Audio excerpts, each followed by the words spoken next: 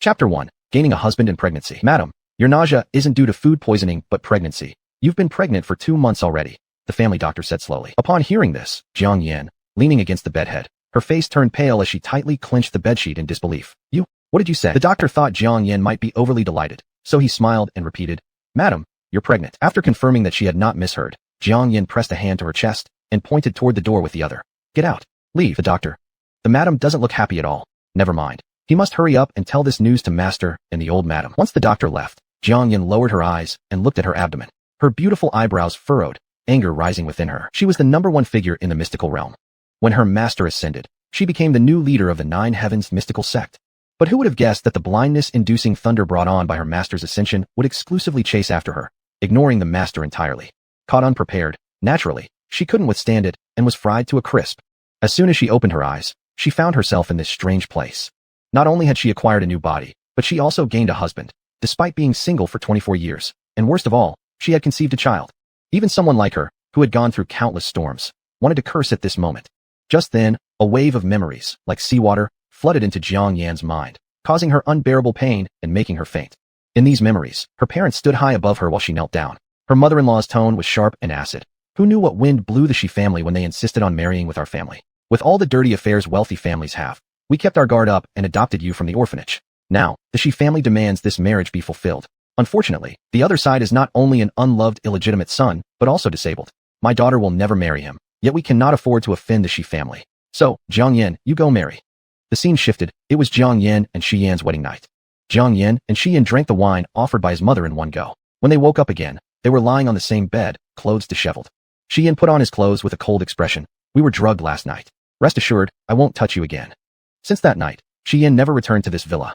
In the following memories, Jiang Yan obediently stayed in this villa as Madame Shi, behaving meekly so much that even servants dared to treat her poorly.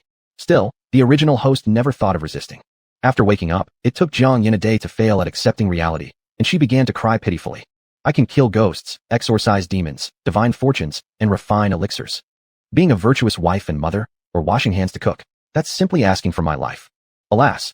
Wait a minute, her soul could merge with this body, surely because the previous owner had died. But how exactly did the previous owner die? In the memories, the original owner suffered from stomach pain after drinking a bowl of silver ear lily porridge. She ordered the maid to call a doctor and curled up under the blanket waiting, eventually waiting until she passed away. After careful consideration, Jiang Yan narrowed her eyes slightly. There was someone in this villa trying to kill her. Unable to accept the current reality was one thing. However, staying alive in this world without being played around with until death was another thing altogether. She still had to return to the mystical realm and absolutely could not die here. Jiang Yan kicked off the quilt and jumped off the bed. Sitting in front of the dressing table, she stared at her reflection in the mirror. Though her small, heart-shaped face lacked color, it was exceedingly delicate. Her waist was impossibly thin, yet her figure was voluptuous. The fishing beauties were precisely describing Jiang Yan.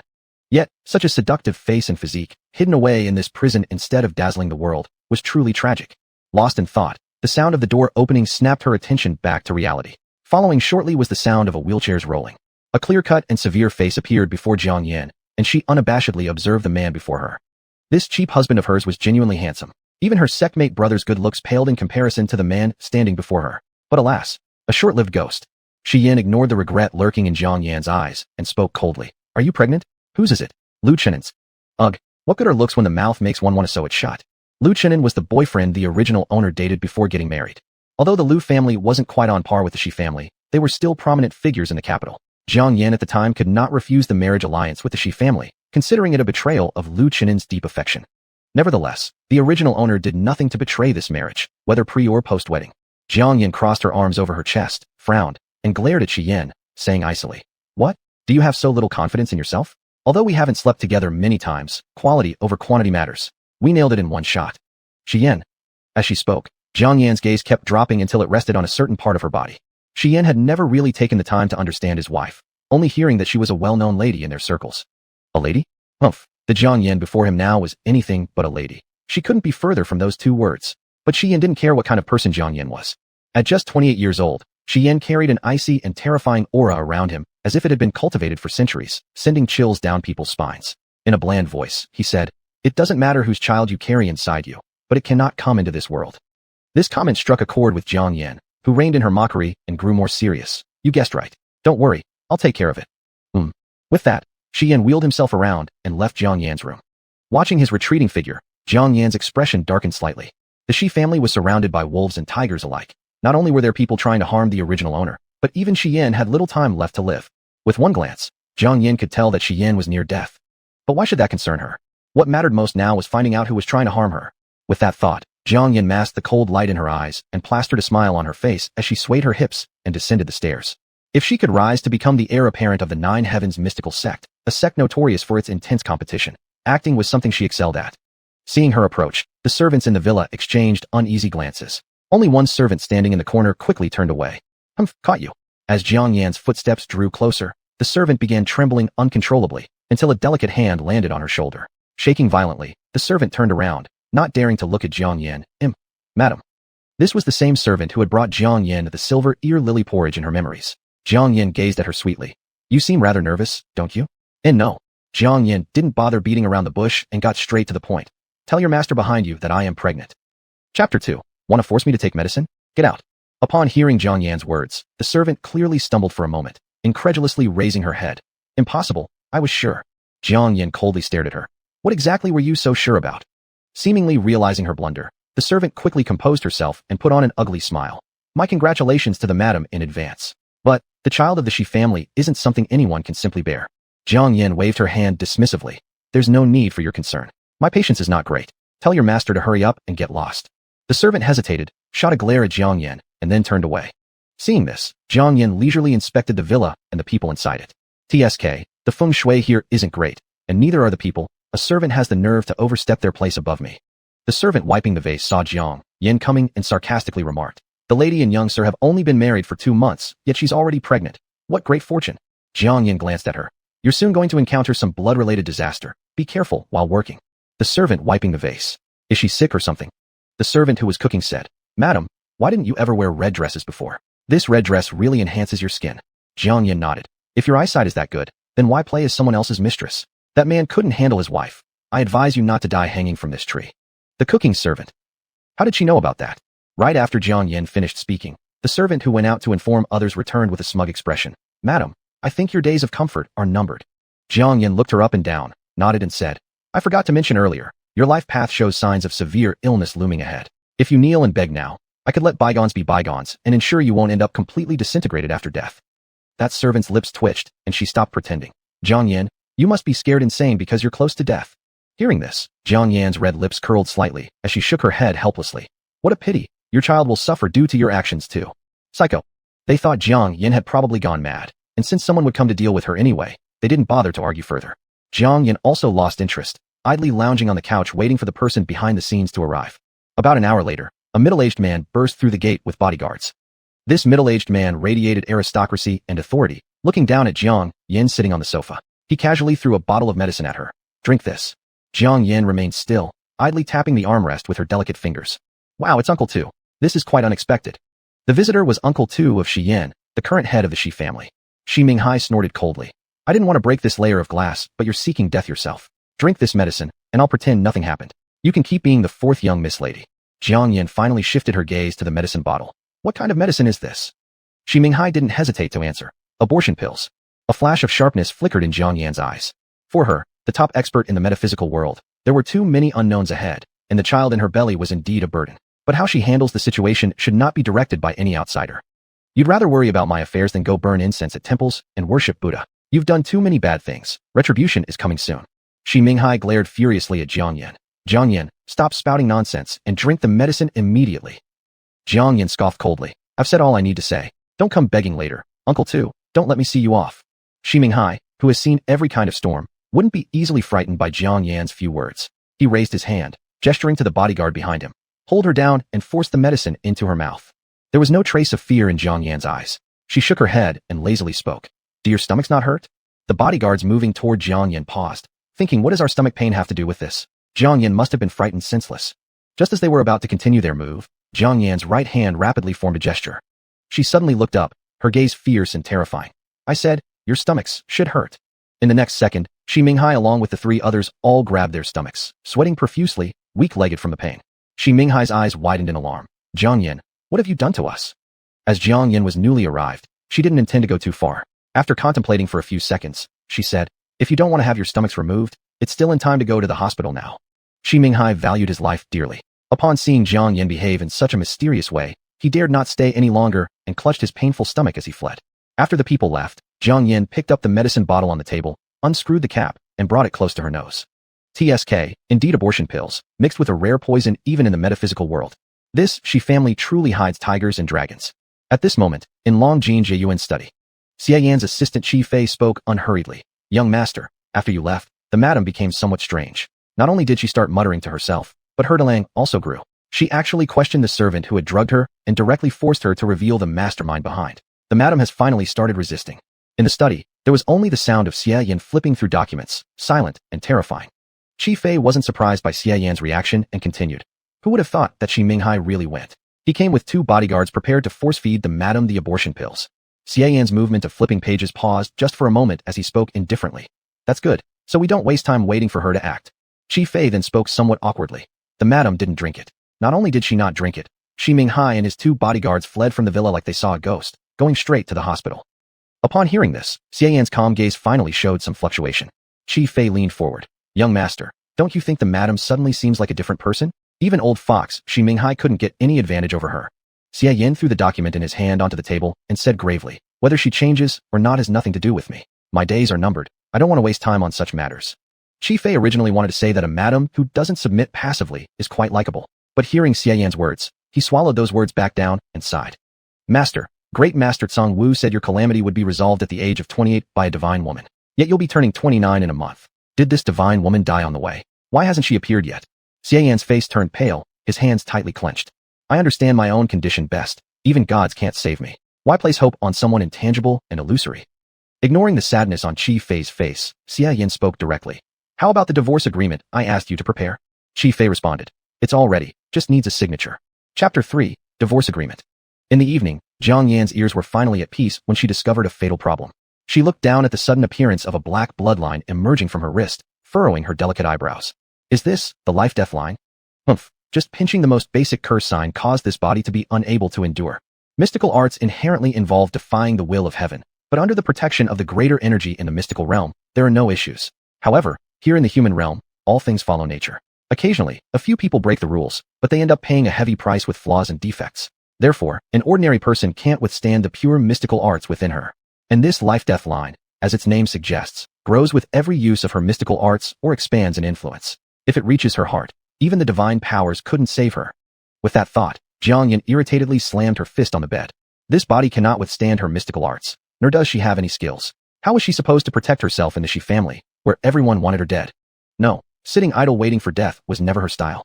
If mystical arts don't work, then start with the basics, elixirs and talismans. Jiang Yin changed into a set of gray leisure wear and stepped out the door under cover of night. By the time she returned laden with large and small packages, it was already 1 in the morning. The entire villa was silent, not a single light on. The cold wind blowing through the windows stirred the white curtains, adding an eerie atmosphere. Jiang Yan's red lips curved into a slight smile, her eyes gleaming like flames before she climbed the stairs. Before taking a few steps, she saw a white figure flash past at the top of the stairs accompanied by a man's cackling laugh. Where did you come from, wandering spirit? Don't you know who is in charge here? I picked this body first. How dare you take it? I'm going to strangle you. The male ghost stretched his long nails toward Jiang Yan's neck. But Jiang Yan simply glanced at him and passed straight through his spectral form. The male ghost. This female ghost didn't even look at him. He felt his authority had been challenged. Determined to teach her a lesson, the male ghost quickly followed after her. Even though Jiang Yan saw the white-robed male ghost lurking in the corner of the room, she casually spread the contents of her bag onto the ground. When the male ghost identified the items on the floor, he froze. Talisman paper, cinnabar, alchemy equipment, Bagua mirror, magical seals. The male ghost couldn't help but wonder if this female ghost was planning her own demise. Ignoring what he thought, Jiang Yan grabbed the talisman paper and cinnabar and began drawing with wild abandon, muttering as she worked. How many years has it been since I last did this lowest level and most tiring task? If doing this causes the life-death line to extend further, I'll have no way to survive. Fortunately, while drawing the talisman, the life-death line showed no signs of movement. After 2 hours of hard work, she finally finished drawing all the common talismans she often used. By then, the male ghost had grown sleepy and yawned. Jiang Yan finally turned to him, curling her fingers towards him. You, come over. Led as if by an unseen force, the male ghost floated closer. What? Are you intimidated by my magnificent and imposing demeanor and plan to give me this body? Without replying, Jiang Yan directly threw a ghost-controlling talisman at him. Get lost. Confused, The male ghost looked down and saw the talisman stuck on his stomach, laughing scornfully. That won't work on me. The next second, the ghost spun wildly, as if trapped inside a washing machine. After 81 turns, he was directly hurled out of the window. I will definitely return. Seeing this, Jiang Yin slightly curled the corner of her lips and stretched lazily. Tisk, looks like my talisman drawing skill remains perfectly honed. Time to sleep. That night, Jiang Yin slept poorly, dreaming of the day she got struck by lightning, her soul ascending with her master smiling cheerfully while kneeling, wishing her a safe journey. Looking at the sly smile on the old man's face, it seemed as if he might have specially arranged the thunderbolt just for her. The next morning, she woke up with a disheveled bird's nest for hair. She freshened up quickly and switched into a striking red dress before heading downstairs. Her beauty rest ruined, Jiang Yin was feeling quite trigger-happy. Gods would be killed if they dared to block her path, Buddhas too. As if on cue, someone came running right into the barrel of the gun. Qi Fei, upon seeing Jiang Yin brimming with such fierce vibes, felt nervous. Mrs., good morning. Jiang Yin ignored Qi Fei and locked her gaze on Shi Yan's face, snapping rudely. Why are you here? Shi Yan motioned for Qi Fei to hand over something to Jiang Yin. Upon recognizing the text on the item, she burst into laughter. Divorce agreement? Truly, someone delivered exactly what she desired in her moment of drowsiness. Thinking about soon regaining her freedom, Jiang Yin immediately searched for a pen. At the appropriate time, Qi Fei interjected, Madam, this villa has already been transferred to your name, along with 10 million yuan as compensation from young master. If you have any dissatisfaction. Satisfied. Extremely satisfied. Having said that, Jiang Yin hurriedly signed her name and handed the divorce agreement to Shi Yan. But the next second, Jiang Yin froze in place. Heaven above, earth below. What did she sense? Jiang Yin couldn't believe what she was seeing, her hand touching Shi Yan's, then looking at the life-death line disappearing from her wrist. Slowly raising her gaze to Shi Yan's face, she found herself smiling brilliantly. At this moment, her heart surged with excitement. Heaven has not abandoned her. Look at what she had discovered, innate mystical spirit body, the sacred body that could restore her mystical powers upon contact. With him as a portable spirit pool by her side, how could she possibly die prematurely from overusing mystical arts? Shi Yan looked at Jiang Yan's entranced expression, frowned deeply, and pulled hard on the divorce agreement. But it didn't budge. Realizing what happened, Jiang Yan quickly pulled the document back and tore it to shreds under everyone's watchful eyes. Shi Yan spoke gravely. Is it because you're dissatisfied with the compensation after the divorce? Jiang Yan shoved Qi Fei aside, flicked her hair flirtatiously, her eyebrows forming a beautiful arch. Shi Yan, I refuse to divorce. Even Shi Yan was caught off guard. She had just agreed so readily a moment ago. Why, he asked. Jiang Yan placed her hand on Shi Yan's shoulder, feeling a refreshing chill coursing into her body. Fantastic. Absolutely fantastic. As she relished the sensation, she opened her mouth slowly. Because, I like you. Don't you want me, this gorgeous woman, to be your wife? Her feelings were genuine, all right, but far removed from romantic love. Furrowing his brows even more, Shi Yan yanked her hand off his shoulder, his voice laced with firmness that allowed no refusal. Jiang Yan, the divorce is inevitable. Shi Yan certainly wouldn't trust her words. This girl was nothing like the rumors suggested, proving she must have concealed her true nature all along. Seeing Shi Yan's determination, Jiang Yan reined in her playful smile and grew serious. What if I tell you that I can save your life? Chapter 4. Only I can save you. Jiang Yan would never know how much of a storm these words had caused in Shi Yan and Qi Fei's hearts. Qi Fei, somewhat anxiously looking at Jiang Yan, asked with a trembling voice, Madam, are you joking? Shi Yan's calm expression finally changed. Jiang Yan, do you know what you're saying? Our marriage exists in name only. Divorcing early would be a good thing for both of us, so there's no need. Before Shi Yan finished his sentence, Jiang Yan interrupted him. It's not just about the great calamity associated with an overeaten life pattern. For me, this is as easy as pie. After those words were spoken, Shi Yan finally began to take Jiang Yan seriously. You understand this area? Jiang Yan smirked, her red lips curling up as she extended her hand toward Shi Yan. Grab my hand, and I'll tell you. Shi Yan. Qi Fei, he felt like Madam was taking advantage of the situation. Shi Yan stared at the delicate fingers before him, his expression unclear. He didn't move, and neither did Jiang Yan. Though Jiang Yan urgently needed Shi Yan's large spiritual pool to protect her, she also had requirements. He must listen to her. After a long standoff, Shi Yan finally lifted his hand and gently supported Jiang Yan's wrist. Feeling the continuous flow of cool energy entering his body, Jiang Yan smiled, making the world around her dim by comparison. Shi Yan, not knowing better, asked, Can you explain now? Jiang Yan didn't push it further. Frightening him away would be counterproductive. Her clear, cold voice rang out. For the current society, having an overeaten life pattern isn't a big deal. It simply means that friends won't be close, relatives won't care, and one will grow old alone. However, you have a great calamity in your destiny that has already left you disabled. If it isn't resolved by age 28, death is certain. Upon hearing these words, Qi Fei became quite excited, while Shi Yan remained cold and distant. Shi Yan thought that although Jiang Yan wasn't well liked in the Shi family, being the fourth young madam, she could have easily heard such information if she chose to. Shi Yan looked up, slightly tightening his grip on Jiang Yan's wrist. So, how am I supposed to resolve it? Jiang Yin withdrew her hand, crossing her arms, and looked down at Shi Yan from a height. 1. We cannot divorce. 2. You must live with me. 3. You must be available when called upon. 4. Don't ask questions you shouldn't. Shi Yan's brow twitched slightly, his voice becoming dangerous. Jiang Yin, are you playing games with me? Jiang Yin didn't seem to care, lazily waving her hand. Only I can save you in this world. If you don't want your life, the door is over there. I'll see you out. The air seemed frozen after her words, and threads of coldness spread from Shi Yan's surroundings. After a long pause, Shi Yan spoke heavily. Why should I trust you? Jiang Yin seemed to expect this question and didn't hold back. At some point, a yellow talisman paper appeared between her fingertips. She brought it closer to Shi Yan and lightly tossed it, igniting it mid-air. When the ashes of the talisman settled, Shi Yan's voice arose. I'll give you a month. If you can't cure me, you and your Jiang family will pay the price with your lives. Deal. Shi Yan, looking at Jiang Yan's cunning smile, found himself inexplicably headaching. Do I come to you, or vice versa? I'll come to you. Wait outside. In the car, Chi Fei hesitated after glancing at Shi Yan's grim face through the rearview mirror before speaking. Young master, the madam seems like a fraudster, yet what she showed off seems real. Should we trust her? Not trusting her. I've already given her the chance to divorce. Yet, she insists on doing this. Let's see what game she plays since time is running out anyway. It could be interesting. Chi Fei fell silent, thinking, indeed, someone as capable as young master wouldn't let himself be led around by the nose. Jiang Yin climbed into the car carrying her pile of broken bronze and iron, sparing Shi Yan a glance. Truly a handsome guy, but he was just too arrogant. Shi Yan's emotionless voice floated into Jiang Yan's ears. When do you plan to take care of the child inside you? Shi Yan's words were undoubtedly like pouring a bucket of icy water over Jiang Yan's head, freezing her heart.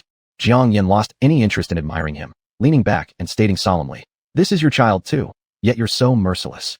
Hold on, could it be what she suspected? Suddenly, Jiang Yan leaned toward Shi Yan, her bright eyes blinking curiously. Shi Yan, you aren't trying to get divorced and have me abort the child because you think you're going to die soon, leaving your wife a widow and the child parentless, right? Shi Yan's hands clenched tightly at his sides, his knuckles turning white. Jiang Yan appeared entirely bored, reclining herself leisurely. It's rumored that you're cold-hearted, yet unexpectedly, you still have a bit of conscience. Rest assured, even if you wanted to keep the child, I wouldn't. After such a heated exchange, neither of their moods were particularly good. Both turned to stare out the window, ignoring each other. The silence was broken by the ringing of a cell phone. Shi Yan looked at the caller ID on his phone, his eyes darkening slightly as he pressed the answer button. Grandfather. On the other end of the line, Patriarch Shi issued a direct command. Shi Yan, take Jiang Yin back to the old house immediately. All right. After hanging up, Shi Yan looked at Jiang Yin. Your actions in getting Uncle Tu admitted to the hospital seem to have reached the old house. You don't have to go if you don't want to. Mentioning the old house, Jiang Yan's gaze turned serious.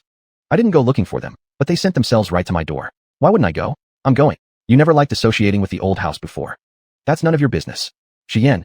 Chi Fei. By evening, at the old house of the Shi family, Shi Minghai clutched his stomach, his face grim as he glared across the room at Shi Bowen, his voice filled with anger. Older brother, even though Shi Yan is your illegitimate son, since you've acknowledged him, you should discipline him properly. Just look at the wife he married. She dared to curse me today. Is she going to dare to kill me tomorrow? Shi Bowen's eyes darted around nervously as he stammered. Younger brother, it's only been these last few years that I acknowledged Shi Yan. As you know, our relationship hasn't been good.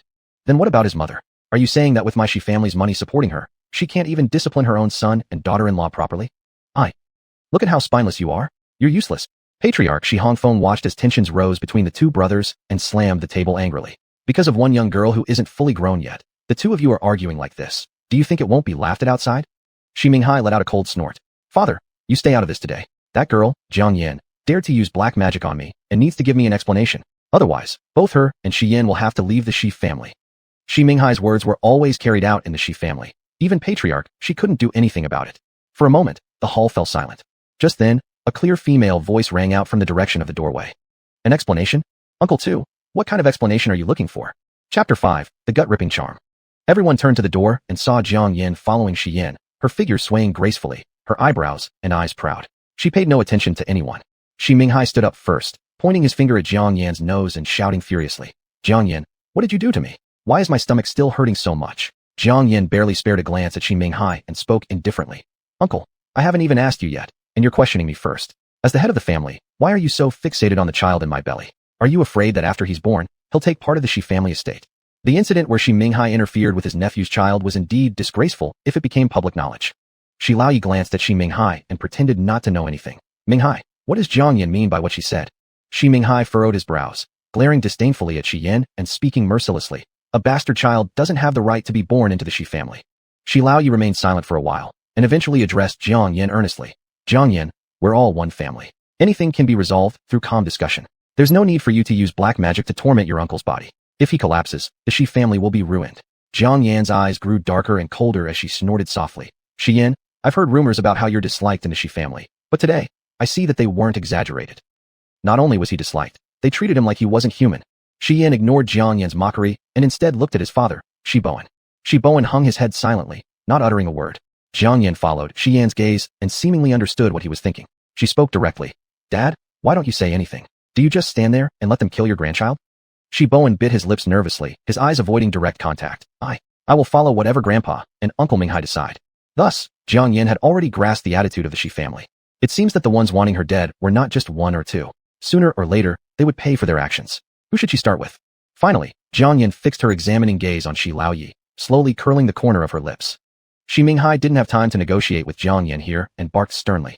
Jiang Yan, today, not only must you remove the dark magic from my body, but also leave your child here. Otherwise, Jiang Yan completely ignored Shi Minghai as she walked past him in her high heels, sitting next to Shi Laoyi under everyone's watchful eyes, crossing her legs and looking charmingly seductive. Otherwise what? Shi Minghai was almost driven crazy by Jiang Yan, gripping his fists until they cracked audibly.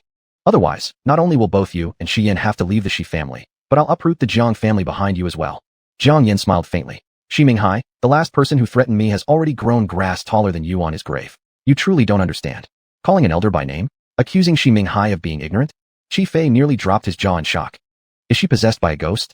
Shi Yan, on the other hand, seemed much calmer than Qi Fei, watching the drama unfold without interfering. Jiang Yan's behavior was extremely reckless. If she didn't have real talent, things might get out of control soon. Shi Minghai laughed coldly in response to Jiang Yan's provocations. Fine. I intended to give you a chance to repent, but you want to ride roughshod over me. There's nothing more to say between us then. Someone grab her. The bodyguards at the door rushed toward Jiang Yan, while Shi Minghai casually picked up an ashtray. After dominating the business world for decades, who dared to speak to him this way? He was enraged beyond description. If he didn't vent his anger today, he wouldn't live up to his reputation. Shi Yan's expression grew colder, his surroundings filling with an intense killing aura, about to intervene when Jiang Yan's lazy voice rang out. Shi Minghai, look what I have. Out of nowhere, Jiang Yan produced 3 talismans, flicking them lightly. Having experienced her strange methods before, Shi Minghai quickly stopped, and the 2 nearby bodyguards stepped back cautiously. Jiang Yan, what do you plan to do now? Jiang Yan's eyes flashed mischievously as she spoke slowly. This one here is the Thunderstorm charm. This one in the middle is the 5 Mountain charm. And this last one, I named it the Gut-Ripping charm. Shi Minghai, which one do you want? Or do you want all 3? After a moment of hesitation, Shi Minghai shoved the 2 bodyguards forward. You go. Jiang Yan kept her smile, saying lightly, shall I commend your bravery or criticize your stupidity? With that, Jiang Yan raised her hand and tossed out 2 talismans carelessly. When the Thunderstorm charm landed on one of the bodyguards, there was a loud boom, and his clothes exploded instantly, leaving his chest bloody and raw. When the 5 Mountain charm fell, the other bodyguard first dropped to his knees, and then, as if an invisible great mountain were pressing down on him, he collapsed face down on the ground, spitting up blood. All present were speechless, including Shi Yan, who gripped the armrests of his wheelchair tightly. Shi Minghai stumbled back a few steps and fell into his chair, fear evident in his eyes as he stared at Jiang Yan. You. No matter how many times he stammered you, nothing coherent followed. Jiang Yan's lips curled slightly upward as she stood up and moved forward, waving the last talisman in front of Shi Minghai. What to do now? There's only the gut-ripping charm left. Just as she was about to act, she noticed with concern that the line of life and death on her wrist had reached the crook of her arm. Using talismans is fine. Using them for ghosts is also fine. But using them on humans is not fine. What cursed line of life and death? At just this moment, Shi Laoye's voice rang out. Jiang Yan, this time, your second uncle was wrong. Grandpa will apologize on his behalf. As for the child in your belly, he remains the offspring of our Shi family. If you give birth to him, we will never mistreat him. Seeing that Jiang Yan didn't respond, Shi Yan's voice also sounded. Jiang Yan, that's enough. Upon hearing Shi Yan's voice, Jiang Yan immediately rushed over to him, like clutching onto a lifeline. Before Shi Yan could react, Jiang Yan grabbed his hand, looking pitifully helpless. Shi Yan, they're bullying me. Let's just go home quickly. The crowd thought silently. Who's bullying whom? Shi Yan felt the warmth transmitted from Jiang Yan's palm, and his expression shifted faintly. All right. After they left, Shi Laoyi and Shi Minghai finally sighed with relief. But beside them, Shi Bowen, head still bowed, watched Jiang Yan's retreating figure, fire flaring in his eyes. On the way back to Longjing Jiayuan, Jiang Yan kept holding Shi Yan's hand. Shi Yan attempted to pull away, but Jiang Yan yanked hard, almost pulling Shi Yan into her embrace. At such an intimate distance, one might have found the situation somewhat suggestive, yet Jiang Yan chose to spoil the mood by saying bluntly, "What? You can't hold hands." Shi Yan's tone remained cold. "How long do you plan to hold it?" Listening to Shi Yan's words, Jiang Yan glanced down at the life and death line, which was recovering extremely slowly. "That's right. How long was she going to hold it like this? Lifting her gaze, Jiang Yin stared at Xian's devastatingly handsome face and clenched her teeth. Never mind. She'd just do it. In the next second, Jiang Yin directly leaned forward and kissed him. Chapter 6. He is mine. Xian's lips were a bit cold, and also soft. This was Jiang Yan's first impression. Before Jiang Yin could savor the feeling in detail, Xian had already pushed her body away. Jiang Yin, are you done making a fuss yet? Jiang Yin pretended not to see the anger rising in Xian's eyes, and quickly looked at her wrist. Clean, pale, and without any abnormality. The life and death line had indeed recovered. That damn life and death line. She must use special methods for it. Wait, what did Xian just say? Jiang Yin shot Xian a sidelong glance. Making a fuss? What fuss? Between an old husband and wife. Can't we even share a kiss? Xian. He was already regretting agreeing to Jiang Yan's terms. This woman acted completely without order. Qi Fei sensed the awkwardness in the air and hastily interjected. Lady, I thought you were joking earlier. I didn't expect you to actually do it. It's my first time seeing someone from the old house being humiliated so much. You didn't see it, but grandfather's face turned black. Jiang Yin gave Xian a scornful look and started chatting with Qi Fei instead. Of course I can do it.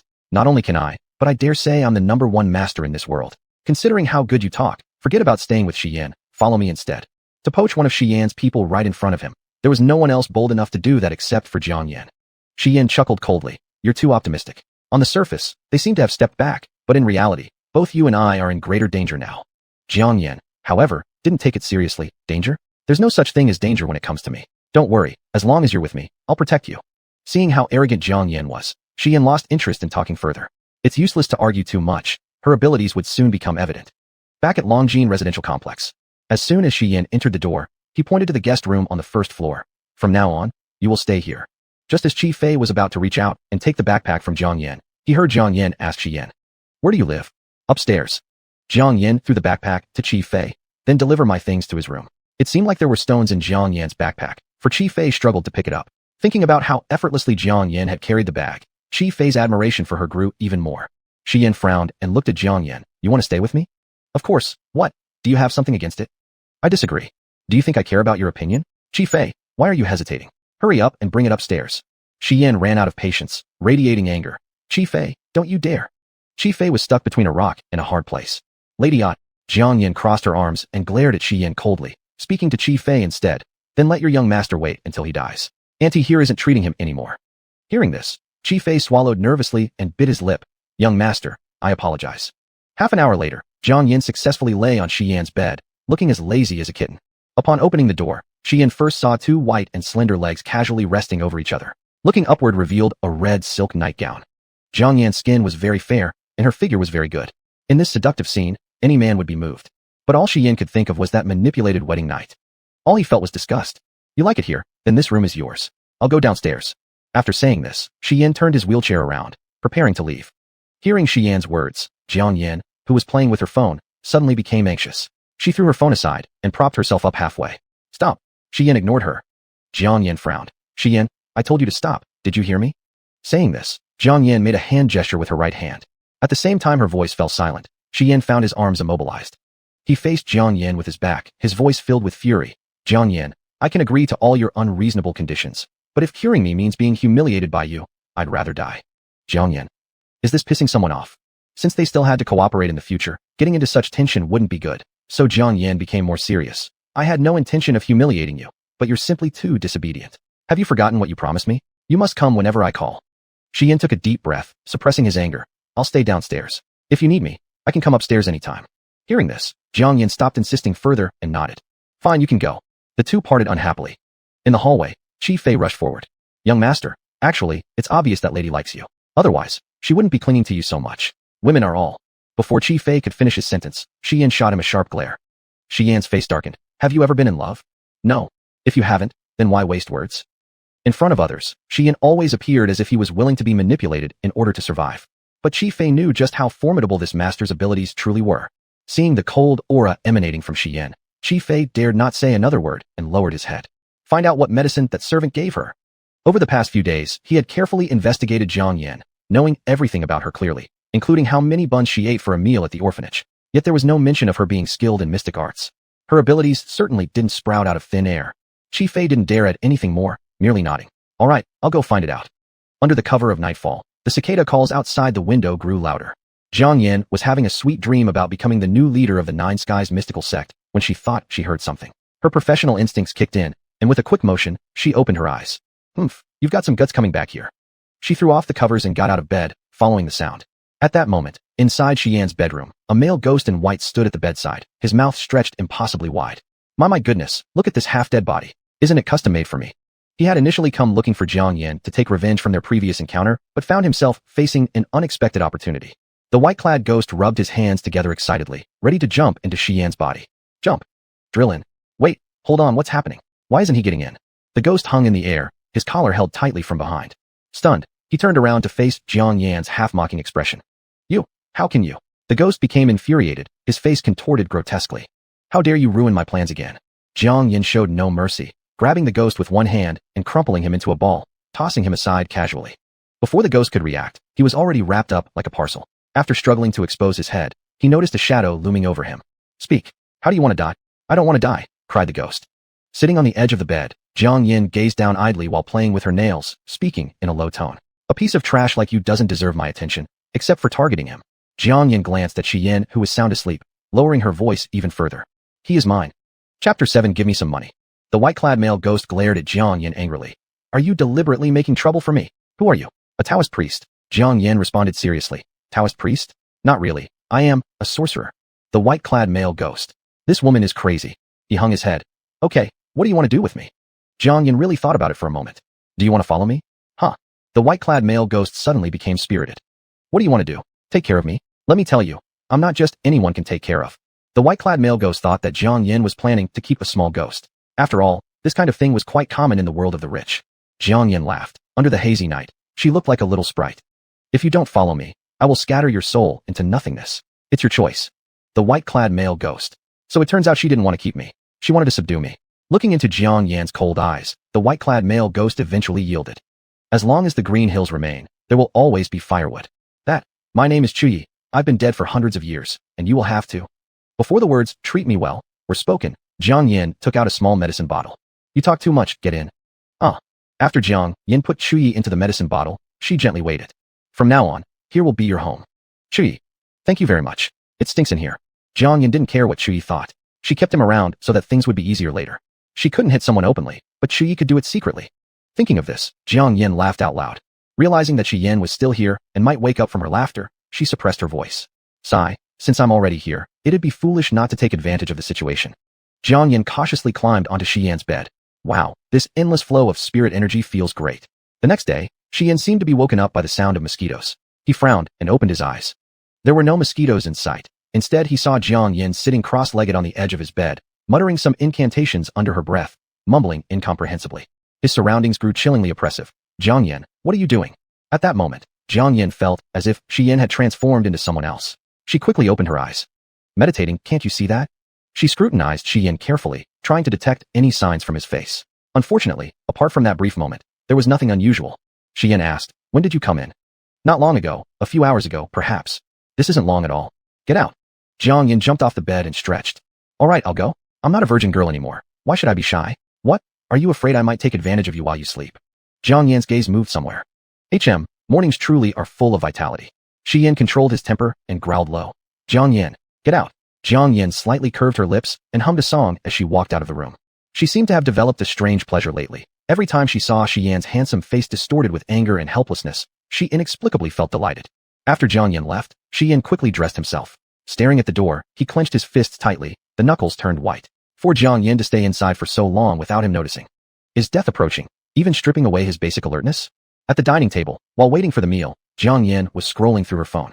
When she saw today's announcement about an auction to be held in Kyoto, her eyes lit up. Hey, Qi Fei, you know about the auction today, right? Qi Fei nodded. Yes, what about it, Mrs.? I read online that the grand finale of the auction is an ancient jade piece. Not sure. The master has no interest in such things, so I haven't paid much attention. Jiang Yan absently tapped her index finger on the table. It was said that the jade has a 1,000-year history, nourished by natural forces. It must be full of spiritual energy. Since Xian's disability can't carry anything around, she needed another layer of protection. Qi Fei, does your master have money? Qi Fei, without much thought, answered earnestly. The master is very wealthy. Even being so unpopular in the Xi family, he is still rich? Of course, the master doesn't rely on. Before Qi Fei could finish his sentence, Xian's voice came from behind. Qi Fei. Qi Fei also realized what he was saying, and instantly closed his mouth. Jiang Yan shifted her gaze onto Xian and spoke bluntly. Since you're so rich, give Give me some money. No.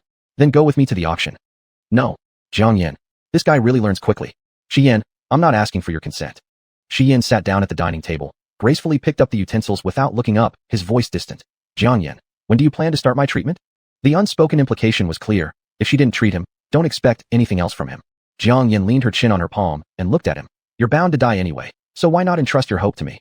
Jiang Yan, there are only 20 days left. Jiang Yan, who always had control of the situation, stood up directly after hearing this and walked over to him. She hooked Xian's chin with her index finger, bent down closer, creating a flirtatious pose. Xian, relax. You're too handsome for me to let you die. Jiang Yan moved her finger downward and tapped Xian's chest. As long as you go to the auction with me, everything will be fine. Xian caught Jiang Yan's hand that was setting things ablaze. I hope you mean it. Of course. Let's eat. Jiang Yan's good mood lasted only a moment when she saw the green vegetables all over the table, her brows knitting together. Why is everything vegetarian? Qi Fei responded. Young master doesn't eat meat. Jiang Yan. He didn't eat meat? He actually didn't eat meat. Jiang Yan stood up, her hands braced on the table, fire in her eyes. I want to eat meat. The air froze for a second. Xian said offhandedly. My chef only knows how to make these dishes. If you don't like them, you can go out to eat. Jiang Yan thought Xian not only had disabled legs, but also had a deranged mind. She was the great being who could save his life, and shouldn't he have put her on a pedestal? Not even giving her meat to eat? This was starvation tactics.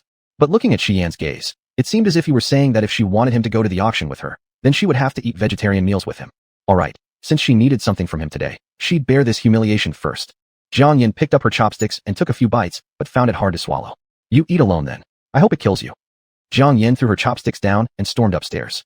Her makeup process went awry with hunger, her hands trembling slightly. No way. She absolutely couldn't go to the auction looking disheveled. Her face was more important than her life. At the same time, the phone sitting beside her received a message. Lu Chenin. Yin Yin, I heard you're pregnant? Chapter 8. Honey, take a photo for me. Lu Chenin.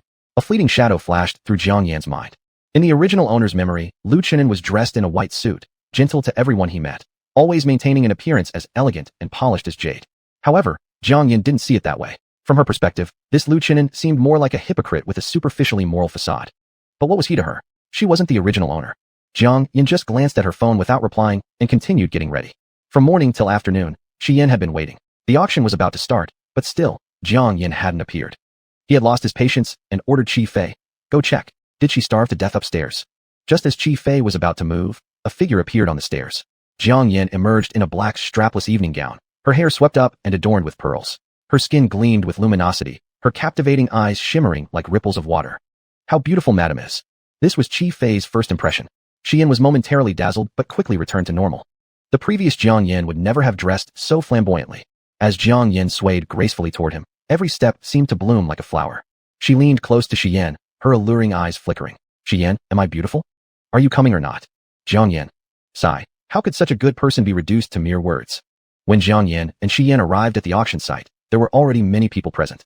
Typically, such auctions were attended by agents or secretaries. But this time was different because the ancient jade piece held significant collector's value, drawing big shots from various industries.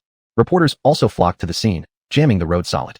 Jiang Yan looked at those reporters holding their long lenses and cameras, and cheerfully shoved Qi Fei aside, who was pushing Xian's wheelchair. Let me do it. Reporter 1. Quick. Who's that? So beautiful. Reporter 2. Isn't that Qi family's illegitimate son, Xian? He usually doesn't enjoy these social events. Why did he come today? Hey, who's the woman behind him? Reporter 3. She looks like Jiang Yan. In the Jiang family, Jiang Yan had walked the path of a lady-like image, always dressed in clean and elegant white dresses. After marrying into the Qi family, Jiang Yan followed the style of being a virtuous housewife, dressing simply and no longer caring about fashion. But the current Jiang Yan exuded an irresistible beauty. Her black gown made her look like a seductive sprite emerging from the dark night, as if she could suck away someone's spirit in the next second.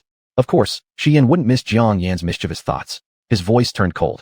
You seem to like this feeling of being the center of attention, don't you? Jiang Yan smiled brightly. Of course.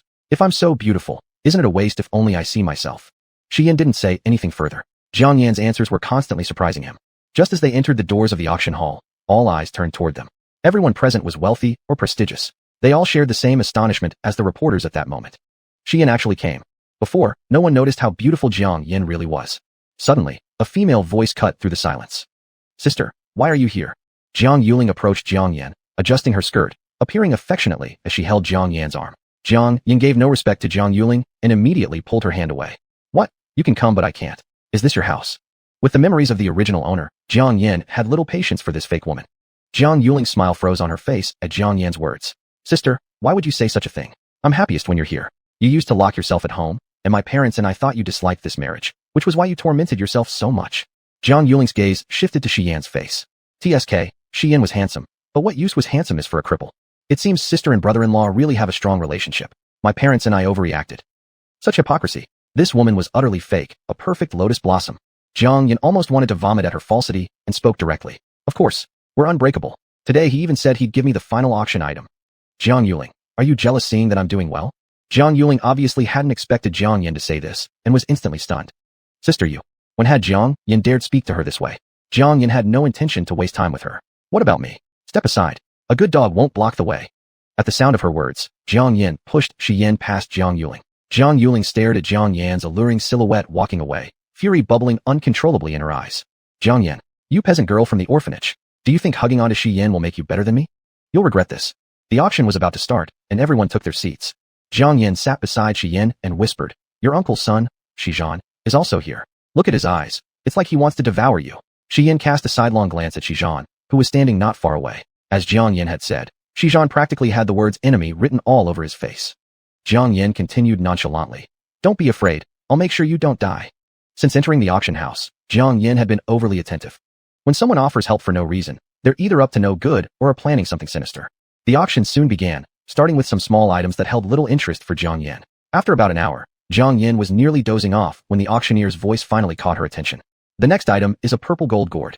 Its previous owner was a big shot from country Y fascinated by metaphysics. It's rumored that this gourd is over 100 years old and has been imbued with hundreds of mystical seals. Whoever owns it will have unbroken official luck and endless wealth. Starting bid, 300,000. Jiang Yan suddenly perked up and sat straight. Whatever else might be said, this gourd was indeed a top-tier magical artifact. And what's more, it came from the metaphysical world. For her, its benefits outweighed any drawbacks. She had to get it. But she didn't have the money. She turned her gaze to Shi Yan and issued her command in her tone. Shi Yan, bid for me. Shi Yan simply glanced at Jiang Yan and then looked away. Yes, he only spared her one look. Jiang Yan. Not far from Jiang Yan's seat, Jiang Yuling seemed to have heard the commotion and now smirked their way, mockery flashing in her eyes. In response, Jiang Yan leaned into Shi Yan and draped her head on his chest. Honey, I want this little gourd. Would you please bid it for me? Shi Yan lowered his voice. Jiang Yan, don't go too far. Jiang Yan maintained her smile, but whispered in a voice only the two of them could hear. Shi Yan, if you make me lose face in front of others, I'll tell everyone that on our wedding night, you forced yourself upon me. Shi Yan clenched his fists so tightly that his knuckles cracked. Just then, the auctioneer's voice rang out again. 500,000. Bidder number 48 offers 500,000. Jiang Yan's lips curved as she pressed closer to Shi Yan's ear, her warm breath brushing against him. Honey, bid for me. Chapter 9, 5 million dead owed. Jiang Yan's voice wasn't loud, but many people nearby turned to look. It was hard for anyone to resist such a high-quality beauty pouting. Shi Yan had definitely noticed the jealousy in these people's eyes as if they were ready to spend a fortune just for her smile. Jiang Yan blinked her eyes. Husband, can you? Shi Yan glanced at her, then shifted his gaze and gave an order to Qi Fei with a deep tone. Qi Fei understood immediately and raised the bid card directly. 60,000. The host looked over. Mr. Number 15 bids 60,000. 60,000 once. 60,000 twice. 60,000 thrice. Sold. Although the gourd with its mystical connotations sounded good, how many really believed in that? The laymen are just here for entertainment. At this moment, a gray-robed young man sitting in a corner leaned closer to the elder next to him, his face looking uneasy. Master, why don't we bid yet? Didn't we come here for this gourd? The long-robed elder frowned. Do you think I want not to bid? This time out, your grandmaster only allocated me 50,000. Gray-robed young man. Sigh. Turns out they lack the power despite their intentions. They can only lose the treasure painfully. After obtaining this purple gold gourd as she wished, Jiang Yan regarded Jiang Yuling more favorably. Just as Jiang Yan was about to shift her focus elsewhere, a pair of hostile eyes forced her attention. Jiang Yan returned it head-on. Oh, it's Shi Yan's stepbrother again. What are you staring at? Keep staring, and I'll make you regret it. Shi Zhan. His father said how scary this woman was supposed to be, but he found her to be nothing but a mad woman. Totally not intimidating. Following items in the auction were calligraphy paintings and antiques, so Jiang Yan lost interest quickly, leaning on one hand to doze off.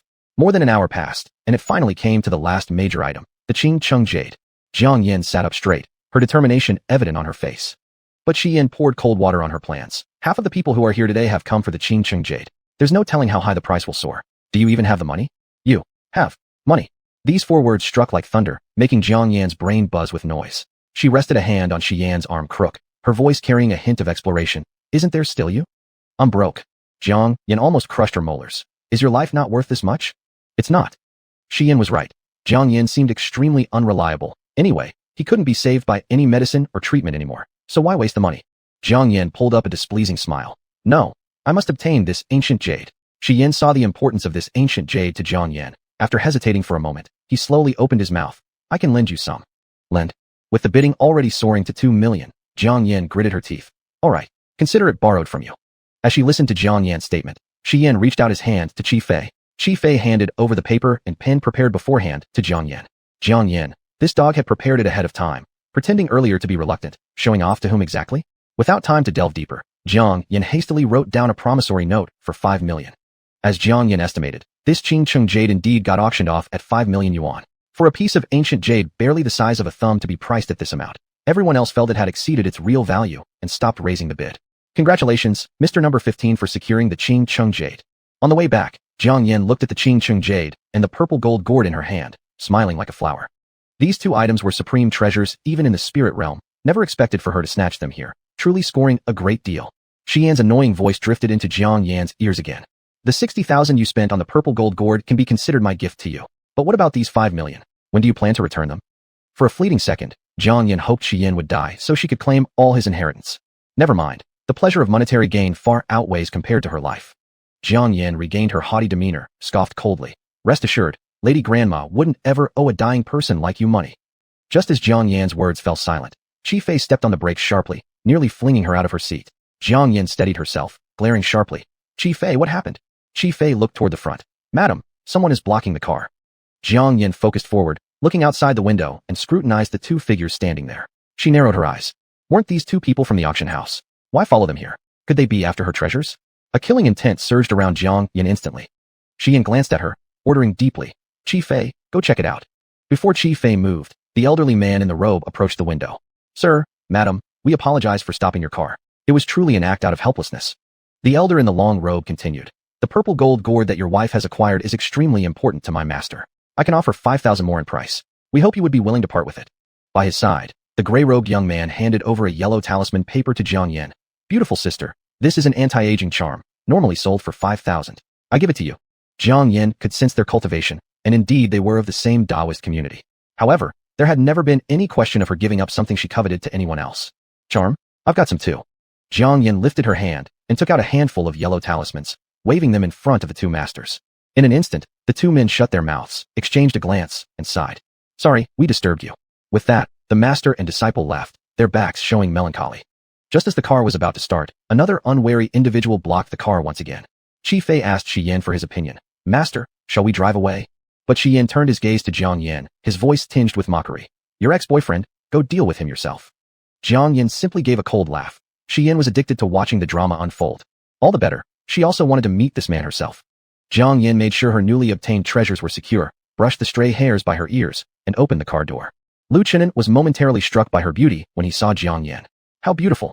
When did Jiang Yin start favoring such a seductive style?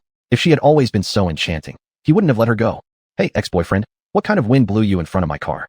Lu Chenin snapped out of it, reverting to his usual earnest demeanor. Yin, it's been a long time since we last met. How are you doing? Jiang Yin almost felt like throwing up at his words. Lu Chenin, we've broken up. What do you need that grieving expression for? Lu Chenin exclaimed in shock. Yin, how could you say such things? Jiang Yin rolled her eyes. Then what should I say? I miss you so much. When will you take me away? Lu Chenin was at a loss for words, his face turning sour. Yin, I came here to tell you, I am going to get engaged. Chapter 10, Ex-Boyfriend. Jiang Yin reluctantly spared Lu Chenin a glance. So what? Do you expect me to bless you? Lu Chenin's expression grew even more somber. Yin, we had 2 years together, and you let it go so easily? I thought you would. Jiang Yin scoffed. Would what? Be heartbroken over you? Stop using our past feelings to morally coerce me. Back then, I was powerless against my parents. But were you really helpless too? If you truly wanted to marry me, couldn't you have at least gotten a marriage certificate with me? Lu Chenin, playing the role of both a concubine and pretending to be chaste, you're truly shameless. Why did you stop my car this time? To give some speech about lingering old affections or being forced into something? Lu Chenin's thoughts were hit right on by Jiang Yin. His face darkened. Jiang Yin, do you know who I'm going to marry? What's it to me? Lu Chenin. Just as Lu Chenin was about to speak, a shrill female voice interrupted. Dear sister, Chenin and I are about to become engaged. Upon hearing that Lu Chenin had come, Jiang Yuling hurried out thinking he had come to fetch her. She didn't expect to witness this scene. It infuriated her. Before in the auction house, Jiang Yin made her lose face, and she needed to take it back now. Jiang Yuling briskly walked forward and tenderly looped her arm through Lu Chenen's. Chenin, why didn't you inform me you've come? Lu Chenen's eyes softened slightly. I hadn't had the chance yet, just encountered your younger sister at the door. Listening to this dialogue between them, Jiang Yin chuckled. You too, if you want to act all lovey-dovey, please do it elsewhere, don't dirty my eyes. Jiang Yuling, with her sharp features accentuated by spitefulness, remarked acidly. Sister, since you've already married, whatever Chenin and you had is over. I hope from now on, you will not bother Chenin anymore. When it came to twisting facts, Jiang Yuling could proudly claim second place, and nobody else would dare claim first. Jiang Yuling expected to see anger and jealousy on Jiang Yan's face, but instead saw joy on it. Joy. Unable to contain herself, Jiang Yuling questioned, what makes you happy? Jiang Yin wiped the smile off her face and crossed her arms. First, I'm glad I moved out of the Jiang family after marriage. Otherwise living with a brain-damaged woman like you would lower my IQ. Second, Lu Chenin is clearly devoid of any moral boundaries, sleeping around with both sisters. Third, the person who usually holds high standards in front of mom and dad actually likes picking up the garbage I discard. TSK, you two are truly an ill-matched pair. I hope you stay locked up forever and stop ruining others. With that said, Jiang Yin turned around and was about to get into her car. Although Lu Chenin didn't want to appear inferior in front of Jiang Yin, he was genuinely captivated by her beauty and elegance. Jiang Yin, wait. Leaning against the hood of her car, Jiang Yin had already lost her patience. A good dog doesn't block the way, scram. Given the situation, their continued obstruction would validate Jiang Yan's earlier remarks. Fuming with rage, Jiang Yuling pointed at Jiang Yan's retreating figure and scolded, Jiang Yan, just wait. I won't let you off. The only response from Jiang Yan was the sound of her closing car door. As the car started, Lu Chenin restrained Jiang Yuling, who was still fuming. It's all right, Yuling. She must be feeling dissatisfied and thus envying us. Hearing Lu Chenin say this, Jiang Yuling refocused her attention on him. Chenin, did you come to pick me up today, or were you here to find Jiang Yan? Even though Lu Chenin felt somewhat uneasy, he would not show it. He embraced Jiang Yuling into his arms and gently consoled her. Of course, I came to pick you up. I understand your concerns, but rest assured, Jiang Yan and I have long severed ties and no feelings remain. We just happened to bump into each other today. Lu Chenin kissed Jiang Yuling on the forehead, placating her immediately. Relaxing in his embrace, Jiang Yuling cooed softly. You're right, Jiang Yan married a cripple, and in the Shi family, she is neglected. Naturally, she envies us. Oh yeah, I heard that Shi Yin moved out the day after they got married, leaving Jiang Yin alone. That's her karma. Upon listening to Jiang Yuling's words, Lu Chenin's expression flickered momentarily. Jiang Yin didn't care what those two thought. She had vented all her frustration.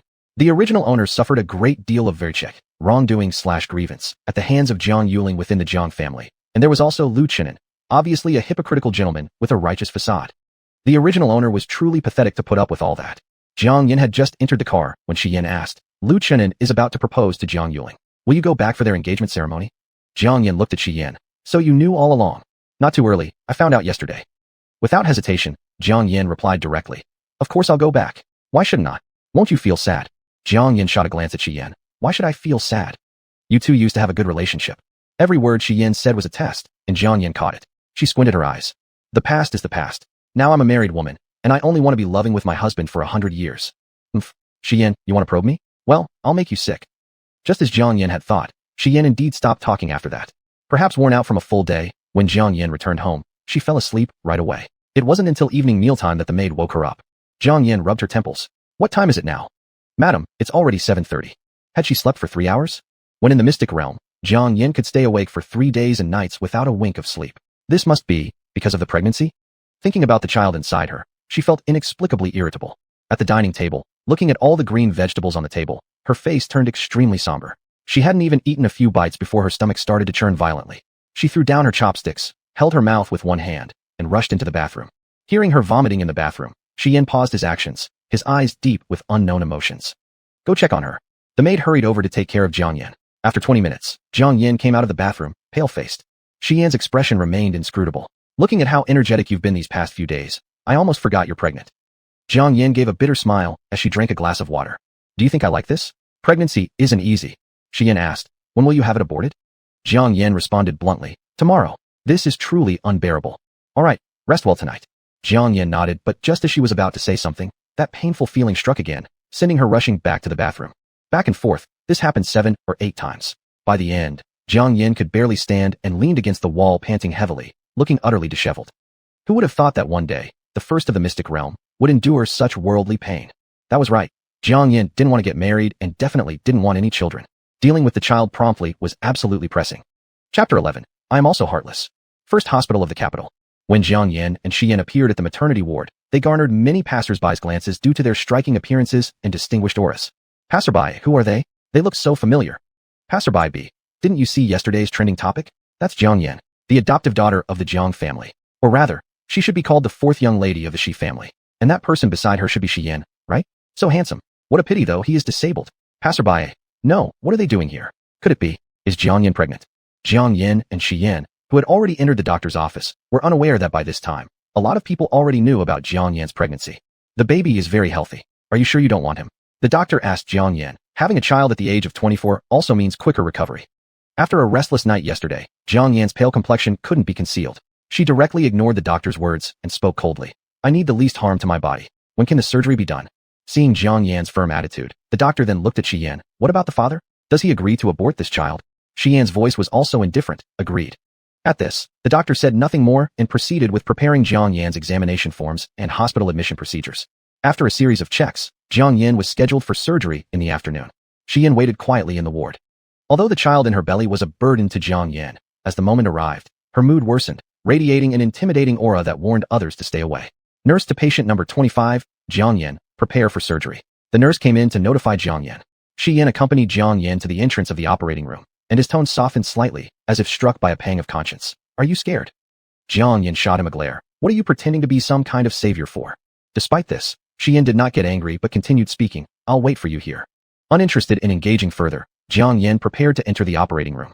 At that moment, a voice came from behind Jiang Yan. Stop. Jiang Yan ignored it. Yin Yan, stop.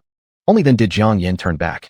A simply dressed middle-aged woman with a gentle aura ran over, breathing heavily. Yin Yan, you cannot have an abortion. Shi Yan furrowed his brows. Mom, why are you here? He had clearly instructed the family doctor not to say anything. How had she found out? Lu Yingmei smacked Shi Yan's back with displeasure. You foolish son. You didn't even inform me that your wife is pregnant. And you dare secretly have an abortion. Mom, you don't understand. Lu Yingmei, whose face was well maintained, displayed slight anger. Don't interrupt me. Let me tell you two something. If you dare have this child aborted today, I will knock myself unconscious on the spot. Mom, don't be unreasonable. Lu Yingmei's tone softened. Yin Yan, Mom knows you make decisions independently, but Mom hasn't asked much from you in life. If you don't agree today, Mom will kneel down and beg you. At this point, a nearby nurse nudged Jiang Yan, who was watching curiously. So, are you still going through with this abortion or not? Jiang Yan crossed her arms, somewhat exasperated. What do you think? I think this elder might go as far as dying for it. Jiang Yan smiled faintly. Indeed, isn't it? Let's reschedule this for another day. Shi Yan was steadfast in his decision and showed no signs of budging. Lu Yingmei grew increasingly flustered with rage. Fine. You've grown up with my care, yet now your wings are hard enough to defy me and start disrespecting me. For you, it doesn't matter whether I exist or not, right? Then watch me die before your eyes. As soon as she finished speaking, Lu Yingmei decisively lunged toward a pillar. Shi Yan sighed. Qi Fei. Qi Fei moved fast, but Jiang Yan acted even faster, pulling Lu Yingmei just in time. Mom, let's discuss things after we get home, Shi Yan pleaded.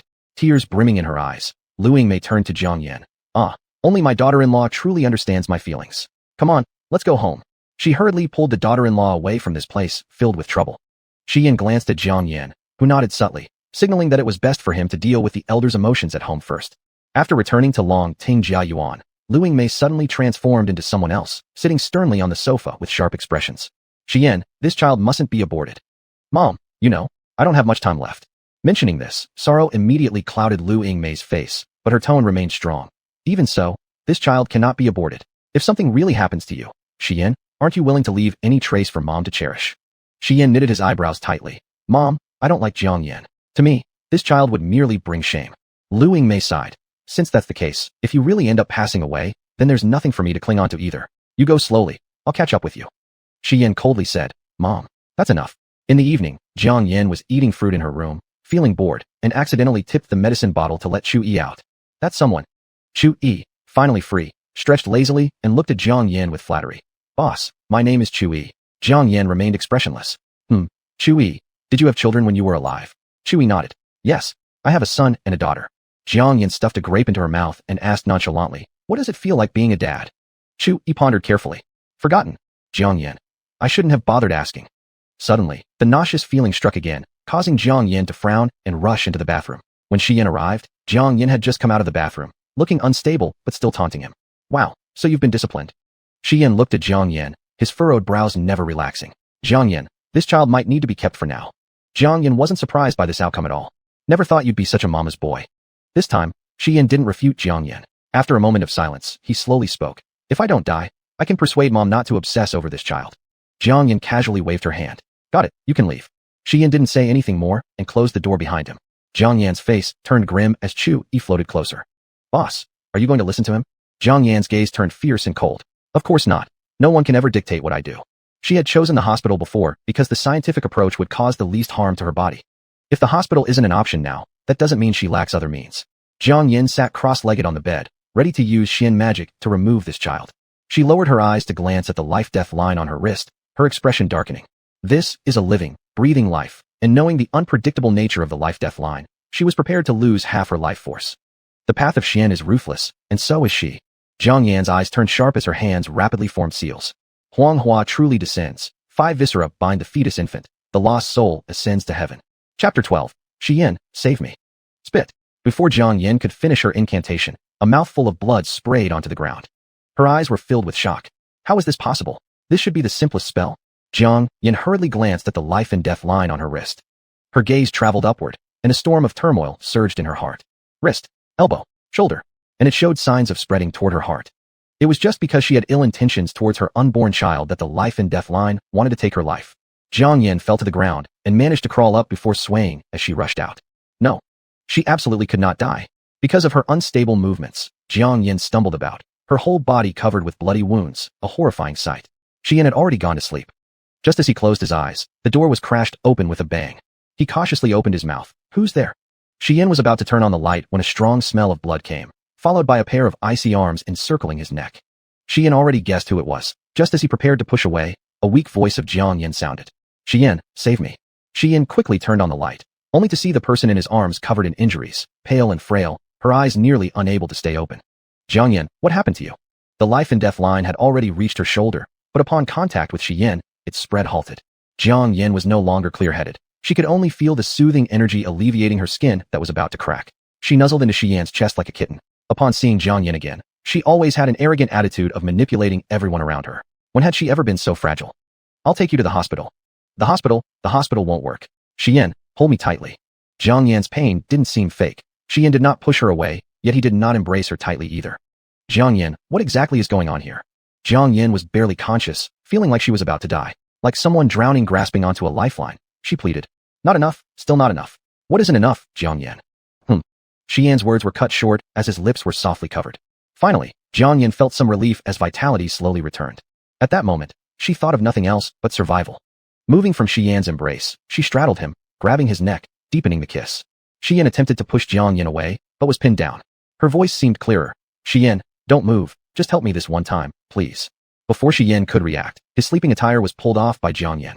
Jiang Yan, you've gone too far. Ignoring Shi Yan's warning, Jiang Yan stripped his clothes piece by piece, his expression becoming increasingly grave. Jiang Yan, stop it.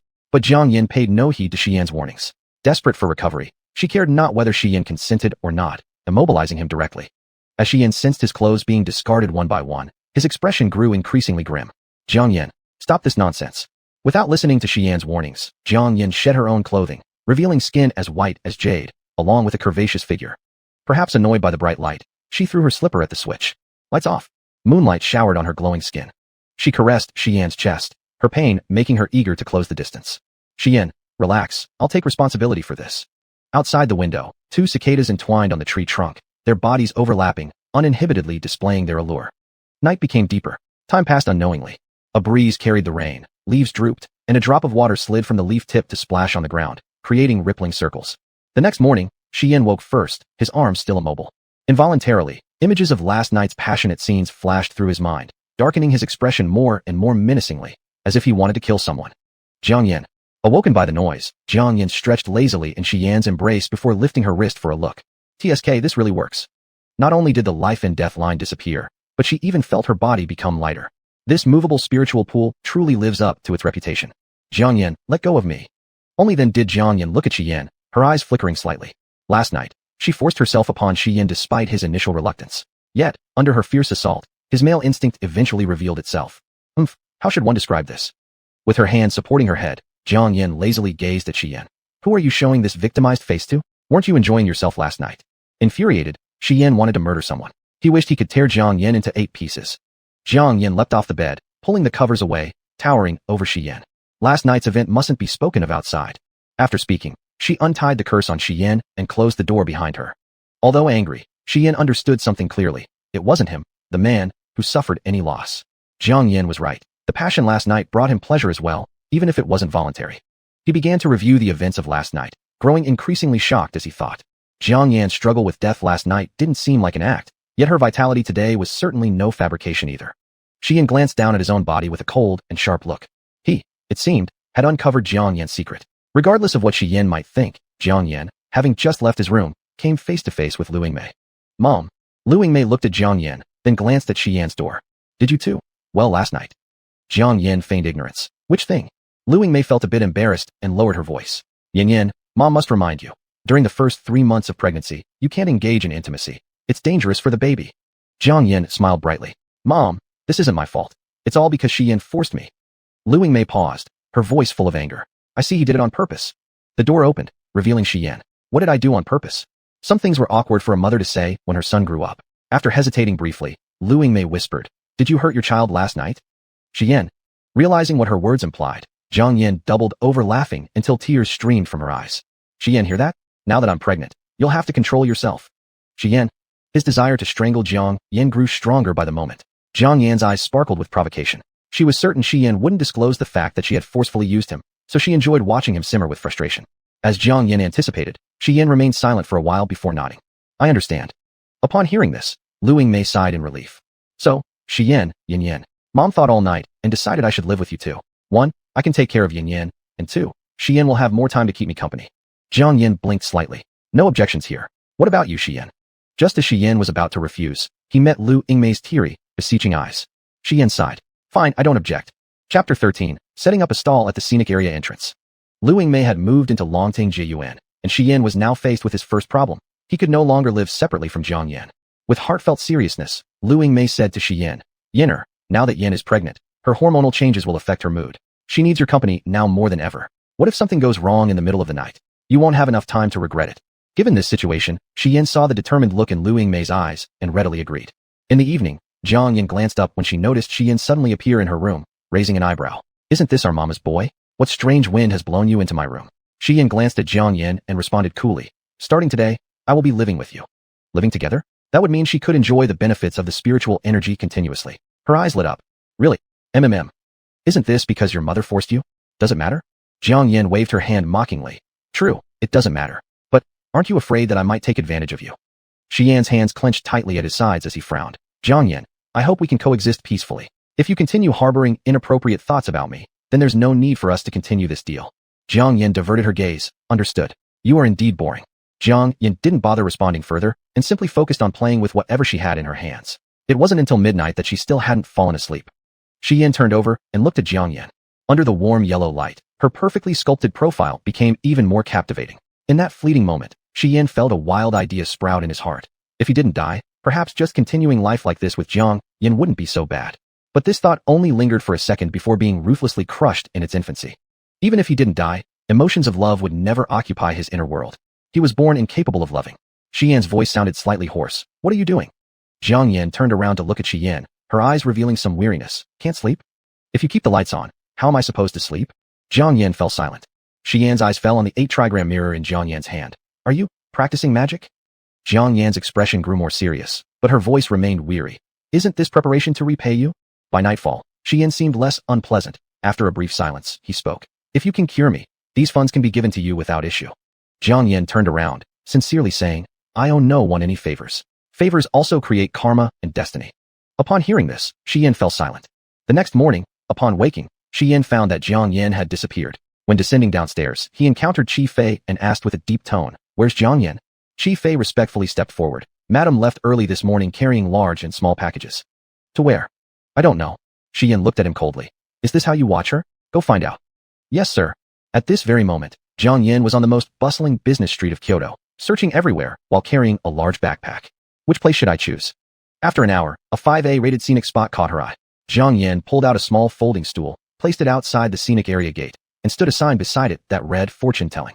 Jiang Yan's makeup was striking. Despite wearing casual clothes, her excellent figure was hard to hide. With round-framed sunglasses on and her leg crossed, she looked incredibly relaxed.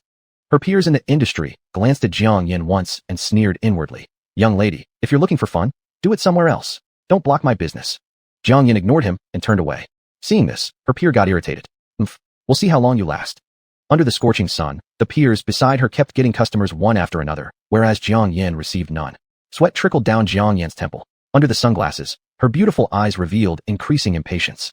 An hour later, the sun was at its zenith, mocking her mercilessly with its searing heat. Jiang Yin couldn't sit still anymore. She tossed aside her sunglasses, sat upright, and cleared her throat. Don't miss this chance, folks. To meet a hermit high-level master like me is pure luck for you all. If the fortune I predict isn't accurate, I'll refund double. Having spoken, Jiang Yin wrote on another sign, 10,000 yuan per reading. Thinking about her status in the mystical world, where those who invited her help paid rare treasures, or at least millions of yuan, here, she was lowering her price this drastically. Surely, there would be customers now? Her peer, upon seeing this, burst into laughter and turned their own sign directly toward Jiang Yin. 30 yuan per reading. Jiang Yin, 30 yuan? Fine. Feeling competitive, Jiang Yin directly changed her sign to 10 yuan per reading. 10 yuan also works. Lower price, more people. However, facts always defy expectations. Even at 10 yuan, not a single person stopped by Jiang Yan's stall. After all, Jiang Yan's laid-back appearance didn't seem like someone with real skills. By the afternoon, Jiang Yin still hadn't made any business and was about to pack up when a swaying middle-aged man approached her stall. He glanced at Jiang Yan's sign, then looked at her. Young lady, is it really 10 yuan per reading? Jiang Yin paused as she was putting away her things and looked at the man. She noticed that the man had a streak of deathly aura around his eyebrows and appeared exhausted. Jiang Yan's eyes lit up, and she nodded enthusiastically. Yes, 10 yuan per reading. What would you like to calculate? The man sat across from Jiang Yin and handed her a crumpled 10 yuan note, looking down. Young lady, can you tell me when I'll get my wages back? As the man spoke, a heavy, oppressive air of death surrounded him. In his final moments, he might have known Jiang Yin was a scammer, but still wanted some kind words to comfort him. However, Jiang Yin never lied in such situations. She firmly said, you won't get your money back.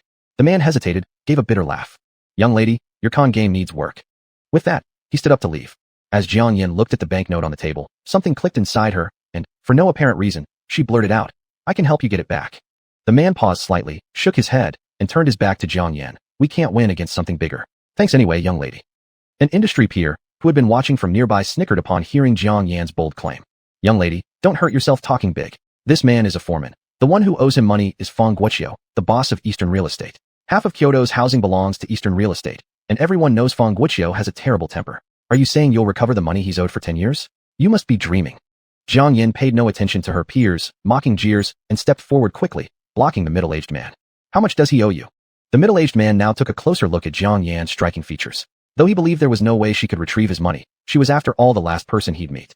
After a moment of hesitation, he answered, 30 million. 30 million? Jiang Yan's gaze sharpened.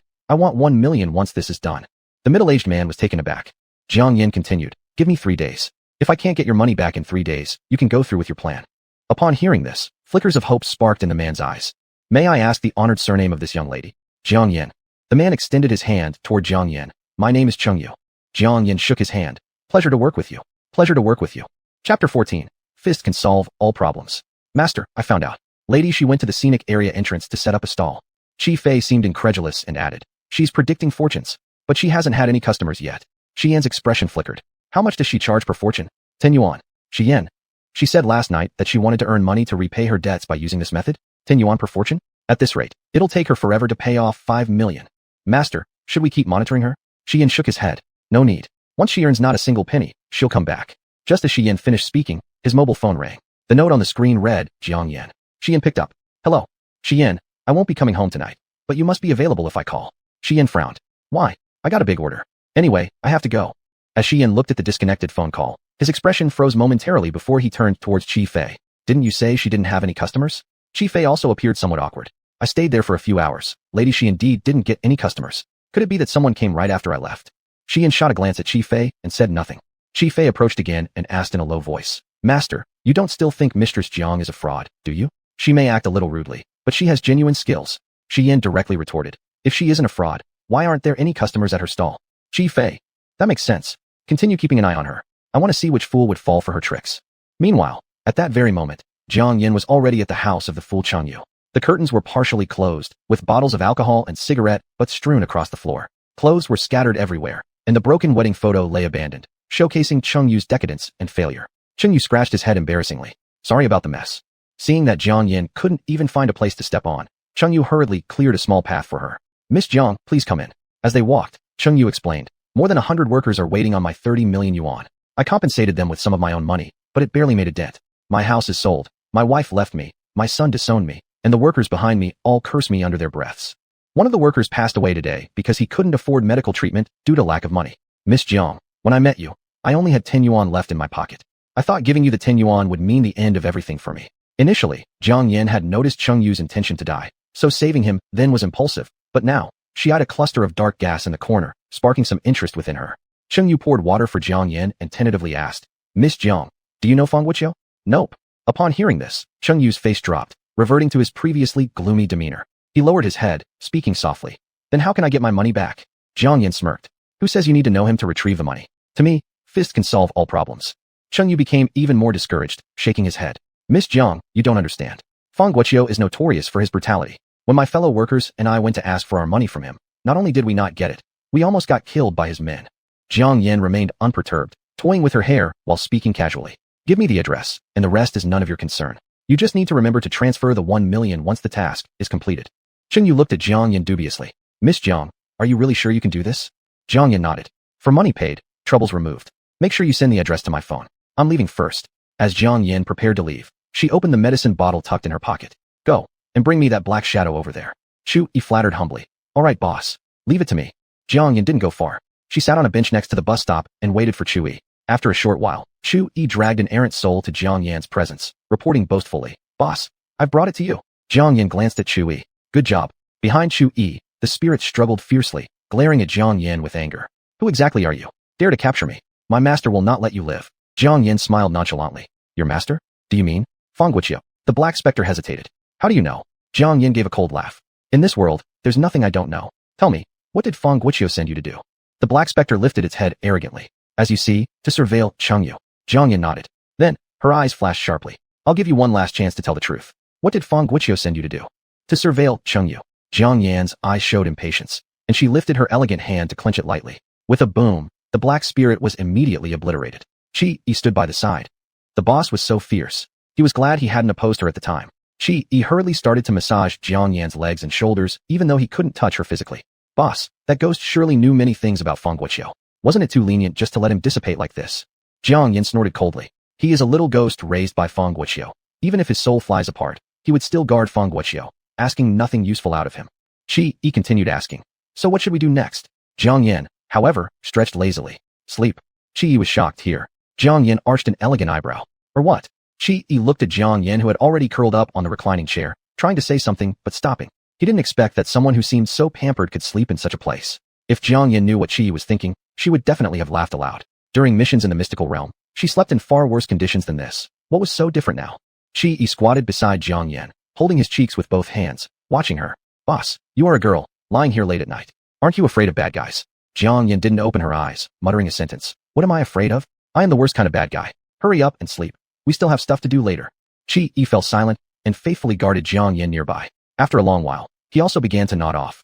Who could have guessed? Chi Yi's prediction would come true after all. 3 shadowy figures crept closer silently after Jiang Yan fell into deep slumber. The bald one leading the group rubbed his hands greedily, casting lecherous eyes. Perfection. This woman is really beautiful. Look at her chest. Look at her legs. I can't take it anymore. I'll go first. The skinny blonde licked his parched lips, smiling cunningly. Why should you go first? I saw her first. The one with the scar on his face was getting impatient. Stop arguing, both of you. We will go together. It's not as if only one person can enjoy her. Chapter 15. The little ghost wreaks havoc. When the soul of Chu Yi was passed through by the 3 lecherous men, his eyes suddenly opened. He saw the bald man already reaching towards Jiang Yan's skirt bottom. Beside him, the thin yellow-haired man was kneeling half on the ground with his nose nearing Jiang Yan's chest. On the other side, the scar-faced man was unbuttoning his belt as he faced Jiang Yan. Chu Yi urgently called out, Big brother. As their dirty hands all stretched towards Jiang Yan at once, Jiang Yan suddenly opened her eyes. Her voice was icy cold, and an oppressive chill radiated from her body. You guys want to die? The 3 received a shock, but soon regained their nasty expressions. The scar-faced one continued his actions while saying lewdly, Little sister, it's so dangerous for you alone outside. Serve our big brothers well, and we will protect you in this street. Jiang Yan propped up her head looking at them. Oh, is that right? They showed no restraint, acting as if they had already treated Jiang Yan like their plaything beneath. Jiang Yan calmly watched the 3 hands reaching towards her and scoffed, Kneel down. At the same moment her sound ended, these 3 felt as though 1,000 jin of weight were pressing on them, causing their legs to uncontrollably bend. Then with a plop sound, they knelt on the ground. After struggling for quite some time, yet still being unable to move, their fear resembled encountering a ghost. You? What exactly did you do to us? Jiang Yin glanced at the wrist where the life-death lines spread again, sitting up straight. You truly are a group of blind fools. Chui, teach them how to behave properly from now on. Relieved from tension, Chui finally exhaled a sigh of relief. He crossed his arms, his gaze harsh. Older brother, just look. You'll definitely be satisfied. In the next second, Chui effortlessly passed through their bodies. First, the three felt a chill rising from behind, followed by an overwhelming sense of nausea. As Chui's movements quickened, their spirits began to become bewildered, feeling alienation around them, their bodies feeling lighter and lighter. In Jiang Yan's eyes, their souls were almost about to be squeezed out by Chui alive. Suffering unbearable pain, the three felt as if something significant was going to be lost. When Jiang Yan caught sight of Cheng Yu emerging from the building entrance with her peripheral vision, she had lost all patience and lifted her hand. With this action, the souls of the three men were expelled from their bodies. They floated in the air, looking at those three drooling fools only able to call out, "Beautiful girl," ferociously toward Jiang Yan, gnashing teeth wildly. "Fools! We'll kill you." Standing up, Jiang Yan put on her hat, brushing shoulders past them with an icy cold voice. "Chui, swallow them." Startled for a moment, Chui asked, "Swallow? Swallow? How to swallow?" He'd been wandering in this world for so many years, never hearing that a soul could eat another soul. Seemingly understanding what he thought, Jiang Yan said solemnly, "Open your mouth wide facing them, and inhale." Chui couldn't wait to try. He followed what Jiang Yan taught him. How could these three new souls be a match for Chui, who was a 100-year-old wily fox? In an instant, they were absorbed into his stomach. At the very moment when he swallowed the three souls, Chui instantly felt his strength soar. Even the white robe turned yellow. Yellow. It was actually yellow. Just swallowing three souls raised his level. Haha. He now felt incredibly powerful. He could already imagine the future scene where 10,000 ghosts would bow down to him. It seemed following the boss meant there would always be meat to eat. Hold on. Where was the boss? Hey, boss. Wait for me. Jiang Yan strolled leisurely following Cheng Yu as Chui floated over. "Boss, where is he going?" Jiang Yan softly replied, "We'll know soon." Chui licked his lips proudly boasting, "Boss, after I swallowed them, my power soared. See, my robe has turned yellow." Jiang Yan just glanced briefly and made an approving grunt without saying anything else. After walking for about half an hour, Cheng Yu stopped on a bridge ahead, shedding his coat and throwing it into the river. "Boss, he's going to jump off the bridge." "I'm not blind." "Boss, he doesn't believe you." Only then did Jiang Yan deign a glance toward Chui, asking, "Do I look unreliable?" Chui hesitated. "Boss, do you want to hear the truth or lies?" Jiang Yan glared at him. "You can shut up now." Under the dim light of the bridge, Cheng Yu gazed at the river below. The shimmering water seemed to beckon him, and he smiled peacefully. "Brothers, I've realized in this life that my sins are too grave, owing you much, which I can only repay in my next life." When Jiang Yan told him earlier that she could help him, he indeed harbored a spark of survival will. But when Jiang Yan informed him that she didn't know Fang Guoqiu, all his fantasies shattered instantly. After drinking the last of the liquor at home, he decided to put an end to everything. Cheng Yu's tears slid down his cheeks, dripping onto the already faded short-sleeve shirt. He spread his arms and leaned forward. At that moment, a clear, cold female voice came from behind him. "Can running away solve all your problems?" Cheng Yu shivered, snapped back to reality, and looked at Jiang Yan, letting out a bitter smile. "Little girl, I'm sorry. I know you want to save my life, but my sorrow cannot be saved by pity or sympathy." Jiang Yan gave him a cold look and spoke in a calm tone. "If you jump today, your 30 million won't come back, and your co-workers' lives won't improve. This is the real reason why Fang Guoqiu kept a little ghost by your side."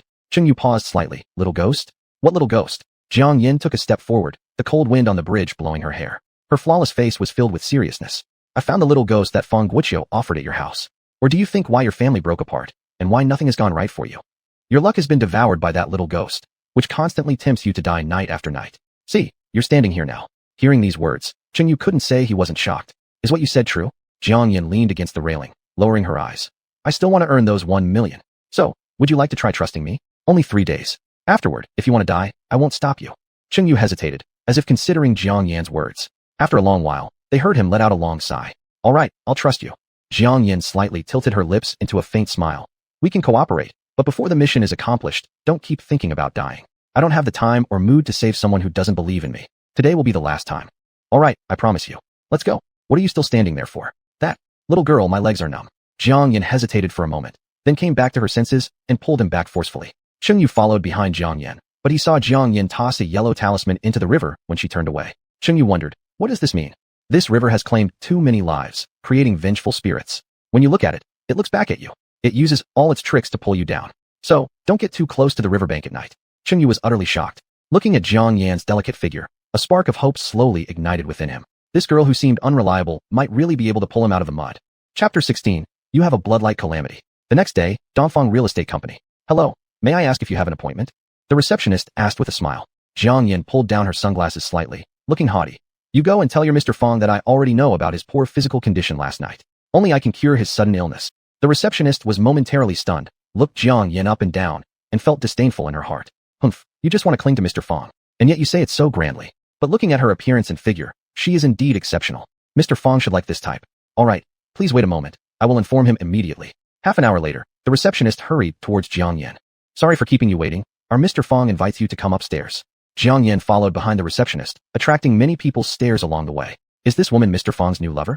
She is really pretty. Lower your voice. If she hears and whispers into Mr. Fong's ear, we'll be in trouble. Fear not. Didn't you see the woman last night? It seems she angered Mr. Fong, who directly beat her out until she was bloodied and bruised. That's enough. Stop talking. Jiang Yin didn't care about their odd gazes. Beauty was like this. Everywhere they went, all eyes were on them. At this time, Fong Guoqiu was drinking ginseng tea weakly, showing confusion when he saw Jiang Yin enter. Who are you? Although the visitor was beautiful, he had no mood for frivolous affairs right now. Jiang Yin closed the door, stepped forward, drew out a chair, and sat across from Fong Guoqiu. Crossing her legs, she spoke casually. I see that your body is filled with unrelenting resentment, with signs of retaliation. Is something wrong with your family offerings? Fong Guoqiu retracted his hand that was about to call security, hesitated for a moment, then quickly busied himself serving tea and water to Jiang Yin, bowing low. It was my failure to recognize Master. May I ask Master's name? Also, how should I resolve the situation you mentioned? Jiang Yin glanced at him indifferently. Let's not talk about other things first. You have a blood calamity tonight. This is the talisman I specially prepared for you, which you must carry with you at all times. If you can safely pass through tonight, it means we have a connection. I will come back tomorrow, and everything will be laid bare. After saying that, without waiting for Fong Guoqiu to recover, Jiang Yin left. Fong Guoqiu stood there, dazed, wanting to ask more details, but when he came to his senses, Jiang Yin was already gone. He looked down at the charm paper in his hand, his eyes becoming increasingly deep. This woman suddenly appearing is indeed mysterious, but she could speak of the backlash he experienced last night, so she certainly has some skills. Am I really facing a blood calamity tonight? Should I believe it or not? After leaving Dongfang Real Estate Company, Jiang Yin turned the corner and got into Chungyu's car. Let's go buy something first. Chungyu drove, remaining silent. Jiang Yin turned her head and asked him, Don't you want to ask me what I said to Fong Guoqiu? Chungyu stared ahead, never wavering his gaze. Miss Jiang, trust is essential. Since I've chosen to cooperate with you, I will unconditionally trust you. Chungyu paused for a moment, then continued. All I have is this life. If you wanted anything else, I would have been dead long ago. After all, what Fong Guoqiu can give you is much more than what I can. Jiang Yin thought Chungyu, despite being somewhat mournful, was quite clever. In the evening, Jiang Yin and Chungyu waited early in Fong Guoqiu's neighborhood garage. Masks and hats covered their faces completely. Chungyu glanced at the baseball bat in his hand and swallowed hard. Miss Jiang, aren't there cameras here? Jiang Yin waved her hand. Don't worry, I've already taken care of the surveillance here. Chungyu was still uneasy. Just the two of us? Isn't that? Before Chungyu finished speaking, Jiang Yin covered his mouth. Be quiet, Fong Guoqiu is back. In the distance, headlights shone over. Jiang Yin and Chungyu quickly hid behind a pillar. The car door closed, and Fong Guoqiu walked towards them, muttering under his breath. Isn't this returning me safe and sound? That person dared to deceive me. Humph. What nonsense that talisman was. Saying that, Fong Guoqiu threw the talisman Jiang Yin gave him onto the ground and stomped on it hard. Jiang Yin sneakily glanced at Fong Guoqiu and kicked Chungyu's foot. This is it. Go. Chungyu wasn't mentally prepared, but saw Jiang Yin already rushing out, aiming the baseball bat straight for Fong Guoqiu's head. Chungyu gritted his teeth and charged as well. Bam, bam, bam. Two bats attacked from front and back, and Fong Guoqiu quickly fell to his knees, head hanging low, as streams of blood flowed from his forehead. Fong Guoqiu hadn't anticipated that the blood-like calamity Jiang Yin spoke of would take this form. His voice trembled. You? Who are you people? I will not let you go. Chungyu's eyes had turned red. Seeing that Fong Guoqiu still dared to threaten them with arrogance, Chung gave him a swift kick. KO. Fong Guoqiu fell to the ground, unconscious. Jiang Yin noticed the rising murderous intent in Chung Yu's eyes and hastily pulled him away. Stop hitting him, someone's coming, we have to go. After fleeing out of the garage, Chung Yu seemed to come back to life. He tore off his hat and took a deep breath. I just wanted to kill that beast earlier. Jiang Yin also removed her mask, but she wasn't in as good condition as Chung Yu. The feeling of nausea returned, along with faint abdominal pain. Jiang Yin furrowed her brows. TSK, they were so caught up in their excitement while hitting him that she had forgotten she was pregnant. Ching Yu noticed Jiang Yan's pale complexion and couldn't help but ask worriedly. Miss Jiang, your face doesn't look well. What's wrong? Are you unwell? Jiang Yin glanced at the lifeline that was almost up to her shoulder and sighed. Last night, using the mystical arts to deal with those three bastards, and today's inability to fully protect the child inside her caused the lifeline to act up again. She needed to get back to Shi Yin immediately. Holding her abdomen weakly, Jiang Yin looked at Cheng Yu and said, Can you take me home? Cheng Yu immediately helped Jiang Yin into the car. Where is your home, Miss Jiang? Longting Jeyuan. Cheng Yu slammed on the brakes, looking at the ashen-faced Jiang Yin and swallowed hard. Isn't Longting Jiyuan where Master Shi, the fourth young lord of the Shi family, resides? Wait, Jiang Yin? That name. Cheng Yu grew somewhat excited. Are you the wife of the fourth young lord of the Shi family? The title of fourth young lord's wife didn't sit well with Jiang Yin. She just wanted everyone to recognize her as Jiang Yin, not as someone's wife. Thank you for your efforts. When Shi Yin saw Jiang Yin being supported by Cheng Yu into the house, his heart tightened. Chi Fei stepped forward and took over supporting Jiang Yin. Madam, are you alright? Jiang Yin was barely holding on, yet her gaze was resolute as she looked at Shi Yin. Shi Yin, help me. Chapter 17. A good medicine without side effects. Jiang Yin's condition at this moment was not as bad as the last time, but it wasn't good either. Shi Yin gave Chi Fei a glance, and Chi Fei immediately understood. He sent Jiang Yin back to her room. The living room was dead silent, and Cheng Yu felt somewhat awkward. Mr. Shi, if there's nothing else, I'll take my leave. Shi Yin remained silent for a moment, then spoke in a deep voice. Is the big deal that Jiang Yin mentioned related to you? Cheng Yu replied somewhat sheepishly. It should be me. Shi Yin didn't ask further but looked very seriously at Cheng Yu. Is it dangerous? Cheng Yu was momentarily stunned, not planning to deceive Shi Yin, and his gaze became somewhat evasive. For a young girl like her, it indeed is dangerous. Shi Yin's expression was far from pleasant, and he showed little emotion on his face. Call me if something happens. Upon hearing Shi Yin's words, Chi Fei, who had just descended the stairs, hastily handed over Shi Yin's contact information. Cheng Yu took his leave, and Chi Fei saw him out. After Chi Fei escorted Cheng Yu away, when he turned back toward the villa, he found the door wouldn't open. Master, open the door for me. In response, there was only silence.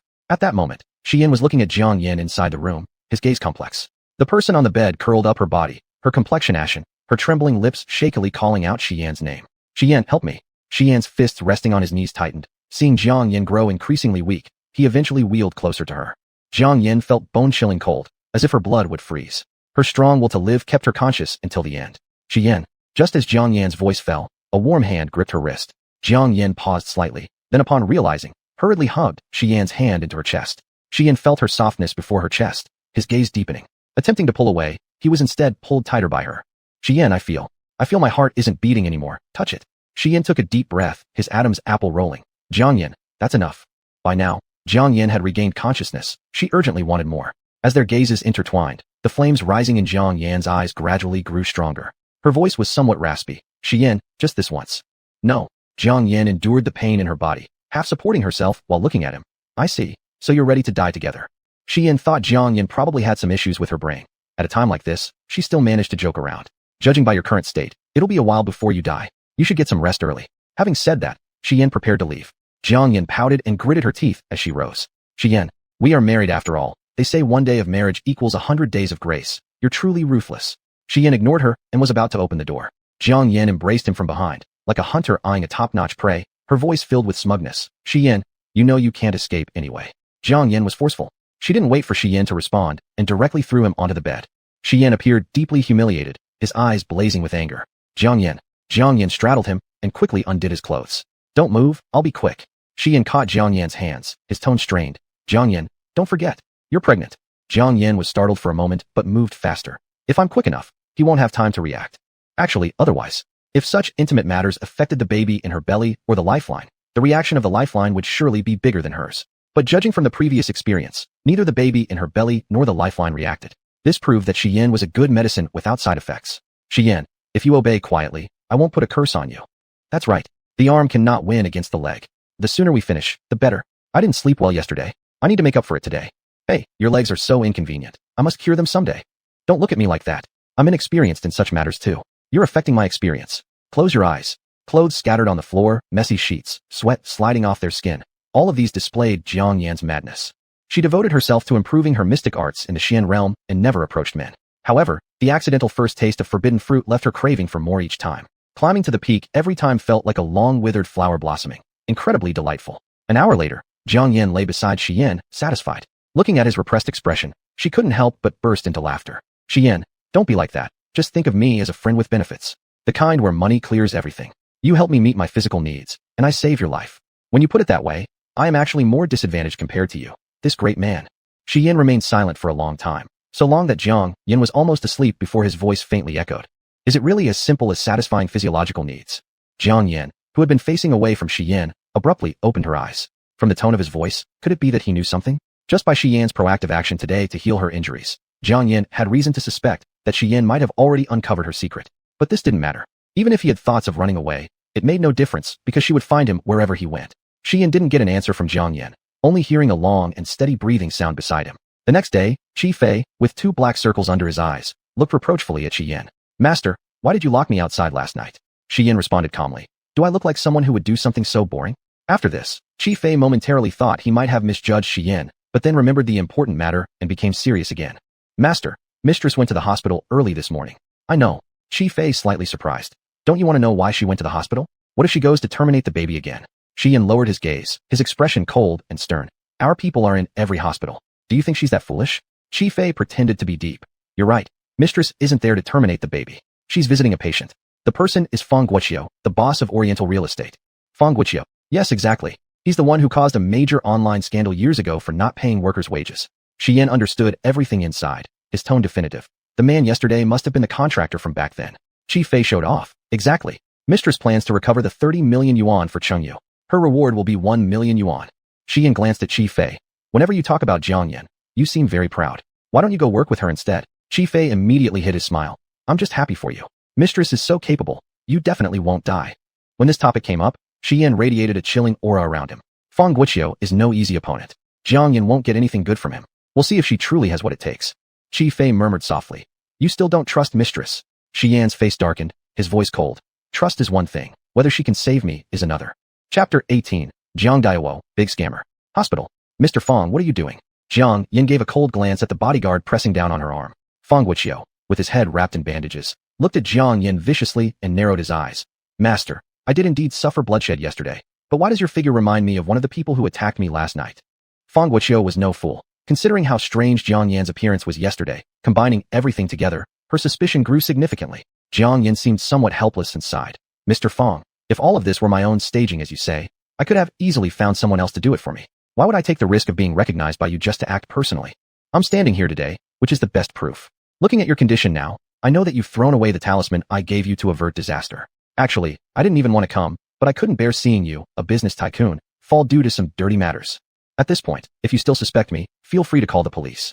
Jiang Yan's voice was firm, reverberating through Fang Guoqiu's chest with a heavy feeling. He suspiciously looked at Jiang Yan. Your meaning is, I will die. Jiang Yan had no intention of responding. Instead, she fixed her gaze on the large hand on her arm. Fang Guoqiu quickly said, let her go. All of you leave. Once the hospital room left only them two, Jiang Yan cut straight to the point. The ghost spirit you've been nurturing has already dispersed. Fang Guoqiu swallowed hard. And then? What else do you know? Seeing Fang Guoqiu falling into her trap, Jiang Yan regained her aloof demeanor and sat down on the nearby sofa. The ghost spirit you've been nurturing was very powerful. Once beaten, the backlash against you would be severe. Its resentment will keep haunting you until your death. Look, a wisp of its soul is now riding on your neck and slapping your head. Don't you feel your head hurts badly? Indeed, Fang Guoqiu's head hurt so much that he didn't dare look up. Soaked with cold sweat on his back, he shakily asked, Master, please give me some guidance. Jiang Yan sighed. In your special case, I need many expensive ritual objects to suppress it. Money is not an issue. Jiang Yan curled her lips slightly. 1 million RMB. Not only will I resolve this calamity for you, but I can also ensure the steady growth of your career. Agreed. Jiang Yan pulled out her phone and sent a card number to Fang Guoqiu. Fang Guoqiu understood immediately. In less than 10 minutes, 500,000 went into her account. Master, I'll first pay you 500,000, and the rest will be given after you succeed in your mission. Of course, Jiang Yan understood Fang Guoqiu's intention and nodded. Rest assured, my services guarantee value beyond the price. After Jiang Yan spoke, Fang Guoqiu felt his headache worsen. He covered his head with one hand. Master, I feel something wrong with my head. Before Fang Guoqiu finished his sentence, Jiang Yan threw a punch toward Fang Guoqiu's head. Fang Guoqiu. Fang Guoqiu widened his eyes, but saw Jiang Yan's fist stopping right before his eyes. Master, this. Jiang Yan retracted her fist, suppressing the playful glint in her eyes. I've driven it away, but this is just temporary. I don't know when it will return. Fang Guoqiu was filled with fear. Then don't go. However, Jiang Yan shook her head. This ghost spirit has been raised by you for more than 10 years, and is incredibly powerful. I can't beat it myself. I must find a place brimming with positive energy, and set up an array to confront it decisively. Master, hurry and find the place. Jiang Yan closed her eyes, and began pretending to calculate. After 3 minutes, she suddenly opened her eyes. Found it. Fang Guoqiu jumped out of bed and asked anxiously. Where? Let's go. Ping a neighborhood. Fang Guoqiu hadn't walked far when he suddenly stopped, turning back abruptly. Why there? Pretending ignorance, Jiang Yan replied with a deep air. I'm surprised too. How could the door of life and the door of death be in the same place? It might prove that saying. The most dangerous place is always the safest place. Fang Guoqiu hesitated for a moment, but his expression became resolute instantly. I'll go immediately. As she watched Fong Guoqiu rush off from the hospital, Jiang Yin smiled slyly. Ping'an neighborhood was precisely Chungyu's home. With arms crossed, Jiang Yin told Fong Guoqiu's retreating back, "Mr. Fong, take care. I'll hurry with the ritual tools and prepare the array for you." Fong Guoqiu hurriedly left the hospital. Jiang Yan's face lit up with a triumphant smile. She spun lightly and fell onto the sofa, her eyes gleaming provocatively. Humph, 2 million, soon to be pocketed. If she wanted to, money was so easy to earn. But just as her mood improved, the nauseating feeling returned, and Jiang Yin irritably kicked the coffee table. When will this end? Dead feast. All thanks to you. By the time Jiang Yin left the hospital after tidying herself up, Chungyu had already been waiting at the entrance for a long time. "Miss Jiang, did everything go smoothly?" Jiang Yin opened the car door, her mood not particularly good. "Tonight, you might hear something. Don't be afraid. I'm here." Chungyu already sensed that what he would witness tonight would overturn his understanding of the world. His grip on the steering wheel tightened gradually. All right. As evening approached, Jiang Yin draped herself in a yellow Taoist robe straight out of a movie and hurried to Ping'an neighborhood. Fong Guoqiu was resting with his eyes closed when the bodyguard informed him that Jiang Yin had arrived. He instantly opened his eyes. "Quickly invite her in." Upon seeing Jiang Yan's outfit, his demeanor became even more respectful. "Master, thank you for your trouble." Jiang Yin nodded slightly and began setting up an array in the room, appearing quite serious about it. 10 minutes before midnight, Jiang Yin finally finished, and she instructed Fong Guoqiu to sit in the middle of the array. "Director Fong, apart from raising that little ghost you mentioned earlier, have you wrongfully caused any other deaths?" Fong Guoqiu hesitated, avoiding eye contact, and replied uncertainly after a second. "No." "Good, then I'll start. No matter what you see, don't be afraid. With me here, it can do nothing to harm you." Fong Guoqiu already felt a foreboding sensation. "Master, who is it?" Jiang Yin confidently fabricated nonsense. "I will summon the soul of the ghost back and reconstruct its spirit to annihilate it completely with this killing formation. Only then will the resentment haunting you disappear." Fong Guoqiu feared internally. You must protect me." "Don't worry, I'll definitely ensure your safety." Jiang Yin glanced briefly at the clock on the wall. It was about time.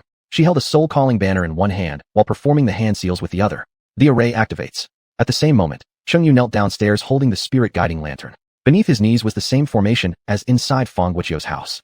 At exactly midnight, both Jiang Yin and Chungyu spoke simultaneously. Command travels swiftly. My righteous order calls forth the true presence. Chapter 19. Karma and Retribution.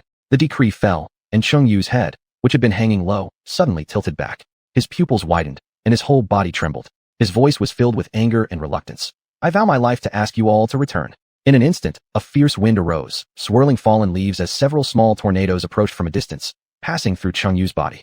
At the same time, Fong Guoqiu, sitting in the ritual formation upstairs, felt a chill down his back. He opened his eyes and instinctively wanted to flee. "Master, I'm scared." Jiang Yin looked at him seriously. "If you want to die, you can leave this formation." Fong Guoqiu stopped resisting, his fists clenched tightly, cold sweat dripping from his forehead. He had the feeling that someone was staring at him, making his spine feel cold. Suddenly, the door was blown open by an evil gust of wind, and Jiang Yin saw several ghosts coming from the ritual formation. Her heart skipped a beat. She guessed that Fong Guoqiu had committed many deeds that incurred both heavenly wrath and human resentment, but she never expected the number of lives and karmic debts on his hands would be so high. Perhaps they could line up from the stairs on the 4th floor all the way down to the entrance on the 1st floor.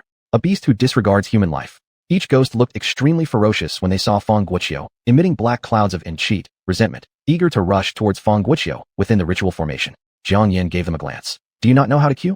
Come one at a time." Even though their resentment reached the heavens, in the face of Jiang Yan's oppressive gaze, they became somewhat more obedient. Fong Guoqiu also clearly felt something coming. Trembling, he asked, "Master, is there something coming?" Jiang Yin nodded. "Don't be afraid. You only need to solve the problems between you and them. But I warn you, if you don't follow their wishes, they will instantly kill you inside this ritual." Fong Guoqiu hesitated. "Today? How many have come?" "Master, stop it." I. Before hearing Jiang Yan's reply, a hunchbacked old man appeared before Fong Guoqiu, his head covered in blood. "Fong dog, do you still remember me? On the road, you hit me with your speeding car. Even though I was still alive, you fled the scene and left me to miss the best time for rescue. I was about to attend my grandson's full moon banquet. Give my life back." Fong Guoqiu fell backward onto the ground, wanting to escape. Ghost. But it was like facing a wall. There was nowhere to run. Frightened out of his wits, Fong Guoqiu looked at the old man trying to strangle him and swallowed hard. "Wait, don't kill me. I'll satisfy all your needs." The hunchbacked old man immediately wiped the blood off his head and snorted coldly.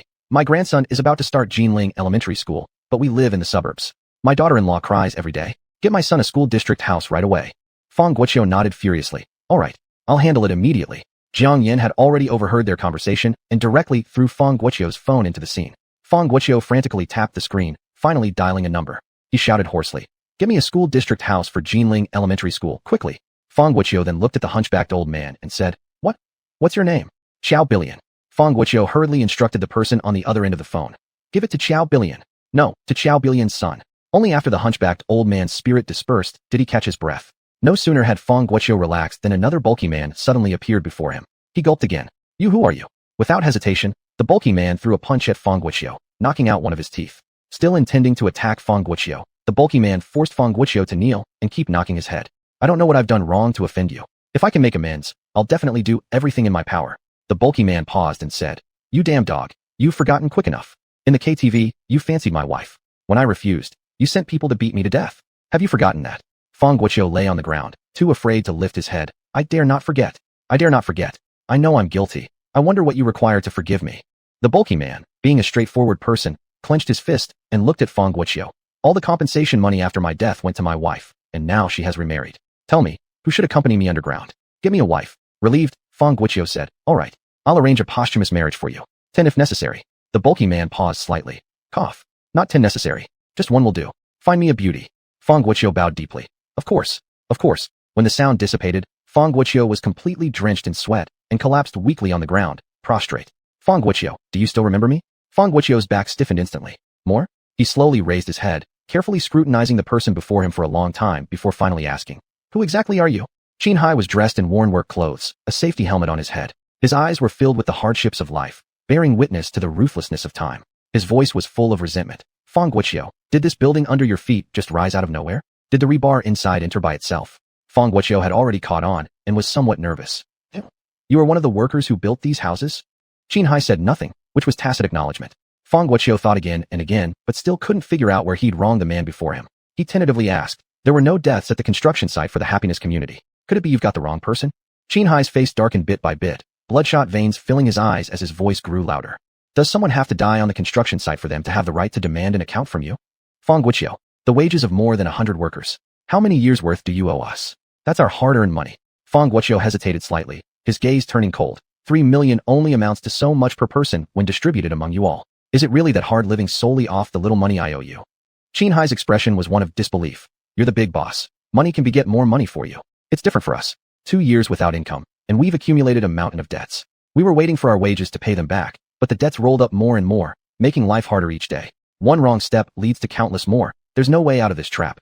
For such a life to drive a person to death, how difficult could it be? With experience from the previous 2 ghosts, Fong Guiqiu tentatively asked, If I settle your wage, will you leave then? Qin Hai paused, then burst into laughter, tears uncontrollably streaming down his cheeks. Do you think I am just one person? Behind me are over 100 co-workers. You must settle those 3 million today, or else I'll drag you to hell with me. 3 million wasn't much to Fong Guiqiu, but coming up with it all at once was still somewhat challenging. Big brother, can you give me a few days reprieve? Qin Hai's patience had run out. His body began to swell, his expression ferocious. Then we'll go to hell together. Chapter 20. She is a great philanthropist. Stay away. Don't come near me. I'll transfer these 30 million yuan to your contractor immediately. Fong Guiqiu was so scared that he almost wet his pants. His trembling hand held the phone, and he hurriedly ordered his subordinates to send the long-delayed construction payment to Chengyu. Jiang Yin saw her goal had been reached, finally stretching out for a yawn. Fong General, you have too many karmic debts on your shoulders. Only by thoroughly solving them can you live in peace for the rest of your life. Absolutely do not anger them. Otherwise, even a great sage wouldn't be able to save you. As Fong Guiqiu watched Qin Hai disappear from before his eyes, he wiped sweat off his forehead. Master, I can't take it anymore. Jiang Yin snorted with cold disdain. You think this is unbearable? The pain you inflicted upon them far exceeds this. Deal with it slowly. I will see you again tomorrow morning. Before Fong Guiqiu could try to keep Jiang Yin, she turned and left. As soon as she went outside, she saw Chengyu holding his phone, tears streaming down his face. Jiang Yin asked, Have you received the money? Chengyu snapped back to reality, immediately kneeling down before Jiang Yin. Miss Jiang, thank you. I can finally pay the workers their salaries. You are my benefactor. Jiang Yin helped him up with a lazy expression. All right, let's not talk about other things first. Are you hungry? Not hungry. Chengyu seemed to realize something, reacting promptly. In order to thank you, Miss Jiang, I will treat you to dinner. Please follow me. Jiang Yin smiled slightly and followed behind Chengyu. Inside a barbecue shop, Jiang Yin grabbed a lamb skewer. Why are you looking at me like this? If you have questions, ask directly. Chengyu sat up straight, with a serious expression. Miss Jiang, since you have the ability to summon spirits, why didn't you use it on Fong Guiqiu from the start? Jiang Yin elegantly wiped her mouth. Fong Guiqiu isn't a fool just because he has this position. If you didn't believe me, it would not only endanger me, but also put you in danger. Chengyu suddenly understood. So, you staged a scene involving blood-like calamity just to make Fong Guiqiu trust you. Jiang Yin laughed. There are 100 ways to make him trust me. That night, I simply wanted to beat him up. Chengyu. Seeing Chengyu lost in thought, Jiang Yin didn't hesitate, continuing to eat her meal. Drawing talismans and setting up formations really exhausted her. She needed to eat, and the child in her belly needed to eat as well. She was starving. Miss Jiang, you're someone with great powers. If there's ever a need, don't hesitate to ask. Although I'm over 40, I still have the energy of the young. Your affairs are mine. I will give my all for you. Cheng Yu raised the wine glass in front of him and drank it all down in one go. Thanks to Miss Jiang, Cheng Yu saw the spirits demanding repayment from Fang Guoqiu while inside the formation. They were all pitiable people. Jiang Yin could have solved just Cheng Yu's problem, yet she chose to fight for justice for this group, truly showing her as a benevolent person. Being helped by a master of this level was a blessing earned from his previous life. Looking at Cheng Yu's enthusiastic manner, Jiang Yan's eyebrows arched slightly. What's wrong? Aren't you going to kill yourself anymore? Despite his age, Cheng Yu seemed like a little kid in front of Jiang Yan, scratching his head somewhat bashfully. You've gone through so much trouble saving me. I can't ruin myself anymore. Jiang Yan chuckled softly. Good to know. Cheng Yu looked very sincere. Miss Jiang, I'll give you 2 million as compensation, as an expression of my gratitude to you. However, Jiang Yan refused. There's a piece of land in the northern city that is a prime feng shui treasure spot. You should buy it, and this money will be considered my contribution. Cheng Yu paused a bit. What kind of project do you want to develop? Jiang Yan threw the skewer into the trash bin, cleared her throat. Cheng Yu was a little excited. He believed that Miss Jiang would certainly say a project that would shock him. The next second, Miss Jiang's voice rang out. I don't know. You decide yourself. I believe in your judgment. Cheng Yu. After finishing the meal, Cheng Yu sent Jiang Yin back to Longting Jiyuan. Shi Yin came out of the study and encountered Jiang Yin, who was acting sneakily. Jiang Yin felt somewhat awkward. Aren't you asleep yet? Shi Yin inspected Jiang Yin from top to bottom. A yellow Taoist robe was casually draped over her shoulders, with a bagua mirror in her left hand and a peachwood sword in her right. It looked exactly like a swindler. Is your big order completed? Jiang Yin paused a moment. Not yet. Can't I return without completing the task? Shi Yin continued. Are you injured again? His words made Jiang Yan's eyes flash sharply instantly. Talk. What do you know? Shi Yin didn't hide anything and spoke directly. I possess something in my body that can heal your injuries. Shi Yin paused briefly. Jiang Yin, you need me. An inexplicable anger rose in Jiang Yan's heart. So what if I am? You think you can threaten me with this? Then go die? If you die, I won't be able to use you. I didn't mean that. Then what do you mean? Jiang Yin, in 10 days, I'll be 29 years old. When Shi Yin said this, there was a faint sadness around him, evoking pity. Jiang Yin paused, about to console Shi Yin, but the words stuck in her throat when she looked up. Mom. Lu Yingmei held a glass of water, looking surprised at Jiang Yin and Shi Yin. Yin Yin, what's going on here? Jiang Yin coughed lightly, then hurriedly went to support Lu Yingmei's arm. Mom, you wouldn't understand. We're cosplaying. Lu Yingmei was still shocked. What does cosplay mean? Jiang Yin glanced at Shi Yin, smiling sweetly as she spoke. You can think of it as some bedroom fun. Bedroom fun. At that moment, a big drama unfolded in Lu Yingmei's mind. Her dear son was curled up at the head of the bed, pitifully begging for mercy. Jiang Yin swung the peachwood sword, tearing apart Shi Yan's clothes. Seeing his 8-pack abs, she laughed triumphantly to the sky. Mom. Shi Yan's voice snapped Lu Yingmei back to reality. As soon as she met his stern face, she quickly repressed her laughter and cleared her throat. I saw nothing. I saw nothing. How come I am blind today? Lu Yingmei fell around the wall beside her and scurried off like someone escaping. Shi Yan's discontented voice followed. Jiang Yin, is it so amusing to tease me? Jiang Yin yawned. How could I tell your mom I went ghost hunting? Shi Yin. Neither paid attention to the other. Once inside the room, they turned their backs and slept. The next morning, just after 5 o'clock, Jiang Yin was woken by an urgent cell phone ring. As soon as she picked up, Fang Guoqiu's weak voice came through. Master, I've sent all the ghosts away already. Where are you now? I will come find you. Jiang Yin rolled over, not even opening her eyes, and began spouting nonsense again. Fang Director, a day's plan begins in the morning. Find a wild forest grove and meditate for 3 hours. Let the cosmic energies cleanse your filthy body. After speaking, Jiang Yin hung up directly. Nothing would stop her from sleeping in right now. The very next second, the phone rang again. Jiang Yin instantly opened her eyes, her killing intent palpable. Haven't I told you everything? Do you want to die? Jiang Yin, you didn't tell me or Dad about your pregnancy. You are coming home immediately. Chapter 21 Jiang Family. Jiang Yan's gaze gradually cleared as she listened to the voice on the other end of the phone. The caller was Bai Fong, the adoptive mother of her predecessor, that sharp-tongued, selfish woman. Thinking of Bai Fong, perhaps due to sharing her predecessor's memories, Jiang Yan's expression turned unpleasant. All right, I've got it. After hanging up the phone, Shi Yan's voice came from beside the pillow. If you need, I can accompany you back. Jiang Yan's bad mood instantly disappeared, and her eyes sparkled. What? Are you worried about me being bullied? Shi Yan's voice was icy. I heard this adoptive mother of yours treats you poorly. I just don't want you getting stuck at the Jiang family home, delaying my treatment. And the child in your belly, aside from me deciding its future, no one else has that right. Jiang Yin actually preferred this cold and stern Shi Yan, and her smile revealed her satisfaction. Isn't Mr. Shi the type who enjoys watching from the sidelines? Why aren't you pretending today? It wasn't just Shi Yan investigating Jiang Yin. Jiang Yin was also keeping an eye on Shi Yan. This man might appear like a soft fruit that anyone could pinch, but if he were truly so, how could he have survived as a bastard son in the fiercely competitive Shi family? And during their intimate moments, Jiang Yin wasn't merely attracted by his warmth. She had carefully observed Shi Yan's limbs, noting they were robust and strong with large joints. From this, it was clear that before his legs were paralyzed, he was skilled in martial arts and quite capable. Hearing Jiang Yan's words, Shi Yan cast a scrutinizing gaze at her. The air remained tense for quite a while before Shi Yan spoke lightly. Then I wish you safe return, and don't forget our deal. Jiang Yan didn't feel like playing around with Shi Yan anymore. After getting up and having a simple bite, she returned to the Jiang family. As soon as she entered, she heard Jiang Yuling sobbing to Bai Fong. It's all Jiang Yan's fault. Since that day Chunin met her at the auction, he's been completely enchanted. Not only did he delay our engagement, but these past few days, he's been avoiding me. Bai Fong comforted Jiang Yuling as she hugged her. Don't worry, Jiang Yan is already pregnant now. Would Lu Chunin possibly rush to be a stepfather to her child? Jiang Yuling looked worried. Mom, do you think the news online is reliable? Is Jiang Yan really pregnant? Bai Fong nodded. I've confirmed with a friend at the hospital. Jiang Yan is indeed pregnant. Once she gets back, I'll get even for you. At the doorway, Jiang Yan couldn't help but laugh out loud. Get even? I'm curious how exactly you plan to take revenge. Bai Fong and Jiang Yuling both froze, looking toward the door. Under the watchful gaze of the mother and daughter, Jiang Yan walked to the sofa, gracefully sat down, and maintained an elegant posture. Weren't you full of words just now? Why the silence now? Bai Fong was the first to react. She stared at Jiang Yan's stomach sharply. Jiang Yan, are you pregnant? Jiang Yan lifted her delicate hand and rested her chin on it. Didn't you already confirm the news? Why ask such trivial questions? Bai Fong realized something seemed different about Jiang Yan and asked seriously, why didn't you tell the family? We had to find out through the internet.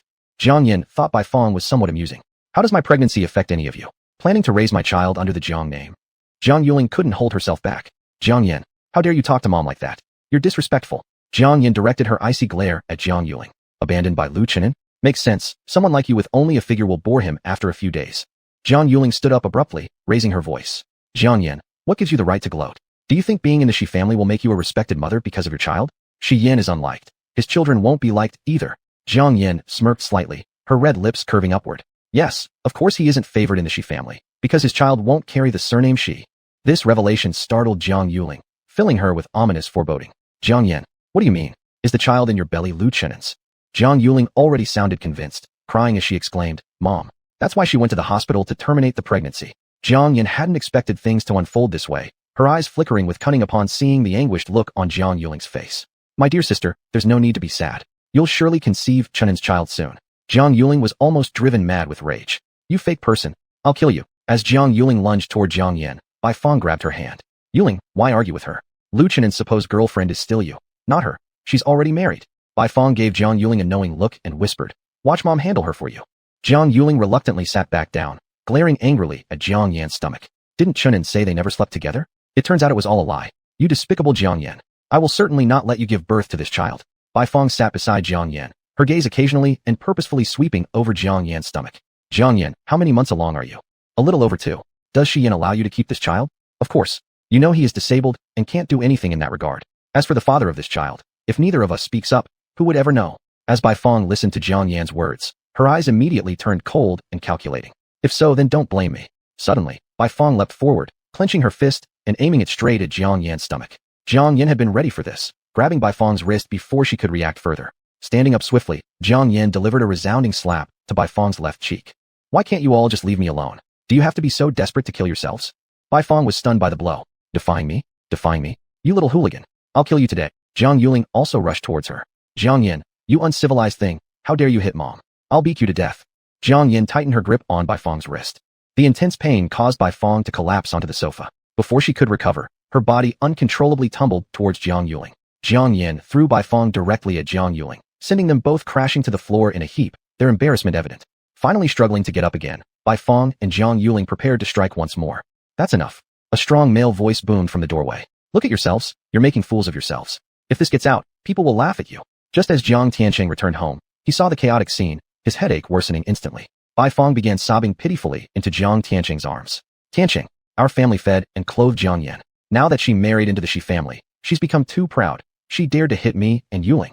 Jiang Yuling wiped her tears, whimpering helplessly. Dad, please stand up for us. Chapter 22 Master Zhongwu. Bai Fong and Jiang Yuling were in a terrible state, while in contrast, Jiang Yan was perfectly at ease. Jiang Tiancheng consoled Bai Fong on one side and shouted at Jiang Yan on the other. Jiang Yan, quickly apologize to your mom and your sister. The original main character in the Jiang family had always been treated like this. Although the Jiang family had never lacked food or clothing for her, it was only as long as she didn't embarrass the Jiang family. Jiang's father and mother always treated her as a mere pawn with no feelings whatsoever. As for Jiang Yuling, She took pleasure in bullying her. Such a Jiang family. The original main character endured silently for over 20 years. But Jiang Yan is not the original main character. Jiang Yan lazily lifted her eyes. Are you asking me to apologize without knowing the whole story? Jiang Tianqing replied seriously. One of them is your mother, the other is your sister. What's wrong with asking you to apologize? Isn't it proper for you to apologize? Jiang Yan shook her head. It's hopeless. Seeing that Jiang Yan still refused to back down, Jiang Yuling fanned the flames. Sister, do you even look up to Dad now? Jiang Yan nodded. Yes. Who among you deserves my respect? Jiang Yan. You. Jiang Yan thought the Jiang family would be interesting, but now she realized they were nothing but a bunch of jumping clowns who don't deserve her time. Slowly standing up, the pressure around her dissipated, and the living room became as if it had fallen into an ice cellar. This is so boring. I just came back today to tell you. Don't think that raising me for a few years gives you the right to command me. You show me no warmth at all. How dare you morally bind me? Even the clothes I wear are the leftovers from Jiang Yuling, and the meals I eat are days-old leftovers. Do you still have the audacity to demand my respect? As for the money you spend on me, I roughly estimated it on my way here. In these more than 20 years, including tuition fees, it amounts to about 500,000 yuan. I will give you 1 million yuan. Remember, when I repay this 1 million yuan, it will be the day we sever our ties. Jiang Yan raised her hand and tucked the stray hair behind her ear, passing by Jiang Yuling coldly. Don't think about the child in my belly anymore, otherwise, I'll kill you. Jiang Yuling stared wide-eyed, feeling choked. Bai Fang was about to say something when Jiang Yan's gaze fell upon her face. And you? For a long time after Jiang Yan left, the three were still stunned. Jiang Tianqing spoke first. Do you both feel that Jiang Yan has become unfamiliar? Jiang Yan stepped out of the Jiang household, feeling exceptionally cheerful. The air seemed a bit fresher. She was the top person in the Xian realm, the youngest quasi-leader in the history of the 9 heavenly Xian sects. Compassion, sympathy, and kindness. These words would never apply to her. She had exterminated ghosts, killed people, and borne countless causes and effects on her. Emotional affairs were just stumbling blocks on her path forward. A family like the Jiangs, which not only offered no help, but also caused trouble occasionally, severing ties with them was the wisest choice. Lady, a head poked out from the car parked across the road. It was Qi Fei, waving at her. In that instant, a very strange sensation welled up within Jiang Yan, but she didn't dwell on it too much and quickly walked forward to open the car door. Shi Yan's narrow phoenix-like eyes scrutinized her carefully. Jiang Yan casually sat down, looking directly at Shi Yan. How did you two come here? Qi Fei responded, somewhat petulant. Lady, we know that your relationship with the Jiang family isn't good. We were worried you might get bullied. Shi Yan denied it. I merely wanted to watch the drama up close. Unfortunately, there wasn't any play. Jiang Yan sneered. You're really stubborn. The air froze again, and Qi Fei sighed. What's going on between these two? Why did they stop talking to each other? He genuinely shipped the pairing between the scheming young master and the insane lady. After an unknown amount of time passed, the car showed no signs of stopping. Where are we heading? Qi Fei chimed in. Master Zongwu requested a meeting with the young master. Master Zongwu? Lady, 3 years ago the young master accidentally met Master Zongwu, who predicted a major calamity in his fate, and since then, Master Zongwu has been taking care of the young master. Shi Yan glared at Qi Fei, sounding irritated. Qi Fei, nobody thinks you're mute when you don't speak. Qi Fei mimicked turning off the mic manually. Jiang Yan thought, if this Master Zongwu could predict calamity in Shi Yan's destiny, he must have some skill. It wouldn't hurt to meet him. An hour later, after the car turned many times, it finally arrived at a village. Jiang Yan couldn't help but ask, does this master of yours live in this village? Qi Fei helped Shi Yan onto the wheelchair while replying. Master Zongwu is a recluse sage. Naturally, he wouldn't live amidst the bustling world. Jiang Yan understood and followed behind the two without another word. Lady, this is Master Zongwu's residence. Under the large fill light, 3 mobile phones stood on the live streaming table. An elderly man with gray hair wearing a gray long robe sat in front of the camera and began speaking solemnly. 48 yuan 8, take the talisman of peace home. You can't lose or be deceived. Behind him, the uncles and aunts holding signs shook their heads. Master, too expensive. The old man slammed the table and frowned. What? 48 yuan 8 is still too expensive. Uncles and aunts spoke in unison. The family members are so supportive. Master, don't hesitate. The old man looked troubled. But this talisman of peace contains my magic power. How much effort did I put into writing it? Any cheaper, and I might not even make money. The uncles and aunts continued. Master, the family members support you so much. Why not give them some benefits? The old man sighed and picked up a copper coin from the side table and placed it in his palm. Well, since the family members really like it, no need for 48 yuan 8 anymore. Just 18 yuan 8. For 18 yuan 8, you get a talisman of peace written by me personally, plus a copper coin imbued with the essence of heaven and earth. The uncles and aunts wore looks of disbelief. What? It's too cheap, isn't it, master? We're losing out here. In the next second, the back end showed 100,000 orders had been placed. The uncles and aunts were shocked. Master, they've all been snapped up. The old man was slightly surprised, gritted his teeth, and said, but so many family members haven't managed to grab one yet. I can't bear it. Sigh, I'll have to draw more talismans for everyone day and night. In the next moment, the old man raised his hand and announced, let's place another 100,000 orders. Another 100,000 orders, and the inventory was once again emptied in seconds. Jiang Yin felt her lips turning dry. The Master Zongwu you mentioned? Could it possibly be him? Qi Fei nodded. Perhaps. The three standing at the door. After being informed by an assistant that someone had arrived, Master Zongwu, currently live streaming, smiled and spoke to the netizens. Family members, I feel my internal spiritual force surging, so I need to rest for a while. See you later. After stepping away from the camera, Master Zongwu immediately threw aside the white wig he was wearing. Xian, you're here. When Master Zongwu's eyes fell on Jiang Yin, he froze in place. You. Chapter 23. New way to make money. It seemed that Zongwu immediately regained his composure after realizing his loss of control and turned to Xian. Xian, you haven't introduced me yet. Who is this? Before Xian could speak, Jiang Yin extended her hand to Zongwu with a radiant smile. Master Zongwu, I have long heard of your great name. I am Jiang Yin. Jiang Yin? Isn't she the wife of young Xian? No. Xian felt that Master Zongwu was acting strangely today and couldn't help but ask, Master, your reaction after seeing Jiang Yin was very strange. What's wrong? Zongwu glanced at Jiang Yin and quietly pushed Xian to the side. Xian, don't you remember me telling you that only a goddess descending from heaven can solve your life or death calamity? You mean? Master Zongwu nodded. The two of them talked for half an hour, while Jiang Yin watched uncles and aunties live streaming nearby and couldn't help asking Qi Fei, who was dozing off next to her. Qi Fei, does this live streaming make a lot of money? Qi Fei yawned. Of course big influencers make a lot of money. Like Master Zongwu, who has millions of followers, can easily earn several 100,000 yuan per live stream. Upon hearing this, Jiang Yin had already started calculating in her mind. When Xian came over, he saw Jiang Yin lost in thought and asked, What are you thinking about? Jiang Yin looked up, first looking at Xian, then at Master Zongwu beside him whose eyes were dodging. Why did she feel these two people became stranger after talking? Jiang Yin didn't think too much. Nothing, just found a new way to make money. At once, an alarm went off in Master Zongwu's head, and his voice involuntarily rose. Are you going to live stream? Jiang Yin raised her eyebrows at him. What? Cannot. Zongwu quickly waved his hands. That's not what I meant. The live streaming business is tough. You have Xian, why work so hard? Jiang Yin found Master Zongwu somewhat amusing. Xian's money is his, not mine. Zongwu immediately nudged Xian. How come you don't pamper such a good wife? Why let her go out and expose herself to the public? The internet is a place full of trouble, especially unfriendly towards women. Xian felt speechless. Are you worried she will take away your job? Zongwu. Don't be so straightforward. Since he couldn't get through to any of them, Zongwu directly gave them the boot. You guys go. I'm about to live stream. On their way back, Jiang Yin was lost in deep thought. In contrast, Xian kept his gaze on Jiang Yin. Jiang Yin suddenly felt somewhat annoyed. Why are you staring at me all the time? Nothing. I'm just thinking. Who exactly are you? Listening to Xian's words, Jiang Yin stiffened her spine for an instant, then returned to normal. What a fool. Not wanting to argue further with Xian, Jiang Yin remained calm outwardly, though she was inwardly shocked. Who would have thought that Master Zongwu, who looked like a street swindler, could actually see through her tricks? In this human world, there were indeed a few capable companions along the path. But whether Master Zongwu was friend or foe, she wasn't sure yet.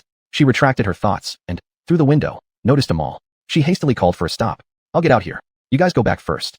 Qi Fei pulled the car to the side and waited until Jiang Yan's figure disappeared from his sight. As soon as Jiang Yan entered the mall, she went straight to the digital products section.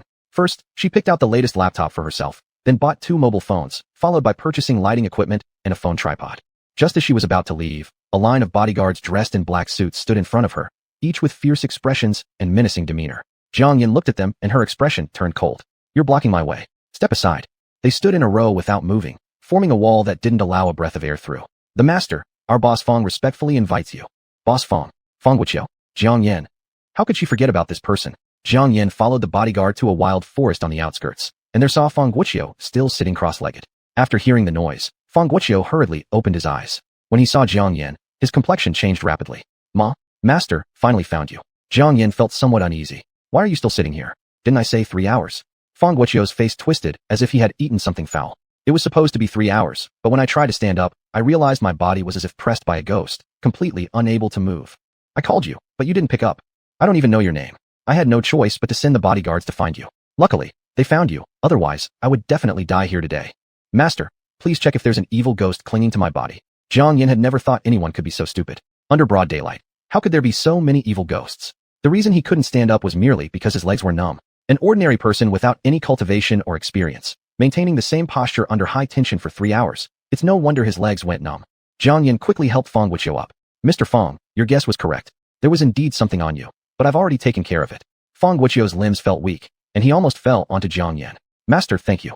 On the way back to the city in the car, Fong Guqiu transferred the remaining 500,000 yuan to Jiang Yan. Master, from now on, will I be free from the harassment of ghostly spirits? Jiang Yan nodded. But master, why didn't I see the little ghost that I kept in that formation? Jiang Yan paused briefly before speaking seriously. There are also levels among ghosts. Those few wisps of lingering souls never made it to you because they were obliterated by more powerful, vengeful spirits. Fang Guoqiu believed her without hesitation and praised Jiang Yin all the way for her great powers and kind heart. Master, where do you live? Let me send you back. Jiang Yin casually gave a random name of an apartment complex. When they arrived, just as Jiang Yin was about to get out of the car, Fang Guoqiu stopped her again. Master, we've met, yet I don't even know your name. Could you leave me some contact information? In case something happens in the future, I'll still be able to reach you. Jiang Yin wrote something on a slip of paper and tossed it to Fang Guoqiu before closing the car door. The paper had large characters written on it. Always do good deeds. Never ask about your destiny. Lay phone, followed by a string of phone numbers. Fang Guoqiu looked at it with admiration. Indeed worthy of being called a master. Still giving me guidance as you left. Jiang Yin was in a pleasant mood, carrying the new equipment she'd bought, humming a tune as she walked home. She had finally figured out how to make money. She could already imagine piles of cash raining down from the sky. Thinking about this, Jiang Yin's curled-up lips wouldn't relax, and she even greeted every dog she passed along the way. However, her path was blocked by a line of black cars parked at the gate. Jiang Yin's smile disappeared, her delicate eyebrows knitting together. These cars weren't unfamiliar to her. They belonged to the Shi family manor, and judging by their presence, nothing good would come of this. She wanted to see who dared to take advantage of her absence to bully those close to her. Chapter 24. If gods block the way, kill the gods. If Buddhas block the way, kill the Buddhas. At this moment, despite the vastness of the living room, it was as silent as a tomb, save for the surging killing intent emanating from Shi Yan's body. Let them go. On the opposite sofa sat 3 members of the Shi family. In the middle sat Patriarch Shi, flanked by Shi Minghai and his son Shi Zhan. Patriarch Shi spoke earnestly. Shi Yan, the Shi family stands at the pinnacle of the pyramid in Kyoto. We can't afford even the slightest turbulence. If you agree to what I just said, I'll have them release your mother and your subordinates. At that moment, behind Patriarch Shi, Lu Yingmei and Shi Fei were being controlled by people brought by Patriarch Shi. Their faces were full of humiliation. Hearing Patriarch Shi's words, Lu Yingmei let out a cold laugh. Son, don't listen to him. Yin has not enjoyed a single day of happiness since marrying you. Now she is pregnant with your child. They show no respect as elders. They come wanting a divorce right away. If you're a man, don't agree to it. Shi Fei also chimed in beside her. Young master, don't worry about us. We are fine. Even though these words were spoken, how could Shi Yin possibly sit idle while watching his mother and subordinates endure such humiliation? Grandfather, Uncle Minghai, honestly speaking, I only have 8 days left to live. You don't need to waste any thoughts on me. My relationship with Jiang Yin doesn't pose any threat to the Shi family. Lu Yingmei's voice carried a sob. Son, why are you telling them all these things? Shi Yan's deep eyes harbored hatred. Grandfather, Uncle Minghai, please release my mother and Shi Fei. Shi Zhan looked at Shi Minghai, seemingly asking whether Shi Yan's words were credible or not. Shi Minghai shook his head. My dear nephew, although you are disabled in your legs, you certainly don't look like someone who will die in 8 days. There is no need for you to lie to us like this. Hurry up and sign the divorce agreement. As for Jiang Yin, don't worry about her. We have our own methods to make her sign it.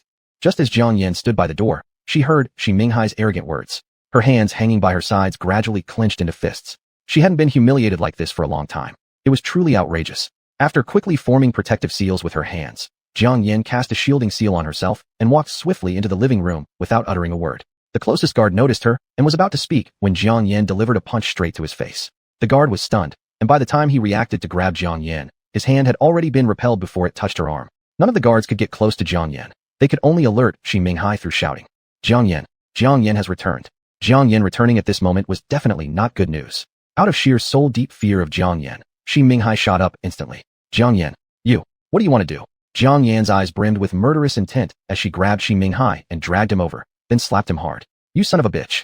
Struck by the slap, Shi Minghai saw stars in front of his eyes, unable to comprehend where such strength came from in a seemingly weak woman.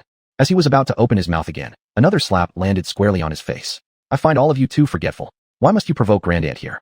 Struck repeatedly, Shi Minghai spun around uncontrollably while Shi Zhan rose and charged towards Jiang Yin. Bitch, let my father go. With a single move, he got repelled. Shi Zhan was filled with shock. What was happening?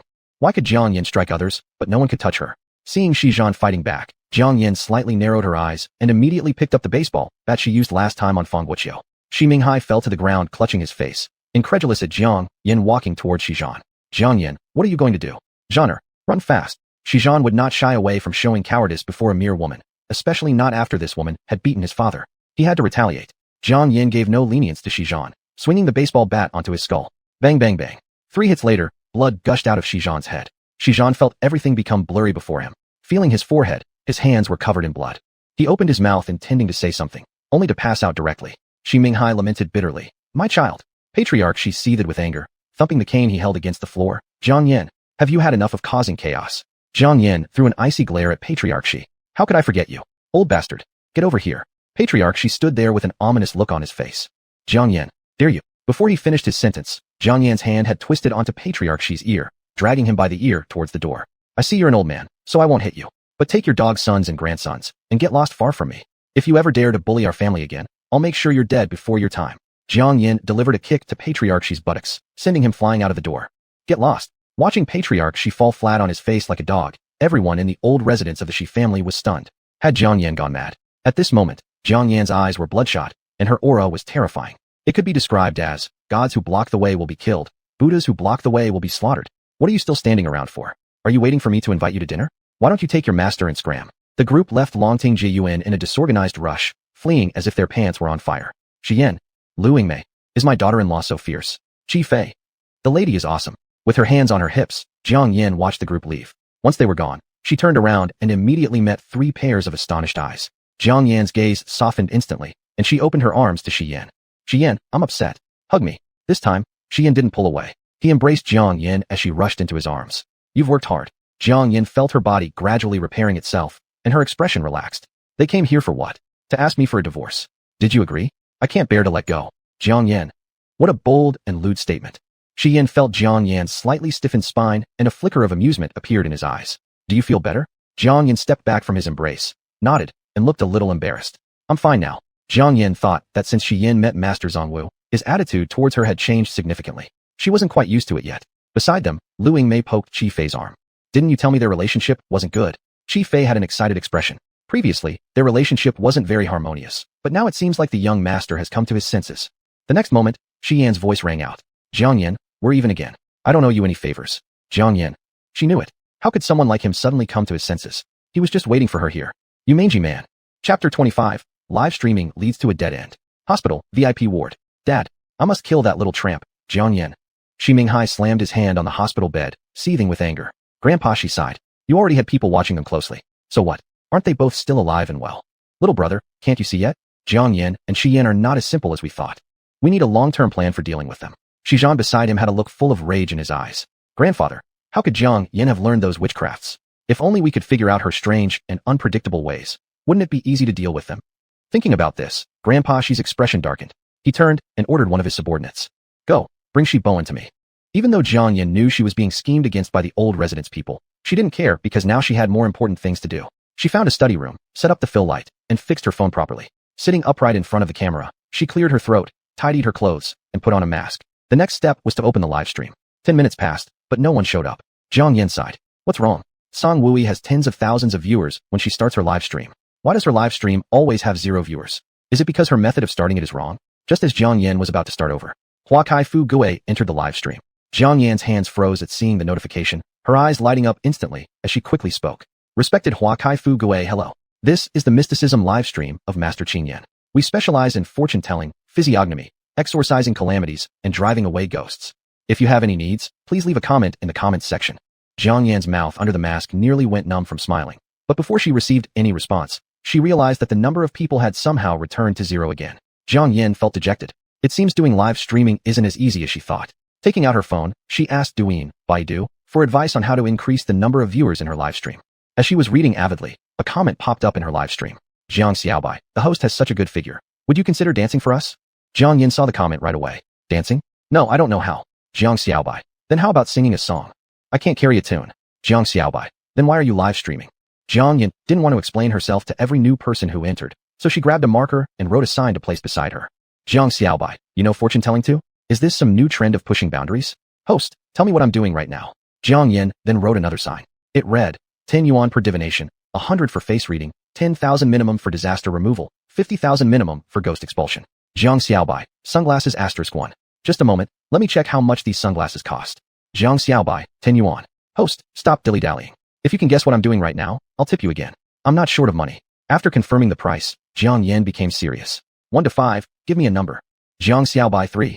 Jiang Yan held onto her Qingqing jade with one hand, while lightly rubbing her fingers with the other. After several seconds, she slowly spoke. You're in the 3rd stall of a public restroom. You ate hot pot at noon, and now you're having diarrhea. The screen went quiet for a moment. Jiang Xiaobai, I don't believe it, guess again. Jiang Xiaobai, sunglasses *1. Jiang Yan's live stream remained eerily quiet. With her eyes closed, she lightly tapped on the desk until the 10th tap, when she suddenly opened her eyes. Don't stare at your phone, look up at the road. At that moment, far away in Y City, A male university student named Jiang Bai immediately looked up upon hearing these words. Blinding white light rushed toward him, startling him. Shielding his eyes with his hands, he hurriedly stepped back. The driver poked his head out the window and yelled, "Looking at your phone while crossing the street. Do you want to die?" Jiang Bai's gaze was vacant, his hand trembling as he held his phone tightly, swallowing dryly. Sorry." The car drove past, and Jiang Bai snapped out of it. So precise. Could the host be behind him? He hastily looked around, but saw that no one had paid him any attention. His eyes fell back on the screen. Though Jiang Yin appeared casual, it caused huge ripples in his heart. Realizing this, he frantically pressed the upper right corner of the screen to exit the live stream. Staring at the screen, Jiang Yin, "But I've already figured it out. Why did he leave?" That night, Jiang Yin broadcasted for 2 hours, but only a handful of viewers came in. Aside from Jiang Xiaobai at the start, those who entered afterward either asked if she had a boyfriend or told her to take off her mask and shake her hips. Her first attempt failed miserably, and Jiang Yin quickly shut down her live stream. When she returned to the room, Xian had already fallen asleep. This was the first time Xian had seen Jiang Yin looking so disheartened, and it aroused his curiosity. "What's wrong with you?" Jiang Yin lay down, sighing as she stared at the ceiling. "In the past, everything I did went smoothly, and I once thought I was favored by heaven. Now it seems that's not the case. I was just used to jumping around in my comfort zone. Once I step out of it, the results are hard to accept." Xian had a good idea why Jiang Yin felt this way. Trouble with live streaming? Jiang Yin nodded. Of course, every industry has its top elites. For someone like me who's unknown, live streaming is just a dead end. Will you give up then? Never. It's not going to be this small setback that knocks me down. I'm still. Jiang Yin suddenly realized she'd said too much and stopped herself. Xuanjie? What Xuanjie? Thinking quickly, Jiang Yin replied. What Xuanjie? I meant academic world. Back in my days, I was one of the peak figures in the academic field. Xian knew pressing further wouldn't get him anywhere, so he gave up asking. Jiang Yin quickly turned off the light. Go to sleep. 10 minutes later, Jiang Yin, who had been lying on her side facing away from Xian, turned over and slowly scooted closer. Xian, hold me. As Jiang Yan's cold little hand slipped under Xian's pajamas, Xian abruptly opened his eyes. His voice was a bit hoarse. Jiang Yin. The air around Jiang Yin seemed heavy, her mood not great either. Xian, don't move. Let me hug you for a bit. In the dark night, all senses were magnified. Xian clearly felt Jiang Yan's hand slipping downward. His Adam's apple moved as he grabbed Jiang Yan's hand. Are you sure this is just about hugging? Jiang Yin found a comfortable position in his arms. Xian, we're young adults full of passion. Doing something else isn't completely out of the question. Jiang Yin, don't nag. If you want to touch, go ahead. Jiang Yin forcibly pulled Xian's hand over her body, making him touch from top to bottom, front to back. A rich flow of spiritual energy filled her limbs, making her involuntarily let out soft hums. Hearing her coquettish sounds, Xian's body stiffened slightly. Physical intimacy was about both mental and physical pleasure. Their sexual relationship wasn't built on love, so they often missed out on enjoyment. But at that moment, something subtle seemed to quietly change. The next second, with her body feeling weak and limp, Jiang Yin couldn't wait any longer for his affection. In one quick motion, she straddled Xian's waist. Chapter 26, officially open for business. The next day, Jiang Yin was fully recharged. Right after breakfast, she prepared to go live. As soon as she turned on her phone, she noticed one new follower in the back end. To her surprise, it was Jiang Xiaobai from yesterday. Jiang Yin felt somewhat helpless. Think about it. In the mystic realm, how many people were willing to follow her unconditionally? And now, after all that effort, there was only one fan. A mysterious sense of failure crept over her. After opening the live streaming room, the popularity was still pitifully low. Supporting her head with one hand, Jiang Yin almost fell asleep. Jiang Xiaobai has entered the live room. Jiang Yin glanced at the screen and said nothing. 10 minutes later, Miao Shou Hua Chunshin. Does the streamer read fortunes? A newcomer arrived. Jiang Yan's listless eyes instantly became lively as she sat up straight. I can do anything. Speak, what do you need? Miao Shou Hua Chunshin. Motorcycle *2. 100 yuan. Was this person asking for a physiognomy reading? Jiang Yin couldn't help but raise the corner of her mouth under her mask. Are you asking for a physiognomy reading? Miao Shou Hua Chunshin. No, I want to ask you a few questions. Jiang Yin nodded. Go ahead. Miao Shou Hua Chunshin. Can committing a sin before dying redeem your wrongdoings? Jiang Yin answered without hesitation. No. Regret needs to be remedied by the living. If someone dies, regret will always just remain regret. The live room stayed silent for a few minutes. Miao Shou Hua Chunshin.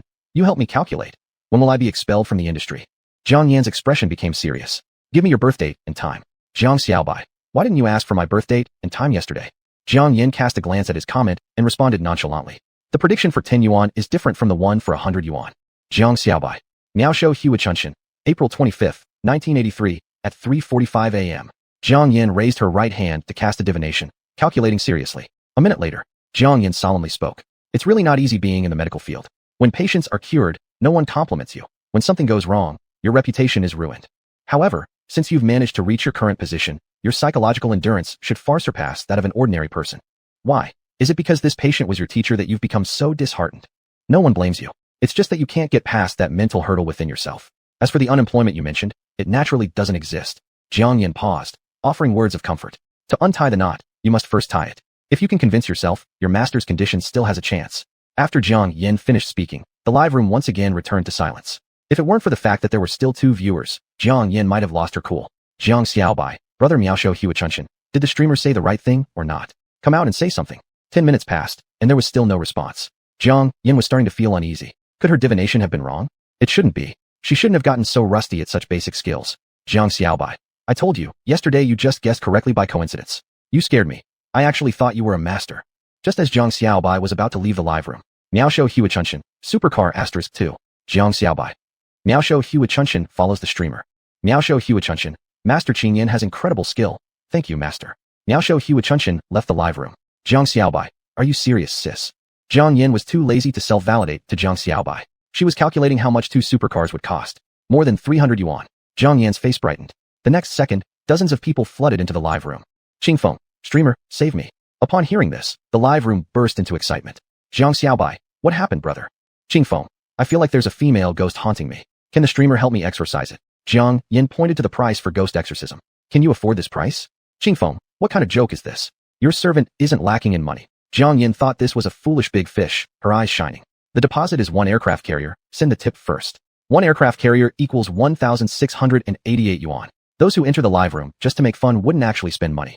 Qingfeng, aircraft carrier *1. Deal. Send your address and contact details through private message. Seeing all these crazies, Jiang Xiaobai couldn't help but speak up again. Jiang Xiaobai, sis, there are good and bad people online. It's really dangerous to meet netizens privately. Jiang Yin looked at this comment and smiled. Young man, it is dangerous, but the dangerous person won't be me. Jiang Yin hung the Qing Chung Jade amulet around her neck. Alright, that's all for today's live session. I'm going to take orders. Jiang Yin hastily closed the live room. As soon as she stepped out of the study, she bumped into Shi Yin and Qi Fei. Today's Shi Yin was very different. Clad in a high-end custom black suit, he exuded an air of luxury. A golden wire-frame glasses perched on his nose, making his eyes seem even more profound and captivating. Jiang Yin couldn't help but imagine how dazzling Shi Yin would be if his legs weren't disabled. Unable to resist, Jiang Yin spoke up. Are you two going out? Shi Yin looked at Jiang Yin. I'm attending a gathering, and we'll be back later. Jiang Yin nodded, looking Shi Yin up and down before saying seriously. By the way, your love fortunes are rather strong today, so be careful. I don't like picking up others' trash. Shi Yin, Qi Fei behind him. What kind of fierce words is madam speaking? Changing the subject, Shi Yin asked. Are you going out as well? Jiang Yin stuffed her phone into her pocket, with an anxious look. Yes, I'm off to take a big order. See you. Watching Jiang Yan's retreating figure, Shi Yan's aura grew cold and serious. Qi Fei naturally knew what was on Shi Yan's mind. Master, should we send someone to follow the madam? No need, she won't die. Hearing this, Qi Fei remained silent. After leaving Longting Jiyuan, Jiang Yin stared at her navigation system, lost in thought. So far, how much will it cost to take a taxi? No, once she makes money, she must buy herself a mode of transportation. At that moment, a taxi pulled up beside Jiang Yin. The driver stuck his head out. Beautiful lady, need a ride? Jiang Yin snapped back to reality and got in. Where to, beautiful lady? Golden Splendor Bar. The driver paused slightly and glanced at Jiang Yin through the rearview mirror. Though she wore a mask, one could easily tell she was a stunning beauty just by her eyebrows, eyes, and figure. Heading to a bar at this time? Could she possibly be working there? Thinking about this, the driver looked at Jiang Yin with disdain. Young girl, it must be hard for you to do such a job at such a young age, right? Is it because your father likes gambling, your mother is sick, your younger brother needs schooling, or your family is broken? Jiang Yin lifted her head with confusion. What are you talking about? The driver snorted. Never mind. When they arrived, Jiang Yin got out and headed towards the bar entrance. Looking at Jiang Yan's graceful and attractive back, the driver sighed. What a waste. Chapter 27. You have feelings for Jiang Yin. In the Jinbi bar, dim lights shone on Jiang Yin, as if trying to merge her with the darkness. Excuse me, I'm looking for Su Yi-chan. The cleaning aunt looked up at Jiang Yin and then lowered her head again. Are you here for a job? You don't need to see Mr. Su. Do you see that man in the blue suit over there? He can decide whether you stay or go. Only now did Jiang Yin realize she had been mistaken for a cleaner by the aunt, but she didn't bother explaining, walking straight toward the man instead. Jason had long noticed Jiang Yin. The mask on her face could not hide her exquisite beauty. With Jason's keen eye for people, he knew if this girl stayed at his Jinbi bar, she would undoubtedly attract many admirers. She's coming. She's walking towards him. Hello, I'm looking for Su Yi-chan. Jason restrained the excitement rising within him, crossing his arms and tightening his throat as he spoke. Guaranteed salary of 15,000 a month. Commission depends on your own efforts. For each bottle of wine sold, it's a 50-50 split between you and the bar. Meals and lodging included, plus. This again, Jiang Yin lost her patience, frowning slightly. I said, I want to find Su Yi-chan. Jason was taken aback by Jiang Yan's determined attitude, unsure what to do. Could this be someone Mr. Su personally arranged to meet? Please wait a moment while I ask Mr. Su if he has any appointments today. Jiang Yin sat on the sofa waiting, fortunately unbothered, and began examining the feng shui of this bar. These kinds of places, frequented by all sorts of people, rarely see sunlight, making them quite dark. However, the decorations here were very meticulous. Things placed at the four corners were meant to ward off evil, clearly advised by a master. Still, one ox horn on display was broken and glued back together. Looks like the Su brother in the live stream did indeed have some problems. Another half hour passed before Jason returned. He gave a slight nod to Jiang Yin. Miss, our Mr. Su is currently busy. Please wait until he is done. He will come to see you naturally. Jiang Yin paid no attention, simply nodding her head. All right. Initially seated, Jiang Yin eventually reclined on the couch, gazing at the ceiling blankly, feeling drowsy. After an unknown amount of time, this woman has great figure, but why is she wearing a mask in such hot weather? Brothers, wouldn't you want to see what kind of face she has under that mask? When an unwelcome hand reached out towards Jiang Yin, she suddenly opened her eyes. Jiang Yin's gaze turned dangerous. You guys, what are you doing? The young man leading them scratched his head awkwardly. This is our reserved booth. We saw you sleeping and wanted to wake you up. Jiang Yin hesitated briefly. What time is it now? It's 10:30 p.m. A flash of anger crossed Jiang Yan's eyes. What a jerk, Su Yichin letting her wait until now. Unrespectful transactions are not worth it after all. Jiang Yin got up, grabbing her bag to leave. Jason, who had been closely watching, hastily threw the melon seeds in his hand and chased after Jiang Yin in a small run. Miss, we didn't want to wake you because you seemed so sound asleep. Our Mr. Su invited you upstairs. Looking at Jason's insincere demeanor, Jiang Yin snorted coldly. They've exhausted all the excuses. It's obvious Su Yichun was just toying with her. Jiang Yin also had her temper. Go back and tell Su Yichun, I won't do this deal. Seeing the person angered, Jason's face took on a flattering expression. Miss, our Mr. Su said if you go upstairs to see him, the starting price can be raised to 100,000. Upon hearing this, Jiang Yin stopped in her tracks. After pondering for a moment, she cleared her throat. Let me make it clear, it's not for the money that I am here. It's because he's tangled up in something messy, and my heart feels pity. Jason chose not to call her bluff, agreeing silently with nods. Jiang Yin pressed down her indignation, strongly persuading herself to treat her benefactor nicely when the time came. After all, who would argue with money? At this point, in the VIP number 1 room, a man with dyed pink hair wearing a floral shirt and shorts was lounged in the sofa, his slender fingers holding a cigarette. After exhaling smoke, his devilishly handsome face showed a sly smile. I'm telling you, I found a rare gem. Whether it's her appearance or her figure, she's absolutely unique. On the other side, a bald-headed man spoke with disdain. Su Yichun, how can you still have time for these things right now? Su Yichun straightened up, stubbing out his cigarette. Jin Yi, you don't understand anything. It's precisely at times like this we should indulge. Otherwise, once we're sent to hell, those of us with blood-stained hands might suffer unimaginably. Leaning back, Su Yichun looked at the third person in the private room. Shigo, what do you think? Shi Yin remained silent, picked up the glass on the table, and drank it all in one gulp. Yichun, Jin Yi, I don't have time for this. Meaning, he didn't want to waste time on this matter. The private room fell into an eerie silence, a somber atmosphere enveloping everyone present. Su Yichun was the first to break the tension with a forced laugh. What's there to worry about? Life is but 30,000 days. Whether we die early or late, we must all die eventually. Let me tell you, Shigo, I used to think you stayed far away from women. Turns out, you even have a child. Looks like among us 3 brothers, only you are the quiet type who accomplishes big things. Shi Yan shot Su Yichun a glance, his expression flickering slightly. After I die, Jiang Yan. Shi Yan's words were cut off as Qin Yi immediately poured himself a full glass of liquor and downed it in one gulp. The glass clattered on the table. Big brother Shi, rest assured, your child will be our child. We'll ensure your wife and child are well protected. But Su Yichun sensed something unusual. Shigo, this doesn't sound like you. You didn't want this child before, don't bring Aunt Lu into this. If you truly wanted to do something, she couldn't have stopped you. Shi Yan's eyes remained cold and serious. I had my mother threaten Jiang Yan into keeping the child. Originally, I planned to test her real motives and see if she would take advantage of the child. But now, I see she hasn't. Su Yichun squinted his eyes, considering. Big brother Shi, just go in peace. Leave your wife to us. After all, nothing tastes better than dumplings, and no one's more fun than your wife. As soon as these words left Su Yichun's lips, Shi Yan sent him a frosty glare. Su Yichun. Su Yichun chuckled nervously, scratching his head. All right, rest assured. As long as we're here, neither your wife nor your child will come to harm. Shi Yan genuinely felt that these two had something wrong with their heads, his entire presence radiating icy seriousness. My point is, after I die, transfer half of my assets to her name. As for the child, whether they stay or go, it's entirely up to her mood. Pausing briefly, Shi Yan added, if she chooses to keep the child in her womb, let someone inform me at my grave when they have time. Su Yichun blinked in confusion. Shigo, I'm starting to not fully understand what you mean. You initially despised Jiang Yan and her unborn child, seeking divorce, and even wanting to terminate the pregnancy.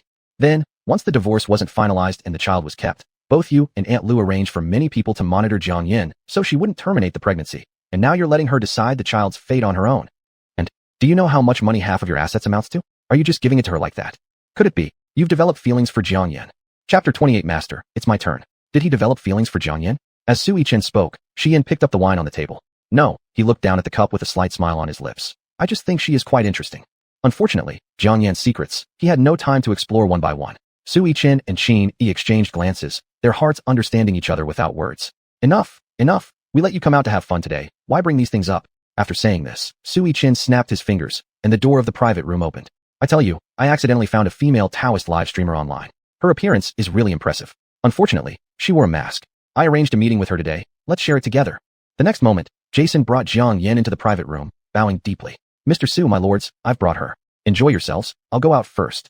Su Yichen waved his hand. You can leave. Roll away. Subsequently, speaking to Jiang Yan behind Jason, that Qingyan master, right? Exorcising ghosts can wait for a bit.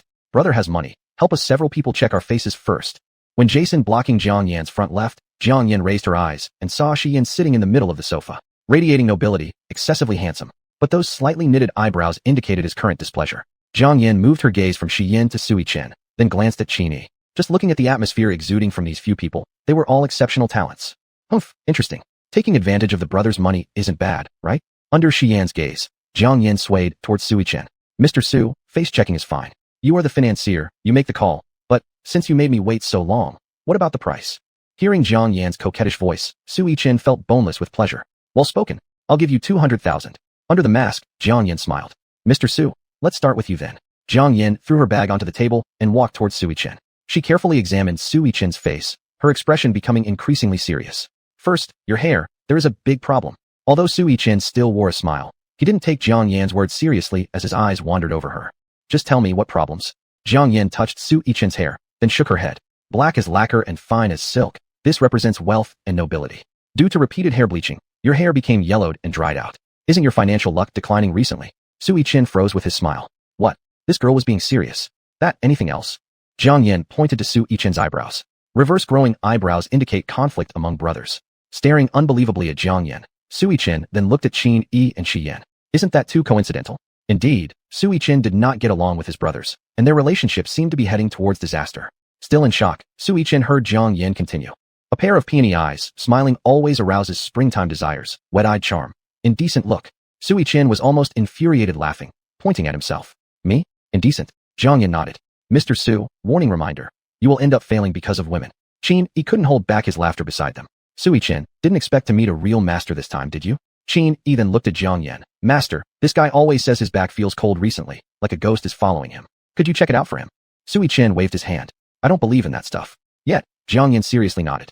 He's right. You indeed have something attached to you. Silence. Dead silence. Su Yichen began to sweat nervously, feigning calmness. Not beautiful ladies, you frighten me. I need a hug for comfort. How about this? I'll add another 100,000. Hug me. Reaching his hand out toward Jiang Yan. Jiang Yan flexed her wrist and was about to slap that smug grin off Su Yichen's face. Suddenly, a warm hand grasped her wrist. The next second, she fell into someone's embrace. Su Yichen immediately got flustered. Shi brother, what are you doing? I haven't. Shi Yan looked at the person in his arms, his eyes profound, his voice magnetic. Master, it's my turn. Jiang Yan laughed, hooking her arm around Shi Yan's neck. Boss, adding a person adds an extra 100,000. Shi Yan glanced at Su Yichen, who was clearly angry and frustrated. Okay, he pays. Su Yichen. How could this woman bypass him and cuddle up to brother Shi? And how was it brother Shi's fault that he needed to pay? Jiang Yan, seeing that she had effortlessly scammed 300,000 yuan, smiled brilliantly. Fine, let me take a good look at this boss's facial features. Jiang Yan's cool little hand touched Shi Yan's eyebrows. Long eyebrows indicate a long life. Shi Yan didn't speak, but Su Yichen let out a relieved sigh. You scared me to death. I actually thought you knew something. In Shi Yan's eyes, the outline of Jiang Yan was reflected. Jiang Yan's hand moved down further. A nose like a hanging gallbladder indicates smooth financial luck. Her delicate fingers pointed at Shi Yan's lips. Thin lips and scarce emotions indicate that you're an unfeeling person.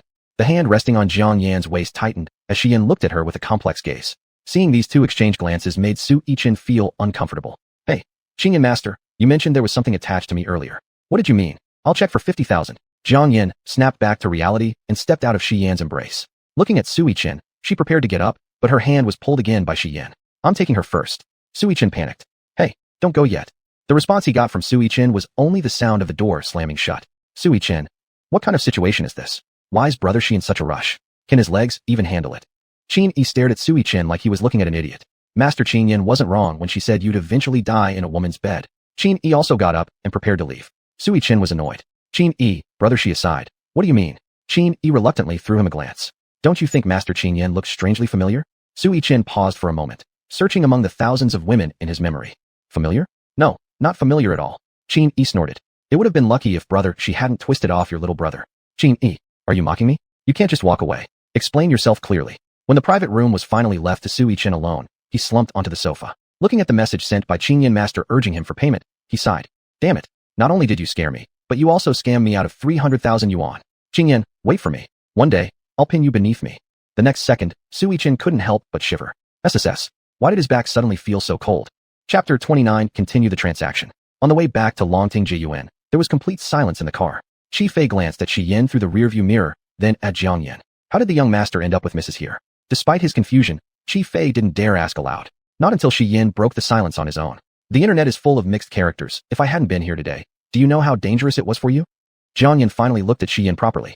What do you think you are, and what did you come here to do today? You know exactly what your business is, so don't have the nerve to lecture me. Shi Yin felt stumped, lost for words momentarily. Forget it, no point explaining to you. In the future, check the situation of the person before taking an order. Jiang Yin wouldn't be outdone. Sounds like you think that without you, I'd surely be taken advantage of. Shi Yan's sharp eyes locked onto Jiang Yin. Jiang Yin, I know you're very capable, but in this world, there are a lot of desperate people. Why put yourself in such danger? Perhaps noticing the sincerity in Shi Yan's eyes, Jiang Yin unusually didn't retort, nor did she acknowledge him. Once home, the two turned their backs on each other and went to sleep, their thoughts differing. For a long time, neither fell asleep. Jiang Yan's conscience and pride were struggling against each other, ultimately resulting in her defeat. What I said about swindling Su Yichin's money was true, but my words were also real. There's something unclean about Su Yichin. It's a woman.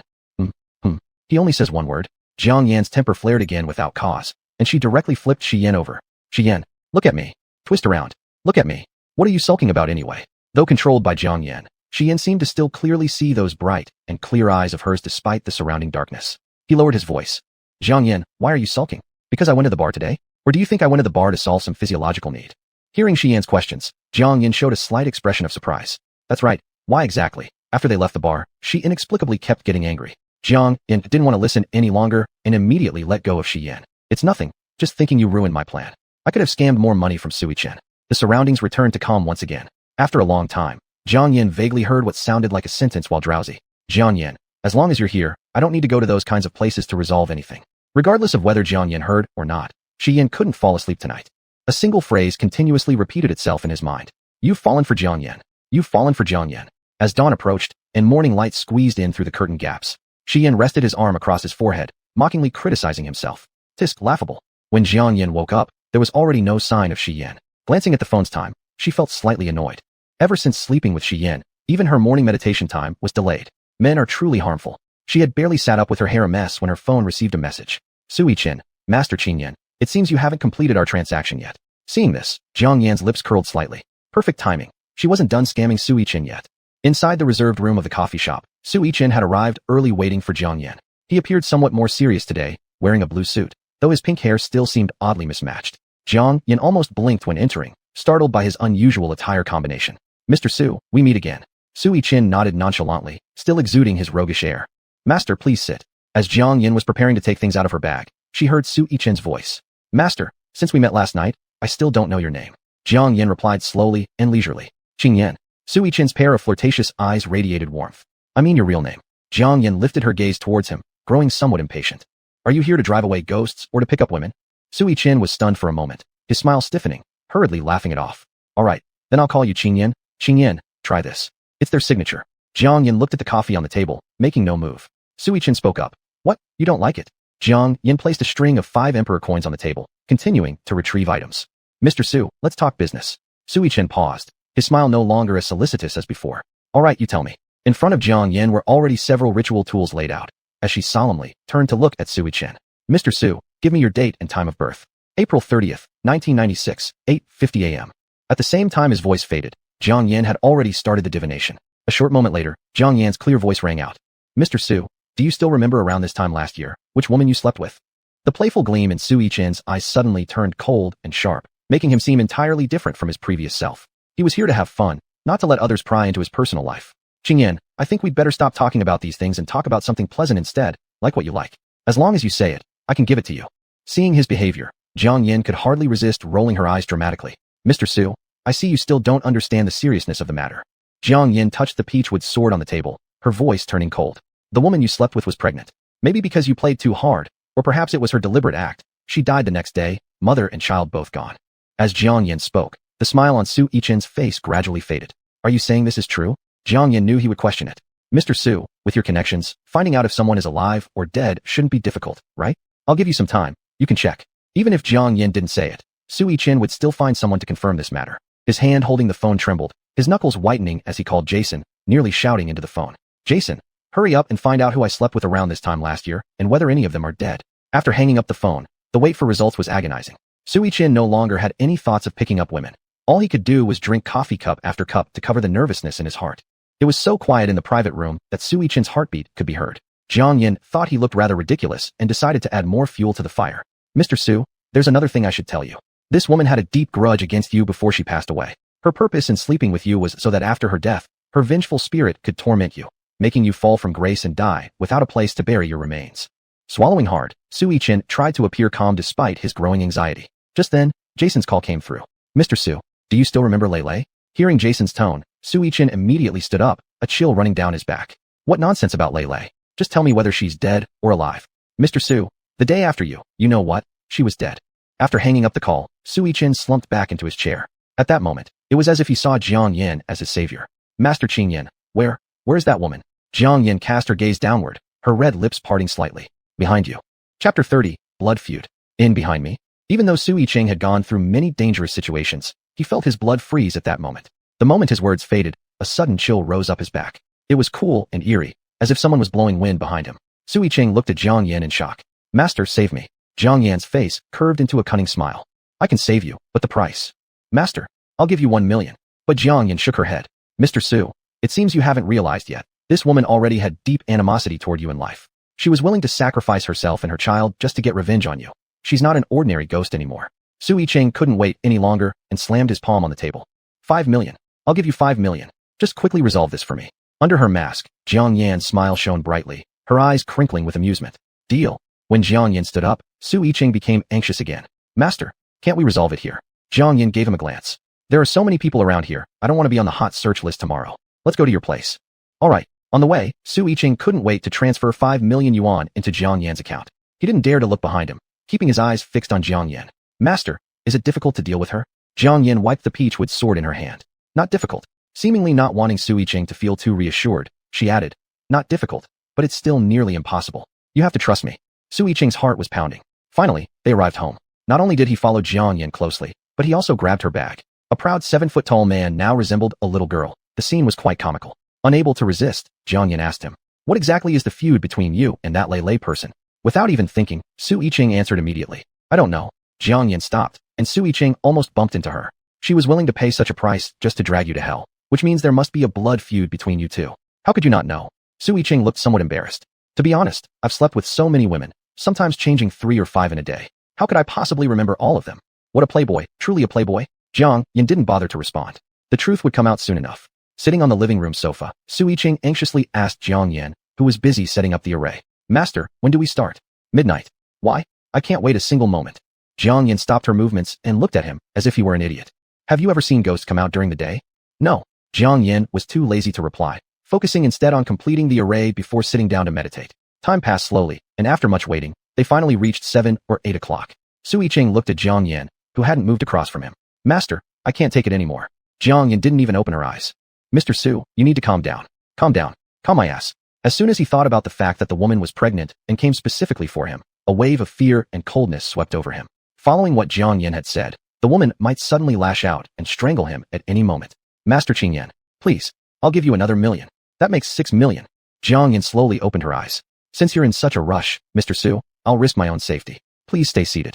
Su Yichen sat rigidly on the sofa, his hands tightly clenched on his knees. Jiang Yin then donned her yellow Taoist robe and held the peachwood sword vertically, with fierce determination in her eyes. 6 Jia, 6 Ding, celestial attendant. No wind allowed above, no water below.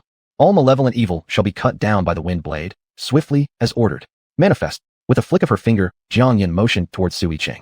The woman hiding behind Su Yichen tried to escape, but was immediately forced uncontrollably to fly toward Jiang Yin. A loud, chilling scream pierced the air. Yeah. The next second, Su Yichen saw Jiang Yin pinching a red-clad female ghost in her hands. The ghost's face was hideous, struggling fiercely. Su Yichen, you dare call a Taoist priestess? I'll kill you. Seeing this scene, Su Yichen, who was sitting on the couch, was dumbfounded. It's you, held by Jiang Yan. The red-clad ghost twisted her head a full 180 degrees, her lips curling up as blood gushed out from her 7 orifices. So, you remembered me now? Jiang Yan lifted the ghost, curiosity sparking in her mind. Tell me, what deep grudge do you have against each other? Su Yicheng's fear dissipated, his expression somewhat bleak as he sighed. She was a college student sponsored by my mother. As he recounted this, Su Yicheng felt a surge of anger rising within him. My mother invested so much financially and emotionally into her, only hoping that she could make something of herself. But not only did she fail to work hard, she also became addicted to gambling and racked up quite a debt. When her parents couldn't shoulder the burden anymore, they came to me and my mother for money. We were kind-hearted, but not stupid, so naturally, we refused them. After leaving the Su family estate, her mother and father got into a car accident and didn't survive the crash. Later, she approached me, offering herself in exchange for clearing her debts, but I, of course, rejected her offer. But then she resorted to playing on my sympathies. Seeing her pitiful state, Jiang Yan scoffed lightly. You really will eat anything when you're hungry, huh? Su Yicheng cast his eyes downward, letting out a cold laugh as he stared at the red-clad female ghost with a chilling gaze. If I had known back then that she was bent on avenging her parents, I would have killed her myself. The red-clad female ghost struggled again, but she still couldn't break free from Jiang Yan's grasp. With a bitter resentment, she screamed furiously at Su Yicheng. Your family is so wealthy. So what if you paid off my loans? I told you I would repay it. But you were so heartless. Those people found my boyfriend. To force me to pay the debt, they beat him to death. I watched as his limbs were broken, and his breath faded away. Su Yicheng, now that he's dead, what happens to the child in my womb? You owe me 3 lives. Even if I die, I'll make you pay. Listening to this, Jiang Yan, this so-called great judge of justice, couldn't bear it anymore. Not to interrupt, miss, but your benefactors helped you out of kindness, not because they wanted to be morally blackmailed. What kind of blood feud is this? You're too obsessed with vengeance. Jiang Yan turned her gaze towards Su Yicheng. Su Yicheng, I can't take this anymore. Is there anything else you want to say? If not, I'll just strangle her. Su Yicheng gave the red-clad female ghost one last look. There's nothing more to say between us. Master, I'll leave it to you. Jiang Yan began tightening her grip on the red-clad ghost. In an instant, the ghost's hatred surged skyward, shaking all the nearby decorations, causing the curtains to fly wildly. Su Yicheng, calling a Taoist priestess won't help. You will be my sacrifice today. Chapter 31, Not long for this world. The red-robed female ghost erupted, using all her strength to break free from Jiang Yan's restraint and charging towards Su Yicheng with her last bit of energy. Su Yicheng on the sofa was like being frozen in place, unable to move an inch. Su Yicheng, I'll kill you. As the red-robed female ghost was about to reach him, Su Yicheng shouted, Master Qingyan, save me. There was a poo-chi sound. In the next second, the clawing red-robed female ghost stopped half a meter away from Su Yicheng. She mechanically looked down and saw that her belly had been pierced by a peachwood sword, creating a hole, with black mist continuously spilling out. Her eyes were filled with disbelief. How could this be possible? She could destroy the formation at Jinbi Bar, but this frail-looking Taoist nun actually managed to kill her. No, I'm not accepting this. I'm not accepting this. Jiang Yan leisurely walked up front, hands crossed over her chest, exuding a formidable pressure throughout her surroundings. You shouldn't stay in the mortal world, and you're unwilling to go to the underworld. There's nothing left for me but to disperse your soul. How does it feel, refusing to accept it? To have your soul completely shattered in my hands is your fortune earned from a previous life. No goodbye or send-off. The red-robed female ghost soul was gradually dissipating. She didn't hear what Jiang Yan said, only fiercely glaring at Su Yicheng. Su Yicheng, I curse you. I curse you to never know marital happiness, childless, and die alone. For a womanizer, such a curse was absolutely the most vicious. Su Yicheng slightly opened his lips but said nothing, helplessly watching the soul of the red-robed female ghost disappear before his eyes. The surrounding area returned to silence, only the scattered items on the ground proving what had just happened. Su Yicheng sighed with relief, then realized his back had been drenched in sweat. He collapsed onto the sofa as if dehydrated, speaking sarcastically to himself. Imagine I've been roaming both the underworld and the human world for so many years, and almost met my end because of this woman. Jiang Yan sat beside him. Reminder, you will lead a smooth life if you simply control your lower body. Don't blame me for not warning you. If you don't restrain yourself, your own fortune will be depleted very soon. Su Yicheng wanted to say something, but Jiang Yan waved her phone in front of him. Remember to transfer the money. Having said that, Jiang Yan prepared to leave. Master Qingyan, wait. Su Yicheng called out to Jiang Yan, getting up and chasing after her, sincerity evident in his gaze. Master, there's no way I can repay your favor of saving my life. Would you let me treat you to some late-night snacks? Jiang Yan glanced at Su Yicheng, a little speechless. It seems you haven't taken my warning seriously at all. Jiang Yan raised her hand to stop him. Hold it. I'm not hungry. You'd better focus your attentions on someone else instead of me. Watching Jiang Yan's retreating figure, an idea of lifelong partnership unexpectedly sprouted in Su Yicheng's heart. Isn't there a saying? One must return a life-saving favor with one's entire devotion. On the way back to Longting Jiyuan, Jiang Yan, looking at the 1.5 million yuan she had received, slightly curved her lips. Su Yicheng did have conscience, giving her an extra 0.5 million. A total of 6.5 million. Rich people's money is indeed easy to earn. As soon as Jiang Yin entered the door, she saw Shi Yin reading in the living room. Dressed in gray casual wear with glasses perched on his nose, dim yellow lights illuminated his form, making him seem much gentler overall. Shi Yin didn't even raise his head. Back already? All problems solved. Jiang Yin was just about to sneak upstairs when the sound of closing the book resonated. Jiang Yin. The day after tomorrow is my 29th birthday. In other words, it was now 10 o'clock, leaving him only about 25 to 26 hours, and he might pass away at any time. Jiang Yin didn't turn around, facing Shi Yin with her back, her voice cool and distant. I know. Since there was no other response from Jiang Yin, disappointment flashed across Shi Yan's eyes. The next moment, Jiang Yan's voice came drifting from the staircase. Shi Yin, don't worry so much. I said, you'll be fine. Upon hearing this, a faint smile flickered on the corners of Shi Yan's lips, disappearing quickly. Under the light, his complexion appeared particularly pale and weak. In the bathroom, the sound of drizzling water arose. Jiang Yin looked at herself in the mirror, a wave of irritation welling up in her heart. If she didn't interfere, Shi Yin would undoubtedly die. But this was against fate. Given her current situation under constant scrutiny of life and death, the price she would have to pay would be substantial. Jiang Yin lowered her gaze and looked at the ancient Qingxing jade placed on the counter. Though her recovery may be slower due to this jade, as long as she doesn't excessively use arcane powers, she wouldn't be in immediate danger. However, the spiritual energy inside the Qingxing jade would eventually run out. Jiang Yin became more frustrated and vigorously rubbed the barely visible life-death line. If it weren't for this damn life-death line, saving Shi Yin would have been as easy as lifting a finger. When Jiang Yin came out of the bathroom, she was still alone in the room. Shi Yin hadn't returned. It was destined to be a sleepless night. As the sky began to lighten, Jiang Yin, who had no intention of sleeping, pulled back the covers and got out of bed. She went around the villa, but found no trace of Shi Yin. Just as she ascended the stairs, she saw Qi Fei rushing by in a hurry. Qi Fei, where are you going? Qi Fei nearly bumped into Jiang Yin. Upon seeing her, his eyes welled up with tears. Madam, Master is at death's door. Please, save Master. Jiang Yin slightly paused in surprise. This quickly? It shouldn't be like that. Jiang Yin had observed Shi Yan's facial features and was sure he could last until around 10 o'clock tonight. How could it have come so soon? She rushed towards Shi Yan's study without even noticing that her usually steady steps were now a little disordered. At the doorway of the study, Lu Yingmei was already sobbing uncontrollably. Seeing Jiang Yin come in, her tears fell even more. Yin Yin, this stubborn kid is about to leave us. Jiang Yin didn't have time to console Lu Yingmei, hurrying instead to dash into the study. Shi Yin, seated in the wheelchair, was barely alive, his head drooping slightly. A streak of black blood stained his lips. Jiang Yin slightly hesitated before swiftly pulling up Shi Yan's wrist. His hands were cold, just like him. Jiang Yin took his pulse. The erratic beats confirmed to her that Shi Yin was approaching death. At this moment, Shi Yin strained himself to lift his head and look at Jiang Yin, managing a difficult smile. Who would have thought? You still know how to feel someone's pulse. Feeling this fading pulse, Jiang Yin's expression turned somber. Shut up. After a brief pause, Jiang Yin turned sharply to Lu Yingmei and Qi Fei, her tone authoritative. From last night at 10 o'clock until now, has anyone seen him or has he eaten anything unusual? Lu Yingmei stopped crying instantly, reflecting carefully before shaking her head.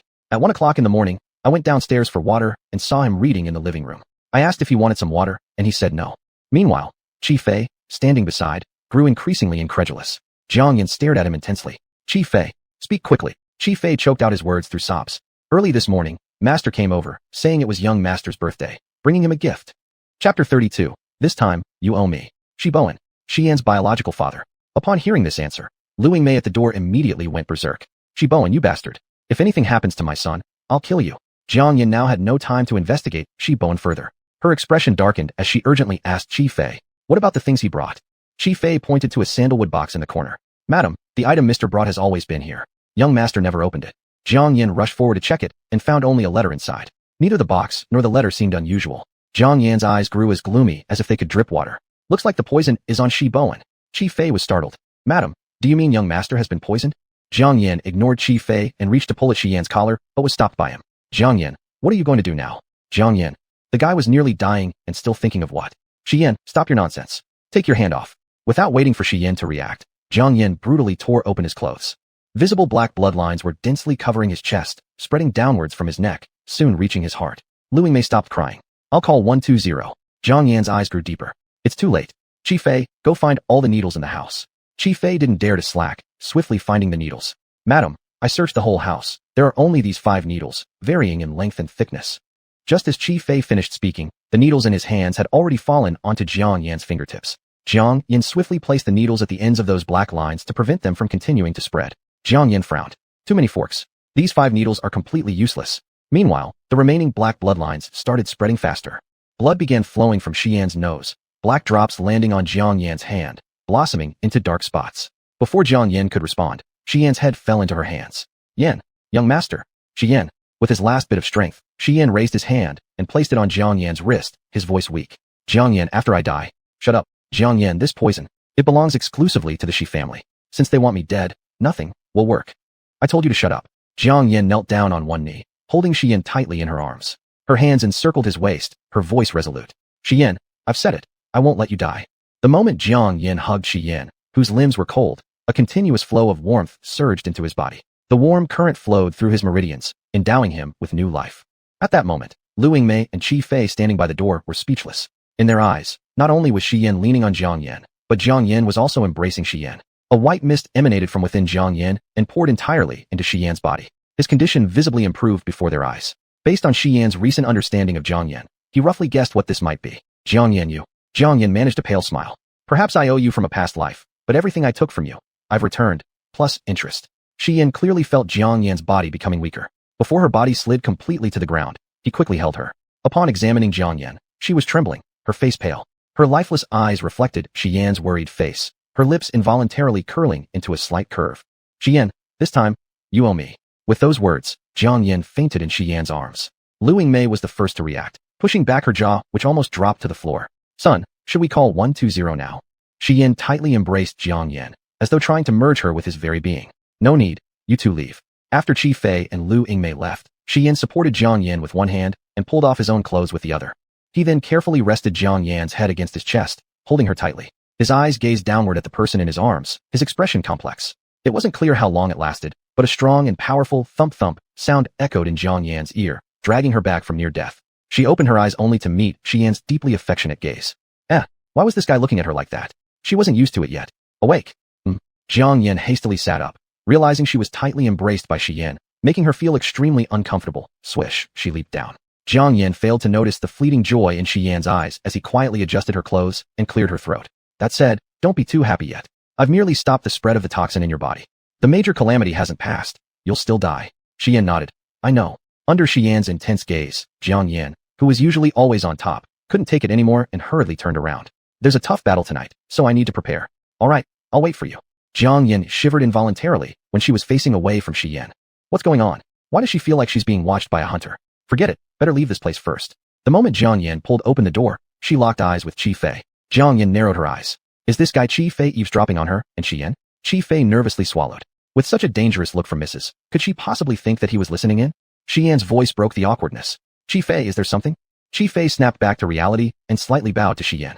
Master, the old house actually arranged your birthday banquet at the Silin Hotel and invited celebrities from all walks of life. They acted without permission and only now informed us. Do you want me to tell the old house that you're unwell and can't attend? Leaning against the door frame, Jiang Yan looked at Shi Yan, her eyes full of mockery. Shi Yan, your father just poisoned you in the morning, and in the evening he's eager to celebrate your birthday. This is clearly about seeing if you're dead yet. Ignoring Jiang Yan, Shi Yan fixed a serious gaze on Qi Fei's face. Was Master Kangwu invited as well? Qi Fei nodded. Master, how did you know? Just now, Master Kangwu even called asking if we could pick him up. Realizing what Shi Yan had asked Qi Fei, Jiang Yan snorted coldly. It seems that it's no longer a secret that you were told by Master Kangwu that you have little time left. They feared that you might not die in this calamity, so they let your real father give you a push. Pretty ruthless. Qi Fei wore an expression of anger. That means we should definitely not go to this feast. If they see Master isn't poisoned, they'll certainly make a move during the birthday banquet. Jiang Yan added. Then they'll pin all the blame on the calamity. They'll not only kill you cleanly, but also gain sympathy from people across different industries. Tisk. Shi Yan, this trip will surely be more perilous than lucky for you. Chapter 33. Shi Yan died. Is this trip destined for disaster? After Qi Fei heard Jiang Yan's analysis, his expression became even more tense. Master, this isn't a birthday banquet prepared for you. It's a trap. Let's not go. Jiang Yan calmly looked at Shi Yan, waiting for his response. Shi Yan's gaze, however, fell on Jiang Yan's face, his eyes carrying an almost unnoticeable probing. Jiang Yan, will I die tonight? Jiang Yan wasn't surprised that Shi Yan would leave such a decision to her, and she replied patiently. No. Hearing Jiang Yan's reply, a fleeting glimmer of joy crossed Shi Yan's eyes. Qi Fei, did you hear that? Qi Fei, who had already witnessed Jiang Yan's abilities, dared not say anything, merely nodding slightly. Understood, Master. I'll prepare right away. After Qi Fei left, only Jiang Yan and Shi Yan remained in the room. Jiang Yan looked at Shi Yan, her expression ambiguous. You want to use me again? Shi Yan pursed his lips. Jiang Yan, as husband and wife, we are one. Jiang Yan. What's wrong with him? Did the acupuncture damage his brain? No, she didn't needle his head. Seeing Jiang Yan's expression as if she'd swallowed something nasty, Shi Yan's expression grew serious. Jiang Yan, you should understand that with the old mansion's methods, whether or not I appear tonight, I am doomed to be a dead man. For once, Jiang Yan didn't retaliate, simply waving her hand. Fine. Who am I but your benevolent auntie, helping someone all the way to their end? Anyway, I'll finish my deal with you after tonight. I'm going to change clothes. See you later. Watching Jiang Yan's retreating figure, Shi Yan's pale face finally regained some color. Jiang Yan, tonight, you are my greatest card. 7 p.m., Silin Hotel. The moment Shi Yan's car arrived at the entrance, the waiting journalists swarmed forward, frantically snapping photos at the closed car door. Chi Fei looked back. Master, should we enter from the back door? Shi Yan's expression was stern. No need. Jiang Yan was fiddling with her hair in the mirror when she heard Chi Fei's words, opening her mouth nonchalantly. Why go through the back door? I want to walk straight in from the front door.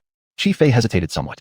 But, before he could finish speaking, Jiang Yan had already opened the car door. The reporters immediately thrust their cameras into view, and when Jiang Yan appeared in their lenses, they all sucked in a sharp breath.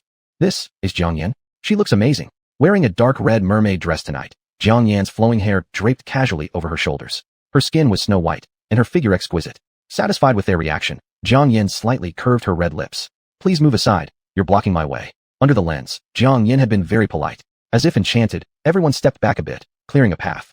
Jiang Yan smiled faintly. Thank you. She then turned her head and beckoned to Shi Yan. Husband, let's go. Chi Fei pushed Shi Yan to follow behind Jiang Yan.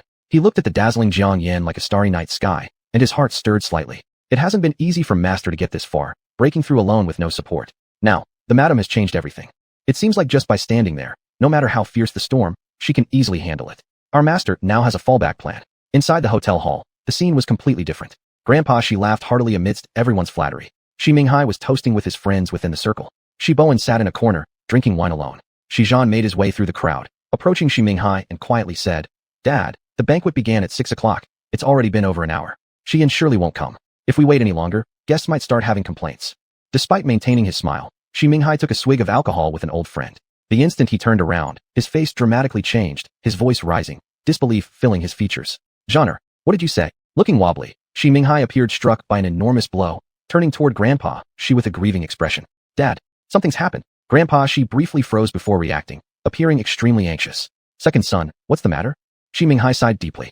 Zhaner, you tell them. With sorrow written all over his face, Shi Zhan spoke slowly. Ladies and gentlemen, today's birthday banquet, my brother probably won't make it. Everyone stopped their actions, casting confused glances at Shi Zhan. Seeing the emotions were sufficiently roused, Shi Zhan's eyes brimmed with tears. We've just found out that my brother, he has a major calamity ahead. A master predicted that he wouldn't live past the age of 28. Today is his last day at 28, and it turns out to be true. Shi Zhan raised a hand to cover his eyes, unable to bear the pain. So, it turns out his disability in both legs wasn't without reason. If only we had known earlier, we would have exhausted our fortune to find a way to help him overcome this great calamity.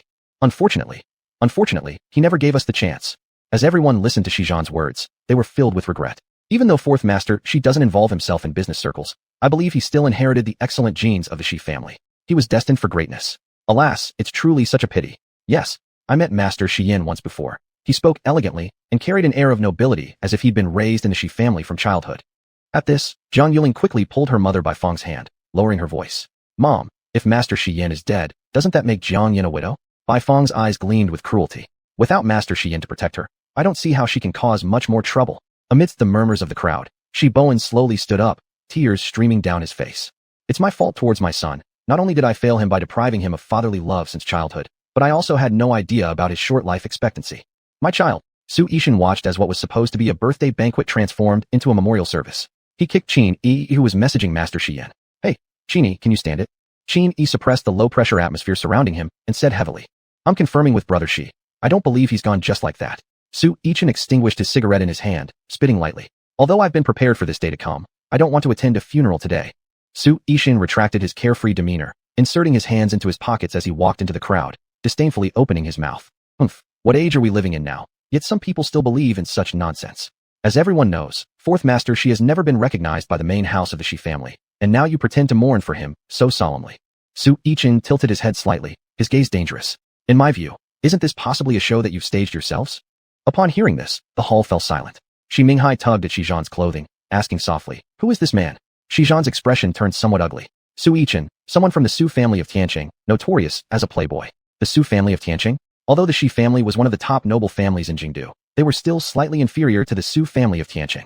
Why would Su Yishan defend Master Shi Yan? Nevertheless, Everything had already been set in motion, and they had already anticipated that someone would raise doubts. Xizhan glanced at the gray-robed elder, walking through the food area, narrowing his eyes slightly. Grandmaster Kangwu, I hear it was you who predicted my brother's calamity? Chapter 34. My wife is a coward. Master Zhongwu, he is a treasure master of Huagua, one who can subdue demons in the front and bring blessings to all beings in the back. Could his predictions be false? Zhongwu, who was concentrating on eating delicacies, shuddered upon hearing himself being mentioned. The grape in his hand dropped to the ground. With his back facing everyone, Zhongwu's mind raced at high speed. What did Xizhan say just now? Xian's fatal calamity was calculated by me? Damn Xizhan. How dare he drag me into this? Should I admit it or not? If I don't admit, since they dare to say so, there must be evidence. If accused, I will likely lose my reputation in this circle. If I admit, am I not betraying Xian? As Master Zhongwu hesitated, a strong hand landed on his shoulder, and then Xizhan's voice sounded. Master Zhongwu, I know your rules, but now it concerns the honor of our Shi family. Please speak up for justice so that some friends won't mistakenly think our Shi family is targeting brother-in-law, allowing brother-in-law to leave with no clarity. Zhongwu, damn thing, you are roasting me over the fire. But as Xizhan pushed hard, Zhongwu had to turn around, letting out a laugh. Everyone, let me be honest, the prediction about Xian, was indeed calculated by me. However, only heaven, earth, me, and Xian know about this. How did you find out? Xizhan looked solemn. It was told to me by my sister-in-law. Zhongwu was slightly startled. Jiangyan. Xizhan nodded. Zhongwu awkwardly smiled, subtly moving a bit farther away, with a smiling face but turbulent thoughts in his heart. Bad. Jiang Yan's cultivation far exceeds mine. She surely could see the great calamity ahead for Xian. What I didn't expect was that such a big shot actually joined the enemy side. Xian, forgive me. I can't mess with a big shot like her. She can crush me like an ant. Seeing that Zhongwu stopped talking, and considering the news came from the person sharing Xian's bed, everyone unanimously believed what Xizhan said. Xian is truly dead. Xizhan looked at Sui Chen, his expression darkening. Mr. Su, do you have any more questions now? Sui Chen stared at Xizhan tightly, his hands clenched beside him. After a long pause, his eyes lowered deeply. No, may you grieve appropriately. After saying that, he turned and walked towards Qin Yi, pretending to remain calm. After sitting down, the knuckles of his hand gripping the table edge turned white. Oh, before dying, Xian was still thinking about Jiang Yan, yet Jiang Yan betrayed him right away. After a while, the anger on his face disappeared, replaced by immense pain. Alas, the freak brother she is really dead. Well, better to die and gain peace. Otherwise, he might continue to hurt people everywhere. Qin Yi, holding his phone, couldn't wait for Xian's reply, and tears welled up in his eyes.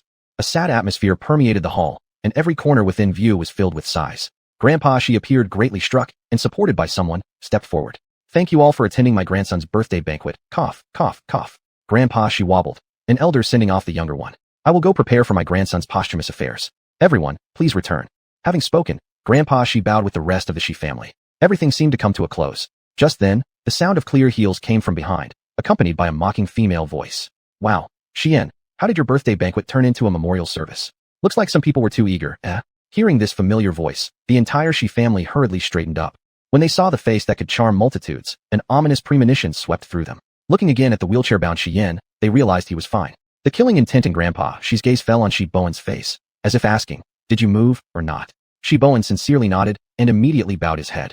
Zamanghai, this seasoned elder, was the first to react and quickly spoke. Xian, it's great that you're all right. You wouldn't believe it, we all thought you. Xian interrupted him, his expression dark. Thought what? Thought I'm dead. Second uncle, it seems you'll have to disappoint everyone. Zamanghai approached and patted Xian on the shoulder. What nonsense are you speaking? We are all one family, and we all hope nothing happens to you. Hurry, stop being stunned. So many relatives and friends have come to celebrate your birthday banquet. Go greet everyone.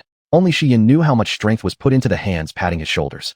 These few slaps were both tests and threats. Before Xian could open his mouth, Jiang Yan couldn't help but interrupt. Zamanghai, take your filthy hands off.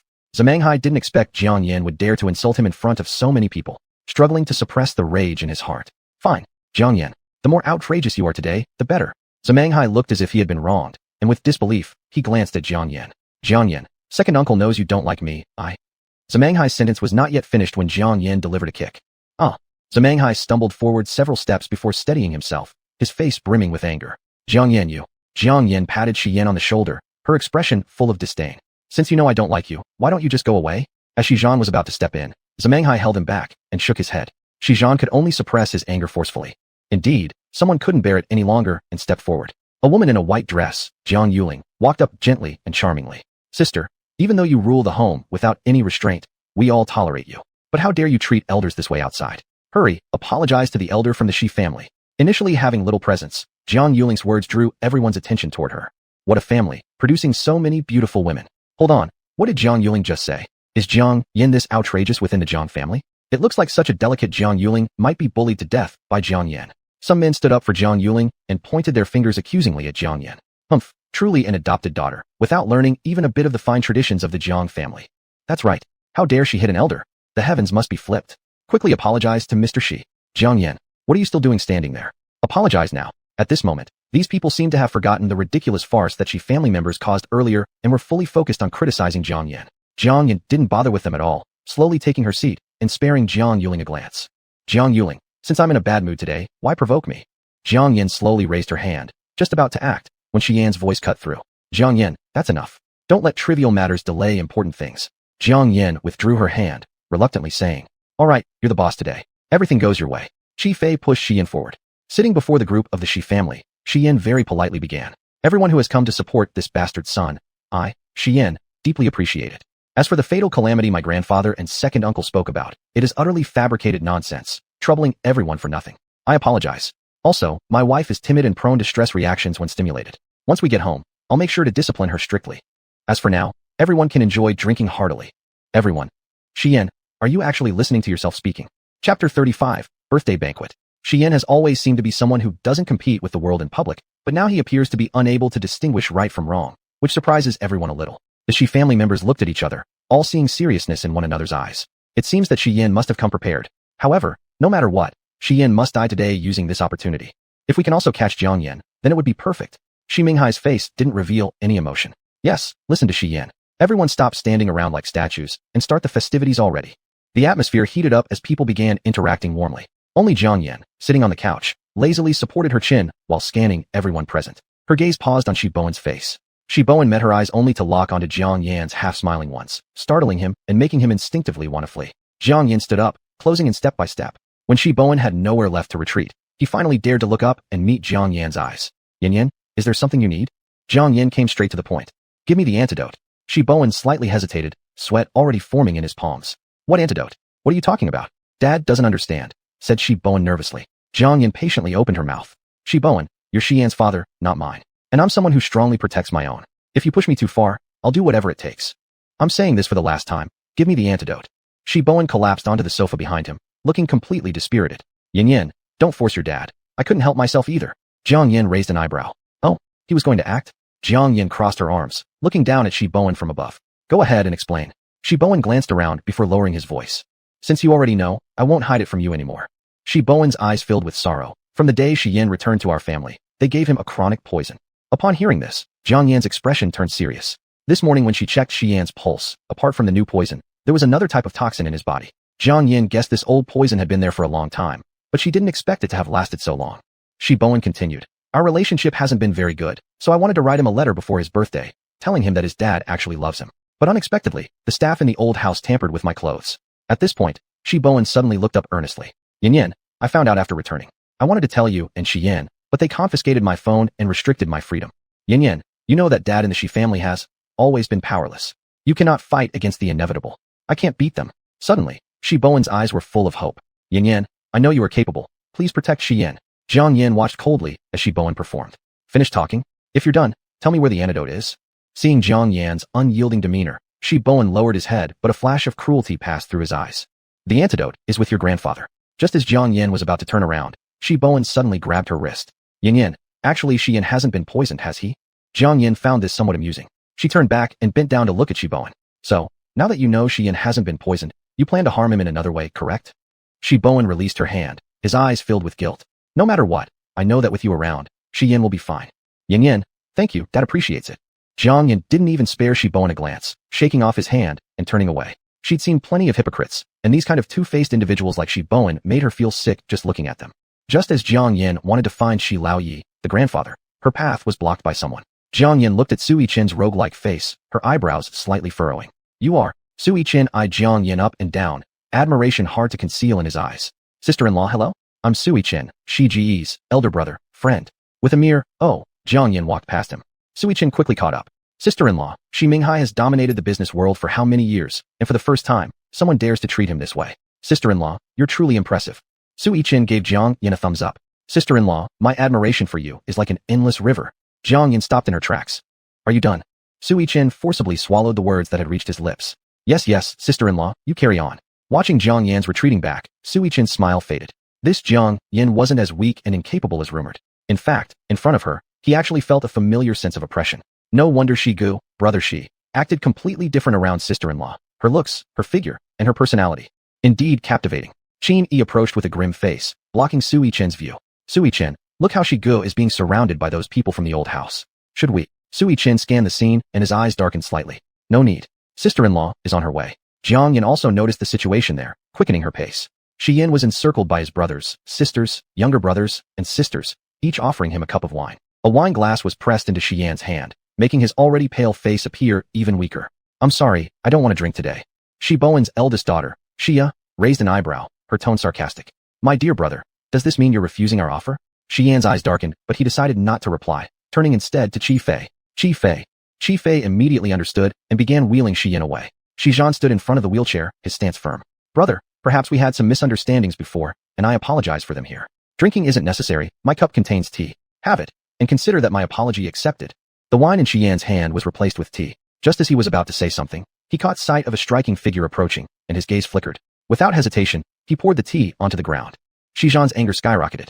Shi Yanyu. Jiang Yan's voice floated over casually. So, getting angry because of embarrassment? Shi Yan doesn't want to forgive you, so what? Jiang Yan might as well have written, bite me, across her face. Shi Zhan absolutely loathed Jiang Yan, but thinking about tonight's plan, gritted his teeth, and spoke. Sister-in-law, we're family. In front of so many people, could you possibly? Jiang Yan laughed until she shook, almost blinding those around her. Once she finished laughing, her expression changed dramatically, storm clouds gathering on her face. Shi Zhan scram.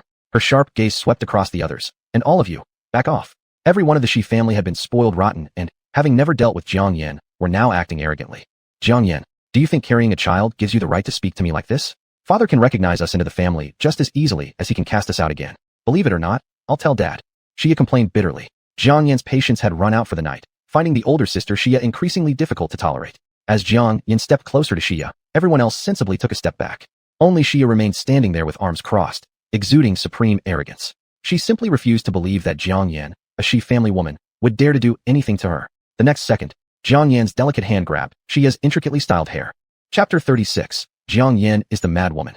Jiang Yan gave a hard tug backward, causing Xia's scalp to ache terribly. She was like a large and unruly hooligan, baring her fangs and claws. Jiang Yan, you despicable person. Let me go. Just watch me beat you to death. The elegant Jiang Yan pulled at Xia as she elegantly took her steps. Before Xia could react, Jiang Yan had forcefully slammed Xia's head onto the dining table. It hurts so much. Jiang Yan. It seemed that Jiang Yan did not intend to stop. Each cry from Xia resulted in another slam. Not until Xia's face was full of blood did Shi Bowen arrive with Grandpa Shi, quite late. Grandpa Shi was furiously enraged. Jiang Yan, I command you to stop this instant. Shi Bowen was trembling with anger, but said nothing. Jiang Yan, holding Xia, shifted her gaze from Shi Bowen to Grandpa Shi. Give me the antidote. Grandpa Shi's expression changed several times. What antidote? Seeing him feign ignorance, Jiang Yan threw Xia aside and grabbed another onlooker, Shi Wen, who still hadn't retracted her smile. Shi Wen was the eldest daughter of Shi Minghai and was very well pampered in the Shi family. Now she was completely terrified. Jiang Yan, what are you going to do? Shi Minghai rushed over, intending to step forward, but saw Jiang Yan pinching Shi Wen's neck, lifting her up directly. He immediately stopped, raising his hand to halt Jiang Yan. Jiang Yan, let's talk this through. Please release your second sister first. With such commotion here, all the guests looked over. For a moment, they were at a loss for words. Everyone said that rich families were often fraught with disputes. Yet today, just the wife of an illegitimate child could make the entire Shi household into complete chaos. No one knew whether it was because the Shi family was too weak or if Jiang Yan was simply too mad. Someone tried to take a stand for justice. Madam Jiang, why don't you quickly take back your disgraceful person? In the blink of an eye, Bai Fong and Jiang Yuling had already disappeared. Ever since Jiang Yan kicked Shi Minghai, Bai Fong had taken Jiang Yuling far away from the conflict, fearing that if they stayed any longer, they would get implicated. That night, noticed his purpose unachieved and felt rather awkward, turning to look at the bodyguards standing by the door. Your master is being bullied right in front of you, and all you're doing is standing there like statues. Why don't you capture Jiang Yan right now? The bodyguards glanced at the knight, then at Jiang Yan's face full of murderous intent, and decisively retreated, closing the door. They had witnessed Jiang Yan's skills.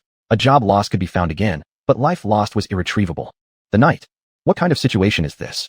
Embarrassed about losing face, the knight raised his arms in protest. Call the police.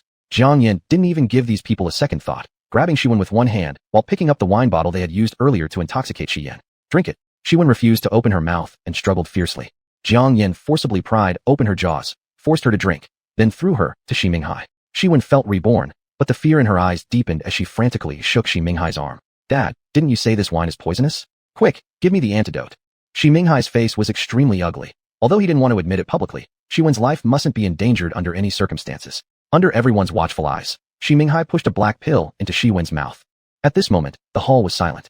Xi Yan finally spoke, breaking the deadlock. Uncle, were you trying to harm me? Xi Minghai's eyes were practically burning Xi Yan alive with murderous intent. Xi Yan was full of disbelief. Uncle, you actually intended to harm me. Xi Minghai wished desperately to kill both Xi Yan and Jiang Yan, risking his old life to do so. But when he noticed the angry and scrutinizing gazes of the guests directed toward him, he suppressed his rage. Xi Yan, you've misunderstood. For better taste in the wine, we added some fruit sugar, which Xi Wen is allergic to. Just as everyone was about to believe him, Xi Yan instructed Qi Fei to distribute the wines to all the guests. If it's such a fine thing, naturally everyone should share it together. As someone was about to drink, Xi Minghai's veins bulged with anger. Wait. Xi Yan's eyes darkened once more. What is it, uncle? Could it be that you truly intended to harm me? Xi Minghai struggled to defend himself, forcing Xi Zhan to collect the wines back from everyone, gritting his teeth as he spoke. There might be others who are also allergic to fruit sugar, so for everyone's safety, it's better not to drink it. Xi Yan still pressed relentlessly. Uncle, does that mean you only wanted to harm me? Xi Minghai. Grandpa Xi stepped out, shielding Xi Minghai behind him. Younger brother, allergies aren't a trivial matter. Send little one to the hospital first. Given this current situation, attempting to poison Xi Yan has become utterly impossible. The top priority was to quickly end this commotion. After the commotion, everyone lost their train of thought, casting accusing glances at the Xi family. Grandpa Xi's voice rang out with vitality. Ladies and gentlemen, today our Xi family failed to entertain you properly, causing this awkwardness. Jiang Yan has had numerous grievances against our Xi family, leading to this loss of control. The issue today, in essence, is a domestic matter of the Xi family. We hope all of you will remain tight-lipped about it. After Grandpa Xi spoke, everyone present tactfully prepared to leave. As Jiang Yan was about to say something, Grandpa Xi stood before her, barely suppressing his fury. Jiang Yan, as long as you promise not to cause any more trouble, I can give you the antidote for Xi Yan. Jiang Yan remained silent, which was taken as an agreement. Seeing this, Grandpa Xi felt as though he could finally take a breath of relief. Then, Jiang Yan's ghostly voice resounded once more near his ear. Ladies and gentlemen, hold on. Grandpa Xi hurriedly looked toward Jiang Yan, lowering his tone. Jiang Yan, what are you up to again? Ignoring him, Jiang Yan shoved Qi Fei aside and pushed Xi Yan to the front. You came here for a birthday celebration. How can you leave without singing the birthday song? Everyone, do me the favor of singing Happy Birthday to my husband before you go. The crowd, haven't you noticed the situation we're in? Do you really think we have any mood left for singing? While saying this, Jiang Yan appeared like a little girl demanding candy from the adults. But when she saw the refusal in everyone's faces, her expression darkened almost immediately. So sing or not. At this moment, Grandpa Xi assumed Jiang Yan was going to stir up some other kind of chaos and thus agreed to lead the singing himself since it was just one request. Happy birthday to you. Seeing that even Grandpa Xi had started, the guests reluctantly joined in, albeit unwillingly. Happy birthday to you, happy birthday to you. Jiang Yan smiled contentedly, her slender figure weaving through the crowd. She began with Grandpa Xi, tilting her head and asking, Did you eat yet? Sing louder. Enraged, Grandpa Xi's chest rose and fell, but to hasten the end of this farce, he raised his voice a bit. Satisfied, Jiang Yan picked up her skirt and spun around to stand before Xi Zhan, smiling slyly. Why aren't you smiling? Are you naturally humorless? Reluctantly, Xi Zhan managed a grim smile resembling someone who'd just lost their mother. Next, Jiang Yan bent down before Xia whose hair was in disarray. Why aren't you clapping? Did your hands break? Though furious, Xia clenched her teeth and started clapping anyway. Amidst the rising and falling waves of singing voices, Jiang Yan twirled gracefully, acting as if she were the real star of the evening. Xi Yan looked at Jiang Yan, unknowingly revealing a hint of indulgence even in his eyes. Chapter 37, 50% chance. Crazy Granny. Jiang Yan is crazy granny. The crowd did not look at Jiang Yan in a friendly way, but because of her skills, they had to put on a smile and sing the birthday song. Jiang Yan, let them go. Xi Yan looked at Jiang Yan, his voice slightly weak. We should go back. Jiang Yan's eyes met Xi Yan's, and her gaze darkened. She knew what Xi Yan meant. Tonight, they indeed had more important matters to attend to. If they missed the time, this birthday feast would truly become a memorial service. Jiang Yan leisurely waved her hand. All right, you can leave now. Since Jiang Yan had spoken, the crowd quickly fled from this place of conflict. Xi family's group was furious and wanted to provoke Jiang Yan, but merely facing her seemingly smiling face sent their words unsaid back down their throats. Fearless people are one thing, but those who don't care about life are another. This Jiang Yan belonged to the latter, as crazy as a madman. Grandpa Xi gave a deep look at Xi Yan and Jiang Yan before handing over the medicine bottle in his hand to Xi Yan. Xi Yan, it's your grandpa being old and confused. Here, this is the antidote. Xi Yan accepted it without speaking. Jiang Yan wanted to wrench the old man's head off and kick it like a ball. Seeing that he still lingered, she couldn't help but open her mouth. What are you still standing here for? Waiting for me to see you out. Grandpa Xi suppressed the ruthlessness in his eyes. Xi Yan, Grandpa hopes to see you tomorrow. His eyes then swept over Jiang Yan, a few words squeezed out from between his wide-set teeth. As for you, Jiang Yin, we will meet again. Grandpa Shi's strategies had failed multiple times, and now all he could do was rely on Master Zhang Wu's fortune-telling. After saying this, Grandpa Shi leaned on his cane and left. When everything returned to quietness around them, Shi Yin coughed up a mouthful of black blood, his complexion becoming even paler. Jiang Yin was momentarily stunned and hurriedly supported him. Let's go home. When they got back to Longting Jiyuan, Jiang Yin helped Shi Yin to bed, covered him well with blankets, and only then stepped out. Lu Yingmei asked anxiously, Yin Yin, how is it? Jiang Yan's face turned deathly pale, brushing past Lu Yingmei. She had something weighing on her mind and didn't want to deal with anyone. Walking into the living room, Jiang Yin released Chu Yi. Chu Yi stretched. Leader, what orders do you have? Jiang Yin spoke solemnly. In half an hour, my soul will be unstable. What you need to do is protect my body so that no wandering spirits or ghosts occupy it. Chu Yi paused a moment. Leader, what are you going to do? Jiang Yin gave a bitter laugh. It's time to fulfill the promise. Seeing that Jiang Yin was in a bad mood, Chu Yi didn't ask any more, patting his chest confidently. Leader, rest assured. Whoever dares to covet your body, I'll swallow them whole. Chu Yi now showed loyalty.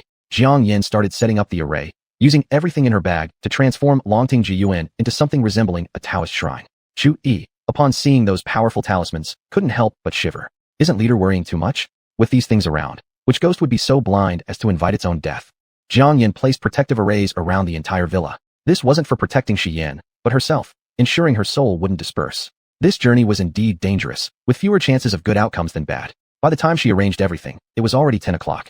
10 o'clock was Shi Yan's limit. Under the watchful eyes of Lu Yingmei and Qi Fei, Jiang Yin returned to the bedroom, locking the door from inside.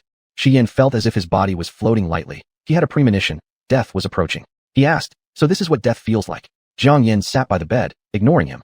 Shi Yin noticed the lonely silhouette of Jiang Yin, feeling something rising in his heart, almost breaking free. He feared if he didn't speak up now, he'd lose the chance forever. Silence reigned for a moment. Is the antidote Grandpa gave you real? Jiang Yin faced away from him. Fake, just another vial of poison. Shi Yin wasn't surprised. They were just trying to control me. After your pregnancy, variables appeared, and they decided to kill me. Finally, Jiang Yin turned to look at him. So according to you, it's my fault? Shi Yin shook his head laboriously. I am thankful to you, helping me sever this false kinship. Shi Yin paused briefly, lowering his tone somewhat. Jiang Yin, actually you're quite interesting. It's just a pity that I understood you too late. Hearing Shi Yan's words, Jiang Yan's fingers twitched slightly. Shi Yin, surely you're not about to say that you seem to be falling in love with me? Time seemed to freeze for a couple of seconds. Jiang Yin stared intently at Shi Yin, her eyes burning hot, as if trying to pierce through his soul. Shi Yin changed the subject. How sure are you about this?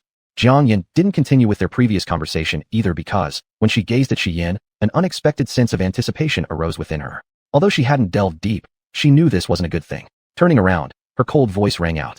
50%. Shi Yin's breathing slowed slightly. Doing my best is enough, I won't blame you. After all, he had long been prepared for death. A pebble thrown into the lake would create ripples. This was the first time Jiang Yin had seen someone so indifferent about death. The current Shi Yin tugged at one's heartstrings. Jiang Yin took a deep breath. Don't waste time. It's almost time. Close your eyes. No matter what you hear or feel, do not open them. It wasn't to scare Shi Yin, but rather she didn't want him to see her struggle as if on the brink of death. Shi Yan's lips parted slightly, as if he wanted to say something. Jiang Yin waited. But hearing nothing from him after a long while, a flicker of disappointment crossed her mind. Watching Shi Yin slowly close his eyes, Jiang Yan's expression became serious. I'm starting now. Though Shi Yan's eyes were closed, he could still hear. He clearly heard the sound of a dagger being drawn. If it were anyone else here, Shi Yin would have been wary already, but it was Jiang Yin. Then, he felt her cutting all his clothes off with that dagger and drawing something with her cold finger on his body. It must be some sort of talisman.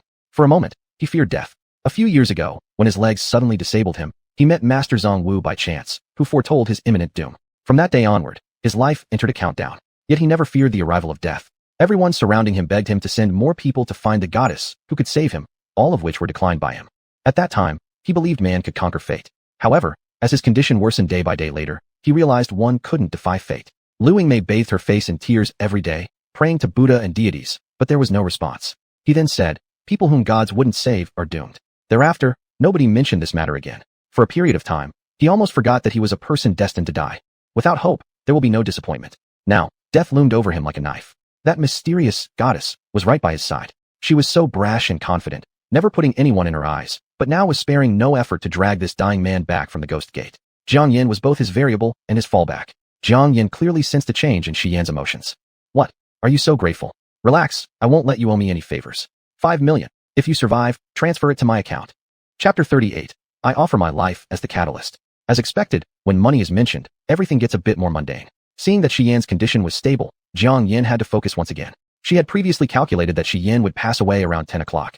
It was now 10 past 10, and at any moment, he could succumb to death. Time was running out for her. She concentrated all of her spiritual energy in her fingers, diligently drawing the Betray Heaven seal on Shi Yan. The Betray Heaven seal, as its name implies, defies the will of heaven, reversing fate. Even at the peak of her powers, Jiang Yan would need to pay a heavy price for using this seal. As the final stroke was completed, Jiang Yan weakly slumped onto the bed. Upon closer inspection, blood was gushing from her chest without cease. This seal was drawn with her lifeblood. Insufficient spiritual energy meant she had no choice but to offer her life in its place. Shi Yan listened to Jiang Yan's breathing grow increasingly unstable, filled with worry. Jiang Yan, what's wrong? Jiang Yan managed to hold on by a thread. Shi Yan, the road ahead is one you must walk yourself, and the karmic consequences it brings are ones you must bear beforehand. I can twist your fate, but I cannot resolve these consequences in your place. The cost is great. If you can't endure, everything we've done will be in vain. At this point, the Betray Heaven seal on Shi Yan began resonating with Jiang Yan. Jiang Yan felt the qi and blood in her body churning, struggling to maintain her balance. Shi Yan, prepare yourself. It's here. Jiang Yan looked out the window as sudden winds and rain grew fierce outside, quickly forming seals with her hands. Her gaze shifted to Shi Yan, and a fleeting sense of reluctance passed through her eyes before they turned resolute and ruthless. I offer my life as the catalyst, to reverse life and death against the will of heaven. Pointing towards the sky, her voice firm and unyielding. You heavens be damned. I, Jiang Yan, have claimed your life. Shi Yan. With Jiang Yan's declaration, the crimson blood seal on Shi Yan glowed red, then sank into his skin and disappeared. It seemed that the so-called heavens will had heard Jiang Yan's defiance. Dark clouds immediately gathered above Longting Jiyuan, pressing lower and lower as though about to swallow the earth. A bolt of lightning split the sky, releasing an oppressive aura that directly targeted the two people within the bedroom. Jiang Yan was forced down to her knees, blood trickling from the corner of her mouth as her body endured excruciating pain. With one hand slamming onto the ground, she spoke weakly. Initiate the array. Unseen by others, Shui downstairs clearly saw the entire Longting Jiyuan covered in a golden light, staunchly resisting the pressure exerted by heaven's wrath. Good lord, what's happening? Has something evil arrived? Shui quickly hid in the corner, curling up and too frightened to come out. Braving Mei Lu and Qi Fei outside merely thought the weather today was unusually harsh and noticed nothing else unusual. As for Shi Yan lying on the bed, he felt like falling into the depths of the ocean, slowly sinking deeper and deeper, with freezing seawater overwhelming his senses. Death loomed over him like a wave ready to engulf him, his eyelids becoming heavier by the second. His karma wanted to kill him. After an indeterminate amount of time, just as Shi Yan thought he'd disappear completely into this deep sea, a hand suddenly reached out and grabbed him. Shi Yan. A familiar voice cut through the water, penetrating his ears. Shi Yan suddenly opened his eyes and looked at the darkness surrounding him, tightly gripping the hand extended toward him. There were still many things he hadn't done, many people waiting for him. He couldn't die? His voice hoarse, he rasped, "Take me with you." Perhaps moved by his strong will to survive, the hand pulling him grew faster, until finally, he was lifted out of the sea surface. Whoosh. When he opened his eyes again, all around had returned to silence. The sheets were stained with blood, a lonely dagger lay abandoned on the floor, fragments of talisman paper scattered everywhere, dim lighting casting a stifling atmosphere. The wall clock showed it was already 1 a.m. Had he not died? Just as he was thinking about moving, he realized a blood-stained arm was draped across his waist. Following it up, he saw Jiang Yan lying there, completely silent. Shi Yan's pupils contracted sharply. Jiang Yan. No response. Without hesitation, Shi Yan pulled Jiang Yan into his arms, focusing on the shocking wound on her chest. At that instant, he felt as if his own blood froze. His voice trembling. Jiang Yan, wake up. Receiving no reply after a long while, Shi Yan placed his hand near Jiang Yan's nose. The person in his arms had ceased breathing. Having already faced life and death, Shi Yan found himself momentarily at a loss. Jiang Yan, don't sleep. I'll take you to the hospital. As Lu Yingmei and Qi Fei waited by the door and saw Shi Yan emerge holding Jiang Yan, they were both dumbstruck. Lu Yingmei asked, Shi Yan, what happened? Shi Yan's footsteps hurried. Qi Fei, go start the car. Qi Fei didn't have time to be shocked that Shi Yan's previously disabled legs had healed. He immediately drove the car over. Jiang Yan was rushed into a private hospital, where all the experts gathered around her bed and shook their heads in unison with heavy sighs. Mr. Shi, Mrs. Jiang lost too much blood, and it couldn't be stopped in time. She's gone. If she had been brought here an hour earlier, perhaps we could have saved her. Mr. Shi, please accept our condolences. Shi Yan sat by the bed, gripping Jiang Yan's icy hand with a dark expression on his face. Leave. Lu Yingmei sobbed uncontrollably. Yan, mother refuses to believe this. You're so capable. How could you? The air pressure around Shi Yan dropped even lower. You should leave as well. Once only the two of them were left in the room, Shi Yan's eyes softened slightly. He tightly held Jiang Yan's hand, his voice hoarse. Are you afraid I'd bother you when I wake up? So you're hiding.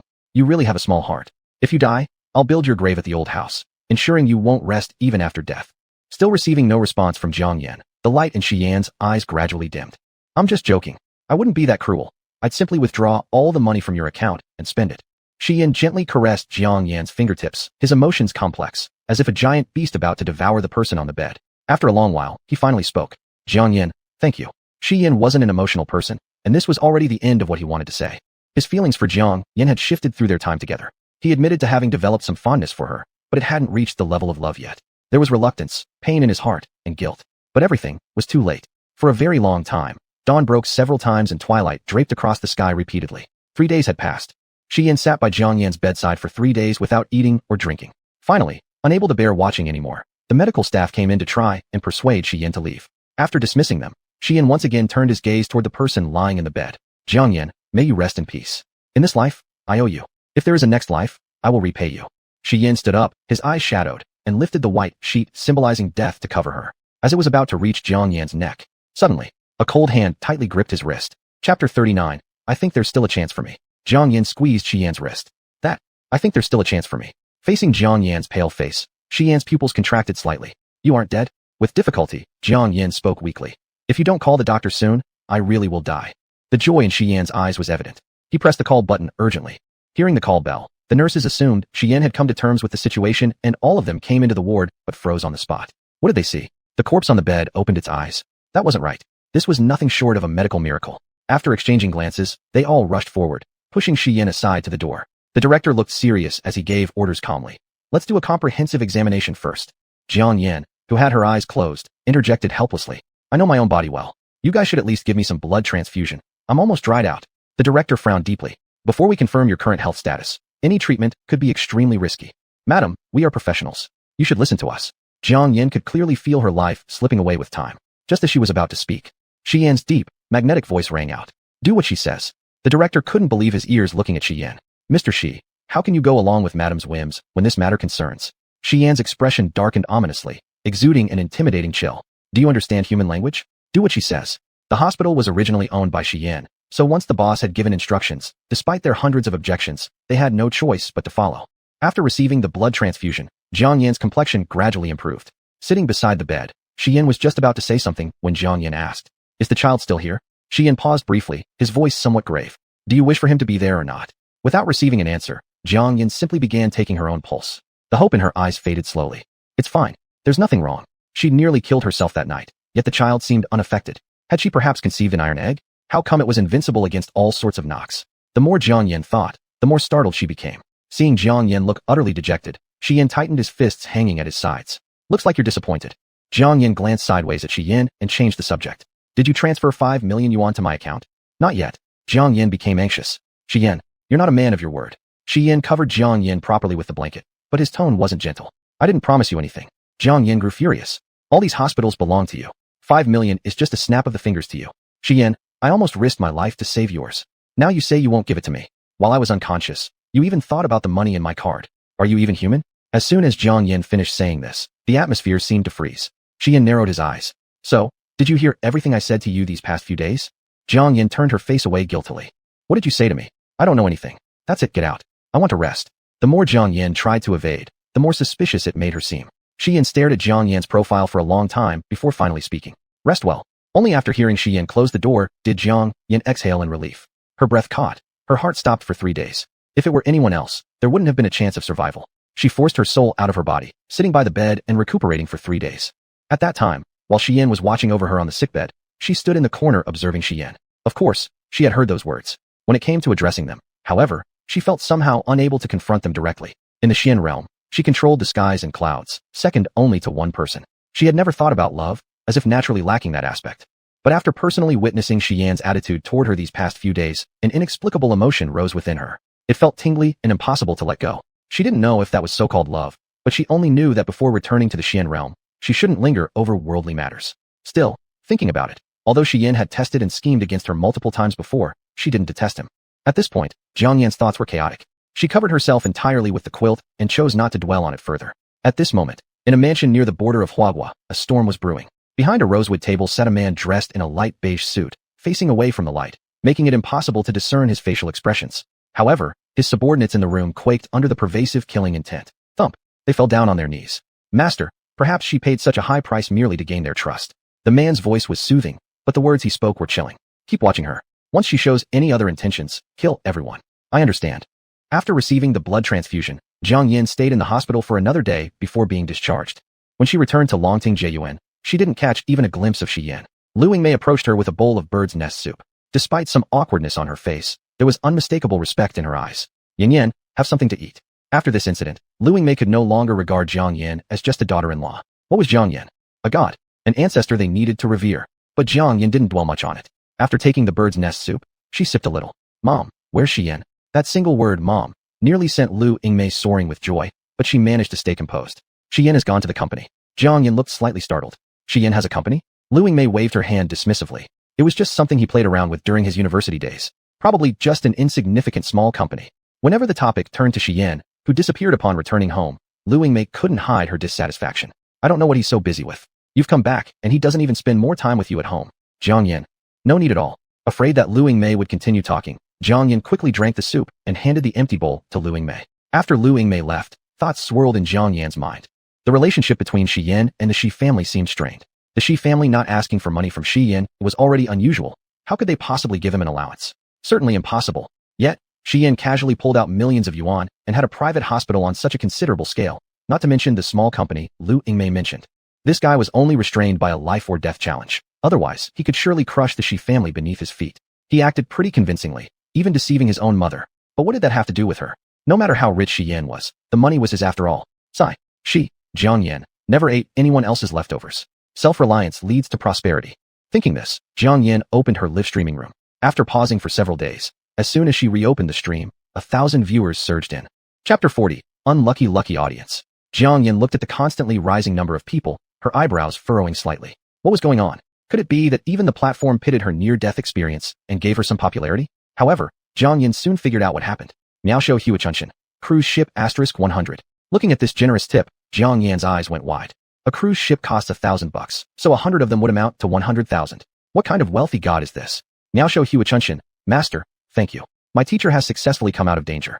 Jiang Bai, who was watching the live stream in the boys' dormitory, also had his eyes widen. He poked the roommate next to him. Hey, do you think this Qingyan master could actually be a real master?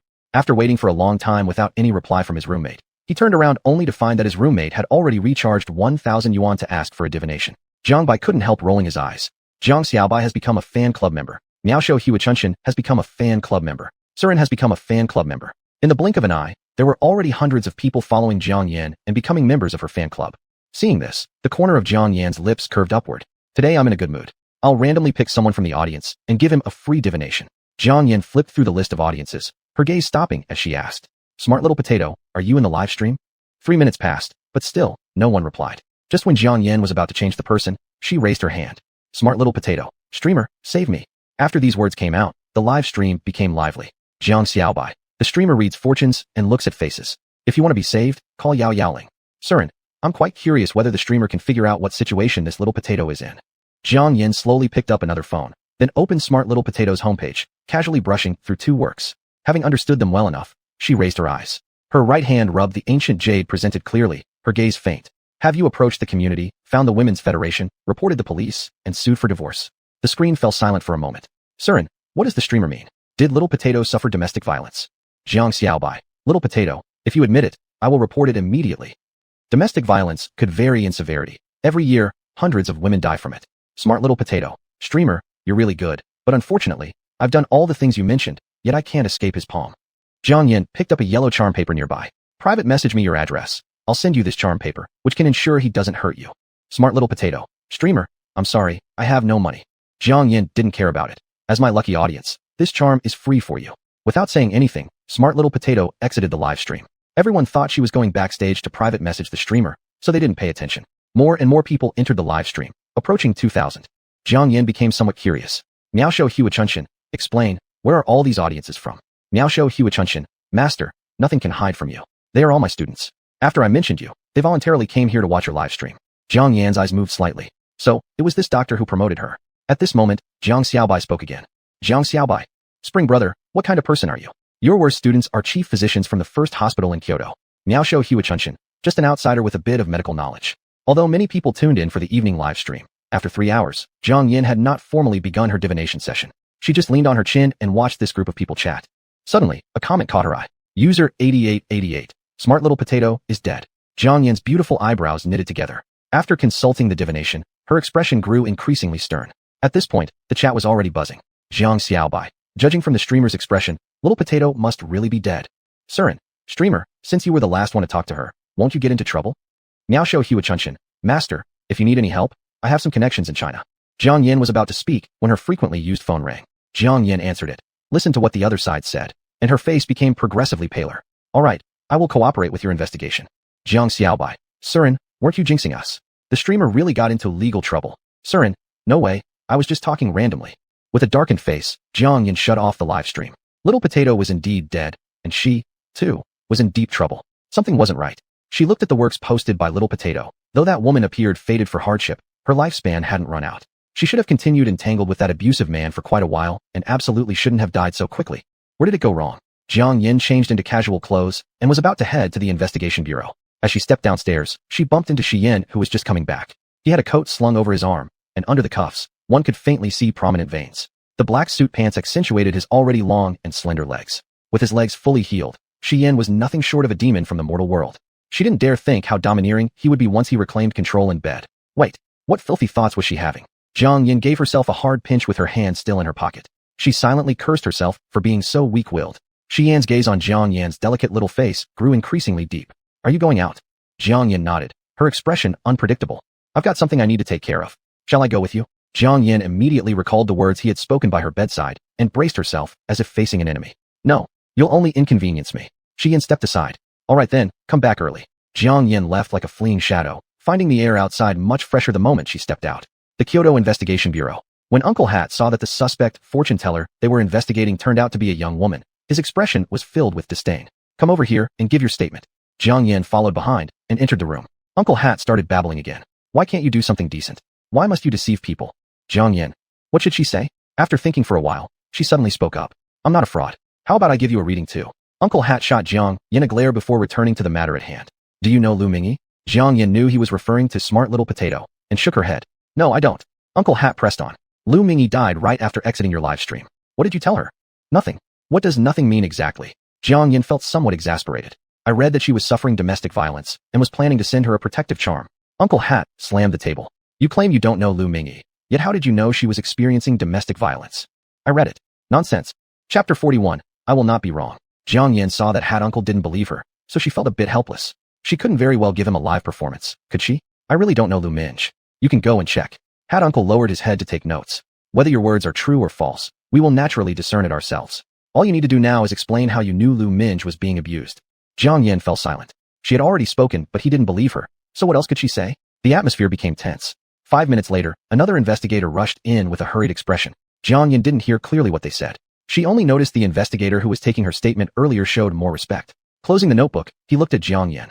We have already investigated thoroughly. Lu Mingyi's death has nothing to do with you. Your family has come to pick you up, you can go now. Jiang Yin added a few streaks of doubt to her gaze. Why did the attitude change so quickly? However, it doesn't matter. What's important is she could extricate herself from this situation. Wait, he said, family? After walking to the entrance of the investigation bureau, Jiang Yin looked at the black Maybach and hesitated slightly before stepping forward. As soon as she sat inside the car, Xian's gaze landed on her. Just doing a live stream. How did you end up here? Jiang Yin leaned back, not intending to answer this question, her attitude icy. I didn't expect you to have such wide-ranging connections. Xian reined in his expression. Average. Average. Look at his arrogant appearance. Jiang Yin knew Xian managed to get her out of there, meaning he must have figured out what happened. Her head turned away but then turned back again. How did Lu Mingyi die? Fell off a building. Jiang Yin frowned deeply. Suicide. Looks like suicide, but her husband insists someone taught her to do it. Xian looked at Jiang Yin, his unspoken meaning clear. Jiang Yin rolled her eyes without holding back. Why look at me? If I wanted to kill, why would I dirty myself? Xian's emotions were inscrutable as he asked Jiang Yin. Seeing your shock means you think her end wasn't supposed to be like this. But, will you never be wrong? Jiang Yin felt as if she had heard the biggest joke. Hey, Xian, who am I? Jiang Yin. If I make mistakes at divination, which is the most basic skill, what business should I still be in? Xian didn't say anything, turning his face towards the car window. Jiang Yin could feel anger bubbling up looking at him like that, leaning over to ask for an explanation. What's that look for? Speak clearly. Before Jiang Yin could move, Xian had already turned his head, leaving less than a fist's distance between them. The air inside the car grew thin all at once. Jiang Yan's eyelashes, delicate like butterfly wings, drooped instinctively, wanting to escape. Suddenly, a powerful hand controlled her waist, even pulling her closer into his arms. Xian's voice came from above her head. Jiang Yin, what were you going to say just now? Jiang Yin felt her heart almost leap out of her chest. What's with all the jumping? Weak. Stop jumping. Jiang Yin, your ears are red. Jiang Yin felt her body temperature rising with Xian's finger temperature, hurriedly pushing him away, looking outside the window. Nothing. Shi Yan's deep gaze fell on his fingertips, lightly caressing. Jiang Yin watched unfamiliar scenery outside the window, suddenly speaking. This isn't the way home.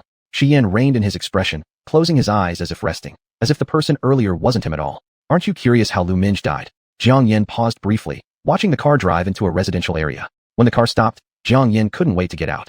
Shi Yan inside the car looked toward Jiang Yin through the window, his expression tender. Qi Fei, who had been holding his breath all the way, finally couldn't help but speak up. Master, your interference in the affairs of the investigation bureau might not remain hidden. You won't have any peaceful days left. Shi Yan's face no longer showed any previous warmth or disengagement. It doesn't matter. Since she didn't die, there's no need to remain hidden anymore. It's time for the forces in this capital city to be reshuffled. Upon hearing Shi Yan's words, Qi Fei was faintly stirred, momentarily teary-eyed. He had followed Shi Yan for 10 years, witnessing Shi Yan start from nothing and gradually reach the peak. But just as they were about to reach the pinnacle, Shi Yan's health collapsed. He thought there wouldn't be any more chances to stand side by side with Shi Yan. Who would have thought that the lady directly solved everything? That carefree young master was back. He couldn't wait to trample those who had insulted them underfoot. Qi Fei was about to say something more when he saw Shi Yan's eyes focus outside the window and followed his gaze too. Several hours had passed, and the traces of Lu Minj's fall had already been washed clean. Jiang Yin looked up. The 16th floor window was still open, the curtains fluttering. No, something was off. Nothing was right. There was no sign of death there. Could she have really miscalculated? Impossible. She was an authority in this field. She absolutely could not allow such a basic mistake. Jiang Yin hurried upstairs. Qi Fei saw this and became somewhat anxious. Master, should we follow her? Shi Yan, however, showed no reaction. He understood that Jiang Yin was never a golden oriole to be kept in a cage. Even he had no right to confine her. Jiang Yin had already arrived at the door of apartment 1603. She quietly listened for any sounds from inside. Suddenly, there was a click, and the door opened from the inside. A bespectacled, slender man stood face to face with Jiang Yin. Jiang Yin carefully studied his features, but couldn't see anything that would indicate he was a moody domestic abuser. The man's expression was dispirited as he spoke first. Who are you? Jiang Yin also adopted a deeply saddened look. I'm a friend of Minja's. I heard something happened to her, and came to take a look. Seeing Jiang Yan's eyes continuously darting into the room, Chaiwen stepped aside. Please come in. As soon as Jiang Yin entered, she began observing her surroundings. The room was clean, yet a faint aroma wafted into her nose. Chaiwen poured Jiang Yin a glass of water. Why haven't I heard about Minj having a friend like you? Jiang Yin picked up the glass and lightly sniffed it. No poison. Oh, we don't often keep in touch. Seeing that Jiang Yin wasn't planning to chat with him, Chaiwen simply stopped paying attention to her and proceeded to polish Minja's memorial photo as if nobody else was there. Jiang Yin asked, Can I look around? Go ahead. Jiang Yin stood up and examined everything closely, but the more she looked, the more shocked she felt. When someone dies, their soul energy doesn't completely dissipate until after 49 days. But in this room, there was no trace of Lu Minj's soul energy at all. That left only one explanation. Lu Minj had been dead for a long time. Jiang Yin turned to look at Chaiwen. When exactly did Lu Minj die? Chaiwen paused his polishing movements for a moment. 5 hours ago. Jiang Yan's gaze became sharper. How exactly did she die? A glint of savagery flashed in Chaiwen's eyes, but by the time he looked back at Jiang Yin, he appeared normal again. She jumped off the building. Jiang Yin slammed her hand on the table. You're lying. Chapter 42, Domestic Violence Man. Chaiwen carefully placed Lu Minj's memorial photo and stood up, glaring angrily at Jiang Yin. You're not a friend of Minj. Who are you really? Jiang Yin remained composed. I have no intention of interfering in your family affairs. I just want to clarify some matters. Chaiwen spoke sternly. You're not welcome here. Please leave my house, or I will call the police. Seeing that Chaiwen was unyielding, Jiang Yin had no choice but to reveal her deductions. Lu Minj has been dead for more than 80 days. I'm curious. How did you make the body appear as if she had just jumped from the building? Also, this house is too clean, unnaturally so. There's no trace of Lu Minj ever living here. The shoe cabinet has no women's slippers, and the bathroom lacks a woman's toothbrush and towel. At this point, Jiang Yin caught another whiff of a strange fragrance. What kind of incense are you burning in this house? Jiang Yan's relentless questioning put Chai when in a foul mood. He took out his phone to call the police. Having just come out of the investigation bureau, Jiang Yin certainly didn't want to go back there again. She sighed deeply. Let's talk it out calmly. I mean no harm. Here's a deal. When Chaiwen looked up again, his eyes were red-rimmed. A deal? Can a deal let me see Minj again? Get out. Out of my house. Still, Chaiwen's emotions hadn't spiraled out of control. Jiang Yin narrowed her eyes slightly. She wasn't sure whether Chaiwen wasn't actually the abusive man people thought he was, or if he was simply too good at hiding it. Want me to help you see Lu Minj? It's not impossible. Chaiwen's anger dissipated abruptly as he raised his head to look at Jiang Yin. What do you mean? Seeing an opening for negotiation, Jiang Yin sat down on the sofa. If you tell me the whole story, I'll let you see Lu Minj. Enraged, Chaiwen roared. Minj is already dead. I didn't say you would see her alive. Jiang Yin replied nonchalantly. Chaiwen's expression became grave. Are you a Taoist master? Shaking her head solemnly, Jiang Yin corrected him. No, I'm a sorcerer. Had anyone else been present, they might have thrown her out upon hearing this claim. But hope glimmered stronger in Chaiwen's eyes. Really? Can you really let me see Minj? Jiang Yin nodded. And I promise, I won't disclose the truth to the investigation bureau. I've said it. I don't care about the grudges between you two. Finally, Chaiwan sat down across from Jiang Yin, sadness overwhelming his eyes. He breathed deeply. You're right. Minj met with an accident 5 months ago. A car crash.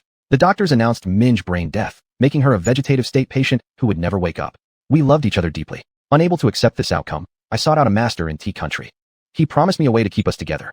At this point, Jiang Yin interrupted. What he suggested was using that incense, wasn't it? Chaiwan nodded. As long as I lit the incense, I could see Minj's soul. I took care of her physical body during the day and tended to her soul at night. We still loved each other intensely. But 3 months ago, all indicators showed her body deteriorating rapidly. The doctor told me Minj was going away. Therefore, we checked out of the hospital. I asked the master for help again, and he gave me another kind of incense to burn simultaneously. Afterward, I could clearly feel Minj's pulse. I knew she was still around. So, we resumed our former lives. But today, when I went out to buy groceries, a neighbor informed me that Minj jumped off the building. At first, I refused to believe it. Minj was a vegetative patient. How could she jump off a building? When I saw her corpse, Chaiwan covered his face in tears. I didn't know whether I should grieve or rejoice. She moved. His eyes grew dim once more. But the first thing she did after moving was leaving me forever. And no matter how much incense I burned, her soul disappeared. By now, Chaiwan was sobbing uncontrollably. I don't know what happened. After the investigators came, I could only numbly sort through her belongings. But the investigators told me she used her phone. When I checked it, I found out she had watched a live stream by a certain shaman. By now, killing intent radiated from every pore of Chaiwan's body. It must be that shaman. That shaman must have cast a spell on her, causing her soul and body to leave me forever. I'll make that shaman pay with her life. From the opposite sofa, said shaman. Why on earth had this huge blame fallen onto her? Finally, Jiang Yin had figured out the whole story, but she still had a few doubts. Did you ever physically abuse Lu Minj? Startled, Chaiwan shook his head. I love her more than anything. How could I possibly lay a hand on her? Jiang Yin continued her questioning. Who posts her works on the platform? Based on what Chaiwan had said, the works that Jiang Yin saw must have been filmed when Lu Minj was still well. Otherwise, Jiang Yin wouldn't have made an incorrect divination. Just as expected, Chaiwan began to speak. Those videos were all filmed when Minj was still well. Minj married far away from home. Her spirit didn't want her family to know about the incident, so she asked me to post those works to reassure them. Upon hearing this, Jiang Yin sighed in relief. Videos from 5 months ago would naturally show issues with facial expressions and divinations. Jiang Yin knew she could learn no more from Chaiwan, so she stood up. I'll come over tonight to let you meet Lu Minj for the last time. Chaiwan sounded somewhat anxious. How do I know if you're lying to me? Jiang Yin felt a bit speechless. What do I have to gain by deceiving you? Chaiwan paused, then lowered his eyes. All right, I hope you keep your promise. I will wait for you. Of course, Jiang Yin would not break her word because she wanted to ask Lu Minj the remaining questions in person. Jiang Yin walked to the door, her hand just touching the handle to open it. Suddenly, a sinister male voice rang out from behind her. Hold it. Did I tell you that you could leave? This wasn't Chaiwan's voice. Jiang Yin turned back and found that the grieving Chaiwan who had just taken off his glasses now looked at her with fierce eyes. How dare you try to take control for Lu Minj, that little vixen? Saying this, Chaiwan tossed the treasured memorial photo onto the ground and started stomping on it violently. Lu Minj, you're dead but can't rest in peace. You betrayed me by wearing green hats. You seduced other men. Not until the photo was completely shattered did Chaiwan stop, his eyes wide and face distorted with rage. Do you also want to go join Lu Minj? Good. I'll send you right there to see her. Right at this moment, Chaiwan became nothing less than a domestic violence perpetrator through and through. Seeing Chaiwan's sudden transformation, Jiang Yin's gaze lit up with a touch of interest. Could this be dissociative identity disorder? As Jiang Yin was lost in thought, Chaiwan had already pulled out a kitchen knife from the kitchen, his emotions utterly out of control. The hell with you, I'll slaughter you. Chapter 43, Self-Inflicted Suffering. Jiang Yin looked coldly at Chaiwan who was charging towards her, already slowly raising her hand to prepare for a counterattack. Just then, Madam, the voice fell and the door was violently kicked open from outside. As Jiang Yan's astonishment settled, Shi Yin and Qi Fei had already rushed in. Are you alright? Shi Yin shielded Jiang Yin behind him. Jiang Yin shook her head. I'm fine. She lowered her eyes to look at the hand that rested on her wrist. A strange feeling rose in her heart, as if something was taking root and sprouting. Seeing that Jiang Yin was unharmed, Shi Yin glared at Chaiwan full of murderous intent. Qi Fei. Chaiwan holding the kitchen knife didn't know whether to lift it or put it down, still hesitating when Qi Fei gave him a kick that brought him down. In a few moves, Qi Fei pinned Chaiwan to the ground. Chaiwan struggled to lift his head, glaring fiercely. What kind of people are you? No one paid him any attention. Jiang Yin began searching inside the room for the source of the strange aroma. She stopped in front of the safe. Password. Chaiwan turned his face away. Do you really expect me to tell you the password? Never. The one sitting on the sofa, Shi Yin, just lightly glanced at Qi Fei, who understood immediately. One kick after another landed on Chaiwan's stomach. Is there a way out? Is there a way out? Blood seeped from the corner of Chaiwan's mouth, his body curled up together, finally showing some fear in his eyes. Don't hit anymore. There's a way. There's a way. The password is 54,188. After Jiang Yin successfully opened the safe, she saw 2 types of incense neatly placed. One was deep red, One was black. Jiang Yin sniffed them at her nose tip and frowned prettily, her eyes full of mockery. Oomph, you're not worth much. Jiang Yin threw those 2 types of incense in front of Chai Wan, looking down at him haughtily. I've decided to let you meet Lu Minj earlier. Chai Wan's eyes were filled with rage he dared not express, shouting angrily. You're talking nonsense. Lu Minj has already died. Jiang Yin squatted down, pointing her finger at Chai Wan's forehead. It's none of your business. I'm talking about him. After the sound trailed off, Jiang Yin lightly pressed. Chai Wan's eyes suddenly changed, without the previous killing intent, but there was some vigilance in his gentle expression. Where am I? What happened? He looked at Qi Yan. Who the hell are you? Jiang Yin gestured for Qi Fei to release him. Qi Fei nodded and took his foot away. Chai Wan got up from the ground, his eyes full of confusion. What's going on here? Jiang Yin didn't answer Chai Wan. Instead, she sat by Qi Yan, reaching into her pocket to take out a medicine bottle, twisting it open and placing it on the table. Right under everyone's eyes, Jiang Yin spoke to thin air. Chu-yi, bring back Lu Minj's soul. Chu-yi stretched lazily. All right. Time passed by bit. Roughly half an hour later, a cool breeze came along, moving the curtain slightly. Jiang Yin lifted her eyes slightly. Chu-yi, thank you for your hard work. Chai Wan was somewhat nervous yet expectant. Is Mingyi back? Jiang Yin dipped her hand in the cup of water on the coffee table, gently flicking it into the air, and a pale white figure appeared before everyone. Chai Wan's eyes went from disbelief to joy. Mingyi, it's really you. Chai Wan tried to step forward to embrace Lu Minj, but ended up hugging air. Lu Minj's complexion was deathly pale. However, there was no hint of joy at being reunited after so long. Even more so, there was a tinge of aversion. Upon seeing this, Jiang Yin had already understood. She directly spoke. The so-called masters you sought, their 2 kinds of incense are to confine a soul and to consume your lifespan respectively. Lu Minj's soul had long left the mortal world, yet you confined her for months. This was also the reason why Jiang Yin hadn't felt a soul presence in this house. It was too weak, almost negligible. Jiang Yin crossed her long legs, looking leisurely. Moreover, her bodily functions should have disappeared, but you prolonged her life with incense. Actually, the extended lifespan was all yours. Jiang Yin looked at Chai Wan, seeing that there was no surprise on his face, indicating that he was clear about the purpose of this incense. Leaning back, her demeanor icy and aloof. Lu Minj, he claims to deeply love you, but after your soul reunites with your body, the first thing you do is jump off the building to leave him. Is there anything you'd like to say to him now? Lu Minj slowly turned towards Chai Wan, full of disdain in her eyes. Chai Wan, I'm already dead, yet you refuse to let go of me, don't you? Chai Wan was stunned.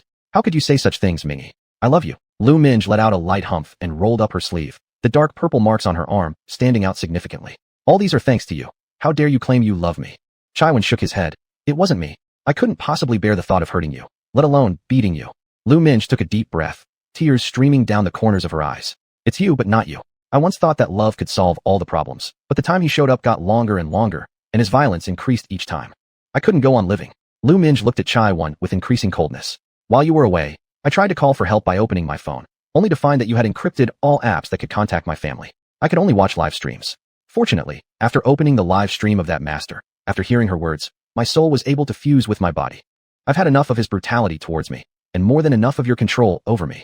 Risking the annihilation of my soul, I still wanted to drag my damaged body far away from you forever. Chai Wan swayed unsteadily, filled with despair.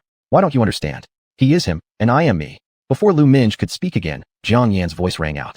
Oh, so it seems you're aware that there's another personality within your body. The innocent-looking face of Chai Wan finally revealed some annoyance. So what if there is? Isn't loving her enough? I cut off all my social connections just to fully care for her. Isn't that enough? In this world, can anyone find a better man than me? Jiang Yan felt that communication with such a person would get nowhere, so she turned to Lu Minj. I'm in a good mood today. Speak up. How do you want to resolve this issue? When Jiang Yan said this, her expression and tone were exactly like the Qingyan master in that live stream. Lu Minj was somewhat delighted. Are you? Jiang Yan nodded. Lu Minj rushed directly to Jiang Yan, pointing at Chai Wan, indignant. I hope the other personality inside him disappears forever. Chai Wan became nervous. Minj. Lu Minj hated both of them deeply. One tormented her physically, while the other continuously psychologically manipulated her through PUA. Jiang Yan nodded. All right, I agree. Upon hearing this, Chai Wan turned around to flee. Qi Yan spoke slowly. Qi Fei. Qi Fei immediately grabbed him back and threw him in front of Jiang Yan. His eyes brimmed with admiration. Madam, can you also cure mental illness? Jiang Yan's demeanor was languid. Nope. How will you deal with his other personality then? Jiang Yan called out Chu Yi, pointing at Chai Wan on the ground. Chu Yi swallow his soul. Chu Yi's eyes lit up. Got it. In an instant, Chai Wan's face, which had shown obsession earlier, began to contort with anguish. I'll kill you all. The next second. I beg you, I don't want to die. The two personalities alternated until Chu Yi sucked his soul out of his body, and that's when he truly felt fear. Minj, save me, I don't want to die. There was a fleeting trace of mercy in Lu Minj's eyes as she looked at Jiang Yan. Master, will he die? No. Hearing this, Lu Minj remained silent no more. Leaving him alive counts as repaying these years of marital grace between them. Chapter 44, Leaving the Shi family. Chaiwan lost his 3 souls and 7 spirits, becoming a fool directly. Lu Minj felt relieved and deeply bowed to Jiang Yan. Master, thank you. Jiang Yan waved her hand. We've met during this journey, which can be considered an edge. Go back to where you should be. Lu Minj nodded, and her soul gradually faded away. She stood up. We should leave too. Jiang Yan looked at Chaiwan, who was only smiling foolishly while sucking his fingers, her eyes deepening in color. He had lost his soul, turning into a fool with no ability to survive, and in this state, wouldn't last much longer either. Sinning by oneself, there's no way out. In the car, the atmosphere was very oppressive. Shi Yan actively extended his hand towards Jiang Yan. Jiang Yan slightly arched her eyebrows, as if asking him what he meant. Shi Yan's gaze darkened. You don't need it?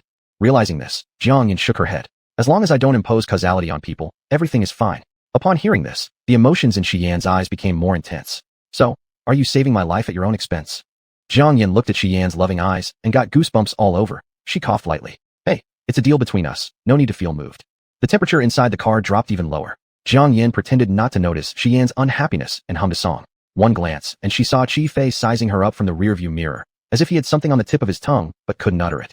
Qi Fei, do you have something to ask me? Qi Fei seemed like someone opened his floodgate. Madam, Lu Minj's soul has been confined for so long. How could one session of your live stream help control her body? Jiang Yan paused slightly, thought it through, and found the answer. When she watched my live streams, I wrote a talisman for her, establishing a karmic connection unknowingly. Perhaps because I'm quite skilled, the moment the talisman formed, I could free her from her confinement. Qi Fei nodded, his eyes sparkling. Madam, I have another question. Ask, is there a ghost under your command? Jiang Yan knew he was talking about Chu Yi, so she nodded. Yes, I casually recruited one, but he's quite obedient.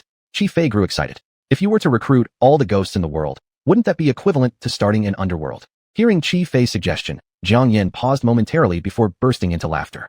It's fine keeping 1 or 2 small ghosts, but if we open an underworld, it'll certainly cause trouble. Not mentioning whether the legitimate underworld would tolerate me or not. Just this heavenly way here might reduce me to powder.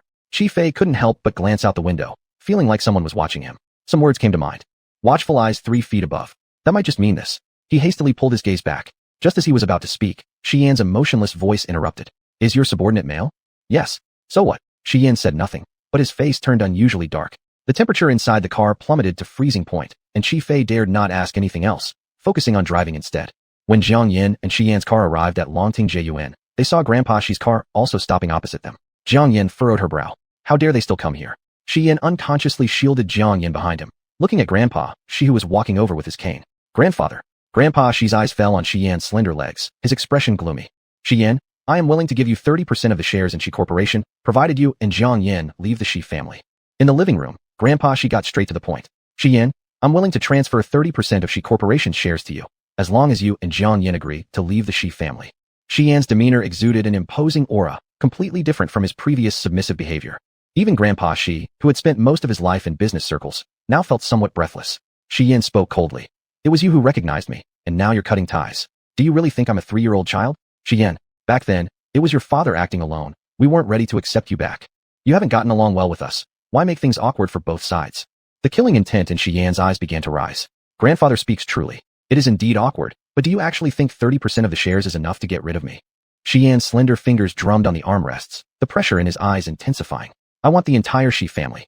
Will you hand it over? Before Grandpa Shi could fly into a rage, Jiang Yan threw the orange peel in her hand onto him, warning him with her casual look. Humph. Grandpa Shi forcibly suppressed the anger building in his chest. Shi Yan, your request is simply excessive. Shi Yan lifted his gaze, his eyes full of disdain.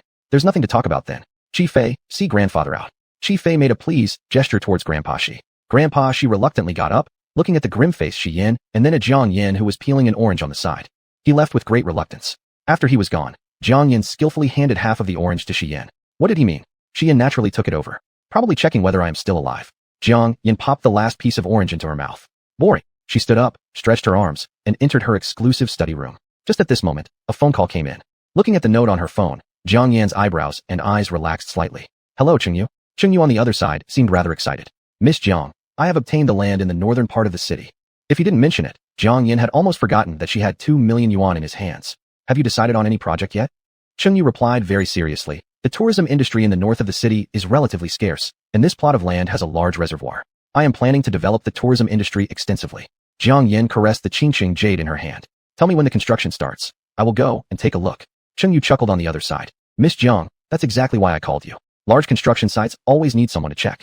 I don't want to disturb you, but Master King Wu wants 5 million just to send an apprentice over. 5 million. And it's only for an apprentice. How about robbing people? Alright, I know. Call me then. Okay. After exchanging a few pleasantries, Jiang Yin hung up the phone. Before she could sit down, another unfamiliar number rang. She directly rejected the call, but the caller immediately dialed again, acting as if they wouldn't stop until she answered. With a sigh, Jiang Yin pressed the answer button. Who is this? There was first a burst of noisy sounds from the other end. I'll hang up if no one speaks. Wait. Yin Yin, I miss you so much. This voice clearly belonged to Lu Chinen, that deadbeat scumbag. What bad luck. Jiang Yin couldn't help rolling her eyes and was about to hang up directly. But the person on the other end seemed to sense her intention and hurriedly spoke up. Yin Yin, don't hang up. Don't you want to know the news about your biological parents? Chapter 45, My Servant. Biological parents? To both the current Jiang Yin and the Jiang Yin from the Xian world, these words feel very strange, not to mention any emotional connection. The original host was saved by the Welfare Institute and then adopted by the Jiang family as a disaster-blocking tool. For more than 20 years, she could only watch the close relationship between the mother and daughter of the Jiang family. As for the Jiang Yin from the Xian world, since she could remember, she had been in the Nine Heavens Xian sect. Her master told her she was an abandoned orphan that he picked up by chance while gathering firewood. Yin Yin, are you listening to me? Lu Chenen's voice rang in her ears. Jiang Yin snapped back to reality. Not interested. After saying that, she hung up the phone directly. Lu Chenen still didn't give up. After calling 7 or 8 times and getting rejected, he sent a text message. The message read, Yin Yin, if you want to know about your biological parents, I'll wait for you at Jinbi Bar tomorrow. Jiang Yin glanced at it and threw the phone on the table directly. What did the biological parents of the original host have to do with her? She would return to the Xian world sooner or later, better not to meddle too much. Just as she sat down, her stomach began churning violently, and Jiang Yan's face instantly turned pale. In a hurry, she rushed out of the study and went to the bathroom on this floor. Lu Yingmei heard the noise and stuck her head out of her room. Seeing how distressed Jiang Yin looked, she quietly slipped into Shi Yan's room. Shi Yan, upon seeing Lu Yingmei enter without knocking, slightly lowered his eyebrows. Mom, what is it? Lu Yingmei shoved a cup of hot milk into Shi Yan's hands. Shi Yan slightly startled. I never drink milk. Lu Yingmei gave him an eye roll. Who said it was for you? Yan Yin has been throwing up in the restroom nonstop. Go give her the milk to soothe her stomach. What are you waiting for? Hurry up. Shi Yan stood up and shoved the milk back into Lu Yingmei's hands. She doesn't like drinking milk either. Lu Yingmei hadn't thought of that. She was just about to say something when she saw Shi Yan stride out of the room. Watching Shi Yan's figure, Lu Yingmei felt deeply comforted. Her daughter-in-law truly was a goddess. She even managed to cure her son's limp. Ugh.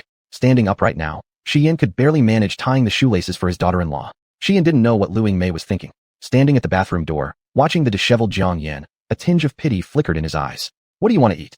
Facing away from him, Jiang Yan's spine stiffened. What kind of absurd comment was that? Right now, whatever she ate, she would throw up. And yet, he was asking her what she wanted to eat? Seeing Jiang Yan didn't respond, Shi Yan handed her a glass of water. Let me help you up.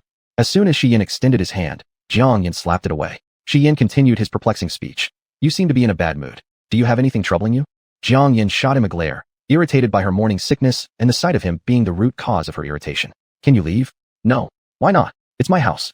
Jiang Yan burst out laughing at his audacity and nodded. All right, if you won't leave, I will. Jiang Yan stormed out of the room. Right now, she urgently needed some peace and quiet. Longting Jiyuan was located in a somewhat remote area. After going out, Jiang Yan walked for a long time but couldn't see a single person. But the cool breeze provided temporary relief to her discomfort. Thinking she'd turn around after reaching the next crossroads, she suddenly heard rustling sounds coming from the bushes, as if someone was whispering. Jiang Yan's gaze grew cautious. Whoever you are, come out now. The sound vanished. Jiang Yan focused her gaze on the bush behind her and bent down to pick up a pebble. I'll act if you don't show yourself. 3. The pebble flew through the air immediately. Ah! A sharp cry followed as a short-haired girl rose, holding her head in pain, glaring angrily at Jiang Yan as if questioning why she skipped 2 and 1. Jiang Yan started to scrutinize the girl before her. Around her early 20s, the black strapless top and miniskirt highlighted her figure exceptionally well. But then what was with that face? This girl was wearing extremely exaggerated smoky makeup, and apparently, she'd been crying. Under the dim streetlight, she resembled a ghost. However, Jiang Yan didn't sense any ill intentions from her and relaxed. Why aren't you home so late? What were you doing crouching there? Finally lowering her hand from her head, Feng Ningning looked at Jiang Yan as big tears rolled down her cheeks. Before Jiang Yan could speak, she hugged her arms and squatted down, bursting into heart-wrenching sobs. Jiang Yan. Is it that painful because of the hit? Jiang Yan approached her and poked her shoulder lightly with her index finger. Well, how about you hit me back? All she received was a pig-like wail in response. Jiang Yan had never encountered such a situation before. Since it was her fault, she squatted down to console the girl. How about I compensate you with some money? Or maybe we can think of a solution? Feng Ningning abruptly stopped crying, lifting her smudged face. Do you think I need money? Jiang Yan was at a loss, so she just sat down nearby and waited for Feng Ningning to finish crying.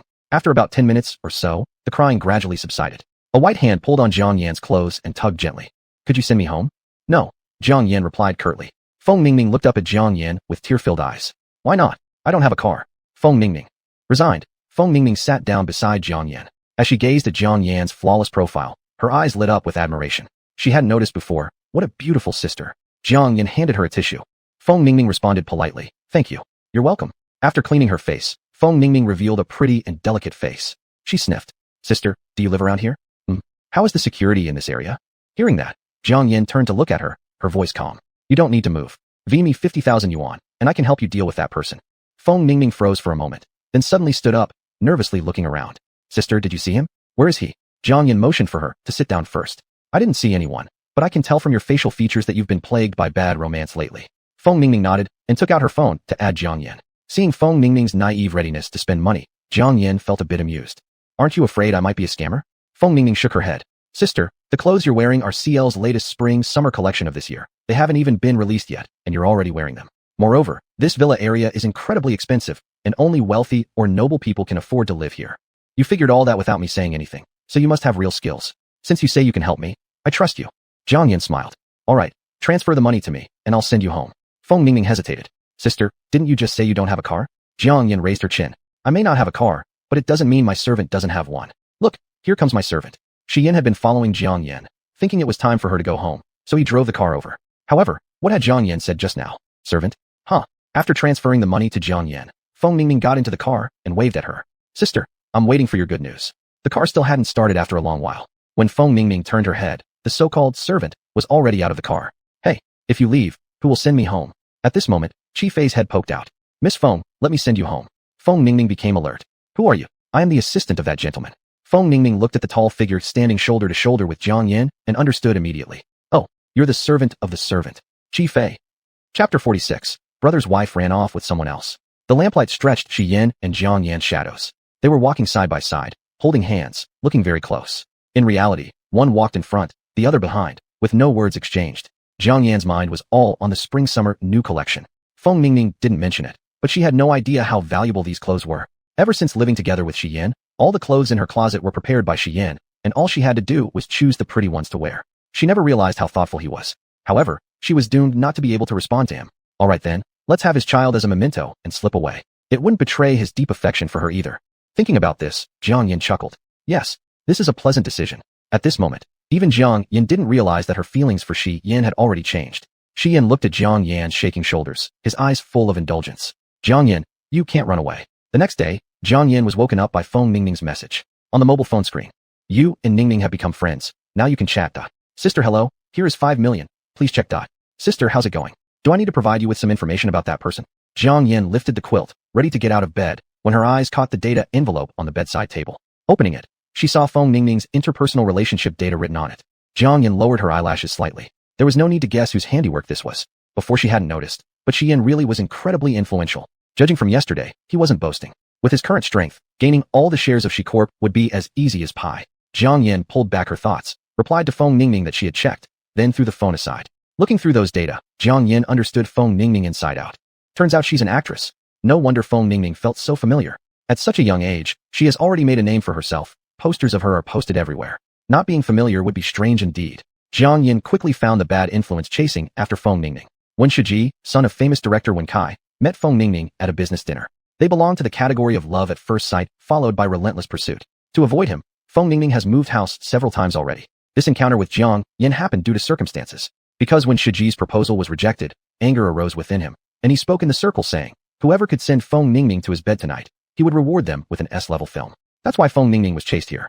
Jiang Yan's gaze froze on the section describing Wen Shiji's hobbies. Wen Shiji likes hanging out at nightclubs. Jinbi is his usual haunt. After tidying herself up, Jiang Yin immediately headed to Jinbi bar. Dealing with bad influences like Wen Shiji is, for her, just as simple as eating and drinking. Lu Chen waited for Jiang Yin at Jinbi bar for 2 hours, his smile fading completely. There was only 1 glass of wine left. His previously righteous face took on a bit more cruelty. He drank the last glass of wine and coldly sniffed. Jiang Yin, this is all you're doing. Lu Chen stood up, slung his suit over his arm, preparing to leave. Just then, there came a series of sighs among the crowd. Brother Wen, your eyesight is still the best. This woman is much prettier than Feng Ningning. That's right. Being Wen Deshane's woman is a fortune accumulated in her previous life. I don't understand why Feng Ningning is being so fussy, rejecting your proposal like that. This woman seems to be a newcomer, but somehow, she looks so familiar. When Shiji, who was already quite drunk, stared at Jiang Yin in front of him, his eyes getting deeper and darker. Indeed, her appearance was striking, her figure even more captivating. However, He was not interested. His heart only held room for Feng Ningning. Jiang Yan didn't plan to waste words. In broad daylight, she stepped forward and grabbed Wen Shiji's wrist, lightly pressing it. Snap. Seems like something broke. Wen Shiji's dazed eyes gradually cleared up. Watching Jiang Yan trying to leave, he directly reached out and grabbed her wrist. Wait a moment. Beautiful lady, leave a contact number. Jiang Yan. So, Wen Shiji and Feng Ningning's red thread has snapped and now connected with hers? As Jiang Yan was about to speak, a tall figure pushed through the crowd. Yan Yan, there you are. Lu Qinan directly tore Wen Shiji's hand away, shielding Jiang Yan behind him. Brother Wen, do you know what you're talking to my girlfriend about? Wen Shiji tilted his head. Lu Qinan, is she your girlfriend? Lu Qinan nodded. Jiang Yan rolled her eyes. Ex-girlfriend. Lu Qinan's smile froze on his face, hurriedly laughing nervously. That's correct, ex-girlfriend, but we still love each other deeply. Jiang Yan couldn't help feeling nauseated. Deep love? Aren't you supposed to be engaged to my sister? Lu Qinan's back stiffened. He turned around, lowering his voice. Jiang Yan, do you even know that I'm trying to help you? Do you have any idea who Wen Shiji is? Once he sets his sights on someone, whether they're married or not doesn't matter. He won't stop until he gets what he wants. And with Shi Yan being such a useless person, do you really think he'll be able to protect you when the time comes? Jiang Yan crossed her arms. Do you even think I need your help? Her voice became dangerous as she continued. And who exactly are you calling useless? Lu Qinan paid no heed to Jiang Yan's words, lost in self-righteousness. When Da Xiao, give me some face. My family Lu has a little connection with the Feng family. If you're willing to back off today, I guarantee I'll send Feng Ningning straight to your bed. At the mention of Feng Ningning again, Wen Shiji had absolutely no interest this time. On the contrary, the audacious woman before him piqued his curiosity even more. Wen Shiji was tall and robust, making Lu Qinan look scrawny in comparison. He took steps forward, pressing Lu Qinan back. What if I say I insist on having her? Not wanting to lose face in front of so many people, Lu Qinan spat out through gritted teeth. Wen Shiji, do you think the Lu family is something to be trifled with? Tensions were high, and it seemed like an inevitable showdown was about to occur. At this moment, inside the VIP room on the second floor of Jinbi Bar, Su Yichen walked in carrying 2 bottles of aged liquor. Looking at Shi Yan, his expression was complex, as if he wanted to say something but hesitated. Shi Yan gave him a glance. If you have something to say, just spit it out. Sitting down, Su Yichen still looked troubled, unsure how to bring up the topic. On the side, Qin Yi couldn't resist mocking him. Yichen, what's wrong with you? Did your girlfriend cheat on you? To everyone's surprise, Su Yichen actually nodded. More or less. Qin Yi suddenly got very curious. Really? I didn't expect one day your woman would run away with someone else. Su Yichen glanced at Shi Yan subtly. It's not mine. Then whose? After chugging a few big gulps of wine, Su Yichen mustered up the courage. With a resigned expression, he blurted out quickly. Xieji's. Qin Yi paused for a second, then jumped up from the couch immediately after processing the information. Sister-in-law put brother Xie into the green hat situation? No. Sister-in-law ran off with someone else. Chapter 47. Look at me, feel me. Su Yichen and Qin Yi only felt a chill down their backs, and they didn't dare to look at Shi Yan's expression. Su Yichen touched his nose. Brother Shi, I was just making something up. Maybe sister-in-law came here to handle some affairs, and met her ex-boyfriend by chance. The air became even more solidified. The temperature plummeted to freezing point. Qin Yi glared at him. Su Yichen, you really should learn when to keep your mouth shut. Sure enough, Shi Yan's face looked so gloomy it could drip water. Su Yichen wanted to explain further. Brother Shi that.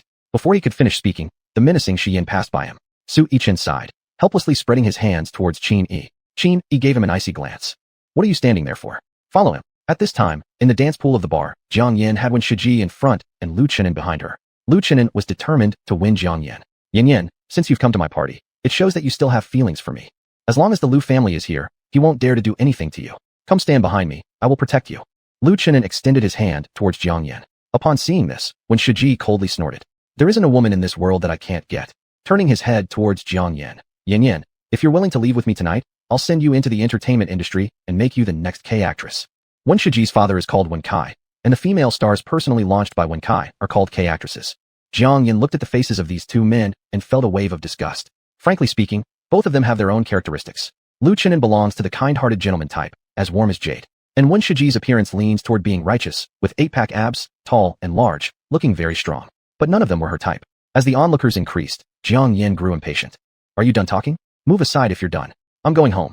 Seeing Jiang Yan about to leave, Lu Qinan and Wen Shiji simultaneously blocked Jiang Yan's path. Lu Qinan looked at Jiang Yan, eyes full of deep emotion, and softly said, Yan Yan, it's dangerous to be targeted by him. The waist of a man like Shi Yan can't protect you.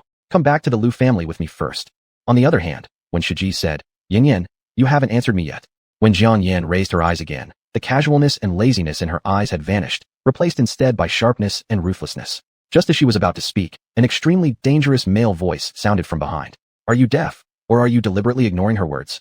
The person who arrived was terrifyingly imposing, and the onlookers automatically cleared a path for him. Upon hearing this voice, Jiang Yin slightly changed her expression and turned around to meet the infuriatingly handsome face. Then her eyebrows softened somewhat. Sorry, excuse me. My husband has come to pick me up. Shi Yan was initially brimming with murderous intent, but after hearing Jiang Yin say those words, all his hackles immediately calmed. He stood there motionless, as if a celestial deity had descended from heaven. He gestured towards Jiang Yin. Come over here.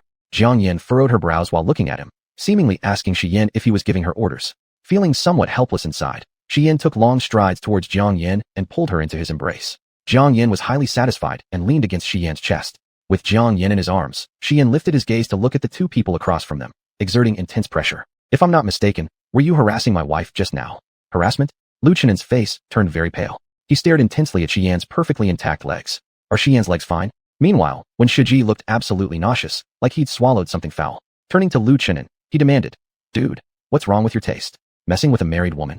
After finding out that Jiang Yin was already married, when Shiji lost all interest instantly, he made a tisk sound and waved goodbye before leaving. Only Lu Chenen stood there, unsure whether to leave or stay, looking utterly ridiculous. He looked at Jiang Yin, his face showing multiple emotions. Yin Yin, I. Shi Yan tightened his arm around Jiang Yan's waist, proclaiming his ownership. Lu Chenen, you repeatedly coveting my people. Are you truly thinking your Lu Corporation is impenetrable? Lu Chenen looked at the people surrounding him, standing behind, Shi Yan pointing fingers and whispering. His head hung low in shame. Jiang Yan, I still have a bit of business to take care of. I'll go first. Although Lu Chenen completely disregarded Shi Yan's warning, he couldn't bear staying in this place for another minute, thus fleeing hastily. With the commotion gone, the crowd dispersed. Some people recognized Jiang Yin and Shi Yan, surprised by Jiang Yan's rumored affairs, and even more shocked by the fact that Shi Yan's legs had recovered. Setting everything else aside, the two of them standing there were a perfect match, a perfect pair. Jiang Yin felt the strong hand on her waist, and couldn't help but sigh inwardly. People are gone. So until when do you intend to hold me? Not only did Shi Yan not let go, but upon looking down at Jiang Yan's delicate little face, his desire to possess her became even stronger. Before Jiang Yin could say anything else, he bent down and carried her horizontally, walking steadily towards the exit. A chorus of wow erupted from behind them. Su Yichen and Qin Yi, who had rushed over, were stunned at the doorway as they watched Shi Yan pass by them. Su Yichen swallowed. Is Brother Shi serious this time? Qin Yi's expression was also serious. It's over. Brother Shi really has his weak point now. In the corridor, Jiang Yin twisted around, gripping Shi Yan's waist from behind. Shi Yan, are you crazy? What on earth is wrong with you? Put me down right now. Don't move. Shi Yan, everyone's gone. Stop pretending and let me go. Despite Jiang Yan's continuous complaints, Shi Yan remained silent, feeling the pain in his waist but only tightening his grip even further. Once they reached the garage, Shi Yan's movements lacked tenderness. He threw Jiang Yan onto the car seat. Damn you, Shi Yan. Jiang Yan thought it was over and was about to sit up to demand justice, when suddenly the unique sandalwood scent of Shi Yan flooded her nostrils. The next moment, his shadow loomed above her, and she was pushed down again. Under the dim light, Shi Yan's slightly rough fingertips lightly caressed Jiang Yan's red lips, tracing their outline. The tingling sensation flowed through Jiang Yan's body like an electric current. She trembled, placing her hands on Shi Yan's chest. Shi Yan, don't be impulsive. We're in the garage. Shi Yan paused his actions, just as Jiang Yan breathed a sigh of relief. Then the hand that should have been on her lips moved to her chin. Shi Yan abruptly gripped Jiang Yan's chin, followed by a cascade of kisses.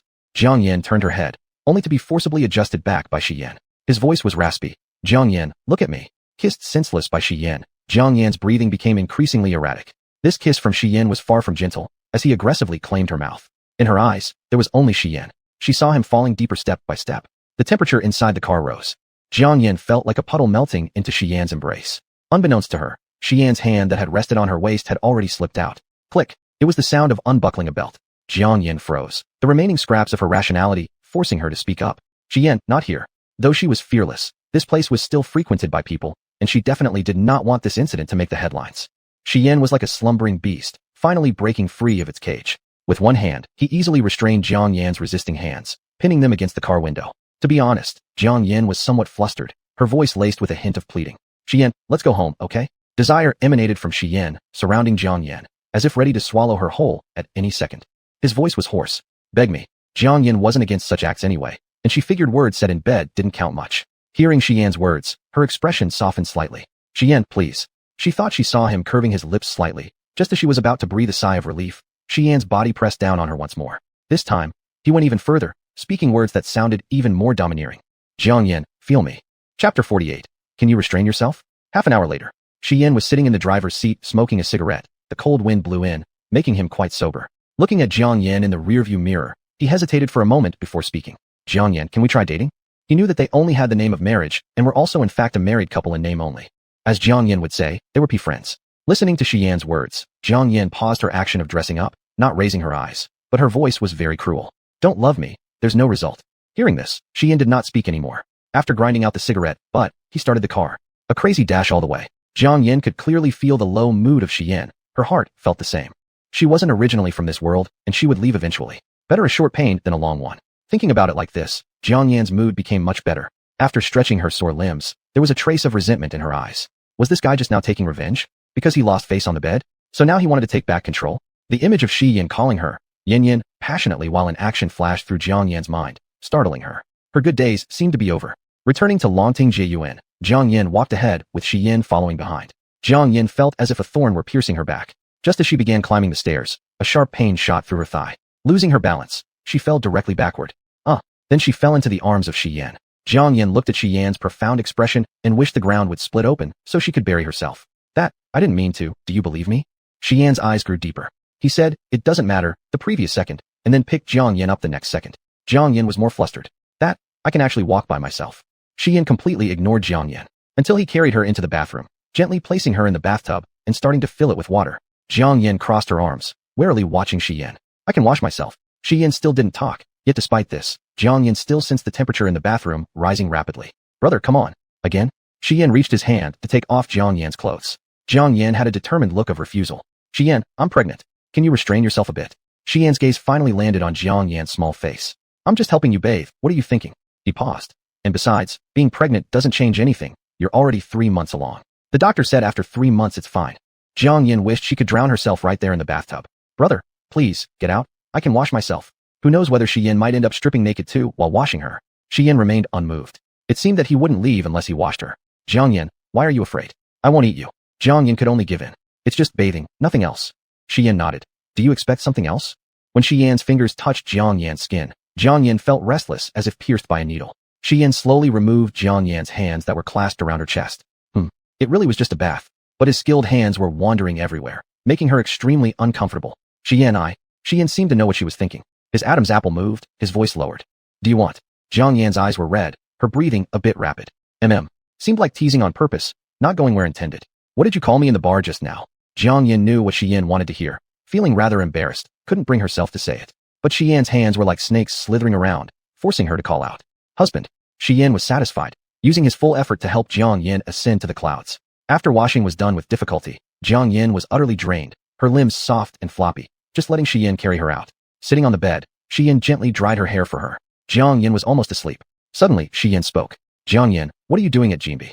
Jiang Yin was shocked awake. What had to come, eventually came. Jiang Yin admitted tonight to seeing Shi Yan's possessiveness, and thus decided to spill everything. You know, I went to deal with Feng Ningning's bad relationships. Shi Yan's tone gave away no emotion. I'm not talking about Wen Shiji. Jiang Yin was taken aback. Are you asking about Lu Chenin?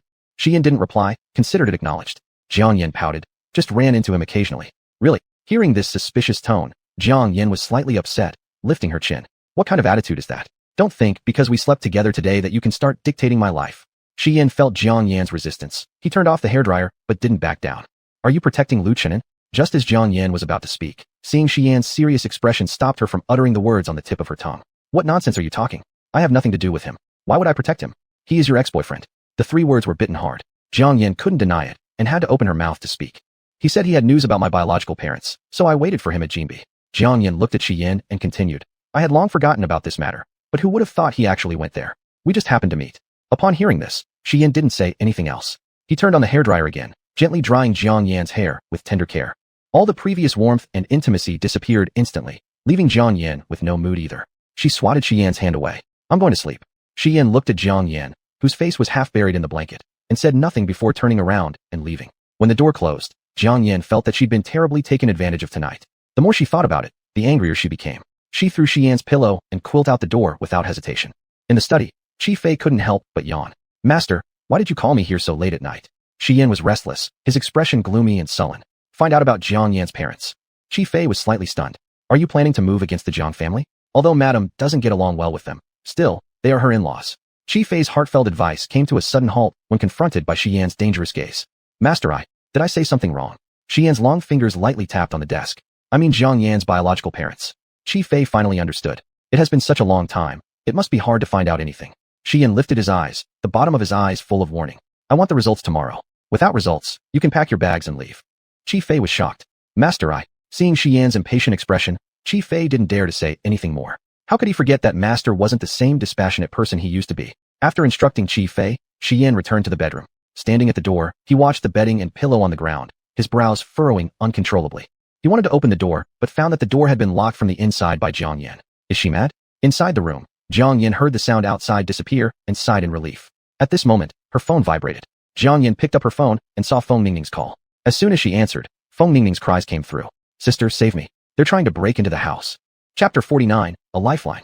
Feng Ningning's trembling voice was filled with fear and tension. Jiang Yan, holding her phone, had a stern look on her face. Find a place to hide first, and I'll be right there. After hanging up, Jiang Yan quickly put on her clothes and walked out in hurried steps. The living room lights were off. Just as she was about to reach the door, a strong hand grabbed her wrist. Where are you going? Jiang Yan recognized Shi Yanho, and the rising killing intent within her dissipated. Feng Ningning is in trouble. I'm going to find her. Shi Yan's voice seemed dangerous. Alone? What else? Instead of answering, Shi Yan pulled her along outside. After leaving, Jiang Yan noticed the large hand on her wrist, and once again, an electrifying sensation ran through her heart. However, she was still able to keep it under control. After getting in the car, neither of them spoke a word. Feng Ningning's home was located in Tianyu Garden, a well-known wealthy district in Jingdu.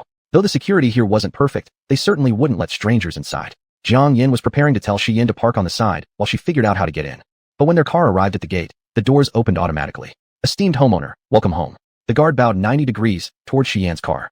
Jiang Yan was slightly stunned and turned her face towards Shi Yan. You have a property in Tianyu Garden? Shi Yan nodded. Jiang Yan couldn't help but wonder, just how much money does this man Shi Yan have? Get out of the car. While lost in thought, the car had already parked in the garage. Jiang Yan snapped back to reality and went upstairs with Shi Yan. As soon as they stepped out of the elevator, they heard cursing coming from the hallway. You little slut. It's your fortune that Master Wen has chosen you. What act of purity are you putting on in our circles? Following that, came banging sounds. Feng Ningning's security door had already been broken open, and now 3 burly men were smashing the door to her bedroom. Hiding beneath the vanity, Feng Ningning clutched her phone tightly and trembled, tears streaming down her face. Sister Wang, Wen Shiji has sent people to kidnap me. Please save me. Sister Wang was Feng Ningning's agent and infamous for being opportunistic. Ignoring Feng Ningning's cries for help, she coldly humphed. To save you? If you weren't wearing revealing clothing at the banquet, would you have caught Master Wen's eye? Isn't your purpose already achieved? Now why are you pretending? Ningning, you're not young anymore, and you're no longer a virgin anyway. Why not just submit to Master Wen? Think about the impact this incident has had on the company. You still have the audacity to ask me for help? Solve your own problems. Wang's sister, Before Feng Ningning could finish speaking, the other end hung up. Feng Ningning felt deeply wronged. Large tears streamed down her face as she wiped them with one hand while dialing with the other. She dialed every single contact in her address book, only to be refused due to fear of trouble or simply ignored. The warmth of human relationships was apparent in an instant. Feng Ningning stared at the shaking door, as hope in her eyes was gradually replaced by despair. Why? Why does this world hold such immense malice against women? Innocently harassed, some observed with cold eyes, and others even accused her of impropriety. When the door was finally smashed open, Feng Ningning hastily picked up an eyebrow shaver and held it to her neck. Today, she would rather die than succumb. 3 hulking men stood menacingly at the door, looking down upon the curled-up Feng Ningning beneath the vanity.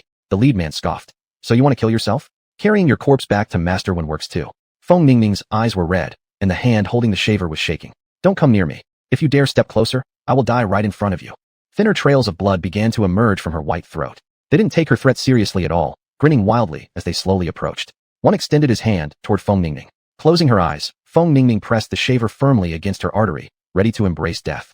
Her wrist was grabbed by a rough hand. Overcome with nausea, Feng Ningning struggled fiercely. Go away. Leave me alone. Don't touch me. I'll show you my death. Despite his great strength, Feng Ningning's blade was unable to maintain contact with her skin, not to mention committing suicide. However, his action stopped there. In the next second, a clear female voice echoed. Let go. This voice. Feng Ningning immediately opened her eyes wide. There in front of her, a huge man had a firm grip on her wrist, but behind him stood a delicate figure bathed in light, her every move seeming like a gift. Feng Ningning felt as if she'd found a lifeline, a tear trickling down the corner of her eye. Sister. Jiang Yan was just about to make a move when Shi Yan was quicker, seizing the man's wrist, forcing him to let go. Feeling pain, the man released Feng Ningning. Like someone reborn, Feng Ningning directly threw herself into Jiang Yan's arms. Sister. Staring at Feng Ningning clinging to Jiang Yan's hand, Shi Yan's eyes darkened for a moment, but quickly returned to normal.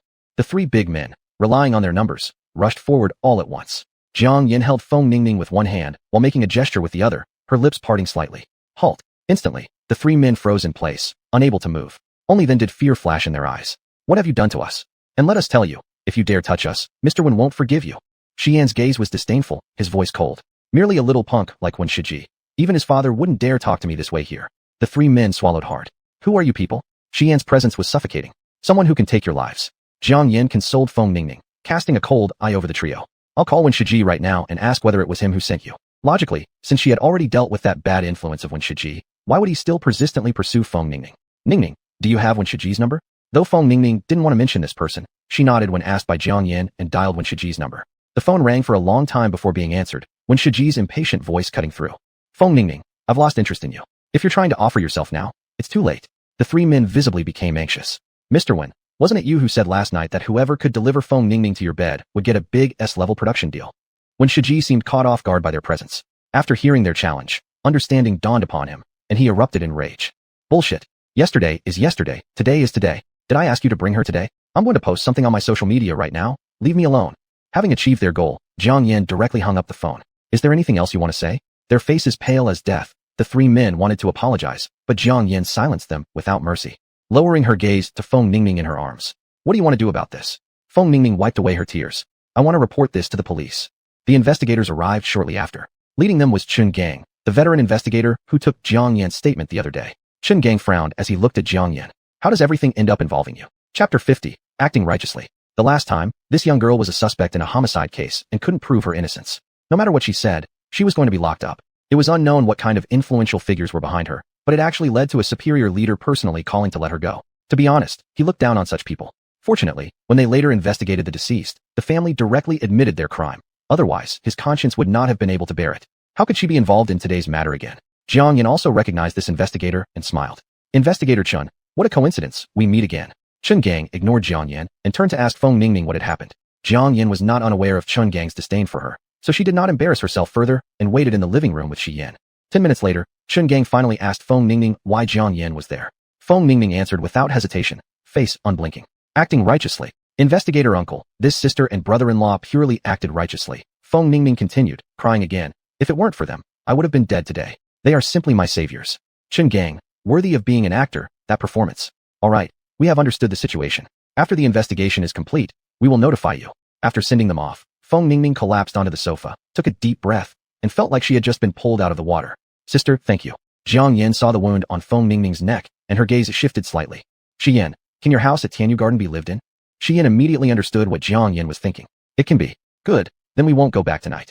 As you wish. Feng Ningning thought that the name Xi Yan sounded familiar. Carefully pondered for a long time. I suddenly lit up and jumped straight up from the sofa. Sister, you're Jiang Yan. Jiang Yan didn't say anything, tacitly acknowledging it. Feng Ningning instantly switched to starry eyes and directly hugged Jiang Yan's arm. Sister, I'm your fan. Jiang Yan was somewhat surprised. Fan? Feng Ningning nodded, yes. Although I'm not part of your business circle, a friend told me that Jiang Yan, the fourth granddaughter-in-law of the Shi family, is truly a modern-day heroine. Jiang Yan raised an elegant eyebrow. Oh? How so? Feng Ningning seemed to forget the unpleasantness that had just occurred and chattered nonstop. He said Shi Yan is not favored in the Shi family, which means his wife isn't taken seriously either. But recently, no one knows what happened. This young wife woke up as if from a dream, boxing the person in charge of the Shi family, kicking the grandfather with the highest status. And that's not all. Every single child of the Shi family, who hasn't been slapped by her. Jiang Yan glanced at Shi Yan, only to see him standing calmly, as if it were unrelated to him. Her gaze returned to Feng Ningning's face. Is this how everyone outside talks about me? Feng Ningning nodded, giving Jiang Yan a thumbs up. Sister, you're simply too amazing, truly a hero among women. Family conflicts? They don't exist, do they? Disagree? Then take them down. Beat them until they submit. Jiang Yan looked at Feng Ningning's animated appearance. She was incredibly adorable, and couldn't help but lift her hand to pat her head. That's settled, come home with us. Feng Ningning's expression softened once again, holding on to Jiang Yan's arm all the way without letting go. Xi Yan almost pierced Feng Ningning's hand with his glare. After returning to Xi Yan's house in Tianyu Garden, Jiang Yan personally treated Feng Ningning's wound. Once Feng Ningning was settled, Jiang Yan returned to the bedroom. Xi Yan stood by the window, his entire body radiating a cold, solemn aura. Do you even remember coming back? Listening to this jealous tone, Jiang Yan found it amusing and leaned against the corner of the table to look at him. Xi Yan, you aren't jealous of a girl, are you? Jealous? Xi Yan turned around, looking at Jiang Yan as if the words, you belong to me, were written on his face. However, the words he spoke were especially irritating. You yourself said we're just P friends. Why should I be jealous of a P friend? This time it was Jiang Yan's turn to be speechless. It was really self-inflicted. The night passed without further words. The next day, Jiang Yan was awakened by the smell of food. Opening her sleepy eyes, she murmured, so fragrant. Right after, a slightly hoarse voice came from above her head. What's fragrant? Hearing this voice, Jiang Yan abruptly came to, all sleepiness gone. Only then did she realize that she had somehow rolled into Shi Yan's arms at some point, with her hand resting on his waist, her legs straddling his legs. She felt somewhat embarrassed and could only laugh nervously. Morning, good morning. Turning to flee, she was caught by Shi Yan and pulled back. Jiang Yan was about to excuse herself by saying she had a sleepwalking problem when Shi Yan's voice interrupted her. Jiang Yan, isn't this ancient jade more useful than me? Shi Yan fished out the Qingqing ancient jade from his bed, waving it in front of Jiang Yan. Recently, she had been deliberately avoiding him, which seemed to indicate she had a replacement. After observing her for a while, Shi Yan finally identified his rival. It was this piece of Qingqing ancient jade. For someone who disliked owing others anything, that day she actually borrowed a significant amount of money just to purchase this unremarkable piece of jade. Clearly, this jade held extraordinary significance to her. Now, she didn't go anywhere without it, even sleeping with it on her wrist, further confirming his suspicions. Jiang Yan immediately reached out to grab it. What nonsense are you spouting? Although Jiang Yan's face remained calm, inside she was panicking. If Shi Yan found out that this jade indeed helped her heal, there was no telling what he might do, like sneaking it away and smashing it, leaving her to beg him in bed. Just thinking about it made Jiang Yan shiver. Give it back. Shi Yan moved it backward. Jiang Yan stumbled into his arms, their posture becoming unusually intimate. Still not letting up, Shi Yan continued. So it's true then. Jiang Yan refused to admit it. What's true? When will you stop indulging in wild guesses? Give it back. Shi Yan held Jiang Yan's waist and lifted her up, straddling him. He stared at her, eyes burning, his Adam's apple rolling. Jiang Yan, can it reach there too? Jiang Yan froze, instantly understanding as her face turned red all the way down to her neck. Shi Yan, shut up. Yet, Shi Yan persisted, tightening his grip around her waist. Jiang Yan, how do you heal yourself? Do you put it there? Jiang Yan distinctly felt her body undergo subtle changes and quickly got off Shi Yan. Facing away from him, she nervously said, if you like it so much, I'll just give it to you. She thought that someone as proud as Shi Yan would never fall for such a provocation. But, thank you, Jiang Yan. Her patience had finally run out. Shi Yan, what exactly do you want? Shi Yan's long fingers played with the Qingqing ancient jade, his gaze on Jiang Yan almost tangible. What do you think I want? Chapter 51. If you're happy, start a company. Shi Yan's eyes were glaring so obviously that the words, I want you, were almost written all over his face. Jiang Yan thought it was better to leave before things got more awkward. Better to retreat strategically. I just heard Feng Ningning calling me. I'll step outside. Shi Yan looked at Jiang Yan as she ran away. Even he hadn't noticed that there was a tender gleam in his eyes. Jiang Yan fled that troublesome place. As soon as she stepped out, Feng Ningning greeted her with a plate of sandwiches. Sister Jiang, good morning. Come and have breakfast. Jiang Yan saw the table full of delicious-looking breakfast foods, her eyes reflecting admiration. Did you make all this? Feng Ningning nodded. In my free time from acting, I love cooking the most. Sister Jiang, try some. Though Jiang Yan had very refined tastes, she immediately gave her approval with a thumbs up after taking one bite. Delicious. Just as Shi Yan appeared in the living room, he heard Jiang Yan generously praising Feng Ningning, and his expression darkened again. Feng Ningning saw Shi Yan. Brother-in-law, come and eat. Shi Yan just glanced briefly at the food on the table and quickly looked away. I've got other things to do, I'm leaving. Feng Ningning paused slightly. Jiang Yan didn't even look up, saying, ignore him, his brain isn't sharp. Feng Ningning was brimming with curiosity. Sister, I've heard rumors that brother-in-law only has disabled legs, but his mind isn't quick either. Jiang Yan found it amusing that this girl could be so simple. You can understand it like that if you wish. After the meal, Jiang Yan watched Feng Ningning busy herself in the kitchen. Her gaze became deeper and deeper. Ningning, is working in the entertainment industry lucrative? Feng Ningning began chattering right away while washing dishes. Lucrative? Top-tier stars can earn several tens of millions per drama project. Like me, I still get more than 10 million. Besides filming dramas, there are also brand endorsements and variety shows, which really make money faster and in greater amounts compared to regular 9-to-5 jobs. Jiang Yan nodded, catching a gleam in her eyes. Ningning, can you manage a company? Feng Ningning popped her head out of the kitchen. While I haven't put it into practice, my university major was management. What's wrong, Sister Jiang? Jiang Yan's eyes shifted slightly, and then got straight to the point. Do you have any interest in working with me? Feng Ningning paused washing the dishes, noticing Jiang Yan wasn't joking around, and finally grew serious. Sister, are you planning to start an entertainment company? Jiang Yan nodded. I don't know much about this field. I'll provide the capital, and you'll be the boss. Of course, you can continue acting, and I won't interfere. While Feng Ningning was tempted, she hesitated. Sister, starting an entertainment company requires quite a substantial investment. And, as far as Feng Ningning knew, Jiang Yan used to be an adopted daughter of the Jiang family who received little affection, and Shi Yan was a disowned, illegitimate son of the Shi family. Relying on family support to set up a company seemed unlikely. Jiang Yan understood what Feng Ningning was thinking. Don't worry about the money. I'll find a way. Jiang Yan stood up and approached Feng Ningning, speaking earnestly. Ningning, will you join me in this venture? Images of all the various exploitations by her old agency and manager Wang's domineering manner flashed through Feng Ningning's mind. Her eyes flickered with resolve. Sister, I'm willing. Jiang Yan's features softened slightly, gently patting Feng Ningning on the shoulder. Thank you. After bidding farewell at Tianyu Garden, Jiang Yan returned directly to Longting Jiayuan. She grabbed the live-streaming equipment and headed out. In the car, looking out the window at the tall buildings rising everywhere, Jiang Yan couldn't help but let out a soft laugh. The habit of starting a company whenever she felt happy in the Xian realm had surfaced again. She'd always been an ambitious person, never content with the status quo. She needed to live with constant pressure and a sense of crisis to know why she was alive. A large part of the industries in the Xian realm belonged to her, and here, it would be no different. Even though she would eventually leave, the clever rabbit needs 3 dens, and she also needed a backup plan for herself. Pulling herself back to reality, Jiang Yin looked at the live streaming equipment in the back seat and sighed. Starting an entertainment company was not something said lightly, nor would money fall from the sky. She needed to start earning urgently. The driver's voice broke the silence. All right, young lady, we're here. Jiang Yan's destination this time was the most crowded pedestrian bridge in the capital city. With a daily foot traffic of 50 or 60,000 people, coupled with her live stream, orders would surely follow. Jiang Yin set up her stall and sat under the umbrella, turning on the live stream. People quickly gathered in the live stream room. Jiang Xiaobai, oh ho, the sister is broadcasting on location today. Aren't you afraid that the anti-fans will tear off your mask? Jiang Yin glanced and responded leisurely. They can come and try if they want. So arrogant. Jiang Xiaobai swooned and sent 2 motorcycle tips. Jiang Yin recognized this ID and couldn't help but chuckle. Young friend, it's best not to use your living expenses for tipping. Your meager amount is better saved for food. Jiang Xiaobai, Sister Qing Yin, I don't care, I want to be a manager. It was the first time Jiang Yin saw the word management. She didn't dwell on it and directly handed the management role over to Jiang Xiaobai. As more and more people gathered in the live stream room, Jiang Yin noticed someone asking about the incident with Little Potato from last time. Little Potato, Lu Mingyi, was a pitiful person. Since the matter had already passed, Jiang Yin did not want to bring it up again. Seeing that Jiang Yin remained silent, some people began fabricating things about her, saying Little Potato committed suicide because Jiang Yin brought up painful memories. For a moment, all sorts of comments flooded the chat bar. Administrator Jiang Xiaobai, black powder trolls, anyone who dares to bully my sister Qing Yin will have to face this young master's wrath. The next second, Jiang Xiaobai started hurling insults. Jiang Xiaobai, you're so creative in your looks, but have guts to live like that. Ugliness wasn't your choice. It's God being angry with you. Ugly guy scrammed far away. Administrator Jiang Xiaobai, what good does dog barking do? If you really bit me, that'd show some skill. Administrator Jiang Xiaobai, is your home built on an octagonal diagram chart? Why are you so full of weird vibes? Jiang Yin didn't expect that Jiang Xiaobai would be so skilled at cursing others, clearly lifting her mood significantly. Suddenly, Administrator Jiang Xiaobai, sister, that Annie has been lingering around your stall for quite a while. I see her. Jiang Yin had noticed the middle-aged woman long ago. Judging by her attire, she didn't appear wealthy, so Jiang Yin decided not to initiate conversation since she only intended to trick rich people. About 20 minutes later, after hesitating for a long time, the middle-aged woman finally approached Jiang Yan's stall. This woman wore a white t-shirt and a pair of loose jeans washed until they were pale, with silver hair all over her head. She looked down, twisting the hem of her clothes.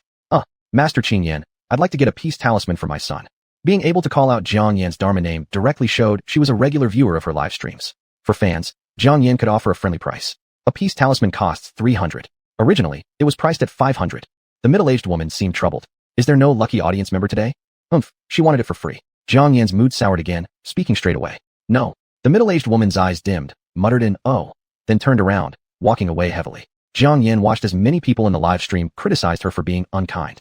Her expression darkened slightly. I am not a bodhisattva, unable to save all beings equally. Moreover, I know nothing about her. Chapter 52, Top Donor. After these words were spoken, many more people began to support Jiang Yan. Qingfeng, Master Qing Yan is right. What if she's a freeloader who will turn around and sell the talisman at a high price? Qingfeng, there are so many benevolent Buddhas in the live stream. Why don't you go help her? The live stream descended into mutual insults and chaos. Jiang Xiaobai directly kicked out everyone who made unfriendly comments. Just then, the woman who had walked far away came running back and knelt in front of Jiang Yan's stall. Master Qing Yan, I beg you, could you sell me this peace talisman at a discount? Her weathered eyes were full of pleading. Jiang Yan furrowed her brows. How much of a discount? The woman hesitated for a moment before quietly speaking. 100? Will 100 work? This is all the money I have. Jiang Yan wasn't counting on making a fortune selling peace talismans anyway, and moreover, she saw the sincerity in the woman. All right, it's a deal. The woman happily took out a crumpled paper bill, reluctantly handing it over to Jiang Yan. Holding the talisman, the woman treated it like a treasure, carefully placing it inside her bag. She bowed deeply to Jiang Yan. Master Qing Yan, you're a good person. Thank you. Jiang Yan could tell that the woman was truly facing difficulties, but it had nothing to do with her. As for the title of good person from the woman's mouth, she didn't quite deserve it. In the mystic world, people only associated her with cruel and ruthless. No one had ever called her a good person. With that, the live stream finally returned to peace. Jiang Xiaobai, Sister Qing Yan is truly beautiful and kind-hearted. Qingfeng, aircraft carrier *10. At that moment, on the top floor office of Y Group across the overpass, Su Yichen was grinning like a flower as he looked at the live stream filled with his aircraft carrier emojis. Qi Fei, who was discussing plans with Shi Yan, couldn't help but comment when he saw Su Yichen's smug expression. Mr. Su, does your happy-go-lucky look mean you found a new target? Su Yichen smiled sweetly. This person even your boss knows. It's that Master Qing Yan who came to my bar last time. Shi Yan froze while signing documents. Chi Fei didn't dare to look at Shi Yan's expression, keeping his head down. Sir, I still have a spreadsheet to finish. I'll go outside first. After Chi Fei left, Sui Chen realized how much thinner the air in the room had become. And what was Shi Yan's expression? He suddenly had an ominous feeling. Shi brother, what's wrong? Shi Yan stood up, walking towards Sui Chen with long strides, extending his hand. Sui Chen hesitated for a while before swallowing hard. Awkward. Embarrassed, he extended his hand into Shi Yan's grasp. Shi Yan glanced at him, then immediately threw his hand off, his voice cold and deep. Phone. Only then did Sui Chen realize what Shi Yan wanted. He no longer thought twice about anything and handed over the phone. Looking at Jiang Yan wearing a mask on the screen, Shi Yan studied the background behind her. He immediately determined the exact location and tossed the phone back to Sui Chen. Sui Chen was completely lost. Shi brother, do you think Master Qing Yan is pretty too? Shi Yan walked to the large floor-to-ceiling window, looking down below. Indeed very pretty. Sui Chen moved closer to him. Shi brother, since she helped me get rid of that ghost last time, I've fallen deeply in love with her. Even though I haven't seen her face directly, just by those eyes alone, I know she must be a world-class beauty. I swear, I won't marry anyone else but her in the future. Shi Yan's gaze was fixed on a black dot on the overpass. There, should be Jiang Yan. Seeing that Shi Yan ignored him, Sui Chen fell silent. Following Shi Yan's gaze, he didn't see anything. Shi brother, what exactly are you looking at? Shi Yan retracted his gaze, sizing up Sui Chen from head to toe. His eyes carried a dangerous glint. If you like her, give more gifts. Try to become her top donor. Sui Chen felt like he had met a soulmate, slapping his thigh. That's right. That's exactly what I was thinking. Unfortunately, the most expensive gift here is the 1688 aircraft carrier. Shi Yan snorted coldly. You can just keep sending more. Sui Chen didn't catch the meaning in Shi Yan's words, laughing sheepishly. I'm just worried about scaring her. Shi Yan sat back down in his chair. An esteemed master who isn't afraid of ghosts. Will she be afraid of receiving a few gifts? Sui Chen became serious. Shi brother, you're right. There's nothing in this world that money can't solve. If there is, it simply means not enough money. The next second. Qingfeng, aircraft carrier *666. Qingfeng, aircraft carrier *888. Qingfeng, aircraft carrier *999. The live stream became quiet, and even Jiang Yan, who had been half lying down, sat up straight. Looking at the screen full of aircraft carriers, the corner of Jiang Yan's mouth beneath her mask couldn't help but twitch. Was Sui Chen crazy? However, she wouldn't let money pass her by, so she just played along. Thank you Qingfeng for the aircraft carrier. Administrator Jiang Xiaobai, big shot. With you around, Sister Qing Yan can start a PK match. Jiang Yan raised an eyebrow. PK? What do you mean? After Jiang Xiaobai explained what a PK was, Jiang Yan found it quite interesting. Looking around, her gaze landed on Grandmaster Zhongwu who was currently live streaming. Zhongwu will do. The people in Jiang Yan's live stream immediately went dumbfounded. Administrator Jiang Xiaobai, my sister, Grandmaster Zhongwu, is a national treasure-level master of esoteric knowledge. He's the top of your field. Jiang Yan didn't show much expression. Oh, is that so? Was Zhongwu, that fraud, doing well? Administrator Jiang Xiaobai, sister, are you really clueless or pretending to be? I'm really clueless. Administrator Jiang Xiaobai, sister, change the opponent for the PK. But Jiang Yan directly declared, him. At this moment, in Zhongwu's live stream, after seeing the challenge from Master Qing Yan, his smile didn't diminish. Friends, there's actually a Master Qing Yan challenging me. I've been on this platform for so long, and this is the first time a colleague dared to challenge me. Calling oneself a master? Are the standards for becoming a master so low these days? Zhongwu's loving wife, Qing Yan? She's pretty famous recently. A masked beauty master. I heard her divination is pretty accurate. Still, naturally not as good as my little Wu-Wu. Wu-Wu the best flower. Accept her challenge, and teach her who the king of this field is. Zhongwu's loving wife, little Wu-Wu, don't be scared. If she has a big brother, you have a big sister. I'll bankrupt her with money. Seeing the barrage comments, Zhongwu's smile nearly filled the entire screen. Alright, whatever you want to see, I'll broadcast it. I'll tell her that this line of work isn't about living off the edge. She spouts nonsense irresponsibly towards the public. Watch how I'll teach her once we're connected. Grandmaster Zhongwu smiled pleasantly as he accepted the challenge sent by Master Qing Yan. He seemed to already see money and traffic waving at him. Chapter 53, The Little Fire Technique. Let's go. After Tsang Wu entered the live streaming room, he saw an empty stool and couldn't help but ridicule out loud. It seems like they still know their place. They must have heard that I'm here to expose charlatans and ran away early. Boring. Boring. Tsang Wu was just about to exit the challenge. Jiang Xiaobai started spamming his live stream. Jiang Xiaobai, our Qing Yan master has only gone to buy some water. It's such a hot day, don't you need water too? Why are you so in a rush? Aren't you afraid someone might shake your position, which is why you're preparing to back out of the challenge? Though Jiang Xiaobai had no certainty in her heart either, the air of confidence could not be lost. When Tsang Wu saw this bullet comment, he almost laughed himself. This brain-dead fan of Qing Yan, are you mistaken? Tsang Wu confidently patted his chest. I am a certified master of metaphysics by the State Bureau number 49 of Huagua. How can I be afraid of a mere novice kid? No matter what we compare, if she beats me today, I'll call her grandpa. Tsang Wu had immense confidence in both his own abilities and the strength of the biggest sponsor sister. Today, he would make Qing Yan understand who was the true leader in this profession. Meanwhile, inside Jiang Yan's live streaming room, everyone was advising Jiang Yan not to act on impulse. Offending a master-level figure in this field was basically cutting off one's own future. Right at this moment, Jiang Yan suddenly appeared in the camera's view. She leisurely placed down the water bottle and began looking at the comments on her live stream screen. While boasting to his fans with utmost confidence, Sang Woo caught a glimpse of Jiang Yan. Friends, today I will show you all what a real metaphysical master looks like. Hold on, that pair of eyes from the other side seems somewhat familiar. Not quite sure yet. Let's take another look. When Sang Woo carefully examined those bright eyes of Jiang Yan and noticed the indifference and disdain within, it was absolutely identical to the person he dreaded. Suddenly feeling tense, Sang Woo swallowed a mouthful of saliva but was still uncertain. Qing Yan Master, do you remember the first household in Lingxi Village? Jiang Yan understood what he wanted to ask. Lingxi Village was merely a probing question. The village where Sang Woo lived was named Lingyan Village. She replied, no, I don't. Hearing this, Sang Woo clearly sighed in relief. For their first encounter, she didn't seem to recall, and her voice was unlike the person he feared. Thank goodness. Thank goodness it wasn't that individual. In a lazy tone, Jiang Yan spoke up. How do we play? Sang Woo composed his expression. The simplest fire technique. Do you know how to use it or not? Jiang Yan lifted her eyes slightly. Humph. The fire technique, for the sorcerers in this world, was already considered a very challenging incantation. To attempt to use this as a method to increase web traffic, this Sang Woo was indeed clever at gaming. But Jiang Yan responded nonchalantly. I can. Upon hearing these words, all 2,000 people in Jiang Yan's live broadcast became extremely excited. Expectations flooded the screen in no time. Alright, since you can, then let's see whose fire is more powerful. If you lose, you kneel and call the other grandpa. Fine. Once Jiang Yan finished speaking, Sang Woo, seeing more and more people flooding into the live streams, was eager to start. Initially, Jiang Yan's point line in the live stream was crushed to the lowest level by Sang Woo's side. However, Jiang Yan didn't care about these points. According to Sang Woo's rules, they were comparing skills regardless of the number of points involved. Sang Woo took the initiative to act first. His fingers moved quickly, making gestures, followed by a robust sound. Initiate. In the next second, the several talismans on the table in front of him burst into flames, growing larger and larger. Whether it was Sang Woo's fans or Jiang Yan's followers, everyone was amazed. Manager Jiang Xiaobai, OMG. Are you all secretly evolving without me? Qing Feng, Master, if you're worried about losing, I can help you shut down their live stream. Miaoshou Hui Chun Tian, Master, no matter whether you achieve or fail, we support you. Jiang Yan, seeing their messages, smiled faintly. You can search for live broadcasts from Japan's Toyama if you want. Manager Jiang Xiaobai, no way, no way. Qing Yan sister, you're not actually planning to make Mount Fuji erupt, right?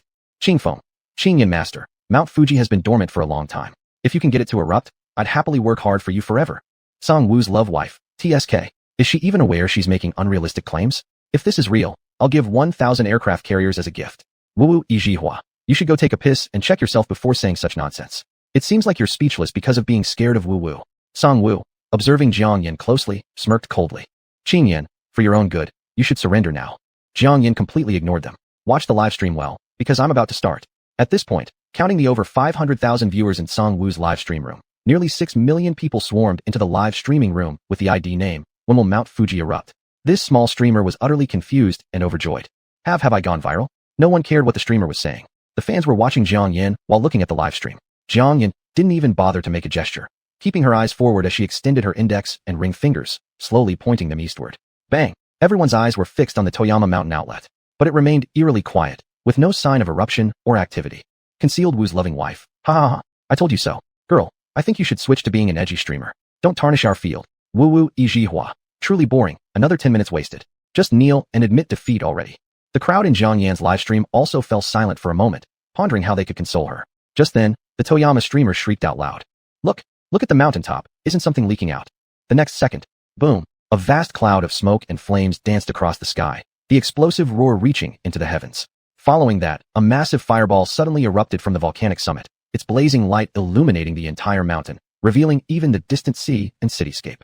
Lava flowed out from the crater, tearing through the earth and spreading downwards gradually. In a blink, the area around the volcano was transformed into a fiery ocean, completely engulfed in molten lava and rocks. This stunned not only the people in the live streams, but made even Sang Woo widen his eyes. This has to be some kind of joke, right? In a flash, online media outlets seized on the Toyama eruption as the latest trending topic, all broadcasting the event live. As the impact grew larger, more and more people became aware of this occurrence. Administrator Jiang Xiaobai, sister, you're my god. Qing Feng, no words can express how I feel right now. Wife, please accept my knees. Qing Feng, aircraft carriers *100. Miaoshou Hui Chun Tian, Master, with this, you should be able to join Bureau number 49, shouldn't you? Concealed Wu's loving wife, I don't believe it. Show us another fireball from Toyama, if you dare. Wu Yijihua. Exactly, I think you just happened to stumble upon Toyama erupting by coincidence. If you can display this feat again, I'll give away all my retirement savings to you. Song-woo gripped the edge of the table tightly, his expression turning quite grim. Qingyan, perhaps that was just a probability event. As long as you can repeat it once more, I will immediately concede. Chapter 54, being targeted by Bureau 49. Jiang Yin wasn't the least bit surprised at their reaction. The scene was so terrifying. If she were in their position, she wouldn't believe it easily either. Jiang Yin supported her chin with one hand while raising the other lightly. All right, then I'll fulfill your request once more. As her finger pointed eastward again, the Fushan lava erupted once more, followed swiftly by thunder and lightning. The entire country of R was shrouded in an atmosphere of extreme terror. This left Zhongwu speechless. Seeing his state, Jiang Yin lifted her hand again. Boom! A fireball erupted from the volcano's mouth, rolling quickly down the mountain. Jiang Yan's voice floated lazily. Is that enough? If not, there's more. Another eruption of lava followed. In its path, all vegetation perished. At this moment, Jiang Yin was unaware that the headquarters of Bureau 49 in Kyoto had descended into chaos. Deputy Director Ling Tian of Bureau 49 watched the screen displaying the grim situation in our country and slammed the table. The matter concerns both countries, and under no circumstances can we let the situation escalate further. Find her. Bring her to the Department of Mysticism at Bureau 49. Someone spoke up quietly. Our most pressing task right now isn't shutting down that woman's live stream. Even our master Zhongwu has suffered a setback. What else do you expect us to do? It should be handled by the network department. Ling Tian glared at him. Since you're all aware of the process, why are you still standing here doing nothing? Go solve it. Jiang Yin saw the number of people in the live room soar to over 100,000 and couldn't help but smile. All right, Zhongwu, you've lost. Shouldn't you honor our agreement? Zhongwu could hardly believe what he was seeing and was even more disbelieving that he actually lost. The only person who could make him back down was Jiang Yan. But in this world, there existed someone even more powerful than Jiang Yan. It truly proved that there are always greater people beyond. However, loss is loss. Wager honored, loss accepted. With a thud, Zhongwu knelt on the ground, head bowed. Grandmaster. Jiang Yan, about to agree with a cheerful smile, suddenly found her phone going black before her eyes. Jiang Yan. What was happening? She tried to turn it on again, but was greeted with a message saying her phone had been hacked. Her gaze turned dangerous as she immediately pulled out her computer from the nearby bag. Humph, whose pie was being tampered with that they had to hire a hacker to take action against her. Yet, anyone who dared to interrupt her during such a critical moment would have to bear her wrath. Jiang Yan's delicate fingertips flew across the keyboard, and soon the mobile phone screen connected to the computer lit up again. When the phone functioned normally again, she saw the opponent showing no intention to give in, which sparked interest in her eyes. Meanwhile, all the staff members of the network department of Bureau 49 were standing ready for battle. A subordinate spoke. Boss, there's a formidable opponent on the other side. The man known as the boss turned around, revealing a firm face beneath his neatly trimmed hair. It was Qin Yi. Listening to his subordinates, Qin Yi's calm demeanor vanished, replaced with gloom. Step aside, let me handle this. Jiang Yin clearly sensed a change in the hacker's method, and their counterattack was obviously more sophisticated than the last time. Jiang Yan's interest grew. Just as she was about to teach them a proper lesson, a shadow loomed over her head. Immediately afterward, Xian's baritone voice resonated. Let's go. I'm treating you to a meal. Jiang Yin paused momentarily, looking at her phone being hacked again. A flash of fierce determination flickered in her eyes, yet it disappeared soon after. She didn't pay any attention to the opposing party anymore and shoved the phone directly into her pocket. How did you find me? She knew that it was easy for Xian to track her down. But why had he come? Xian naturally took the backpack from Jiang Yan's hands. I said, I'm treating you to a meal. Jiang Yan looked at him half doubtfully, intending to decline. But Xian, like the worm inside her stomach, preemptively said, even if you don't eat, does the child in your belly also not need food? Jiang Yan. She knew it. This dog was afraid his child would starve. All right, I'll barely grant you this favor. Lead the way. Jiang Yan walked ahead, while Xian, trailing behind her, sent a text message to an unknown number. It read, mission accomplished. Network Department of Bureau 49. Qin Yi looked as the other side stopped countering, and finally exhaled a breath of relief. Thankfully, if the other side had countered further, I might not have been able to hold my own. One of his subordinates couldn't resist speaking up. Boss, you're ranked second on the hacker leaderboard. Could it be that number one WU who made you falter? WU, the number one on the international hacker rankings. Qin Yi gave him a disdainful look. It can't possibly be him. Qin Yi was very clear about who ranked first. At a Western restaurant, Jiang Yin glanced at Su Yichen sitting opposite her, and then at Xian. That look seemed to ask, did you invite this guy? Xian didn't hold back at all. It's not me who asked him to come. It might be because he has no shame. Su Yichen stopped using his knife and fork. Brother-in-law, are you really this stingy that you wouldn't even let me have a meal? Jiang Yin glanced at her so-called breadwinner, then chuckled softly. Eat. No one said you couldn't eat. Nonsense. This was her top supporter. She couldn't possibly let him starve. Su Yichen grinned. It's still the sister-in-law who is good to me. He bowed his head to eat, but suddenly remembered something and lifted his head. She brother, do you think my goddess might have run into some trouble? Otherwise, why would she abruptly end her live stream? Su Yichen didn't get Xian's reply, but his gaze fell on Jiang Yan's bag. Hey, how come I feel like I've seen your bag somewhere before? Jiang Yan simply placed the bag under the table. Mass market model. It's not strange if you've seen it before. As Sui Chin was about to say something else, Xian's stare cut in. Don't talk during meals or act improperly after sleeping. Didn't Uncle Su teach you this? Sui Chin startled, his expression dispirited. Sai, you guys eat. I'm just too heartbroken about my goddess to even eat. I'll go then. Jiang Yin looked at Sui Chin's departing figure, then looked at the empty plate he left behind, setting down her utensils. You friend, his brains aren't very sharp. Xian elegantly cut the steak on his plate. He isn't very smart. Jiang Yin nodded, ready to say goodbye as she had finished eating, but words didn't escape before meeting Xian's eyes. Xian's voice was cold.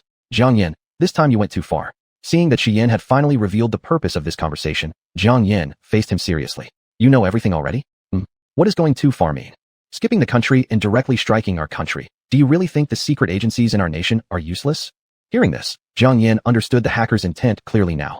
To cut off her live stream and prevent the incident of Fushan Mountain's sudden eruption from further escalating. Although that was true, Jiang Yin was unwilling to listen to Xian's lecturing. I do what I want. The secret agencies of Huagua mean nothing. They don't have the qualifications to be taken seriously by me. Xian looked at Jiang Yan's haughty little expression, feeling somewhat helpless. He directly pulled up her wrist. Do you still feel unbothered now? Chapter 55, The Length of Time That Affects Me. Xian pulled Jiang Yan's wrist, gradually tightening his grip. Jiang Yan looked at the lifeline slowly creeping up her hand, her eyes flickering with emotion. How did you know? Xian's expression remained calm. Am I blind or something? Jiang Yan. Let's pretend I didn't say that. The two were almost ready to cross that final barrier. With nothing more to say, Jiang Yan simply withdrew her hand. She nonchalantly said, What's there to fear? Aren't you here? Looking at Jiang Yan's unconcerned expression about the matter, Xian gritted his teeth in frustration. Jiang Yan, what if something happens to you when I'm not around? Hearing the anger in Xian's voice, Jiang Yan hesitated guiltily. At least I still have Qingqing Jade. Give me back the Qingqing Jade, and it can save my life if anything truly happens. Xian calmed down a little and stared coldly at the hand Jiang Yan was extending toward him. I will never give you the Qingqing Jade. If you want to keep your life, behave yourself. If 49 Bureau comes knocking, I won't be able to protect you. In Jiang Yan's hearing, Xian's implication was clear. Jiang Yan, you can only rely on me. Jiang Yan felt somewhat exasperated and lifted her other arm, her gaze filled with command.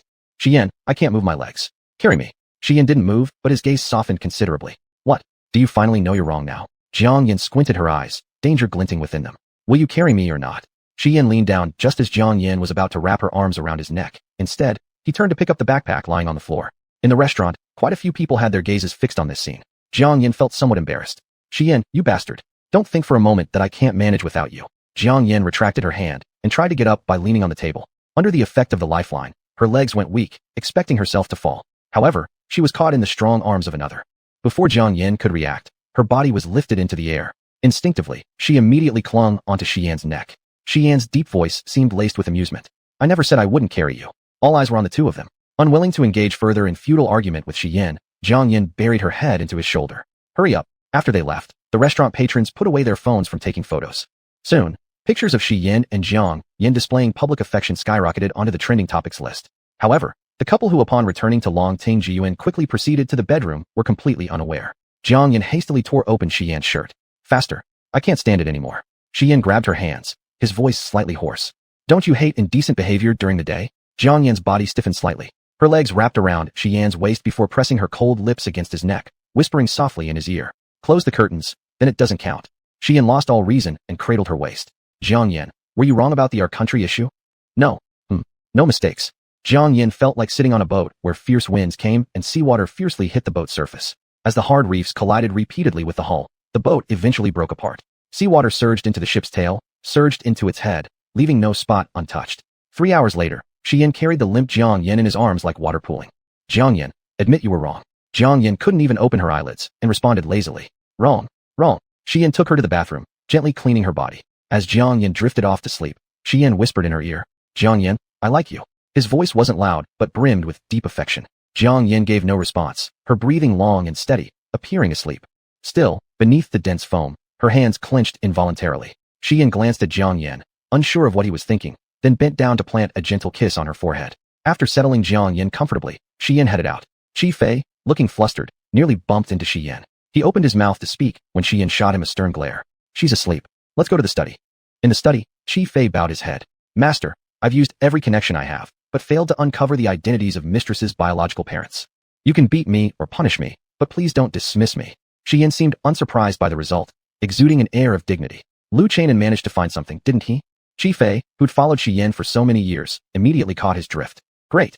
I'll go after Lu Chanan right away. Wait. Shi Yin stopped Qi Fei, his expression cool and detached. It's time for the Lu family to fall. Qi Fei seemed rejuvenated, giving the okay sign before rushing out. When Jiang Yan woke up, it was already nighttime. Following the aroma of food, Jiang Yan's gaze immediately fell on the figure bustling about in the kitchen. The perfect body proportions paired with a high cold face favored by the god of creation radiated an unmatched aristocratic air, brimming with restraint. With the cuffs of his shirt rolled up, his clearly defined knuckles gripped the spatula, adding a touch of worldly charm to his appearance. For a fleeting moment, Jiang Yan thought that even perishing here alongside Shi Yin would be a decent end in this world. But she quickly dismissed the thought. Jiang Yan, what are you thinking about? You've worked so hard to reach the position of acting leader at Jiutian Xuanmen. How can you just give up? Your goal is to conquer the Xian realm. After snapping back to reality, Jiang Yan called out to him. Shi Yin. Shi Yin had noticed Jiang Yan come down long ago, but deliberately didn't turn around, waiting for her to speak first. Continuing his work on the dish, his voice flowed with uncontrollable tenderness. You've woken up? Jiang Yan leaned against the doorframe, arms crossed. You know how to cook?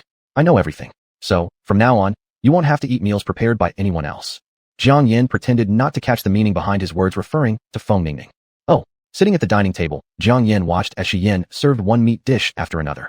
She still remembered when she first came to Long Ting Jieyuan, how green and vegetarian all the dishes on Shi Yan's table used to be. Unable to resist anymore, she asked, didn't you only eat vegetarian food? Shi Yin sized her up and down, his tone deep and meaningful. No longer adhering to that lifestyle. Jiang Yan, what did she say to deserve this? Realizing communication was impossible with Shi Yin, whose mind seemed preoccupied solely with certain other matters, Jiang Yan decided it was best to focus on eating instead. There was no denying that Shi Yan's cooking skills were impeccable, matching Feng Ningning's prowess. Before she knew it, Jiang Yan ate too much, staring at her slightly swollen stomach, her good mood vanishing instantly. In these busy days, she hadn't paid attention. Her pregnancy bump was starting to show. How vexing. The more she thought about it, the more irritated she became. Just then, Shi Yan's maddening voice crept into her ears again. Jiang Yan, when will you schedule your prenatal checkup? Jiang Yan furrowed her eyebrows at him. Prenatal checkup? I'm a doctor. Do you think I wouldn't know if the baby is healthy or not? Undeterred, Shi Yin continued. When do you plan to remove the residual toxins from my body? Jiang Yan felt her heart jolt. How could she have forgotten about this? Cough. Although the poison from the old residence is somewhat potent, I've already contained it. It doesn't affect your daily life. Why are you so worried? Shi Yin braced his hands on either side of Jiang Yan, enclosing her within his embrace. It might not affect my daily life. But, he said softly, it affects the length of time I have with you. Chapter 56. No good deed goes unpunished. What kind of outrageous words are these? As Jiang Yan looked at Shi Yan's extremely serious face, her lips twitched. We'll talk about your poison later. I need to go live streaming now. Before Shi Yin could respond, she bolted away. Leaving aside Shi Yin for a moment, Jiang Yan composed herself and sat in the study, staring at two phones that were still showing black screens. She couldn't help but remember Shi Yan's warning. Could it be this time she's really gone too far?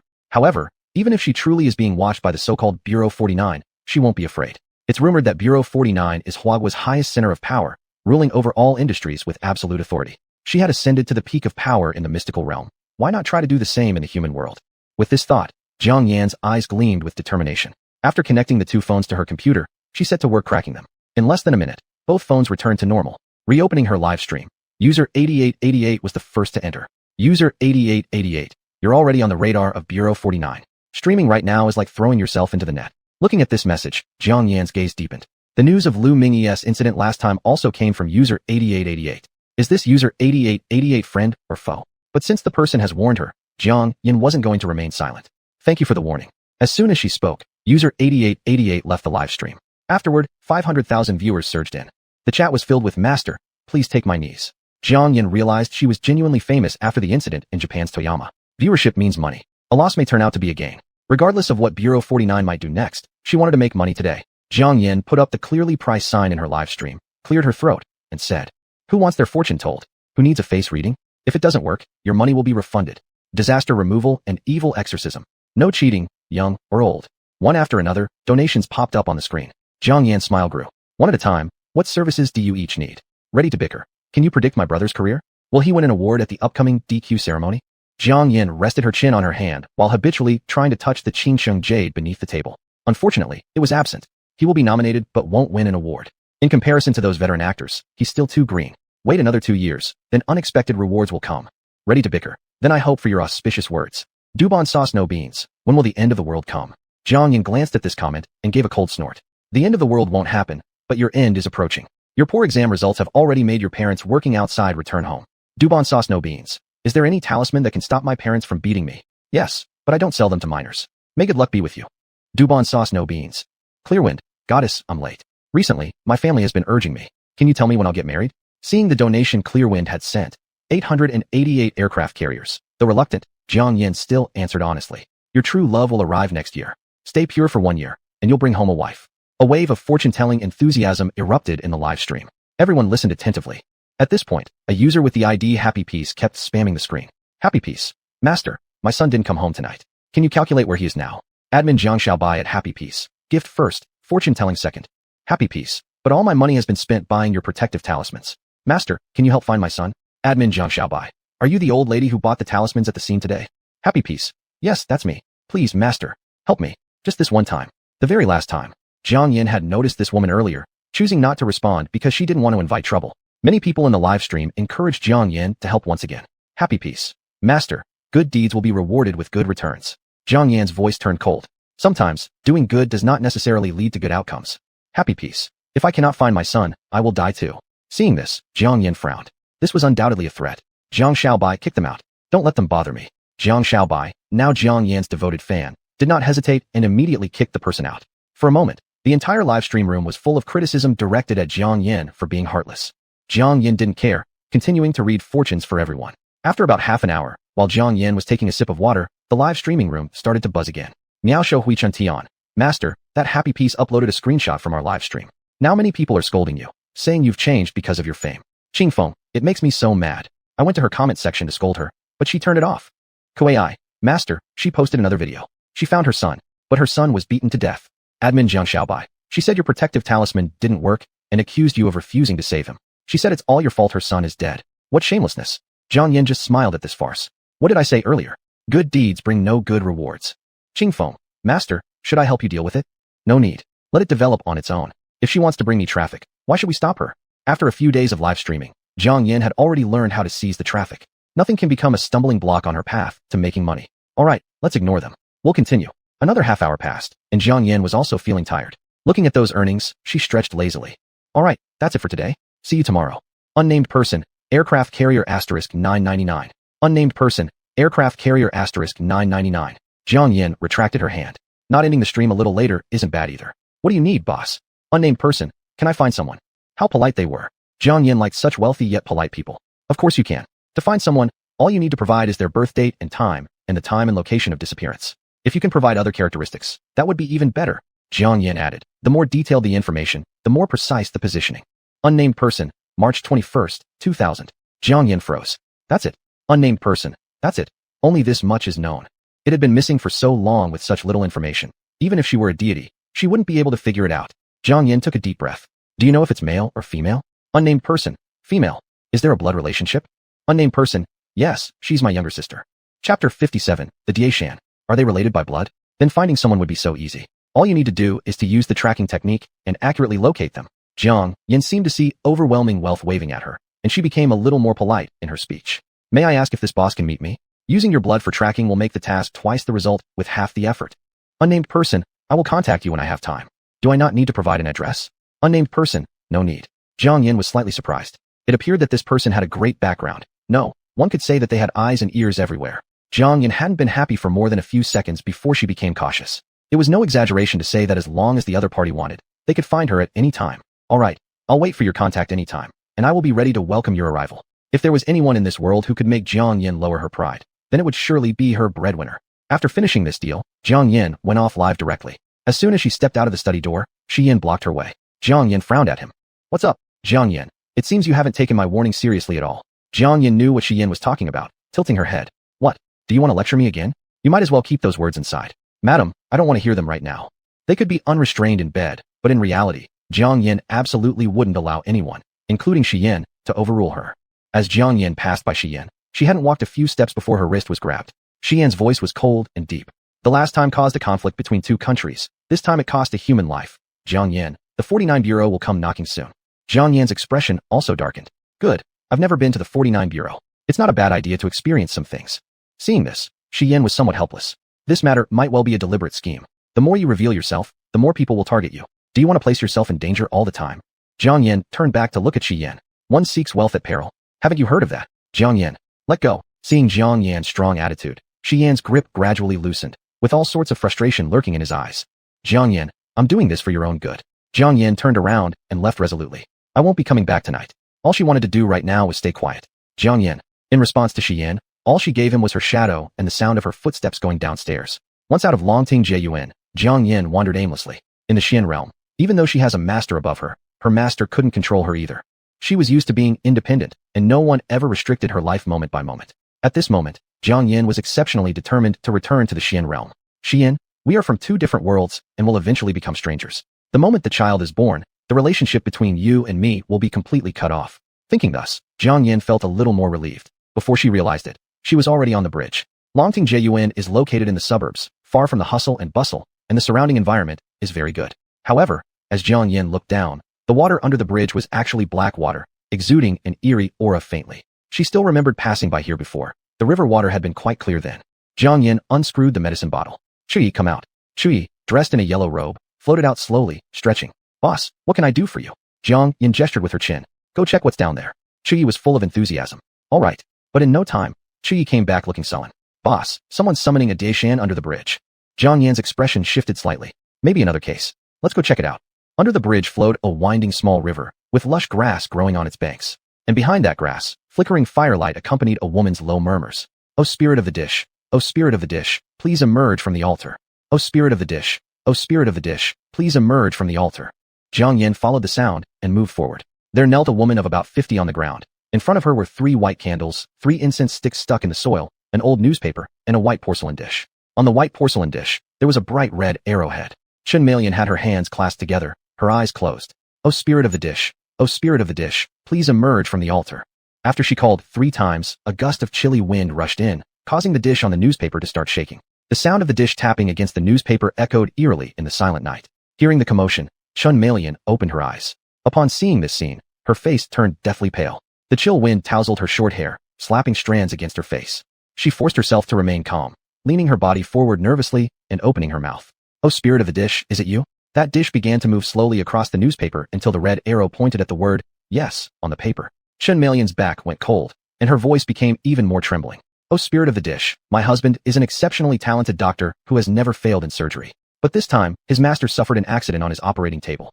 My husband managed to save his master's life amidst his own mental breakdown, but the old man ended up as a vegetable.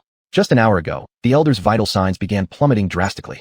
My husband completely collapsed. He said if the old man passes, he would follow him into death. O spirit of the dish, O spirit of the dish, please tell me, will my husband's master really die? The air was silent for a moment. Then, under Chen Malian's gaze, the arrow on the dish once again pointed to the word yes. In an instant, tears that had welled in her eyes burst forth. She covered her chest, her face pale. And what about my husband? Will he truly leave with the old man too? The arrow still pointed at yes. Heartbroken, Chen Malian began sobbing uncontrollably, looking up at the dark sky as she beat her chest repeatedly. This is a sin. God, why do you treat us like this? How many people has he saved? He only made one mistake. Why punish him so harshly? If he dies, what will happen to us mother and son? In the next second, she seemed to lose her mind, her bloodshot eyes fixed on the dish before she violently threw it into the river. What kind of nonsense you are? I refuse to believe it. I refuse to believe it. Stumbling to her feet, Chen Malian shouted. All lies. My husband won't leave me. Then, she started laughing wildly. Lin Huifeng, if you dare to die, I'll go join you, damn it. Unsteady, she turned around, intending to leave. But the next moment, a fierce gust of wind knocked her to the ground. From the pitch-black water emerged a long-haired woman draped in white, ghostly robes. Beneath her long hair was a grotesquely smooth, hairless face. Her elongated nails dug into the soil as she crawled forward, her posture unnaturally twisted. Her laughter was chilling. Fool, you summoned me and didn't dismiss me. I've waited for this day far too long. Since you've angered me, offer me your body. Look at me. Let me replace you. Chapter 58, Saving Lives and Making Money Without Missing a Beat. Chen Malian fell on her bottom to the ground, her face full of terror. Ghost. Ghost. Don't come near me. Stay away. The white-clad female ghost crawled extremely fast, leaving behind only a streak of shadow. Not far away, Jiang Yin took all this in with a calm gaze and spoke slowly. Chi, you handle it. Understood. In the blink of an eye, the ghost was already in front of Chen Malian. The ghost had her hands formed into claws, her sharp nails almost touching Chen Malian. Suddenly, a yellow figure blocked her way. That white-clad ghost was pushed back with great force, flipping backward before landing gracefully with one hand bracing against the ground. She tilted her featureless face toward Chui, who had suddenly appeared. Fellow trade worker? She paused for a moment, startled. Yellow robes? Chui placed his hands on his hips, looking down at the ghost with an air of superiority. You're out of luck meeting me today. Either leave now, or I'll devour you. Your choice. The white-clad ghost didn't want to give up the opportunity of reincarnation she'd just gotten. After a short deliberation, she rose to her feet. All previous fierceness disappeared as she respectfully bowed to Chui. Brother, don't tell me you don't know the rules within our trade? When someone calls upon a spirit board but doesn't send it off, we're allowed to punish them accordingly. Chui stood taller, exuding arrogance. I know that. So what? My boss wants to protect this person. Even if Lord Yama came here, he'd still have to stand aside. His boss. Wasn't that the woman over there? The white-clad ghost turned her head toward the direction of Jiang Yin. Jiang Yin smiled pleasantly, waving her hand lightly. Instinctively as a ghost, she felt this woman was much more dangerous than the yellow-robed ghost right in front of her eyes. The white-clad ghost hesitated. May I ask, brother, have you also set your sights on this woman's body? Chui coldly sniffed. Why do you ask so many questions? If you continue stalling, I'll have no choice but to swallow you. The white-clad ghost became troubled. If you're not after her body, I might as well wait until you've finished whatever you're doing before dealing with her. Upon hearing this, Chui momentarily paused. His boss only instructed him to stop the white-clad ghost for now, saying nothing about safeguarding the woman's future safety. During Chui's hesitation, Jiang Yin casually walked forward. Chui quickly asked, Boss, our line of work indeed follows such a principle, so. Jiang Yin glanced toward Chen Malian. That depends on her wishes. Seeing that Chen Malian buried her face in her knees, shaking uncontrollably as Jiang Yin approached. When Jiang Yin placed her hand on Chen Malian, transmitting human warmth to her, her trembling immediately ceased. Chen Malian slowly raised her head. Upon seeing a pretty girl, tears flowed uncontrollably. Miss, please leave, there's a ghost here. Jiang Yin stepped aside, revealing Chui and a ghost. Do you mean them?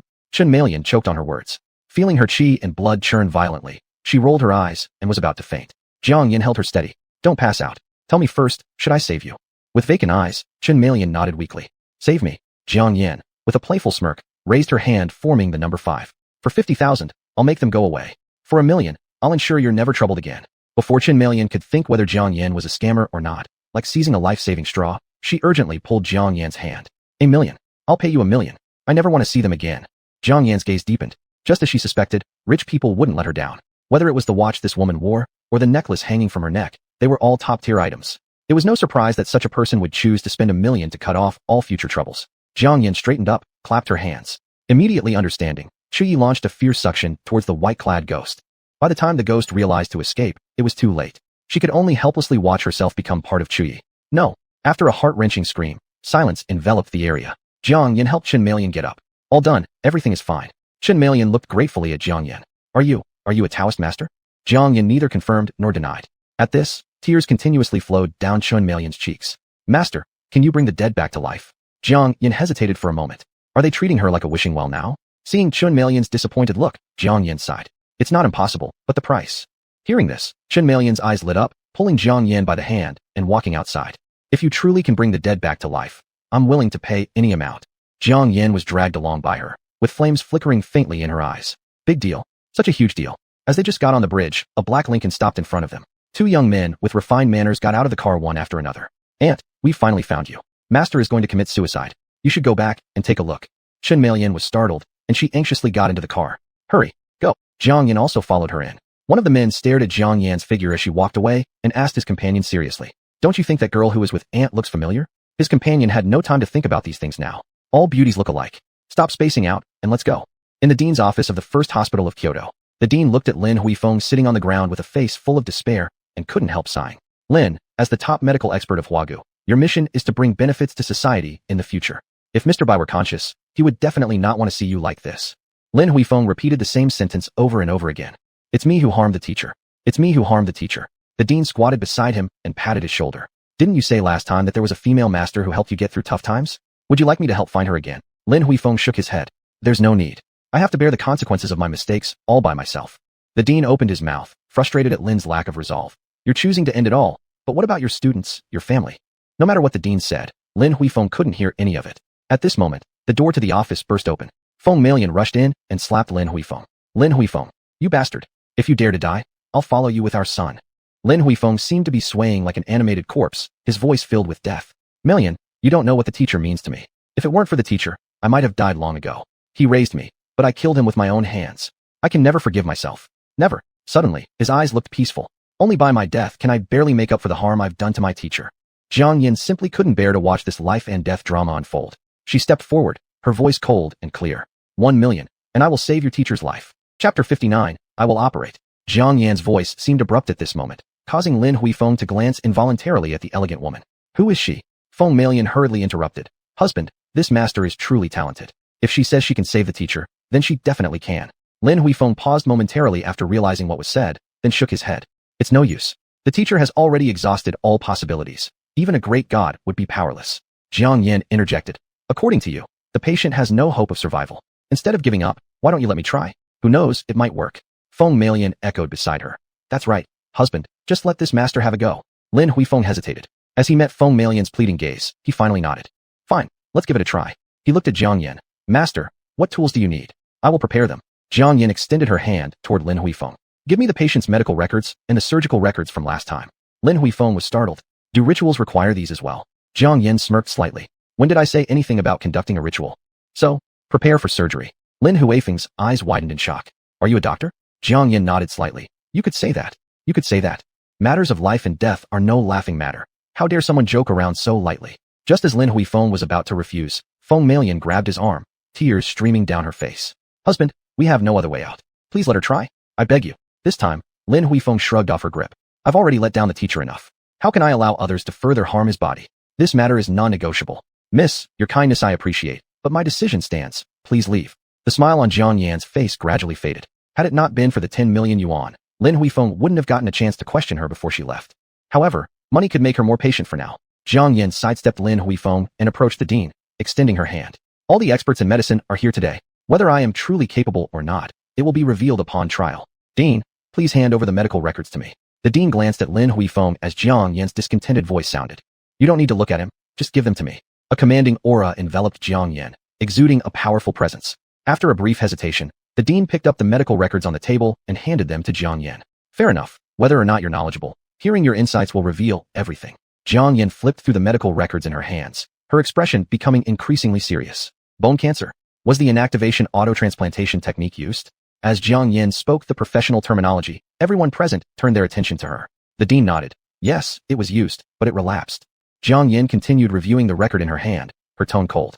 The first time the inactivation autotransplantation technique was used, due to the personal feelings of the chief surgeon, it wasn't performed properly, leading to the recurrence. During the second surgery, the patient experienced persistently high intracranial pressure, resulting in vegetative state. Jiang Yan tossed the medical records back onto the table, delivering an intense rebuke to Lin Huifeng. Lin Huifeng, I've heard about you. The first national doctor of Huagu, specializing in surgery with a 100% success rate. Or rather, now it's decreased. Doctors must avoid bringing personal emotions into the operating room. Don't you understand? Lin Huifeng couldn't utter a word as Jiang Yan condemned him. At this moment, the gazes of the others observing Jiang Yan were filled with complexity. Feng Malian cautiously inquired. Master, is there really any hope of treatment? Jiang Yan's gaze fixated on Lin Huifeng's somber face. 1 million, I'll operate. Agree or disagree? If you disagree, I'll leave right away. Lin Huifeng's lips moved, but nothing came out, his face etched with conflict. Upon seeing this, Jiang Yan sneered coldly. Your teacher having a student like you is truly cursed across 8 lifetimes. With that, Jiang Yan turned to leave. Just as she reached the door, Lin Huifeng's voice rang out. It's acceptable, but you must let me serve as your assistant. Facing away from the crowd, Jiang Yan's lips curled upward faintly. Deal. On the way to the operating table, Lin Huifeng kept briefing Jiang Yan on Old Bai's condition. Seeing that Jiang Yan wasn't paying full attention, Lin Huifeng couldn't help but interrupt. Master, do you actually understand what I'm saying? Jiang Yan stopped, glancing at him. All of this comes from your subjective understanding of the patient. To know exactly what's going on, I need to assess it personally. Starting now, could you shut up? Struck speechless, Lin Huifeng followed Jiang Yan into the sterilization room. Lin Huifeng entered the operating room first to prepare. When Jiang Yan, who had finished changing, pushed open the door to enter, Lin Huifeng nearly dropped the tray in his hand. The pair of eyes above the mask. He absolutely wouldn't misidentify them. Jiang Yan, sensing Lin Huifeng's stare, frowned as she looked at him. How did you manage to reach the level of a national doctor? By daydreaming. Lin Huifeng suppressed his astonishment and said nothing, neatly arranging the surgical instruments. Jiang Yan finally focused her gaze on the patient, an elderly man with white hair who looked very amiable. But as Lin Huifeng had said, he was at death's door. At this point, time was life, and the old man didn't have time for a full set of examinations anymore. Jiang Yan placed her index finger on the patient's wrist and injected some mystic energy to investigate. Lin Huifeng stood by respectfully, cautiously stealing glances at Jiang Yan. A minute later, Jiang Yan's serious voice rang out. It has recurred.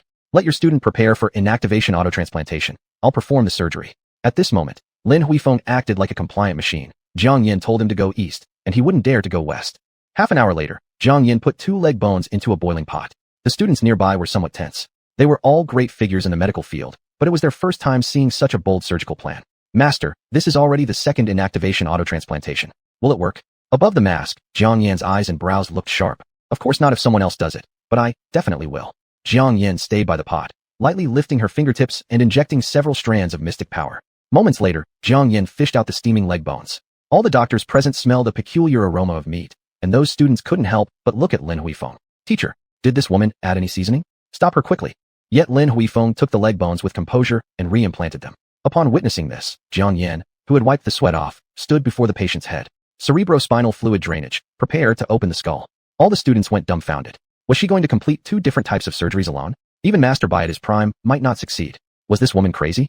They all looked at Lin Huifeng, disapproval clearly written in their eyes. Yet Lin Huifeng raised his eyes slightly, still maintaining respect.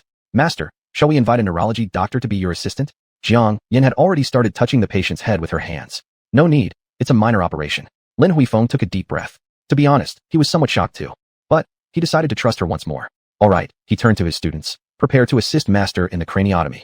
Chapter 60. She is a medical genius. The identities of Mr. Bai and Lin Huifeng were special, so the news that the nameless doctor would perform surgery on Mr. Bai again soon became known to all major media outlets. Regardless of whether the surgery was successful or not, the doctor who operated on Mr. Bai would be thrust into the eye of the storm. If he succeeded, he would be a rising star in the medical field.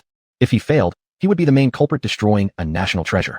The dean knew how significant this event was, so he directly blocked these reporters at the door, claiming that he would inform everyone of the results of Mr. Bai's surgery as soon as possible. This surgery lasted exactly 12 hours. Jiang Yin, who had used mystical arts and was also pregnant, was already exhausted. She barely managed to sew the last stitch. At that moment, applause erupted in the operating room. They weren't blind. On the instruments monitoring vital signs, Mr. Bai's vital signs had stabilized. This surgery, which could shock the entire industry, was truly a success. And the lead surgeon was this girl, who looked so young. Every person present, any one of them taken alone, wasn't an industry leader. Right now, they all admired Jiang Yin. It was only Lin Huifeng who had tears streaming down his face. When Jiang Yin looked over toward him, Lin Huifeng suddenly knelt down with a thud. Master Qingyan, thank you. Master Qingyan, that goddess whom his teacher forced him to follow. Upon hearing this, everyone in the operating room was utterly stunned. Earlier, the student who had picked up Feng Meiyan and Jiang Yin boasted to their peers. I told you she looked familiar. No one expected that the female master they were forced by their teacher to follow was not only a mystical master, but also a medical genius who completed 2 high-difficulty surgeries. Jiang Yin pulled off her mask, pinched the bridge of her nose, and spoke tiredly. Are you, from Yaoshou Huichan? Lin Huifeng wiped his tears and laughed. Master Qingyan, I can't believe you remember me. It's my honor. Lin Huifeng respectfully bowed deeply to Jiang Yin. Master, you have saved me twice. From now on, as long as you say the word, even if it's climbing a mountain of knives or diving into a sea of fire, I will do it without hesitation. Other students of Lin Huifeng also bowed deeply. Master, if you need anything, just say it. Your affairs are our affairs. A joke, regardless of what their current statuses were. This person's expertise in medicine far surpasses them. Moreover, she was also the mystic female master who was revered in various industries. It was beneficial to befriend her. Jiang Yin accepted their tributes without a second thought, her gaze resting solely on Lin Huifeng. 1. My identity must remain confidential. 2. 10 million should be wired to my account. 3. Escort me out of here. Having said that, before anyone could react, Jiang Yin turned and walked away. Lin Huifeng hurriedly got up and chased after her. The rest watched Jiang Yin's retreating back, marveling internally. This woman was truly extraordinary. Whether it was her skills or her bearing, she was like the moon among clouds, absolutely beyond the reach of ordinary people like them. Who knows what kind of person could subdue her? After leaving the operating room, Jiang Yin took the hat and mask handed over by Lin Huifeng. Lin Huifeng was already respectful. Master, this path will not encounter reporters, please follow me. Jiang Yin followed behind Lin Huifeng and left the hospital. Inside the dean's office, upon learning of the successful surgery, both the dean and Feng Meiyan were extremely excited. The youth are to be feared. The youth are truly to be feared. We made the right choice. It's just a pity we don't know where she comes from. Feng Meiyan suddenly remembered something and quickly flipped through her phone. The next second, she exclaimed, it really is her. The dean leaned in, seeing the big characters on the screen. Hashtag Shiyin publicly professes love for Jiang Yin. Below was the picture of when Shiyin held Jiang Yin close while leaving the Western restaurant. Confusion filled the dean's expression. Jiang Yin? That reckless granddaughter-in-law of the Shi family. People like the dean and Lin Huifeng, medical elites at the national level, themselves part of wealthy families, thus heard about fresh gossip within these circles. Feng Meiyan's face remained calm. Miss Jiang surely has her reasons for treating the Shi family this way. The dean also nodded. Indeed, the Shi family lacks vision. For fear of being criticized by society, the Shi family recognized Shi Yin, their illegitimate child, and arranged a marriage. However, after Miss Jiang became pregnant, they were worried that the child in her belly would jeopardize the distribution of property, wanting to control the couple. Speaking of this, the dean laughed. I previously heard stories about Miss Jiang taking action against the residents of the Shi family's old estate, thinking that she went too far. Now it seems that the Shi family are truly those who lack discernment. Just then, Lin Huifeng, who had just seen off Jiang Yin, entered the room. Hearing the dean's and Feng Malian's words, Lin Huifeng felt refreshed. How much more than lacking discernment? The Master Qing Yin who single-handedly stirred up a storm in our country's medical field is also her. Lin Huifeng looked at Feng Malian. Wife, she is the master I told you about. This time, we have truly encountered a bodhisattva. Feng Malian and the dean took quite some time to understand Lin Huifeng's words. Feng Malian threw herself into Lin Huifeng's arms. Husband, we must thank her properly. Lin Huifeng stood with his hands clasped behind his back, exuding an air of dignity. Of course, I am preparing 15 million yuan for Miss Jiang. Furthermore, if the Shi family dares to harm Miss Jiang again, I, Lin Huifeng, will be the first not to let them off. At this moment, there was no trace of Lin Huifeng's previous dejection. The demeanor of the nation's top physician was fully displayed. His mind was filled with thoughts on how to repay Jiang Yan. By now, Jiang Yan had already returned to Longting Jiyuan. Lying on the bed, she felt the coldness spreading through her limbs and couldn't help but smile bitterly. It was the first time she got herself into such a mess just for saving someone unrelated to her. Xian wasn't home, and the Qingcheng jade he hid, she didn't know where it was either. Would she really not last until Xian came back? As soon as Chu Yi sensed Jiang Yan's weakened soul, he rushed out of the bottle and stayed by her bedside. Boss, I'll go find Xian. Having been around Jiang Yan for so long, Chu Yi understood some of the circumstances. Jiang Yan shook her head. Even if I die, I won't ask him for help. She was still mad at Xian. She wouldn't be the first one to give in. Helpless, Chu Yi dared not act on his own and could only watch helplessly as Jiang Yan began to lose consciousness. In the high-level meeting room of Y Group, in the vast space, due to a mistake in the planning department's proposal, Xian's anger made the entire meeting room enveloped in a chilling atmosphere. No one dared to say a word. Even Sui Chen, who usually acted carefree, sat upright. Just then, a cell phone ringtone pierced through the silence. Everyone braced themselves. Who would dare to leave their phone ringer on during a meeting? Under everyone's gaze, Xian, sitting at the head of the table, picked up the phone. On the other end, the nanny's voice came through. Mr. Shi, Madam has returned, but she isn't in good condition. Chapter 61. The arrival of the 49th Bureau. Xian frowned even more deeply after hearing from the nanny that Jiang Yan's condition was not good. All right, I understand. After hanging up the phone, under everyone's watchful eyes, he directly got up and left. A closer look revealed his steps to be extremely hurried. The others all looked at Sui Chen, their questioning gazes seemingly asking what to do about the meeting which had only just begun. Should it not proceed? Sui Chen coughed lightly. Why are you all looking at me? Is our work more important than his wife? Of course not. They still knew their place. Whispers began below. It seems that what's said online is true. Mr. Shi really loves his wife dearly. Who would have thought otherwise? When have you ever seen Mr. Shi abandon his work? In their impression, Xian was like a cold working machine. In his heart, work was probably more important than his own life. But now, something seemed to have changed. Xian did not care what the company executives thought of him. Right now, he just wanted to get back to Longting Jiayuan as soon as possible. Chi Fei was waiting for him in the underground garage. Seeing him approach, he nimbly opened the rear car door. However, Xian sat into the driver's seat. Sui Chen is unreliable. You continue supervising the company affairs. Report any issues immediately.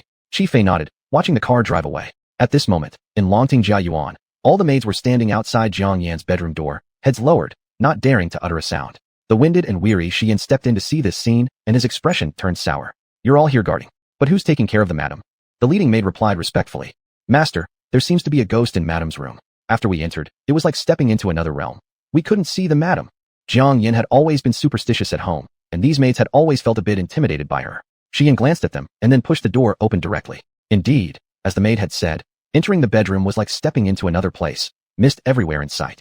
Xian's hands, hanging at his sides, involuntarily clenched. His voice carried a hint of concern. It's me. In the next second, the mist dispersed, revealing Chu Yi standing guard by Jiang Yan's bedside. A decent-looking ghost. Xian looked at him coldly. Are you Chu Yi? Chu Yi nodded, showing due respect towards the master's male consort.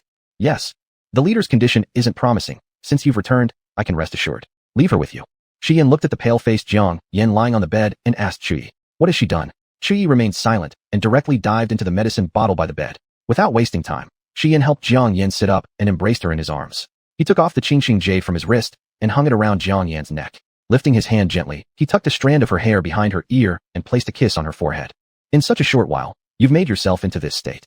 You refuse to tell me, even stubbornly so. Jiang Yan, how can I possibly let you go? Xian had always been aware that Jiang Yan wanted to leave him. Tightly hugging Jiang Yan, sorrow overflowed from his eyes. No one knew how long it had been before the person in his arms finally stirred. Her complexion regained a bit of its rosy hue, and her dry lips slightly parted. Water, water. In the next second, her lips were covered by a soft kiss. This kiss was extraordinarily gentle, akin to recovering what was lost, or even more like confessing love. Under this kiss, Jiang Yan was utterly disoriented, barely managing to open her eyes. Xian Yua.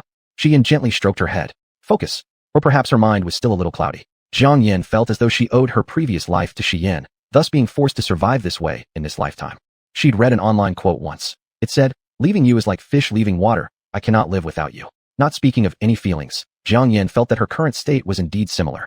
Leaving Xian, she truly could not live. By evening, Jiang Yan's condition improved somewhat. Cuddled in Xian's embrace, she picked up the Qingqing jade and examined it silently. A pleasant voice came from above. "Are you still mad at me?" Jiang Yin didn't reply, indicating affirmation. Xian paused for a moment and sighed. "I'm sorry, I shouldn't have scolded you, nor should I have meddled in your personal life." Hearing this sincere apology, Jiang Yin finally lifted her chin. Her gaze seemed to ask, "Are you actually realizing this?" Xian understood Jiang Yin well, but Jiang Yin also understood clearly what kind of person Xian was. Initially, he always tested her from the perspective of a spectator. Others might think him spineless, but only Jiang Yin knew. He was the cunning tiger disguised as a pig. Later, after their sincere exchanges, she came to understand that Xian was a proud person. His vision would not be confined to just household matters. His goals were much greater and farther-reaching. By now, she fully realized that Xian was a man with an extreme sense of possession and ruthless thoughts. From start to finish, Xian had always been an aggressive one. Such talent, if placed in the Xian realm, would certainly stir up trouble, even forcing her to temporarily retreat. Yet, not even Jiang Yin could have expected him to be so humble before her. Frankly speaking, if Xian hadn't come back today, even if she were to die, she would absolutely never be the first to bow down. Jiang Yin said nothing, finding a comfortable position in his embrace. With her eyes closed, she felt his strong and steady heartbeat. Seeing this, Xian knew Jiang Yin was still upset, and his grip on her tightened without resistance. Just then, there was a knock on the door. Xian moved gently. "Let me check." As soon as he opened the door, Qi Fei looked grim. "Young master, the people from the 49th Bureau are here, waiting downstairs." The gentleness Xian displayed in front of Jiang Yin vanished instantly, replaced by a commanding and oppressive presence. "I won't see them, tell them to leave." Qi Fei's face expressed difficulty. Jiang Yin peeked out from behind Xian. "No, what's hidden today will be faced tomorrow. Let's go down and see." Xian grabbed Jiang Yin, his expression serious. "They've come to take you back to the 49th Bureau, Jiang Yin. Are you sure you want to go down?" The worry and tension in his eyes were clearly visible, making Jiang Yin feel troubled inside. Avoiding his gaze, Jiang Yin turned and stepped out of the door. "All right, Qi Fei, let's go down and see." Qi Fei glanced at Xian, only to find Xi Yin already following Jiang Yin closely. Jiang Yan's wrist was caught by Xian, and she turned back to look at him. "Not stopping me anymore." Xian's eyes darkened, his voice filled with indulgence. "Knowing I can't stop you, I'd rather deal with these issues for you." Previously, Jiang Yin was leading, but right after Xian spoke, he swiftly walked ahead, taking her hand instead. Looking at Xian's steady back, it was the first time Jiang Yin experienced the feeling of being protected. TSK, this sensation was strange indeed. Chapter 62, Demons are all in one family. For Bureau 49, finding someone in Huagua is as easy as pie. But they never expected that the person regarded by Bureau 49 as a terrorist would be Xian's wife. Moreover, recently, the immense affection between Xian and Jiang Yin on the internet has caused quite a stir. Thus, with Xian this grandmaster around, it will not be an easy task for them to take Jiang Yin back for questioning. So after investigating the identity of Qingyin Master, they reported it immediately, asking the organization to send high-level personnel to come and negotiate. Yes, just negotiate. The person coming tonight is Han Jianghe, Minister of the Esoteric Studies Department, and Xiao Luo, Minister of the National Investigation Department. At this moment, the two of them were sitting on the sofa in the living room, having drunk more than 10 cups of water. Xiao Luo is bald and looks very slick. On the contrary, Han Jianghe, dressed in a gray robe with gray hair, appears to have some semblance of an immortal scholar. Xiao Luo wiped the sweat off his head and leaned towards Han Jianghe. "Old Han, why don't they come down yet? They can't even meet us face to face." Han Jianghe was closing his eyes and resting, slowly opening his mouth. "Calm down, what should come will come. What doesn't, there's nothing we can do." Just as his words faded, footsteps were heard from the staircase. Han Jianghe opened his eyes. Then, the figures of Xian and Jiang Yin entered their vision, along with their tightly intertwined hands. It seems the rumors were indeed true. Today's mission might not be completed. Xian held Jiang Yan's hand and sat opposite them, his gaze lightly scanning. "What wind has blown you two to my Longting Jieyuan?" Xiao Luo quickly glanced at Jiang Yan. She's an absolute beauty. No wonder someone like Xian who is so emotionally detached also falls." He pressed his lips, smiling and opening his mouth. "Xian, you're joking, isn't it? Can anything in the capital escape your eyes? Don't joke with us two old guys." Xian remained aloof, as ever. "If you really don't know, the two of you may as well speak frankly." Xiao Luo nudged Han Jianghe with his elbow, coughed a few times. "Old Han, you explain your department's matter." Han Jianghe looked at Jiang Yin, his expression flat. "A while ago, Qingyin Master single-handedly caused panic throughout Japan. Concerning relations between our two countries, we need to invite her back to Bureau 49 for investigation." After saying that, Han Jianghe turned to look at Xiao Luo. "Isn't there something your National Investigation Bureau needs to inquire about Master Qingyin too?" This responsibility was once again pushed onto Xiao Luo, who chuckled heinously. "Indeed, there's one thing. I'm not sure if Qingyin Master remembers a person with the ID Happiness Piece." Jiang Yin nodded. "Yes, I remember." Xiao Luo carefully phrased his words. "Happiness Piece extensively publicized online that it was your amulet that caused the death of his son. Our National Investigation Bureau has received feedback from the masses, and we need you to cooperate with the investigation. Jiang Yin thought it was somewhat amusing, leaning back before Shi Yin could speak, crossing her long legs. First, she looked at Han Jianghe. Let's not talk about other things first. I'd like to ask this master, can you make Mount Fuji erupt with your abilities? Han Jianghe truthfully answered. No. Jiang Yin slightly arched her eyebrows. That's right. Even with such a great cultivation for many years, you cannot make Mount Fuji budge even a bit. How could I, a beginner just out of the door, possibly have such prowess? Jiang Yin then shifted her gaze to Qiao Luo's face. Let her produce evidence, and I'll cooperate with your investigation. And furthermore, I want to report a case now. Not only did Happiness P slander me, but he also incited cyberbullying against me, severely affecting both my mental and physical well-being. Han Jianghe. Qiao Luo. What a sharp-tongued girl. Before they could say anything else, Shi Yan's icy voice drifted into their ears. Bureau 49 serves as the root of Huagua, and the two of you serve as leaders of the two departments. Could you not even understand such basic principles? The doubts you have, my beloved has already explained them clearly. If you won't return to give your report, do you still have any questions? Hearing Shi Yan's almost fatal voice, they looked at each other, standing up simultaneously. All right, we will go and give our report. You two get some rest early. When they left, they cast another glance at Jiang Yin, full of deep meaning. Upon leaving the gates of Longting Jiyuan, they discovered their backs had already been soaked in sweat. Qiao Luo wiped away another round of sweat. Did you see the way Shi Yin looked at me just now? Like he was ready to eat me up. It seemed that if I said one more word, he would throw me out. Han Jianghe also let out a long breath. Not to mention Shi Yin, I felt an intense pressure from that girl as well. Han Jianghe looked into the distance. That's the aura accumulated from a seasoned veteran peer. Qiao Luo hesitated. So, does that mean Jiang Yin is better than you? Han Jianghe nodded. Her mystic arts far surpass mine.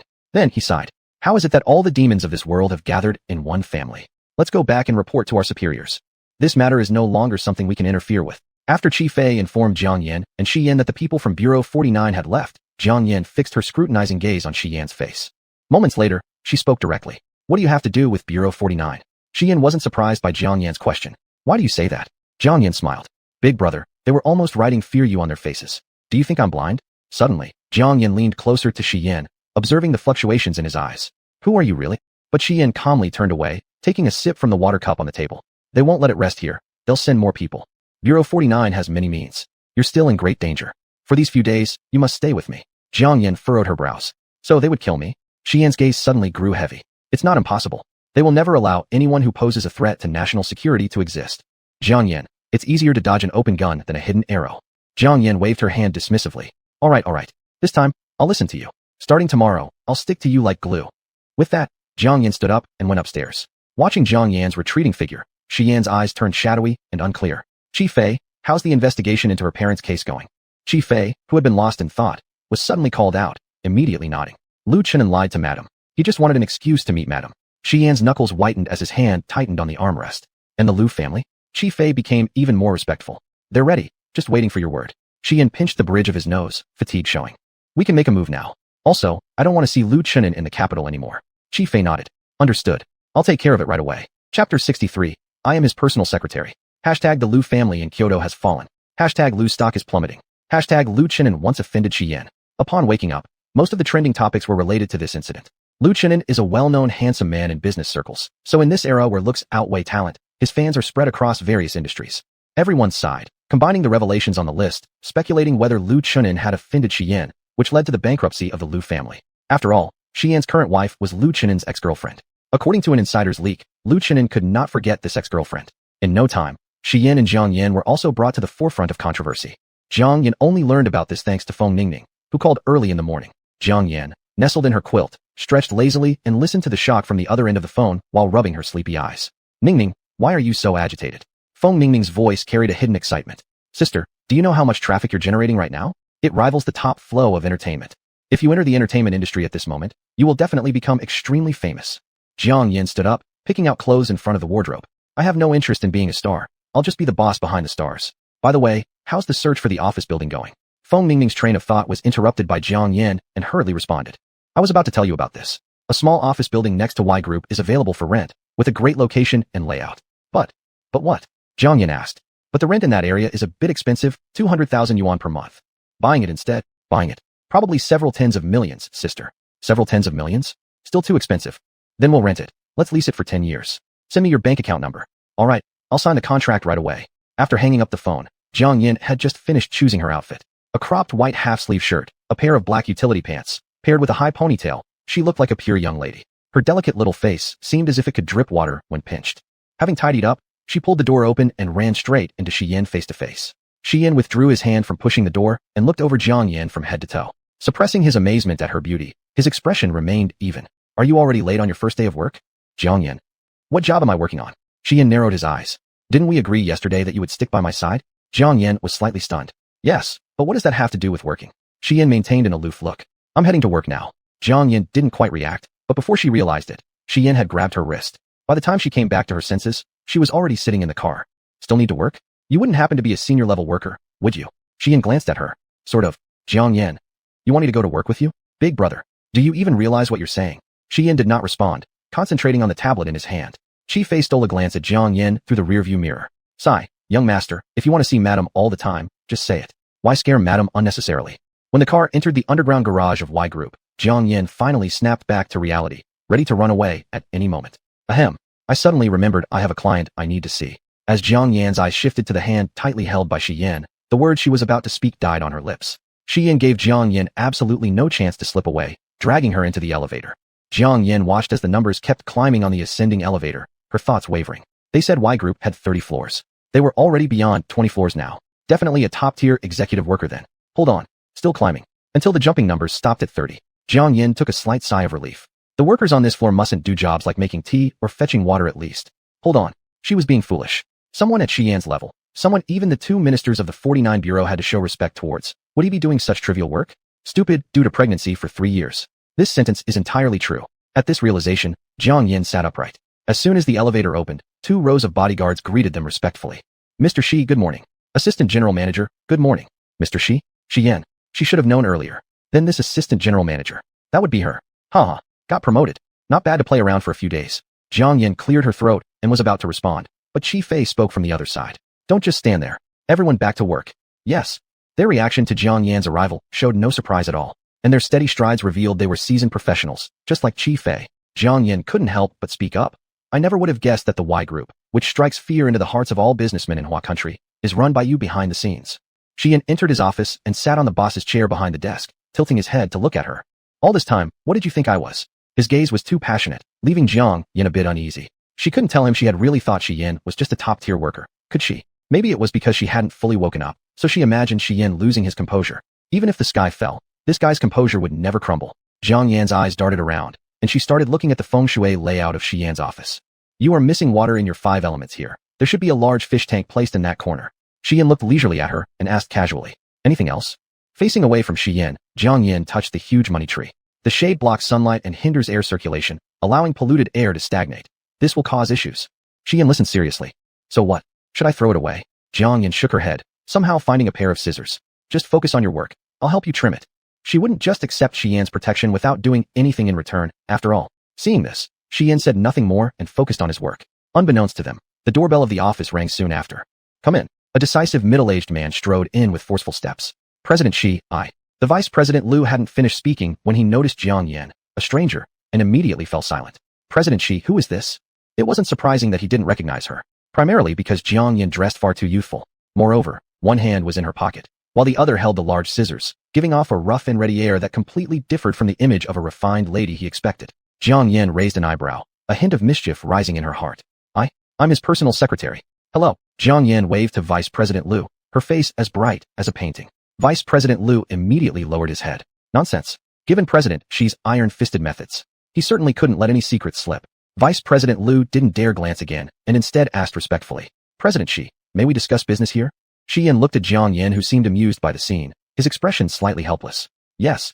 Upon hearing this, Vice President Liu was even more shocked. Who didn't know that Shi Yan viewed work as life? Yet, this woman was allowed to listen in on business affairs. That must mean Shi Yan was truly invested in her. It was over. Just looking at that woman's face, she was undoubtedly a source of trouble. He had to inform the other senior executives to advise President Xi not to indulge in beauty. Chapter 64. The Arrival of the God of Wealth. Mr. Xi, we've acquired 60% of the loose shares of Lu Group. I wonder what your next plan is. Shi Yan didn't even lift his head, continuing to work on his task. Sell them off at a low price. Vice President Liu was momentarily stunned. Sell them off? This is a great opportunity for us to merge with Lu Group.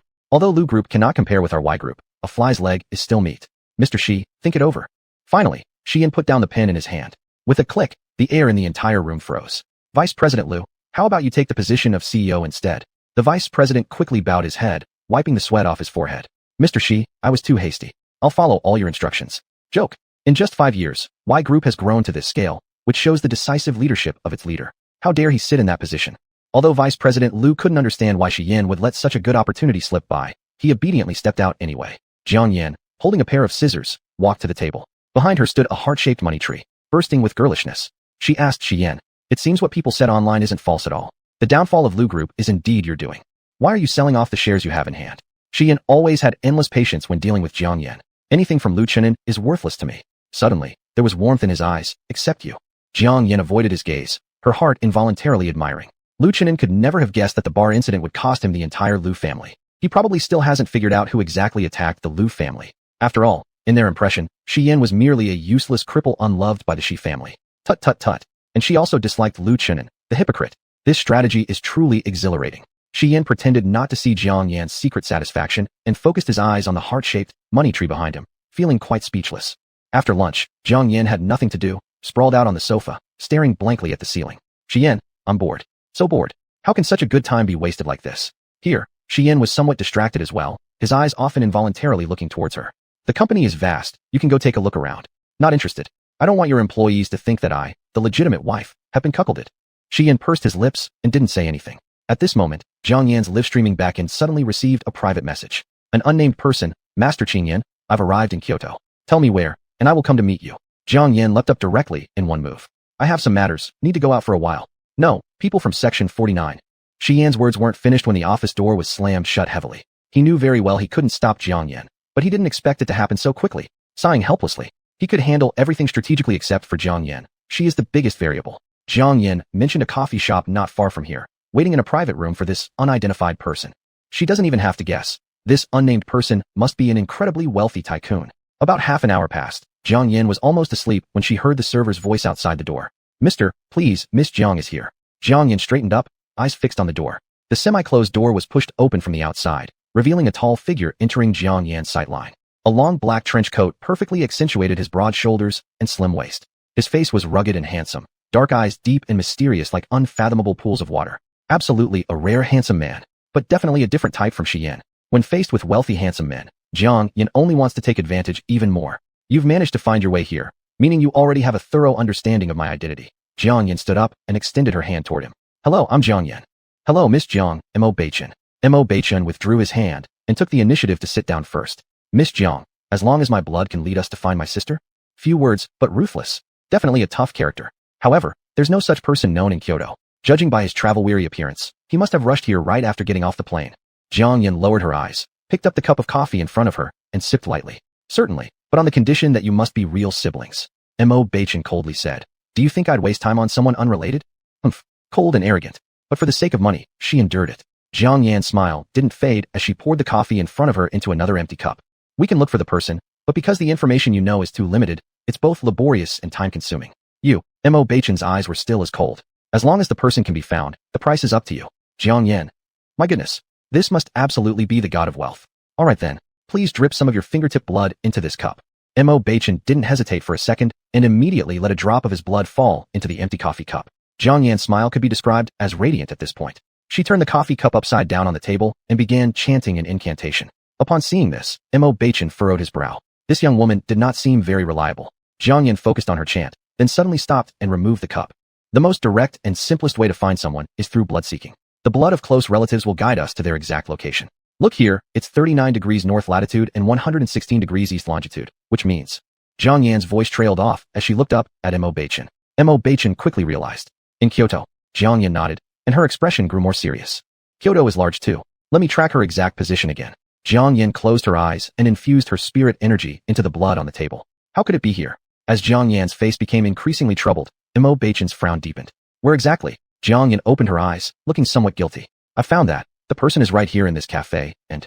Mo Beichen's eyes showed more dissatisfaction. And what? Jiang Yan raised her hand to swear. First of all, I'm not a fraud. Mo Beichen's gaze grew darker.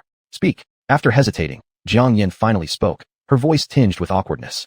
The person I found is sitting right in front of you. Mo Beichen caught on and chuckled coldly. You mean yourself? Jiang Yan started squirming uncomfortably, trying to defend herself urgently. Even though I rarely make mistakes, I can't guarantee there won't be any accidents. How about you? Give another drop of blood. Mo Baichen stared at the empty cup Jiang Yen was holding out for a moment before squeezing another drop of blood into it. This time, I hope you take it seriously. Jiang Yen had never been doubted in terms of ability before, and she couldn't quite accept this result. Sweat actually began to bead on her forehead. How was she supposed to tell a client from the get-go that finding a person would cost a fortune, only to end up finding herself? She really isn't a swindler who pretends to have mystical powers just to cheat people out of money. But she truly isn't one. This time, Jiang Yen skipped over the gestures and directly infused her spiritual power to probe. Chapter 65, Plunder. Time ticked away, and Jiang Yan's sweat beads on her forehead increased. No matter how she calculated it, this sister that Mo Baichen had lost for many years could only be her. Jiang Yen squinted one eye to look at Mo Baichen. Mo Baichen seemed to already know what Jiang Yen was about to say. He stood up, said nothing, and looked at Jiang Yen with his hands in his pockets. After a long pause, he spoke in a low voice. How old are you? Jiang Yan's voice was soft. 24. Mo Baichen's eyes grew even darker as he said with certainty. You're the adopted daughter of the Jiang family. Jiang Yen became more uneasy. Does that mean she really is Mo Baichen's biological sister? No. It should be said that she is the original host. Jiang Yan's feelings were complex. If I say I'm your sister, would you believe me? Mo Baichen remained silent, still examining Jiang Yen from head to toe. Outstanding looks, indeed bearing a resemblance to their mother around the eyebrows and eyes. Can Miss Jiang give me a little blood and hair? Jiang Yen understood what he intended to do. Yes. Regarding issues of lineage, with Mo Baichen's character, he would never trust a local testing facility. As Mo Baichen stared at the obtained blood and hair, his expression remained inscrutable. Farewell. Once this great Buddha left, the atmosphere in the private room loosened. Even Jiang Yen, who had gone through countless storms, could only sit slumped in her chair, dazed. Who understands this? She almost felt like a cheat herself. But previous predictions might be wrong sometimes. However, after injecting Xianling into her body to investigate, there absolutely wouldn't be any deviation. The original host truly is Mo Baichen's sister. She just didn't know how to start the conversation. In that kind of situation, if she were in Mo Baichen's place, not throwing the person out would already be merciful. When Xian found Jiang Yen, she looked like a defeated rooster, her head hanging low, with a completely defeated aura around her. What happened? Asked Xian. Hearing Xian's voice finally pulled Jiang Yen back to reality. Nothing, just encountered some things, feeling quite melancholy. Indeed, she was melancholic. The original Jiang Yen wasn't cherished in the Jiang family, yet managed to break free from her identity as an adopted daughter of the Jiang family through sheer perseverance, gaining a good reputation as a gentlewoman in social circles, later marrying Xian, only for their marriage to end up as a mere formality and ultimately being poisoned and killed by someone. In her perspective, Mo Baichen is either incredibly wealthy or influential. His power must surely overshadow the Jiang family. Had she been alive and known her own brother never gave up looking for her, wouldn't life after reuniting with her birth family have been better than before? Seeing Jiang Yan's low mood, Xian was about to say something when he noticed another cup of coffee on the table. Prior to this, someone else had shared coffee with her. Whoever made her so despondent? A man? Thinking along these lines, possessiveness surged in Xian, causing him to directly grab Jiang Yan's hand and walk outside. Jiang Yan was thoroughly confused by his sudden act of violence. Xian, what are you doing? There was no response. The car raced straight back to the company. Upon entering the office, Xian pinned Jiang Yan against the door, restraining her hands and pulling them above her head. Rude kisses rained down on her. Jiang Yan's mood was already poor, and as those dense kisses landed on her lips and neck, her face darkened. Xian, what madness is this? Finally stopping his plundering actions, Xian's heavy breathing revealed eyes filled with complete possession of Jiang Yan. Jiang Yan, we haven't tried this here. Jiang Yan turned her face aside. Enough, Xian. I'm not in the mood for this now. In the next moment, Xian's hand slipped under her half-sleeved waistline, starting a fire everywhere. Until even Jiang Yan's breaths began to scatter chaotically. Xian lightly bit her earlobe. Jiang Yan, you belong to me alone. Jiang Yan couldn't comprehend why he said such unreasonable words. Before she could respond, he already pressed her down onto the desk. Her hands supported her on the table, her earlobes red, and she glanced back at him. Xian, this is at the company. Aren't you afraid your subordinates will find out?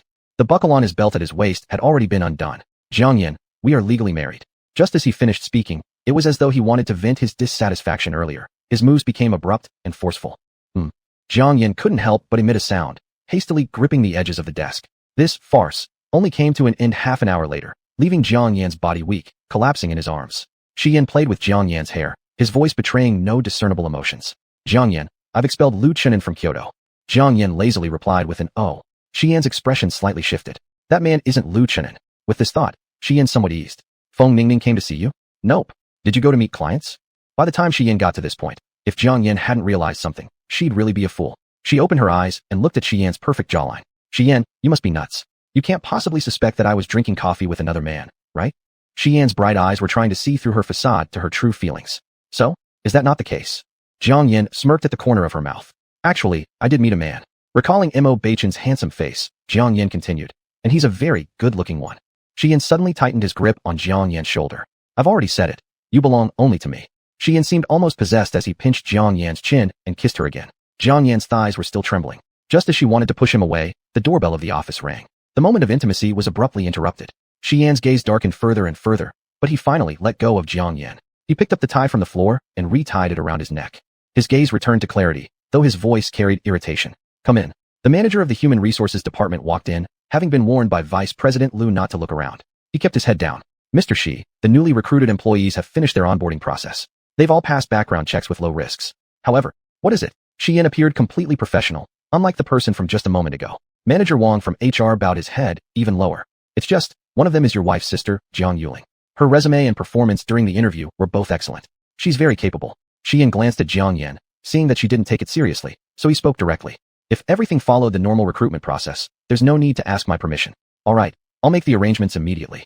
Manager Wang from HR never dared to glance at the person on the sofa until he left the office. Back inside, he directly arranged for Jiang Yuling's formal hiring to be taken care of by one of the subordinates. Jiang Yuling had been waiting in the office of Supervisor Zheng Kai for quite some time. When Zheng Kai hung up the phone, she smiled brightly and thoughtfully handed him a cup of coffee. Uncle Zheng, how did it go? Zheng Kai wore a proud expression. Yuling, your father and I are old friends. Even though Y Group isn't an easy place for anyone to get into, if I couldn't help arrange this small matter, then Uncle Zheng wouldn't deserve to work at Y Group. Jiang Yuling grinned sweetly. Thank you, Uncle Zheng. Uncle Zheng, my father has invited you for dinner this weekend. They chatted cheerfully. As soon as she stepped out of the door, however, Jiang Yuling's smile vanished in an instant. Chapter 66, Sister Found.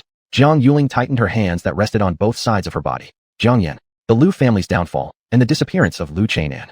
Rumors online claim it was all the doing of your husband, Xian. You caused me to lose my love. I won't let you off the hook. I now stand in the office building of the largest corporation in Huagu country. From now on, I will be among the elite. You, a golden pheasant caged up, how can you ever contend with me? You'll never surpass me. With such thoughts, Jiang Yuling straightened her back even more. A colleague greeted her, and she concealed her fierce look, replying with a gentle smile. Jiang Yan had left the Y Group through the dedicated elevator, so others couldn't and wouldn't have caught her with Xian in any misconduct. Living this way point to point, Jiang Yan endured for 3 full days. 3 whole days. She simply couldn't bear it anymore. Xian, the Bureau 49 has taken no action for so long. Clearly, they are wary of you. I cannot keep clinging to you. So starting from tomorrow, I will stop coming. Xian didn't even lift his head. As you wish. These past 2 days, he had noticed Jiang Yan's condition. She seemed like she had given up entirely, either staring blankly at the ceiling or gazing vacantly out the window. If she kept going on like this, there would definitely be an issue. This time, Xian did not hold her back. You must take care. Jiang Yan already had her phone in hand as she reached the door. I know. Finally, regaining her freedom, Jiang Yan had barely walked down the street before a line of black Maybachs blocked her path. Her expression darkened instantly. Judging by the setup, could it be Bureau 49? In the next second, a group of black-suited security guards wearing sunglasses stepped out of their cars, forming 2 rows in front of Jiang Yan. Jiang Yan's fists clenched audibly as she quickly went over various spells that could subdue all these men in one go. At this moment, a tall figure emerged from the middle car. Once Jiang Yan got a clear look at the face, she paused momentarily. Could it be Mo Baichen? Before Jiang Yan could fully react, an ear-splitting voice boomed. Miss, good day. Welcome home, miss. Years later, Jiang Yan still remembered this scene as the most bizarre one she'd ever experienced. The 2 rows of security guards bowed deeply, and behind them, Mo Baichen strode forward with long steps. Mixed feelings of heartache and excitement flickered in his eyes, but were well controlled. Standing in front of Jiang Yan, his voice trembled slightly. Miss Jiang, you truly are my younger sister. Jiang Yan could feel the curious stares of the onlookers around her. She could dig herself a living space complete with 3 bedrooms and a living room just from those glances. Bearing all these gazes, Jiang Yan managed an awkward smile. How about, we change the venue to somewhere else?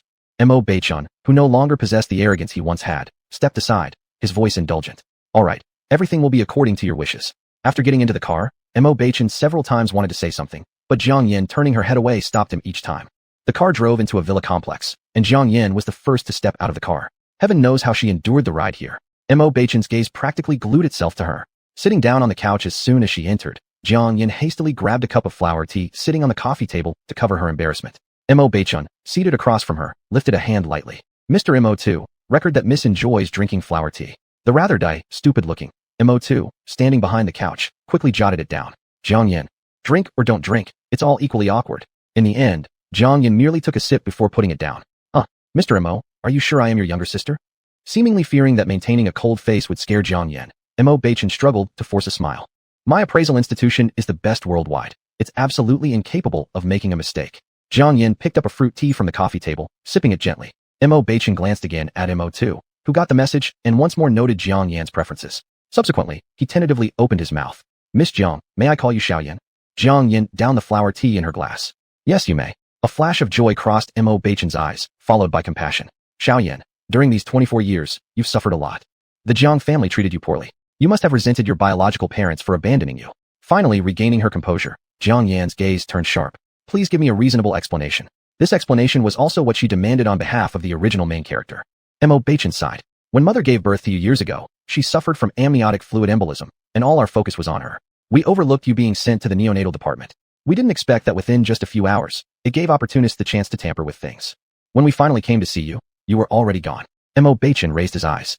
For these 24 years, mother has cried every day, and her health has deteriorated. And we have never given up searching for you. This time, after Master Qing Yan gained fame through the Fushan incident, I was able to find you. I didn't expect that the renowned Master Qing Yan is actually my long-lost sister. Xiao Yan, we all feel deeply guilty about losing you. The debt of these past 24 years can never be repaid.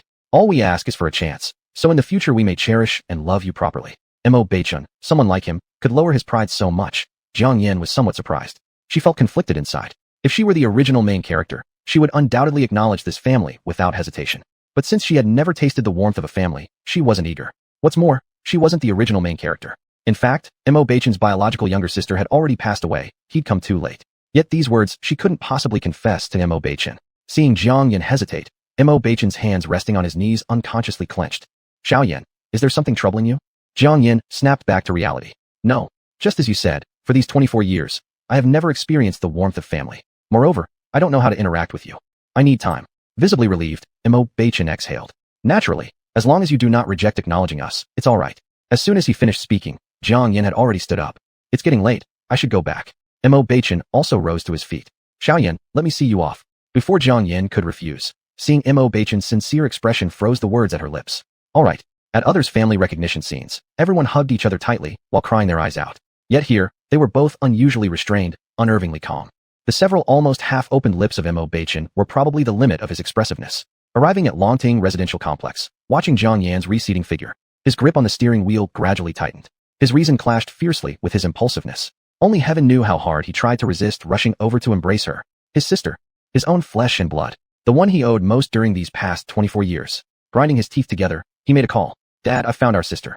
Chapter 67. Not Yuan, but Yuan, edgy. After Mo Beichen's call ended, in a villa far away in Country C, 2 helicopters took off. Jiang Yin never cared about what would happen in the future. She only valued the present. The present? She looked at Shi Yan, who was waiting by the door with his hands in his pockets, and her frown deepened. Shi Yan, what do you want to say? Shi Yan spoke up directly. Is it the man who had coffee with you last time? When Jiang Yin saw this, she knew he had misunderstood again, but she had no desire to explain. Let him be. Seeing Jiang Yin turning to leave, Shi Yan's anger flared and then died down. He squeezed the Qingcheng jade bracelet on his wrist and spoke through clenched teeth. Jiang Yan, are any of the men out there better to you than I am? Can't you turn around and look at me? Hearing this, Jiang Yan paused her steps, turned her back to him, and spoke coldly. What am I supposed to look at? Shi Yan, our marriage is just a deal. Don't get too caught up in it.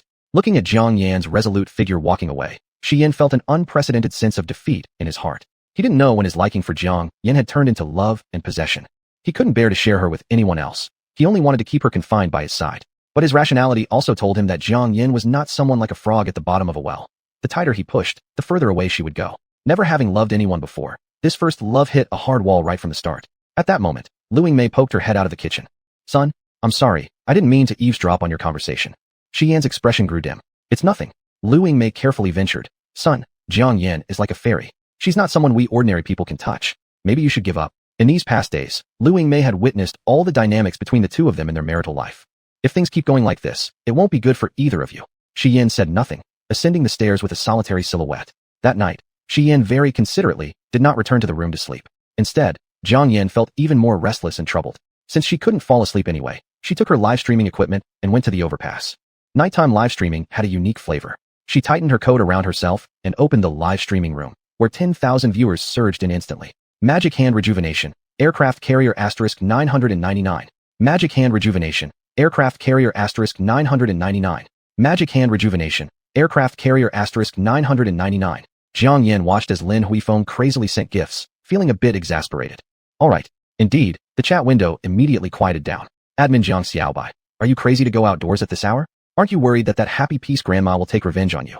Jiang Xiaobai bringing this up reminded Jiang Yan, who might otherwise have forgotten. I still have some unresolved matters with her. If she comes after me, It saves me the trouble of finding her. Admin Jiang Xiaobai. The master rules. Clear breeze. Wife. Is there a kind of talisman that can make a woman completely devoted to a man? No. Even if there were, she wouldn't use it on Sui Chen. Clear breeze. Alright. Alright. I'll tell my friend that he has to rely on his personal charm to win over a woman. Clear breeze. Wife. Someone's approaching you.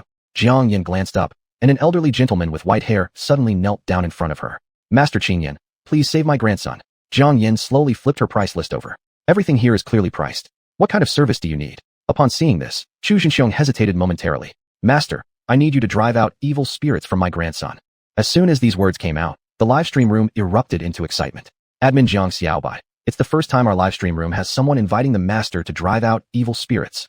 Clear breeze. What's wrong with his grandson? Let's hear it from this old man. It wasn't just Sui Chen who was riled up in the livestream room. Everyone was rather curious. Jiang Yin merely gave him a glance and turned her attention to Chu Zhenxiong in front of her. To drive out evil spirits costs at least 10,000, and the specific price depends on the situation. Chu Zhenxiong nodded. I've already said that money is not an issue. You must come quickly. I can't afford to waste any more time for my grandson. Jiang Yin stood up, exuding an aloof posture. You could find me, so you know I'm a live streamer. Do you mind if I bring along my live stream audience? Chu Zhenxiong hesitated for a second, but finally shook his head. Not at all. He gestured with his hand. Master Qing Yin, please. Once the live streamers heard that Jiang Yin was taking them along to the scene, they were all thrilled, focusing on the live stream where needed or sharing it wherever possible. Bright moon over the ditch. Don't you guys think this old man looks familiar? 666. Hang on, I'm already searching on Baidu. Bright moon over the ditch. I know who he is now. Famous Chinese collector Chu Zhenxiong. A big shot in the antiques world. 666. What? Isn't it easy for the streamer to make money from him? In the car, Jiang Yin saw this comment, and her lips curled under her mask. Streamers only take jobs if there's a connection, you know. 666. 18,000 yuan maybe? Hara. The atmosphere in the live stream was very harmonious until Jiang Yin got out of the car. Through the lens, the sign above the gate read, Chu Manor. Walking inside, traditional Chinese-style buildings came into view. It was a large Chinese garden, clearly quite old, and likely passed down through several generations. Jiang Yin asked aloud, tell me what happened recently with your grandson. Chu Zhenxiong's expression was anxious, but he spoke without reservation. A month ago, my grandson Chu Feng bought a trinket from East City, and since then, his condition has worsened day by day. He often mutters nonsense, saying something about a yellow weasel torturing him. It's pure nonsense. At first, I thought he was just sick, so I invited all sorts of famous doctors. He drank plenty of medicine, but there was no improvement. His condition grew worse, and recently, he started spitting blood. Some people at home say he's possessed by an unclean spirit, while others think evil qi entered his body. Master, I have no idea what to do anymore. He's my only grandson. Please help me. After hearing Chu Zhenxiong's words, Jiang Yin had a pretty good idea. Looking at the chat in the live stream, everyone seemed captivated. Admin Jiang Xiaobai. Legend says in East City, there are animals that have gained spiritual intelligence, some benevolent, some malevolent. They need humans to obtain blessings for them to achieve immortality. Could this antiques mobile's grandson be targeted by a spirit-seeking cultivation? Bright moon over the ditch. It could be. My aunt once. Blah blah. Everyone was chatting non-stop, but Jiang Yin didn't read a single word. She stopped at Chu Feng's door, her expression serious. The negative energy here is extremely strong. The footage ahead isn't suitable for you all to see. Snap. Jiang Yin immediately ended the broadcast. Chu Zhenxiong listened to Jiang Yin's words with some worry. Master, is there really a problem? Jiang Yin nodded. The thing inside your grandson is no ordinary spirit. Start preparing yourself for his death. Chapter 68. The Huangpi Weasel. As soon as Chu Zhenxiong heard that his precious grandson was in mortal danger, he extended his hand and held up 5 fingers, knowing well the ways of Master Qing Yan. 5 million. Master Qing Yan, if you can save my grandson, these 5 million will be a tribute from our Chu family to you. Jiang Yin just glanced at Chu Zhenxiong, her expression showing difficulty, her voice icy cold. 5 million is not enough for this matter. Chu Zhenxiong hesitated, then gritted his teeth. 10 million. Jiang Yin immediately agreed without hesitation. Deal. Chu Zhenxiong. Why did he feel like he'd been toyed with by this young girl? But he had tried everything else. Now he could only try the desperate attempt. The moment they pushed open the door, a wine bottle flew toward them. Get out. All of you get out.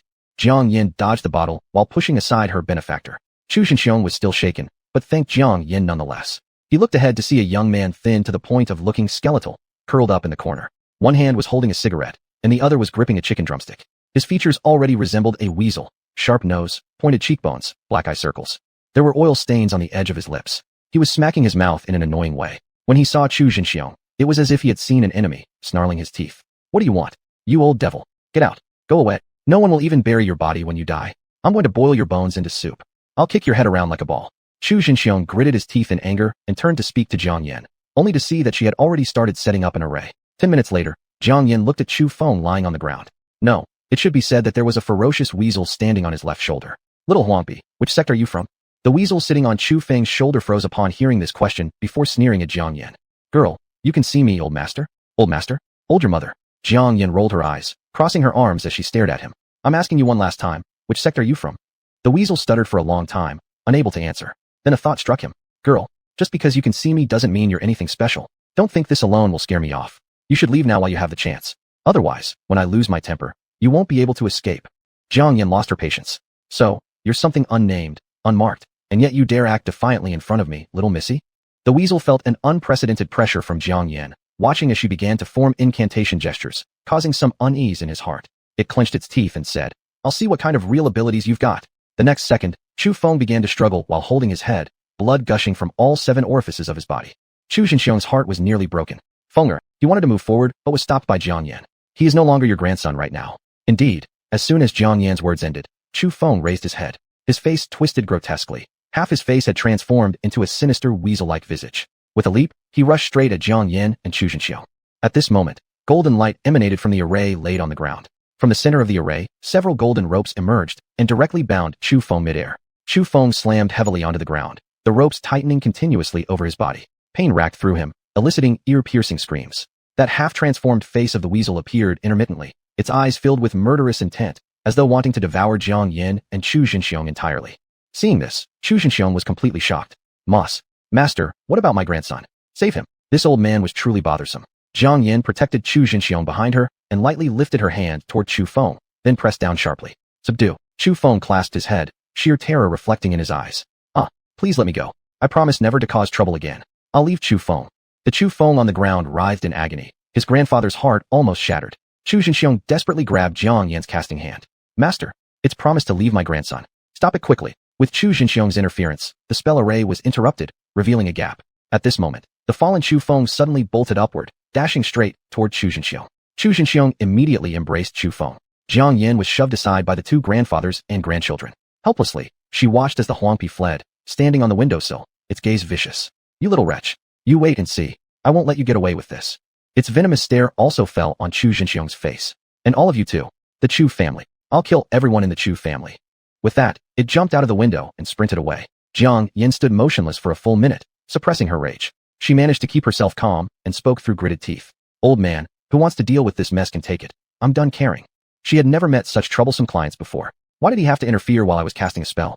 It really pissed her off. Seeing that Jiang Yan was about to leave, Chu Zhenxiong hastily spoke up. Master Qingyan, please wait. Wait your mother's step. She was already being very rational by not beating Chu Zhenxiong senseless right now. Chu Zhenxiong had not failed to hear the parting words of the weasel when it left. If Master Qingyan were really to walk away, his Chu family would be utterly destroyed. Centuries of heritage would crumble in his hands. This absolutely couldn't happen. Master, I'll offer you 20 million. Jiang Yan didn't even slow her pace. Chu Zhenxiong became more anxious. Master, 30 million. Jiang Yan slowed down slightly. 50 million. Jiang Yan finally stopped, but she still faced away from him. All of your Chu family together, 100 million, otherwise no deal. Chu Zhenxiong was no fool. He knew Jiang Yan was making a huge demand, but there was no way out. Everyone revered the name of Master Qingyan. If anyone in this world could save the Chu family, it must be the woman standing before him. All right, I agree to 100 million. Master, please help us. Jiang Yan took a deep breath, forcing herself to suppress the anger boiling inside her. You need to promise me that next time, you won't interrupt or mess things up for me. Chu Zhenxiong readily agreed. I swear, next time I will absolutely not interfere with your spell. Reluctantly, Jiang Yan stayed behind. Chu Zhenxiong prepared an entire courtyard for Jiang Yan. It couldn't be denied, the Chu family was truly wealthy. Even just this guest area was adorned with countless priceless antiques. Together, their value likely surpassed anything Jiang Yan could ever ask for. Jiang Yan couldn't help but think, maybe 100 million wasn't enough? Lying in bed, Jiang Yan stared at Qian's message asking where she was. She ignored it without response. She thought the night would pass uneventfully, but then something completely unexpected happened. Just past midnight, a knock echoed on her door.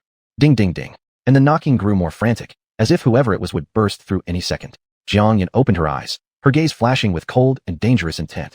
Chapter 69. The Big Weapon of Jiutian Xianmen. A gust of cold wind blew, and the door to Jiang Yan's room opened from the outside. But at the doorway, there was no one. Jiang Yan lay in bed, propping her head with one hand and placing it on her knee, looking quite leisurely. After a long while without any movement, Jiang Yan slightly curled her red lips. With your cultivation level, you also dare to practice dark arts? The next moment, the yellow weasel that had fled earlier jumped in. It glared at Jiang Yan fiercely. Girl, if you kneel down now and apologize and leave the Chu family, it will still be in time. Otherwise what? Jiang Yan asked. Otherwise, when my elder arrives, you're finished. Jiang Yan's slender fingers were tapping idly. Oh, you're just a waste. So your elders must be some old waste. As soon as Jiang Yan's words fell, a small whirlwind arose by the door, revealing a gray-haired yellow weasel, leaning on a cane. There was a faint aura of divinity around it, indicating that it had attained immortality. Its attitude wasn't friendly either. Its eyes flared with anger. Young lady, you insulted my descendants before, and now you show me disrespect too. It seems you really don't consider our Huang family. Upon mentioning the Huang family, Jiang Yan straightened up and sat properly, speaking slowly. Although there was originally no grudge between you and me, and I have no intention of interfering in your divine matters, but since someone entrusted me, meeting me is your misfortune. If you're willing to let the Chu family go, this matter can be considered settled. After all, your cultivation isn't easy, and as for your junior, I can also forgive them for past mistakes. The little yellow weasel seemed to hear the funniest joke in the world. Girl, my second grandpa can defeat demons above and control human affairs below. Do you even know how many lives you risk insulting him? Chu Feng is the one I've chosen. I will not spare Chu family. I'll make you know the consequence of offending me. Seeing they refused to listen, Jiang Yan lost her patience and narrowed her beautiful eyes. So you choose death, right? The old yellow weasel saw Jiang Yan's confidence and, realizing something, stopped the younger one who was still shouting at Jiang Yan. May I ask who you are? To have such boldness to make my grandchildren perish here. Killing intent surrounded Jiang Yan as she revealed her authority. Her lips slightly parted. Jiutian Xianmen, Jiang Yan. Jiutian Xianmen? Jiutian Xianmen. The old yellow weasel immediately changed color. Jiutian Xianmen was a force above the underworld, unbound by the karma of the three realms, and a nightmare for all practitioners of dark arts. What is Jiutian Xianmen? Damn, I haven't heard of it. Second grandpa, hurry up and fight. Slap. The little yellow weasel hadn't even finished its shout when it received a hard cane blow on its head. It looked astonished. Second grandpa, why are you doing this? The ferocity in the old weasel's eyes disappeared, replaced only by boundless respect. How dare an unknown thing like you speak to an adult from Jiutian Xianmen? Wait, what did she just say? Jiang Yan? Jiang Yan. She was the most ruthless weapon of Jiutian Xianmen, the presumed leader who died recently from being struck by thunder. How could she be here? The posture of the old yellow weasel lowered even further, and his face carried a few more flatterings. Miss Jiang, didn't you have an accident? How come you're in the human realm? On the side, the young yellow weasel saw its elder kowtowing like this, writing all kinds of questions on its face. Who is she? Where is she? What happened? Only hearing the old yellow weasel continue. You don't have to tell me if you don't want to. I will naturally keep confidential about your presence here. Then, he slapped the stunned young weasel again. Hurry up and apologize to Miss Jiang. Still boo-foo. Second grandpa, if you don't apologize, I won't take care of you anymore afterward. Finally, it apologized respectfully to Jiang Yan and promised never to bother the Chu family again. Miss Jiang, if there's nothing else, we will not disturb your rest. Jiang Yan thought they were pretty reasonable, allowing her to easily earn this 100 million yuan. She lowered her eyes and waved her hand. Please convey my regards to your old master. The old yellow weasel nodded slightly. All right. Being able to resolve this peacefully was exactly what Jiang Yan hoped for. After all, their divine beings have their own rules. If she interferes too much, she would disrupt the balance of this world. As for those demons and fiends that died under her hands, they didn't count, purely incidental. Having successfully dealt with this matter, Jiang Yan stretched lazily. At this moment, the open door was knocked on stealthily. Samurai Chu peeked in, seeing two yellow weasels standing beside the bed who hadn't left yet, swallowed a mouthful of saliva, and looked at Jiang Yan. Qingyan master you. Jiang Yan absolutely didn't expect them to arrive so quickly. Wearing or not wearing a mask had no use anymore. She and Chu Zhenxiong looked at each other blankly. Chu Zhenxiong was the first to react. Qingyan master, you look a little familiar. Jiang Yan decided to be open about it. Familiar? I've had plastic surgery 100 times. Maybe I just have an average face. With two yellow weasels staring at him, Chu Zhenxiong didn't have the heart to ask further, wiping a bead of sweat from his forehead. Master, my servant said something happened here, and I thought you were in danger. Judging by the situation, though, maybe I came at the wrong time? Jiang Yan's expression was lazy. You're already here, so just make it worth your billion yuan. Jiang Yan's gaze fell on the two mice. You won't come back to the Chu family again, will you? They nodded together. Then you can leave. In the next second, they disappeared right where they stood. Chu Zhenxiong standing by the door watched this all happen, stunned speechless, jaw nearly hitting the floor. Jiang Yan got up, looking down at him from above. Was that billion worth it? Chu Zhenxiong dumbly nodded. Worth it. Jiang Yan patted his shoulder. Remember to transfer the money to my account tomorrow. Chu Zhenxiong nodded once more. Jiang Yan was about to leave. Thanks for today's hospitality. Also about my appearance. Chu Zhenxiong finally came back to himself. Master Qingyan, rest assured. My Chu family will keep quiet. Thank you for saving us. Jiang Yan's lips slightly curled into a smile, and she walked away with grace, leaving Chu Zhenxiong standing there dazed. Chu Zhenxiong, old as he was, felt something off but couldn't quite put his finger on it. After leaving the Chu family, Jiang Yan strolled along the small path in the mountains, feeling the coldness seep through. SSSS. So cold. Lately, she seemed to feel the cold more than ever. At this moment, someone draped a coat over her shoulders and pulled her into a warm embrace. When Jiang Yan raised her eyes, she met Shi Yan's deep gaze. Before Jiang Yan could frown, Shi Yan spoke first. I thought you wouldn't come out tonight. Jiang Yan calmed herself, moved by the depth of emotion in his voice. So you waited for me all night, and intend to wait until morning? Chapter 70, Lover. As she listened to Shi Yan's words, Jiang Yan couldn't describe how she felt, so she just lowered her gaze and snuggled closer into his embrace. The two had been a bit awkward before, but he was always apologizing to her through his actions. It was hard not to be moved, yet there was something else inside her. Never mind. The more she thought about it, the more irritated she became. On their way back to Longting Jiyuan, Shi Yan started talking much more than usual. Why don't you wait until tomorrow morning to leave? Jiang Yan gazed out of the darkened window and replied indifferently. The mission ended early, plus, their bed is a traditional style that I'm not used to sleeping on. Shi Yan then asked again, did you use magic? Shi Yan didn't know what to call the colorful spiritual energy that Jiang Yan had used, so he could only refer to it as magic. No, we solved it with negotiation alone. Upon hearing this, Shi Yan tightened his grip on the steering wheel. He had assumed that she would use magic. He had waited outside Chu's house because he worried about her discomfort. Seemed like he had overthought things for nothing. Shi Yan's mood clearly shifted. You travel so inconveniently and have to carry so many things. Perhaps you should buy a car? Finally, a topic caught Jiang Yan's attention, and she turned her head. What? Are you planning to give me one? Shi Yan nodded. Consider it my apology. So tell me, what kind of car do you want? Jiang Yan leaned in, her big eyes glowing brightly against the darkness of the night. Any type of car is okay. I want. She suddenly lost her shine in her eyes. Forget it. I don't like taking advantage of others. Just get me a regular pickup truck. Jiang Yan knew little about cars, but according to her understanding, pickup trucks were both large and versatile, perfectly fitting her need as a stall master who constantly moves around. Fine. The next day, Jiang Yan was incredibly delighted looking at the black, big pickup parked in the courtyard. She examined it left and right, unable to take her hands off it. I love this matte finish. So powerful looking. Shi Yan, how much did this car cost? Shi Yan stood aside with one hand in his pocket, watching Jiang Yan affectionately. Not too much, just over 10,000. Jiang Yan immediately hopped into the driver's seat, lowering the window, and gave Shi Yan a nod of her chin. Come on, sis will take you for a spin. My honor. The moment the car started, the thunderous roar of its engine echoed up to the clouds. Jiang Yan couldn't help smiling from ear to ear. Wow, are these cars over 10,000 really this good now? Shi Yan just smiled without replying. However, he stopped smiling the next moment. The car was speeding crazily out of the capital until they reached a mountain in the suburbs. Shi Yan watched the landscape rush by through the window, his face turning so dark that it seemed ready to drip water. A pregnant woman. She was driving faster than some racing cars. He was already regretting giving her this modified car. Maybe he should have bought her an old-fashioned electric cart instead. Jiang Yan, have you learned racing? Jiang Yan's excitement grew even more intense. How did you know? At such high speed, she had already forgotten all about their past disagreements, pressing the accelerator even deeper. They performed an extremely dangerous drift around a sharp bend. Shi Yan let out a deep breath. Even though your skills are decent, you still need to pay attention to safety. Hardly had his words fallen when Jiang Yan smoothly drifted around another bend, sparking electricity and lighting in her wake. Jiang Yan glanced at him sideways. What did you say? Shi Yan remained silent, gripping the handle tightly. When the car finally reached the mountaintop, Jiang Yan finally satisfied her thirst for adventure. She got out of the car, spreading her arms wide, embracing the wind atop the mountain, facing the sun. Shi Yan, thank you. These words came from the bottom of her heart. Although she couldn't reciprocate his feelings, she indeed had to thank him for certain things. Shi Yan's expression eased somewhat as he looked tenderly at her profile, his gaze shifting to her slightly swollen abdomen. Jiang Yan, I should be thanking you.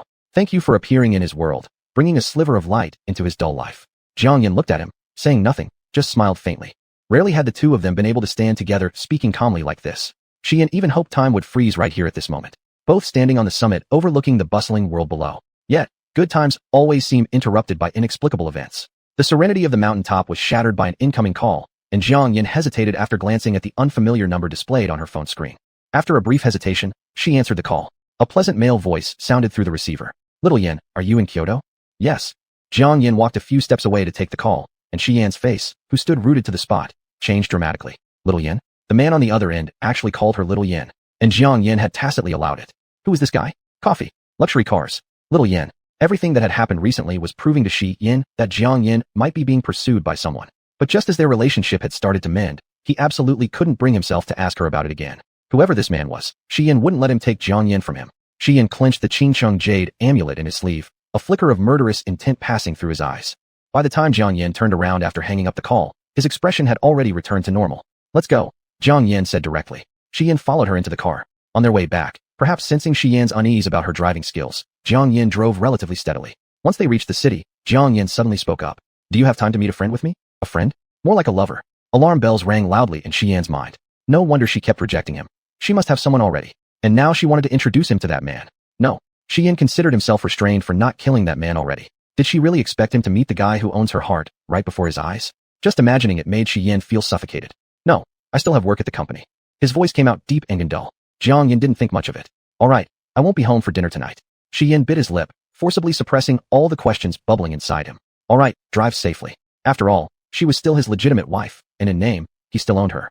Jiang Yin dropped Shi Yin off at some random place, and then sped off in her black pickup truck, drawing stares from countless people along the way. Her car was truly magnificent. When she arrived at her destination and parked her car in the garage, she turned around only to face three people. Their eyes brimmed with excitement and guilt. The tremors in their lashes betrayed the joy of an unexpected reunion. All emotions erupted uncontrollably in that moment. The woman leading the group was impeccably well-preserved, with jet-black long hair, bearing a five-part resemblance to Jiang Yin. Beside her stood a middle-aged man whose teary eyes revealed his chiseled features. Time had not brought them weariness, but instead refined them into even more dignified versions of themselves. The elegant woman slowly raised her trembling hand as tears streamed uncontrollably down her face. Little Yin, I'm your mother. Chapter 71, Extortion. In that instant, Jiang Yin felt her soul tremble, as if it was trying to expel her, this outsider, from her body. Instinctively, she moved forward and embraced her mom. Under the powerful willpower, Jiang Yin restrained the impulse of her body. She looked at the three people opposite her, slightly pressed her thin lips, and the words she spoke immediately shattered the warmth. Sorry, I'm not ready to accept you yet. Give me some time. A single banquet had already exhausted all her strength. If three more close relatives were added, she feared she would never be able to return to the spirit realm in her lifetime. The beautiful woman who was leading them slowly lowered her raised hand. Her eyes gradually filled with sorrow, and then she fell into the arms of the middle-aged man, tears streaming down, utterly heartbroken. Mo Rong, our daughter, she refuses to acknowledge us. Mo Rong wrapped his arms around Qin Lan and looked at Jiang Yin. In that one glance, guilt overflowed. Alas, we have wronged her first. It's only right for her to blame us. When Mo Bachin saw how heartbroken his parents were, his face showed a complex expression. Xiaoyan, I know you need time to accept us. Don't worry, we won't force you. Mom and Dad have decided to settle down in Kyoto. Wherever you are, that's where we will be. That's our home. You can come back anytime. Xiaoyan, all your brother hopes is that you don't reject us and allow us to care for you. Jiang Yin slightly lowered her gaze and remained silent. In that moment, the three people opposite her all clenched their hands tightly together. They were afraid that Jiang Yin wouldn't even give them a chance to approach. After a long pause, Jiang Yin finally spoke. Yes, but you cannot interfere with my life. Qin Lan's face instantly lit up with joy, and she quickly nodded. All right, we promise we won't affect your life. The atmosphere slightly eased, and Mo Bachin cautiously opened his mouth. Xiaoyan, have you eaten yet? Let's go eat. Jiang Yin directly refused. No thanks, I have other matters to attend to. I'll take my leave. As she finished speaking, before they could react, Jiang Yin turned and left. The three were speechless and their expressions grew sad once again. At this moment, Jiang Yin suddenly stopped walking. Facing away from them, she said softly, Kyoto is very beautiful. If you have time, you should explore it. Upon hearing this, their expressions softened again, their eyes filled with unhidden excitement. Xiaoyan still cared about them. In unison, the three replied. Understood, Xiaoyan. Take care of yourself. Jiang Yin took a step forward, no longer responding. Driving out of the garage, along the way, her mind was wandering. Judging by the couple's appearance and the aura on their bodies, they were undoubtedly wealthy and noble. As for Mo Bachin, there was no need to mention it further. Just judging from his features, he was immensely rich and influential. People like him could stand shoulder to shoulder with Shi Yin, truly exceptional individuals. And yet, such people had humbled themselves for her. If someone else were in her position, they'd probably have been moved to tears by now. But she wasn't being heartless. She just wanted to minimize future pain. Every relationship starts, inevitably faces an end.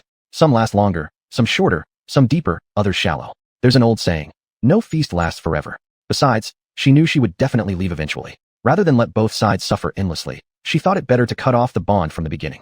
After all, enduring short-term pain is preferable to prolonged suffering. Thinking about this, her mood lightened somewhat. She stopped at an intersection waiting for the traffic lights. Just then, her phone beeped with a notification for money received. Jiang Yin glanced at it briefly. 1 billion yuan. It had already hit her account. Chu Jinxiong's efficiency was acceptable. Jiang Yin curled her lips faintly. The red light changed. The car started moving. Bang! A shadow seemed to be thrown out.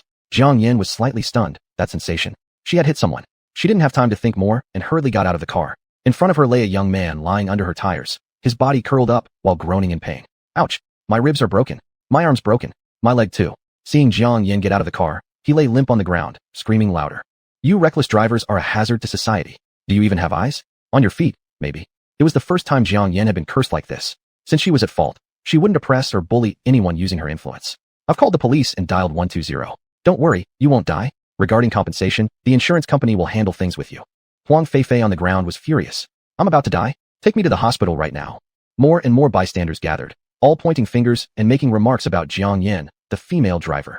Jiang Yin's gaze darkened slightly. This man was indeed injured, but it was only a minor injury, not nearly as serious as he claimed. A band-aid could solve the problem. Yet he continued to press the issue. Fraud. The moment these two words appeared in Jiang Yan's mind, her expression became even darker. The hand tucked in her pocket silently formed a magical seal. The next second, Huang Feifei on the ground stood up and walked around in front of the gawking crowd with a stiff gait. He then shook his arms and even jumped 3 times. The lies about broken bones here and there were debunked instantly. Huang Feifei felt his body acting beyond his control, a murderous glint flashing in his eyes, though he quickly suppressed it. Yet it was still caught by Jiang Yan. This kind of chilling, killing intent from someone who has seen blood, she would never misinterpret. It seemed like she had been schemed against again today. Well, having nothing better to do, she might as well find some fun. She crossed her arms, her gaze slightly deepening. This leg isn't broken, the arm is fine, and the ribs are okay too. If you want money, you could have just said so. Why go through all this trouble? In just a few words, Jiang Yan turned Huang Feifei from the victim into a fraudster. The crowd started condemning Huang Feifei's fraudulent behavior from the moral high ground once again. Everyone rallied in support of Jiang Yan. Huang Feifei finally stopped his actions, staring at Jiang Yan. His hands inside his pocket fidgeted restlessly. How could Jiang Yan miss his movement? A smirk flickered at the corner of her mouth. I've changed my mind. Though you're unharmed, I'm too kind-hearted, so I'll still take you to the hospital. Let's go. It was the first time anyone had used kindness in such a hypocritical way. Seeing Jiang Yan get into the car, Huang Feifei hurriedly followed. Wait for me. He tried to pull open the car door, but couldn't. Open the door. Jiang Yan lowered the window, mockery gleaming in her eyes. I didn't say you could get in the front. Go to the back. Huang Feifei looked at the rear bed of this pickup truck, his eye corners twitching uncontrollably. Though it was embarrassing, if it let him get close to Jiang Yan, he'd endure it. Huang Feifei clumsily climbed onto the back box. Not fully settled, Jiang Yan slammed down the gas pedal and sped off. Huang Feifei nearly flew out and barely managed to steady himself. As they got further from the crowd, his gaze grew progressively more ruthless. He pulled out a knife from his pocket. Y Group, the president's office. Chi Fei rushed in breathlessly. Sui Chen, sitting on the sofa, gave an annoyed look towards Chi Fei. Chi Fei, your master is as stable as an old dog. Why are you always in such a panic? Unless the sky is falling. Breathless, Chi Fei nodded. Master, Su Young is right. The sky really is about to fall. Xian paused his current work and raised his eyes towards Chi Fei. What happened? Speak. Chi Fei swallowed nervously, his expression tense. Master, Miss Hua is back. She's now at Kyoto Airport. Chapter 72, a fight to the finish. As Chi Fei spoke, Sui Ching forgot to chew the grape he had stuffed into his mouth, and Shi Yan's eyebrows furrowed. Sui Ching was the first to react, jumping up from the sofa as if it had propelled him. Hua Xinran is back. Chi Fei nodded. Sui Ching looked at Shi Yan with the air of someone watching a drama unfold. Shigo, what do we do now? Shi Yan's expression had already returned to normal. He didn't even raise his eyes. What are you talking about doing? Sui Ching rushed to the desk, both hands on the surface as he leaned in to look at him.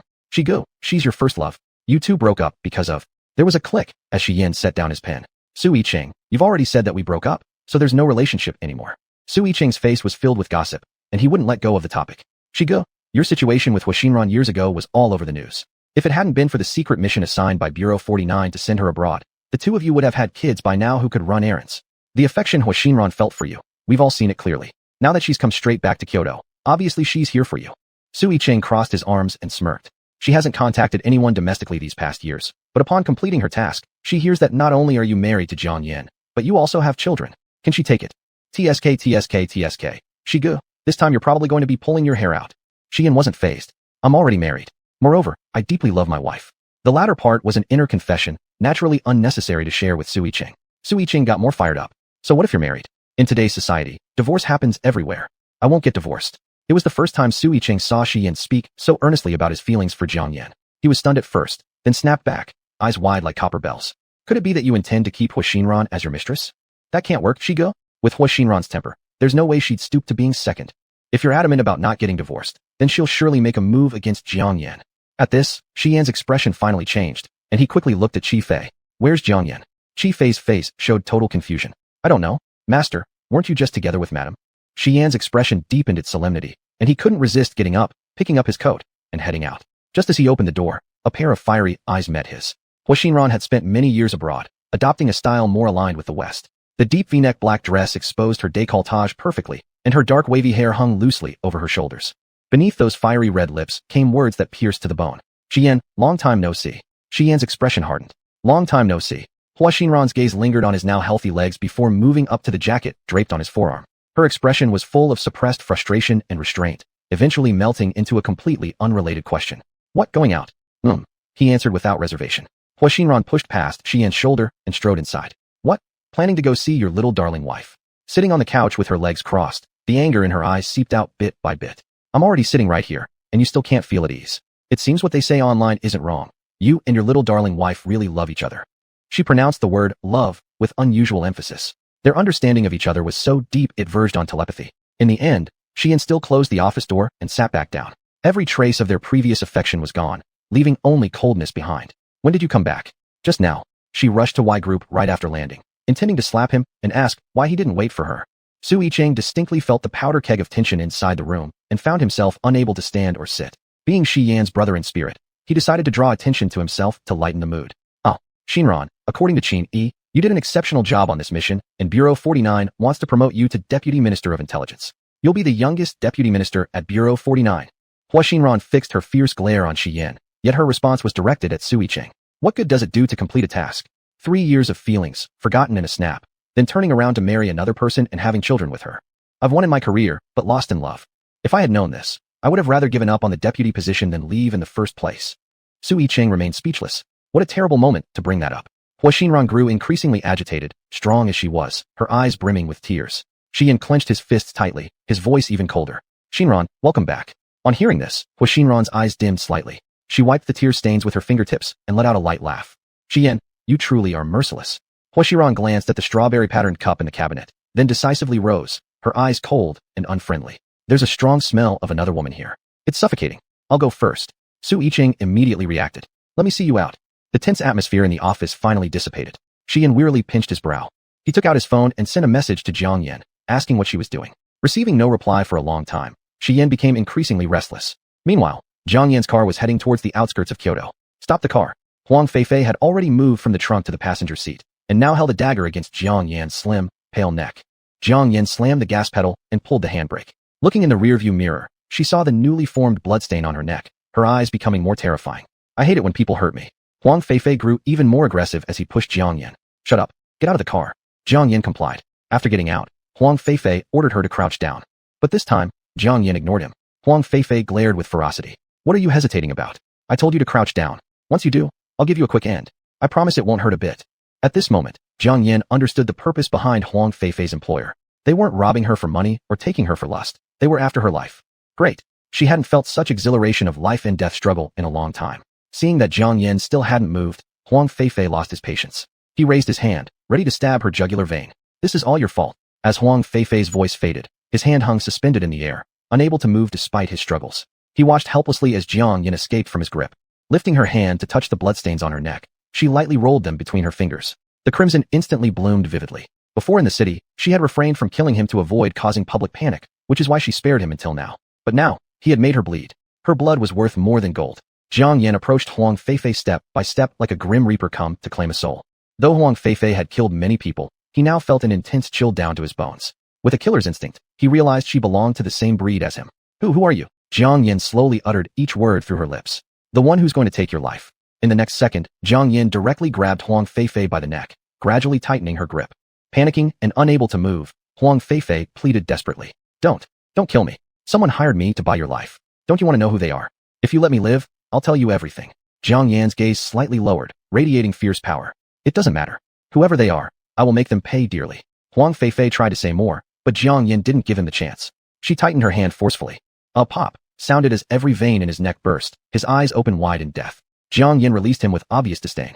Then, Huang Feifei's soul floated out of his body, and Jiang Yan looked at it, instantly obliterating it with her gaze. Chu Yi, hiding inside the bottle, couldn't help shivering. He was extremely grateful that he hadn't dared to oppose Jiang Yan. His skills weren't nearly enough to stand a chance against her. Jiang Yan was genuinely enraged. In the nine-heaven mystic realm, she cherished her body above all else, even maintaining it carefully while living a dangerous life amidst weapons and storms. Even now in the human world, she kept up this habit. How dare someone harm her? Jiang Yan focused her gaze on the corpse lying on the ground. Vanish. As soon as she spoke, Huang Feifei's body disappeared without a trace. She looked toward the direction of Kyoto, her expression dark and menacing. No matter who was behind Huang Feifei, anyone daring to mess with her would meet only one fate, death. Chapter 73, Hua Xinran's Ally. A private room in a certain cafe. Hua Xinran leaned half of her body on the chair, her left hand holding a cigarette, with a face that exuded quiet anger behind the smoke. A black-suited bodyguard rushed in and immediately bent over. She merely raised an eyebrow. Is the job done? The bodyguard bowed his head even lower and spoke respectfully. Miss, Huang Feifei has disappeared. Hua Xinran paused slightly while smoking. She threw the cigarette but to the ground and crushed it with her high heels. Her voice was dangerous. What do you mean by disappeared? The sweat already seeped out in beads on the forehead of that bodyguard. Huang Feifei has successfully created a chance to be alone with Jiang Yan. Our men followed them out of the city but then lost track of them. When we went looking, we only found the dagger Huang Feifei often uses. Since then, we haven't been able to get in touch with Huang Feifei. Hua Xinran had a cold and stern expression. Huang Feifei was one of the top 100 international assassins. There's no way she believed he would just vanish into thin air. What about Jiang Yan? The bodyguard replied respectfully. Jiang Yan has already returned to Longting Jiyuan. Upon hearing this, Hua Xinran clenched her fists. Longting Jiyuan, huh? The home of her and him. At this moment, the bodyguard at the door softly said to her inside, Miss, Jiang Yuling has arrived. Hua Xinran came back to her senses and waved her hand. Keep looking for Huang Feifei. Also, watch Jiang Yan closely for me. If there's any slight change, report to me immediately. The black-suited bodyguard nodded and quickly exited the private room. Even though he was a big man, at this moment, he seemed like a lamb ready to be slaughtered in front of Hua Xinran. Her aura after being abroad for 2 years had become even more terrifying. Before he could think further, Jiang Yuling, carrying a limited edition bag, walked over and stood at the door, asking very gently, Is Hua Miss in this private room? The bodyguard respectfully opened the door for Jiang Yuling. As soon as she entered the room, a pungent smell of smoke hit her. Jiang Yuling imperceptibly wrinkled her brow. When she saw the extravagant face of Hua Xinran, she quickly composed herself and kindly said, Hu sister, nice to meet you. I'm Jiang Yuling. Hua Xinran's expression softened slightly, and the corner of her mouth curved up into a smile. Yuling, when I see you, I feel an immediate sense of closeness. Sit down quick. Jiang Yuling smiled as she sat down, inconspicuously observing Hua Xinran across from her. She was having a perfectly good day at work, but somehow Hua Xinran had gotten hold of her phone number and invited her to meet without hesitation. She urgently looked up Hua Xinran online. Although not much information was available about her, all she needed to know was one thing. Hua Xinran was Xian's first love. So, naturally, the reason Hua Xinran wanted to meet her must be about Xian. If it would create difficulties for Jiang Yan, she wouldn't mind befriending anyone. Besides, Hua Xinran is the young mistress of the Hu family in Tian City. Tian City Su family, Hu family, Wu Palace, and Jing Place. These were all 4 major powers at the top of the political pyramid in Hu country. To form a relationship with Hua Xinran would absolutely not be a bad move. Jiang Yuling lifted her hand to adjust her hair by her ear. Hu sister, did you call me here for something? Hua Xinran pretended not to notice the falsity in Jiang Yuling's eyes. A look of distaste flashed across her face, but she hid it quickly, smiling as she said, Yuling, you don't need to be so formal with me. The Jiang family may be lacking, but your reputation surpasses those of the rich daughters. Now that you're working in Y Group, your future is limitless.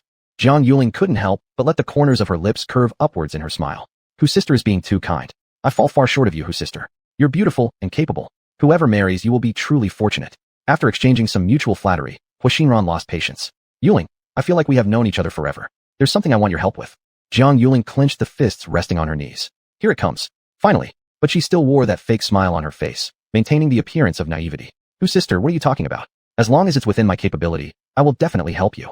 Hua Xinran sat up straight, getting straight to the point. Xian and I were each other's first loves. 2 years ago, due to some irresistible factors, we broke up. But when I returned to China, I heard he had married Jiang Yan. Hua Xinran's gaze turned fierce and cruel. What's more, Jiang Yan is pregnant. At that moment, Jiang Yuling felt somewhat intimidated by the overwhelming presence radiating from Hua Xinran, but she forced herself to stay calm. Hu sister, if I may say honestly, after 4th young master she married my sister, they've always lived separately. In fact, they barely have feelings for each other. But a month ago, Jiang Yuling intentionally paused. Hua Xinran couldn't help but speak up. What happened a month ago? Jiang Yuling shook her head and sighed. A month ago, my younger sister seemed to have completely changed. She began seducing young Master Shi, and there's something eerie about her. I don't know where she learned such witchcraft, but it's beyond ordinary people to resist her. Jiang Yuling left it at that, looking heartbroken and full of deep regret, as if showing deep sisterly affection. Hua Xinran's expression turned even colder. Witchcraft? Although Bureau 49 has a department for esoteric studies, she still refuses to believe in all those ghostly superstitions. In Hua Xinran's eyes, the so-called witchcraft mentioned by Jiang Yuling was nothing but Jiang Yan's inherent flirtatious nature. It was clear that since seeing Shi Yan recover from his leg injury, she had started harboring dirty thoughts. Hua Xinran would never allow such a femme fatale to stay by Shi Yan's side. No, the woman beside Shi Yan could only be her. At this point, Hua Xinran straightened her demeanor. Yuling, these things aren't important. You just need to follow what I teach you. After we succeed, I'll take your entire family to Tian City. From then on, the Jiang family will be my Hu family's affiliated family, and we will surely rise to even greater heights. Jiang Yuling couldn't help but feel both surprised and delighted, but she concealed her feelings extremely well. Hua sister, I'll follow all your instructions. How do you want me to proceed? I want you to. After leaving the cafe, Jiang Yuling finally burst into laughter. She considered Jiang Yan as a thorn in her eye because of the witchcraft protecting her. Repeatedly humiliated by Jiang Yan, she could suffer in silence no more. But now it was different. Hua Xinran. She was the next head of the Hu family. With the Hu family as her protection, Jiang Yan was doomed this time. Thinking of this, Jiang Yuling's delicate face became contorted with malice. Jiang Yan, this is not my fault. How dare you steal Hua Xinran's man? Ha ha. Jiang Yan, you're finished for offending Hua Xinran. At that moment, already sprawled on the bed at Longting Jun, Jiang Yin sneezed several times. Staring at the ceiling, she cursed under her breath. Which blind idiot dares to whisper behind my back? Before she could think further, the bedroom door burst open from outside with a bang. Yin rushed into the room, directly embracing Jiang Yin in a tight hug. That feeling was like being lost and found again. Chapter 74. Sister takes you to play with men. Jiang Yin met with an accident on the road, and someone who recognized her quickly uploaded the video of the scene online. Yin found out immediately. He left an important meeting in a rush but discovered that they didn't go to the hospital as claimed in the video. After chasing after them for quite some time, he found nothing. He had already made the worst assumptions. Half an hour later, the housekeeper informed him that Jiang Yin had returned home, so he rushed back without delay. Seeing Jiang Yin's weakened appearance, he confirmed his guess. She used that strange magic again. Yin held Jiang Yin gently and tenderly stroked her head. Unable to hold back, he asked, "What happened?" Jiang Yin could feel the coolness seeping into her body, numbing her pain instantly. In his embrace, she sighed softly. Don't even mention it. I don't know where this assassin came from, but he was trying to take my life." Upon hearing this, Yan's hand resting on Jiang Yan's shoulder tightened unconsciously, and his voice turned slightly cold. "Are you injured?" "No." In a fit of anger, I crushed him. Yan did not find Jiang Yan's brutality at all objectionable. Instead, he lightly kissed her forehead. "Did you figure out who was behind this?" Jiang Yan lazily replied, "No, but it doesn't matter. Since he dared to make such a blatant attempt against me the first time, there will be a second and third. I will eventually dig him out." Yan disagreed. "You are pregnant now, and your movements are inconvenient. If you recklessly use magic again, passing out in pain on the street wouldn't give those people an opportunity to take advantage. And aside from this hidden enemy, Bureau 49 is also eyeing you warily." Jiang Yan sighed deeply. "So what do you suggest we do?" To tell the truth, Yan had no good solutions either. Jiang Yan wasn't the kind of person who could be confined to the house, and even if she were, some dangers couldn't be avoided. Hearing Yan remain silent for a long time, Jiang Yan understood his worries and patted his arm. "Don't worry, I still have you by my side. But I can't always be by your side." Yan hit the nail right on the head. Jiang Yan stepped out of his arms, slapping Yan's shoulder like a buddy. "I'll be careful." This problem was fundamentally unsolvable. Neither of them brought up the matter again. Yan arranged Jiang Yan comfortably and went into the study alone. Standing in front of the floor-to-ceiling window, he clenched his mobile phone until his knuckles turned white. After remaining silent for a while, he dialed a number. The call was answered quickly, but the other end stayed silent, seemingly waiting for Yan to speak first. Yan stood with a faint murderous aura, his voice deep. "Was today's incident your doing?" The other party, hearing Yan's direct accusation, was not particularly pleasant. "Yan, I thought you were calling to apologize to me, but I see that all you care about is this. Let me tell you, I wouldn't bother lifting a finger against her." Yan's expression did not improve. "It had better not be you. If I find out you touched her, I wouldn't mind wiping out the entire Hua family in China." His voice paused for a moment. "You know I have the means." Before the other party could respond, Yan cut off the call. The very next moment, dozens of messages appeared on his phone. "Yan, ni wang ba dut. Yan, you bastard. Ni rensheng zoi digu shu wo pijin yi zhou chu lai dut. Ni shanzai song tui hao le yinwei yiger ni run zhou doi wo ganjin shajie. Ni haishergarima. Your lowest point in life? I was there for you. Now that you're healed because of a woman, you turn around and destroy me? Are you still human? Langnan Chan woman sure by 49 ju bija fun show. Ni cheer bija wa jiela fun. 2 years ago, we broke up under pressure from Bureau 49, yet you secretly got married. Sure ni boipanla woman de ganqing. It was you who betrayed me. Betrayed our feelings. Regardless of how many messages Hua Xinran sent, Yan didn't open any of them and deleted them all. Chi Fei, come in. Chi Fei waited outside the door, respectfully pushing it open upon being called. "Master, what's wrong?" Yan's eyes darkened slightly, lips moving faintly. "Let Tian Yi return to the country." Chi Fei paused, having already guessed the reason, then nodded slightly. "All right, I'll inform him right away." After making these arrangements, Yan returned to the bedroom. Watching the already sound asleep Jiang Yan, his cold, terrifying gaze finally softened somewhat. The next day, Jiang Yan was awakened once again by Feng Ningning's call. "Sister, I saw everything online, are you alright?" Jiang Yan thought Feng Ningning was asking about yesterday's car accident. She laid her pale arm over her eyes, lazily responding, "I'm fine." Feng Ningning remained quiet for a moment, then tentatively spoke up. "Sister, I can tell your husband truly loves you. You must believe in your husband." "Husband?" Realizing that Feng Ningning was talking about Yan, Jiang Yan wondered what this had to do with him. "What are you talking about?" Feng Ningning was quiet for another moment, then suddenly raised her voice. "Sister, don't you know yet?" "Know what?" Yan's ex-girlfriend, Hua Xinran, is back. Upon hearing this, Jiang Yan's eyes suddenly opened from under her arm as she sat up. Ex-girlfriend. On the other side, Feng Ningning was now eager to talk. "Yes, they dated for 3 years and were about to get engaged, but no one knows why Hua Xinran broke up with your brother-in-law and disappeared. She vanished for 2 whole years and only returned yesterday. They were university alumni, and their relationship was always stable. Hua Xinran is from Tian City, but yesterday she showed up at Kyoto Airport. This obviously means she's come for your brother-in-law. Sister, you must watch out for him." Jiang Yan hadn't even realized that her hand holding the phone had already tightened subconsciously. "If his ex-girlfriend wants to come back, let her. What does it have to do with me?" "Sister, How can you be so carefree? What if your brother-in-law still has feelings for his ex? What if they reignite their old flame? And what are you going to do? Divorce him while you're pregnant? Jiang Yin didn't want to listen anymore and hung up before Feng Ningning could finish speaking. She irritably tossed the phone aside. Wait a moment. Why is she troubled? Hua Xinran's return should actually be a good thing for her. If Hua Xinran and Shi Yin rekindle their romance, then Shi Yin wouldn't focus all his attention on her. Then, when she gives birth, she can just leave without any guilt. But for some reason, even though she should feel relieved, Jiang Yin couldn't manage even a small smile. She stood in front of the mirror, gazing at herself, her expression growing more intense.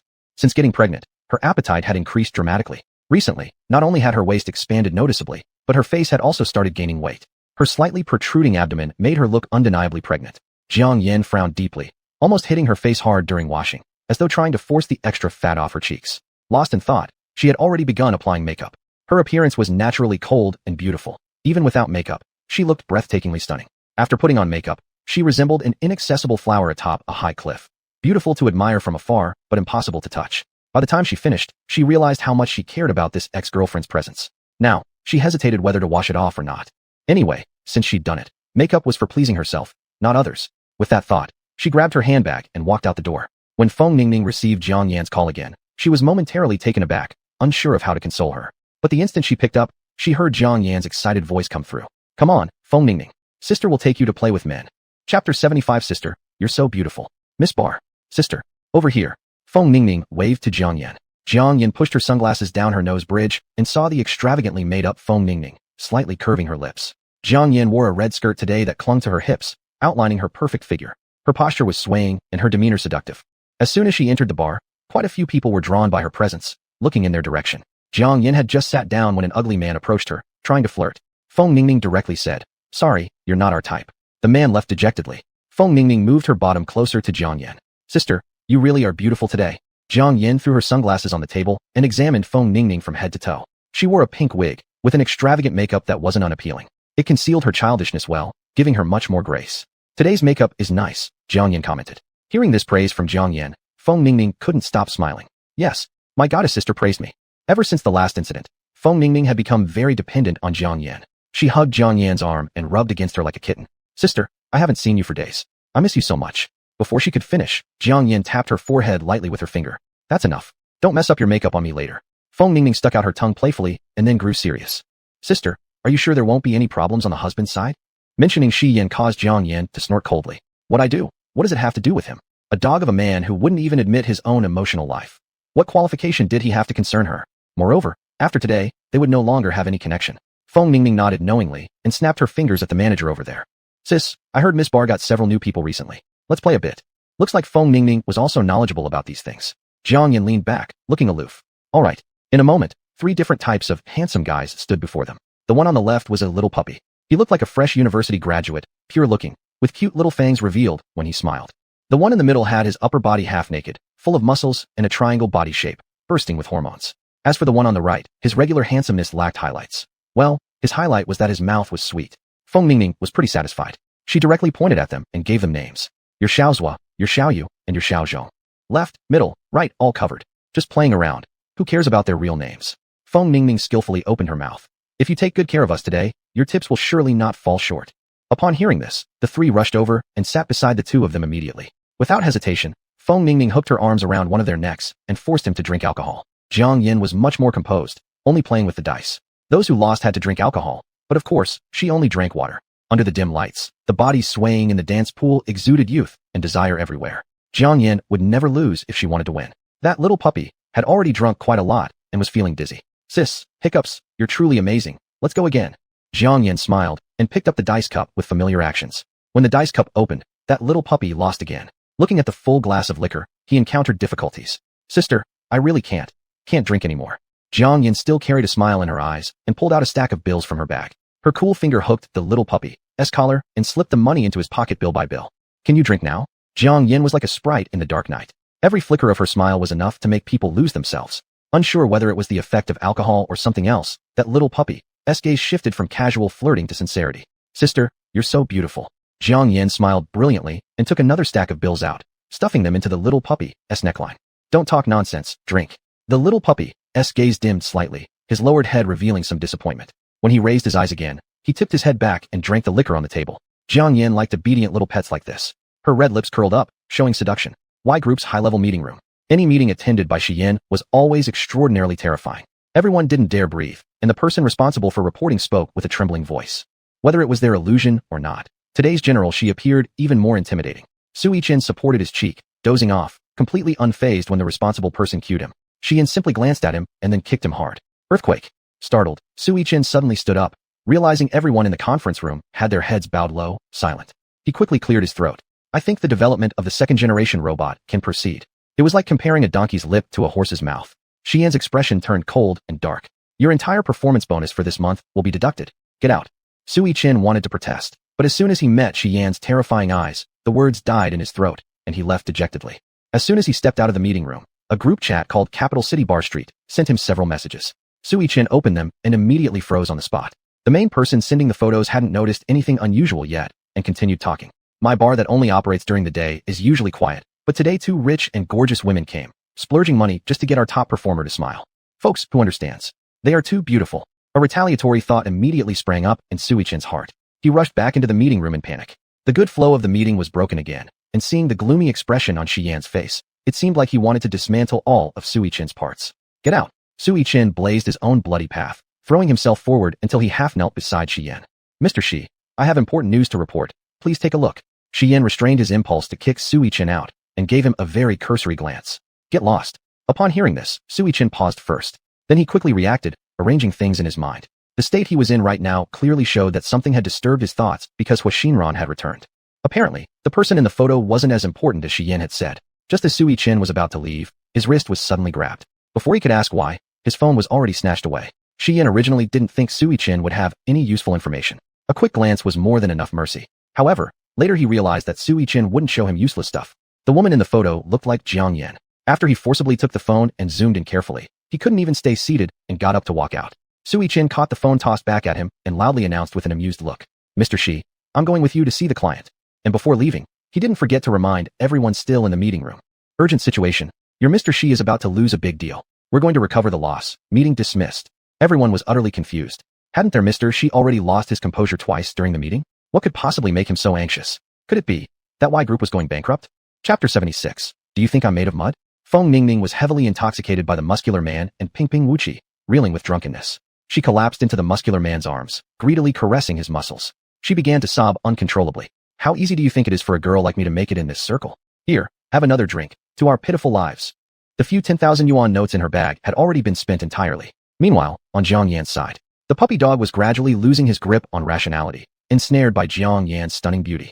As Jiang Yan shoved another 10,000 yuan into his collar, he tipped back a beer. The alcohol numbed his nerves as he slumped into the couch, tilting his head toward Jiang Yan's clear and enchanting eyes. His Adam's apple bobbed. Sis. Jiang Yan didn't quite hear what the puppy dog mumbled while drinking water. Her movement paused when she felt an unexpected hand on her waist, her gaze darkening slightly. In your line of work, are you also selling yourself? The puppy dog failed to catch the sarcasm in Jiang Yan's tone, assuming instead that she was testing him. Sitting up groggily, his chin bumped against Jiang Yan's shoulder as he looped an arm around her slim waist. Sis, if it were you, I'd give it away for free. He probably thought he looked really cool in this state. Very cool indeed, but Jiang Yan always knew how to play things to the edge. Today, they played enough. Her hand landed on the puppy dog's wrist, about to exert force, when suddenly, a strong but slightly cold hand gripped hers. Before Jiang Yan could turn her head, her whole body was pulled into someone's embrace. The scent of sandalwood entered her nose, mixed with the coolness of raindrops, pleasantly fragrant. Shi Yan didn't give Jiang Yan a chance to look up, pinning her tightly in his arms. A chilling voice came from above Jiang Yan's head. So you like this type? This sentence seemed to be uttered through clenched teeth, because Jiang Yan distinctly felt Shi Yan's body trembling, shaking with anger. Emboldened by drink, the puppy dog somehow found the courage to grab a bottle of wine and stand up, swaying unsteadily as he faced 3 towering men. What relation are you to her? Let her go. If looks could kill, this puppy dog would have died 800 times under Shi Yan's glare alone. Holding Jiang Yan, Shi Yan pressed her face down against his chest, his voice carrying an authoritative demand. She is my wife. This statement appeared to declare ownership. Upon hearing this, the puppy dog immediately deflated, collapsing onto the sofa, lost in confusion. So, she was already married. Oh. Jiang Yan was forcefully dragged away by Shi Yan, her expression somewhat heavy. My friend is still out there. Without pausing his steps, the hand gripping her shoulder remained firm. Su Yichen, you go. Su Yichen. When did he become the errand boy? Chi Fei, you go. Chi Fei waved Shi Yan's clothes and Jiang Yan's handbag in front of Su Yichen. I have to escort Madam and young master home. Please trouble Su General Manager. Su Yichen. Jiang Yan was roughly shoved into the car by Shi Yan, who locked the car doors before Chi Fei could get in. From start to finish, Jiang Yan's eyes had already grown very calm, as though she were watching a stranger lose control. Shi Yan pinned Jiang Yan beneath him, one hand clamping down on her neck with a cruel glare. Jiang Yan, do you really think I'm made of mud? In Jiang Yan's memory, Shi Yan had once been careful and discreet, observing from the sidelines. Later, he became someone ready to fall at her every beck and call. When had he turned into this terrifying, scary person? This was, perhaps, the true Shi Yan. Even though it was a rare privilege to see through Shi Yan's facade under such circumstances, it no longer mattered now. For a long time, awaiting no response from Jiang Yan, Shi Yan's sanity crumbled. He bit savagely into Jiang Yan's lips in a violent burst of emotion until a sweet tang of blood hit his mouth, refusing to stop. No matter how fiercely Shi Yan expressed his possession, Jiang Yan's eyes remained clear, gazing at the car roof like a fish resigned to being butchered. Finally, Shi Yan stopped invading her. Sitting upright, he threw his coat over Jiang Yan's torn torso, his voice unusually cold. Jiang Yan, do you think my love is so cheap? So cheap that you can casually play with other men, yet expect me to throw myself at you? Suddenly, Shi Yan saw through everything, his tone becoming indifferent. Jiang Yan, I've long known someone like you wouldn't linger for anyone, and I've exhausted all efforts just to make you feel even a hint of attachment for me. Unfortunately, I was too naive. If that's the case, then I'll give you your freedom. After speaking, Shi Yan opened the car door, striding out with long strides. Unable to resist, he turned back, not receiving any plea for him to stay, only meeting Jiang Yan's still, motionless figure. His eyes turned cold, and he slammed the car door violently. In that instant, a glimmer of moisture seemed to slide from Jiang Yan's eye corner, dripping onto the seat and instantly blooming like a flower. This way, it was all for the best. Shi Yan's hatred for me began when he first loathed me and ended as he gradually forgot about me. The one by your side should be your first love whom you've long prepared to marry. And I am merely an unwelcome specter who doesn't belong here. Chi Fei watched Shi Yan angrily exit the car. Just as Chi Fei was about to move forward, Shi Yan spoke. Take her home. Before Chi Fei could ask anything, Shi Yan strode away, his tall figure growing more distant with each step, his back resolute and lonely. Completely baffled, Chi Fei didn't dare delay, rushing into the car. By the time he entered, Jiang Yan had already composed herself, sitting upright in the rear seat, her eyes vacant. Chi Fei didn't dare meet her gaze. Mrs., I'll take you home. Jiang Yan remained silent, just staring out the window. As the car drove past a park, Jiang Yan tightened the jacket draped over her shoulders and spoke deeply. Just drop me off here. I want to walk alone for a while. Chi Fei hesitated. But, before Chi Fei finished his sentence, Jiang Yan had already reached for the door. Afraid that she would jump out mid-drive, Chi Fei hastily pulled over at the curb.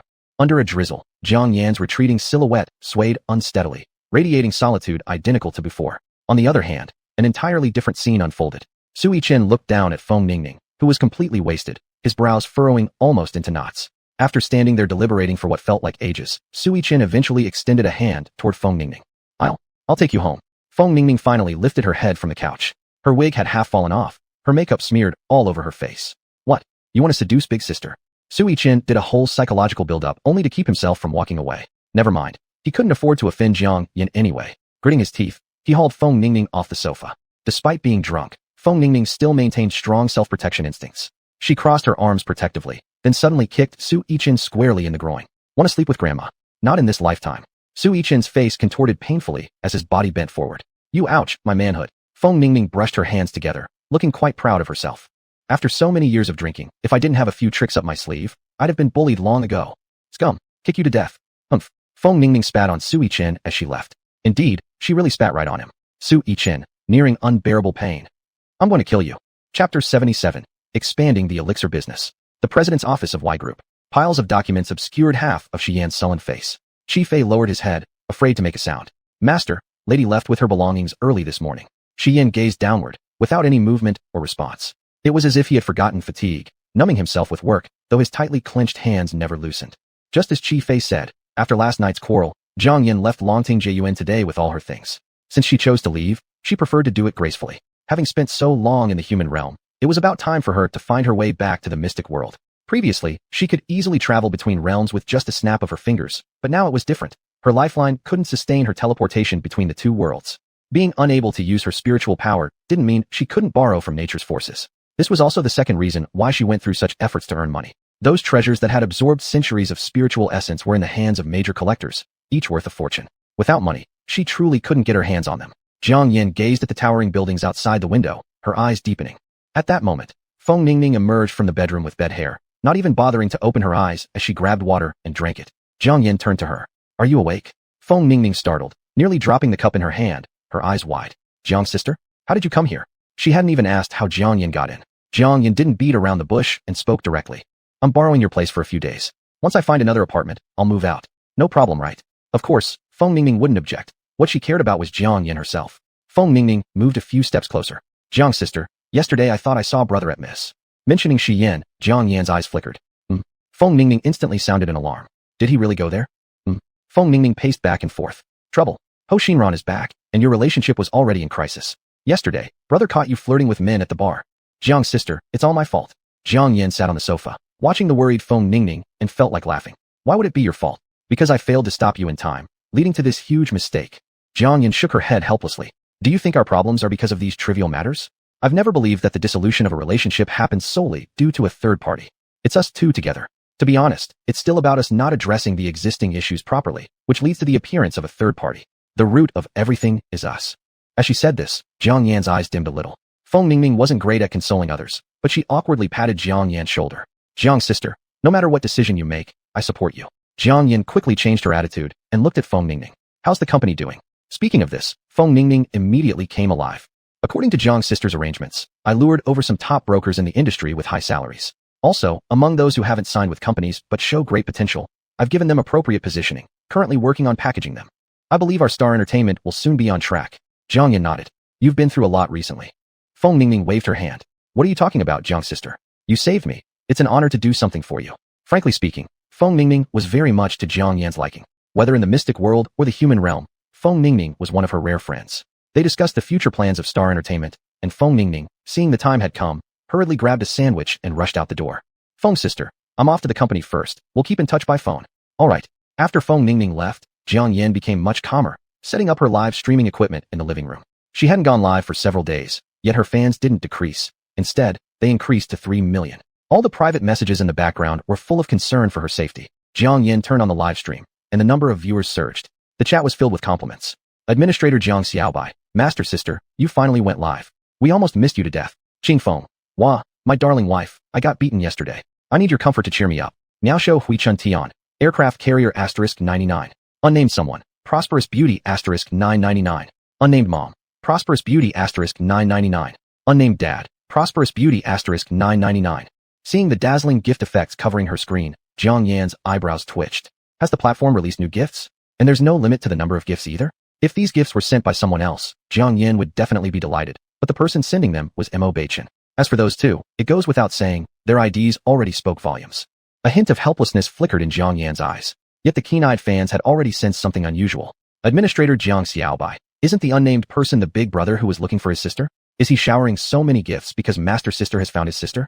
Qing Feng, wow, wife, despite your sister being missing for such a long time, and there still being no information about her, you've managed to find her. That's amazing. No wonder you're my wife. Crazy Guagua. Does the streamer know how to make elixirs? Unnamed person, Mistress Qing Yan is indeed skilled. This small token of appreciation is not enough. Unnamed mom. The master is so beautiful. Jiang Yan. Even though she was covered up so thoroughly, they could still tell she was beautiful. There's no doubt that parental bias acted as a filter. Unnamed dad. Mistress, you're too thin. Eat more. Jiang Yan chose to ignore their comments, pretending not to see them, and directly named an ID called Crazy Guagua. Guagua, you asked if I knew how to make elixirs? Of course I do. And the elixirs I create have absolutely superior efficacy. It's just that the cost is too high, so I haven't expanded this part of my business. Crazy Guagua. Price isn't an issue. Let me send you a private message. It was clear he was in a rush. Jiang Yan nodded and wrote another price list. Tranquility pill, 50,000. Detox pill, 100,000. Ward off evil pill, 300,000. Longevity pill, 500,000. Revive pill, starting at 1 million, depending on specific circumstances. The viewers in the live stream watched with great interest. Qing Feng, are there only 5 kinds of pills? Do you have any lasting charm pills? Jiang Yan played with the pen in her hand and gave a cold laugh. I only sell these 5 types of pills here. The rest, I don't make. Champion of justice, you're neither a doctor nor possess a pharmaceutical qualification certificate. You dare to sell these pills so openly, showing utter disregard for human lives. Niaoshou Huichun Tian. Master, it will take me just 1 day to get both certifications ready for you. Jiang Yan glanced at the message, her brows slightly curved upward. Thank you for your effort. Chapter 78. Do I look like a sucker? Righteous messenger at Miaoshou Huichun Tian. Do you think you're someone special? You'll solve it. Don't boast so much, or you'll hurt yourself. I'll be back tomorrow. If the host doesn't have the matching qualification certificate, I'll report you immediately. No, I'll call the police immediately. Administrator Jiang Xiaobai at Righteous Messenger, get lost. Taking advantage of this farce, Jiang Yan quickly glanced at her private messages in the back end. Sure enough, that Feng Guogua had already contacted her. Jiang Yan didn't care what everyone in the live stream was discussing. She ended the broadcast directly. Feng Guogua, host, I want that detox pill worth 1 million yuan per bottle. 1 million yuan per bottle? Jiang Yin hesitated for a moment. Qingyan master, sweetie, it's 1 million yuan per pill, not per bottle. Feng Guogua, that expensive. Qingyan master, one pill is as effective as 10,000 pills. If it doesn't work, come find me, and I'll give you a full refund, sweetie. Feng Guogua, if I buy your pills, can you go to the medication scene with me? I'm afraid something unexpected will happen. Qingyan master, sweetie, if you want the host to personally attend, there's another price. Feng Guogua, alright, then can you give me a contact number? Jiang Yin sent her official WeChat account to the other party. Feng Guogua, when can I get the medicine? Qingyan master, after the qualification certificate is ready tomorrow, I'll notify you to pick up the medicine. But before that, you need to pay the first installment of 250,000 yuan to the host. Feng Guogua did not reply, but directly transferred 250,000 yuan to Jiang Yan's account. With the other party being so prompt, Jiang Yan wasted no time and headed straight to the garage. The moment that black pickup truck came into her sight, her steps suddenly halted, and her hand holding the key subconsciously tightened. This car was bought for her by Shi Yan. When in Rome, do as the Romans do. Coming back to her senses, Jiang Yan immediately opened a search car app and took a picture of the vehicle. Whatever the cost, she would transfer the money to Shi Yan. In the next second, the photo and price popped up on the page. 2024 Tyrannosaurus edition, starting from 950,000 yuan. Isn't it supposed to be more than 100,000 yuan? Seeing this, Jiang Yan felt as though something inside her chest wanted to burst through her body. She felt suffocated. She looked at the picture on her phone and then at her own car. It was evident that there were many modifications done to the car. After these modifications, it must have cost around 2 million yuan. Jiang Yan's hand gripping the phone cracked faintly. After a long while, she managed to calm herself down. She wouldn't owe any favors to Shi Yan. The money will be returned, just not now. She had more important things to do right now. The largest herbal medicine market in Kyoto. Herbal medicine has always been an industry recognized for its high profit margins. If someone doesn't know their way around here, they are bound to get ripped off. Jiang Yan wore a baseball cap and a mask, lowering her presence as much as possible. For Jiang Yan, the detox pill required only 2 herbs, red peony root and black morning glory seed. However, they both had to be over 100 years old, making them anything but cheap. Jiang Yan had visited several stores without finding what she wanted. Just as she was about to try another market, an elderly lady selling herbs at the entrance stopped her. Miss, I just heard you need herbs that are over 100 years old. I've got them. Jiang Yan paused her steps, looking at the elderly lady critically. That old lady avoided Jiang Yan's gaze momentarily and directly asked her what they were going to be used for. For detoxifying. The old lady's eyes lit up, and she immediately pulled out 2 boxes from her bag. This is a century-old bezoar and ginseng. The former can detoxify, and the latter can strengthen the body. Most people who come here are after these 2 treasures. Dear, I tell you, they're already 2 centuries old, preserved excellently. Forget 9,999. I'll sell them to you for 8,888. What a lucky number. I'll wrap them up for you. Jiang Yan found her exaggerated performance amusing. Do I look like someone who'd fall for that? The elderly lady froze mid-action, confused as she looked at Jiang Yan. Miss, what do you mean? I was once a well-known Chinese medicine practitioner, skilled in pharmacology without question. My business operates with complete honesty. Jiang Yan snorted coldly. I don't have time to waste talking to you. Just ask you one thing. Do you have red peony root and black morning glory? The face of the old lady changed instantly, but she still tried to struggle. The remedy I recommended is absolutely for detoxifying. Miss, why don't you buy them and try them at home, and return them if they don't work? Huh, what a cunning plan. Take them home and use them directly. Even if they don't work, who would bring them back? Even if they do bring them back, would she recognize them? Jiang Yan had run out of patience and turned to leave. The old lady was shocked for a moment, hastily calling out to Jiang Yan. Yes, I have everything you said. Jiang Yan stopped and gave her a glance. I need ones older than 100 years. Got them. The old lady reluctantly pulled a plastic bag out of her bag, her eyes avoiding Jiang Yan's. Here. Red peony root for 2,888 yuan. Black morning glory seeds for 3,888 yuan. Absolutely no cheaper. Jiang Yan's lips curled slightly. How much do you have? I'll take it all. The old lady paused for a moment, suddenly brimming with energy. All right, I'll throw in a fancy box for free. Jiang Yan.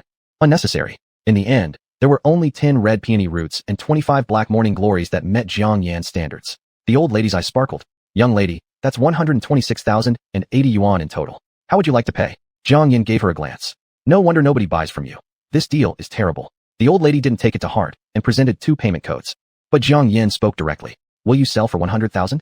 Yes or no? The smile froze on the old lady's face. Her eyes filled with disbelief. What? Did you say 100,000? Yes or no? The old lady's expression turned sour as if she had eaten a fly. I never negotiate prices here. Jiang Yan threw the plastic bag back at her. Fine, then I don't want it.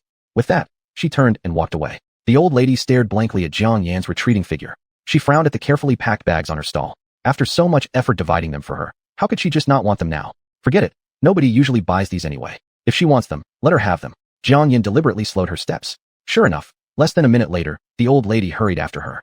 100,000 it is. Consider it a discount for being a returning customer. If you need anything else, be sure to come to me next time. Jiang Yin grabbed the plastic bag with one hand and scanned the payment code with the other. Relax, there won't be a next time. Saying that, Jiang Yin got into her car, leaving the old lady behind with 2 breaths of exhaust fumes. The old lady? What kind of person was this? She was furious. Back at Feng Ningning's house, Jiang Yin started preparing the detox pills. Making too many would cause them to lose efficacy if unsold. She only needed one. As she was about to start, her peripheral vision caught sight of the car keys on the table. Her gaze darkened further. In the end, she decided to grab one more plant. Chapter 79, Cutting Ties. The next morning, Lin Huifeng called Jiang Yin early. Master Jiang, I'm at the Whole Country Medical Research Institute right now. The positions of specially appointed professor and deputy director of the first research institute are still open. Which one do you want? Jiang Yin had just stepped out and was driving while speaking. The specially appointed professor position. I don't want to be too entangled with other forces. Lin Huifeng on the other end understood completely. All right, I'll send all the credentials your way. Thank you. After hanging up, Jiang Yin arrived at a small eatery downstairs from Starlight Entertainment. She ordered a bowl of wonton soup and ate slowly. 10 minutes later, she put on her mask, glanced at the time, and sat there waiting. Before long, a man even more heavily armed than her sat across from her, glancing around before raising his collar. I am Feng Guogua. The person looked extremely cautious. Jiang Yin nodded and handed over a small medicine box. This is what you asked for. The person across took it, opened it for a quick look, then closed it immediately and transferred the remaining 750,000 yuan to Jiang Yin. He lowered his voice. I hope your medicine won't disappoint me. Jiang Yin's expression was cold and clear. Cure or nothing. If there's any issue, contact me anytime. Good. Throughout their entire interaction, Jiang Yin never saw Feng Guogua's eyes. However, this wasn't important. This man probably shared her desire not to reveal his identity. After Feng Guogua left, Jiang Yin took another medicine box out from her pocket and stroked it for a moment. Then, she stood up and rushed directly to the Y group. Parking her car in the garage, Jiang Yin dialed Qi Fei's number. She specifically reminded Qi Fei not to tell Shi Yan. But she didn't know that Qi Fei was already in Shi Yan's office. Shi Yan looked at Qi Fei, who seemed hesitant to speak, and his gaze darkened. What are you hiding from me? Qi Fei scratched his head. Shi Yan lowered his eyes and unexpectedly said, a member of the opposite sex called?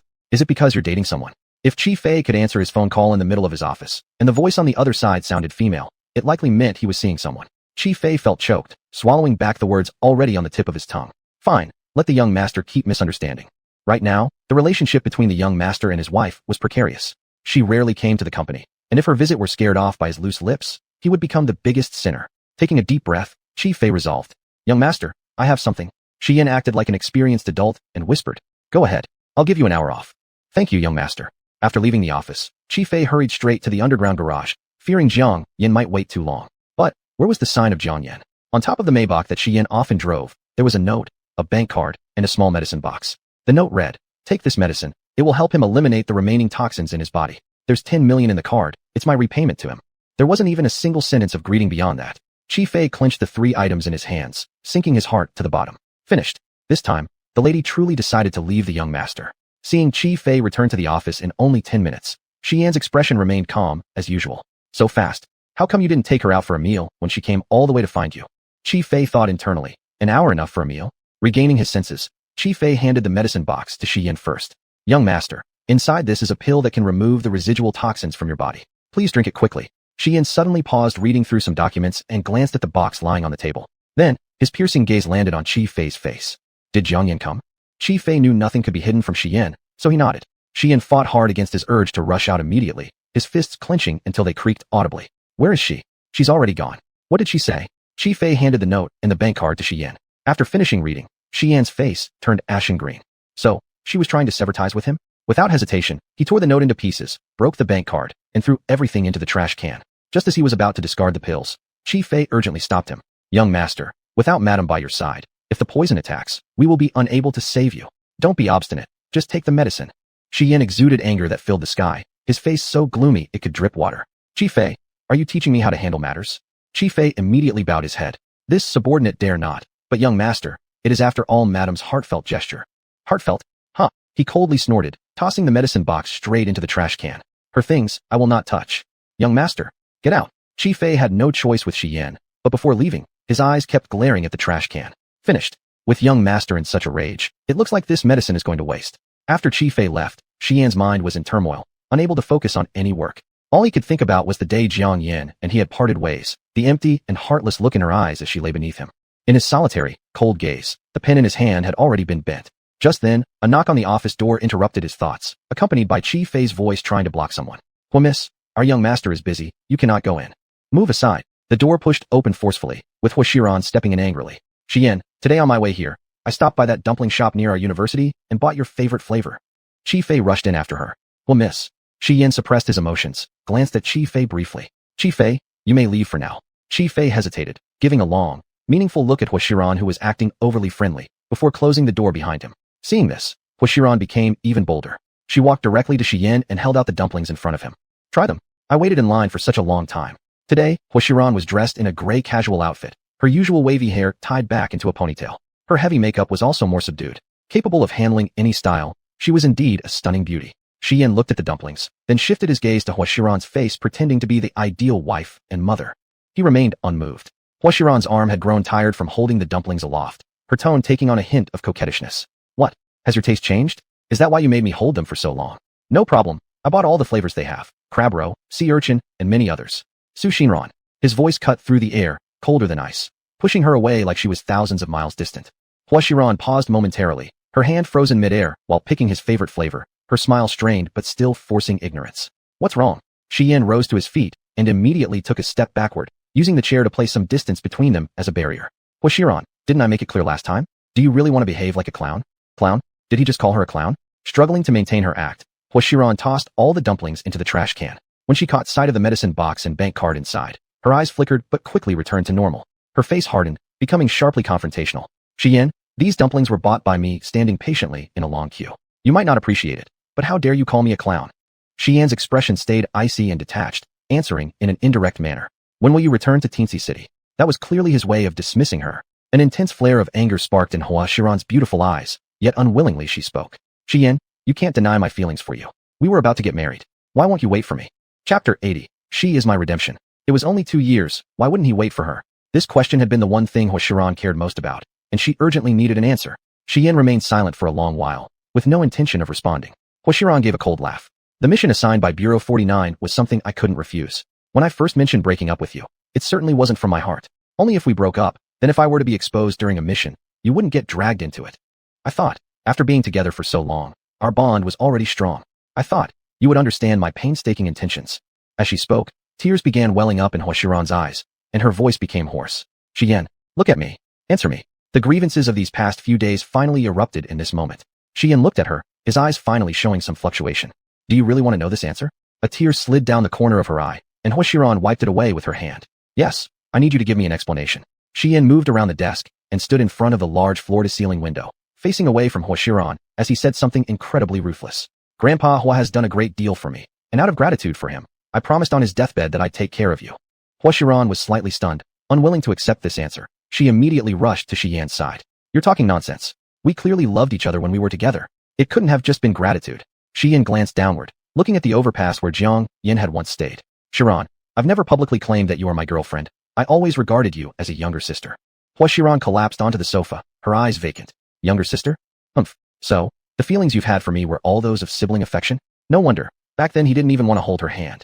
Suddenly, her expression darkened again. Why didn't you refuse before? Refusing to be together with me indicates you don't feel anything. Xian sighed. Before meeting Jiang Yan, I had no expectations for love or romance. It didn't matter to me who was with me. It was all a meaningless title. Even Jiang Yan, initially, went through a marriage in name only. Xian continued. I promised Grandpa Hua to take care of you. If you feel safe only when you're with me or married to me, I'd rather be misunderstood by the world because none of those things matter to me. I can treat you kindly as a younger sister and let you have everything you want, but I can never offer you the love you desire. Even knowing you live in unrealistic fantasies means nothing to me. Huashiran was completely dumbfounded. She had never felt Xian to be so alien. You're terrifying. Knowing full well how deeply she loved him, he watched her spill her heart out like someone watching a show, occasionally giving her a little bit of brotherly kindness when he felt like it, leading her to keep misunderstanding and becoming more entrapped. Xian, you truly are too terrifying. Huashiran was in a panic. She fell to the ground and then quickly got up. But seeing his tall silhouette made her somewhat reluctant to let go. What about Jiang Yan then? Do you treat her the same way? Mentioning Jiang Yan made Xian clench his hands at his sides tightly, his eyes flashing with a hint of light. She's different. Huashiran's heart ached unbearably as she managed to steady herself.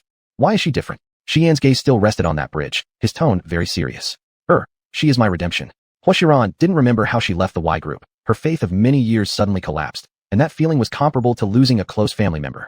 She had always known that Xian was a man of deep calculation. Before her, he had never been associated with any scandals with women. She thought, Xian chose her because their souls resonated. After all, They were both extremely ambitious people. It turned out that, in his eyes, she was no different from all women. Being able to stand by his side was merely because of grandfather. To put it another way, when she proposed breaking up, he didn't even try to retain her, probably because he didn't care in the slightest. Thinking of this, Hwashiran's despair grew deeper. For the past 5 years, it turns out that it had all been her one-sided infatuation.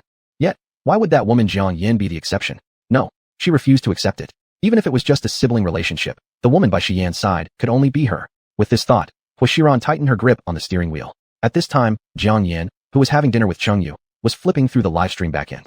Last night's righteous crusader cursed her ancestors for 18 generations, demanding she prove herself as a qualified pharmaceutical broadcaster. Chengyu served Jiang Yin a dish and smiled as he said, "Miss Jiang, give this a try. This is the signature dish here."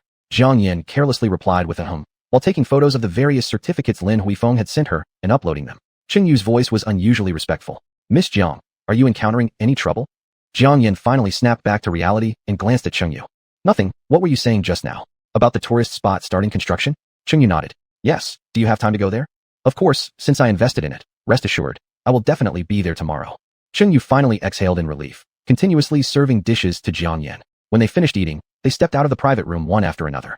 In the corridor, 3 familiar figures blocked their way. Jiang Yan's expression slightly changed as she looked at Mo Baichen and Mo Rong's couple. What was this called? Enemies meet narrow paths? No, not applicable. This was called bloodline calling. Qin Lan rushed over first, holding Jiang Yan's arm affectionately. "Xiaoyan, you're here too. This is really family's bond."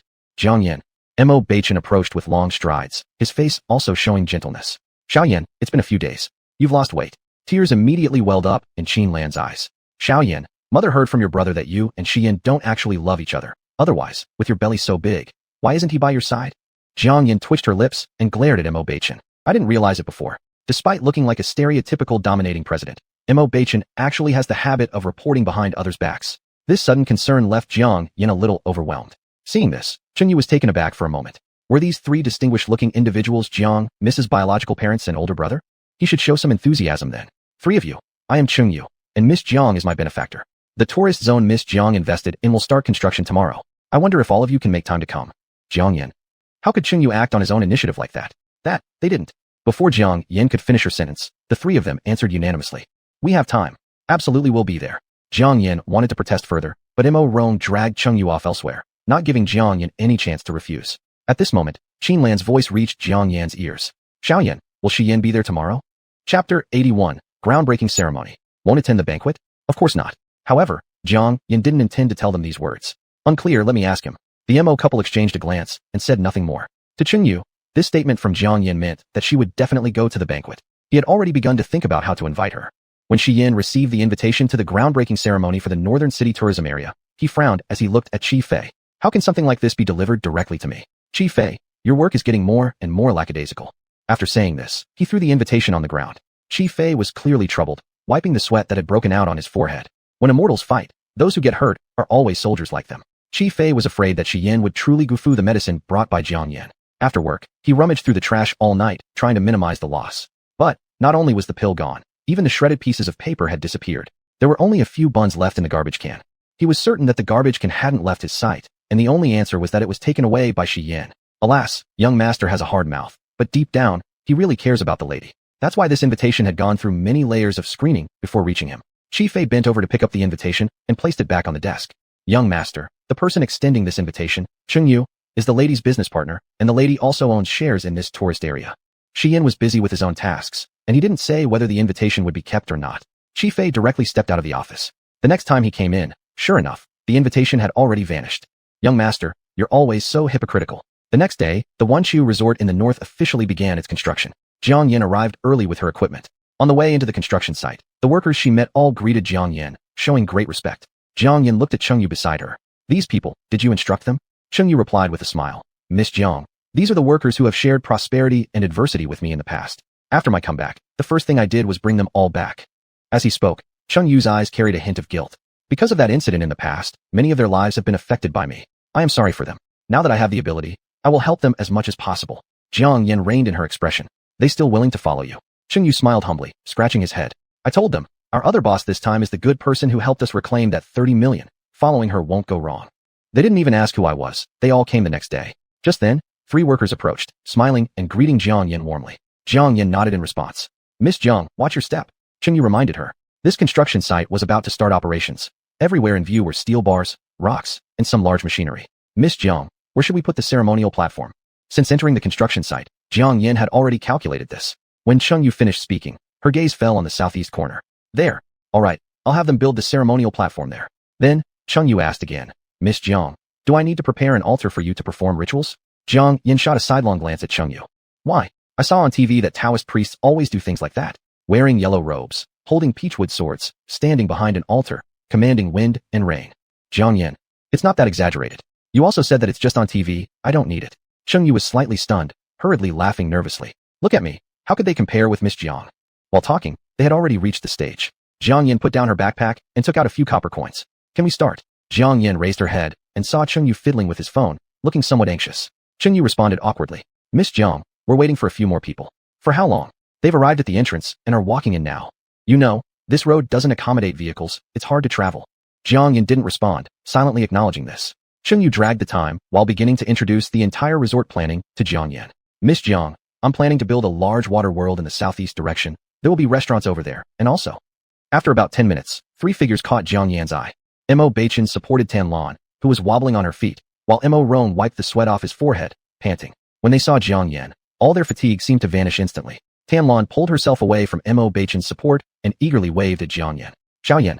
Jiang Yan's expression slightly moved. Given their status, appearing at a construction site full of dust and stones was somewhat surprising to Jiang Yan. She had thought that yesterday they were just joking around. While lost in thought, they had already approached her, and Jiang Yan composed herself. Can we start now? Cheng Yu still looked troubled, glancing around. Jiang Yan had already run out of patience. Still not starting? Tan Lan stood next to Jiang Yan, handing her a bottle of water. Xiao Yan, are you thirsty? Have some water. This time, Jiang Yan didn't refuse but took it casually and thanked her. Seeing this, Tan Lan proudly raised an eyebrow toward Mo Rong and Mo Baichen, as if to say, look, my daughter drank the water I gave her. Mo Rong, Mo Baichen. When Jiang Yan saw Cheng Yu still looking outward, her expression turned serious. Cheng Yu, is there anyone else not here yet? So uncouth in timing, I think there is no need to wait any longer. Since Jiang Yan had said this, if Cheng Yu insisted on waiting further, he would appear foolishly disrespectful. All right, let's start.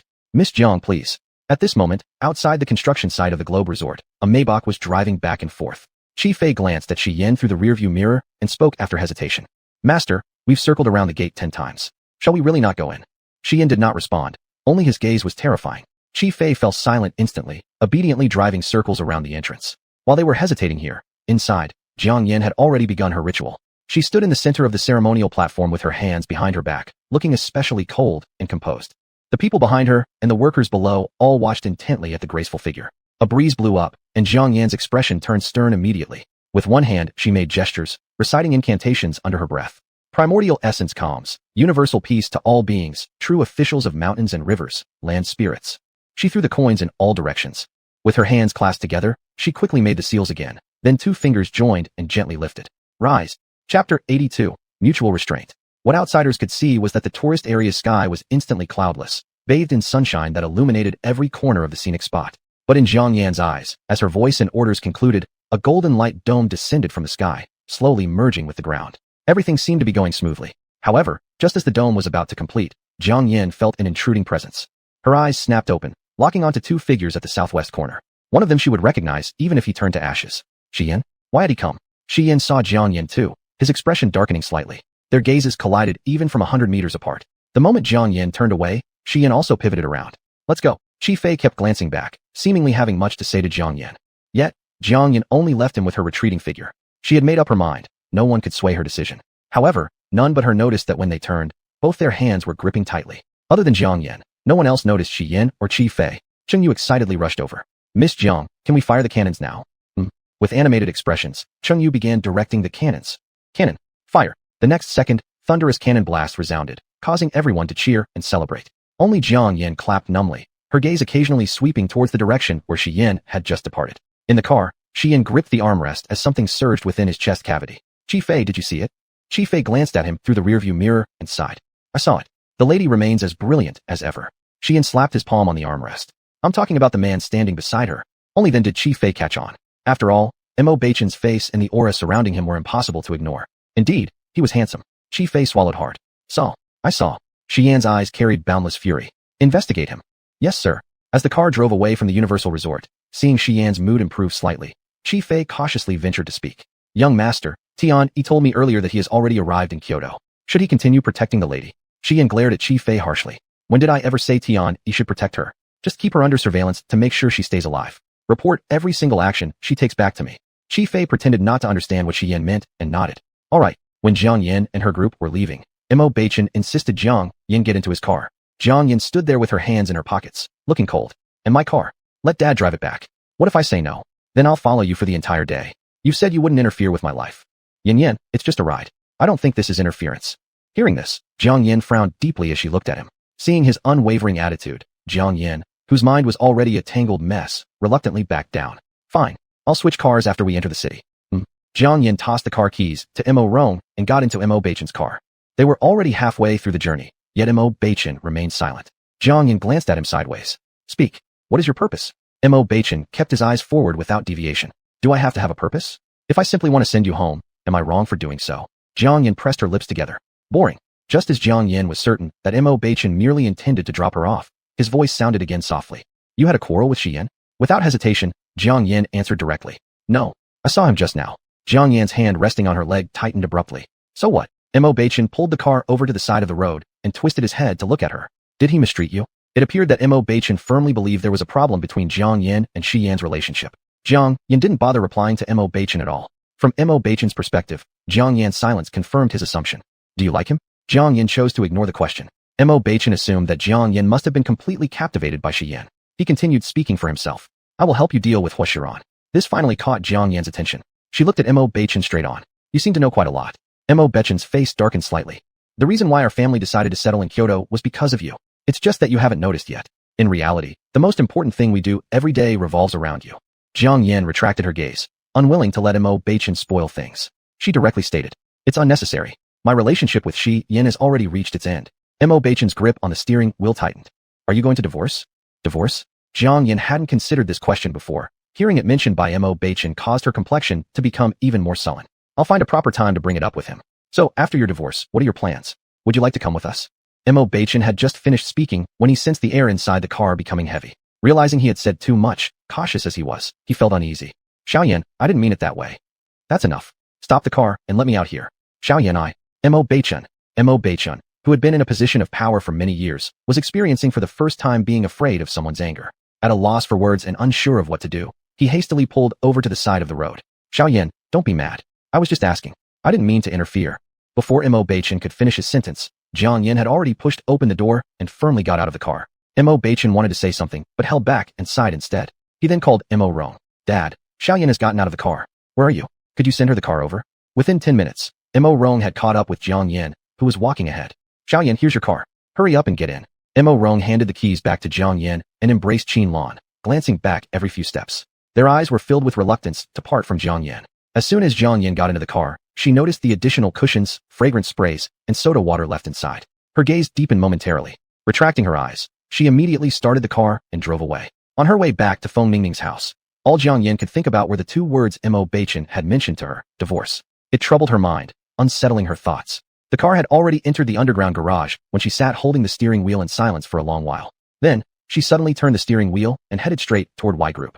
There were some things she needed to speak plainly about with Shi Yan. For instance, divorce. However, before she did so, she encountered someone who made her feel nauseated. As soon as Jiang Yin got out of the car, a blue sports car came speeding towards her and stopped right in front. Jiang Yuling rolled down the window, revealing her innocent-looking face. Jiang Yin, what are you doing here? This was Y Group's underground garage. What was Jiang Yin doing here? Could it be for an interview? Indeed, she truly was a nasty person. Wherever she went, this nasty person would follow. She would make Jiang Yin understand who was in charge at this Y Group. Chapter 83. Insulted instead. Jiang Yin looked coldly at Jiang Yuling, who was getting out of the car. She wore a white blouse and a straight black trouser suit that reduced her youthful naivety somewhat, giving her an air of a business elite. Her expression was extremely arrogant. Jiang Yin, the Y Group is not just any place where anyone can come. I advise you to know your own place. By now, Jiang Yuling had long forgotten the instructions from Hua Xinran, and her intentions towards Jiang Yin were all too obvious. Jiang Yin didn't have the time or patience to waste on Jiang Yuling. She simply glanced at her and walked straight towards the employee elevator. When she realized she was being ignored, Jiang Yuling was incredulous and angry enough to stamp her feet. Without even stopping to park properly, she hurriedly followed Jiang Yin. As the elevator doors were about to close, Jiang Yuling reached out to stop them. Even so, Jiang Yin merely gave her a glance with disinterest. This feeling of being completely ignored made the fury in Jiang Yuling's heart flare up like wildfire. Just as Jiang Yuling was about to speak, she caught sight of Jiang Yin pressing the button for the 30th floor. Jiang Yuling was incensed. You're going to the 30th floor? Do you even know what's there? It's our group president's office. No one other than his trusted executives has ever seen his face, and you think you can just walk in? Jiang Yuling scrutinized Jiang Yin from head to toe. Today, Jiang Yin wore a set of gray sportswear paired with a vibrant bun that accentuated her flawless features even more. Could it be Jiang Yin was planning seduction? Indeed, Jiang Yin had the capital for that. At this thought, Jiang Yuling felt herself facing a formidable enemy. Jiang Yin, do you really see yourself as something important? You actually think you can get a position at Y Group by selling your body? Every inch of space in Y Group is valuable. Those who work here have gone through strict selection processes. Do you think our mysterious boss will fall for you like that fool Xian?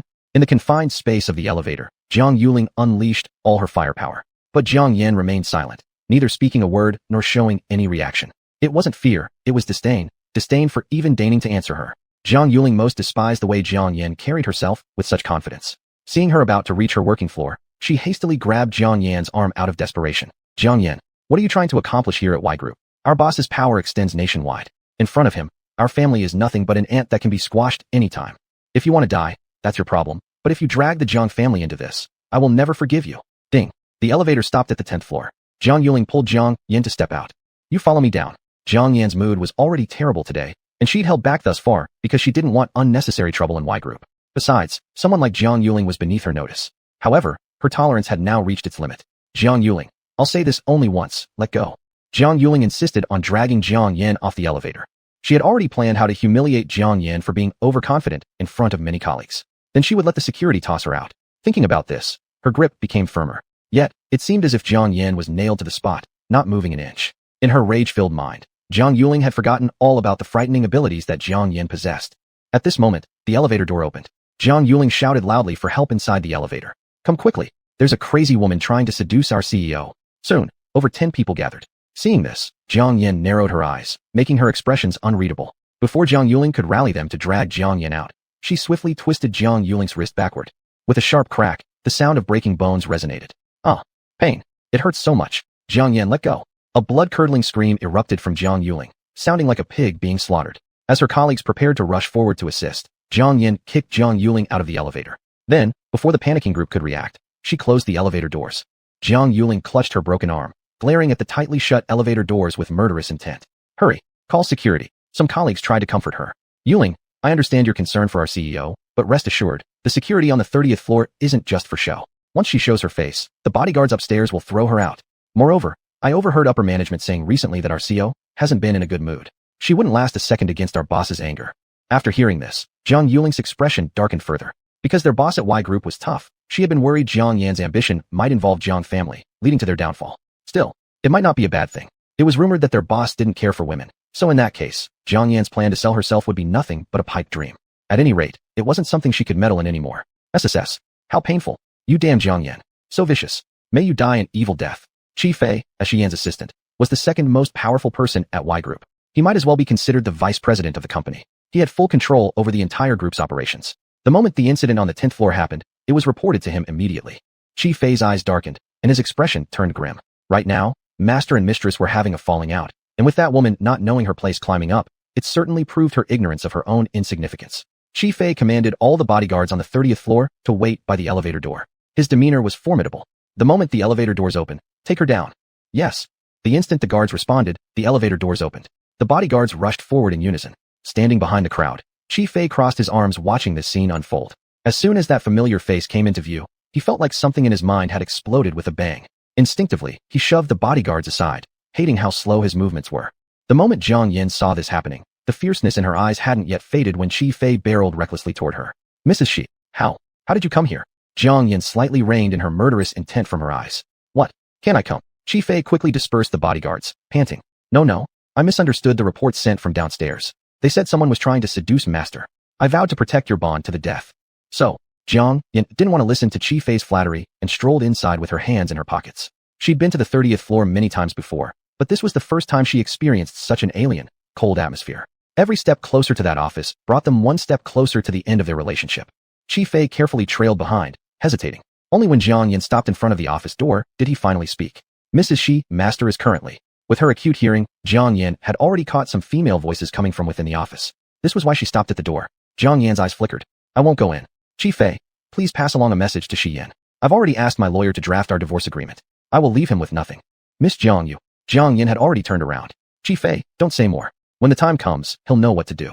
Chapter 84. Rivals meet, sparks fly. Qi Fei looked at the resolute figure of Jiang Yin as she walked away, and then glanced at the tightly closed office door, unsure whether to move forward or back. Just then, Hua Xinran stormed out of the office, her face full of anger. Afraid to offend either of them, Qi Fei hurriedly nodded his head respectfully. Miss Hua, please walk slowly. Hua Xinran glared at Qi Fei and snorted before leaving with an elegant sway in her gait due to her high heels. Once Qi Fei was sure that Hua Xinran had left, he quickly entered the office. Master, lady has come. Upon hearing these words after being disturbed by Hua Xinran, Shi Yin suddenly panicked and stood up abruptly. Where is she? She's already gone. Qi Fei lowered his head and muttered. Lady originally wanted to come in, but must have heard that Miss Hua was inside, so. Shi Yin instantly understood what happened. His rationality and emotions were wrestling fiercely within him until he finally collapsed into a chair. Did she say why she came? Qi Fei's head hung even lower, his voice trembling. Lady asked me to tell you that she's already found a lawyer to draft their divorce agreement. She has decided to leave without taking any property. When the divorce agreement arrives, you will know what to do. After hearing this, Shi Yan's impulse to run after her completely vanished. His inner struggle grew stronger as he massaged his temples. Did she only say these things? Qi Fei nervously twisted his fingers, feeling choked up. Master, there are some things I don't know if I should say. Shi Yan sighed deeply. Speak. Qi Fei hesitated before opening his lips. Master, lady misunderstood the relationship between you and Miss Hua. You're upset that she fraternized with the opposite sex at the bar. All these matters could be resolved through calm discussion. Why has it come to this? Shi Yan had been speaking very little recently. Even when Hua Xinran used both kindness and force to persuade him, all he said was never come again and sent her off. Now, unusually, he spoke more. The issue between us is not about a third party. It's her resolve to leave. She is like the eagle soaring towards a distant goal, and I knew long ago that our feelings couldn't bind her freedom. But I didn't expect her to leave so soon. Perhaps, she regards Hua Xinran's return as the best opportunity for her to leave me. If she doesn't love me, I'm unworthy to stop her. She is destined not to linger for anyone. Qi Fei slightly startled, realizing that all he saw earlier was just superficial. As Shi Yan said, indeed, the so-called third person was insignificant in both their minds. What was terrifying was Jiang Yan's unwillingness to pause her steps. Qi Fei clenched his fists and steeled himself to speak. Master, even if this is the case, I believe that in every relationship, someone needs to take the first step back. Lady wants to go, and you let her. Aren't you giving up too early without even trying? Isn't this merely leaving behind regrets? What if, and this is a big what if Lady also feels conflicted inside as you do, wouldn't your initiative possibly change the outcome? After all, with her single-handed effort, she reversed your certain death. Master, there's something else. It may not be pleasant for you to hear, but it's such a critical moment, I cannot keep silent. You pride yourself on always planning meticulously, believing no one can escape your grasp. But you didn't anticipate that lady would become the biggest variable on your chessboard. I've seen your changes in my eyes, yet deep down, you still hold the arrogance of a superior position, always refusing to bow first. But she is the only person you have loved for 29 years. Does it really matter who wins or loses? After speaking, Qi Fei dared not look at Shi Yan's expression, lowering his head nearly 90 degrees. As the #1 fan of the couple composed of Shi Yan and Jiang Yan, his comments have clearly overstepped boundaries. He was prepared to bear the brunt of Shi Yan's anger. However, in the next second, a shadow passed by him. Then came Shi Yan's steady voice. Qi Fei, your bonus this month. Qi Fei sighed. He knew this would happen. Will be doubled. Listening to the sound of the office door closing, Qi Fei immediately lifted his head. Bonus doubled? That meant Master approved of what he said. It seemed his recent study of online emotional advice streams did work. Meanwhile, in the underground garage of Y Group, rivals meeting each other sparked red eyes. Jiang Yin looked at the limited edition Koenigsegg blocking her car, her gaze growing colder. Even wearing sunglasses, Hua Xinran's seductive face couldn't be hidden. She genuinely looked down upon Jiang Yin, this adopted daughter from a small family. Apart from having good looks, Jiang Yin was seemingly useless. She couldn't understand why Shi Yan had chosen her. Hua Xinran directly provoked. Miss Jiang, knowing you'd come see Shi Yan today, I should have adjusted my schedule. Even though Jiang Yin hadn't met Hua Xinran before, given the immense animosity, there was little room for doubt. Miss Hua, I advise you not to waste your thoughts on me. You'd better spend this time trying to seduce Shi Yan and make him love you sooner. With that, Jiang Yin started her car to leave. Hua Xinran didn't expect Jiang Yin to dare speak to her like this. It was as if she didn't even consider Hua Xinran worthy of her attention. Hua Xinran suppressed her anger. Miss Jiang, men's affairs are up to our respective abilities. Since we seem to hit it off at first sight, and your car is quite stylish, would you be interested in a race? Jiang Yin directly closed the car window and sharply turned the steering wheel, driving out from behind Hua Xinran's car without hesitation. Hua Xinran had never been looked down upon so blatantly, and fury burned within her. The roar of the engine erupted as she chased after Jiang Yin. All along the road, Hua Xinran's limited edition Koenigsegg pushed Jiang Yan's car relentlessly until it forced her into a newly repaired, yet still unopened street.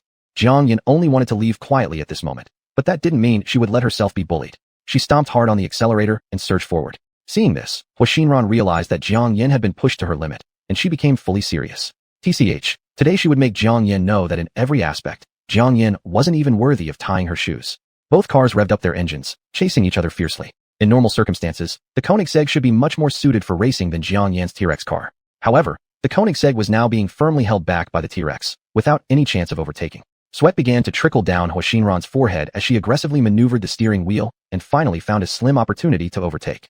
Unbeknownst to her, this single flaw was precisely what Jiang Yin had intentionally given her. When Huashinran raised her middle finger through the car window to mock Jiang Yin in the rear, Jiang Yin coldly snorted, counterattacked from the bend, and did not give Huashinran a moment to react. With a sharp turn of the steering wheel, she forcibly forced Huashinran's car off the road. Jiang Yin coldly watched as Huashinran's luxury car collided with a tree and began to smoke.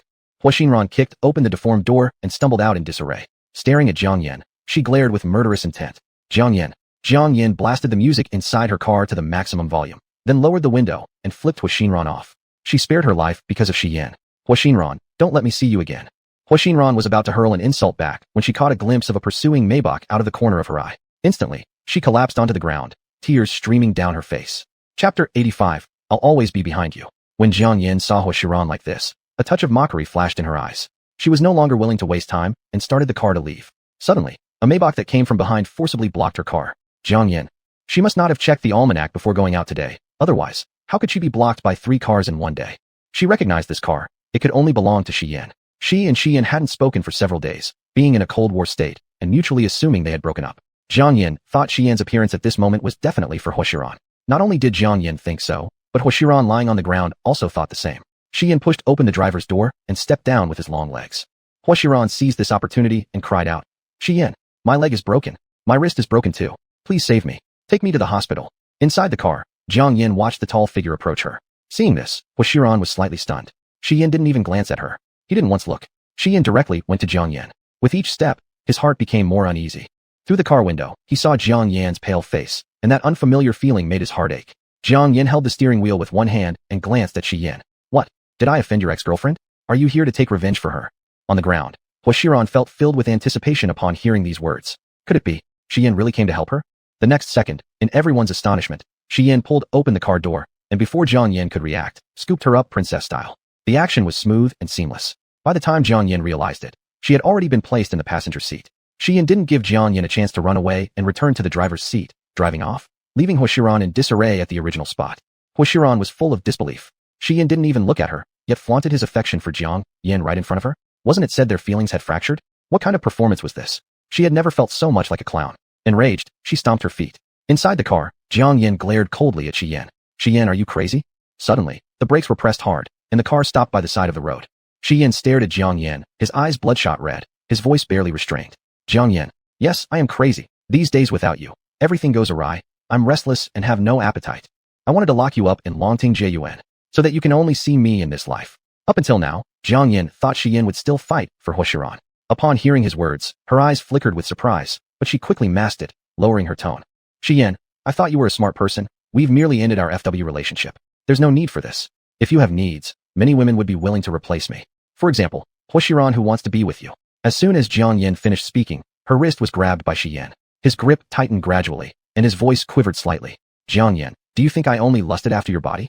At that moment, Jiang Yin's soul trembled slightly. She forced herself to stay calm. Then what? Gradually, Shi Yin relaxed his hold on Jiang Yin's wrist. Just when Jiang Yin thought Shi Yin's pride wouldn't allow him to persist any further, his grip suddenly tightened again, pulling Jiang Yin closer. One hand gripping her wrist, the other around her neck, forcing Jiang Yin to look at him. Jiang Yin, you know I like you. His tone was exceptionally sincere and certain. Jiang Yin stared straight into his eyes and spoke words piercing straight into the heart. Like? What's it worth? Jiang Yin decisively threw off Shi Yin's hand, sat upright, and maintained a composed expression. Shi Yin, we're not from the same world. Shi Yin felt as if his blood turned cold. You've never accepted me. How do you know we aren't from the same world? Jiang Yin looked out the window. Some things cannot be resolved through feelings alone. There has long existed an insurmountable gap between us. At this point, the air seemed to freeze. Shi Yin, instead of wasting time on me, it would be better for you to be with someone who loves you. You and I are destined to have no result. Shi Yin's complexion darkened. After a long pause, he sighed. Wherever you go, I'll send you. Right here, no need to bother. Her gaze remained cold, keeping people at bay. Shi Yin pursed his lips, got out of the car, and watched as Jiang Yin resolutely returned to the driver's seat. Before leaving, he looked at Jiang Yin inside the car, his eyes dim. Jiang Yin, whenever you're ready to turn back, I'll always be behind you. Take care on your journey. As soon as his voice trailed off, Jiang Yin rolled up the car window. The car quickly disappeared from Shi Yan's sight. Finally at the intersection waiting for a red light, Jiang Yin no longer had to put up a facade. She pressed a hand to her heart, and in an instant, her eyes became moist. Pain. So much pain. It felt as though there was a huge rock pressing down painfully in her chest. She thought she was prepared to leave, but upon seeing Shi Yan today, all the weight of the past few days surged forth uncontrollably. If she hadn't left then, she feared she wouldn't have been able to control her emotions. She had never been able to confront the feelings she had for Shi Yan. But at that moment, Jiang Yin realized clearly, she had fallen for Shi Yan too. A tear slid down the corner of Jiang Yan's eye. Shi Yan, I'm sorry. When the green light came, Jiang Yin gathered her thoughts and was just about to start driving when 4 black Passats surrounded her car. Regardless of who it was, Jiang Yin found it exasperating. This was the 4th time. This was already the 4th time someone had blocked her car. Unacceptable. She decided she needed to consult the almanac and see if today really wasn't a good day to go out. With quick fingers, she began performing her divination calculation. From the opposite car, over 10 burly men got out and skillfully ran towards Jiang Yan's vehicle. Just as the divination result formed, Jiang Yan's expression turned grave. An ominous divination. Today seemed full of ill omens, and these suited men appeared to be the source of it. There was a knock on her window. Jiang Yan slowly lowered it. Is there something you need? The leader, Sun Zhan, showed his investigator badge. Hello, I'm Sun Zhan, team leader of Group 1 at the 49th Bureau's National Investigation Department. We now require your cooperation to assist us with an investigation at the 49th Bureau. The 49th Bureau? It seemed like there was no way to avoid this. Finally, they had come. Jiang Yan's eyes darkened slightly. What if I say no? Sun Zhan's expression turned serious. Every citizen has a duty to cooperate with our investigations. And considering you are already under suspicion, if you refuse to cooperate, we will have to take mandatory measures. For a minute, they were at a standoff before Jiang Yan glanced at Sun Zhan. All right, I'll pull over and go with you. However, Sun Zhan continued firmly, word by word. Your car will naturally be parked for you. All you need to do is immediately come with us right now. Jiang Yan didn't make it difficult for them and simply got out of the car. Fine, let's go. She tossed the keys to one of them and walked confidently ahead while others hurried to keep up. Though she was technically the suspect, the commanding aura surrounding her made her seem like a leader of the 49th Bureau. A hint of satisfaction flickered in Sun Zhan's eyes as he sent a text message to a number. Back to the Bureau in 20 minutes. Chapter 86, Jiang Yan's Secret. The general headquarters of the 49th Bureau was located in the suburbs of Jingdu, covering nearly 1,000 acres. The overall color scheme was black, white, and gray, giving people a very oppressive feeling. Jiang Yan, this suspect, was given great attention by all departments, so Sun Zhan naturally didn't dare to be slack. Even after entering the 49th Bureau, he had his team members surround Jiang Yan tightly. Han Jianghe from the metaphysics department just happened to see this scene. Seeing someone coming, he quickly approached, taking big steps. Sun Zhan stopped in his tracks. Director Han. Today, Han Jianghe wore a full-length black robe, still appearing as a transcendent sage figure. He looked at Jiang Yan, who was like a criminal, and his expression turned somber. Could such a talented person in the metaphysical world really have been brought back in such a wretched state? Wasn't she their precious treasure from the metaphysics department? Sigh. Brother Sun, your team's efficiency is as always high. However, Jiang Yan is different from other suspects, so please follow the proper procedures. As Han Jianghe spoke, he gave Jiang Yan a deep look filled with meaning. Sun Zhan nodded slightly. Director Han is joking. When have I not followed procedure? I know you're worried, but rest assured. Once our National Investigation Bureau finishes its review, if she's innocent, we will certainly send her back to your metaphysics department. But if she's guilty, it's a different story. Having reached this point in conversation, if Han Jianghe still couldn't understand Sun Zhan's implication, then decades as head of a department would have been wasted. Of course. Director Han, if there's nothing else, we'll take our leave first. Han Jianghe stared at Jiang Yan's retreating figure, sensing an ominous premonition rising in his heart. First interrogation room of the National Investigation Bureau, 49th Bureau. Jiang Yan sat on a stool. The glaring interrogation lamp turned on, making her squint slightly. Sun Zhan sat formally opposite Jiang Yan, his face serious. Tell me how you killed Lu Shang. Jiang Yan crossed her long legs and lounged lazily. The cold metal chair might as well have been an office chair under her relaxed demeanor. I don't know him. Sun Zhan was unfazed and continued his questioning. How did you meet Lu Fengying? I don't know her either. Seeing Jiang Yan uncooperative, Sun Zhan slapped the table hard. Jiang Yan, do you think that once inside the 49th Bureau, refusing to confess can let you walk away peacefully? Let me tell you, even if heaven itself came today, no one could save you. Sun Zhan paused for a second. Moreover, don't expect your lawyer to help. We in the 49th Bureau have ways to make you talk, and we have our own standards for judging guilt or innocence, without needing any lawyers. Jiang Yan rolled her eyes at him. So what? Are you going to force a confession out of me? Sun Zhan stood up and took a bottle of liquid from a nearby cabinet, presenting it to Jiang Yan. Drink this. Sorry, I'm pregnant. In other words, I'm not drinking anything. Sun Zhan sneered softly, licking his dry lips impatiently. Jiang Yan, I know your husband is Shi Yan. However, our superiors have already received news that your relationship with Shi Yan has broken down, and he will no longer be concerned with you. Otherwise, why haven't you heard a single phone call from my superiors since you've been caught? And do you really think those mysterious tricks of yours will get you out of this alive?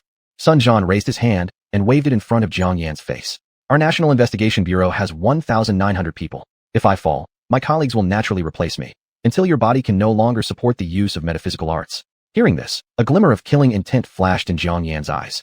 It seemed that Sun Jian had already discovered her secret about the life-death line restriction. No need to guess who informed on her. That moment, the killing intent burning in Jiang Yan's eyes was strong enough to swallow Sun Jian standing before her. Shi Yan had appeared so devoted to her, only to sell her weakness to the 49th Bureau in the blink of an eye. Good. Very good indeed. Thinking it was time, Sun Jian placed the vial of liquid again on the small table in front of Jiang Yan. This is special truth serum from the 49th Bureau. It's harmless to the human body. If you choose to drink it, then consider my earlier words null and void, and we can sit down and have a real talk. Jiang Yan's expression had become quite dangerous. She wasn't afraid of the current situation. She was furious at Shi Yan for betraying her. Without hesitation, she swallowed the liquid. Sun Jian watched Jiang Yan closely, folding his arms. Not until he saw that her gaze started to scatter did he slowly speak. How did you meet Lu Fengying, also known as Happiness Piece from your live streaming room? Jiang Yan clenched both fists, remaining silent. Her blazing eyes revealed the extent of her anger. Sun Jian hadn't expected Jiang Yan to possess such strong willpower. Taking out another dose of truth serum, he forcibly poured it down her throat. Speak. How did you meet Happiness Piece? Jiang Yan's beautiful eyes turned blood red, her body trembling involuntarily. Whether in the metaphysical realm or the human world, this was her first time being in such a desperate condition. Her jaw quivered uncontrollably, as did her hands and feet. Just as Sun Jian thought Jiang Yan was about to comply, he noticed a trickle of blood flowing from the corner of her mouth. Sun Jian looked momentarily startled. Whether you are innocent or not, I could have determined it with the truth serum. Why did you have to bite your tongue to stay alert? Jiang Yan, is there something else besides the matter of Lu Sheng that you're trying to hide? Though Sun Jian's methods were underhanded, his intelligence was sharp. Jiang Yan's biggest secret was that she came from another world. Moreover, she carried the pride of being the first in the metaphysical realm. Under no circumstances would anyone have the right to force her. As Sun Jian prepared to pour another dose of the truth serum into Jiang Yan, one of his subordinates rushed in with a panicked expression. Leader, Minister Qiao has just issued an order. No one is allowed to harm Jiang Yan. The subordinate glanced at Jiang Yan, whose head was bowed and whose lips were stained with fresh blood, and nervously swallowed. Leader, what should we? Sun Jian's face darkened, but his brows were furrowed in determination as he commanded. I acted ahead of the other groups to capture Jiang Yan, and I must extract some valuable information from her. Whatever happens, I'll take responsibility, so all you need to do is keep your mouth shut. But, that's an order. Yes, sir. Once only Sun Jian and Jiang Yan were left in the interrogation room, Sun Jian forced another vial of truth serum down her throat. If this were the body she had in the metaphysical realm, even 100 vials of truth serum would be like drinking water for her. But this body was likely already at its limit. Truth serum was a drug developed by the 49th Bureau to stimulate the nervous system. No one could withstand 2 vials, yet Jiang Yan had already endured 3 without spilling a word. The more resistant Jiang Yan was, the more exhilarated Sun Jian became. This was enough proof that his risky actions today were justified. Jiang Yan must have a bigger secret than the matter of Lu Sheng alone. The person who had tipped him off had been absolutely correct. Once he took control of Jiang Yan, his promotion was assured. He could already see the position of deputy minister beckoning to him, and he eagerly reached for another vial of truth serum. This was already the 4th bottle. Chapter 87. Forced entry into Bureau 49. After 4 bottles of truth serum, Jiang Yan's spirit had collapsed. The memories of the previous host and her own clashed back and forth, twisting her facial features almost beyond recognition. Sun Jian's eyes were full of excitement as he shone the interrogation light on Jiang Yan's face, his expression manic. Jiang Yan, how exactly did you meet Lu Fengying? Speak. Under the piercing light, Jiang Yan's last mental barrier finally broke down completely. She hung her head lowly, her cracked lips slightly parted. She found me through a live stream. I sold her a peace charm for 100 yuan. Our relationship went no further than that. Sun Jian pressed on with his questioning. Lu Fengying claims her son was killed by your peace charm. What you sold wasn't just a peace charm, or perhaps you used other means to kill Lu Sheng. Jiang Yan's long hair fell over her face, hiding her emotions, her voice low. My talismans never go wrong. If my peace charm hadn't taken effect, Lu Fengying would have gone with her son too. But as for Lu Sheng, I truly do not know him. Jiang Yan lifted her pale face. So why would I want to kill him? Sun Jian furrowed his brow. If what Jiang Yan said was true, then Lu Sheng's incident was merely a suicide. In that case, Lu Fengying was slandering her. The results obtained through truth serum could be, in theory, directly written into the closing report. But Sun Jian felt uneasy about it. Jiang Yan had resisted so much. There must be a great secret she was hiding. On an impulse, he asked a question. Jiang Yan, who taught you your mystic arts? Or where did you learn them? As soon as these words came out, the look in Jiang Yan's eyes became vacant. Then she tightly grasped the edge of the table, trembling all over. Mustn't say. Absolutely mustn't say. The human world had no knowledge of the mystical world's existence. And if such information leaked from her mouth and disturbed it, she wouldn't deserve any pardon. Furthermore, once the balance between the 2 realms was broken, it would surely lead to an unprecedented disaster. Jiang Yan gritted her teeth and managed to speak painfully. Chu-yi, who had been sleeping inside the medicine bottle, nearly lost his soul upon hearing this cry, and sprang up immediately. Not good. Big trouble. He violently smashed out of the bottle, startled at how disheveled Jiang Yin looked. Sun Jian heard what Jiang Yin had said, and was somewhat perplexed. What Chu-yi? With her last ounce of strength, Jiang Yin glanced at Chu-yi. Their long-standing partnership allowed Chu-yi to instantly understand her meaning, amplifying his energy. As Sun Jian was about to interrogate Jiang Yin, he suddenly felt a cold chill rising in the room, making his scalp tingle. And as Jiang Yin strained her body, she made a stiff movement to pinch a hand seal. Sun Jian's pupils contracted sharply. Jiang Yin, what are you planning to do? Before Sun Jian realized what was happening, Jiang Yin forced all her strength to thrust the mystical gesture straight into her own chest. Just as Sun Jian rushed forward, Jiang Yin fainted right under his gaze. Sun Jian, seeing himself nearing Jiang Yin, at that very moment, all the lights and surveillance cameras in the interrogation room burst into darkness. Sun Jian froze immediately in place, hesitating to make a move. Jiang Yin, don't think you can pull tricks. You'll never escape Bureau 49. Bureau 49's defenses were incredibly tight. Even a fly couldn't slip out. Escaping had never been Jiang Yin's objective. What she needed to do was wait for the effects of the truth water to wear off. Besides, she needed time to think of a perfect plan. Chu-yi pulled out every trick, allowing Sun Jian, who barely believed in ghosts or gods, to experience first-hand phenomena like ghost wall strikes, living ghost sightings, and ghost possessions. Locked from within, the door of the interrogation room prevented outside team members from entering, leaving them to hear Sun Jian's cries of agony echoing continuously. They stared at each other, bewildered. Who's actually the criminal here? Who knew? Upon returning to Y Group, Xian walked around like a walking corpse, his eyes dull. Chi Fei just opened his mouth when Xian brushed past him without giving him a chance to speak. At this moment, an urgent ringtone jolted Xian back to reality. Seeing Tianyi's call, Xian paused for a brief moment, then answered immediately without hesitation. Speak. Master, Jiang Yin has been taken away by Sun Jian from Bureau 49. Before Chi Fei fully comprehended what was happening, Xian hurried back with quick strides. Master you. Before he could finish speaking, he watched Xian accelerate his pace and run. It was the first time he had seen the young master so uncharacteristically distressed. Something serious must have happened. Master, wait for me. By the time Chi Fei caught up to the garage, Xian's car had already shot past him. Chi Fei's expression hardened. For the young master to act so recklessly, Mrs. must be in trouble. He didn't dare delay, rushing after him immediately. Inside Deputy Director's office at Bureau 49. From the moment Ling Tian saw Sun Jian bring Jiang Yin back to Bureau 49's National Investigation Department, he remained seated motionless by the desk phone, deep in thought. His lowered gaze concealed his crossed fingers, a sign of intense seriousness. Ding ling ling. He suddenly snapped back to reality, not even bothering to check the caller ID before hastily answering. Who is it? Deputy Director Ling. It's Qiao Luo. Hurry and send Han Jianghe over to our National Investigation Department. Ling Tian's expression grew even more serious. What happened to Jiang Yin? It's not Jiang Yin. It's Sun Jian, the leader of our first group at the National Investigation Department. He locked himself and Jiang Yin inside the interrogation room. The team members said he was yelling about ghosts or something in there. I suspect Jiang Yin has already acted. Please hurry and send Han Jianghe over to our department. But Ling Tian was not focused on that. So much time has passed. Has your National Investigation Department uncovered the truth about Lu Sheng's case yet? Qiao Luo hesitated before responding. As soon as Jiang Yin arrived at the National Investigation Department, Sun Jian took her straight to questioning. What happened exactly? I'm unclear myself. Deputy Director Ling, the most urgent matter now is getting Sun Jian out. Then we can quickly find out if Jiang Yin is innocent. After a brief moment of silence, Ling Tian finally gave his consent. I'll send Han Jianghe to assist you. Remember, don't harm Jiang Yin. Thank you, Deputy Director Ling. After hanging up, Ling Tian immediately called Han Jianghe. Han Jianghe didn't seem surprised to hear from Ling Tian. Director Ling, I've been waiting for your call. How did you know I would call you? Han Jianghe spoke with a deep voice. I saw today that Jiang Yin had been brought back by the National Investigation Department. Looking at Sun Jian's demeanor, he seems overly eager to achieve quick results. I performed a divination for the National Investigation Department as soon as I returned to the office. Ling Tian clenched his fists tightly. What did the divination show? Huge misfortune. Ling Tian's expression darkened. Is there any way to counteract it? The key to solving this lies with Jiang Yin. Director Ling, take her out of the National Investigation Department immediately. Even if you transfer her to our Mystical Studies Department, it would be safer than leaving her there and risking the entire National Investigation Department. Seeing that Ling Tian was still hesitant, Han Jianghe pressed on firmly. Let's set aside whether Shi Yin has truly abandoned Jiang Yin or not. Her capabilities alone are enough to make our entire Bureau 49 wary of her. You must remember, she's someone who could stir up storms between two countries, all on her own. The air froze for a moment. All right, you head over to the National Investigation Department first. I'll be there shortly. Hearing this, Han Jianghe finally let out a sigh of relief on the other end. As Ling Tian hung up and prepared to stand up, his private phone rang again. Caller ID, Shi Yin. Chapter 88. Are we done for? Ling Tian stared at Shi Yan's call, but didn't answer. It was truly a case of being afraid of what's coming. But there was no way to avoid it.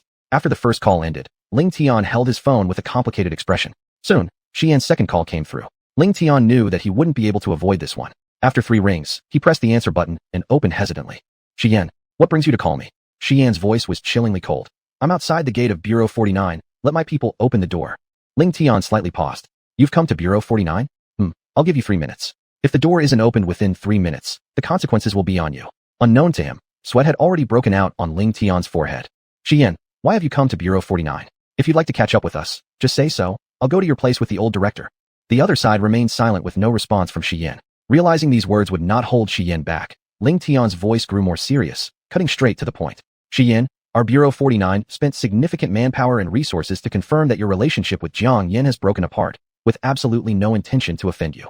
There are national laws and family rules.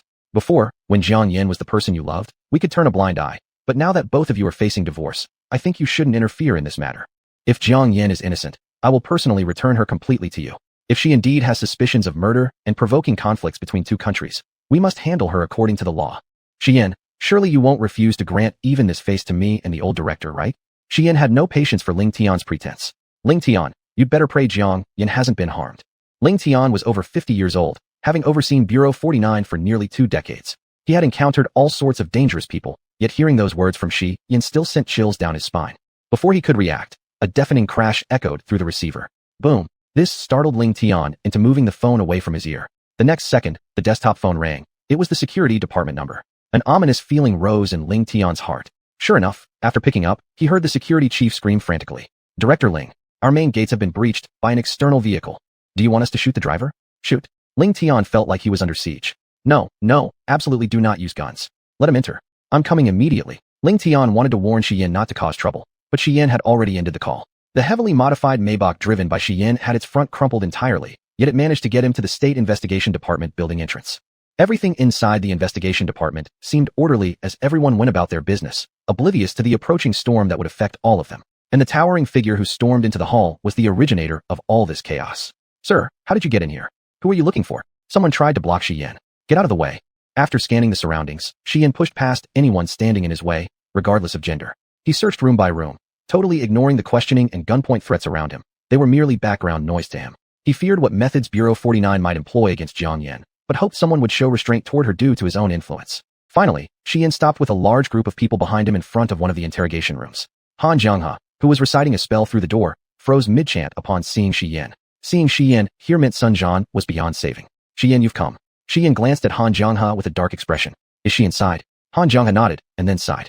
Xian's brow furrowed tightly, fury flickering in his eyes as he glared at Xiao Luo, who had arrived breathlessly. Open the door. Xiao Luo started to explain while catching his breath. Xian, don't worry, the door is locked from the inside. I've already sent someone. Boom. Xiao Luo wasn't finished speaking when Xian kicked the door open with brute force. Everyone else from the investigation department stood shocked, looking towards their minister. Minister Qiao, didn't you plan to shoot him? Wiping sweat from his forehead, Xiao Luo responded harshly. What? Go back to your work. Pretend like nothing happened today. Move along. Han Jianghe displayed a sympathetic expression. With Xian here, good luck to you. Xiao Luo glared at Han Jianghe and rushed in hastily. Upon entering the interrogation room, Xiao Luo thought he had gone blind, unable to see anything. Though the room was only around 50 to 60 square meters, it currently resembled an endless maze. Only Sun Jian's trembling and frightened voice could be heard from a corner. Don't kill me. I was wrong. Xiao Luo moved slowly following the sound. Sun Jian, it's me, Xiao Luo. Where are you? Xian couldn't see anything either, but he faintly smelled Jiang Yan's scent. Although it was very faint, it could also point him in the right direction. No matter what lay ahead, even if it were wolves or tigers, he wouldn't stop, because he knew that Jiang Yin was still waiting for him. Just as Chu Yi was exhausted after fighting with Han Jianghe for half a day, he caught a glimpse of Xian's figure through the ghost wall Macy had set up. Chu Yi. Xian's here. The boss has a chance to survive. Finally able to relax, Chu Yi dissolved the ghost wall and transformed into the medicine bottle. The next second, Xian's vision returned. His intuition hadn't failed him. He stood right before Jiang Yin. He lowered his gaze and looked at the frail form of Jiang Yin lying listlessly on the interrogation table. His eyelashes trembled, his heart overflowing with pain, his voice quivering. Jiang Yin. There was no response.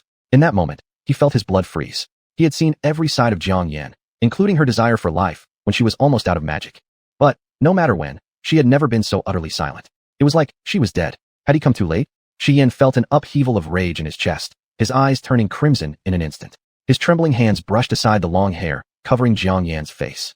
Her pale features and the blood trickling from her mouth robbed him of the last vestiges of his sanity.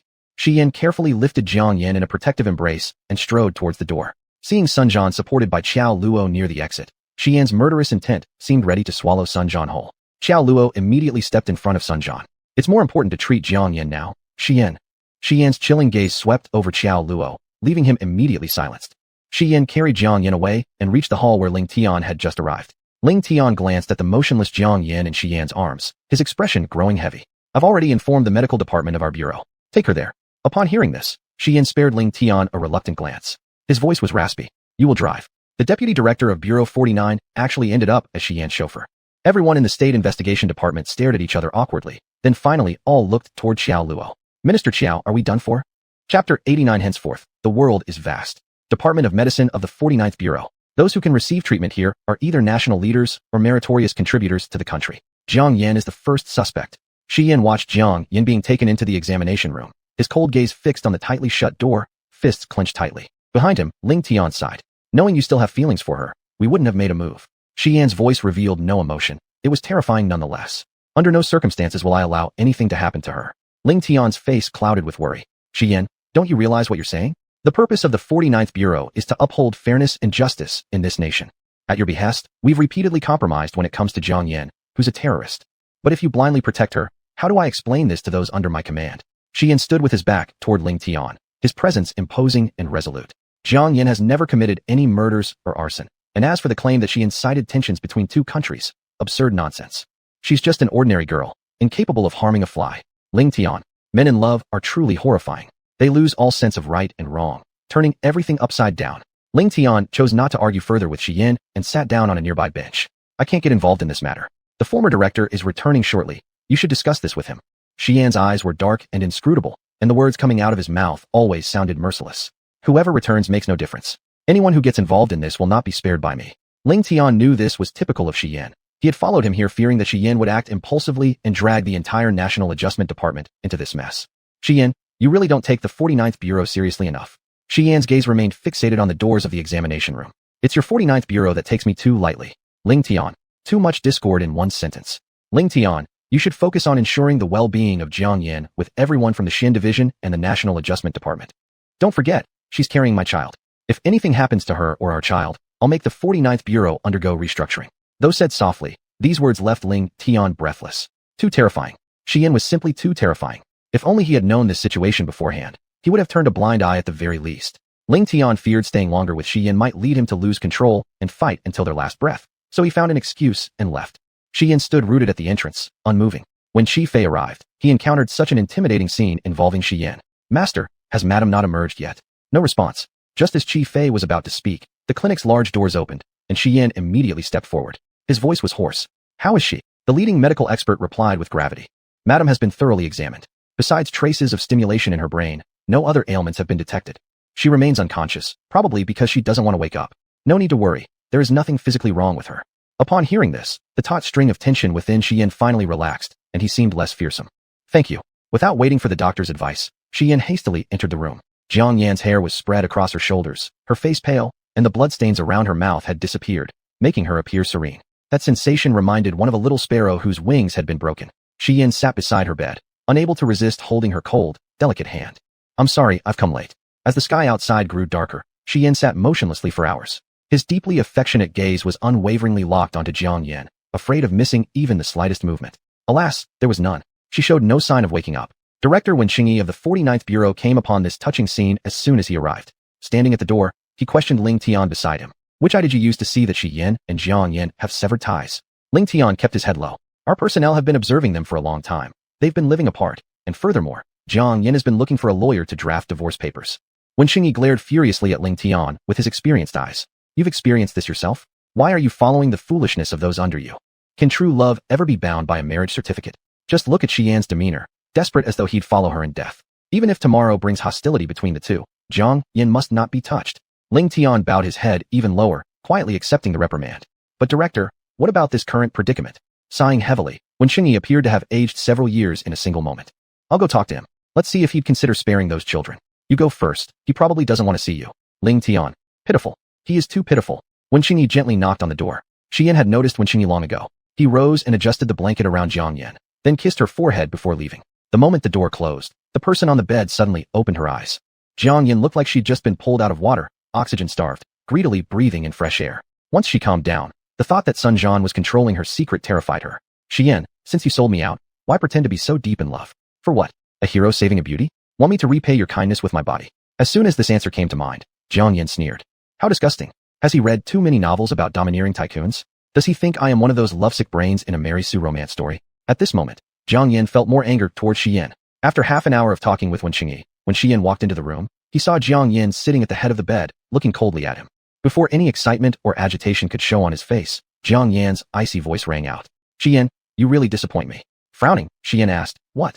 Jiang Yin threw off the covers and got out of bed, standing in front of Xian, slightly tilting her chin up to look at him. Xian, what you've done will only push me further away from you. Completely confused, Xian didn't understand what Jiang Yin meant, but he saw the disappointment and pain in her eyes. He couldn't help but grasp her shoulders, trying hard to suppress his rising questions. Jiang Yin, what exactly are you talking about? Jiang Yin pushed his hands away, looking at Xian as if he were a stranger. Xian, today we're going to have it all out. Since we've chosen to separate, let's not hold on to those unrealistic fantasies for each other anymore. I would rather die than reconcile with you. So, I now choose to stay here and accept the investigation from Bureau 49. You can go. Henceforth, the world is vast, and you and I shall never meet again. Chapter 90. Xian's Fury. Every word spoken by Jiang Yin was like a stab to Xian's heart. The joy in his eyes gradually turned into indifference. Jiang Yin, do you even know what you're saying? Jiang Yin turned around and returned to the hospital bed, pulling up the blanket and closing her eyes. She clearly didn't want to talk to Xian anymore. Xian didn't embarrass himself further and stormed out. Phew. Jiang Yin let out a long breath on the bed. After coming out of the medical department, Xian rushed directly to the National Investigation Department. The entire Bureau number 49 was in turmoil, and the upper levels of the National Investigation Department were especially tense. When Xian burst into Qiao Luo's office, Sun Jian was still resting on the sofa. Before Qiao Luo could react, Xian had lifted Sun Jian up with one hand. Qiao Luo quickly tried to intervene. Xian, stop.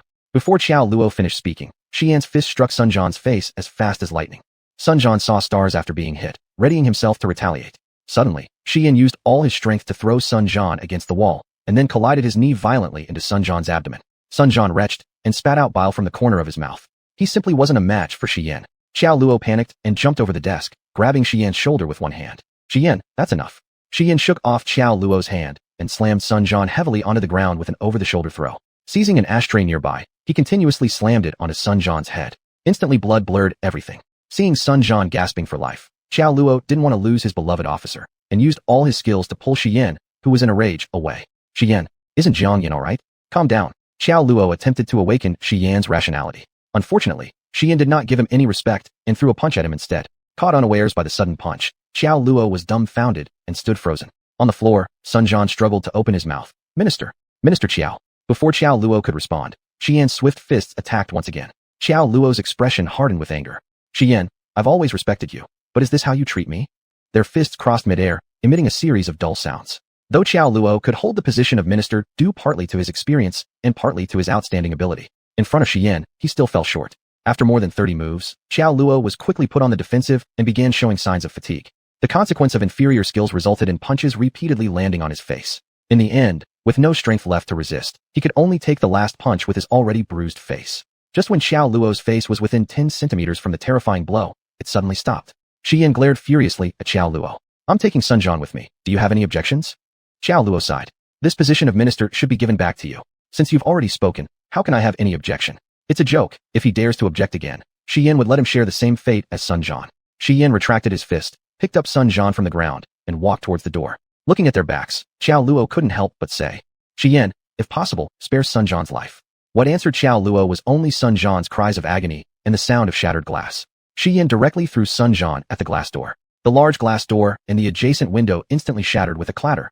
The people guarding outside first watched Sun Jian roll weakly to their feet. Then Xian's terrifying figure emerged from the minister's office. His every step crushed shards of glass beneath his feet, crunching loudly, like death calls. At this moment, Xian's eyes were crimson red. Who accompanied Sun Jian to bring back Jiang Yin? Stand forward. Perhaps only a last bit of life was left in their group leader now, and even their minister had been beaten into a pig's head by Xian. In this situation, who dared to provoke this dangerous weapon with no regard for their lives? Everyone kept silent. One could hear the drop of a needle. Huh. Xian mockingly snorted lightly, and then bent down to pick up Sun Jian. His big hand landed on Sun Jian's neck. I'll only count to 3. If you don't step forward, I will kill him, then slaughter all of you. 3. People exchanged glances, but no one dared to speak. 2. Xian's hand tightened, and Sun Jian's faint struggle sounds could be heard. 1. Wait. It was me. And me. Gradually, more than a dozen people stepped forward. Can you release our team leader now? Xian cast them a shadowy glare and mercilessly tightened his hand. Ah! A frightened scream from one of the girls broke the silence. In the next second, Shi Yan tossed Sun Jian's corpse in front of them. They didn't have time to mourn Sun Jian. Everyone immediately scattered, preparing for battle like they faced the worst nightmare. Shi Yan stalked forward toward his prey like a hunter, step by step. Xiao Luo, watching Shi Yan's back like a grim reaper and Sun Jian lying on the ground, grew increasingly malicious. He retrieved a pistol from his waistband and aimed it at Shi Yan. Just as he was about to pull the trigger, a phone call brought him back to his senses. As he picked up, Ling Tian's earnest voice came through. Xiao Luo, under no circumstances can anything happen to Shi Yan. Our Bureau number 49 can't bear the wrath of the forces behind him. By then, not only Sun Jian will die. The director is already on the way. Please hold on a little longer. Xiao Luo was overwhelmed with anguish after struggling for quite some time, before finally lowering his gun. His voice was sorrowful. Ling Tian, you must have seen from the surveillance what Shi Yan did to our National Investigation Department, right? Why didn't you take action? How could you just let my subordinates suffer? Is this how you conduct yourself as a leader? Or have you and the director already decided to sacrifice Sun Jian's life to appease Shi Yan's anger? Ling Tian was left speechless by Xiao Luo's accusations and hung up the phone. Xiao Luo wasn't wrong.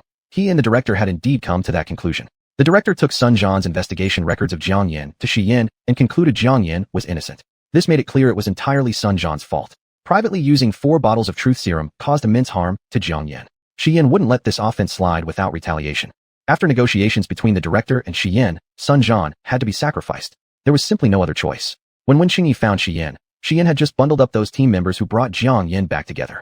Having witnessed Sun Jian's miserable state, they had prepared themselves for death, showing no hope even when seeing Wen Qingyi. Given such chaos in Bureau number 49, their superiors must have tacitly approved of it. Yet, none of them knew who exactly Shi Yan was to force such concessions from their leaders. With eyes tightly shut, everyone awaited the coming doom.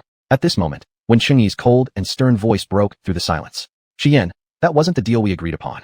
Shi Yan's bloodshot eyes gradually regained their calmness. He solemnly stated, sorry, I lost control for a while there. After coming out of the medical department, all he could think about was the last thing Jiang Yan said to him.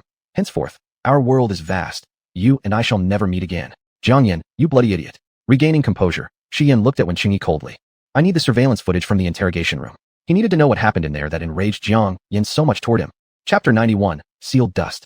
At first, Wen Qingyi didn't dare to show Shi Yan the surveillance footage from the interrogation room, fearing that Shi Yan, who had been barely calmed down, would lose control again after seeing Jiang Yan's pitiful condition. But he couldn't resist Shi Yan's look, an expression promising more killings if the footage wasn't handed over.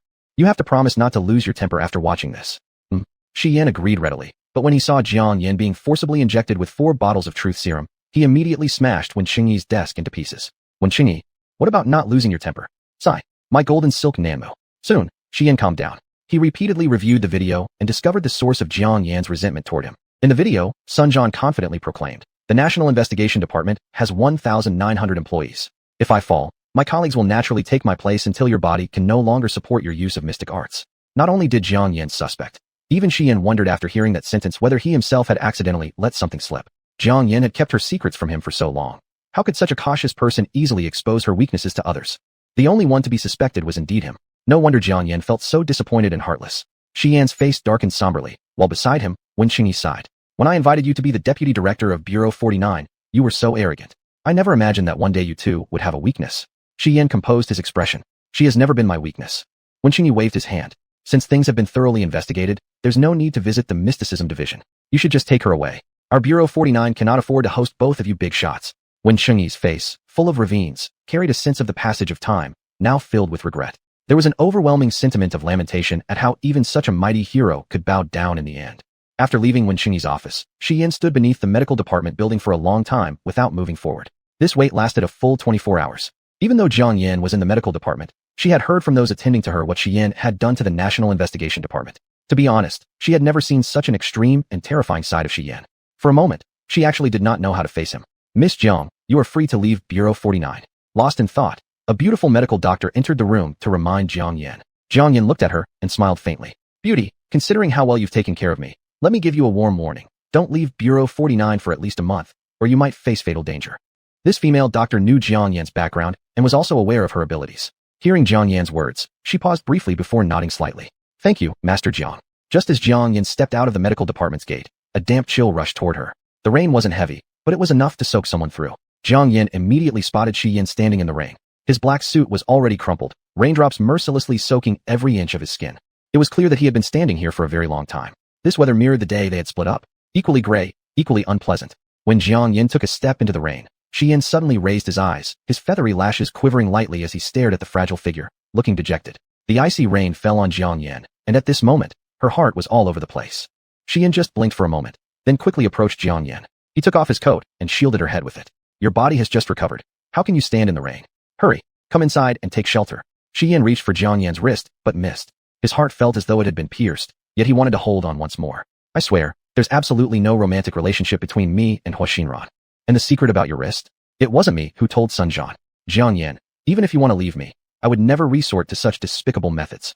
My love for you is endless. How could I let your vulnerability be exposed in front of others? Yin's eyes brimmed with humility. Yin, whatever can be changed, I will change. Can you at least forgive me? Yin frowned as she listened to Yin finish speaking. She could tell Yin wasn't lying. But who else besides him knew about the matter concerning the death line? Her mind was chaotic, desperately needing some quiet time to think. She glanced at Yin. What's right or wrong doesn't matter to me anymore. I'm leaving first. She spoke like she was having a conversation with a complete stranger, her eyes showing no fluctuation at all. Yin didn't know if they would ever meet again after this separation. Yin. Yet Yin's steps didn't slow down, not even by a fraction, and instead, she walked faster until she completely disappeared from Yin's sight. At the entrance of Bureau 49, a stretched Lincoln stopped in the rain. Yin's lonely figure caught the attention of a pair of cold eyes inside the car. Mr. Feng, Miss Jiang seems to have really broken off with Yin, and she appears very calm, without any trace of pain on her face. The person speaking from the driver's seat had an upright appearance, with slightly curled short hair, turning their head to look at the man seated in the back. Mr. Feng, what are your thoughts?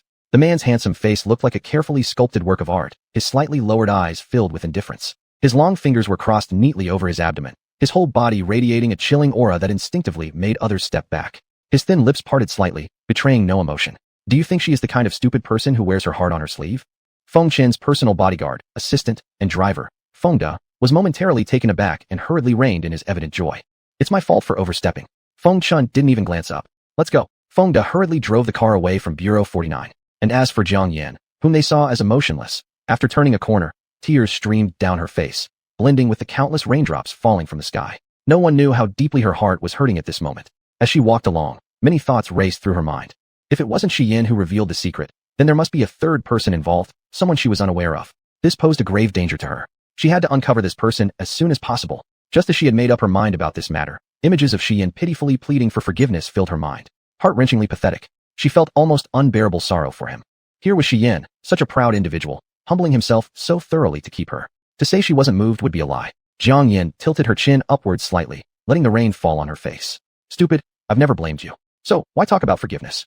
Suddenly, she sensed someone watching her and quickly turned around sharply. Everything appeared normal. Cars passed by one after another in front of her.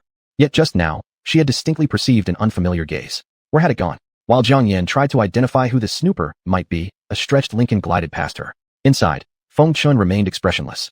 Only the knuckles of his hands resting on his stomach had turned white. Kill Yin. Chapter 92, The Hidden Third Person. Feng Da, who was concentrating on driving, looked utterly confused upon hearing this. Mr. Feng, Miss Jiang doesn't like him anymore. Why do we still have to kill him? Feng Chen's eyes seemed to harbor a storm. He had just glanced at Yin and coincidentally saw the anguish on her face. That expression was something she had never shown before. He believed that Yin was still the same person who would not expose any personal emotions in front of others. Her loss of composure could only be explained by one thing. She had fallen deeply in love with Yin. The pain of losing someone she loved was too overwhelming for her usual caution to contain, so it showed on her face. With this thought, a chilling intent to kill swept through the car. Yin won't live through tonight. You understand me? Feng Chen's voice was so terrifying that all the words ready to come out of Feng Da's mouth were swallowed back down. Yes. But Feng Da couldn't hold his questions in after keeping them to himself throughout the entire journey. Mr. Feng, the fact that Yin left the Bureau 49 unscathed shows that he is definitely not just a private son of the Shi family. Is it not going to be difficult for us to eliminate such a deeply rooted figure here in Kyoto? And after all, Yin is also the father of the child in Miss Jiang's womb. If Miss Jiang intervenes, none of us can stand up against her. Feng Chen glanced slightly upward, emanating immense pressure. What did you say just now? Feng Da involuntarily shivered. Not difficult, not difficult. As Feng Chen's oppressive presence faded, Feng Da finally managed to breathe again. The next moment, Feng Chen's cold voice rang out once more. I'll take care of Yin. When Yin returned to Feng Mingning's place, Feng Mingning wasn't there. She immediately opened the live stream room and carefully observed every comment made by those inside the stream. From now on, she wouldn't overlook anyone around her. She must uncover this third person. Administrator Jiang Xiaobai, Sister 555, where did you go? We've missed you so much. Qing Feng, honey, you don't look very well. Miaosho Huichun Tian, aircraft carrier * 999. Ancient play enthusiast. Master, I couldn't reach you on the phone. I found the jade lamp you asked me to look for. Administrator Jiang Xiaobai, at Ancient Play Enthusiast. What? Bro, how do you even have my master sister's private number? Sing Foam, what jade lamp? Honey, whatever you want, tell me. I guarantee I will buy it for you. Wu Mingren. Qingyan Master, he is Chu Zhenxiu. Administrator Jiang Xiaobai, are you kidding me? The idea of the big shot in the antique world is Ancient Play Enthusiast. On the screen, people kept discussing Chu Zhenxiu. Behind the mobile phone, Mo Baichen watched as he personally exposed Chu Zhenxiu's alias, flashing with pride in his eyes. No one could fool around in his sister's live broadcast. Sister, should I get some praise? By his side, Qinlan looked disdainfully at Mo Baichen and spat melon seeds onto his shoes. What are you grinning at your phone for like an idiot? My son is a domineering CEO. Why is he getting more down to earth these days? Mo Baichen's smile instantly disappeared, as if flipping a switch. Nothing. He grabbed his phone and was about to leave. Tang Lan, sensing something was off, stood up to snatch the phone away. Upon seeing Jiang Yan start streaming, she first gave Mo Baichen a glare, then threw the phone back into his arms. Young Miss Yan is streaming, and you didn't fart earlier? Wanna hog everything yourself? Not a chance. Old Mo, hurry up and see your daughter's stream. Give a tip of $1 million first. Mo Baichen. In the chat room, some people began exposing what Chu Zhenxiu mentioned, the jade lamp. Miaoshou Huichun Tian. The jade lamp that caught the master's eye is probably the Linglan jade lamp, which was bought back by our country's collector for 10 billion yuan from the first international auction house recently. Ancient Play Enthusiast. It is indeed the Linglan jade lamp. After reading up to this point, Jiang Yan's mood improved slightly. Where's this jade lamp now? Ancient Play Enthusiast. In the hands of our country's renowned collector. I've already arranged a meeting between you two. What time? Ancient Play Enthusiast. As for the exact time, he didn't specify.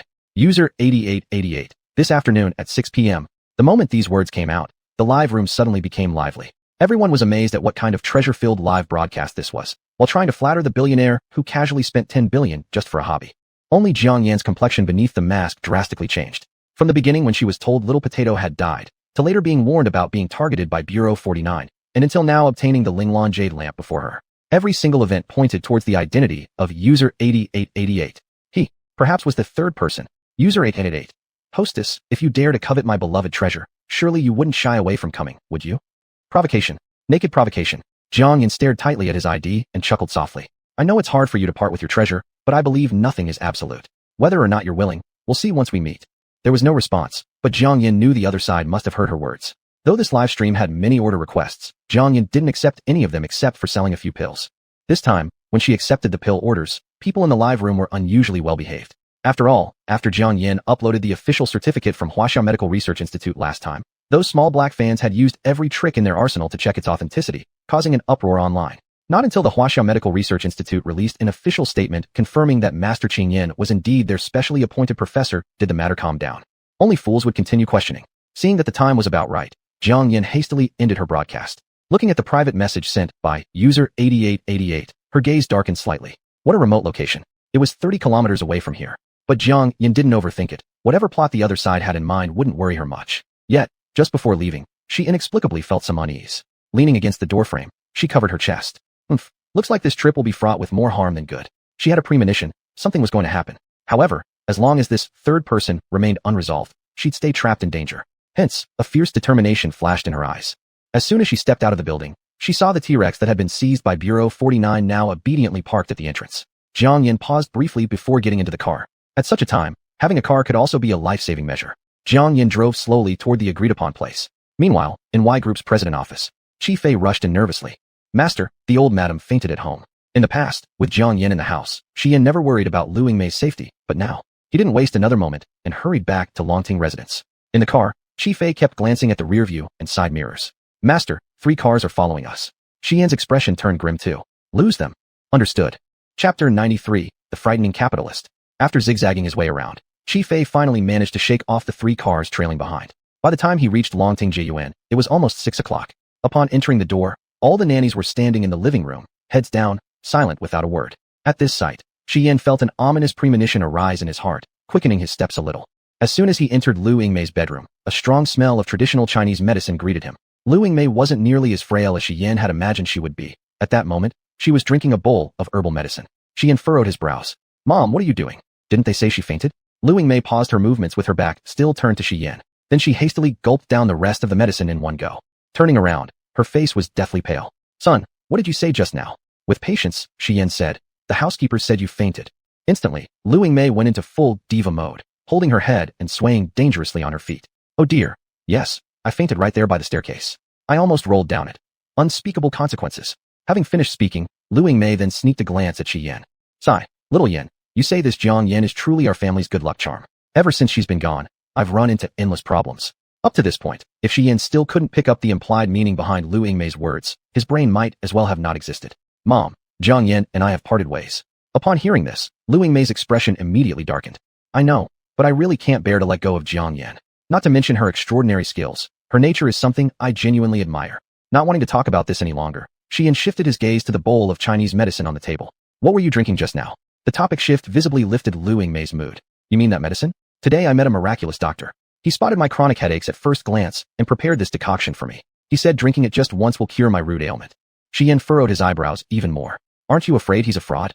How could he be? This miracle doctor is just like Jiang Yan. At a glance, he predicted that I would faint upon returning home. He said if I indeed fainted due to pain, to drink it after. How can anyone predict the future? Except for Jiang Yan, Shi Yan didn't trust a soul. In an instant, his entire demeanor turned cold and serious as he moved forward, picked up the Chinese medicine bowl, and brought it close to his nose. A bitter taste emanated from it, yet he smelled nothing suspicious. But his gut instinct told him that things were far from simple. Let's go. You're coming with me to the hospital. Pulling Lu Yingmei towards the exit, her face showed confusion. Son, I'm already fine. That doctor's medicine actually. Before she could finish saying effective, Lu Yingmei's eyes rolled back, and she collapsed backwards. Mom. Shi Yan quickly supported Lu Yingmei, with murderous intent clearly showing in his eyes. Qi Fei. Downstairs, Qi Fei also noticed something amiss and hurriedly raced upstairs. Master, something has happened. When Qi Fei saw that Lu Yingmei had also fainted, his expression turned grim. All the nannies downstairs passed out for no reason. Carrying Lu Yingmei horizontally, Shi Yan walked up to Qi Fei. You take my mother to the hospital. Master, and what about you? Shi Yan's expression was so gloomy it seemed water might drip from it. They're targeting me. There's no use trying to evade.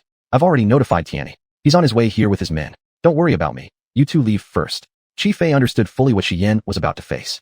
But at such a time, the presence of Lu Yingmei was bound to become a liability. Master, I'll return as soon as I settle the old madam. Holding Lu Yingmei, Qi Fei left hurriedly. Once outside, he glanced around.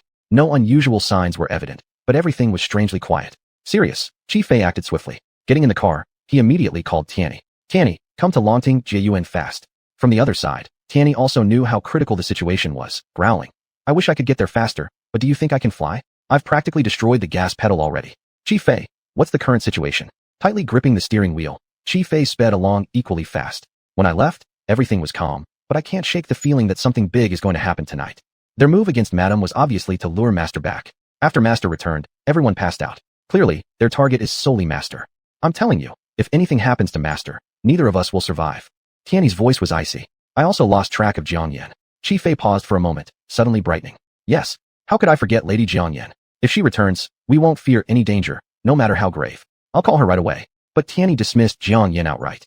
She's just some woman. Even if she can really perform fortune-telling or palm reading, so what? In a real fight, she's worthless. Let her stay out of it. Without replying, Qi Fei directly ended the call with Tianyi. He immediately called Jiang Yan. Sorry, the number you dialed cannot be connected at this moment. Defying disbelief, Qi Fei tried again and again, but the result was always the same. No answer. At this time, Jiang Yan was already at a private club in the suburbs of Jingdu. She stood by the door of the private room and handed her phone to the waiter opposite her. I find that your boss lacks strength, but has many issues. It's just a meal, yet we need to hand over our phones. The waiter smiled faintly and took Jiang Yan's phone. Miss, you also need to remove your mask. Our boss doesn't like meeting people with concealed identities. Jiang Yan gave the waiter a cold look. They were fully prepared. But once the arrow is shot, it cannot be recalled. The other party, with great influence, surely had investigated her real identity and background long ago. Jiang Yan tore off her mask.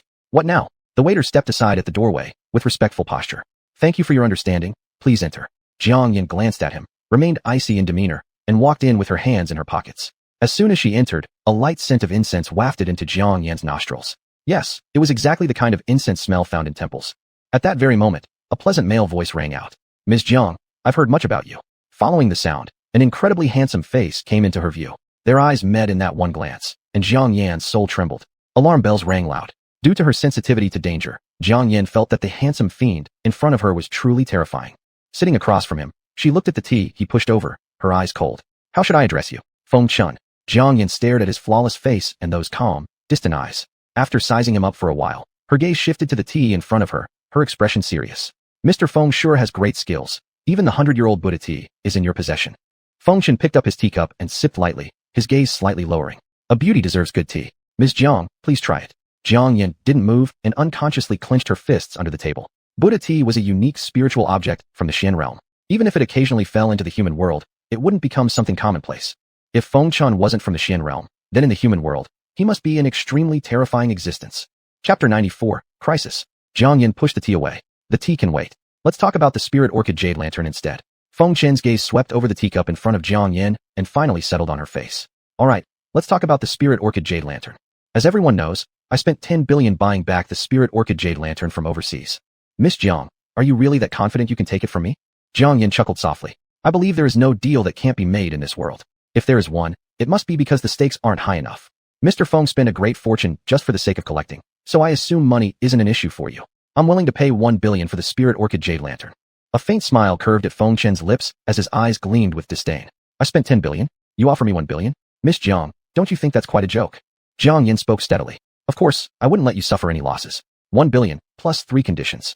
Someone as wealthy as you doesn't need to worry about food or clothing. But I believe some things cannot be solved by money, and coincidentally, I can help you achieve your desires. Feng Chen stared at Jiang Yan's small mouth with a composed expression. 3 conditions, spoken without any proof. What if Miss Jiang refuses to honor the agreement later? Jiang Yan's red lips lifted into a smirk. Mr. Feng, if you can obtain this rare Buddha tea available only in the market, wouldn't it be effortless for you to control someone like me? Finally, Feng Chen's lips curled into a slight smile. Good, I enjoy working with people like Miss Jiang who have self-awareness. I agree to your conditions. As for the 1 billion, you don't have to rush giving it to me. I've heard Miss Jiang has invested in the global resort in the northern part of the city. This 1 billion can count as my investment, and when business starts, don't forget to give me dividends. I get 70%, you get 30%. 1 billion was no small amount. With the money injected, Feng Chun would become the largest shareholder of the global resort, with decision-making power.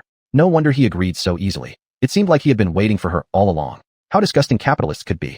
But she had painstakingly operated every kind of influence in the human realm just to have the capital needed to obtain these treasures that would help her return to the Xian realm. Good deal. I'll prepare the contract tomorrow. Feng Chen picked up a brocade box beside him and slid it to Jiang Yin along with a business card. Inside is the spirit orchid jade lantern, and here's my contact information. Jiang Yin picked up the card, which simply stated a line of text. Feng Chun, president of Nine Heavens International. Below was a string of phone numbers.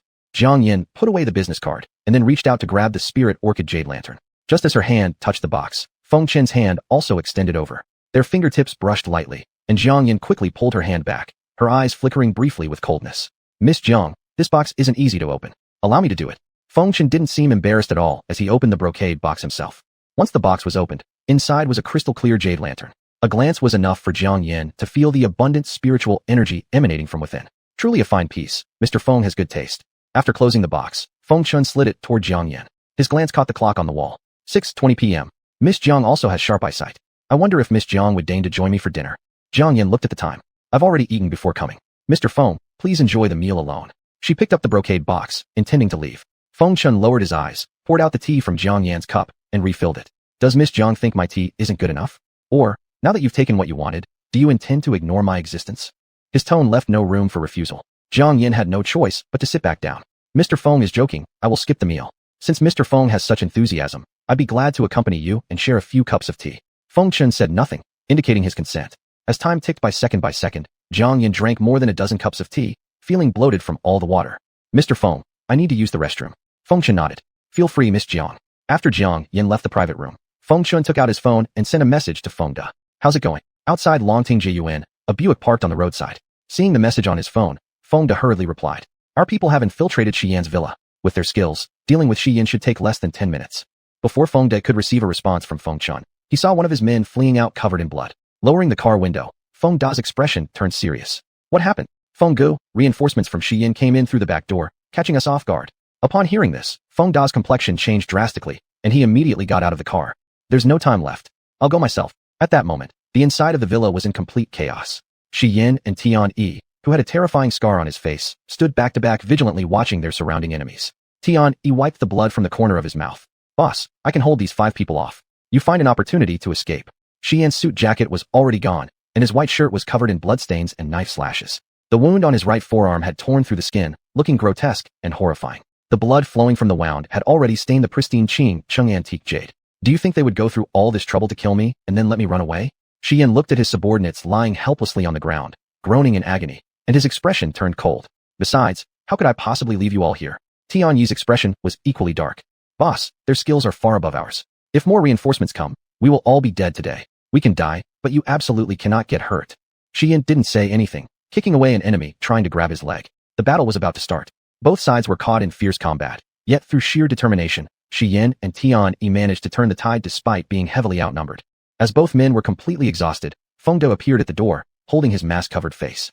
He first glanced at the injured subordinates scattered on the ground, then looked at Shi Yan and Tian Yi still putting up resistance before hardening his eyes and charging forward with a machete. Feng De attacked aggressively.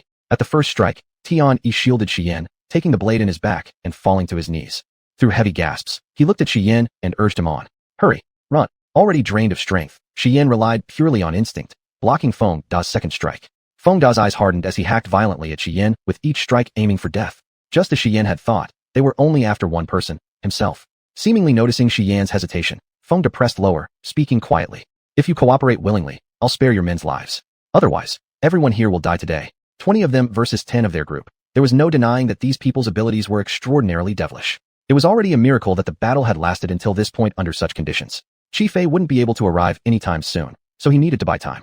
Just as he was about to agree with Feng De, the ringtone of a mobile phone lying in the corner suddenly sounded. The screen displayed, Jiang Yan. Chapter 95, You All Must Die. Jiang Yan excused herself to use the restroom, and as soon as she stepped out, she encountered the waiter who had confiscated her phone. Excuse me, where's the restroom? The waiter politely replied. Miss, the restroom is over there. Thank you. As Jiang Yan passed by him, she swiftly stole back her phone in a move faster than lightning. Anything she wanted, she could take. Inside the restroom, Jiang Yan looked at the missed dozen calls from Chi Fei on her phone, her eyes becoming increasingly solemn. Chi Fei was usually composed. For him to be this disheveled, something must have happened at Shi Yan's banquet. Without regard for their current relationship, Jiang Yan dialed the number immediately. But no one answered the call after a long wait. Jiang Yan didn't have time to think, and as soon as she entered the restroom, she turned around again. Feng Chun watched Jiang Yan's hurried demeanor with a still calm look. Miss Jiang, I brought new tea. Please try this one. Jiang Yan didn't sit down, but spoke directly. Mr. Feng, I've had enough tea. I have something else to attend to, so I'm leaving. Without paying attention to Feng Chen's expression, Jiang Yan bent down, picked up the brocade box, and left in one fluid motion. Looking carefully, her steps were hurried. Feng Chen put down his teacup and glanced at the wall clock. 6:30. It was the time he and Feng De had approximately agreed upon. If all went well, Shi Yan should be dead by now. Even if not, it would take Jiang Yan half an hour to return from here to Longting Jiyuan. That was enough time for Feng De to handle things. Longting Jiyuan. Seeing the illuminated phone screen go dark, Feng De kicked the phone far away, denying Shi Yan the chance to call for reinforcements. Under the face mask, his cold and fierce eyes filled with killing intent. He hadn't expected Shi Yan, this worthless man, to have such good martial skills. It was his mistake to underestimate the opponent.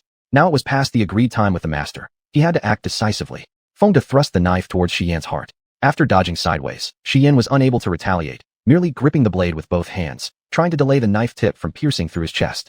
At this moment, Feng De showed a cruel smile and slightly moved his left hand, emitting a faint black mist.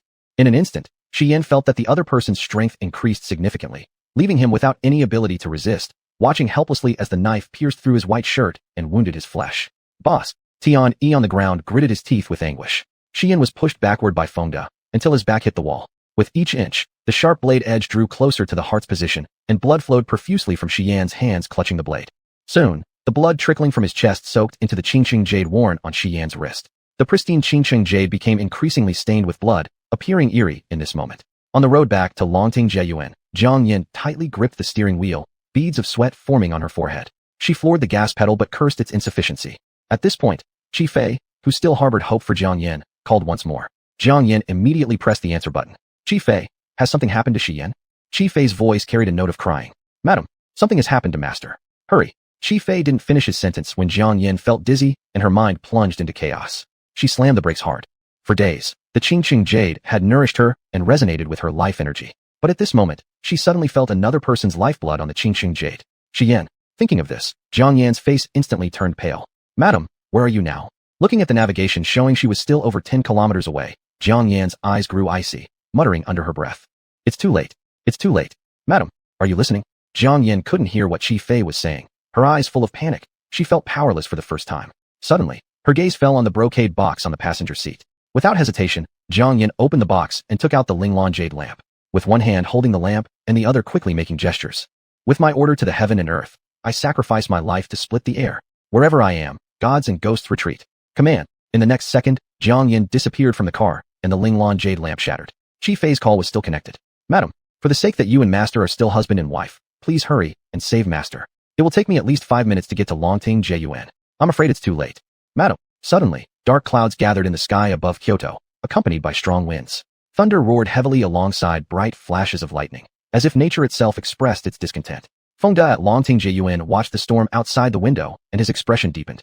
His time was running out, and he had to finish this fight quickly. But why was Shi Yin so difficult to kill? It seemed that he needed to use some other means. Feng Da's eyes sharpened, and his lips under the face mask parted slightly, as if reciting a mantra. Respond. As soon as the words faded, Shi Yan's hands holding the knife suddenly opened, and his body involuntarily tilted backward, exposing his chest completely to the blade. The regret in Shi Yan's eyes was replaced by shock. This feeling of being controlled by a terrifying force was just like when Jiang Yan had forced him to do those things, leaving him unable to resist. It turned out that they were the same kind of people as Jiang Yan. No wonder they had been at a disadvantage all day today. Struggling had no meaning anymore. Shi Yan ceased resisting and calmly accepted the arrival of death. He had never imagined he would die so wretchedly. He just missed Jiang Yan a little. He wondered if she would be saddened upon hearing of his death. Probably not, right? A bitter laugh escaped his lips. Feng De raised the knife again and stabbed forcefully towards Shi Yan's chest. Boss! Tian Yi and the subordinates screamed in anguish. With a pale face, Shi Yan tightly gripped the Qingcheng jade, appearing tranquil. Feng De felt victory within reach. The knife tip was about to penetrate the already blood-soaked chest once more. But when it was less than 1 centimeter away, it could no longer advance any further. A cold wind blew, and a tender yet long-fingered hand grabbed the blade. In disbelief, Feng De looked up to meet a pair of cold eyes brimming with anger and murderous intent. No one saw how Jiang Yan appeared. In an instant, the chaotic room fell silent, whether from fear or shock. Their gazes all fell on the fragile figure. Blood flowed down Jiang Yan's wrist, blurring the line between life and death.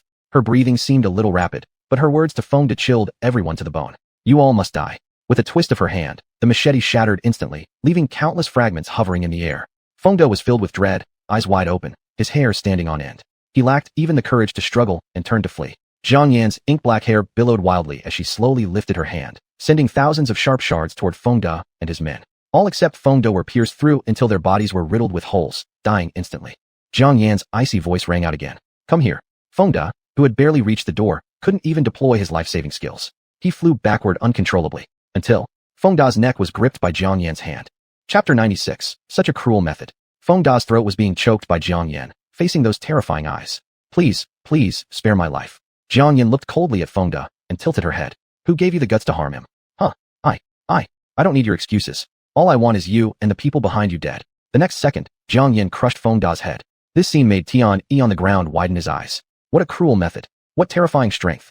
Jiang Yan threw Feng Da's corpse aside, her look full of disdain. Shi Yan had seen Jiang Yan's sharp tongue, her competence in everything, and her perpetual arrogance and confidence.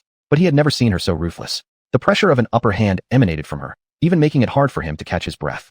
Is this the real Jiang Yan? However, even if she had 1,000 faces, he loved all of them. He struggled with his body, speaking weakly. Jiang Yan. Jiang Yan's sanity returned, looking at Shi Yan covered in wounds and blood, the pain overflowing in her eyes as she immediately supported him. Come on, let me take you to the hospital. Just then, Chi Fei arrived with his men, and upon entering the door, he saw such a ghastly scene. His tense heart hadn't relaxed yet, but seeing Jiang Yan, he sighed in relief. As long as the lady was here, his heart was at peace. Madam, I'll take you both to the hospital. Jiang Yan declined. I will take him to the Medical Research Institute. You deal with the matters here. Chi Fei nodded. Yes. After Jiang Yan and Shi Yan left, Tian Yi's voice of dissatisfaction rose up. Chi Fei, could you save me first? I'm about to bleed out. Hua Country Medical Research Institute. Lin Huifeng, after receiving Jiang Yan's call, immediately arranged the operating room. Other senior members in the institute were somewhat dissatisfied. Old Lin, that special professor alone doesn't qualify to use our research institute's operating room. Lin Huifeng paused what he was doing and looked at the opposite person. If the special professor doesn't have the qualifications, who does? Vice President? Well then, I'll apply for the deputy dean's approval for her. Upon hearing this, the other party seemed suddenly enlightened. You're not talking about the girl who operated on Principal Bai, are you? Lin Huifeng didn't speak, which was as good as agreeing. Seeing this, everyone in the Hua Country Medical Research Institute became lively, all competing fiercely to be this operations assistant. Lin Huifeng slowly opened his mouth. She specifically requested only for me to be her assistant. The rest of you should step aside. Before Lin Huifeng entered the operating room, he arrogantly raised his eyebrows to his companions. But as soon as he entered the operating room, Lin Huifeng's face fell. Miss Jiang, why is your condition so bad? Even with a mask on, Lin Huifeng could tell that Jiang Yan was physically unwell. Yet, Jiang Yan's eyes were incredibly resolute. It doesn't matter. I can't trust anyone else to perform this surgery. Let's start. Shi Yan's heart was injured, and he had already lost consciousness on the way to the Medical Research Institute. The situation wasn't optimistic. This surgery lasted for 6 hours. By the time Jiang Yan stepped off the operating table, she could no longer walk. Her legs went limp, causing her to collapse onto the ground. She watched Shi Yan being wheeled out of the operating room, finally letting out a sigh of relief. Dr. Lin, we'll leave him in your hands. Make sure his safety is guaranteed. Lin Huifeng helped Jiang Yan stand. Miss Jiang, rest assured. We will definitely take care of him well. When Shi Yan woke up, it was already the evening of the next day. In his dreams, the feeling of nearing death had oppressed his breathing, but it was nothing compared to the heartache when Jiang Yan left. As soon as he opened his eyes, he faced an unfamiliar ceiling. The warmth from his hand comforted him slightly, and with a slight turn of his head, he saw Jiang Yan holding his hand.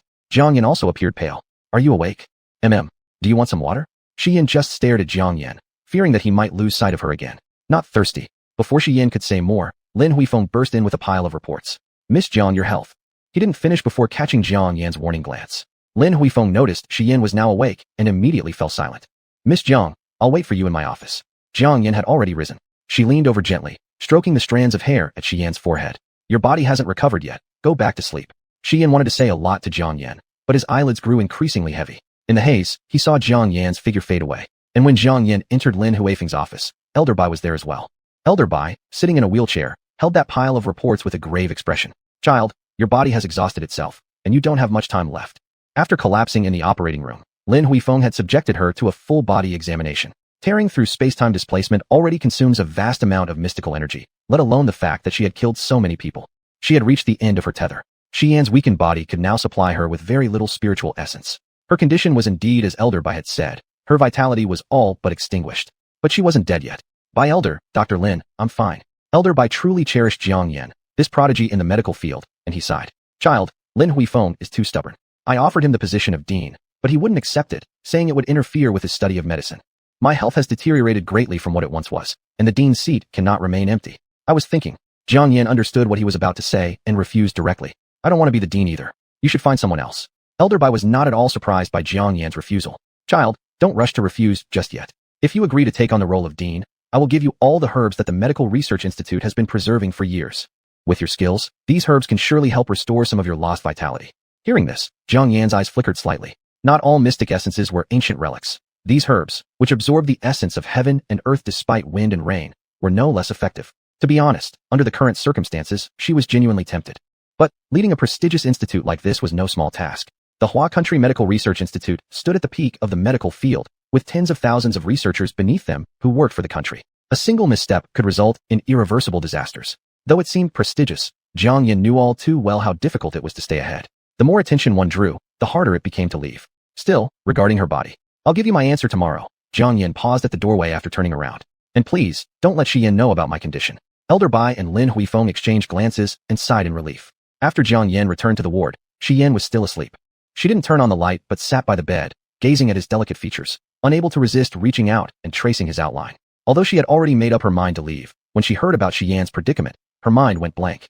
A voice inside her kept telling her, even if it meant sacrificing her own life, she had to protect Shi Yan. At that moment, she was afraid, terrified of never seeing him again. The spirit lamp she painstakingly obtained was originally meant to prepare her return to the Xian realm, but now she used it on Shi Yan. Thinking of this, Jiang Yan couldn't help but sigh. Never mind. People in the human realm have lifespans of only several decades. It's different in their Xian realm, where they might live for hundreds, even thousands of years. Her journey was long, and she would meet many people along the way. But Shi Yan was different. In his lifetime, he could only meet her. Delaying her return to the Xian realm wouldn't be impossible either. Chapter 97. A visitor from Xian world. Life is like the sea, mountains and rivers, nothing more than that.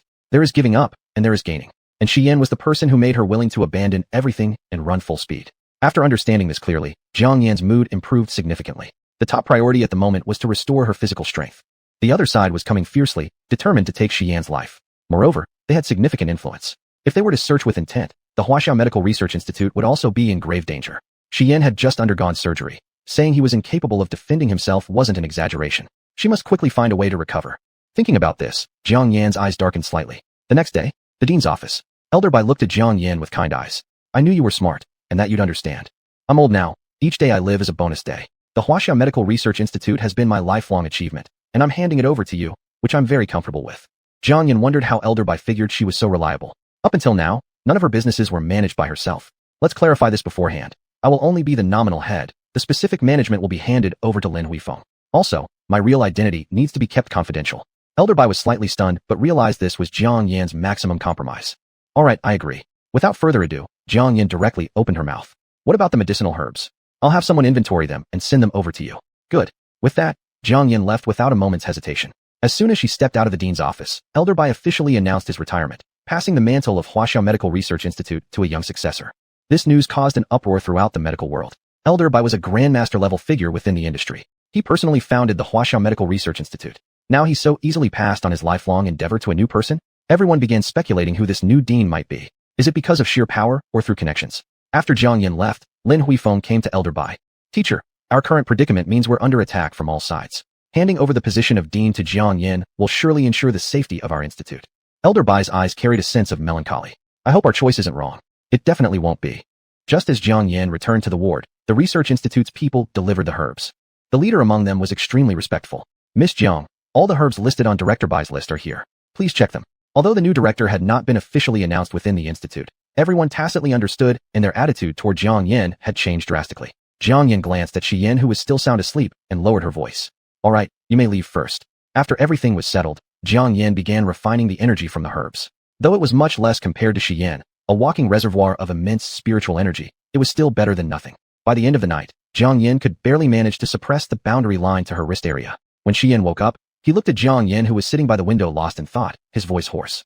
Jiang Yin. Jiang Yin snapped back to reality, just about to speak when her phone rang.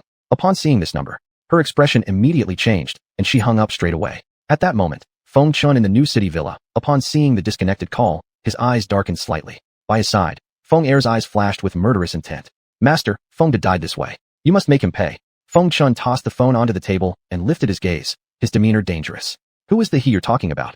Realizing his blunder, Feng Er bowed even lower. Master, even if I had 100 gallbladders, I wouldn't dare to let Miss Jiang pay for anything.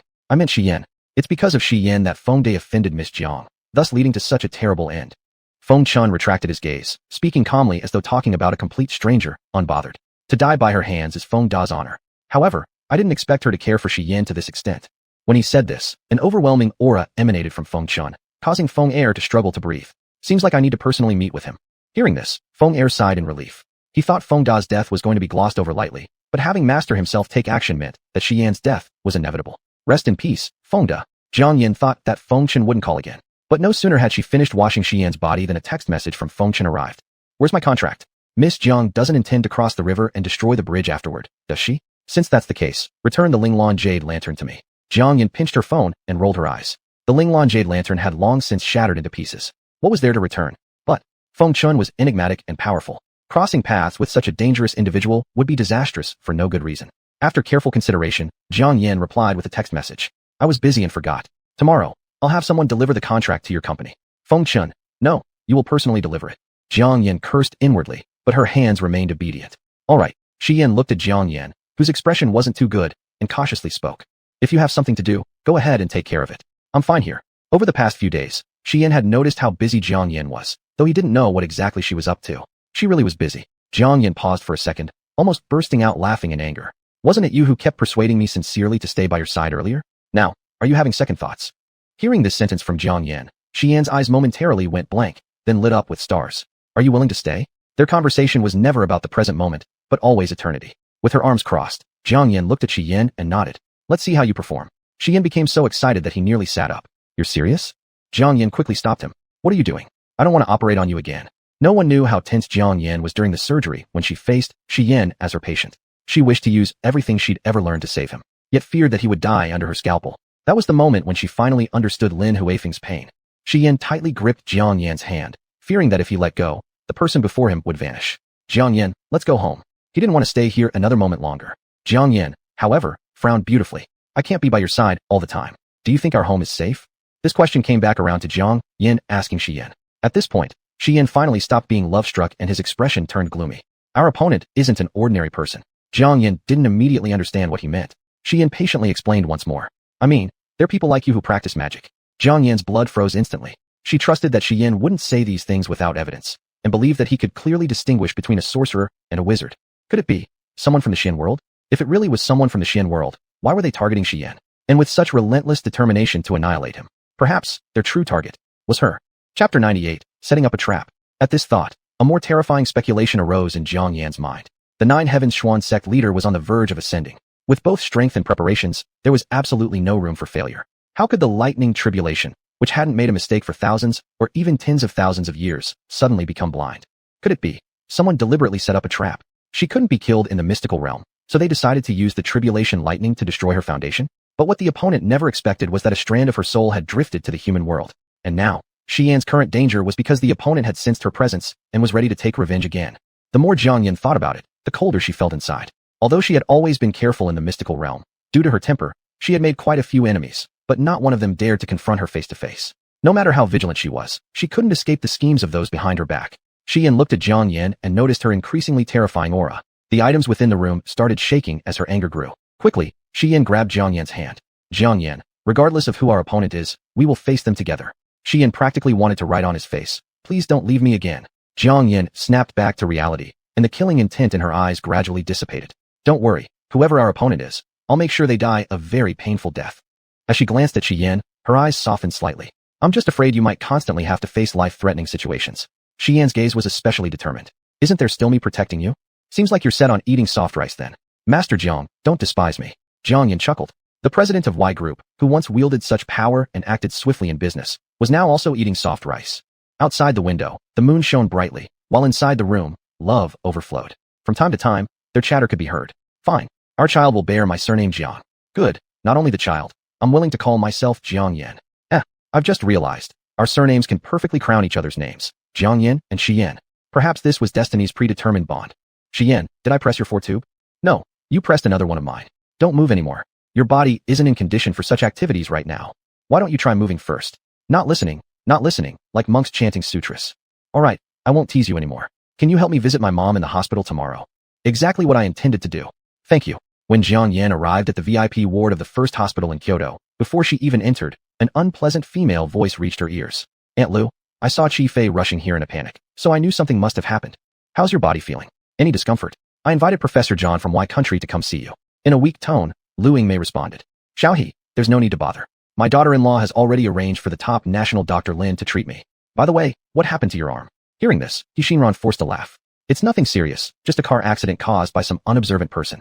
Her words were barely finished when, unobservant, Jiang Yan walked in with a basket of fruit. "Mom." Without giving Xinran even half a glance, she placed the fruit basket on the cabinet beside the bed and sat down next to it. "How are you feeling?" Lu Yingmei was slightly confused by this sudden mom, but seeing Jiang Yan's seemingly intimate behavior made her inwardly pleased. "Yan Yan, why did you come?" "Xian is busy, so we came to check on you since we're worried." "Oh, it's fine. Dr. Lin is taking good care of me. Don't worry about me." "You and Xian." "Aunt Lu." Xinran interrupted Lu Yingmei and turned to Jiang Yan. "Who is this?" Lu Yingmei pulled Jiang Yan's hand and changed her expression. "Look at me. All I did was talk to my daughter-in-law. I forgot Xiaohe is still here. I guess I'm getting old." "Xiaohe, didn't you hear her call me mom just now?" Jiang Yan called out mom the moment she entered, needing anyone to introduce her meant either being foolish or deaf. With composure, Xinran responded. "Oh, so she's Jiang Yan." Standing up, she extended her hand toward Jiang Yan. "Hello Jiang Yan, I am Xinran." Xian's. An alarm rang in Lu Yingmei's head, just as her son and daughter-in-law reconciled. This situation shouldn't ruin due to Xinran's words. She quickly intervened. Friend. Xiaohe and Xiao Yan were university classmates before, now friends." Jiang Yan merely glanced coldly at Xinran. Noted. Jiang Yan had no intention of returning Xinran's handshake. Xinran stared at her suspended hand and chuckled softly. "Aunt Lu, I'll come see you another day." "Thank you, Xiaohe, for your consideration, but there's really no need to trouble you." "Aunt Lu, what are you saying? We've known each other for so many years. We almost became family once. Coming to see you is such a trivial matter. There's no need to be polite with me." Lu Yingmei furrowed her brows and cautiously glanced at Jiang Yan's expression after Xinran left. Jiang Yan was carefully peeling an orange. "What are you looking at me for?" "She is Xiao Yan's ex-girlfriend. I shouldn't have concealed it from you." "I know. You know? Then why are you so calm about this?" Jiang Yan stuffed the peeled orange into Lu Yingmei's hands. "Just eat your treat. Based on her caliber, she doesn't pose any threat to me." Lu Yingmei let out a sigh of relief as she took the orange in her mouth. Sweet. So sweet. Lu Yingmei felt like Jiang Yan had changed since this visit, no longer acting as cold and distant. She also opened up more in conversation. Her relationship with Xian is ancient history now. "You're the current wife of my son, Xian. As long as your relationship remains stable, where could she possibly go causing trouble? It's only because we cannot afford to offend the Hua family that I even bothered speaking to her earlier." Jiang Yan shoved another peeled fruit into Lu Yingmei's hand. "The Hua family? Not worth mentioning." "Humph. Ho Xinran was merely a member of the intelligence department of Bureau 49. But your son, he's terrifying enough to escape safely even after killing someone in Bureau 49 all by himself. An existence so formidable that even Bureau 49 fears him. If he wanted, the Hua family would be as easy to destroy as stepping on an ant." Lu Yingmei sighed again. Nevertheless, little Ho has deep feelings toward Xian. Though she talks bad, she isn't truly malicious. In the future, when you encounter her, Just stay far away from her to avoid trouble. Jiang Yin wasn't sure if Lu Yingmei was praising Hu Xinran or criticizing her. Either way, it was quite entertaining. By afternoon, Jiang Yin finally left. As soon as she exited the ward door, Hu Xinran's voluptuous figure appeared right before her eyes. Dressed in a top cut down to her belly button in the hospital, who knew if she came for treatment or for a date? Jiang Yin ignored Hu Xinran once more and walked straight past her. Fury filled Hu Xinran's beautiful eyes. Jiang Yin, stop. Chapter 99, Cool Buddhist Son. Someone of Hu Xinran's caliber was simply not taken seriously by Jiang Yin. She originally didn't want to have meaningless arguments with her, but since Hu Xinran wouldn't let go, there was no need for further patience. Jiang Yin turned around and looked at her. Miss Hu, do you want your other arm broken? Hu Xinran paused, furious. Jiang Yin, what do you mean? Literal meaning. Hu Xinran gritted her teeth. Don't think that just because Aunt Lu is on your side, you can win against me. You've known Shi Yin for less than half a year, but we actually spent time together. The love he gave me is far more than what you got. Jiang Yin thought Hu Xinran was stupid. Do you know why Shi Yin chose me and not you now? Hu Xinran continued. Why? Because you're dumb. Whether Shi Yin really liked Hu Xinran or not, she could still see it clearly. Even if he did like her, they were already part of the past. Moreover, Shi Yin said he had never liked Hu Xinran. Hu Xinran frowned, her expression suddenly changing as she looked at Jiang Yin pitifully. Jiang Yin, how dare you insult people? I know you like Shi Yin, but relationships cannot last long only through one person's persistence. You interfered in our feelings, but now you're acting like the victim? Hu Xinran's face expressed sorrow. Jiang Yin turned directly. Indeed, behind her, there were 3 bystanders holding their phones filming. She couldn't help but snort coldly. As she said, engaging with someone like Hu Xinran would easily lower her IQ. Jiang Yin looked at the pitiful Hu Xinran and approached step by step. Since you are willing to direct and act yourself, I don't mind making this public opinion true. In an instant, Hu Xinran felt the killing intent coming from Jiang Yin. She worked in the intelligence department of Bureau 49 for many years. What kind of characters hadn't she seen? But only in front of Jiang Yin did she feel some tension. What are you going to do? Jiang Yin pushed Hu Xinran into the corner, looking at her with a smiling face. And then, Tue, she spat right onto Hu Xinran's face. Hu Xinran. Before she realized it, Jiang Yin had pocketed her hands and walked away nonchalantly. When passing those people's lenses, she even made a very arrogant yeah. Hu Xinran went berserk, lifting her dress to chase Jiang Yin. But after taking a few steps, her 10-centimeter heels made her sprain her ankle. Jiang Yin, I will kill you. Jiang Yin ignored Hu Xinran's rage completely and held the contract for Feng Chun, rushing straight to Jiutian International. Compared to Hu Xinran, a minor character, Feng Chun was definitely much more intimidating. She investigated Jiutian International. It was originally the leading enterprise of Country Tea. A month ago, it established its branch in Kyoto, Huagu. The mysterious boss, yet once Jiutian International entered Huagu, they quickly took several projects from Y Group with sheer money power. Speaking of which, Feng Chun and Shi Yin were archenemies. While lost in thought, she had arrived downstairs of Jiutian International. The car had just stopped when a parking boy knocked on her window. Miss Jiang, someone will guide you upstairs to see our boss. I'll park the car for you. Jiang Yin slightly nodded. Thank you. As soon as she stepped out of the car, a beauty wearing a body-hugging skirt came running up. Miss Jiang, I am your dedicated guide for today. This way, please. It must be said, the hospitality of Jiutian International was done quite well. Jiutian International and Y Group were both 30 floors tall. After stepping out of the elevator, even Jiang Yin couldn't help but take a deep breath. The floor of the 30th floor was made of ancient jade. What was even crazier was that the material of this jade wasn't much different from Qingqing jade. What a waste. But feeling the cooling sensation seep into her body, Jiang Yin's resentment toward Feng Chun lessened slightly. Being such a large collector, this level of luxury was not surprising. But soon, Jiang Yin updated her understanding of the word rich. The plaque for the CEO office was actually made entirely of pure gold. Even the door used rare black agate pearl inlays. Jiang Yin couldn't imagine how luxurious Feng Chen's office must be. After the female guide pressed the doorbell, she stood respectfully. Miss Jiang, please enter. Jiang Yin tried to hide her shock and nodded. Thanks for your hard work. As soon as she entered, an abundant wave of energy greeted her, making her heart beat faster. So concentrated was the energy, comparable to Shi Yan's grand spirit pool. The lifeline on her wrist was disappearing at a very fast rate. Before Jiang Yin could rejoice, Feng Chen's icy voice came. Miss Jiang, you've made me wait. Jiang Yin came back to her senses, forcing a smile. I was temporarily detained. Mr. Feng has great tolerance, surely won't hold this small matter against me. Feng Chun turned the boss chair, his legs crossed, his whole demeanor as authoritative as an overlord. Miss Jiang, truly quick-witted. Where's what I want? Jiang Yin quickly handed it over. As Feng Chun flipped through the contract, he said, Miss Jiang, please take a seat. Taking advantage of the time while Feng Chun was reviewing the contract, Jiang Yin began to observe the spacious office. What kind of item could emit such abundant spiritual energy? After scanning the room, apart from the antiques and treasures, there were no suspicious places. Miss Jiang seems very interested in the things here.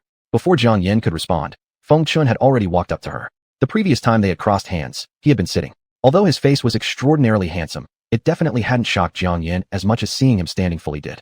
Estimating his height at 188 centimeters, the same as Shi Yin. His long legs were wrapped in hand-tailored dress pants, enhancing his allure to the maximum.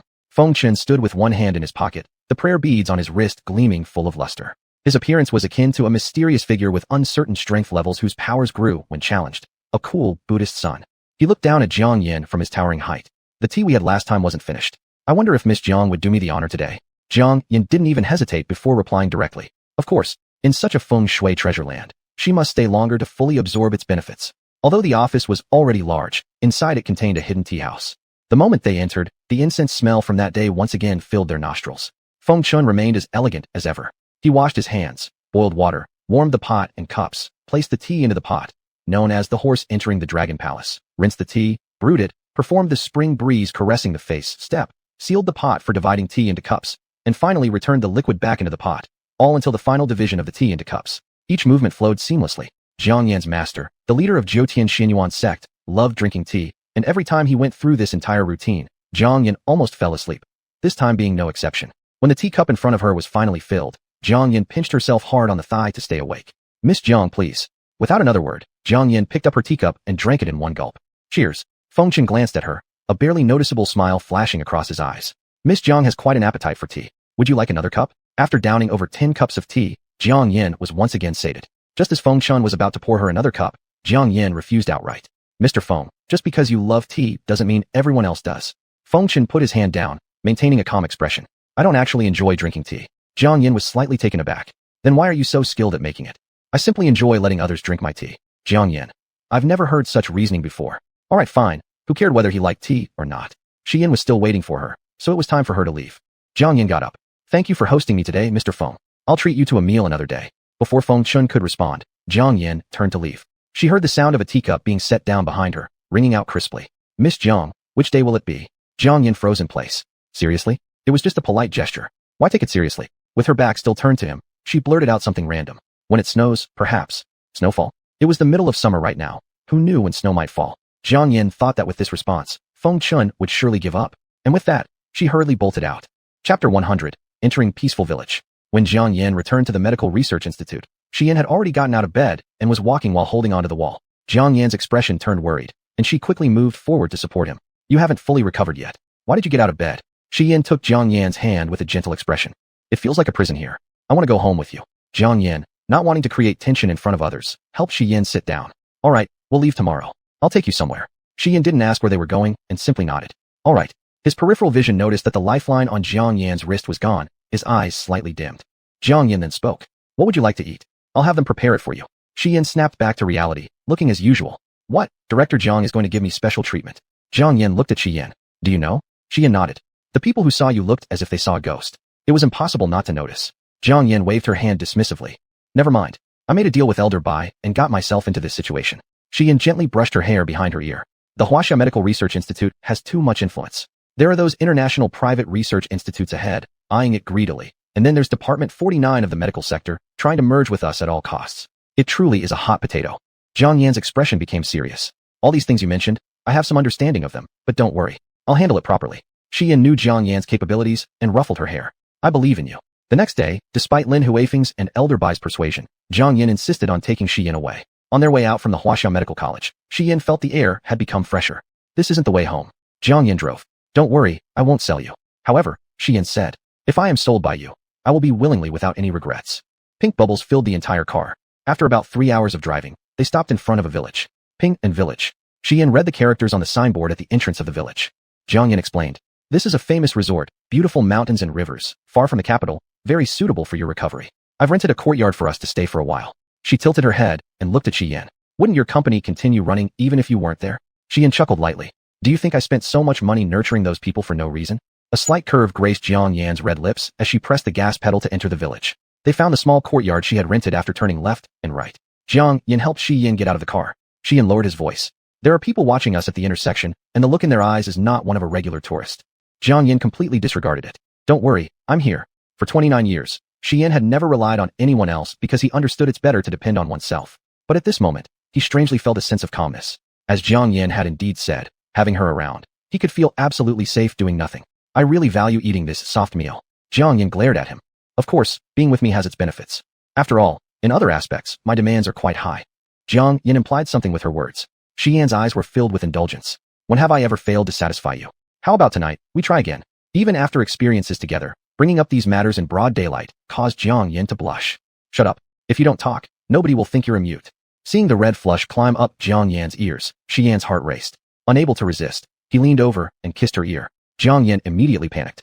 Not daring to push him due to his poor health condition, she pulled him inside the yard instead. With a pong, the door closed. The few people at the crossroad exchanged glances and sighed in relief. They're just an overly affectionate couple, no worries. Let's go, let's go. This ancient-style little yard had a unique charm in its decoration. After arranging the luggage, Jiang Yin set up a barbecue stove in the yard. In the mystic realm, she most enjoyed roasting dead creatures, and it had been a while since she'd eaten them in the human world, making her miss it a bit. Xian changed into casual clothes and leaned against the doorframe, watching Jiang Yin fan the fire to light it. Are you sure someone like me, who's unwell, can eat this? Jiang Yin didn't even bother to look up. Don't worry. Adding some of my specially formulated seasoning ensures you'll recover strength after one skewer, and after two, you'll be energetic and full of vitality. Xian. He'd never seen such a down-to-earth side of Jiang Yin before. Crossing his arms, he couldn't help but say aloud. Jiang Yin, which side of you is the real you? Jiang Yin's movements paused slightly. Still unclear? Your lady has countless sides. And I love all of your countless sides. Xian's sudden heartfelt confession left Jiang Yin unsure what to do with the barbecue, flustered. She finally sighed in relief after managing to place the small yellow croaker on the grill. Turning around, she looked at Xian with a somewhat hesitant expression. Xian, have you ever thought that the me in front of you might not be the real me? So what? No matter who you are, I only love you. Jiang Yin chuckled softly, with a hint of sarcasm in her eyes. Let's not talk about this. How is your body feeling? Come and sit here with me. Without any hesitation, Xian sat down in front of Jiang Yin, looking at the pitch-black fish and couldn't help but twitch his lips. Are you sure this is edible? Jiang Yin was startled and quickly sprinkled some spiritual power seasoning. It's all your fault. You made me overcook my fish. Xian watched Jiang Yin flustered with her hands full, almost overflowing with tenderness in his eyes. She is right in front of me. It's perfect. After eating Jiang Yan's secret recipe small yellow croaker, Xian indeed felt much better, and the fatigue from the long journey had vanished without a trace. Shall we take a walk? All right. The name Peaceful Village truly lived up to its reputation. Every household hung something similar to a peace talisman at their door. Seeing this, Jiang Yin frowned instead. Xian noticed the change in emotion beside him and gently squeezed her hand. What's wrong? Jiang Yin shook her head. Nothing. The peace talismans on their doors are real. Doesn't that just prove that this village is really a peaceful one? Xian asked. Jiang Yan's expression darkened.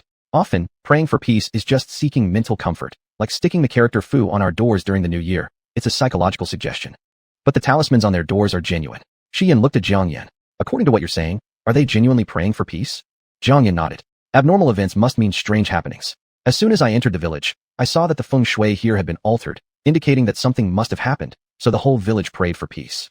Xian tightened his grip on Jiang Yin's shoulder. What does it have to do with us? We are just here for a vacation.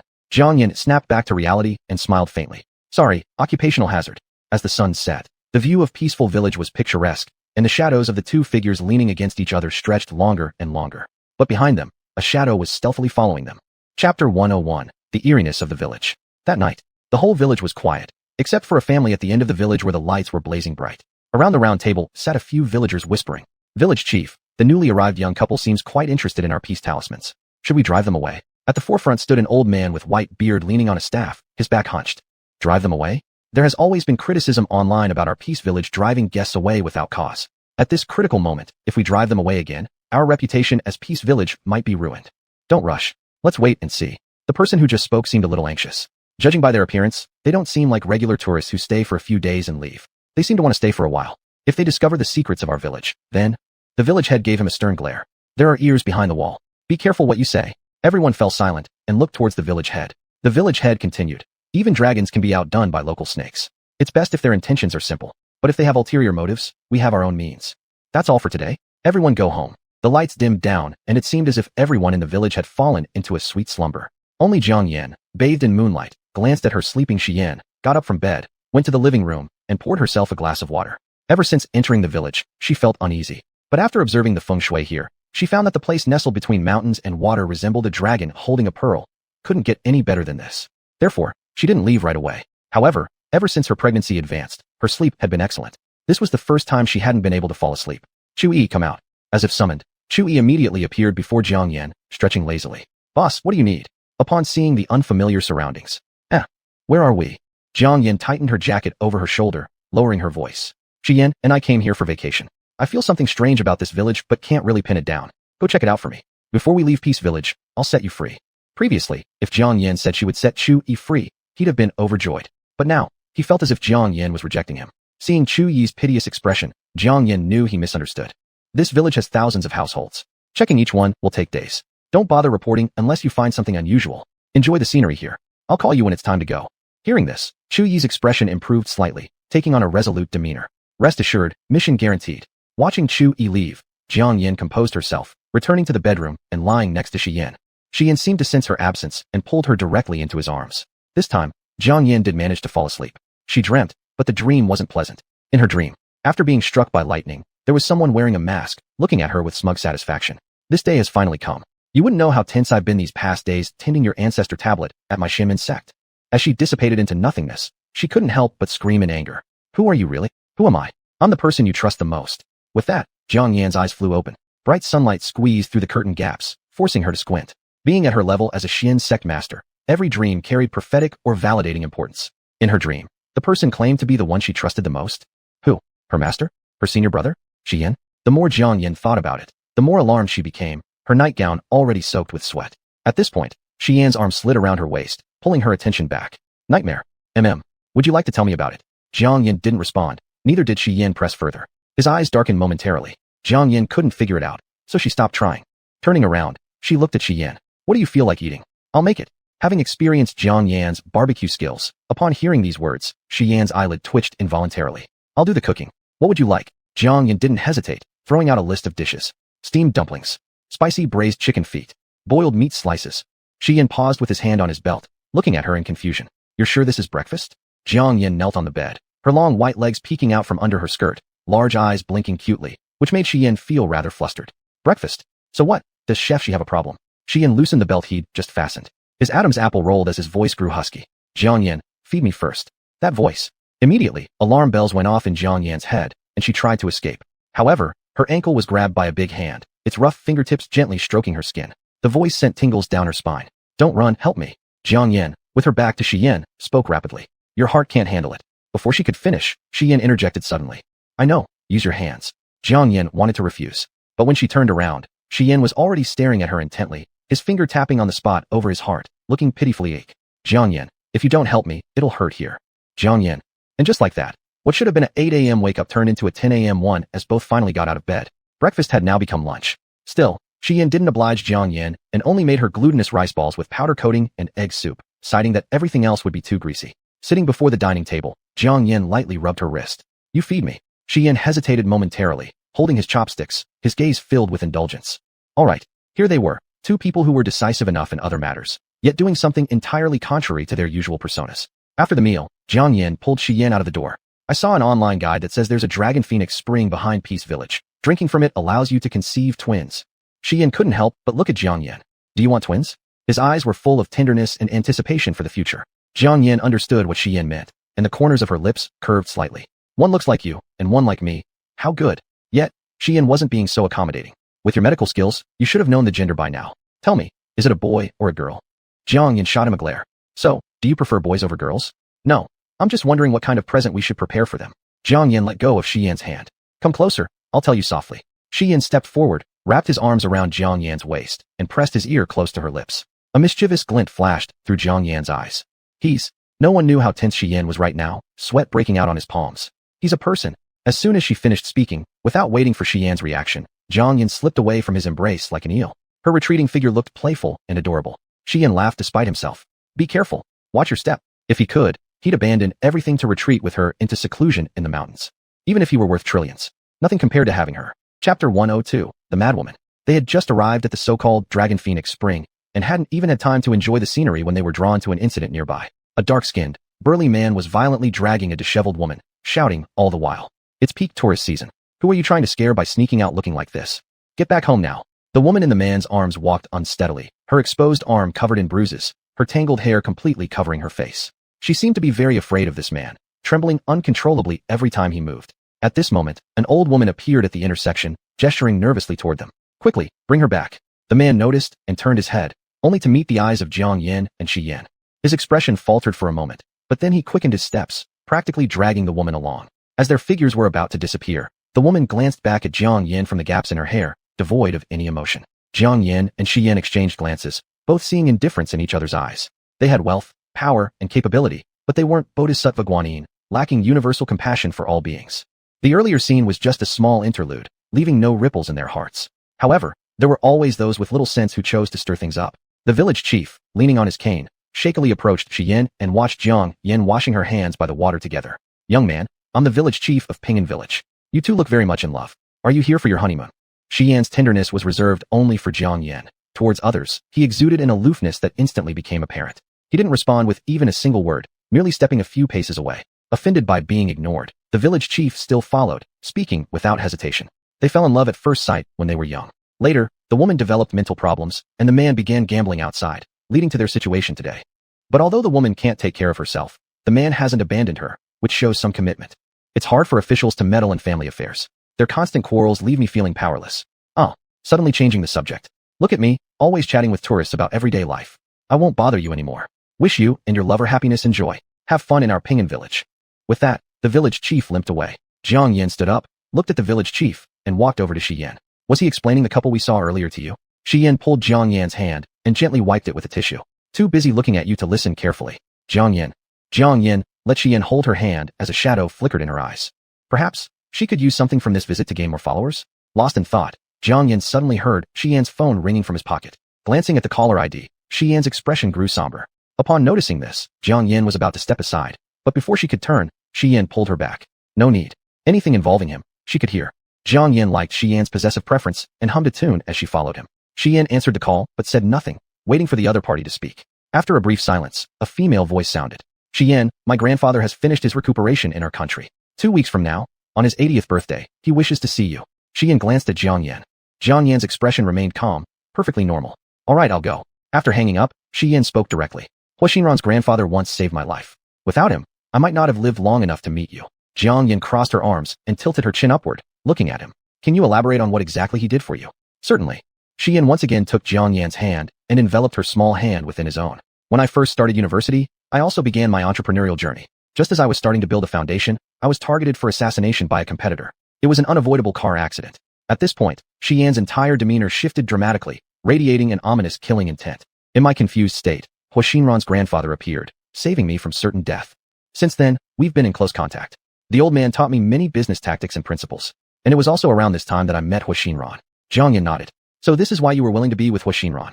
"Yes. Hua Grandpa did me a favor and only made one request of me, to take good care of his only granddaughter. Hua Xinran served as my shield, sparing me a lot of trouble in matters of the heart." Jiang Yan chuckled softly. "Indeed, who would dare compete with the darling of the Tianqing Hua family?" Shi Yan tightly held Jiang Yan's hand, carefully examining her expression, afraid that she might be angry. "Xinran and I are innocent. We haven't even held hands." Jiang Yan naturally believed him, but seeing his nervous appearance, she decided to tease him a little. "Is that so? I think the skills you showed in bed were far too polished. You couldn't have done that without extensive experience." Shi Yan's eyes visibly betrayed his panic. It's not like that. Haven't you heard that men are animals who think with their lower halves? This is instinct. It has nothing to do with whether someone is experienced or not. Besides, at the beginning, I was the one who got forcefully dominated. With all that influence around me, there was no way I could avoid learning something." Jiang Yan's eyes sparkled with amusement. "So it seems my teaching as your instructor really paid off." Only now did Shi Yan realize Jiang Yan was just teasing him. He sighed in relief and couldn't help but rub her hair fondly. "Yes, teacher Jiang taught me very well." At this moment, when the village chief should have left, he was instead lurking in some corner, his eyes filled with viciousness. Beside him, Zheng Kuei spoke up. "Village Chief Zhao, how about it? Is there anything unusual about those two people?" Zheng Kuei was none other than the burly man who had dragged away the madwoman earlier. Zhao Pingan's voice was low and somber. "Just a self-confident pretty boy and a big-bellied woman. They can't cause much trouble. We don't need to keep monitoring them. But visitors who have come into contact with Sun Meimei mustn't be underestimated. You need to watch over Sun Meimei, that madwoman. If she sneaks out again and disrupts our tourism business in Peaceful Village will no longer be able to tolerate her." Sun Meimei was Zheng Kuei's wife. She was also the madwoman mentioned by Zhao Pingan. Zheng Kuei looked resolute. "Rest assured, sir. I will absolutely prevent her from causing any problems during this busy season. I'll go home right now and beat her until she can't move, ensuring she doesn't escape again." Zhao Pingan remained silent, tacitly approving. Seeing Zheng Kuei storm off, he put on a show of concern and warned him, "Don't make too much noise and avoid causing a fatal accident." Zheng Kuei waved his hand dismissively. "You leave it to me. There's no need to worry." With hurried steps, Zheng Kuei headed home, picking up a sharp triangular stone along the way. He weighed it in his hand, his eyes bloodshot. Chapter 103, Deep into the Enemy's Lair. After sending Shi Yan back to rest, Jiang Yan decided to start a live stream and send some welfare to her young fans. This live streaming thing requires daily maintenance. She couldn't spend every day in front of the camera, but it was still necessary. The hard-earned millions of fans could not be lost because of her carefree attitude. Family members, I'm on vacation. The environment of this village is really nice. Look, there's a man up ahead. Jiang Yin deliberately pointed the camera at Zheng Kuei, who was walking back angrily. Zheng Kuei was still holding that sharp stone in his hand. When he saw Jiang Yin pointing her phone at him, his movement stiffened. He quickly hid the stone behind his back. Manager Jiang Xiaobai, he looks so ferocious. The stone in his hand also looks like a weapon. Jiang Yin glanced at the live room, slightly curving her lips, and directly faced Zheng Kuei. Zheng Kuei tried to dodge, but was blocked by Jiang Yin multiple times. Zheng Kuei forcibly suppressed his displeasure and pulled out a forced smile. Is there something? Jiang Yin's voice was playful and cute. Hello, please tell me how to get to the supermarket in the village. Zheng Kuei pointed the way for Jiang Yin with his other hand. Walk straight ahead, turn right about 100 meters ahead, then turn left again, and you'll see it. Thank you. Zheng Kuei quickly left, suddenly remembering something, and returned. His face pulled a forced smile. Don't mention it. After saying that, he turned and hurried away. The village head had said, at this time, Pingan Village was under scrutiny. Absolutely nothing should affect the impression outsiders have on Pingan Village. It's fine if someone takes a video, but etiquette in front of the lens must be good. Jiang Yin looked at Zheng Kuei's retreating figure, her eyes deepening. Family members, based on my acute sense of danger, a grand drama will soon take place. Do you want to watch? People who enjoy gossip most like watching drama. The comments were all yes. At this moment, Zheng Kuei at the doorstep first looked back once, seeing no one around, swiftly entered the yard, and closed the gate tightly. Little did he know, Jiang Yin was hiding in a corner somewhere, quietly observing him. Following Zheng Kuei as he zigzagged through alleys, she unexpectedly found out that Zheng Kuei's house was just behind their courtyard. Jiang Yin followed closely, muttering softly. It's not good to secretly film someone's privacy. Just listening for sounds will do. Jiang Yin circled around to the side of Zheng Kuei's house, leaning against the wall to listen to what was happening inside. Upon entering his home, Zheng Kuei first cursed loudly. Shit. What bad luck, running into that damn woman on my way back. Qing Feng. Honey, is he cursing you? Probably. Then, Zheng Kuei's roar of anger resounded. Sun Mimi, get your ass out here for me. The sound of an iron chain scraping against the ground came, causing a frenzy in the live room. Manager Jiang Xiaobai, isn't his wife a dog? Qing Yin wife I love you. Fellow above, could it be his wife chained by a dog chain? Qing Feng, regardless which, it's very abnormal, right? Jiang Yin directed the lens towards the intersection, but she could observe the scene inside the yard from a minuscule crack. As the netizens had guessed, Sun Mimi, the madwoman they'd met today, was actually tethered by a thick iron chain around her feet. Upon hearing Zheng Kuei's voice, she curled up inside the dog kennel and shivered. Don't hit me, don't hit me. Zheng Kuei didn't care about her plea for mercy, venting all his anger from the day on her body. After unchaining the iron link, he dragged Sun Mimi into the middle of the yard. Sun Mimi hugged her head with both hands, curling into a ball. Don't beat me. With a cigarette dangling from his mouth, Zheng Kuei raised the triangular stone in his hand and viciously slammed it onto Sun Mimi's body. A pig-like scream of pain erupted. Zheng Kuei furrowed his eyebrows, took off his stinky left shoe, and stuffed it into Sun Mimi's mouth. Call for your mom. I dare you to call. I dare you to call. Zheng Kuei's assault became even more savage, targeting the softest areas of a woman's body. Breasts, abdomen, waist, legs. Sun Mimi could not scream, only whimpering pitifully. The next second, her despairing eyes met with the cold ones peeking through the gap. It seemed to say, please, save me. Gripping her phone tighter subconsciously, a wave of rage surged within Jiang Yin. She wasn't someone who liked meddling in other people's affairs. Everyone was born with their own destiny, and she neither had the authority nor desire to interfere. She watched as Zheng Kuei tired himself out beating Sun Mimi and urinated on her face, the foul urine mixing with Sun Mimi's tears. Afterwards, Zheng Kuei crushed the almost extinguished cigarette, but on Sun Mimi's navel. Huff. Jiang Yin felt an oppressive feeling in her chest, taking a long breath. Regardless of what people were saying in the live stream, she directly shut it down. Then she turned to leave. At this moment, a chilling sensation swept over her. Chu Yi's voice rang out beside Jiang Yan's ear. Boss, the eerie noises are coming from this house. Zheng Kuei's place has a ghost, that woman. Upon hearing the words, there's a ghost, Jiang Yan, much like a female general with a long-standing grudge against an enemy nation, became noticeably lighter and more spirited. Chu Yi hadn't finished his sentence when Jiang Yin vanished from the spot, hurrying away. Jiang Yin knocked on the gate of Zheng Kuei's courtyard. Zheng Kuei inside the yard panicked first, then hastily stuffed Sun Mimi lying on the ground into the dog kennel, covering it with cloth. He glared menacingly at the barely alive Sun Mimi. Make a sound, and I'll beat you to death.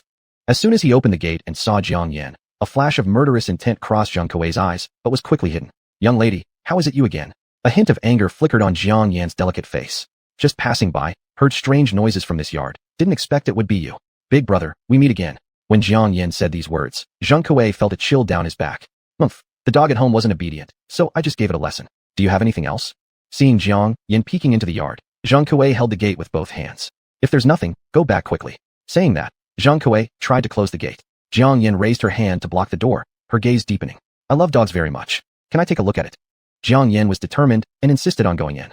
Zheng Kuei felt Jiang Yin had sensed something, looked over her pretty face and figure, lingering his eyes on her protruding belly for a moment. An evil thought arose in his heart. Are you sure you want to come in? Yeah. Zheng Kuei moved aside. Then come in. Jiang Yin had an accurate insight into people. Just one look was enough for her to know what Zheng Kuei was up to. But a strong person never complains about the environment. Jiang Yin walked straight toward the doghouse. Behind her, Zheng Kuei was already looking for the right tool. Finally, he picked up a shovel and followed behind Jiang Yin slowly. His evil gaze revealed itself, wandering on Jiang Yin's waist and butt. What a beautiful waist. What a nice butt. What slim legs. He couldn't imagine how good it would feel when he carried her legs on his shoulders. Chapter 104. A man should come at me. Thinking of this, Zheng Kuei couldn't help but lick his dry lips. At this moment, he had long since forgotten the village chief's instructions and had his own plan in mind. Jiang Yin cast a sidelong glance behind her, her eyes cold. She stood in front of the doghouse, looking down at it from a higher position, and slightly parted her lips. Come out. There was a rustling sound from inside, but the next second, it stopped. Jiang Yan's eyes dimmed slightly. I'll only give you one chance. Whether you can grasp it or not is up to you. Come out, and I'll take you away. If you don't come out, I'll leave. Upon hearing this sentence, Zheng Kuei standing behind her, his eyes turned crimson instantly, and the desire in his heart became stronger than ever. He just knew that this woman must have noticed something. Wanting to leave? Not a chance. A minute passed, still with no sound. Jiang Yin scoffed inwardly. It seemed she was interfering unnecessarily. She swore that if she met such matters again, she would absolutely never interfere. Just as she was about to turn around and leave, a timid voice came from the entrance of the doghouse. I'll go with you. Jiang Yin stopped her steps and raised her head to look, only to see a disheveled woman crawl out from the doghouse. Her white blouse was already tattered, covered with dried blood stains. The wound caused by Zheng Kuei's earlier beatings was bloody and horrifying, shocking to behold. Jiang Yin extended her hand to her. Come on, I'll help you get away from here. Sun Mimi's eyes were full of timidity, but there was no sign of mental derangement. She seemed like a completely different person compared to their first encounter when she acted crazy. She had been pretending to be insane. This was Jiang Yan's immediate intuition. At that instant, Sun Mimi seemed to have seen a ray of light. She slowly raised her hand, almost touching Jiang Yan's palm. Just a little more. Sun Mimi's pupils suddenly shrank. Beware. From her terrified eyes, Jiang Yan saw Zheng Kuei raising a shovel coming towards them. Immediately, Zheng Kuei's malicious voice echoed. Foolish girl. For years, no one has dared to provoke me. If you want to save her, then you both will stay here. Sun Mimi trembled uncontrollably due to her bone-deep fear. When she realized that the spade was about to strike Jiang Yan's head, she recalled her own predicament back in those days. Back then, she was trapped here just like that. This girl was here to save her. Absolutely no way would that happen. Unknowingly where she drew the courage from, Sun Mimi charged at Zheng Kuei. Sun Mimi tightly hugged Zheng Kuei's waist and pushed him backward. Zheng Kuei elbowed her violently on her back. Sun Mimi screamed. Hurry, run. Zheng Kuei went berserk. You filthy bitch. You've grown some balls now. I'm going to kill you.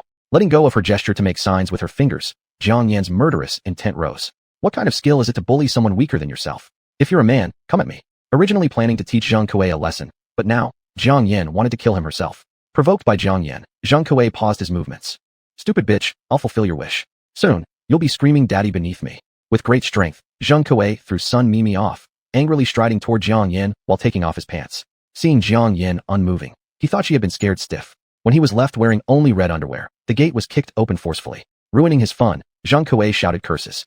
Which blind-eyed fool shows up at this moment? Jiang Yan also looked toward the gate.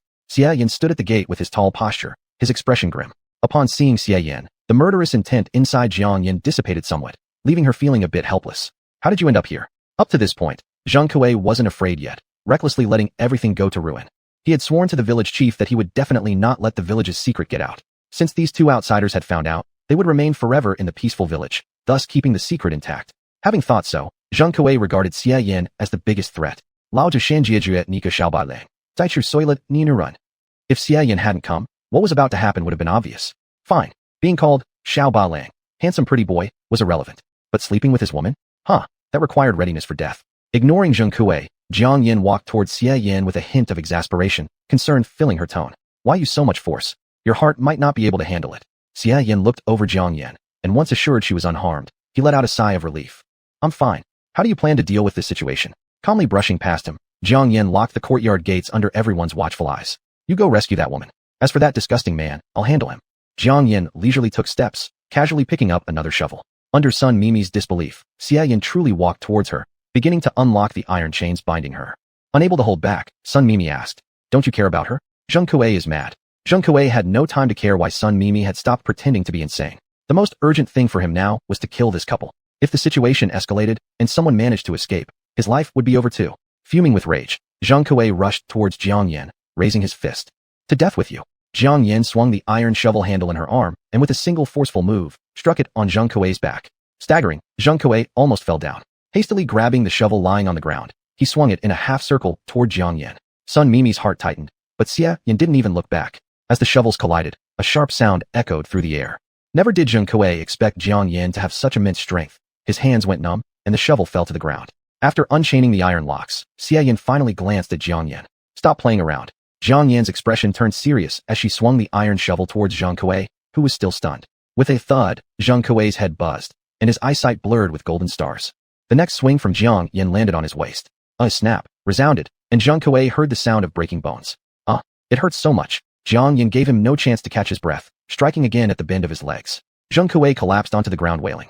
Jiang Yin picked up a smelly shoe lying on the floor using the shovel and forced it into Zheng Kuei's mouth. Scream all you want. No one is coming to save you. Sun Mimi entered the house and grabbed a bag, looking towards Xia Yin. We can go now. Xia Yin raised his gaze and looked at Jiang Yin. Jiang Yin, let's go. Jiang Yin nodded. Got it. As soon as she spoke, she threw the iron shovel towards Zheng Kuei, who couldn't move an inch. Helplessly watching the falling shovel, Zheng Kuei widened his eyes. Wait, this position. Zheng Kuei hurriedly spread his legs apart. In the next second, crack, a sharp pain erupted below his crotch. He felt his vital organs forcibly torn apart. Rolling his eyes back, Zheng Kuei fainted from excruciating pain. Jiang Yin shook her hands dismissively, turning her head towards Xia Yin. Let's go. Xia Yin took out some tissues from his pocket, carefully wiping Jiang Yin's fingers as they walked away. Sun Mimi hurriedly followed. Passing by Zheng Kuei, hatred filled her eyes. Zheng Kuei, this day, I've waited 5 years for. Chapter 105. Next, I'll be super cool. Sun Mimi trailed behind Jiang Yin and Xi Yin, her head bowed low in hesitation. As they walked along, anyone who caught sight of her scattered like they had seen a ghost, panic evident on their faces. Sun Mimi's scarred hands fidgeted with the edge of her clothes, showing signs of discomfort. On the other hand, Jiang Yin and Xi Yin were completely absorbed in each other, paying no attention to the villagers of Peaceful Village. When they arrived at Jiang Yin's courtyard, Sun Mimi let out a sigh of relief as the door closed. Seeing Jiang Yin lounging lazily in the rocking chair within the yard, Sun Mimi cautiously approached. For a long while, Jiang Yin didn't bother to ask why she was there. Sun Mimi hesitated repeatedly, wanting to speak, but holding back. The sunlight shining on Jiang Yin's head was blocked for half a day by Sun Mimi, until finally, Jiang Yin flickered an eyelid open. Is there something? Sun Mimi shook her head. No, nothing. Jiang Yin changed position slightly, arms crossed, continuing to doze off lazily. She spoke slowly. This courtyard is spacious. You can just choose any guest room to stay in. Still, Sun Mimi remained unmoving. A mix of sour and foul odors wafted into Jiang Yin's nose, causing her impatience to boil over as she sat up. Do you have something to say to me? Sun Mimi nodded this time. Jiang Yin paused before responding indifferently. Speak then, I'm listening. After building up her courage mentally, Sun Mimi's first sentence was, the people in Peaceful Village are really terrifying. They collude, they won't let us go. Jiang Yin glanced at her coolly. And then, Sun Mimi was slightly stunned, becoming somewhat incoherent but showing more inquiry in her eyes. And then, we shouldn't take advantage of them not reacting yet and leave here. Jiang Yin leaned back into the rocking chair again, finding a comfortable position and stretching. Just relax. A simple Peaceful Village doesn't even warrant my notice. At this moment, Xi Yin wearing an apron emerged from the kitchen. Chi Fei has already led a team here. You don't need to worry. Jiang Yin raised her hand, signaling an okay sign. Sun Mimi was still very worried, but didn't dare say anything further. She found a room closest to her and retreated inside. Before entering, she took a glance at Jiang Yin. That glance was full of deep meaning. At the dining table, Xi Yin placed a piece of fish meat onto Jiang Yin's bowl. You've worked hard today, eat more. Jiang Yin cast a glance towards Sun Mimi's room, and, seeing no movement, concentrated on her meal. It seems she hasn't accepted reality yet, didn't even eat. Send her some food later. Xi Yin frowned slightly at her words. Why must it be me? Unless it should be me? Xi Yin sighed in helplessness and once again carefully picked through the fish to remove bones, placing it onto Jiang Yin's bowl. I'm curious. Why did you suddenly intervene? Don't tell me you're eager to help others.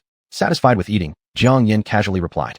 There's a ghost in his house, and given how cautious everyone in Peaceful Village has been, it's probably also due to her. Well, I'm bored anyway, so I'll find something to do. Xi Yin stopped asking. No matter what Jiang Yin chose to do, he would support her. Meanwhile, outside Zhao Pingin's home, there was a flurry of visitors. Villagers chattered amongst themselves, all worrying about how tourism in Peaceful Village could affect their interests, leading to financial loss. Zheng Kuei groaned in pain lying on a stretcher, his lower body covered in bloody wounds. Mayor, my life from now on is ruined. Please seek justice for me. Leading villager Zhao Pingin had such anger that his snow-white beard was askew. His weathered eyes were filled with fury. How dare they? Those fools have too much nerve. His eyes flashed fiercely. Sun Mimi and that couple absolutely cannot leave Peaceful Village alive. You will bypass the tourist areas and bring them back for me. Yes. Hordes of villagers armed with all sorts of farming tools charged towards Jiang Yan's courtyard. Jiang Yan heard the noise from 100 meters away. Without urgency, she placed down her chopsticks, wiping her mouth with a tissue, maintaining grace. Xian asked patiently, "Are you full?"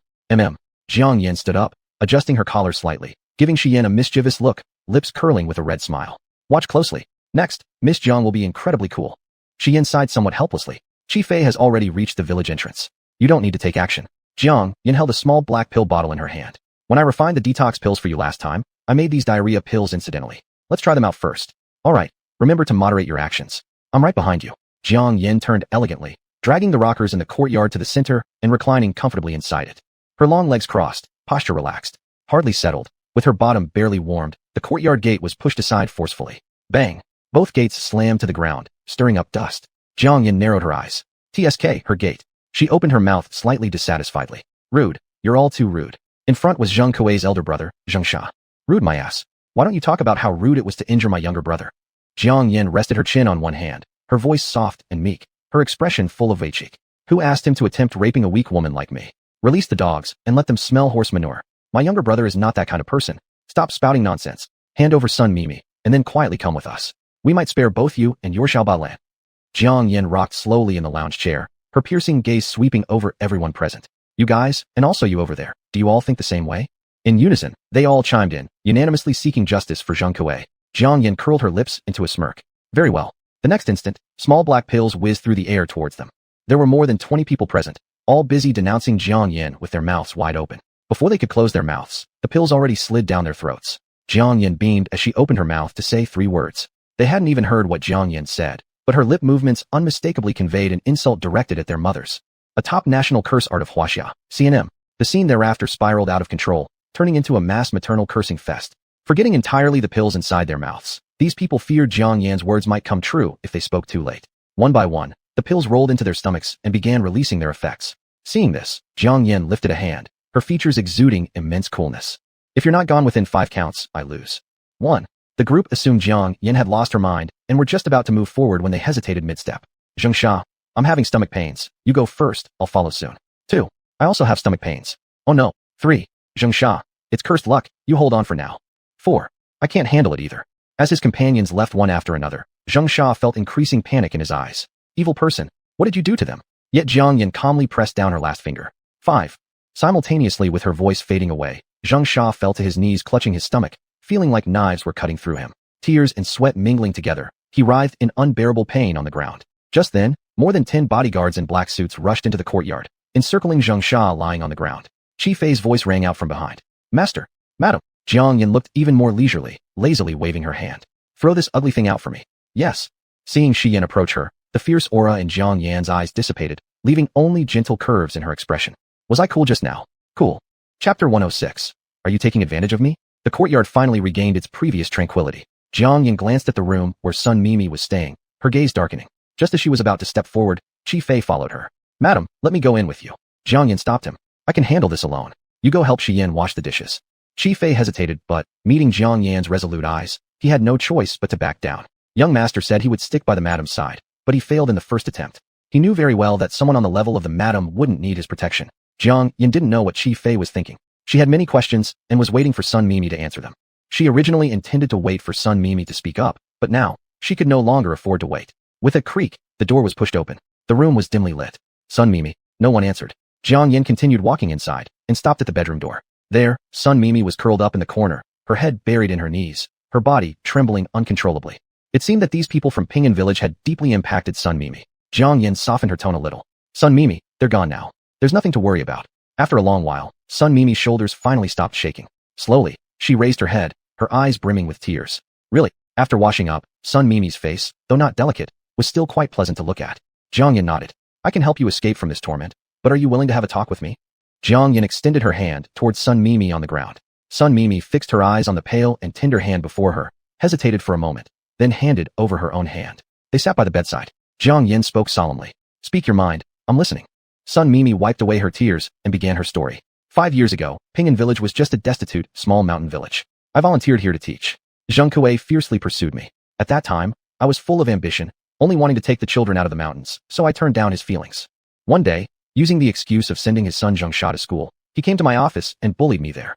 At this point, tears welled up in Sun Mimi's eyes again. At that time, I once considered dying. But when I saw those adorable children calling me teacher with such longing, I abandoned the thought of suicide. But I couldn't swallow this indignity either, so I reported it to the police. The younger brother-in-law of the village head, Zhao Ping'an, worked at the police station in town. The matter ended with Zhang Kuei compensating me with 1,000 yuan. If I reported it again, it would be in vain. As the number of children increased, my work pressure also grew bigger. I could only deal with this grievance by myself at night. A month later, a drunk Zhang Kuei found me again, openly asking to sleep with me. I resisted vigorously, but he hit me with a shovel and knocked me unconscious. At this point, Sun Mimi's emotions became noticeably agitated. After I fainted, he stripped me naked, dragging me around Ping'an village without a shred of clothing. When I woke up, I was lying bruised all over in his yard, while his black dog was licking the filth off my body. Sun Mimi revealed her old wounds with bitter hatred in her eyes. Zhang Kuei is nothing but an animal. I don't even know how many people did things to me that night I fainted, maybe even that dog. Sun Mimi started sobbing. The men of the entire village looked at me like I was a piece of rotten meat. They tacitly approved everything Zhang Kuei did to me. No, they shared that night with Zhang Kuei because he wanted everyone in Ping'an village to become his accomplices. I tried to escape, but they were all in it together. I couldn't even leave the courtyard of Zhang Kuei. With no way out and living in anguish, I could only choose death. It was on that night when I tried to commit suicide that I met a benefactor. In the prime of my life, I suffered thus under the hands of the whole Ping'an village, and I hate every single one of them. I want them dead. As soon as these words left Sun Mimi's mouth, the curtains inside the room fluttered violently, and a strong wind blew outside. The cruel glint in Sun Mimi's eyes gradually deepened. The benefactor also told me that if I died, it would indeed end all problems for me, but the evil ones who harmed me would continue to roam free. Even if I die, I'll drag them down with me. Jiang Yin glanced at Sun Mimi and asked calmly, I'm curious, how exactly did you exact your revenge? Without any hesitation, Sun Mimi immediately responded. The benefactor enabled Ping'an village to become a famous tourist spot, drawing money into the villagers' pockets from all sides, making them increasingly mercenary. Finally, due to the unfair distribution of benefits, there were fights breaking out each year, leading to deaths. Also, I put medicine in their water. I made them infertile. Upon hearing this, Jiang Yin instinctively placed a hand on her belly and said solemnly, Even so, if you want to drag the entire village into the grave with you, it will take much more than that. The last shred of sympathy in Jiang Yan's eyes dissipated, replaced by coldness. So, you're taking advantage of me. As soon as these words left her lips, all the glass in the room shattered. Sun Mimi was startled for a moment before collapsing to her knees with a thud.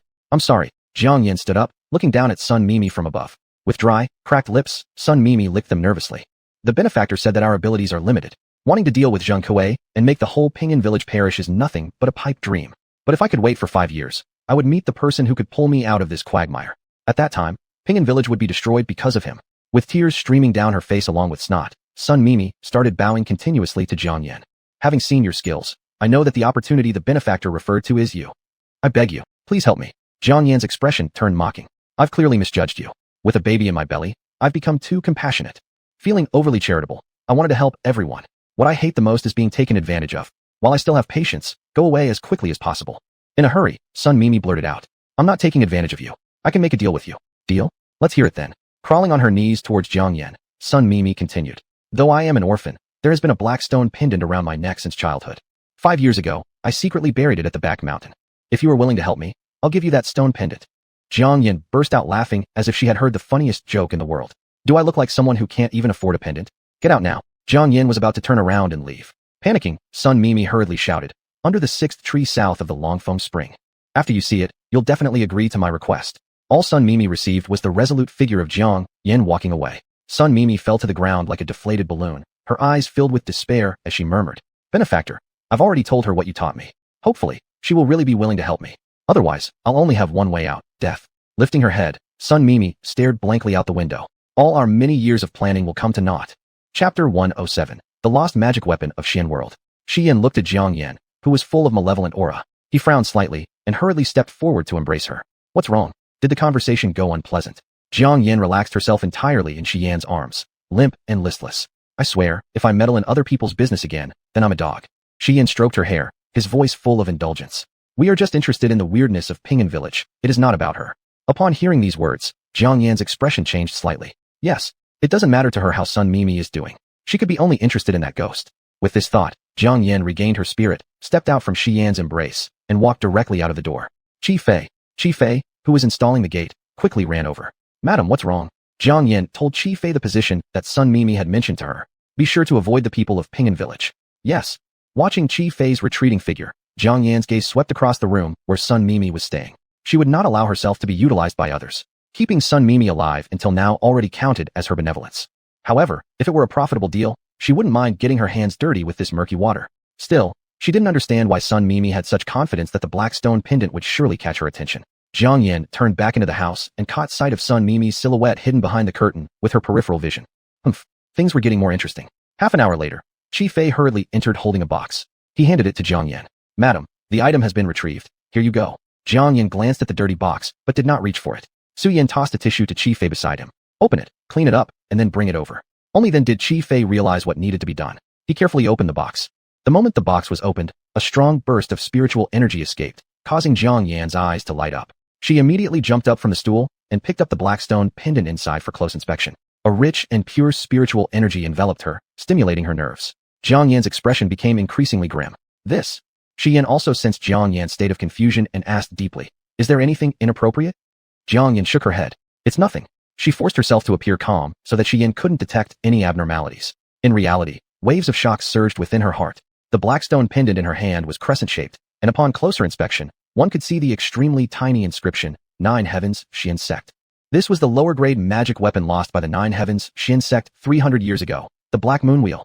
How could it have ended up in the mortal realm? Moreover, how could it possibly turn up in Pingan Village? The noble person Sun Mimi mentioned actually anticipated her arrival, and he was certain that she would recognize the Black Moon Wheel. Who exactly was he? Jiang Yan clenched her fists tightly, unable to contain herself. Every subtle movement of hers fell under Shi Yan's keen observation, yet he didn't ask. After regaining something once lost, he cherished every day they spent together even more than anyone else. No matter whether she would leave in the future, at least in this moment, he possessed her. Later that night, as Shi Yan slept soundly, Jiang Yan tiptoed out of bed. The moment she closed the door, Shi Yan lying on the bed opened his eyes. Jiang Yan stealthily slipped into Sun Mimi's room. Sun Mimi, who hadn't had a peaceful night's sleep for 5 years, was sleeping soundly. Suddenly, she felt a chill down her neck. Awakening instantly, under the moonlight, she came face to face with Jiang Yan's finely carved yet sinister features. The hand that pressed against her neck gradually tightened its grip, making it difficult for her to breathe. "You?" Jiang Yan's cold and severe voice came. "I've got the Blackstone pendant. Where is the noble person you spoke of? Take me to see him." Hearing Jiang Yan mention the Blackstone pendant, the fear in Sun Mimi's eyes slowly dissipated. "All right, you, let go of me first." Under the cover of night, their two slender figures made their way back to Zhang Kuei's home. Zhang Kuei had been sent to the hospital, and it was still relatively safe here. Jiang Yan stared intently at Sun Mimi walking ahead, her eyes fearsome. "Where is he?" Sun Mimi lowered her head. "He's not human." This answer was expected by Jiang Yan. Sun Mimi continued speaking. "The last time I saw him was 4 days ago, the day before you arrived at Pingan Village. I can't find him. It's always him who finds me." Turning around suddenly, Sun Mimi choked on her words. Jiang Yan was swiftly forming talisman seals with her long fingers while muttering something. "Xian Sect Killing Decree. Exterminate evil spirits first, then destroy Night Glow. Urgently, according to command." Sun Mimi watched helplessly as an ice blue long sword appeared in Jiang Yan's hand, exuding freezing air. Her mouth dropped open in shock. What kind of person was this girl? Jiang Yan formed a divination gesture with her hand and quickly calculated. In a flash, her bloodthirsty gaze fixed on a doghouse in the corner. She pointed her sword at it. "Come out." At that moment, a strong wind began to blow, and the wide tree in the yard rustled as its leaves fell gently, setting off Jiang Yan's presence. The cold ice sword emitted frosty breath, accompanied by the wailing of lost souls beneath it. The entire courtyard was filled with terror. Sun Mimi felt oppressed, almost unable to catch her breath. She had an ominous premonition. "Savior, have we offended some powerful person? Were we wrong from the very beginning?" Before Sun Mimi could feel regret, strange sounds came from the doghouse. In the next second, an old newspaper floated out. Then, a man dressed in a beige checked shirt, brown suspender pants, and wearing round-framed glasses appeared in the middle of the yard. Jiang Yan looked at his attire and slightly furrowed her brows. This outfit was very unique. While Jiang Yan was lost in thought, the man clasped his hands together and bowed deeply to her. "My name is Fu Mingpei. I have been waiting for you for a long time." Seeing no hostility from him, Jiang Yan relaxed a bit. Besides, he was just a wandering spirit with unstable soul energy who would soon dissipate. He posed no threat to her. She retracted her birth-given cold ice sword. "Do you know me?" Fu Mingpei looked scholarly and well-mannered. "No, I don't." At this moment, Sun Mimi spoke up. "Savior, I've already told this young lady everything. Can she really help me take revenge?" Sun Mimi didn't care about how complicated Fu Mingpei's gaze toward Jiang Yan was. She only had one thing on her mind: revenge. Fu Mingpei didn't even glance at Sun Mimi, keeping his eyes on Jiang Yan, his voice steady. "You have come here, which means you must have seen my black stone pendant." Jiang Yan's gaze remained sharp as she glanced over the timid Sun Mimi, but her words were directed at Fu Mingpei. "Is the black stone pendant yours?" "Yes and not." Fu Mingpei took a step forward. "It belongs to an old friend of mine. You shouldn't blame Sun Mimi. I cannot appear during the day, so I had to let Sun Mimi lie to bring you here." Jiang Yan couldn't help but scoff. So not only had she been manipulated, but Sun Mimi herself was also a pawn in this man's grand plan. "What about your so-called friend?" He has been dead for a long time. You went through all this trouble to lure me here. Just say what you want to tell me. I'm not patient. Fu Mingpei nodded respectfully. I have already witnessed your incredible abilities. If you break the seal that keeps me bound in Ping'an Village and let me return to my hometown, I will reveal every secret I know. There was nothing but mockery in Jiang Yan's eyes. Do you think I won't search your soul? Fu Mingpei hesitated for a moment, then became even more courteous. Then I would rather explode and die. Huh, so this was a threat. Chapter 108, Entering the Scheme. Jiang Yan was rubbing her fingers, her eyes full of impatience. The last person who dared to threaten her had already vanished without a trace long ago. She threw the black stone pendant to the ground with disregard. I'm not particularly interested in this stone either. Whether you tell me or not is up to you. Fu Mingpei was still hesitating when Jiang Yan had already turned around. Anxious, he licked his lips and decided to spill everything. I've been suppressed here for 100 years, every day thinking about going home. Jiang Yan stopped in her tracks, turning to look at him. Why did they suppress you? Fu Mingpei's voice was desolate. 100 years ago, I was a painter, coming here for inspiration. As I was leaving, there was a once-in-a-millennium flood. The local villagers thought it was a disaster brought by the river god and began to offer sacrifices to him. One sorcerer somehow calculated that I was the best candidate for sacrificing to the river god. The Dragon Phoenix spring was called Dragon Phoenix River back then. I was innocently pressed down under the river by that sorcerer. 10 years ago, the magic array loosened, allowing my soul to escape, but I still couldn't leave Peace Village. I could only reside within that old newspaper.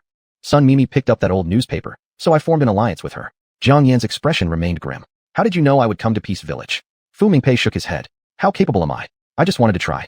During those few days I came to Peace Village for inspiration. I slept with the black stone pendant every night, always dreaming of it talking to me. It said that if I want to leave here, I can only wait. Wait for decades until a woman comes. Give her the black stone pendant, and she will fulfill my wish. When I was alive, I didn't take this dream seriously, but after death, I could only cling to this last lifeline and give it my all to try. I waited for decades. Only Sun Mimi was willing to come and teach at Peace Village as an outsider. At first, I thought she was the one, but seeing her being tormented beyond recognition, I knew I was wrong. But living people are much more convenient than my spirit body. I started using her. To make that person appear sooner, I began to protect Peace Village with my soul power, transforming a barren land into a tourist village. With more and more people coming here, I let Sun Mimi pretend to be crazy and test each one individually. The person who can unseal Peace Village must be someone very powerful. I have mistaken many people. Just as my soul strength was growing weaker, I finally waited for you. Jiang Yan's face showed no emotion, but inside, she was in turmoil. How do you know I am the person you've been waiting for? Fu Mingpei glanced at Sun Mimi, who looked like she'd lost her soul, then turned away. Someone who can shake Peace Village to its core with their own power must be extraordinary. At first, I merely hoped, but just now, when I saw you summon a sword with bare hands, I was sure. With that, Fu Mingpei knelt directly in front of Jiang Yan, holding up the black stone pendant from the ground. In view of me revealing everything, please, help me return my soul to my homeland. Sun Mimi also knelt down, her eyes dazed. I don't dare to ask you to destroy the entire Peace Village. I only beg you to help me take revenge for that one night. Fu Mingpei frowned, looking somewhat discontent at Sun Mimi. Sun Mimi, how dare you create chaos at such a crucial moment? Sun Mimi let out a bitter laugh. I regarded you as my benefactor, yet you've been using me all along. So what? Have you reached your goal, and I'm not allowed to seek my own chance? Looking at Sun Mimi's grieving face, Fu Mingpei felt something stuck in his throat. Jiang Yan observed these two people in front of her, her expression complicated. Her gaze shifted to the black stone pendant Fu Mingpei was struggling to lift, finally showing a hint of determination in her eyes. Sighing deeply, she said, all right, I agree. Jiang Yan took the black stone pendant and looked down at the human and ghost on the ground. Fu Mingpei, about your acquaintance. Fu Mingpei, slightly startled, bowed his head even lower. I met her while painting. She bought my painting and used the black stone pendant to settle the account. Jiang Yan was taken aback. Just that. Fu Mingpei's expression was sincere. Just that. It was clear that Fu Mingpei wasn't lying. Holding the black stone pendant in her hand, Jiang Yan's face darkened. Someone was plotting a grand scheme, and it was targeted at her. Recalling the strange circumstances of her death, Jiang Yan felt anger rising in her heart. Raising her hand, she slowly clenched her fist towards the night sky. Break. At the same time, the bright moon was obscured by clouds. The small black stone lions standing at the four corners of Peace Village shattered instantly. The spring eye of Dragon Phoenix spring stopped gushing water. If one were to observe closely, they would notice the golden aura above Peace Village dispersing into the surrounding mountains and forests. Seeing this, Fu Mingpei's face lit up with joy as he bowed to Jiang Yan. Thank you, miss. As he was about to leave, Jiang Yan called out. 100 years have passed, and your homeland has changed beyond recognition. With your soul on the verge of dissipating, you might perish before finding it. Fu Mingpei paused briefly. What should I do then? Jiang Yan turned around and spoke softly. Chuyi. Clad in a yellow robe, Chuyi appeared instantly, causing Fu Mingpei and Sun Mimi to both stare in astonishment. Chuyi flattered her shamelessly. Boss, what do you need? Teach him how to stabilize his soul, Jiang Yan said, glancing sideways at Fu Mingpei. No problem. Chuyi agreed. Jiang Yan turned back around, her voice carrying over her shoulder. Fu Mingpei, in 2 weeks, I'll leave here. At that time, I'll send you home. There was an enormous boom in Fu Mingpei's heart. He had never thought a woman's figure could appear so grand from behind. His eyes filled with gratitude for Jiang Yan. He knelt down, paying respect earnestly. Thank you. Sun Mimi looked between Fu Mingpei and Shuyi, then at Jiang Yan's retreating form. After hesitating for a moment, she rushed out. Miss Jiang, wait for me. Sun Mimi returned to Jiang Yan's courtyard, following all the way until Jiang Yan was about to enter her room. Jiang Yan stopped and turned to look at her. Sun Mimi, there's no need for you to go this far. Since I've promised, I will surely fulfill my word. Sun Mei's anxious heart finally settled as she took a step back, forcing a slightly bitter smile. Thank you, Miss Jiang. Good night, Miss Jiang. Without responding, Jiang Yan fluidly entered her room and shut the door. She carefully climbed back into bed. No sooner had she lain down than Shi Yan's arm reached around her waist. The warmth enveloped her cold body, and the unpleasant feelings vanished along with it. His voice was rough but incredibly seductive. Doing good deeds without leaving a name? Jiang Yan chuckled. This time, I left a name. Whether it was Fu Mingpei, Sun Mimi, or the despicable people in Peace Village who would soon bear her wrath, the name, Jiang Yan, would be forever engraved in their souls. Chapter 109. You're not qualified to speak to me. In the early morning, Jiang Yan was awakened by the clamor outside. She muttered unhappily. Shi Yan, can't you make them shut up? Seeing her rubbing against his chest like a kitten, Shi Yan's expression softened. Then I'll let Chi Fei cut off their tongues. The person in his arms became still. After a long while, she had completely woken up and raised her chin to look at him.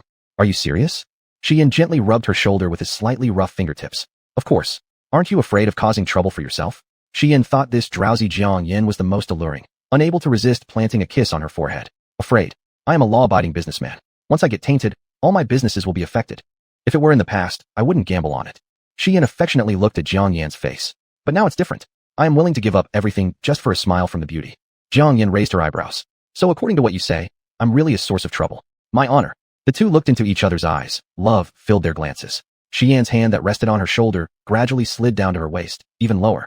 Jiang Yan also let him continue, placing her calves over Shi Yan's hips. An arrow drawn back must fly. Shi Yan had been waiting for this day for so long.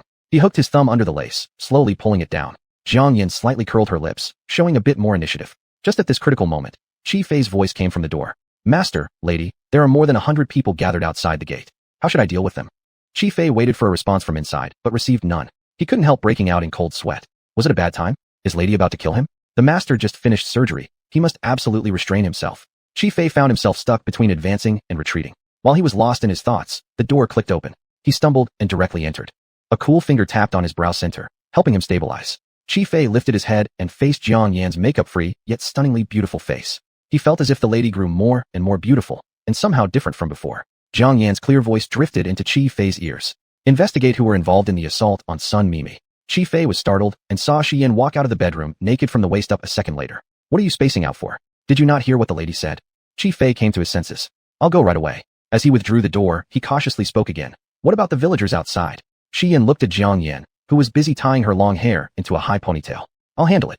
She stepped past Chi Fei after saying that. As soon as she stepped out of the yard, she saw Sun Mimi standing in the middle of the courtyard waiting. Jiang Yan turned to Sun Mimi. Together? Although Sun Mimi had disguised herself for so many years and hated Pingan village to the core, deep down, she was still afraid of these scoundrels. She hurriedly waved her hands. I won't go. Jiang Yan retracted her gaze and walked out with her hands in her pockets. As she passed by a bodyguard, she took an extra glance. Tian Yi heard that Chi Fei came to protect Shi Yan and Jiang Yan, so he rushed out of the hospital overnight. Previously, he only held disdain for Jiang Yan, but through this matter, he understood why Chi Fei thought Jiang Yan was extraordinary. Not only extraordinary, absolutely incredible. He personally opened the courtyard gate for Jiang Yan with respect. The crowd of noisy villagers fell silent when they saw Jiang Yan. Jiang Yan lifted her hand. All of them became alert and retreated. Jiang Yan snorted coldly. She just stretched lazily. Upon seeing this, they breathed a sigh of relief. Before they could relax for a few seconds, Jiang Yan lifted her hand again. You come here. Zheng Sha was called out and couldn't help swallowing nervously. What do you want to do now? You poisoned all of us. We've already reported it to the police. The investigators will be here soon. You'd better hand Sun Mimi over to us immediately. Jiang Yan crossed her arms, looking down at them. Want Sun Mimi? Sure. But you're not qualified to speak to me. Have your village chief come. After saying that, Jiang Yan directly turned around and went back into the courtyard. Ignored by Jiang Yan, Zheng Sha and his gang were seething with anger and surged forward. At this moment, all the bodyguards led by Tian Yi blocked them at the gate. Even though they were many in number, they still felt intimidated by professional bodyguards. A cruel light flickered in Zheng Sha's eyes, yelling at Jiang Yan's retreating figure. So what if you have bodyguards? Dare to offend our Pingan village. I'll make sure you regret it. Tian Yi sneered and immediately led the bodyguards to force the villagers from Pingan village down the stairs. Standing shoulder to shoulder, All uniformly tall at 180 centimeters, their imposing presence pressed the group relentlessly. Every step they took forward forced Zheng Sha and his group to take a step back, until they pushed them out of the alley. You'd better wait for your punishment. After Zheng Sha made his threats, he hurried back to the yard of Chief Zhao Ping'an. He exaggerated Jiang Yan's words and further incited them. Chief, that smelly woman never even put you in her eyes. I've seen it, they have 20 bodyguards. You bring us inside using the negotiation as an excuse, and we'll risk our lives to take control of those few bodyguards. Then Sun Mimi and that pair of dogs will be sitting ducks. To keep them in Ping'an village forever just takes a word from you, doesn't it? As he spoke, Zheng Sha became smug, almost as if his tail had shot up to the heavens.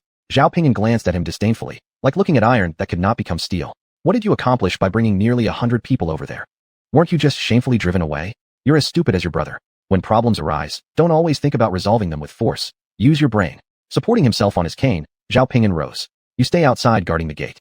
I'll go meet this person first. We still need to deliberate carefully before deciding what strategy to use. Limping along, Zhao Ping'an walked toward the exit.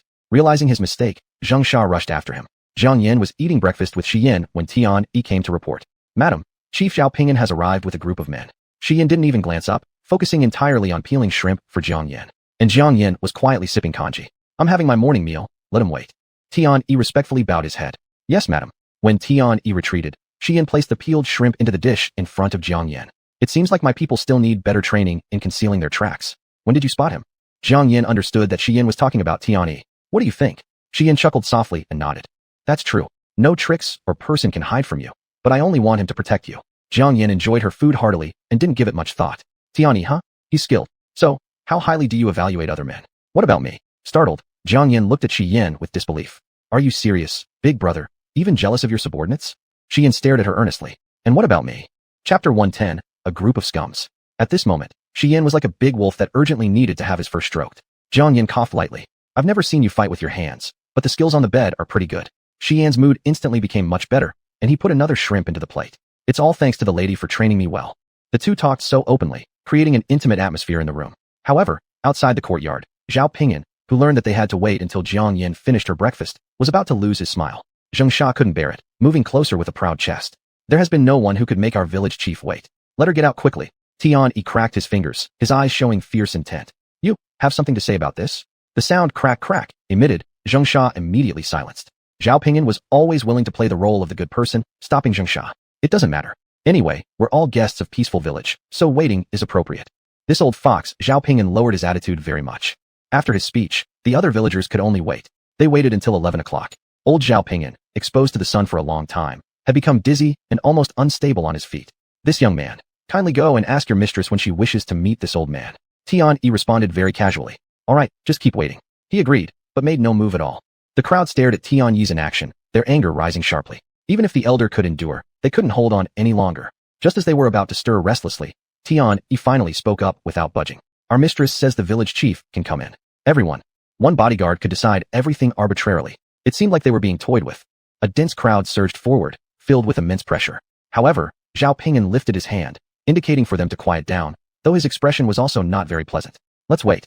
He leaned on his cane, unsteadily walking into the courtyard.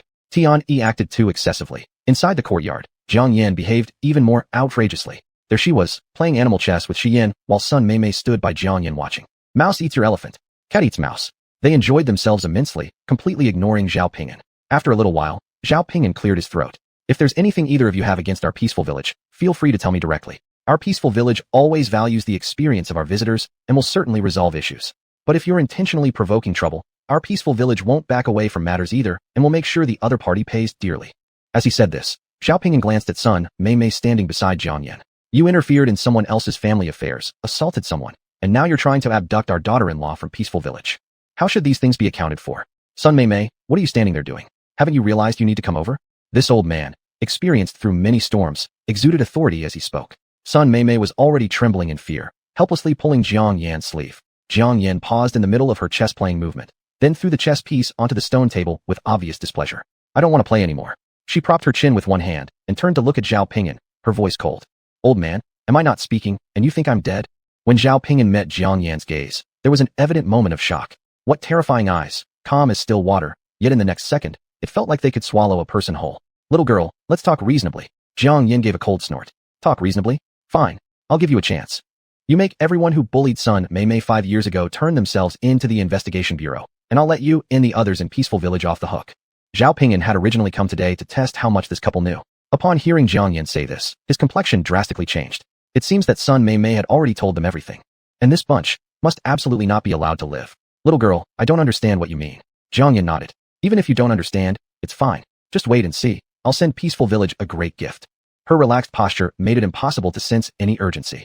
Zhao Pingyan's eyes grew sharp and cold. Good, then I will wait and see. With that, he turned directly, his face dark and terrifying.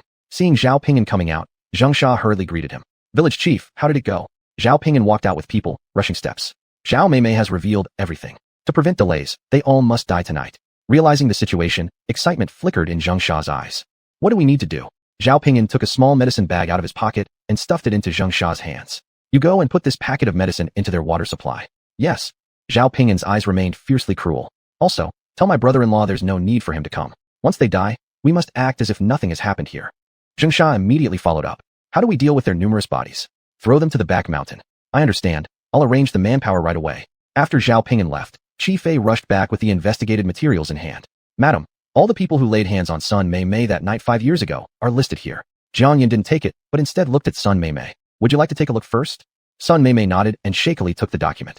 As she flipped through the file, seeing one name after another on it, her blood seemed to freeze. 30 people. There were 30 people that night.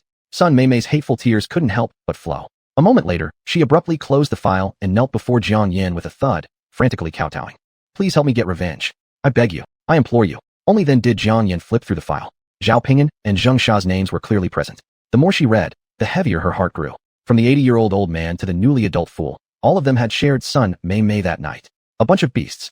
Jiang Yan used one hand to stop Sun Mei Mei from continuously kowtowing. That's enough. Sun Mei Mei raised her face. Her forehead was already bloody and torn. Tears and blood were mixed together, making her appear pitiful. Jiang Yan was moved. The normally cleanliness-loving her lifted her hand to wipe away Sun Mei Mei's tears. Don't cry anymore. I'll get revenge for you. As Sun Mei Mei cried, she began to laugh. I once poured all my passion into helping them, and not only did they show no gratitude, they turned around and betrayed me so cruelly. Sun Mei Mei tightly clutched her chest. I hate so much. Sun Mei Mei's agonized scream pierced Jiang Yan's heart. Unable to resist, Jiang Yan spoke up. If you could choose again, would you still choose self-sacrifice? Sun Mei Mei wiped her tears, bitterly smiling. My deeply loved profession is not wrong itself. It is this group of beasts, who sullied its sacredness within me.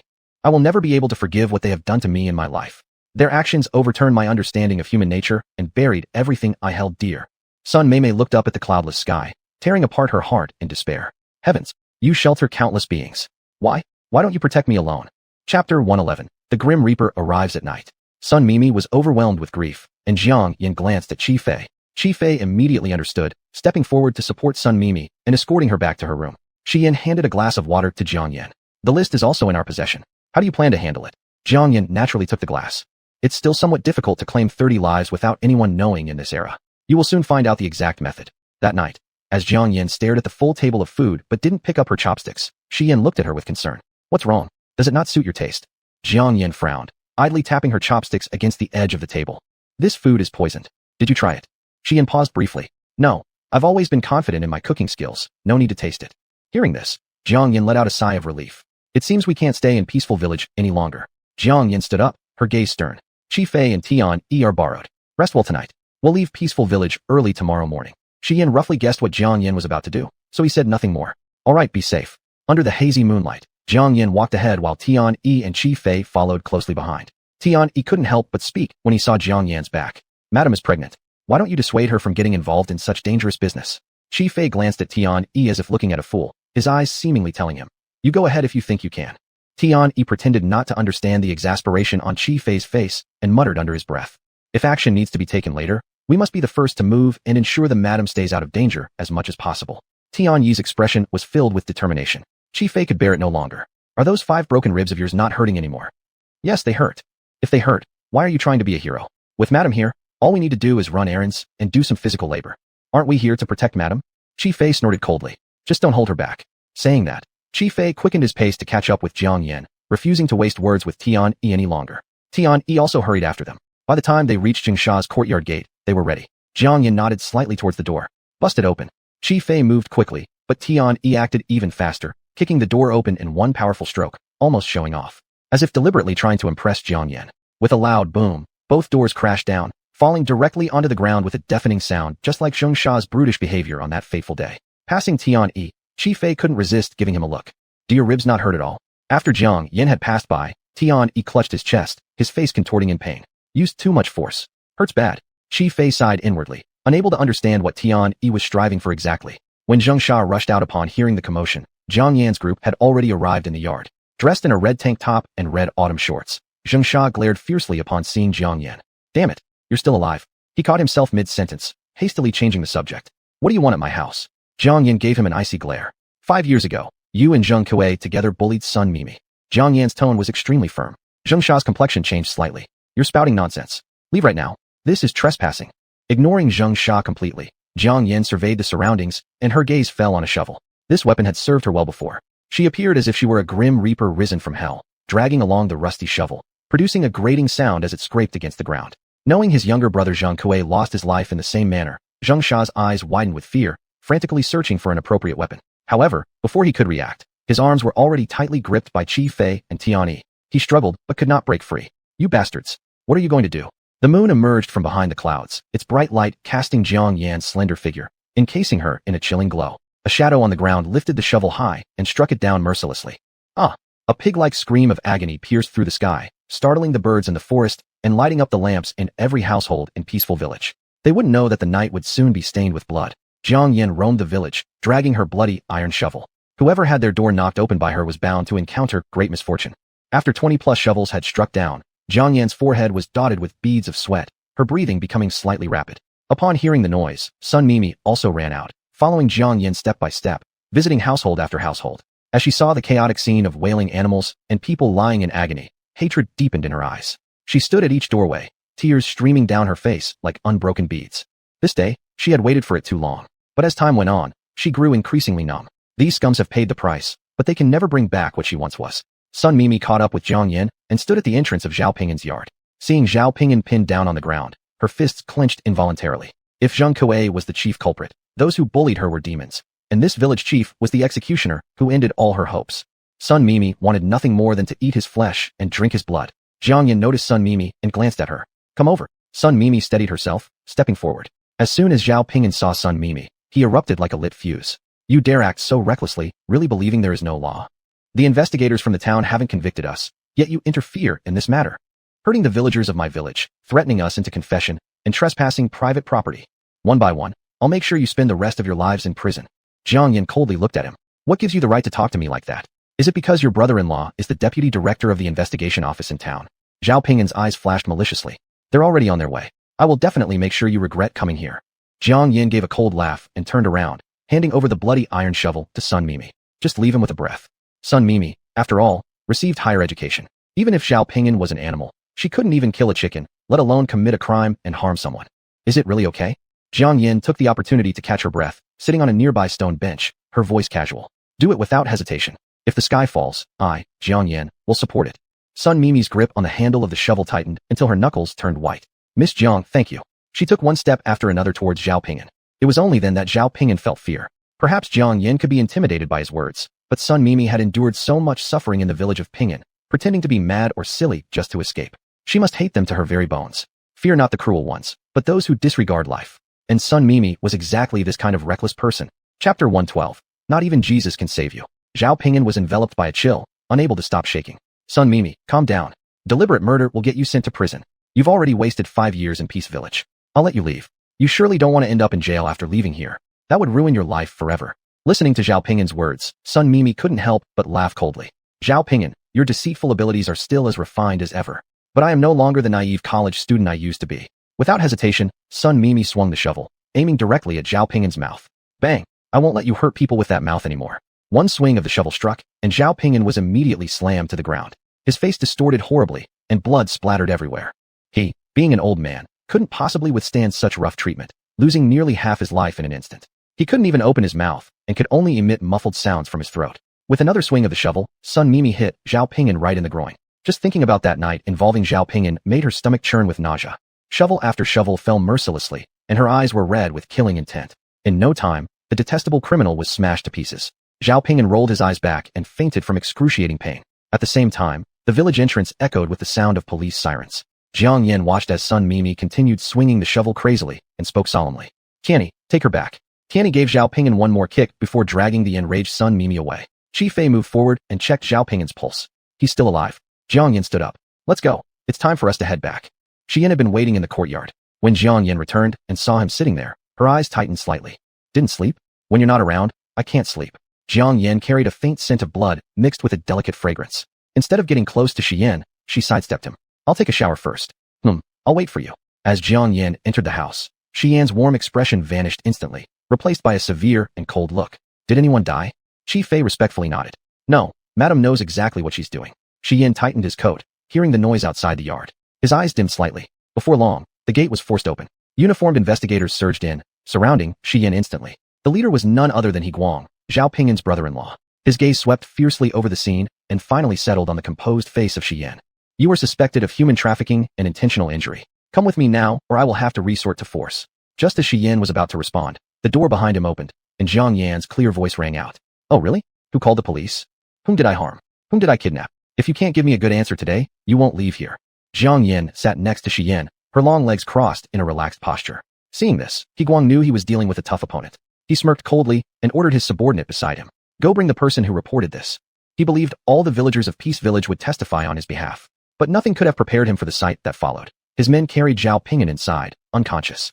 Behind him, stretcher after stretcher came in, each bearing someone either unconscious from pain or howling in agony. Shocked, He Guang rushed forward, grabbing one man by the collar and asked urgently, What happened? Who beat you up like this? He received no answers. Is it them? He pulled Zheng Sha toward Jiang Yan and Xian and shouted angrily. Zheng Sha looked completely dazed, drooling as he stared at Jiang Yan and Xian while shaking his head. It was me who raped Sun Mimi. I confess my sins. Please arrest me. He kept repeating these two sentences. Stunned, He Guang stared at Zheng Sha, unwilling to believe it. He grabbed another man and yelled again. You speak. That man also shared Zheng Sha's vacant eyes. I confess. I confess. Every single one of the 20-plus awake individuals said the same. Not only He Guang, but their own families were utterly incredulous as well. Their secrets they'd hidden for so many years were suddenly revealed, so easily. Xian glanced at Jiang Yan appreciatively. You have truly superior methods. He had guessed that Jiang Yan wouldn't leave loose ends, yet he hadn't expected this brutal strategy. She didn't only keep quiet about her brutal acts against them, she made them confess their crimes willingly. Even the King of Heaven himself couldn't save them now. Yet, someone wanted to be that King of Heaven. He Guang didn't care about these people confessing their sins, but this case was handled by him years ago. Their confession meant his political career was also about to end. He had struggled so hard to climb to his current position. He absolutely could not be brought down by these backward country folk. None of the people present could escape. With a sharp look, He Guang tossed the villager aside and pointed at Jiang Yan and Xian, his eyes glinting cruelly. Take them down. Jiang Yan's beautiful eyes brimmed with murderous intent. You dare. She guaranteed that if He Guang dared to make a move, she would dismantle every bone in his body. He Guang threw back his head and laughed loudly. Here, I am the law. There is nothing I dare not do. What are you all waiting for? Bring all these suspects back to the station. As Jiang Yan was about to act, a warm hand gripped her wrist.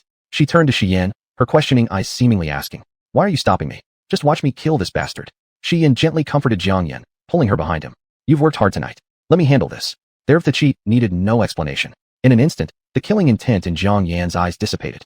Xian stood up and positioned himself before everyone with arms crossed behind his back. If you don't go turn yourself in right now, it won't just be your official position at stake. Your entire life will be spent in jail. He Guang couldn't help but sneer coldly. Pretty boy, do you even know what you're saying? I'm the deputy head of the Guanghua Town Investigation Bureau. Do you think I'm a 3-year-old child who can be intimidated like this? Young man, even Jesus couldn't save you today. Exactly. Xian's gaze was filled with mockery. Oh, is that so? I hope you won't end up crying and begging me later. He Guang laughed as though hearing a joke. Me? Begging you? Huh. I'll be your grandkid if I beg you. He Guang turned sharply to his subordinates. What nonsense are you listening to? Take action immediately. Just as the subordinates were about to move, a shrill ringtone cut through the night, breaking the tense atmosphere. The face of one of his deputies changed instantly. He hurriedly handed over the phone. Deputy Director, it's a call for you. He Guang swatted the phone away. Get out of my way. I'm not answering anyone's call right now. The deputy looked troubled. But, it's from the headquarters office in Beijing. Chapter 113, Blind as a Bat. Headquarters call? He Guang's face suddenly changed, and he cast a suspicious glance towards Xian and Jiang Yan before reluctantly answering the phone. This is He Guang, who are you? Xiao Luo. Upon hearing Xiao Luo's name, He Guang immediately stood up straight with an extremely respectful demeanor. Minister Qiao. The other side paused momentarily, making He Guang even more panicked. Minister Qiao? Do you have any orders for me? Xiao Luo suppressed the anger in his heart, but failed, resulting in a nearly roaring voice. Are you crazy? Can't you see clearly who you're offending? Hurry up and apologize to them. Then have your people send them back. The disbelief in He Guang's eyes was almost overwhelming. He managed to control his trembling voice. Minister Qiao, they're involved in an intentional assault, and Qiao Luo could no longer contain his fury, finally exploding. You're fired. You no longer have the authority to enforce the law. Go back and finish your resignation procedures. He Guang was stunned for a moment, his expression drastically changing as he struggled, covering the earpiece. Minister Qiao, isn't there some misunderstanding here? Qiao Luo directly hung up the phone. At this moment, He Guang's mind went blank. He couldn't comprehend how such an ordinary young couple could possess such incredible influence. And even more unimaginable, Minister Qiao would personally make a call about such a small matter. And now he's been fired. It must be fake, right? He Guang calmed himself down, increasingly thinking it was all a fabrication. With all his frustration building, he pointed at Shi Yan and exploded into curses. How dare you, to actually dare find someone impersonating the Minister of State Investigations to interfere with the case. Do you really think I'm 3 years old? Shi Yan and Jiang Yan exchanged glances, both seeing ridicule in each other's eyes. This man had reached the height of idiocy, truly beyond salvation. He Guang still refused to let up. I'll let you know, you've picked on the wrong person. In the next second, the screen of He Guang's mobile phone lit up with a text message. Comrade He Guang, Deputy Director of Guanghua Town Investigation Bureau, you have been personally dismissed by Minister Qiao of Headquarters. Please return to handle your resignation as soon as possible. Seeing the official number message, He Guang felt a pang of surprise in his heart. Only then did he realize how foolish his actions were previously. How could he dare question the authenticity of Minister Qiao? No wonder the husband and wife had such unwavering confidence. Their background turned out to be so terrifying. Realizing his mistake, He Guang's finger pointing at Shi Yan fell instantly. With a plop, he knelt on the ground. Grandfather, it's my fault for not recognizing Mount Tai. I'm sorry, I shouldn't have offended you and Grandma. The entire village of Pingan has sinned. I will bring them back for investigation. I beg you and Minister Qiao for mercy. I worked so hard to reach my current position. I have elders above and children below. I mustn't lose this secure job. Grandpa and Grandma, I implore you to just forgive me, this unworthy descendant. The huge disparity between He Guang's attitude before and after left all the villagers present astounded. Only Shi Yan and Jiang Yan remained perfectly calm. Jiang Yan sneered. We don't have offspring as ugly as you. Take your people. Leave. He Guang wanted to say something else, but Qi Fei and Tian Yi blocked him. The two exchanged a glance and directly picked him up and threw him outside the gate. Seeing their only support fail miserably in front of Jiang Yan and Shi Yan, all the villagers fled. Ears immediately became quiet. Sun Mimi hid inside the room, crying uncontrollably. The next day, Jiang Yan and Shi Yan woke up early. Though the folkways of Pingan village weren't that great, the scenery here was truly beautiful. Before leaving, she wanted to take another look. Additionally, there was one thing she hadn't finished yet. In front of Longfeng Spring, Jiang Yan directed her subordinates to dig. Not far behind, the villagers of Pingan watched as Jiang Yan and her group acted, weeping desperately on the ground. A curse upon us. The river god is going to punish us. Don't dig. Don't dig. You will receive punishment from heaven. Jiang Yan completely ignored their curses. Until the mud exposed a corroded iron box, did she call the others to stop. Qi Fei looked at Jiang Yan. Madam, what is this? Jiang Yan didn't bring any equipment this time. She threw a red silk shawl to Qi Fei. Wrap it up with this. Qi Fei carefully wrapped it up, completely unaware that Shi Yan's expression had darkened so much it could drip water. Shi Yan pulled Jiang Yan's hand, sounding aggrieved. Just a dead person? It's not worth wasting your shawl on them. Fu Mingpei. Thank you. Jiang Yan smiled. How did you know? She hadn't said anything to Shi Yan about it. Just a guess. You're pretty smart then. Jiang Yan realized that Shi Yan and she were now in complete harmony. TSK. Her mood was good. She walked to the side of the Dragon Phoenix Spring, her chin slightly raised, eyes closed tightly, fingers making seals. Fu Mingpei, you've wandered far from home for 100 years. Today, I'll send you back. As she spoke, wild winds roared through the entire Pingan village. The spring suddenly stopped gushing water, made 2 bubbling sounds, and then fell completely silent. A while later, Jiang Yan opened her eyes, put on the sunglasses handed by Shi Yan, and inserted one hand into her pocket. Let's go. A row of luxury cars waited by the road, and as Jiang Yan approached, they bowed together. Madam, Jiang Yan and Shi Yan got into the car, and the fleet slowly departed. Overhead in Pingan village, leaves swirled chaotically as the wind pressed down on bent branches, as if bidding farewell to Jiang Yan. That rustling wind seemed like it was saying, Jiang Yan, thank you. In the car, Qi Fei focused on driving, and after receiving a phone call, he looked into the rearview mirror. Madam, Sun Mimi doesn't wish to leave Pingan village with us. Jiang Yan was leaning against Shi Yan, feigning sleep. Her voice was slow. Just leave her be. She's waiting for a result. For the results of those bastard sentences. Qi Fei immediately understood. Rest assured, I've already informed the investigation bureau. At the latest by today, those bastards will be sentenced. Shi Yan tightened his arm around Jiang Yan's shoulder. You promised we'd come here on vacation, but you haven't rested even a single day. Jiang Yan sniffed at the faint fragrance from his body, feeling particularly at ease. Professional ethics, let Mr. Shi have a laugh. In the place where Jiang Yan couldn't see, Shi Yan had a hint of worry under his calm appearance. Although this trip to Pingan village was undoubtedly messy, every day here, they weren't disturbed by anything else. He cooked, and she playfully teased. Busy every day, but possessing each other fully. Now that they were about to return to the noisy city again, the unease in his heart grew stronger. When will Master Jiang shift her focus to me? Jiang Yan opened her eyes and looked up at him. Aren't I paying enough attention to you? They stared at each other, sparking ambiguous glances. Qi Fei glanced at the rearview mirror, considerately raising the partition.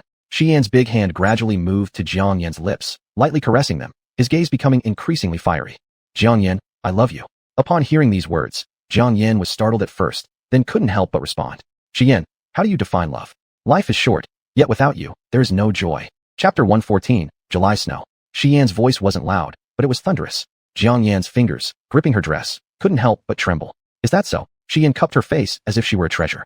His lips slightly parted, whispering sweet nothings into her ear. Yes, my favor for you is witnessed by heaven and earth. After speaking, his kiss came down like the heavens splitting open, progressing from tender passion to an all-out conquest. It seemed he was claiming ownership of her body. This kiss lasted for a long time, until Jiang Yan went limp in his arms like water. Only then did he finally release her. Jiang Yan tonight. Shut up. All right. Though Shi Yan didn't finish his words, Jiang Yan knew they would be acted upon soon. They walked with many pauses until evening, when they returned to Tianyu Garden. Jiang Yan knew that Longting Jiayuan had been tainted by too much bloodshed. It was unlikely she'd return there ever again. Still, a residential community like Tianyu Garden carried more warmth of life. Jiang Yan was carried back by Shi Yan. On the way, their neighbors looked at them as if they were monsters. The elder woman disposing of garbage stared at the backs of Jiang Yan and Shi Yan, shaking her head incessantly at her husband. It's those young people. Just amazing. Not like us oldies. How about you carrying me? Beside her, the elderly man leaned on his cane, lifting his head with disbelief in his eyes. Me? Huh, you must be joking. I still want to live a few more years. Shi Yan and Jiang Yan had no idea what these two elders thought. Upon entering the house, Jiang Yan provocatively started unbuttoning Shi Yan's collar, but accidentally tore off one button. Under the dim light, Jiang Yan complained. Such a hassle. With a tear, Jiang Yan directly ripped open Shi Yan's shirt. Shi Yan's body obviously stiffened for a moment. He caught Jiang Yan's small hand, pinning her against the wall. His warm breath brushed her ear. Jiang Yan, no one knows how I endured these days. As he spoke, Shi Yan's hands rested on Jiang Yan's waist. Through her clothes, Jiang Yan felt as if her skin was being scorched by this intense heat. She quickly grabbed his hand, attempting to escape. Shi Yan, your body hasn't fully recovered yet. I was just teasing. Her words weren't even finished when Shi Yan bent over and picked her up horizontally. If it's not good, we'll find out after trying. Oh no, that joke went too far. Had the lights been on, one would surely see Jiang Yan's blushing ears. So many times, she remained both excited and shy regarding this matter. This night would be sleepless. The crumpled bedsheet, the pitter-patter of water, everything highlighted the madness of the night. Shi Yan, never again. Understood, dear wife. But Jiang Yan would soon learn that men's promises in bed are never reliable. The next day, when Jiang Yan woke up feeling sore all over, the person beside her was already gone. She touched the temperature inside the quilt. Left quite some time ago. And it was only 7 o'clock. Jiang Yan got up wrapped in her sleeping gown. As soon as she opened the door, she saw Shi Yan talking on the phone by the living room window. He looked serious and was suppressing his anger. Shi Bowen, have you gone mad? Jiang Yan frowned deeply and spoke out loud immediately. What happened? Upon hearing Jiang Yan's voice, Shi Yan lowered his tone and warned the person on the other side of the receiver. I'll go back today, but if a single hair of my mom is missing, Shi Bowen, you know the consequences. After hanging up, Shi Yan pretended as if nothing had happened, looking gentle. Why not get more rest? Jiang Yan's expression turned slightly solemn. Mom was taken back to the Zai's ancestral home. Seeing that Jiang Yan already knew, Shi Yan decided not to hide it from her anymore. Shi Bowen claims it's according to Shi Hongfeng's request, bringing Mom back for the Zai's annual sacrifice. Jiang Yan's gaze became dark. Sometimes she also felt helpless, like the troublemakers in the Shi family. Knowing they can't be messed with, they still occasionally provoke trouble. I'll go back with you. Shi Yan refused outright. The old mansion is full of chaos. You shouldn't go since you're pregnant, it might upset you. Seeing that Jiang Yan was hesitating, Shi Yan pulled her and made her sit down by the dining table. Well, you've just come back, so take a good rest. I think I can handle these few people. Jiang Yan suddenly remembered something. Did you take the detox pill I gave you last time? Shi Yan hesitated slightly. Not yet, I'll go take it now. Jiang Yan's expression grew grave. The old estate could produce poison of that level. There must be other tricks up their sleeves. After taking the detox pill I gave you, common poisons won't affect you. Alright, eat it fast. After Qi Fei delivered the detox pills, Shi Yan left in haste. Before leaving, he meticulously planned out Jiang Yan's schedule for the day. Jiang Yan looked at the beauty cards and theater tickets on the table, her eyes softening slightly. Having been used to forging her own path, this was the first time someone had taken such good care of her. Just as Shi Yan understood that she wasn't a sparrow meant for a cage, she also well knew how terrifying Shi Yan could be. If she hadn't relied on mystic arts and instead ventured alone into the human world, she probably wouldn't have fared so gracefully. Shi Yan, if he were born in the mystic realm, would certainly not be any less accomplished than her. But, how often does life allow for so many assumptions? Lost in thought, Jiang Yan's phone beside her suddenly lit up. Fengchen, can you make it today? Jiang Yan felt like Fengchen had some sort of tracker on her. As soon as she returned to Kyoto, he came knocking, unable to help muttering. Who gives a damn about your plans? As she spoke, she began typing. Feng Chief must not forget. We agreed. when it snows. Before Jiang Yin could finish typing, flurries of snow caught her eye outside the window. Her movements paused slightly. Can't be. It's really snowing in the middle of summer? Surely, I don't deserve such an injustice more than Doi did. Feng Chun, it's snowing.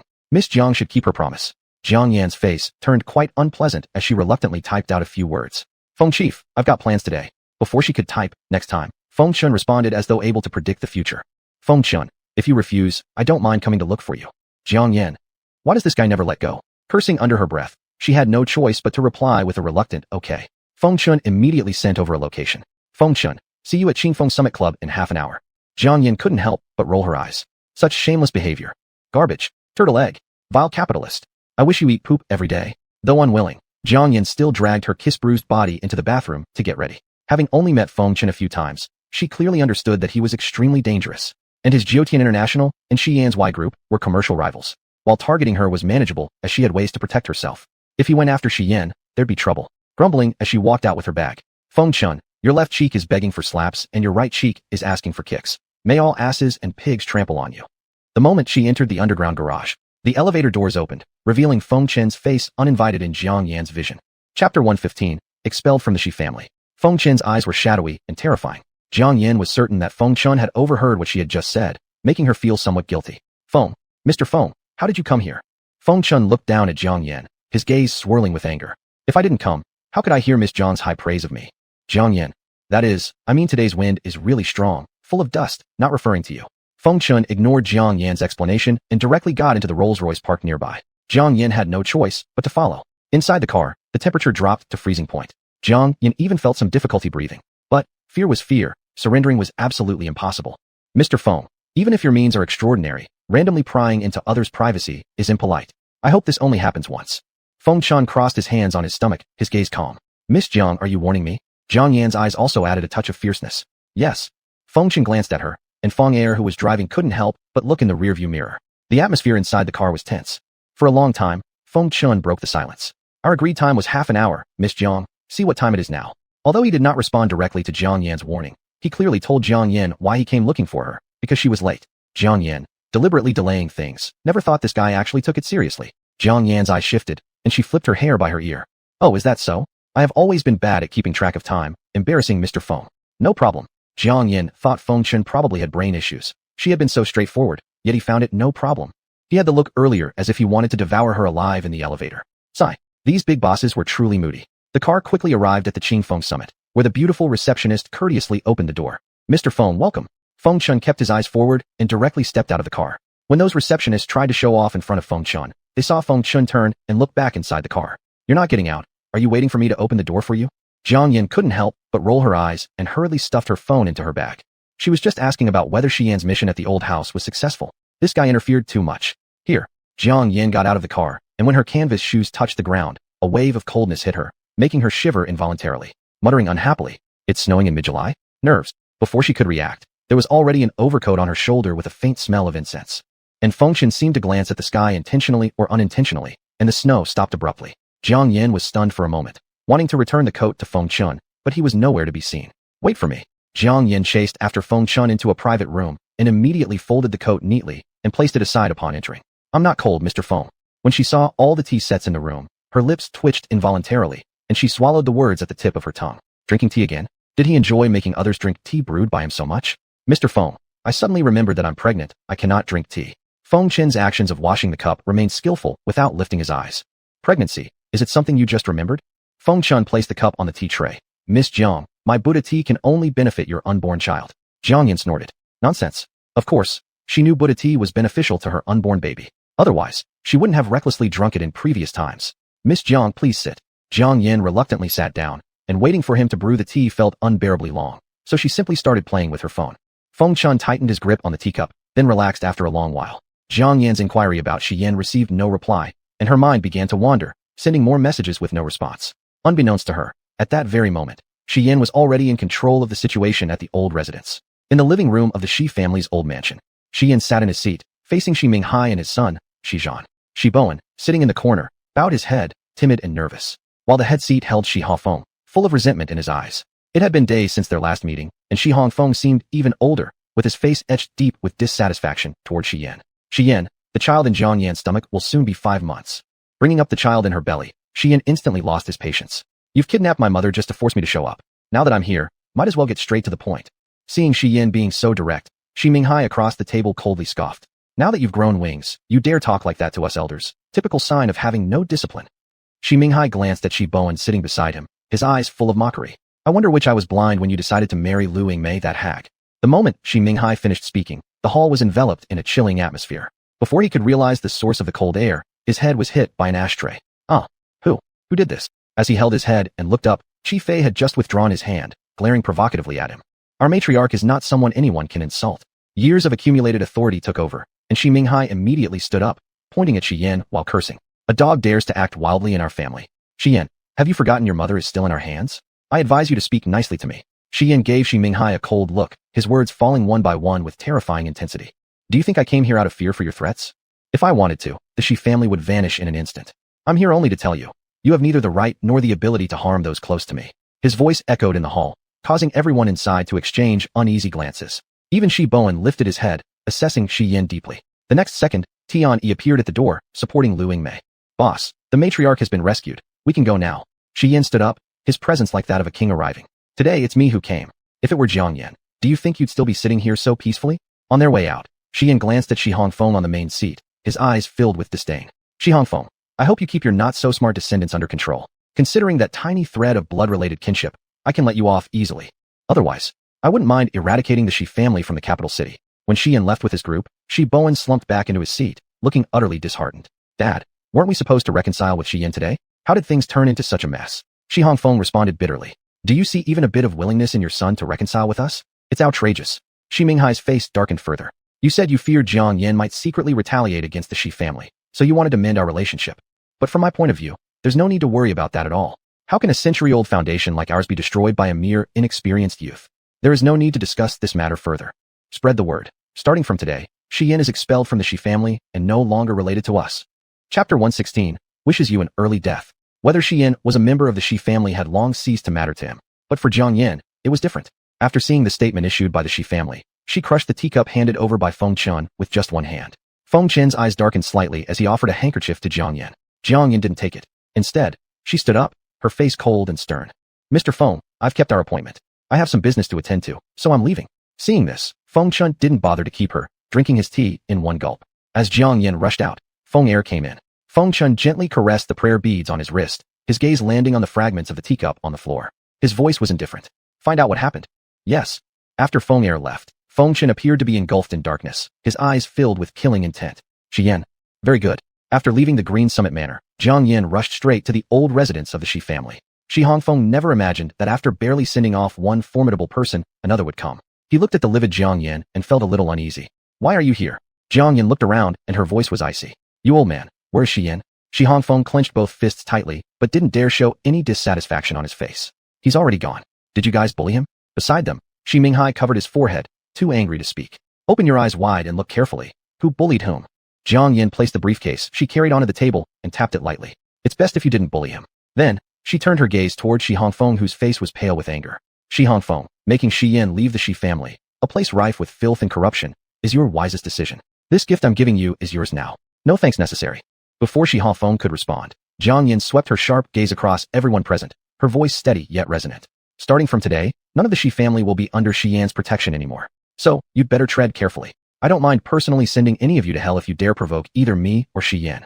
With that said, Jiang Yan turned around gracefully. Just as everyone was about to breathe a sigh of relief, Jiang Yan returned again. She opened the briefcase, tossing out a whole box of spirit money. The scattered spirit money in the air pricked the eyes of everyone there. They clenched their fists and were nearly grinding their teeth to pieces. Xi Minghai blurted out first. Jiang Yan, you've crossed the line. The moment Jiang Yan closed the briefcase, her eyes flashed dangerously as she narrowed them. I originally only planned to take this box away, but you. Xi Minghai started feeling nervous as he watched Jiang Yan approach with the case. You, what do you intend to do? Before the bodyguards beside him could intervene, Jiang Yan simply opened the briefcase and slammed it shut hard. Xi Minghai's head was instantly clamped inside the briefcase. Since you want it so much, then I'll give it to you.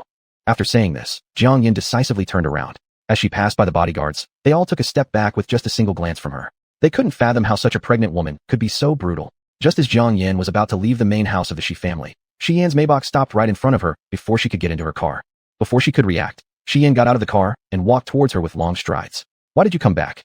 As her voice fell, she found herself in a slightly solemn embrace almost instantly. Jiang Yan's surprise quickly softened into tenderness as she gently patted Shi Yan's back.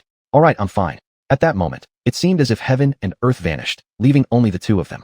Upon witnessing this scene, the Rolls-Royce Phantom not far away slowly drove off. Feng Er glanced anxiously at Feng Qin's grim expression in the rearview mirror. Mr. Feng, by affecting the weather all across the human realm on your own, you've suffered significant backlash. Now forcing yourself here has further exacerbated the situation. We should hurry back to recuperate. Surrounding Feng Chun was an intense aura of murderous intent. He stared at the black-purple lifeline on his wrist, his eyes fierce. Send people to acquire the dispersed shares of Y Group. Feng Er hesitated slightly, wanting to say something but swallowing his words upon meeting Feng Chen's terrifying eyes. Yes. Though Jiang Yan was entirely preoccupied with thoughts of Shi Yan, her peripheral vision didn't miss the departing Rolls-Royce. What exactly does Feng Chen intend to do? Lost in thought, Shi Yan's deep and magnetic voice rang down from above. Did you go for a beauty treatment? Jiang Yan snapped out of her daze. No. It was evident that Jiang Yan had rushed over from somewhere else. She hadn't gone for a beauty treatment this morning. So what had she been doing? Despite the lingering questions in his mind, he didn't harbor any doubt as he carefully held Jiang Yan's hand. It's my fault that you worried. Let's go. I'll accompany you for your beauty treatment. Jiang Yan didn't refuse. Silent for a while, Jiang Yan couldn't help but ask while they were in the car. Now that the Shi family has disowned you, are you sad? Shi Yan laughed. Do you think I care about the Shi family's attitude towards me? Also, but Jiang Yan's spirits were still not high. She knew that Shi Yan had lacked fatherly love since he was a child. Even if he was now carefree, there must have been a time when he wanted to recognize his ancestors and return to his roots, possibly having some hopes for this family and his father. Shi Yan sensed Jiang Yan's mood and massaged her head with his big hand. Being disowned by the Shi family is just the perfect reason for me to become part of Miss Zhang's family through marriage. In the future, I'll be called Jiang Yan. Shi Yan knew exactly how to cheer up Jiang Yan, and her eyes immediately lit up. Is Mom all right? Shi Yan shook his head. They seem to want peaceful coexistence with me this time, so they took good care of Mom. At this point, Shi Yan's expression darkened slightly. Their haughty expressions mean we won't end well today. Looking at Jiang Yan, he sighed helplessly. I heard you sent them a box of ghost money? Jiang Yan curled the corner of her lips. Not only did I send them a box of ghost money, but I also gave them my calligraphy. Just then, Shi Hongfeng was looking at the piece of paper that had fallen out of the suitcase, his hair almost standing on end in anger. Clearly written on the paper were large words. With heartfelt wishes from Jiang Yan, may all members of the Shi family rest in peace soon. Upon seeing these words, Shi Hongfeng rolled his eyes back and fainted instantly. Dad, Grandpa, the entire Shi household was thrown into chaos. As for the culprit who caused all of this, she was now lying happily in the beauty salon getting her facial. The masseuse giving Jiang Yan a facial massage sneaked a glance at Shi Yan sitting next to her. Miss, your boyfriend really cares about you a lot. It's rare for men to be this patient while waiting for their partners during a beauty treatment. Jiang Yan closed her eyes and responded softly. You've got it wrong. He isn't my boyfriend. Upon hearing this, the young masseuse's eyes brightened. Not her boyfriend? That means they were still in the phase of getting closer. If she could seize this opportunity, then this handsome and rich man would become her boyfriend. However, the next second, Jiang Yan's voice shattered all her dreams. He's my husband, the father of my child. Chapter 117. Whoever curses me will eat poop. After hearing this sentence, the technician's face changed instantly, but fearing Jiang Yan would notice something was off, she quickly spoke up. You two really are a loving couple, so enviable. Shi Yan also looked up at them with a tender gaze. Are we done? The technician stood up and stepped aside from the bed. We're finished. Please take your time leaving, honored guests. On their way back, Jiang Yan couldn't help but ask Shi Yan, didn't you see that female technician had feelings for you? No. Shi Yan focused on driving, not looking anywhere else. That technician's eyes were glued to you, yet you didn't notice? My eyes only have room for you. Hearing this, a slight smile curled at the corner of Jiang Yan's lips. Perfect answer. I'll reward you tonight. At this mention, Shi Yan perked up. How do you plan to reward me? It depends on your performance. Just as the atmosphere grew pleasant, an unexpected phone ring disrupted Jiang Yan's thoughts. Looking at the note on the screen, Jiang Yan's gaze shifted slightly. Feng Ningning. This girl hadn't been in touch for quite a while. She had a premonition that this call wouldn't bring anything good. As soon as she picked up, Feng Ningning's sharp voice came through. Sister, you're trending again. I'm impressed. How is it that someone outside the entertainment circle frequently makes the hot search list? Why don't you just debut already? Black fame is still fame. Jiang Yan decisively moved her phone away from her ear, switched it to speakerphone, and adopted a lazy demeanor. Go on, what happened this time? Feng Ningning began chatting nonstop. Your trip to the old Shi family house, where you gave Mingbi money offerings to the elders and cursed them to die? It soared straight to the top of the hot search rankings. The heat is still rising.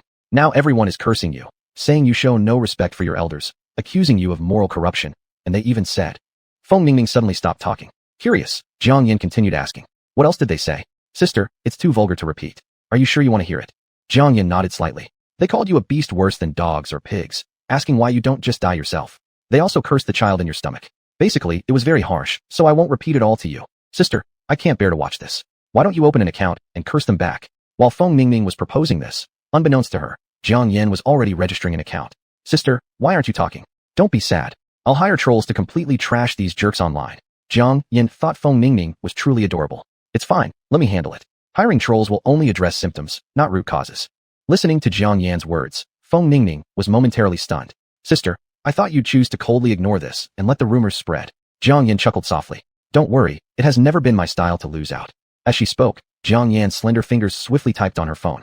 Moments later, an entry titled, Jiang Yan responds to controversy, quickly climbed to the top of the trending list. Confused netizens who had no clue what the fuss was about clicked in one after another, initially expecting drama, but ended up being angered instead. Hashtag Jiang Yan. Whoever curses me will eat poop. Hashtag. Under Jiang Yan's Weibo post, the comments were uniformly abusive, filled with foul language unimaginable. These onlookers couldn't comprehend why Jiang Yan would deliberately make herself unhappy during such a sensitive period. With great determination, they poured all their knowledge into the comment section under Jiang Yan's post. Feng Ningning felt thoroughly confused. Sister, they are now cursing more viciously.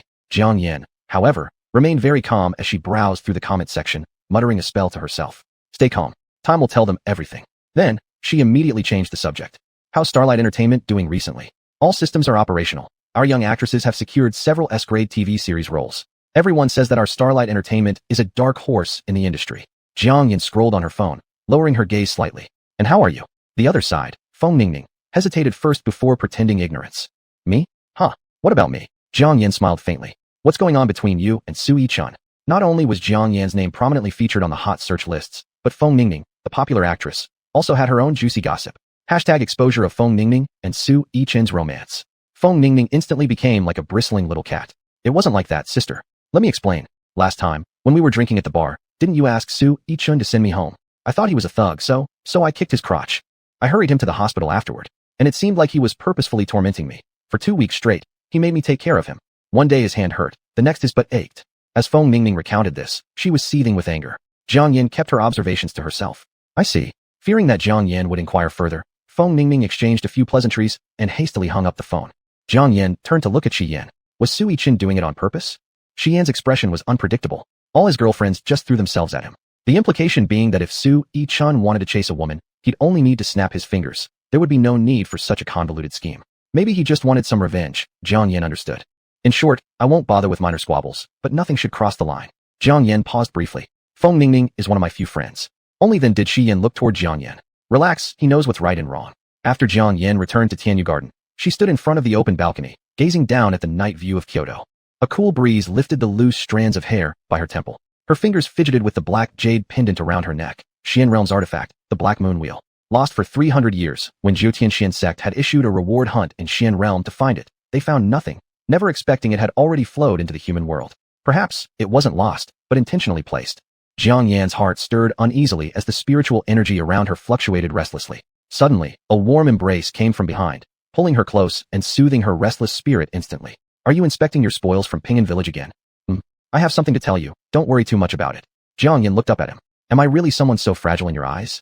Xian hesitated momentarily before replying gravely. Sun Mei Mei is dead. She died in Pingan Village. Jiang Yan's grip on the railing tightened instinctively. A flash of coldness flickered across her eyes before returning to normalcy almost immediately.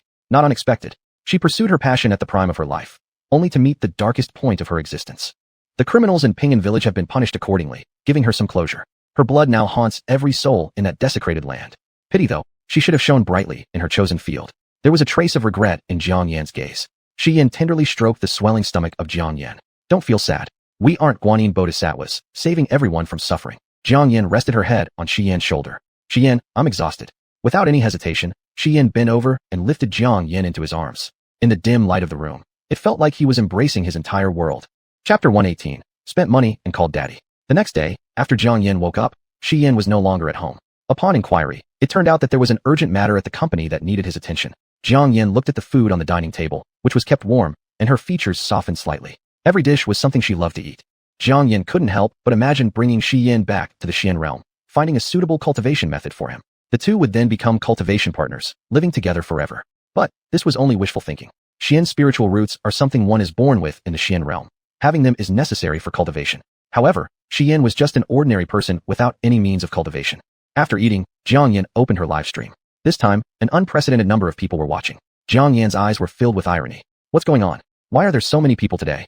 Yet, her tone did not contain even a hint of surprise. The chat messages quickly flooded the screen. Little fragrant pear, master save me. I've already eaten poop several times today. Is it because I've been possessed by a feces ghost? Big brother not a legend. Me too. This must be my 8 lives of bad luck. I've even thrown up all the food I've eaten in this life. Clever viewer, I've eaten several kinds of poop. Thick ones, thin ones, and even runny ones. If I eat one more, I'll kill myself. And so on. There were probably hundreds of similar chat messages like these. Jiang Yan's expression subtly softened. Is that so? Have you offended someone? After these words, the chat room fell silent for a few seconds before everyone reacted. They all said they had cursed Jiang Yan on Weibo, and were now being cursed as a result. Little fragrant pear. Someone had already exposed Jiang Yan looking like she was possessed by a ghost. Did we offend her? Does that mean we have to eat poop for the rest of our lives? Big brother not a legend. Exactly. First, Jiang Yan severed ties with the Jiang family, then beat up the Shi family members, and now sends ancestral money to elders. Could a normal person do such things? Clever viewer. Master, we must have been cursed by Jiang Yan. Please save us. Administrator Jiang Xiaobai. What made you insult people for no reason? Karma has struck, hasn't it? Qing Feng deserved it. Miao Shou Hui Chun Tian. Why bother offending someone else when you could just offend Jiang Yan? At this moment, Lin Huifeng, who knew Qing Yan Master's true identity, shook his head helplessly in his office. That was Jiang Yan. How dare they offend her? Whether as Qing Yan Master, wife of Shi Yan, or Dean of Huaxia Medicine Research Institute, none of these identities were easy ones to provoke. The internet blinding their judgment truly caused harm. Miss Jiang letting them eat poop was already a mercy. Jiang Yan watched the comments scroll by, feeling absolutely delighted. Verbal sparring ultimately harms oneself. Alas, you really did offend a powerful person. Little fragrant pear. Master, please tell us how to break the curse. I'm willing to give you a month's salary. Big brother, not a legend. 10 aircraft carriers. Clever viewer. The money has already been privately sent to you. There's a pile of dog poop in front of me right now, and I don't dare move. Please save me. In a short while, Jiang Yan had earned nearly 1,000,000 yuan. All of it was from people begging her to remove their poop luck. However, Jiang Yan spoke calmly. The karmic connections you've attracted wouldn't dare to meddle with me. You just need to be under my protection to ward off bad luck. Everyone in the chat room immediately agreed, eagerly waiting for Jiang Yan to reveal the way to break the curse. Jiang Yan's lips moved faintly behind her mask. Call daddy first so I can hear. Remember, it has to be sincere. Jiang Yan propped her chin on her hand lazily, watching the chat room. In the next second, the crowd in the live stream began shouting daddy. At the same time, some who were hiding at home, fearing movement, also placed their hands together, bowing toward the window. Daddy. They believed that as long as they connected their karma with the master as daddy, would naturally protect them. Seeing this, Jiang Yan's mood improved greatly. Alright, this master has felt your sincerity. Next, comes the crucial step to breaking the deadlock. 1. You must go to Jiang Yan's personal Weibo account and apologize. 2. Henceforth, if you don't want to eat poop, support Jiang Yan all the time, becoming her loyal fans. Blacklisted fans forced to become true fans? With Jiang Yan's words, it was certainly making them feel worse than eating poop. But remembering the taste of feces, they still complied. Jiang Yan used another phone to browse the comment section of her Weibo, and sure enough, those who had cursed her deleted their comments, and uniformly became her followers. TSK, it feels good. Who would know that the daddy they earnestly prayed to was none other than Jiang Yan herself? Spent money, called daddy, and ended up fawning over the source of all the trouble? Was there anything more absurd than this in the world? But, they still had to thank Jiang Yan afterward. Sure enough, by the end of the day, they no longer ate feces and instead casually followed Qing Yan Master's account. Without any effort, 5 million fans. After going off the live stream, Jiang Yan received Mo Beichen's call. Looking at the name displayed on her phone screen, she hesitated to pick up. She had already made up her mind to stay in the human realm. Could she then also accept this original owner's family? After all, their genuine feelings for her were evident, truly from the heart. The phone rang for a long time, was hung up, and then rang again. This time, Jiang Yan pressed the button to answer. Hello. Mo Beichen's steady voice came through. Xiao Yan, you've been wronged. I'll deal with those people from Shi family manor. Jiang Yan was somewhat distracted, taking a long while before slowly replying. Can you tell me about your true identities? They weren't from Huagua, yet they could stir up stormy clouds or rain in Kyoto, disregarding even the first wealthy household in Kyoto, Shi family. That only meant their origins were greater still. Upon hearing Jiang Yan's question, Mo Beichen was momentarily stunned, then his voice began to tremble. If you want to know, we should talk face to face. Fine, send the location. No, we'll come find you. Alright. After hanging up, Jiang Yan remained lost in thought for a long time. And Mo Beichen on the other side of the call wasn't doing much better. Qin Lan, holding a banana, couldn't help but kick him after seeing him dazed. What did Xiao Yan say to you? Spit it out. Beside her, Mo Roan was equally eager. You heard your mother, didn't you? Are you deaf? Mo Beichen. The greatest grievance he'd ever endured was in this very family. Regaining his senses, Mo Beichen looked at the two elders across from him. Xiao Yan said she wants to understand us. Upon hearing this, Qin Lan dropped her banana onto the carpet, jumping up instantly after comprehending. Son, if Xiao Yan wants to understand us, does that mean she's ready to accept us? Mo Beichen lowered his eyes. Perhaps. Mo Roan also excitedly stood up. In that case, I must choose a handsome outfit to wear. Qin Lan nodded. Yes. On the day our daughter acknowledges us, I must dress impeccably and leave a good impression on her. but Mo Bachin mercilessly poured cold water over them. Don't be too pleased yet. How hard Xiaoyan's thoughts are to fathom is something you both well know. Instantly, the three of them deflated like balloons with punctured air. Mo Bachin, if you can't say anything decent, just shut that stinking mouth of yours. Mo Bachin. Chapter 119, No Status in the Family. After Jiang Yan and Mo Bachin had agreed to meet, it was only an hour before there was a knock at the door. Jiang Yan didn't expect them to arrive so quickly. As soon as she opened the door, her eyes met Tan Lan's tear-filled ones. In those eyes, there were excitement and gratitude. Xiaoyan. Jiang Yan's expression flickered slightly, but she said nothing and stepped aside from the doorway.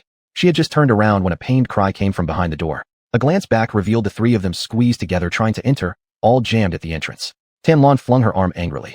Why are you crowding me? Go back. Mo Rong hesitated for a moment, glaring at Mo Bachin. Do you know what respect is? Get back. Mo Bachin. He had his own troubles to deal with. Jiang Yan also felt somewhat helpless. The way this family interacted was quite unique. After they had settled down, Jiang Yan sat across from them, her expression calm. Tan Lan was the first who couldn't hold herself back and leaned forward a bit. Xiaoyan, I heard from Mo Bachin that you want to learn more about our family. Upon hearing Tan Lan's phrasing, Jiang Yan's expression finally changed somewhat. From start to finish, they treated her like one of the family. Let's formally get to know each other. Upon hearing Jiang Yan say this, Tan Lan straightened up and cleared her throat. Xiaoyan, hello. My name is Tan Lan. I am 52 years old, from Tieching City in Huagua, and I am a housewife. After speaking, Tan Lan nudged Mo Rong's arm. It's your turn now. Mo Rong composed himself and adjusted his clothing before he spoke. Xiaoyan, my name is Mo Rong. I'm 54 years old, also from Tieching City in Huagua, and regarding my profession. Mo Rong looked towards Mo Bachin and Tan Lan, seemingly seeking their opinions. But he quickly realized no one was looking at him. Alright, it was probably better to play it down some, lest he scare his beloved daughter. Cough. My profession is that of an ordinary businessman. After his statement, both Tan Lan and Mo Bachin looked at him simultaneously. Their gazes seemed to ask how he dared to lie in front of Jiang Yan. Mo Rong's gaze immediately became nervous. Why were they all staring at me? Isn't this the right thing to say? Mo Bachin glanced at Jiang Yan and indeed detected a hint of distrust on her face. He knew well, there was no fooling this younger sister. My name is Mo Bachin. I'm 30 years old, originally from Tieching City in Huagua, but I grew up on floating Fame Island in Sea Country. As for my occupation, Mo Bachin ignored Tan Lan subtly pulling his sleeve, and even pretended not to see the fierce expression on Mo Rong's face. I handle both black and white markets, dealing in arms and intelligence. I command a mercenary army, and there's also a large assassin organization. In terms of companies, I have investments in various industries across different countries. It would take too long to explain, but if you're interested, I can have someone prepare a table for you. Mo Bachin revealed all without hesitation, fully disregarding the increasingly pale expressions of Tan Lan and Mo Rong. It doesn't stop here. Oh, I should mention, half the companies under my name were taken over from Comrade Mo Rong. And Lady Tan Lan. She isn't an ordinary housewife either. She runs orphanages and charitable organizations all over the world. To her, perhaps these don't count as a career. After saying that, Mo Bachin looked at Mo Rong and Tan Lan quite provocatively. His deep-set eyes seemed to say, who asked you not to be honest? Mo Rong. How could I give birth to such a disobedient son? Tan Lan. Mo Bachin. How did a good person end up with such a mouth? Jiang Yan's scrutinizing gaze turned to the couple. Tan Lan immediately panicked. Xiaoyan, your father and I were just worried we'd frighten you. Mo Rong also nodded. After all, some businesses are rather unsavory. As a young lady, these tales of violence shouldn't soil your ears. Mo Bachin chimed in deliberately. How can Xiaoyan be that fragile little girl? You underestimate her far too much. Mo Rong. Is it still possible to sever ties with Mo Bachin now? On the contrary, Mo Bachin looked entirely relaxed, savoring his successful scheme. No one knew how long he had been waiting for this day. He rarely stood tall in this family. Jiang Yan watched the three of them argue, her eyes taking on a few more warm tones. No problem, I don't care about these things. She could tell Tan Lan and Mo Rong genuinely meant well, rather than deliberately concealing things from her. It was Mo Bachin who was quite sinister. Collecting herself, her voice clear and graceful. I assume you already know plenty about me, so there's no need for me to introduce myself, right? Not necessary. Not necessary. All three of them answered in unison. After speaking, the room fell silent, the atmosphere suddenly becoming awkward. Mo Bachin observed Jiang Yan's expression for a moment before finally speaking slowly. Xiaoyan, how about we go out for a meal? All right. Jiang Yan was straightforward. Unbeknownst to her, this one sentence brought smiles to the faces of the three across from her. The family reunion dinner for the four of them was about to begin. Mo Bachin appeared composed, but he couldn't help being excited inside. After careful consideration, they finally settled on the Kyoto Grand Hotel. With a grand gesture, he reserved the entire venue. Jiang Yan found herself a little helpless. In fact, eating something simple would be fine. Tan Lan wouldn't hear of it. How could that work? This is our formal family reunion dinner. We must choose the best restaurant. Our parents have owed you so much for so long, and in the days ahead, we will surely do our utmost to give you the best. And anyway, your brother has plenty of money. Saying this, Tan Lan tentatively hooked her arm around Jiang Yan's. This touch from a stranger made her back stiffen momentarily, but she quickly returned to normal and did not withdraw her hand. Seeing that Jiang Yin didn't resist, Tan Lan was elated inside. Yay, her daughter didn't reject her anymore. Mo Rong and Mo Baichen trailed behind, eyeing with envy as Tan Lan held onto Jiang Yan's hand, feeling quite left out. What to do? They also wanted to get closer to Xiao Yan. In the car, Tan Lan couldn't help but complain about Mo Baichen's Rolls Royce. This car is too small. There's going to be Xiao Yan's future husband, and even more little nieces or nephews down the road. Are you brain dead for not buying a business car? Mo Baichen suffered his greatest grievances within this family. He tightened his grip on the steering wheel. Fine, I'll have someone send over a different car right away. Turning to Jiang Yan, Tan Lan instantly softened her tone, her expression gentle like flowing water. Xiao Yan, don't hold it against him. Your brother is 30 and still a big bachelor. No one manages him, so naturally, his brain won't function properly. If you come across any quality girls, introduce them to him. Jiang Yan playfully teased him once. When he stops putting on such a serious face, then we'll see. Mo Baichen paused briefly. Afraid that Jiang Yan might fear his cold expression, he rushed to explain. It's just that my face looks unpleasant. In reality? It took him half a day to articulate. Jiang Yan chuckled softly and looked up at him. What exactly? That your heart is actually warm inside. Not really. In any case, the more he explained, the more confused it became. Chapter 120. One person gains the Tao, and even chickens and dogs ascend to heaven. Inside the Kyoto Grand Hotel, the lobby, Zhang Yuling was with Jiang Tianqing and Bai Fong, looking arrogant at the hotel staff. We booked our meal a week in advance, and now you're telling us we can't eat here. What is this? Taking advantage of customers because your business is big. The leading manager's face showed an apologetic expression, bowing slightly. Mr. Jiang, Mrs. Jiang, Miss Jiang, I sincerely apologize, but we just received urgent notice that today there will be important VIPs booking the whole venue. To express our apology from the hotel, next time you dine here, all expenses will be free of charge. Upon hearing this, Bai Fong had already begun to waver. Yuling, how about we let it go? They've already explained. Bai Fong's sentence was cut short as her hand was shaken off by Jiang Yuling. Mom, today is to celebrate my promotion. How could such an important celebration wait for another day? Bai Fong wanted to speak, but held back. Jiang Yuling appeared innocent-looking, yet her words to the manager were exceptionally cutting and cruel. What kind of person needs to book the entire hotel? Is he some kind of octopus with 8 hands? She abruptly softened her tone. All we need is a private room. I guarantee it won't disturb your hotel's VIPs. Manager, I'm actually good friends with Ms. Huashiran. She recommended this place to me. Please try and accommodate us. At the mention of Huashiran, the manager's expression indeed shifted for a moment. If you'd excuse me for a second, I'll check with our boss. Jiang Yuling smirked slightly at the corner of her mouth. Thank you. She knew very well that Huashiran's name would be more effective than anything. In this prosperous area of Kyoto, being wealthy may not guarantee dominance, but having power surely does. Jiang Tianqing noticed the manager walking away and gave Jiang Yuling a thumbs up immediately. Daughter, it's still you who matters. With our family, the Jins, holding on to this solid connection with the Hus, how could we not have a bright future? Jiang Yuling only smiled faintly, but her heart sank again inwardly. Her father hadn't even realized that every mention reminded her of Huashiran's condition. If the Jiang family wished to move together into Tianqing, the precondition was clear. Jiang Yin must die. Yet, that demon-like girl, Jiang Yin, wasn't so easy to kill. Just as she was lost in thought, the manager returned. Jiang Yuling was ready to walk in. Then, the manager's voice interrupted. Since you are Ms. Hua's friend. Before the manager finished his statement, Jiang Yuling had already hooked arms with Jiang Tianqing and Bai Fong, looking quite pleased with herself. I knew they'd respect Ms. Hua's influence. I'll make sure to tell her how great your hotel is. Let's go, Mom and Dad, we're going inside. Jiang Tianqing and Bai Fong straightened their posture, fully embracing the feeling that one person's success meant everyone benefited. But the next second, the manager stepped forward to block their way, bowing slightly, full of apologetic expressions. Miss Jiang, I believe you might have misunderstood. Misunderstood? What am I misunderstanding? The manager wore a professional smile. Our boss says that if you are Ms. Hua's friend, our hotel offers 3 completely free dining sessions, regardless of how many friends you bring or how much you spend. So, Miss Jiang, I apologize. Jiang Yuling's face revealed disbelief. Are you making a mistake? Are we talking about the same Miss Hua? Otherwise, how could Huashiran not get even this small amount of favor? The manager, trying his patience, finally spoke. Miss Huashiran from the Hua family in Tianqing is truly a regular customer here. But Miss Jiang, I'm very sorry. Only now did Jiang Yuling realize. Even in front of the upcoming VIP guest at this hotel, Huashiran didn't rank high enough. The Huas were already beyond what they could hope to reach. What power could exist, such that the hotel owner wouldn't hesitate to displease the Hu family just to please them? Bai Fong and Jiang Tianqing already changed their expressions when they heard this. They had a clear understanding of themselves and knew for certain that the VIP the manager was referring to definitely wasn't someone on their level who they could offend easily. Yuling, forget it. This place doesn't have good food anyway. Let's find a more distinctive restaurant. Bai Fong chimed in beside her. Yes, Yuling, let's leave. While they, as a couple, only saw impending danger, Jiang Yuling perceived a rare opportunity lurking within this perilous situation. Her face darkened. If you want to leave, go ahead. But I want to see who this person is with such significant influence. The deadlock persisted, leaving Jiang Tianqing and Bai Fong awkward-faced. But they couldn't just abandon Jiang Yuling alone, so they endured the tension. Throughout, no matter how the hotel manager tried to persuade them, the family of three remained stubbornly unmoved. Jiang Tianqing, as a businessman, already grasped Jiang Yuling's true intentions. Yuling, do you mean to? Jiang Yuling nodded, lowering her voice. Dad, we can't depend solely on the Hu family as our only fallback. Jiang Tianqing looked as if he understood and sighed. Good. My daughter is already striving for the future of our Jiang family. So what reason do your mother and I have to step back?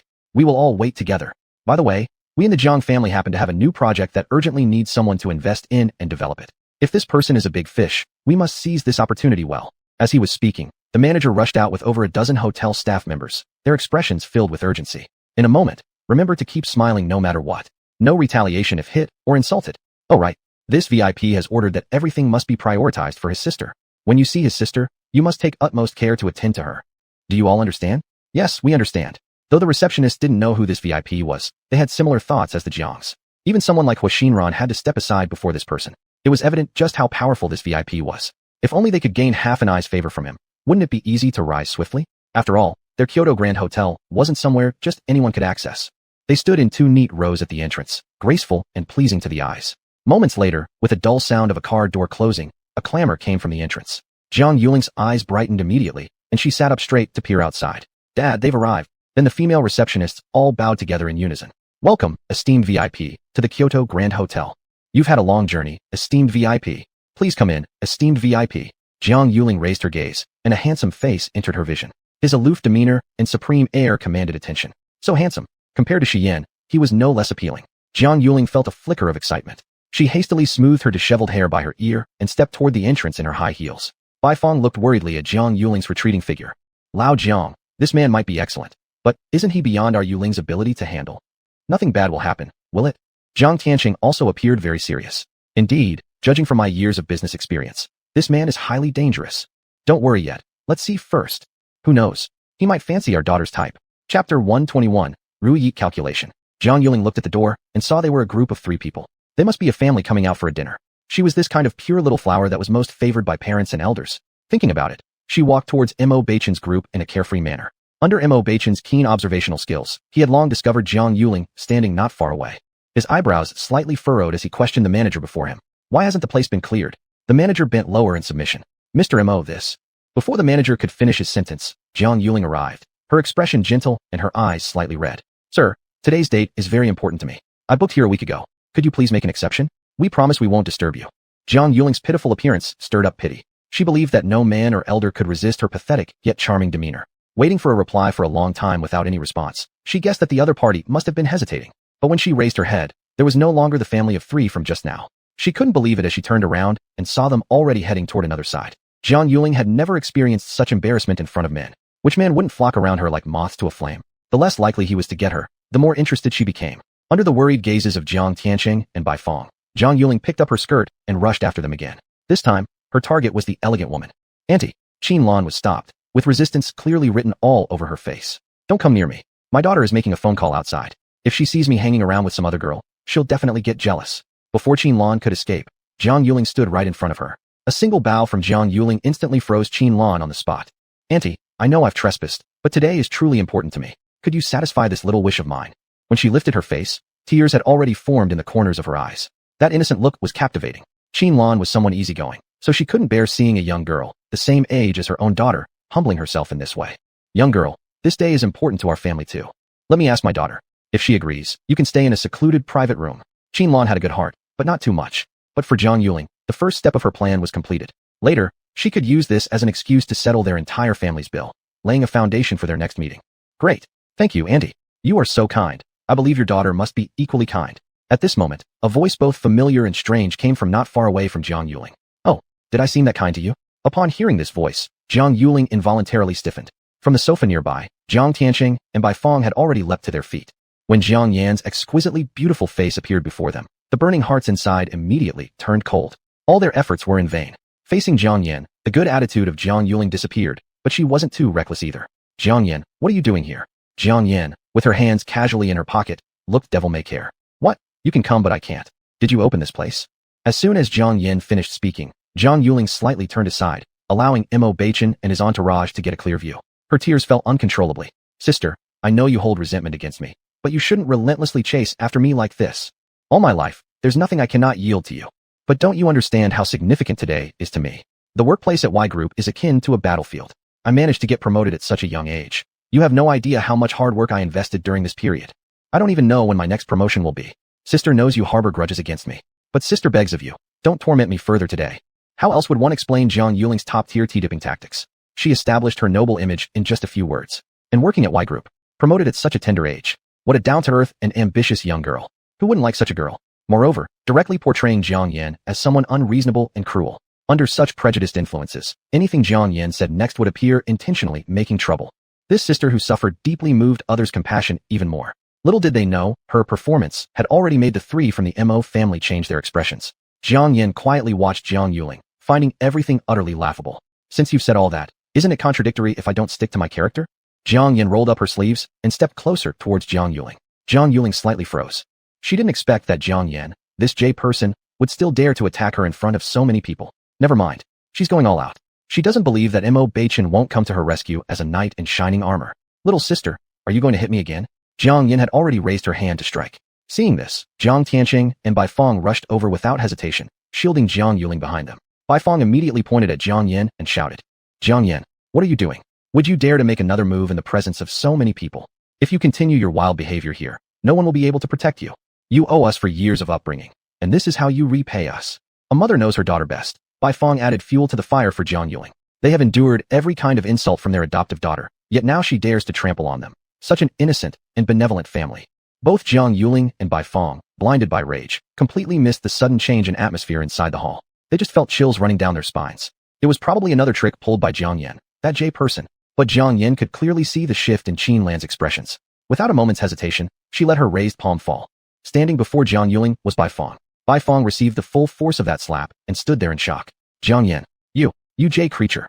Unlike Jiang Yuling, Bai Fong had neither her patience nor tolerance. Ignoring Jiang Yuling's attempts to hold her back, Bai Fong raised her hand to strike Jiang Yan. During this, Jiang Yuling kept stealing glances at Mo Beichen's face. Mo Beichen's expression was dark, exuding an ominous, stormy aura. He was angry. Time to fan the flames even more. Jiang Yuling used all her strength to pull Bai Fong back. Mom, I know you're disappointed with her, but little sister is still young. Don't hit her. Then she stood in front of Bai Fong, portraying herself as the loving elder sister. Mom, if you must punish someone, it should be me because I failed to teach my sister well. Jiang Yan coldly looked at Jiang Yuling and gave an icy snort. Don't worry, none of you will get away.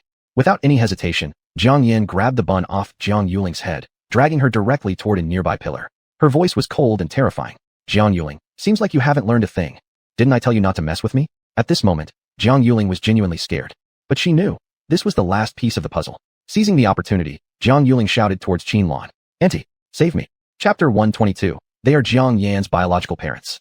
Jiang Yuling knew that when Jiang Yan went crazy, no one could stop her. Regardless of whether Jiang Yan would be punished today or not, she had already offended this prestigious family to a great extent. For herself, this was absolutely 100% advantageous and without any harm. In the next second, she indeed saw Mo Beichen striding over with long legs. Behind him, there were his parents. Jiang Yan, you're finished. Fear and panic filled Jiang Yuling's eyes. Save me. As Mo Beichen approached, an eerie and terrifying voice sounded. Enough. Let her go. Jiang Yuling felt like she finally gained this man's compassion, her heart blooming with joy. Jiang Yan glanced at Mo Beichen once, gave an, oh, and immediately let go of Jiang Yuling. Jiang Yuling's hair was disheveled, but paired with her delicate face, it exuded a kind of disordered beauty. She tilted her chin upwards, looking pitiful. Thank you. Yet still, there was no sign of Mo Beichen's expression softening. It looked like he was really extremely angry. Her body softened slightly as she tried to collapse into Mo Beichen's arms. But before even touching his body, her neck was grabbed by a large hand.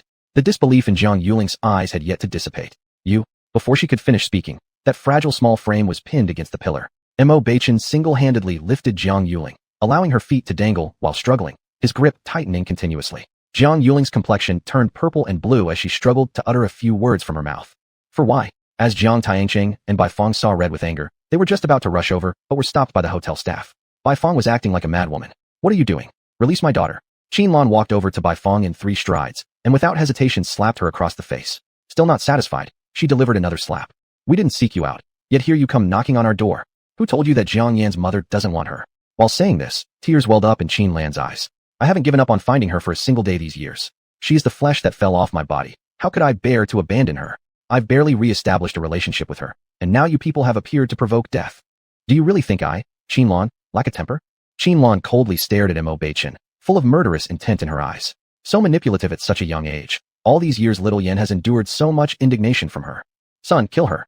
At that moment, Jiang Yin finally understood that although this family seemed approachable, each of them was cruel and ruthless. Mo Beichen had the same thought too. Not just Jiang Yuling, but the couple from the Jiang family. He wanted to settle all their scores. Hearing Qin Lan's words, Bai Fong gradually calmed down. She could hear every word clearly, but connecting them together, she did not know what they meant. No, it wasn't that she didn't know, but she didn't dare to know. Jiang Yin, that wretch. She turns out to be the daughter of this family. Had she found her biological parents? Bai Fong didn't have time to ponder deeply, nor consider the pain on her face. With a thud, she knelt down. Her voice trembled and stammered. You must have misunderstood something. We have never mistreated Jiang Yin. Otherwise, she couldn't have grown up. Don't lose your temper. Let's sit down and discuss everything calmly. Killing someone in Kyoto, Bureau 49 will not let you off. You wouldn't want the situation to escalate either, right? The one whose reputation will be ruined in the end will be Jiang Yin. Only upon mentioning Jiang Yin did both Qin Lan and Mo Beichen soften their expression slightly. Mo Beichen looked at Jiang Yin. Little Yin, just say the word, and I can offend more than Bureau 49. Even if it's the entire Huagua, brother will do it for you. Qin Lan chimed in from the side. That's right, little Yin. We're family. Tell us your grievances, and we certainly won't forgive them. Mo Rong rarely spoke seriously, but now his voice carried immense authority. It's been promised that you won't endure the slightest injustice. Father absolutely will not break his promise. Jiang Yin deeply felt the importance placed on her by these three relatives. With a glance at Jiang Yuling, she waved her hand. I don't want bloodshed today. I'm hungry. Upon hearing these words, Mo Beichen immediately understood and released his grip without even turning his head. With a thud, Jiang Yuling fell to the ground. Jiang Tianqing and Bai Fong hurried forward to help her up. Mo Beichen took large steps to catch up with Jiang Yin. Follow little Yin, let's go eat. Qin Lan glared at the Jiang family trio and quickly followed after them. Little Yin, are we just going to let them go like this? According to your brother's intelligence, they've bullied you quite a bit these years. Every meal you had at the Jiang house, you ate their leftovers. How disgusting they are. Jiang Yan's gaze softened slightly. If I wanted to, they'd be dead already. What's so bad about life when someone always pops up for you to practice on? Isn't that entertaining? Tianlan paused, her expression brightening slightly. That's still my daughter. Mo Rong was also carefully observing Jiang Yan's expression from the side. Seeing that she really didn't care, Mo Rong exhaled in relief and gave Mo Beichen a glance, signaling him. Even though your sister said this, you absolutely must not let the Jiang family off easily. Mo Beichen raised an eyelid slightly. Understood, no need to remind me. And on the ground, Jiang Yuling lay cradled in by Fong's arms, her hands covering her bruised neck.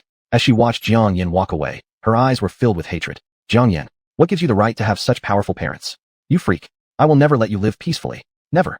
Jiang Yuling's eyes glinted with pure malice, and her lips had bled from biting them so hard. This broke Bai Fong's heart. She quickly wiped away the blood at the corner of Jiang Yuling's mouth, tears choking her voice. Yuling, don't do this.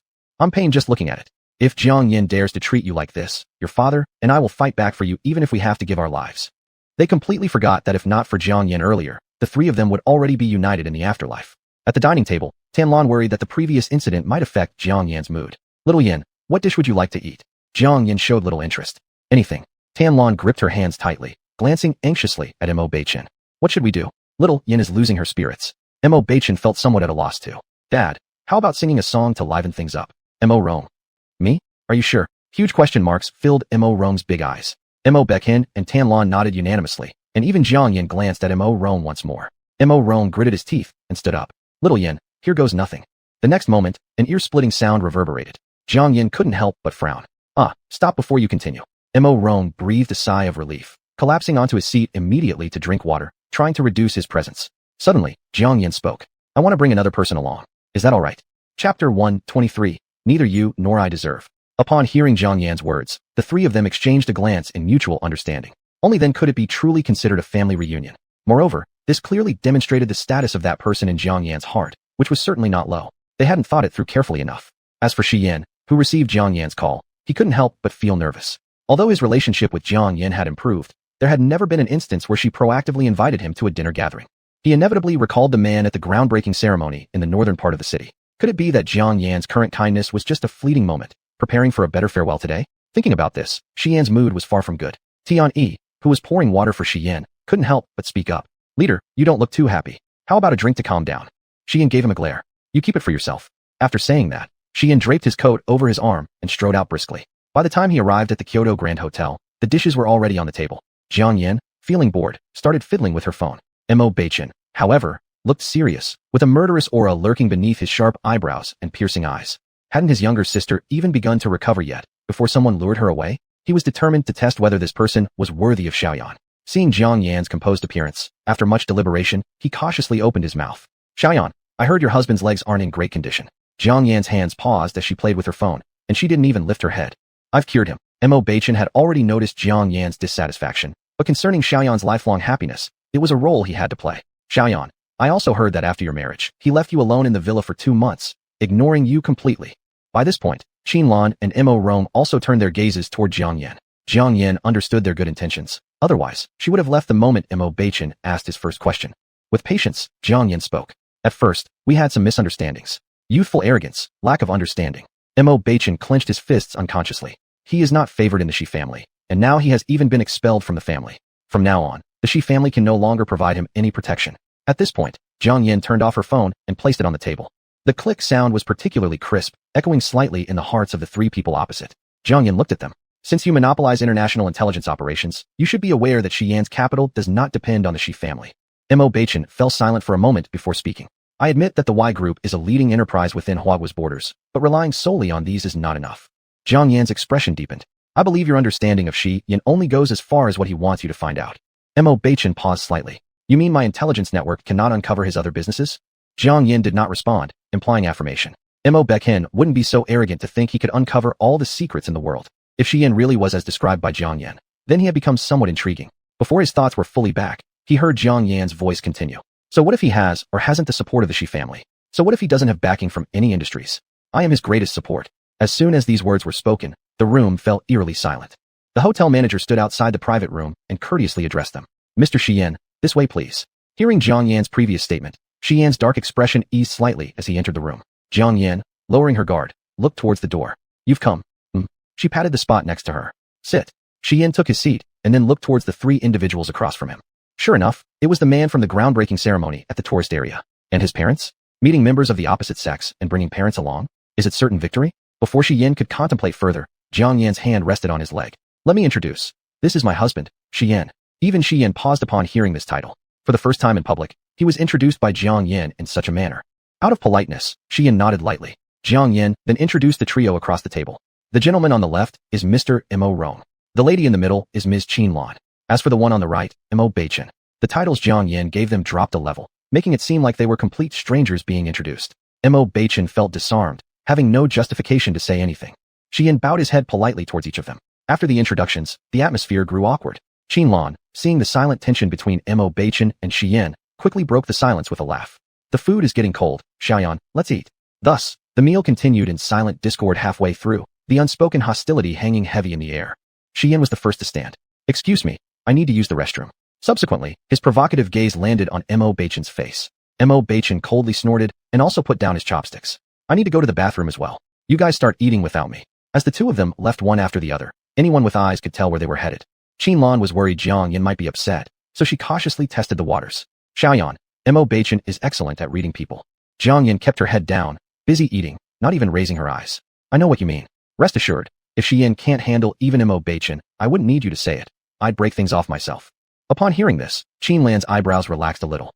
Thankfully, Xiaoyan wasn't mad. In the corridor, Mo Beichen blocked Xi'an's path, leaning against the wall as he lit a cigarette. Beneath the swirling smoke, his expression remained icy. His voice carried an unmistakable tone of disdain. Do you really think you're worthy of her? Xi'an knew exactly what he was referring to. Did he deserve Jiang Yan? Not. Seizing Mo Beichen's cigarette, Xi'an crushed it underfoot. In this world, no one is worthy of her. And neither are you. Caught by surprise, Mo Beichen clearly hadn't expected the misunderstanding from Xi'an, but then again, it didn't matter. What do you have that makes you stand out in front of her? Xi'an had a hand in his pocket, his gaze uncertain and shadowed. Nothing. Because before her, everything else becomes insignificant. Mo Beichen. The candid response left him momentarily speechless. Why don't you divorce her then? Her world is vast, open skies, not a golden cage made of concrete and steel. Xi'an looked at Mo Beichen like he was an idiot. Why should I get a divorce? For you, do you think you're worthy of her? The question felt like a bone stuck in Mo Beichen's throat. Yes, if Jiang Yan weren't his sister, he too would not be worthy. But when facing Xi'an, unworthiness aside, he must force himself to match up. I believe I'm better than you in some ways. Xi'an's eyes revealed complete indifference. Maybe stronger, but only because your shamelessness surpasses mine. Hearing this, Mo Beichen almost spat blood from rage. Having long been accustomed to being above others, it was the first time someone called him shameless. Chapter 124, Dear Brother-in-Law. Do you know the consequences of offending me? Xi'an glanced at him, didn't say anything, and walked forward. Mo Beichen. He had been ignored. He hurried after Xi'an, his voice unusually sinister. I'll make you die without a sound. Oh, is that so? Mo Bachan was like hitting cotton with a punch. Are you not afraid? Xian was washing his hands as he spoke. If all you have is the ability to threaten others, then go away. In my world, clowns never get on stage. You are not worthy to be my opponent. If you have real skills, then show them. If it was a provocation before, now it was Xian's clear declaration of war. Mo Bachan took it seriously. A single call from me, and Y Group's financial chain will break. Xian's expression became even colder. Try it. Anyone who knows Y Group belongs to him. This Mo Bachan must be no ordinary person. But what kind of strength does he have? He still needs to test it out. Mo Bachan immediately made a phone call. Within just a minute, Xian received a text message from Qin Yi. Qin Yi, the firewall of Y Group's finance department has been strongly attacked by hackers, but due to your personally set counterattack program, they were unsuccessful. Xian turned away. The next second, Mo Bachan also received a reply. Looking at the calm expression of Xian opposite him, his complexion changed instantly. It seemed that he had underestimated his opponent. What can winning this round represent?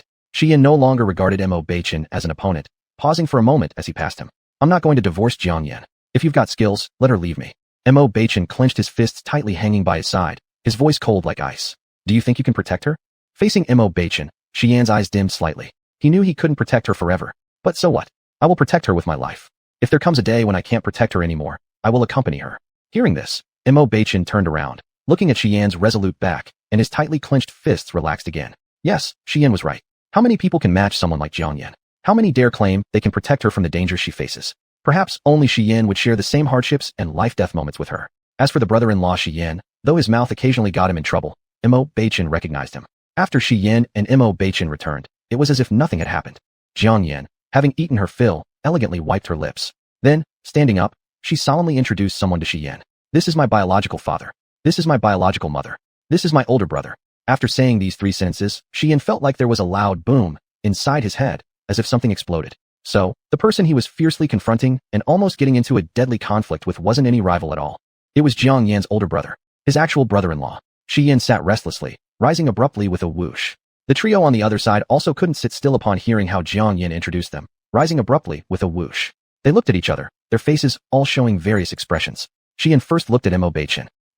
Mo Bachan's lips curled upward slightly. It's fine, we're family. Then he noticed Qianlan, who was already sobbing profusely, wiping her tears. Xiaoyan, you finally acknowledged us. This day, Mom has waited 24 years. After speaking, Qianlan cried uncontrollably in Mo Rong's arms. Mo Rong was deeply moved too, his eyes red. Xiaoyan, from now on, let your parents compensate you well, and you mustn't refuse us. Throughout this time, Jiang Yan never called them once. But, this was already the biggest concession Jiang Yan had made. She accepted this family from the bottom of her heart. She just couldn't bring herself to use those unfamiliar titles yet. Xian's rebellious attitude transformed quickly into respect. Did you drive here? If you didn't, I can take you home. Qianlan held her tears in her eyes, even starting to look at Xian more favorably. Little Xi, you don't need to send us off. You just need to take care of Xiaoyan. Just as they were leaving, Qianlan still couldn't bear to part with Jiang Yan. Holding Jiang Yan's hand, she spoke. Xiaoyan, come home when you have time. Mom will cook for you. Okay. Watching Jiang Yan and Xian's backs, Qianlan couldn't help but shed more tears. Old Mo, we've finally found our precious daughter. Mo Rong sighed. Yes, even if I die this time, I can close my eyes peacefully. On the way back to Tianyu Garden, Xian couldn't resist opening his mouth. Why didn't you tell me earlier that they were your biological parents? Jiang Yan had been feeling increasingly tired lately, and she massaged her temples. I just decided on the spur of the moment. Xian felt a lump in his throat. I thought your brother was. Jiang Yan could read Xian like an open book and spoke directly. Thought he was who? My lover. It doesn't matter. He's not that petty. At least from what can be seen now. Mo Bachan is merely cautious but has good intentions. Xian's furrowed brows still hadn't smoothed out. I think they probably won't like me. Jiang Yan suddenly stopped rubbing her temple and looked up at him. Whether or not they like you has nothing to do with me. Xian froze for a second and relaxed slightly. That's right. If you like me, that's enough. But soon, Xian turned melancholy again. Since you've accepted them, it means you really see them as family. As your husband, I really hope to win their favor. Jiang Yan let out a soft tisk. You never said I had to please your parents. We're just us, no one else matters. Upon hearing this, all the dark clouds in Xian's heart finally cleared. It was only then that he understood the meaning behind what people often say online.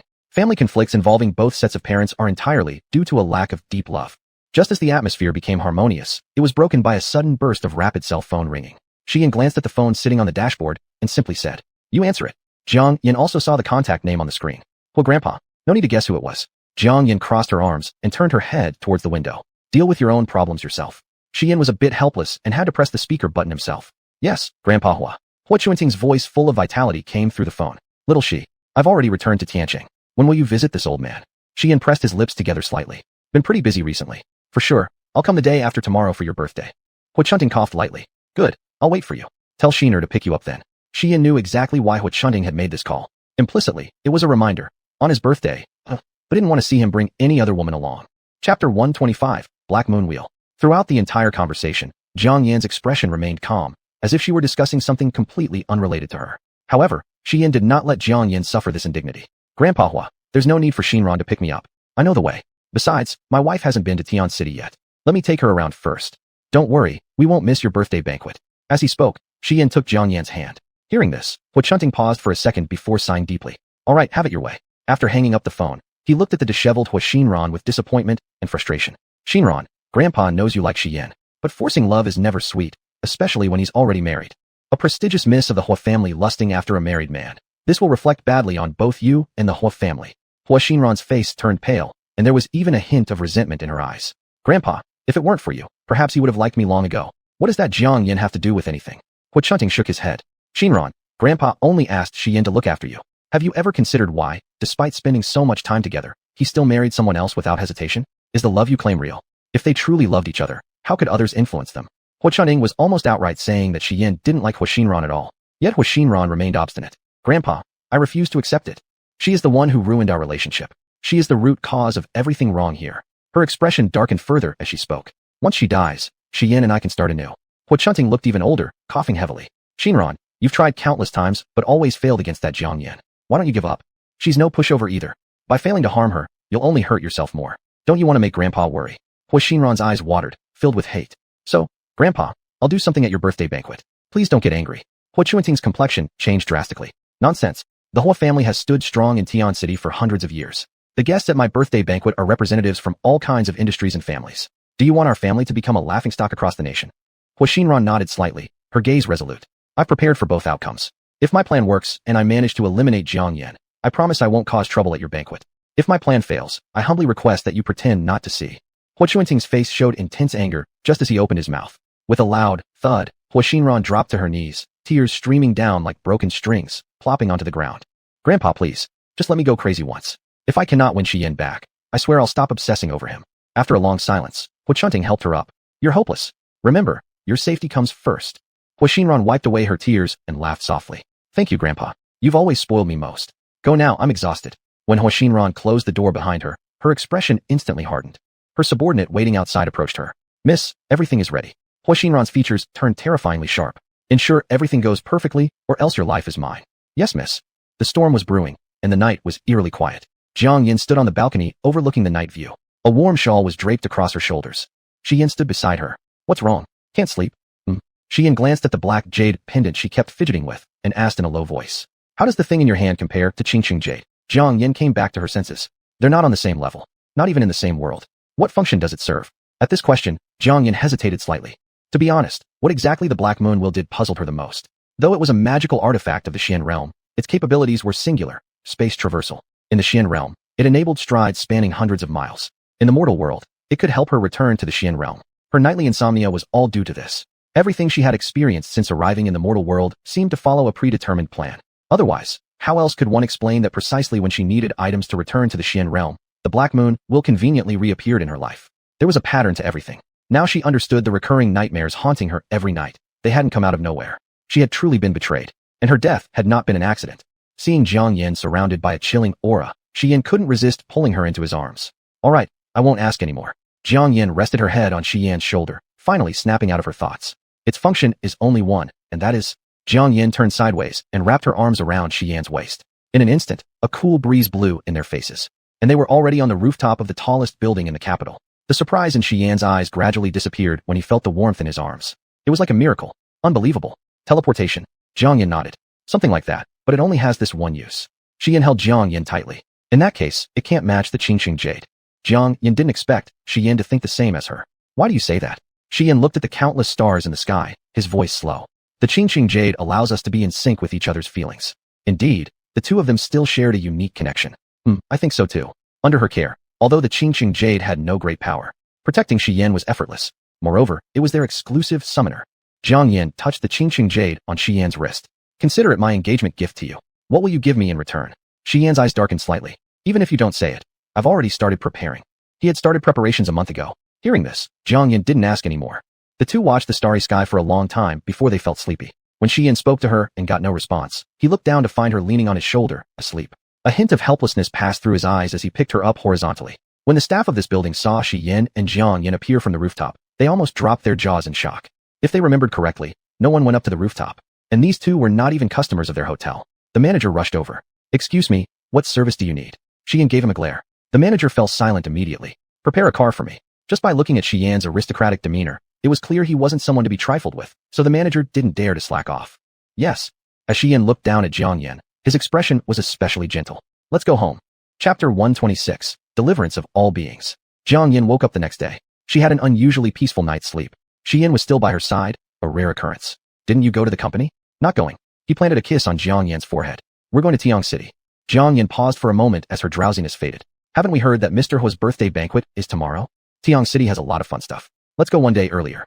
Jiang Yin stretched lazily in Shi Yan's arms. "All right, let's go." 2 hours later, Jiang Yin and Shi Yin boarded the plane heading to Tiang City. In first class, Jiang Yin wore sunglasses and rested lightly. Shi Yin looked at his tablet beside her. When the flight attendant came over, she glanced at Jiang Yin first, then squatted next to Shi Yin, being gentle. "Sir, would you like some water?" Shi Yin didn't even raise his eyelids. "No, thank you." That beautiful flight attendant seemed a little disappointed, shifting her gaze back to Jiang Yin. "Does your girlfriend need a blanket?" At this point, Shi Yin finally looked at the stewardess, emphasizing, "She's not my girlfriend, she's my wife. And she doesn't need one either." With that said, he returned his focus to his tablet. The stewardess' eyes dimmed upon hearing Shi Yin emphasize the word wife. She stopped herself from embarrassing herself further and bowed her head before leaving. Once the stewardess walked away, Jiang Yin tilted her head. "TSK, TSK, TSK." Shi Yin gave her a look. "You haven't made me feel relaxed either." Neither of them could resist their ability to attract attention, so neither should complain about the other. As the journey reached its halfway point, the plane suddenly shook violently. The next second, an announcement echoed throughout the cabin. "Dear passengers, due to encountering turbulence, the aircraft is experiencing shaking. Please do not panic." Initially, everyone paid little attention to it. However, with consecutive tremors occurring, each more severe than the last. Inside the economy class, screams kept erupting. This time, no matter how the staff tried to reassure people, they were all panicked, leading to chaos inside the cabin. A mother with a child cried out loud, "Help! I don't want to die.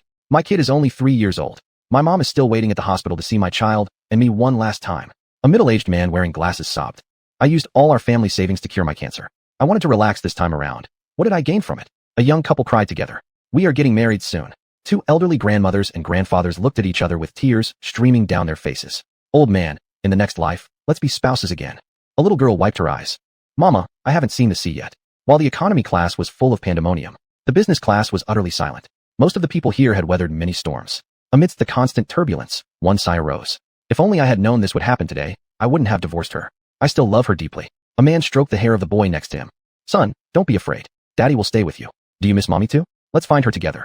Even the flight attendants cried, wiping their tears as they wrote their last words. Life's regrets are endless, but they seem so pale in the face of death. Even Shi Yin, who was usually calm, had a hint of worry in his eyes. He pulled Jiang Yin into his arms and held her tightly, his voice filled with sadness. "I'm sorry, I didn't expect to encounter such a situation. It's all my fault." "Jiang Yin, if there really is a next life, it will be me searching for you." In that instant, Jiang Yin's shoulder was dampened by tears. Jiang Yin was slightly stunned. Was Shi Yin crying? This was the first time she'd seen him shed tears, and under such circumstances. Her heart tightened. Her eyes behind the sunglasses became cold and serious. "This is annoying." She pushed Shi Yin aside and removed her sunglasses under his astonished gaze. "How unlucky. I should have consulted fortune-telling before leaving the house." Shi Yin, with red eyes, looked at Jiang Yin. "Aren't you scared?" Jiang Yin rolled her eyes at him. "Are you scared?" Shi Yin also shook his head. "We've been through life and death situations before. No need to be afraid. Just a little sad that I won't get to spend more time with you and worry that you might move on without waiting for me." That was acceptable. Jiang Yin threw off Shi Yan's hand, unbuckled her seatbelt, and stood up. Shi Yin grew nervous. "What are you doing? It's dangerous." Jiang Yin, with her long hair cascading down her shoulders, turned around after hearing Shi Yan's words. "To do something I dislike the most. Deliverance of all beings." Her voice wasn't loud, but it was exceptionally touching. All the people in the business class turned their gazes towards Jiang Yin, with confusion, helplessness, and fear evident in their expressions. Behind her, the flight attendant who previously flirted with Shi Yin shouted amidst the turbulence toward her retreating figure. "Ma'am, you can't stand steady. Return to your seat and fasten your seatbelt." Jiang Yan's silhouette was resolute and solitary. She knew that if she didn't intervene, over 100 people on this flight would lose their lives in this accident. No, that wasn't entirely accurate. After all, she and Shi Yin were also on this plane. Moreover, she had calculated. It wasn't human error or an environmental issue. It was a fault with the aircraft itself. If she didn't act, they were certainly doomed. She just couldn't remain detached from the world after all. Amid such turbulence, the aisle was littered with fallen debris, and there stood Jiang Yan, appearing as if descended from the heavens, unaffected by the chaos around her, walking steadily toward them. In an instant, silence fell over the economy class. Jiang Yan simply glanced around, then raised her right hand and forcefully drew a line across her left palm with her fingertips. Blood scattered into the air. Before it could fall, Jiang Yan pulled out a blackened stone. As soon as the blood dripped onto the dark moonstone, a golden gleam flashed in Jiang Yan's eyes. Flash! The confused passengers thought Jiang Yan had gone mad, believing this to be her lament before death. At that very moment, a deafening, thundering sound erupted, and the plane plummeted sharply. The sensation of weightlessness struck them, and screams erupted. The deafening cries drowned out the piercing sound of the plane scraping against the runway. While the disoriented passengers were still in a state of terror, they watched as Jiang Yan turned and walked away with steady steps. They were finished. They were truly about to die. Just as despair engulfed everyone, the captain's voice came over the intercom. "Dear passengers, we have landed safely." The announcement of their survival felt like a knife cutting through the eardrums of every passenger. At first, they couldn't believe it. Later, when they saw the scene outside the windows, flashing sirens and countless staff rushing toward them, they felt reborn. Everyone was evacuated from the plane, but they all turned back, as if searching for someone. Unfortunately, there was nothing to be found. Perhaps the vision of a celestial woman descending to save the masses was merely a delusion before death. As they tried to search more carefully, a sharp pain shot through their heads. This unfamiliar sensation seemed to indicate something important was being erased from their memories. Many years later, when they talked about this day, they would laugh it off. That day had frightened them senseless. Some even prayed for divine intervention. In reality, it was just a common accident. All thanks to the captain's superb skills. Chapter 127, Moon Court. When Jiang Yan left the airport, she was already unconscious and had to be carried away through a special channel by Shi Yan. The two most famous residential complexes in Tian City are Tianzhu Huafu, owned by the boss of Wugong, and Yuting, belonging to an unknown businessman. Both places were selected as the most luxurious residences in Hu country and are the paradise many people dreamed of. Tianzhu Huafu looked like a Western-style castle from the outside, and inside it was splendid and majestic. Moon Court, on the other hand, was a Chinese garden filled with ancient charm, making one reluctant to leave. Even the ornaments inside were worth countless treasures individually. At this moment, Jiang Yan and Shi Yan had just arrived at Moon Court. Seeing Shi Yan carrying Jiang Yan back, who, the 60-year-old butler, was initially stunned, then immediately became respectful. "Sir, should I call a doctor?" "No need." Shi Yan hurried along, who watched Shi Yan's retreating figure and immediately instructed the house nannies and bodyguards to stay far from the master's bedroom. Without his command, no one was allowed to enter. Once inside the bedroom, Shi Yan gently laid Jiang Yan down on the bed first. He bent over her and whispered softly, "Jiang Yan, can you hear me?" Her fingers in his hands moved slightly. She could, but she couldn't open her eyes or move. Shi Yan understood. Immediately, he took off his clothes and hugged her tightly, seemingly wanting to meld her into his bones. By the time Jiang Yan woke up, it was already late at night. She opened her eyes and saw Shi Yan in front of her, taking a deep breath. Thank goodness he was still by her side. Closing her eyes, she fell into a deep sleep. When the steady breathing beside her indicated her companion had fallen asleep, Shi Yan slowly got out of bed. Inside the study, Sui Chen was lounging on the sofa playing games. Qin Yi sat upright on a stool dozing off, while another young man wearing glasses appeared serious, lost in thought. Hearing the door open, all three looked toward the entrance. Sui Chen simply glanced once, then turned off the game's voice chat, letting his screen buddy, Ningjing, calmly and repeatedly ask him why he didn't obey instructions. "Ningjing, are you deaf? I told you to watch the grass. Why didn't you listen?" "Ningjing bro, what the heck are you selling? I already told you my skills are on cooldown." After cursing 180 sentences, Ningjing seemed tired and quieted down. Sui Chen looked at Shi Yan sitting behind the desk and typed directly, "One night 7 swords." Something came up, leaving dot. "Ningjing, WCNM." Shi Yan gave Sui Chen a glance, and the laid-back Sui Chen instantly sat straight, stuffing his phone back into his pocket. His expression carried a hint of resentment. "What are you looking at me for? You went straight to cuddling with your wife as soon as you came back, and now we've waited until 3 a.m. and you're ruining my gaming session." Shi Yan had no intention of answering Sui Chen and turned his gaze toward Qin Yi. "Did you find out? Was it deliberate sabotage or mechanical failure?" Qin Yi looked grave. "The engine malfunctioned." Shi Yan's eyes relaxed slightly. "I see. Qin Yi, how's the situation with the bureau recently?" Qin Yi's face shifted slightly, and he began to explain. "After your last big disturbance at the 49th Bureau, the deputy director ordered that information about it be sealed. Some members of the National Investigation Department who had contact with you have been dismissed and signed confidentiality agreements. The entire staff of the National Investigation Department has undergone a major reshuffle, and our people have been successfully infiltrated. So far, everything is going smoothly." Shi Yan nodded and then turned to the man nearby, whose presence was quite low-key. "In Shanyan, what about you?" In Shanyan pushed up the glasses perched on his nose, still appearing like a benevolent elder, yet the words he said were contrary to his image. "There has been frequent movement recently at Jing Institute. Many of our comrades have had conflicts with their people, resulting in not insignificant casualties. Of course, they didn't get any better deal either from us. One of their high-level members died in a sudden conflict." He paused briefly, The boss of Jing Institute, Zhou Si, flew into a rage and declared that all of us would have to pay for the death of that high-level member. Our feud with the Jing Institute isn't something that developed overnight. By the way, Mr. Hu's birthday banquet, Zhou Si will also attend. Xian's slender fingers tapped lightly on the table intermittently. At the banquet, make sure to protect Jiang Yin well. In Shan-yun showed obvious hesitation for a moment, but remained silent before bowing in acknowledgement. Understood. Su Yichen's voice floated over. Brother, now that you've returned to Tian City, there's absolutely no need for such caution. Hua family maintains neutrality, and the Su family gets along well with you. A single Jing Institute can't create much turbulence. Xian immediately doused Su Yichen with cold water. When you control the Su family, come talk to me like that. I didn't ask you here to hear your boasting. You've played enough. When will you take power? The playful look on Su Yichen's face gradually disappeared, and he became dark and brooding. If you've spoken, how dare I continue playing? Give me 3 days. Xian hummed in acknowledgement, pulling out a sheet of white paper from the drawer and starting to sketch something. A moment later, a diagram of the surveillance and security layout of the Hua family banquet hall was clearly displayed. He pushed it toward the 3 men. Tomorrow will undoubtedly be fraught with danger. You must ensure Jiang Yan's safety at all costs. Su Yichen returned to his carefree demeanor, waving a hand nonchalantly. Relax. We'll definitely guard your little darling. Qin Yi also nodded. I'll have people keep an eye on your sister-in-law constantly. Upon reaching Yin Shan-yun, he silently copied the diagram without saying a word. After leaving Moon Court, the 3 bid farewell to each other, and Su Yichen left with Qin Yi. Yin Shan-yun got into a black Bentley. His assistant, Zhao Cheng, handed him a bottle of water. Mr. Yin, did the boss call you as soon as he returned because he intends to take action against Jing Institute? After drinking some water, Yin Shan-yun loosened his tie and threw it onto the seat. The boss said nothing about retaliation. He only ordered us to protect his woman. Zhao Cheng paused in surprise. Protect his woman? Zhao Cheng obviously became anxious. Mr. Yin, last time we had a clash with Jing Institute over a shipment, and so many of our brothers died. Now that the boss is back, instead of taking revenge for them, he's asking us to protect some woman. What exactly is he thinking? I need to ask him. With righteous indignation written all over his face, Zhao Cheng reached for the car door, but was stopped by Yin Shan-yun. An irked voice sounded from Yin Shan-yun. Are you crazy? This is Moon Court. Do you think this is somewhere you can lose control? Zhao Cheng was still reluctant. Mr. Yin, are we just supposed to let our brothers die in vain? The bastards from Jing Institute targeted us everywhere because the boss wasn't around. I thought things would improve when the boss returned, but now, he doesn't command us to honor the memory of those who died, but instead orders us to spare no effort to protect some insignificant woman. Though there was also resentment within Yin Shan-yun's heart, he managed it well. You need to recognize your place. He's the boss, and we're merely his subordinates. We do as he says, no questions asked. Why do you harbor so much bitterness? These words I'll pretend I never heard. If you dare say them again, you'll be punished according to the rules. Zhao Cheng felt like he had something stuck in his throat. Chapter 128, City of Sin. The next day, when Jiang Yin woke up, she looked at the chandelier hanging from the ceiling, on which there were 4 characters, Guxiang. She then looked around and found all the decorations to be Chinese style. Had she time traveled?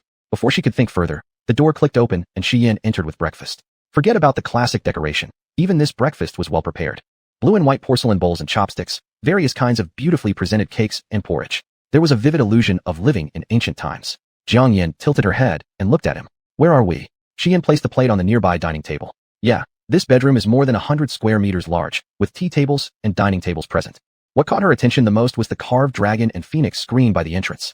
Shi Yin's voice was particularly gentle. It's one of my stops in Tian City. Oh, he then picked up an ancient comb from the dressing table. Turn around, let me comb your hair. Jiang Yin hugged her knees, obediently. Shi Yin, sitting on the edge of the bed, gently combed her hair. Jiang Yin didn't realize how good it felt until she turned and saw the whole garden view through the window. A winding path leading to seclusion, screens turning into steps. Steps beside flowers. Flowers beyond walls. Walls beyond pine trees. Pine tree roots with stones. Stone surfaces with pavilions. Pavilion sides with bridges. Bridges below streams. This, such a simple and elegant Chinese garden, actually became just one of his random stays. Even her residence in the Xian realm couldn't compare with here. Too beautiful. Being here, absorbing the essence of heaven and earth. No wonder she could recover so quickly after using such powerful mystical power yesterday. It was truly refreshing. Jiang Yin turned over, her excitement clearly showing in her eyes. Is this place yours? It's ours. Jiang Yan's eyes softened a bit. Mr. Shi is really keeping secrets. Compared to Miss Jiang, you're still slightly superior. Jiang Yan laughed out loud. She had a hunch that this trip to Tian City might bring her greater surprises from Mr. Shi. After eating the breakfast and leaving with Mr. Shi, who Butler had been waiting for a long time, he did not look at Miss Jiang, just nodded directly. Master, the car has been prepared. You and this young lady can set off. Miss Jiang was busy appreciating the ornaments in the house and didn't hear clearly what Hu Butler was saying. In contrast, Mr. Shi stopped in his tracks. He looked down at Mr. Hu, unhappy. Butler Hu, you've been in the U court for so long. Do I still have to tell you what words should be said and what words shouldn't? Mr. Hu stiffened his back, bowed his head lower. Yes, it's my mistake. Sir, lady, please. Hearing this, Mr. Shi's expression relaxed somewhat. When Miss Jiang regained consciousness, she saw an even more respectful butler who acted as if nothing had happened and passed by her as Mr. Shi held her hand. Butler who watched Mr. Shi and Miss Jiang's backs, looking grave. Master, the rumors are true. You indeed have a weakness. Mr. Hu looked outside the window, clasping his hands together. May beauty not sway your decision. May everything go smoothly for you. Mr. Shi originally planned to take Miss Jiang to stroll around your court, but the attitude of nannies and security guards here towards Miss Jiang made him dislike them, as if they received orders from Hu Butler. On the contrary, Miss Jiang did not dwell on these things and devoted herself to appreciating the scenery, until Mr. Shi pulled her hand. Let's go and stroll around Tian City. After getting on the car, Mr. Shi immediately sent a text message to Mr. Hu. He said, if you court people didn't know their place, he would not return here. Mr. Hu promised him that this kind of incident would not happen again. I am not renminbi, RMB. I cannot make everyone like me, Mr. Shi. Actually, I don't care. The sound of Miss Jiang came. She knew everything. It's just that this kind of trivial thing didn't deserve to be on her mind. Mr. Shi held Miss Jiang's hand. If I can't even protect you, all my efforts seem meaningless. Miss Jiang didn't say anything anymore. If it was her, she would do the same. Through all these years of struggle, stepping over countless bodies, sitting where she is today, is for one day, her word will be law, the person she protects will be respected by the whole world. That way, it's still worth fighting for. Miss Jiang looked out of the window. All right, follow your lead. Coming to Tian City, I will be a worry-free little wife. Mr. Shi smiled lightly. My honor. Miss Jiang looked at the scenery outside the window. Her eyes flickered. Tian City may be a first-tier city like Kyoto, but here is much more prosperous than Kyoto. Luxury cars everywhere. Major conference halls stand side by side. Miss Jiang couldn't help but ask, what's the difference between Tian City and Kyoto? Mr. Shi's voice deepened. Tian City, every inch of land costs gold. If Kyoto is full of rich people, then Tian City consists of elites selected from among these rich people. Here, there are no ordinary people. It's the gathering place for all sorts of powers in Huagua. The entire Huagua is managed by Bureau 49, but here in Tian City, it's not under the jurisdiction of any organization. It operates independently. Tian City has another name. It's called the City of Sin. People here believe in strength and rely on powerful forces, and their wealth increases accordingly. And here, the four most powerful factions are the Su family, the Hua family, the Wu Palace, and the Jing Shelter. The City of Sin, huh? It's quite similar to the Xian realm, a world of its own system, where the strongest rules. Here, lives are as worthless as grass, with no consideration for law or morality. Xian continued. To take root in Tian City requires passing through layer after layer of screening. Ordinary people can't live in Tian City. Jiang Yan looked at Xian. So does Mr. Shi owning such a large Chinese-style garden in Tian City indicate he is very capable? Xian didn't humbly deflect the compliment, and simply said, a little stronger than the Shi family. Jiang Yan understood. So the Shi family's decision to expel you was truly unwise.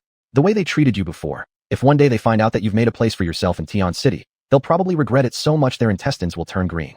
Xian's eyes dimmed for a moment. In their eyes, I'm just an ordinary person. Once, he also fantasized about simple familial affection. But the Shi family? Too cold-hearted. Seeing the faint sorrow around Xian, Jiang Yan quickly changed the subject. Did your achievements reach this level without your mom knowing? The more she knows, the more dangerous it becomes for her. Xian looked out the window. During the time when the Shi family couldn't find us, our life was simple but very happy. Jiang Yan understood Xian's worries and placed her hand on his arm. Whatever lies ahead, from now on, we'll face it together. Good. Xian was moved. Jiang Yan, aren't you curious about my true identity in Tian City? She shook her head. I have vague suspicions, but I'm not curious. I'll wait until the truth cannot be hidden anymore. That way, it'll be a surprise. Jiang Yan's lips curved slightly. Xian, I'm very smart. Chapter 129, The Goddess of Beauty arrives. When Jiang Yan stepped into Firen Studio, the best private customization studio in Tian City, she finally understood what Xian had meant.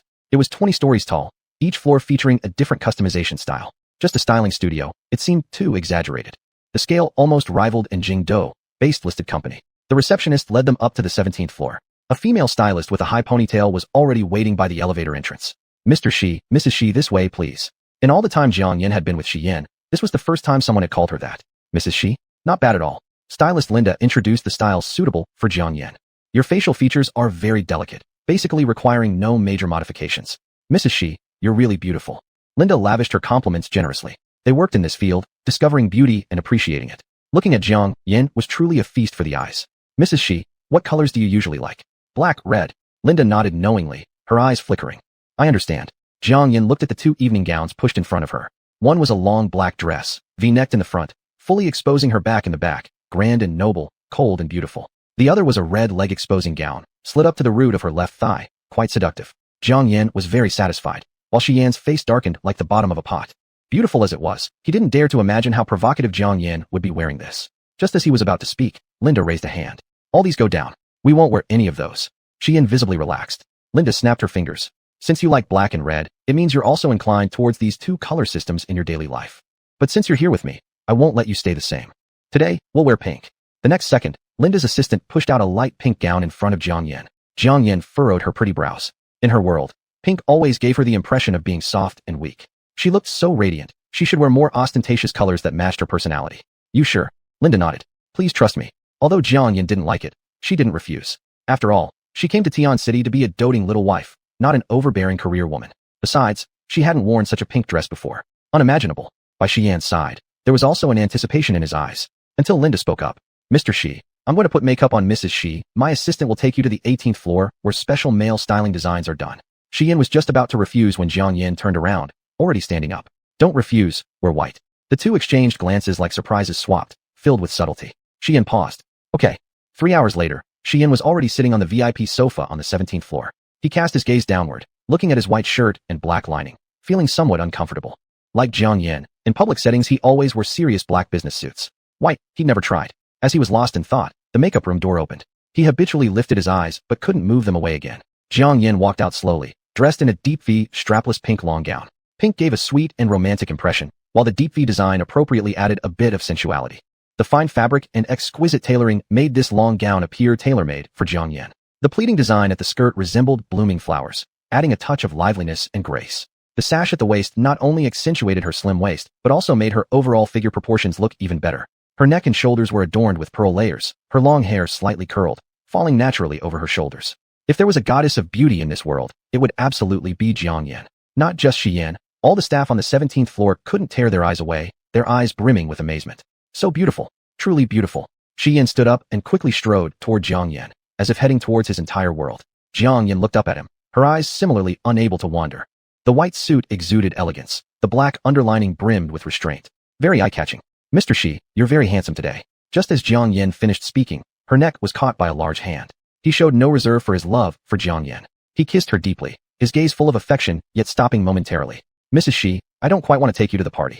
Jiang Yan was completely disoriented by this sudden kiss. If there were no others present, her eyes would have been flirtatiously watching him. Why? Xian placed another kiss on Jiang Yan's forehead. They don't deserve to appreciate you. Jiang Yan chuckled softly. Coincidentally, I feel the same. Perhaps neither of us should go. The two shared a smile. As they left Fearon's studio, all the staff from the entire building were peering out of the windows. Such a match made in heaven would undoubtedly trend on Tian City's hot search list tomorrow. No one knew their background, or if they could withstand the destruction of Tian City's powerful forces. Xian's car departed just as Huashiran's car passed them by. Huashiran turned sharply, but the Maybach was already far away. Was that Xian's car just now? The driver respectfully replied. Miss, there are many people attending the grandpa's birthday banquet in Tian City, and there are countless Maybachs. Upon hearing this, Huashiran finally looked away. After all, Maybach wasn't a luxury car in Tian City, it was merely Xian's preference. Suppressing her thoughts, she didn't give the incident another thought. Huashiran was a super VIP at Fearon's studio, and when she came, the best service was always provided to her. Normally, after finishing styling Huashiran, everyone marveled at her beauty. But today, in comparison, everything seemed dull. In the evening, at the Hua residence, if Yuting's Chinese gardens were among the best domestically, then the Hua family estate was the most eclectic in style elements. European architectural style, Chinese furnishings, Italian furniture. The banquet hall was splendid and dazzling. Beneath the glittering pearl chandeliers lay the hypocritical faces of guests toasting and chatting. Today, Huashiran in a black long dress was exceptionally beautiful. She gracefully navigated through the crowd, drawing waves of admiration. Miss Hua, you look stunning today. No one can compare to you. A well-dressed bald man raised his glass to greet Huashiran. Huashiran smiled. Mr. Zhou, please don't joke with me. There are so many beauties here for Grandpa's birthday banquet. How could I be the prettiest? Though bald, Zhou Si had good looks, and his grin had a roguish charm. Miss Hua, in my eyes, only you matter. Huashiran knew about Zhou Si's feelings towards her, so she quickly laughed it off. My grandpa needs me, Mr. Zhou, have fun. Zhou Si's gaze darkened momentarily before nodding. Please, Miss Hua. Zhou Si watched Huashiran's slim back as she walked away and downed the drink in his cup. At this moment, Tian Li, Zhou Si's subordinate, leaned close and whispered in his ear. Boss, the mysterious owner behind Wugong has never shown up. But, Xian is here. Chapter 130, just a vase. Zhou Si seemed unsurprised. I know. Though Xian had no real power in Tian City, there was nothing stopping him from being personally tutored by Mr. Hua, a fact that everyone in Tian City openly admired. Besides, he used to be Huashiran's boyfriend. Thinking about this, a hint of malice flashed in Zhou Si's eyes. How could Huashiran love him so much? Yet he married another woman while she was abroad. Did he deserve Huashiran? At this moment, the people in the hall drew a sharp intake of breath, snapping him back to reality. Wow, so beautiful. Who is she? The crowd was all in awe. That man is quite handsome too. You'd better lower your voice. He is Miss Hua's ex-boyfriend. I hear Miss Hui still thinks of him often. Josie looked towards the entrance. Hearing the commotion, Huashiran also turned around, first startled, then her eyes gleamed with an ominous intent. Su Yi-chan, busy flirting with a woman, couldn't take his eyes off her, completely oblivious to what the women beside him were saying. Qin Yi's gaze showed a flicker of admiration. In Shangyun poured himself a full glass of wine and downed it in one gulp. Humph, beauty leads to disaster. In a corner, Jiang Yuling was seething with hatred, hiding in the shadows when no one was watching. Lin Huifeng's smile didn't wane. It was as if he were watching a rose bloom before his eyes. Feng Chun, seated on the sofa, watched the scene unfold, crushing the wine glass in his hand and letting its shards pierce his palm. The physical pain paled in comparison to the heartache he felt now. Mo Baichen, meanwhile, smiled proudly. He lowered his head and sent several photos of Jiang Yan's beauty to the Happy Family group chat. At this point, Shi Yan led Jiang Yan gracefully into the hall, drawing the attention of everyone. The long dress was made of lightweight, ethereal fabric that swayed gently with each step of Jiang Yan's, like a soft breeze brushing across a field of flowers. On the skirt hem were perhaps some tiny sequins that sparkled under the light, resembling stars scattered across the night sky. The room fell silent, as though only Jiang Yan and Shi Yan existed. The atmosphere froze until Hua Laojia stepped in, clearing his throat slightly. Greetings from afar make this old man very happy. Now, I declare the dinner begins. Initially, Hua Laojia intended to say a few words, but in this situation, all eyes were stolen by Jiang Yan and Shi Yan, making any words futile. It might as well turn off the lights and let these people enjoy the show. Under dim lighting, high-end sound systems, and performances by big-name celebrities, the earlier astonishment was quickly forgotten. After all, as beautiful as Jiang Yan was, she was already a married woman. Shi Yan in Tian City seemed to only have the identity of being Huashiran's former boyfriend. Those who came to greet him always revolved their conversations around Huashiran. Josie approached with a glass of wine in hand. As he moved, about a third of the crowd edged closer to Shi Yan, their gazes firm and piercing. Jiang Yan noticed that these were all Shi Yan's men. Approaching Shi Yan, Josie gave a cold snort. Shi Yan, right? Long time no see. Shi Yan exuded an imposing demeanor, brimming with authority. Seeing how Shi Yan gave him no face, Josie raised his voice abruptly without reservation. I thought I wouldn't see you at such an occasion today. After all, you're just a leech depending on the Hua family. That's wrong. You're still Master Hua's student. Look at me. How could I forget? Master Hua likes you so much. The affection he has for you even makes Baby jealous. This statement caused uproarious laughter throughout the hall. Baby was the Hua family's dog. Despite this, Shi Yan's expression remained calm. However, based on everyone else's reactions, Jiang Yan deciphered the mockery in Josie's words. Comparing Shi Yan to a dog? Just how precious must that dog be? Before Shi Yan could speak, Jiang Yan had already disengaged her hand from his, a pale pink figure stepping forward and directly shielding him behind her. Before Jiang Yan could say anything, Huashiran strode over in high heels with considerable presence. Mr. Zhou, don't overstep. This banquet for my grandfather won't allow for quarrels. Let's go, sit over there. After saying this, Huashiran glanced at Shi Yan. Her luminous eyes seemed to suggest something unspoken. In Tian City, only I can protect you. This deep affection wasn't missed by anyone present, including Jiang Yan. Even though Jiang Yan was exceptionally beautiful, she was merely a pretty vase. Only someone like Huashiran, the actual power-wielding beauty of the Hua family, could draw crowds eagerly seeking her company. Jiang Yan smiled mischievously, though her playful expression belied the shocking remark she made next. I see you two are a perfect match, like Xiao Guang and Xiao Huai. Oh, Xiao Guang is a pig I raise, which doesn't grow hair. Xiao Huai is the feed for Xiao Guang. It was common knowledge that Josie's hair was an absolute no-touch zone. Yet, Jiang Yan had not only called Josie a pig with no fur, but also said Huashiran was pig feed trampled by a pig. This was outright soul-crushing. After Jiang Yan made her remark, the atmosphere in the room shifted instantly. Some people began moving closer to Jiang Yan. But those who noticed all this, like Shi Yan, simply glanced lightly, drawing another group towards them. Lin Huifeng threw his sunflower seeds into the trash can and shook his head helplessly. Ah, Dean, is it because you feel the capital city is too small for you that you've come here to stir things up? Su Yichun and Qin Yi exchanged glances. Su Yichun finally spoke. Does my sister-in-law even know who Josie is? Qin Yi remained silent, but wore an equally grim expression. On the other side were Mo Baichen and Feng Chun. One looked like an obsessive fan forced by their own parents to secretly shoot videos and expose them online. The other sat at ease with a contented smile until after drinking a sip of tea from the table, he wrinkled his nose and threw the cup directly into the garbage bin. At this moment, Huashiran stopped in her tracks beside Josie, fury written all over her face. Jiang Yan, what did you just say? Realizing the murderous intent coming from the man next to her, her expression changed rapidly. So you have something against me, that's one thing. But how dare you insult Mr. Zhou? You'd better apologize to Mr. Zhou immediately. Soon enough, others joined in to pressure Jiang Yan to apologize as well. Apologize? Those words didn't exist in Jiang Yan's dictionary. Still, Huashiran reminded her of something important. She curled her slender finger around the end of her hair with seductive eyes. Mr. Josie, isn't it? Once your husband apologizes to me, I'll forgive you. To this, Josie let out a chilling laugh as if he'd heard the funniest joke in the world. Hua elder, though it may be improper to cause trouble at your banquet, I, Josie, have never known the meaning of yielding or giving in. I deeply regret any offense caused. I'll compensate you later with a rare antique vase. Hua Chunting frowned throughout this entire exchange. Mr. Zhou, for my sake as an old man, could you? Before Hua Chunting could finish his sentence. Slap. A sharp slap resounded through the room. Chapter 131, The Repair Shop. The crisp sound of a slap rang out, without the slightest hesitation. One moved to subdue the enemy. Everyone present looked towards the source of the sound. Zhou Si's face was slightly turned to the side, while Jiang Yin slowly retracted her hand, still admiring her freshly done manicure. What arrogance! What audacity! Zhou Si tapped his cheek lightly, his calm eyes concealing a storm about to break. Very well. Your pretty face is quite exceptional. I'll cut your white skin inch by inch, and then sew you back up. The human skin will be hung on my wall. As for your corpse, it will be chopped into pieces and fed to the dogs. Huh. Zhou Si fell into madness, sitting on the couch with his legs crossed, his index finger supporting his chin. Jiang Yin, today is your death day. His index finger pointed at the figure in pink as his lips parted. Seize her. As his words faded, whether they were business negotiators exchanging cups or unremarkable cleaners, all rushed towards Jiang Yin. Zhou Si, the owner of Jing Sua, killing without mercy. He had an obsession with collecting human skins to hang on his walls and admire alone. Throughout the Tian City, who would dare to offend the other three families rather than Zhou Si? However, this Tian City wasn't solely ruled by Zhou Si. At the same moment Zhou Si gave his orders, numerous people hidden in the shadows surged forward, swiftly protecting both Shi Yin and Jiang Yin. The two sides were at a standstill. At this point, Yin Shangyin stepped forward from behind. Zhou Si, this is the birthday banquet for Mr. Hua. It's not your turn to act recklessly here. Zhou Si threw back his head and laughed loudly, his expression already somewhat abnormal. Pupils shrinking sharply, his laughter became shrill.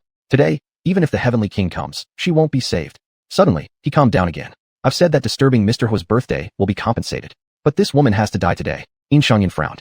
Zhou Si, are you planning to go against the Hua family? Hua Zinaran, hearing Yin Shangyin mention the Hua family multiple times, coldly eyed him. Mr. Yin, although today is Grandpa's birthday banquet, we all live under the land of Tian City. Tian City follows its own order. If anyone could simply insult the boss of Jing Sua, where does that leave Mr. Zhou's face? How will Jing Sua maintain its rules? Hua Zinaran hadn't expected Jiang Yin to be so foolish as to offend Zhou Si, known to be Tian City's most capricious character. It seemed that even if she did not lift a finger tonight, Jiang Yin was certainly going to die. Already irritable, Zhou Si was further driven to madness by these words from Hua Zinaran. Standing on the sofa, his pupils dilated wildly. All those who resist, not a single one shall be spared. Right at this moment, the mischievous voice of Su Yichen resounded. Zhou Si, do you think Su Yichen is dead? As everyone knew, Su Yichen privately got along well with Shi Yin. Hua Zinaran shot Su Yichen a glare. Su Yichen, what are you adding to the chaos for? Ignoring Hua Zinaran completely, Su Yichen inserted his hands into his pockets and moved forward. Zhou Si, if you want to touch my buddy and my sister-in-law, have you asked His Excellency first? Looking down disdainfully at Su Yichen, Zhou Si replied. Su Yichen, the Su family doesn't depend on you to make decisions. You don't have the qualification to speak to me. Following this, Zhou Si arrogantly tilted his head and glanced at the patriarch of the Su family seated not too far away. Su Jinghao, was this also your intention? Su Jinghao swept a glance at Su Yichen and spoke harshly. Little Cheng, why are you creating trouble? Sit back down. Su Yichen let out a cold snort. Dad, if you do not wish to get involved, I am different. If Zhou Si wishes to harm my brother Shi and my sister-in-law, they must trample over my body first. All traces of mischief disappeared from Su Yichen's face. In their place was a long-hidden sinister visage. The Su family is the Su family, but I, Su Yichen, am just myself. Qin Yi stood silently beside Su Yichen. Being the minister of the Department of Network at 49 Bureau might be an important position elsewhere, but in Tian City, it carried little weight. Zhou Si let out a sneer. Pitiful insects unaware of your own insignificance. What are you standing there for? Attack. Seeing that Zhou Si meant business, Su Jinghao stood up from his seat. Zhou Si, how dare you? Zhou Si tilted his head sideways, his face distorted. Do you not dislike this son of yours? Why are you pretending to care about father-son affection now? I'll dispose of him and clear the path for your younger son. Huh? Su Jinghao thundered in anger. Zhou Si, are you looking to be an enemy of the Su family? A mere Su family, lackeys of the Wu Palace. What offense is insurmountable? Su Jinghao was filled with anger as well. Zhou Si, even Lin Huifeng in the corner had sensed the gravity of the situation and hurriedly sent a message to Hua Chunting on his phone. If anything happens to Jiang Yin, our International Medical Research Institute will terminate cooperation with the Hua family. On the stage, Hua Chunting glanced at the phone handed over by the butler, just giving it a brief look before ignoring the call. Lin Huifeng was beside himself with worry. At that moment, a tall figure moved through the crowd, slowly approaching Jiang Yin. First, he affectionately ruffled Jiang Yan's hair, his voice low. Xiao Yan, don't worry, I'm here. In Mo Beichen's phone, the voices of Qin Lan and Mo Rong continued to echo. How dare they scare our Xiao Yan? Mo Beichen, quickly tear off that baldy's head for your old mother. Mo Beichen snapped his phone shut with a click. Turning around, he looked at Zhou Si, who seemed like a madman, his tone calm. Let me introduce myself. My name is Mo Beichen, from Fame Island of Sea Country. Xiao Yan is my sister. Mo Beichen's voice wasn't loud, Yet the entire venue immediately fell silent. Anyone attending Mr. Hua's banquet had a distinguished status. In the circle of elites, no one wouldn't have heard of the Mo family from Fame Island. It was a terrifying family, striking fear into every industry. Mercenaries, assassins, intelligence, hackers, arms dealers, and finance alike. Mo Bachin himself was the current actual leader of the Mo family. Even Mr. Hua, hearing this name, stood up from his seat. How could he not remember inviting such an important guest? Of course, what he didn't know was that, without Jiang Yin, invitations to banquets of this level wouldn't even reach Mo Bachin. Wait, what did Mo Bachin say? Jiang Yin was his sister. No wonder from start to finish, not a trace of fear could be seen on the little girl's face. With the Mo family as her backing, what was there to fear? Mr. Hua hurriedly descended from the stage, making his way briskly through the crowd. Zhou Si, sitting on the couch, also came to his senses after hearing this name, narrowing his eyes as he scrutinized Mo Bachin. His voice slightly deepened. It's rumored that the head of the Fame Island Mo family never reveals his identity in public. Why the exception today? And furthermore, we've never heard of him having a sister. Mo Bachin could tell that Zhou Si doubted his identity. His gaze was cold, like looking at a dead man. Whether it's true or not, you're welcome to find out. Zhou Si fell silent for a moment. The voice of Mr. Hua then floated over from behind. Mr. Mo, your presence at my birthday feast truly brings much honor to my humble place. Misunderstanding. This is all a misunderstanding. Mr. Hua was stopped before he could reach Mo Bachin with a conciliatory smile by Hua Zinaran. Hua Zinaran looked at him incredulously. Grandpa, didn't you say you wouldn't interfere? Chapter 132. No Palace. How could Hua Chunting care now about the petty grievances between Hua Shiran and Jiang Yan? This was the Mo family of Fuming Island, an object of contention among various nations vying for favor. There was a saying in the rumors. When the head of the Mo family is angry, millions of corpses float, and rivers run red with blood. Its veracity is debatable, but Hua Chunting knew that if this person were unhappy, his Hua family and Qing residence could be wiped out in an instant. Grandfather. Hua Shiran's voice brought back Hua Chuanting's thoughts. Hua Chuanting's eyes flashed with determination as he turned around and slapped her. Fool. All guests should be treated well. How can you, as the host, allow our esteemed guest to be bullied? Hua Shiran, holding her rapidly reddening and swollen right cheek, looked at Hua Chunting in disbelief. Grandfather, you hit me. She had lost her parents early, and she was the only heir in the Hua family. Hua Chunting would have plucked stars from the sky to please her. When had he ever laid a hand on her? Now, just because of Jiang Yin, this woman, her grandfather had actually struck her. Hua Shiran was still reeling from disbelief when Hua Chunting moved forward first. Zhou Si, it's enough that you acted arrogantly at my birthday banquet. Now you dare to threaten my honored guest. Do you really think there's no one in my Hua family?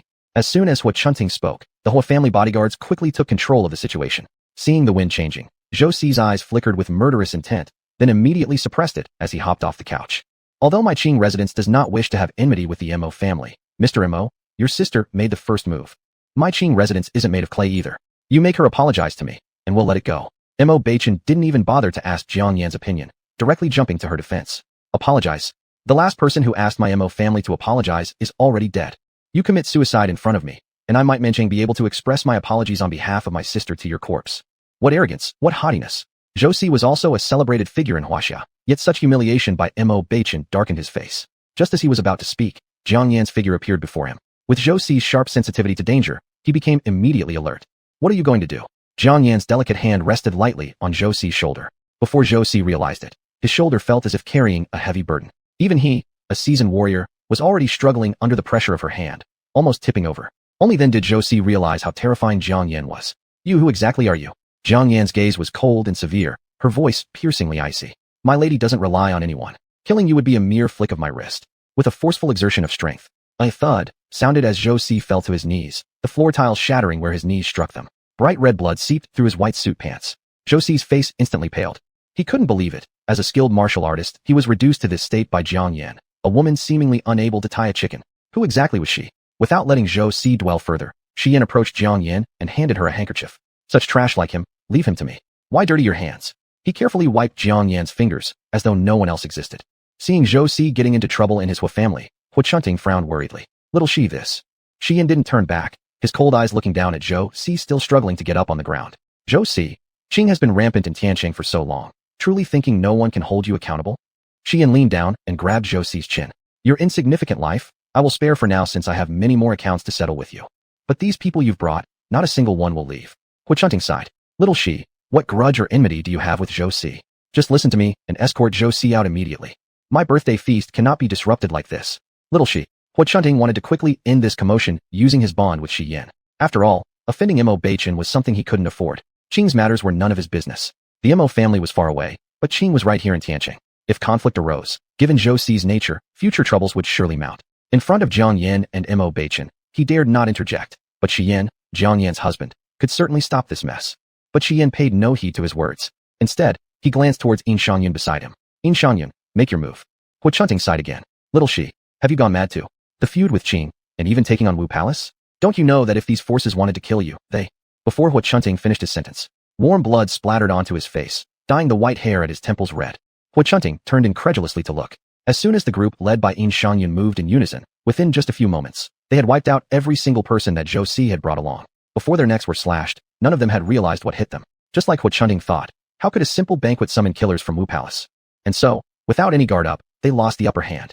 In an instant, blood flowed across the banquet hall, and the coppery smell of it stung their nostrils. Hu Chunting was dumbfounded. Zhou Si was also stunned. Shi Yan, who are you really? At this moment, Yin Shangyun and Zhao Cheng stepped forward, bowing respectfully to Shi Yan. Boss, mission completed. Hu Chunting's pupils shrank sharply. The only person who could make someone as arrogant as Yin Shangyun bow down had to be one person. The mastermind behind Wu Palace. The same ruthless hero who disappeared many days ago. Could it be? Shi Yan was the boss of Wu Palace? Everyone present was astonished. The man whom Zhou Si compared to a dog. The insignificant insect surviving only under the protection of the Hua family. How did he suddenly become the mastermind behind the first force in Tianqing? Wu Palace, the power that emerged abruptly 10 years ago. Back then, everyone only thought it was a reckless minor player, unworthy of attention. After all, at the time, the Su and Hua families, along with Jing residents, had already grown into towering trees. It wasn't until Wu Palace's name repeatedly resonated throughout Tianqing that people began to take this external force seriously. They attempted to suppress Wu Palace, but ended up suffering heavy losses. Thus, Wu Palace was allowed to grow unchecked. Later, an emerging external power overshadowed even the three existing major forces. This external power joined the other three great forces to become one of the four dominant factions in Tianqing. Wu Palace's rise was extraordinarily rapid. Before the other three families had time to catch up, Wu Palace had pulled far ahead, leaving the others struggling desperately to keep up, only to find they were too late. The Su family formed an alliance with Wu Palace.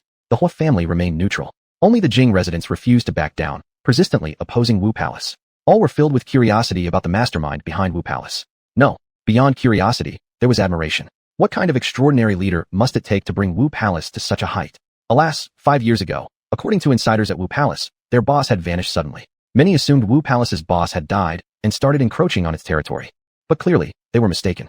Now Hu Chunting looked at the person before him, Shi Yan, and felt unfamiliarity. The student he'd nurtured turned out to be the very boss of Wu Palace. A presence even he had to step aside for. Chapter 133, Jiang Yuling's death. At this moment, Zhou Si finally realized that he wouldn't be able to get revenge today. Jing Suo and Wu Gong have harbored resentment for a long time, not to mention the Mo family supporting them from behind. His face turned dark, his eyes filled with murderous intent as he glared at Shi Yan. Hu Chunting quickly regained his composure after being shocked, standing in front of Zhou Si. His voice no longer carried the same arrogance as before. Little Shi, for my sake, let's settle your grudge. Hu Chunting hadn't finished speaking when Shi Yan interrupted him. Who Grandpa? I apologize for ruining your birthday celebration. Then, Shi Yan glanced at Yin Shangyun. Yin Shangyun immediately approached with a red brocade box. A modest gift to express our apologies from Wu Gong. Before Hu Chunting could react, Shi Yan took Jiang Yan's hand and walked out. As they were about to reach the door, a cold and stern voice rang out. Yin Shangyun, take Zhou Si back to Wu Gong. There was a flicker of fire in Yin Shangyun's eyes. Yes. Taking advantage of the absence of the boss of Wu Gong, Jing Suo had done many despicable deeds. Wu Gong suffered numerous casualties because of it. Yin Shangyun and Zhao Cheng thought the boss would come back thinking only of Jiang Yan, making revenge impossible. But unexpectedly, the boss had prepared something big. Not only did he kill so many people from Jing Suo, but he also captured their boss and brought her back to Wu Gong. They knew the boss wouldn't allow Jing Suo to overstep on Wu Gong. Glory to the boss. After hearing Shi Yan's arrangements, Yin Shangyun and Zhao Cheng looked at Jiang Yan much more favorably. Hua Xinran watched the retreating figures of Shi Yan and Jiang Yan, stunned. In her view, Jiang Yan had offended Zhou Si, and there was no way she'd leave Hua's house alive today. Even if Zhou Si let her go, she still had countless ways to ensure Jiang Yan would die here today. How? How could they just leave like that? Jiang Yan Yu. Unwilling to let it go, Hua Xinran tried to chase after them, but she was held by Hao Chintong. Hua Xinran, haven't you caused enough trouble yet? Turning her face, Hua Xinran was already in tears. Grandfather. No, no way. I'm not going to accept this. This is my last chance today. Jiang Yan has become the treasure of so many powerful elites. Trying to harm her later will be nearly impossible. Hao Chintong slapped Hua Xinran hard, frustrated by her lack of understanding. You damn thing. Look at how many people have already died. Are you trying to make our Hua family disappear from this world? Hurek Xinran became somewhat clear-headed after the unexpected slap. She fell to the ground, her tears streaming down. After today, she feared that she would have no further ties with Shi Yan, and her grandfather's grand banquet turned into a slaughterhouse. Guests were leaving one after another. Only a man with an aura surpassing all others stepped forward gracefully. First, Hoshiran saw a pair of shiny black leather shoes. When she looked up, she saw a face as handsome as a celestial being. His eyes gazed down upon the world. You? Feng Chun didn't spare half a glance for Hoshiran, stepping over her skirt and crossing her legs. Hoshiran suddenly felt that the man in front of her might be her savior for this reversal. Mr. Wait. Hoshiran wanted to run after, but was blocked by a stern-looking man. Feng Er mocked. Miss Ho, please open your eyes wider in the future. Not everyone can be offended easily. You should be thankful that Miss Jiang Yin didn't lose a single hair today. If not, my master would have slaughtered every member of your Ho family to compensate for the loss of a hair of Miss Jiang. Jiang Yin. Why is it always Jiang Yin again? Hoshiran felt despair. Why does everyone seem to know Jiang Yin? Isn't Jiang Yin supposed to be just an adopted daughter without any background? Her hope kept being extinguished. Just then, a thin figure rushed into the hall in a panic. Seeing the scene inside, Jiang Yuling immediately screamed. Blood. So much blood. Hoshiran stared at Jiang Yuling's frightened appearance, her eyes growing increasingly crimson until she lost control completely. She staggered upright, somehow finding a dagger. Jiang Yuling didn't sense the danger coming. Seeing Hoshiran, she felt as though she'd found a lifeline. Ho miss, what on earth happened? Where's Jiang Yin? I'm so scared. SSSS. Ho sister, how could you? Incredulously, Jiang Yuling looked down and saw the dagger fully embedded in her abdomen. Why? Hoshiran's hands were stained with warm blood as she stumbled backward. Jiang Yin, who gave you the right to be Jiang Yan's sister? Why did your family raise Jiang Yin? You all deserve to die. You all deserve to die. Jiang Yuling wanted to say something, but no sound came out as her lips parted. She didn't understand why it was her who had to die today. Hadn't she and Hoshiran been allies? Hoshiran had promised that whether they succeeded or not, she would allow the Jiang family to move into the city of Tian permanently and always be protected by the Hua family. How did everything end up like this? So sleepy. So drowsy. Dad, Mom, I'm afraid I can't keep my promise anymore. Are you still waiting for me to come home? In Jiang Yuling's eyes, the dazzling crystal chandeliers gradually dimmed their piercing light. She slowly closed her eyes. Hua Chunting looked at the already insane Hoshiran, furrowing his brows and roaring with anger. What are you all standing there for? Take the young miss back home immediately. Yes. After Hoshiran left, the banquet hall was a mess. Hua Chunting collapsed into his seat, looking years older in an instant. At this moment, the butler handed him a phone. Looking at the message sent by Lin Huifeng, the acting director of the Huagu Medicine Research Institute, he angrily threw the phone against the wall. Disaster is coming. The disaster is upon us. His eyes were filled with nothing but gray. He prided himself on being wise and able to maneuver among the major powers in Tian City with ease. But never did he imagine that under his careful planning, Jiang Yin turned out to be his biggest variable. A mere yellow-haired girl who he had underestimated ended up having such great influence. Even Shi Yin surpassed his expectations. Shinran, this time, you've angered people you should never have crossed. This could destroy our Hua family's centuries-old legacy. The butler then brought forward the gifts from Shi Yin and Zhou Si. One was the rare ice jade pot, unavailable even if one could afford it. The other was an invaluable gilded gold guanyin statue worth more than any treasure. These treasures clearly indicated these two had come prepared to fight to the death before attending the birthday celebration. Otherwise, such expensive presents would never have reached his hands. It was merely meant as some form of comfort. Then the butler handed over another envelope. Master of the house, this is what lady she left behind. Hua Chunting paused, tearing it open and reading the few words inside. His heart sank into despair. Hua family, in grave danger. Chapter 134, The Boss Lady. On the way to Wugong, Shi Yin was still wiping Jiang Yan's fingers. It seemed that he thought no matter how many times he wiped, he could not get rid of the disgusting smell of that bastard Zhou Si. Jiang Yan's hands were already white. Watching the rarely obsessive Shi Yin, she couldn't help but speak up. Did you and Zhou Si have a blood feud? Shi Yin paused slightly in his actions, not looking up. In elementary school, he went to the school next to mine. Jiang Yin was best at reading people. Did he bully you? Shi Yin didn't hold back. When I was little, I wasn't tall and skinny. My mom and I ran a breakfast stall. They bullied me because I didn't have a dad to back me up, and they did quite a few disgusting things to me. Jiang Yin looked at Shi Yin, who had let down all his guards in front of her, like a big wolf dog waiting for its owner to pet it. This is what Jiang Yin thought, and this is what she did. She couldn't help but raise her hand to stroke Shi Yan's hair. So, do you hate them? Shi Yin lowered his eyes, and his words were casual. I hated them before, but later, it didn't matter anymore. If it weren't for resisting them, I might not have achieved what I have now. That's right. Who would have thought that the founder of Wugong and the boss of Y Group was a person with a tragic childhood? An unfortunate childhood needs a lifetime to heal. Now that he can say it easily, it means he has let go. How do you plan to deal with Zhou Si? Kill him. Shi Yin finally stopped his movements. Death is the simplest way to end suffering. I want him to live. To watch as I take everything away from him. When Shi Yin said these words, the hatred in his eyes gradually disappeared. It seemed like he was saying goodbye to his unfortunate past. Jiang Yin leaned against his chest. You and Mom, you've worked hard.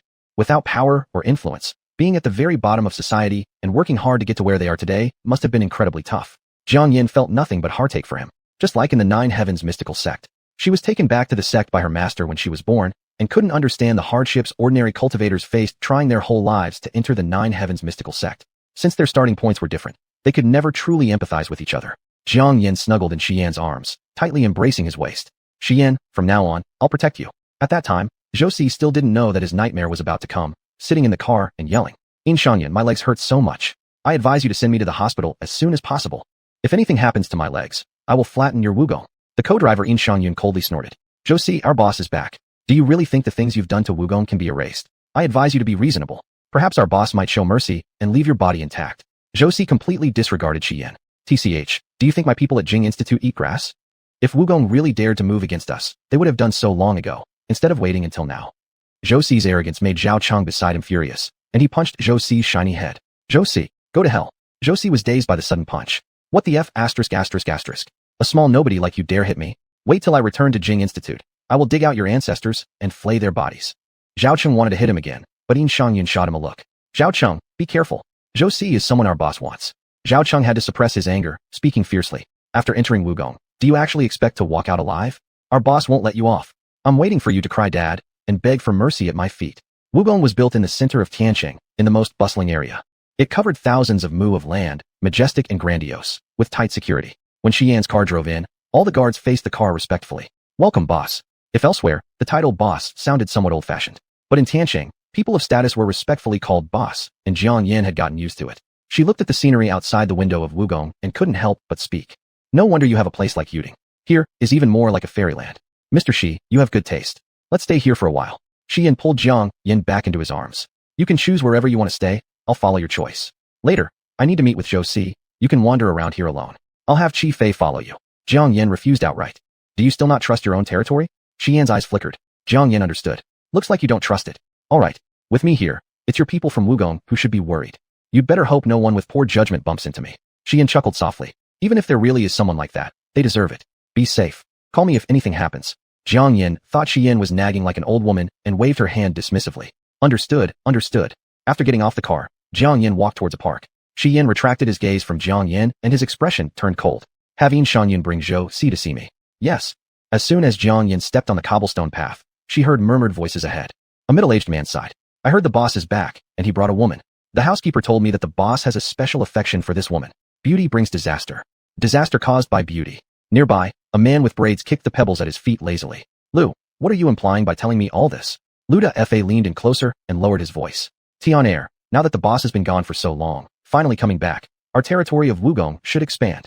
Not only is there a woman hindering the boss, but she can also sway the boss's decisions. If you can remove her."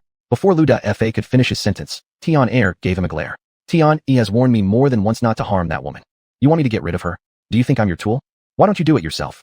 "Tisk." Tian Air spat lightly, clearly dissatisfied. "How could the boss's woman be an ordinary person? In light of our acquaintance, I advise you to drop this idea. Otherwise, you won't even know how you ended up dead." With that, Tian Air turned and left, leaving Luda Fa alone with a mix of expressions on his face. Not taking a few steps, Tian Air collided with Jiang Yin and narrowed his eyes as he examined her. "Are you?" Jiang Yin, still wearing her evening gown, under the moonlight, looked like a fairy descended from heaven. She smiled mischievously. "I guess I am the woman you're talking about." Tian Air paused for a moment. "Madam Boss." Jiang Yin's smile deepened. "You have good eyesight." Luda Fa also followed behind, but after just a glance at Jiang Yin, he passed by silently. In that instant, Jiang Yin felt an icy killing intent from him. Her expression darkened. "Wait." Chapter 135, Hatred.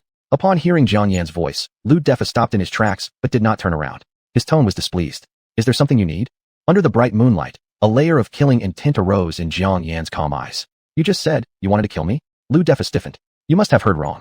As Lu Defa was about to leave, his legs felt as though they were filled with lead and he could not move an inch. Tian Air noticed this, and the rascally expression on his face disappeared, his brows furrowing. Lu Defa knew something was amiss and turned his head toward Jiang Yin. "What have you done to me?" Jiang Yin slowly approached Lu Defa, speaking gently. "Can you guess why I became your Wugong's madam?" Even at this point, Lu Defa showed no signs of regret. "It's obviously because of your face." "A mere vase. What qualification do you have to become our Wugong's madam?" "I'm a senior member of Wugong. Let me go immediately." Jiang Yin laughed, stealing the shine from the moonlight. "So what if you're a senior member? I'm planning to stay here for some days. Yet all of you who are so eager to kill me make it hard for me to relax." So, in that instant, Tian Air detected the heavy killing intent radiating from Jiang Yin and his expression changed slightly. "Madam, you." Before Tian Air could finish speaking, Jiang Yin raised her hand and clenched it forcefully toward Lu Defa's direction. A crack sound rang out, the noise of breaking bones. "Ah!" The pig-like screams startled the birds in the garden. Lu Defa collapsed on the ground, his 4 limbs already paralyzed. "Person, you, what have you done to me?" With disdainful eyes, Jiang Yin looked down upon the suffering Lu Defo on the ground. Since you're a senior member of Wugong, Lady Boss will spare your life. While I'm still here, you'd better recuperate well in the hospital. Or else, don't bother me. Oh right. Go back and tell your allies that if they respect me, I can look the other way. If not, today is your day, and tomorrow will be theirs. Having finished speaking, Jiang Yin looked at the shocked Tian Air beside her. You, take him to the hospital. Tian Air recovered and said, I'm not familiar with him. Let him lie here then. Jiang Yin remained silent, merely glancing at Tian Air before continuing forward to admire the scenery. The minor episode seemed to have not disturbed her mood at all. But, why are you following me? Tian Air had been stealthily trailing behind Jiang Yin for quite some time. Upon realizing he was discovered, he sped up his steps. Madam, how did you manage to do that just now? To hurt someone from afar, should she wish it, Lu Defa's life or death would only take a moment. Jiang Yin tilted her body slightly. Do you want to know? Yes. Before Jiang Yin was an artificial lake, and she merely flicked her fingers lightly. Fish jumped out of the water in competition. Under the moonlight, Jiang Yin in her evening gown resembled a fairy descended from heaven, making all things lose their luster. Tian Air was mesmerized for a long time, unable to regain his senses. Many years later, this scene still often lingered in his heart. He would never forget the impact Jiang Yin gave him that night. The saying, one glance, a mistake for life, was indeed true. Long after Jiang Yin had left, the dialogue between them still echoed in his ears. Do you want to learn? Yes. No use thinking about it. You won't be able to. How do you know I can if you don't teach me? Because it's magic. Magic? So she really was a fairy. Unfortunately, she was the boss's woman. Wugong underground prison. Xian stared at Zhou Si sitting across from him with no trace of nervousness. His expression was calm. 4 years ago, your underlings competed with our Wugong over the ownership of an entertainment center. 4 members of Wugong died, and 1 was injured. 3 years ago, when both Jing Institution and our Wugong launched smart robots under technology companies, you engaged in vicious commercial competition, leading to the suicide of researchers in my lab. 2 years ago, Jing Institution caused trouble extensively in bars and KTVs under our jurisdiction. 15 of us were wounded. 1.5 years ago, you abducted family members of the high-ranking officials of Wugong, using them to force compliance from Wugong executives. When they refused, you ordered your henchmen to kill them. Among them were elderly people, pregnant women, and those who had barely reached adulthood. After they died, you skinned them and displayed their hides in your skin exhibition hall. As a result, the high-ranking officials of Wugong could not retrieve the bodies of their beloved ones. 1 year ago, you sent people to poison our drinking water. 50 people died and 100 were injured. Months ago, a large-scale clash occurred between Wugong and Jing Institution. At this point, Xian's hands gripping the armrests had tightened, his knuckles turning white, revealing deep-seated coldness. As for Yin Shangyun and Zhao Qing behind him, their eyes were bloodshot. During the years when Xian was away, they had endured too much hardship at Wugong. But in the city of Tian, casualties happened all the time. It was even more so for the top-tier forces like them to clash. They assumed that the boss would not care about these minor grievances. Turned out he knew everything and remembered every single detail. Listening to Xian's words, Zhou Si still remained nonchalant. Are you regretting now because you're scared of the strength of my secret place? Xian sneered coldly. Yin Shangyun, show him the video. Yin Shangyun handed a tablet over to Zhou Si. After seeing the content on it, Zhou Si's smile froze on his face. The next second, he shouted, stop. In the video, his treasured human skin exhibition hall was smashed into pieces. Even worse, Xian's men set fire to his many-year collection. No, the tablet went black, reflecting Zhou Si's ghastly and terrifying face. Zhou Si glared at Xian with malice. Xian, I'll kill you. Xian stood up and took a large scissors gleaming with cold light from a cabinet nearby. He quickly put on gloves. Then, he slowly walked toward Zhou Si. Zhou Si slightly panicked. Xian, what are you going to do? If you dare to touch me, the big brother behind my secret place will never let you go. You and Jiang Yin will end up with no place to bury your bodies. And even the child inside her belly will be taken out and crushed. Perhaps, one's cruelty is innate. Since he was in his mother's womb, his genes had determined his path for this lifetime. It was destined to be filled with hostility and killing intent. Yin Shangyun and Zhao Cheng held Zhou Si's arms tightly, making him unable to move. In no time, Xian pulled out his tongue. He looked down at Zhou Si from above, hatred flashing in his eyes. The next second, there was a crack sound. A piece of blood-red tongue was cut off and fell onto the ground. Xian watched Zhou Si full of blood coldly, ignoring the resentment in his eyes. He threw the scissors to Yin Shangyun. Pull his nails out for me. Yes. Xian returned to the table and sat down, the ear-piercing screams of Zhou Si echoing in his ears. On the desk before him, laid the investigation report on Zhou Si's condition. Zhou Si, Klinefelter Syndrome, XXY. Chapter 136, Premature Rupture of the Membrane. This night was destined to be a sleepless one. Xian spent a full 5 hours in the underground prison of Wugong Palace. The entire interrogation room was filled with the smell of blood. He used a dagger that could slice through iron as if it were butter, cutting every inch of Zhou Si's skin. Zhou Si fainted from the pain, only to be splashed awake with saline or chilly water. Over and over again, Zhou Si was now on his last breath. Xian's eyes had turned crimson, clearly having lost his sanity. At this moment, the phone rang. Xian ignored it completely, until Yin Sanjian's voice sounded. Boss, it's Madam. Xian paused for a moment. then regained his senses and directly plunged the dagger into Zhou Si's calf. He stood up, took large steps toward Yin Sanjian, and began washing his hands. Put it on speaker. Yin Sanjian followed the instruction. As soon as the call connected, a weak voice of Jiang Yin came through. Xian, my stomach hurts. Xian felt as if his brain had exploded. Don't move. I'll come to you. He even forgot to grab his phone, quickly changed into a clean set of clothes, and drove at high speed to the villa where Jiang Yin was. As he entered the villa, the servants all bowed their heads low. Where's Jiang Yin? Madam is upstairs. Their voices had just finished speaking when Xian's figure was nowhere to be seen anymore. Upon pushing open the door, Xian saw Jiang Yin lying down on the carpet, her right hand clutching her abdomen, her face pale. Her dress was wet in patches. Xian became somewhat nervous. He squatted down next to Jiang Yin and held her hand. What should I do? He understood. Jiang Yin was the best doctor. Instead of going through the trouble of finding another doctor, he might as well listen to her opinion. It was rare to see Jiang Yin's eyes look disoriented. In a weak voice, she spoke. Carry me to the bed first. Xian did as instructed. Then, Jiang Yin took a deep breath. I've examined. The baby seems fine so far, but what has leaked out indeed is amniotic fluid. Premature rupture of the membrane. Upon hearing this, Xian clearly panicked. I will invite experts from the Huagu National Medical Research Institute. Jiang Yin shook her head. It won't help. High-position premature rupture of membranes. If no further leakage of amniotic fluid occurs, maybe the child can be saved by resting. If the amniotic fluid cannot be retained, this child may. Jiang Yin didn't finish, but Xian understood everything in his heart. With a glance at Jiang Yin's abdomen, his eyes were filled with reluctance. Will there be any impact on your body? Jiang Yin gripped Xian's hand, feeling streams of spiritual energy flow into her body, making her comfortable quite a bit. There will be little impact. Just 2 or 3 months of eating, drinking, urinating, and defecating in bed. Hearing this, Xian obviously relaxed. Regardless of when, your health is most important. I will personally take care of you for these 2 or 3 months. Jiang Yan's expression softened slightly. Xian, thank you. Xian slipped the Qingcheng jade bangle onto Jiang Yan's wrist. What would you like to eat now? Apple juice. All right, wait for me.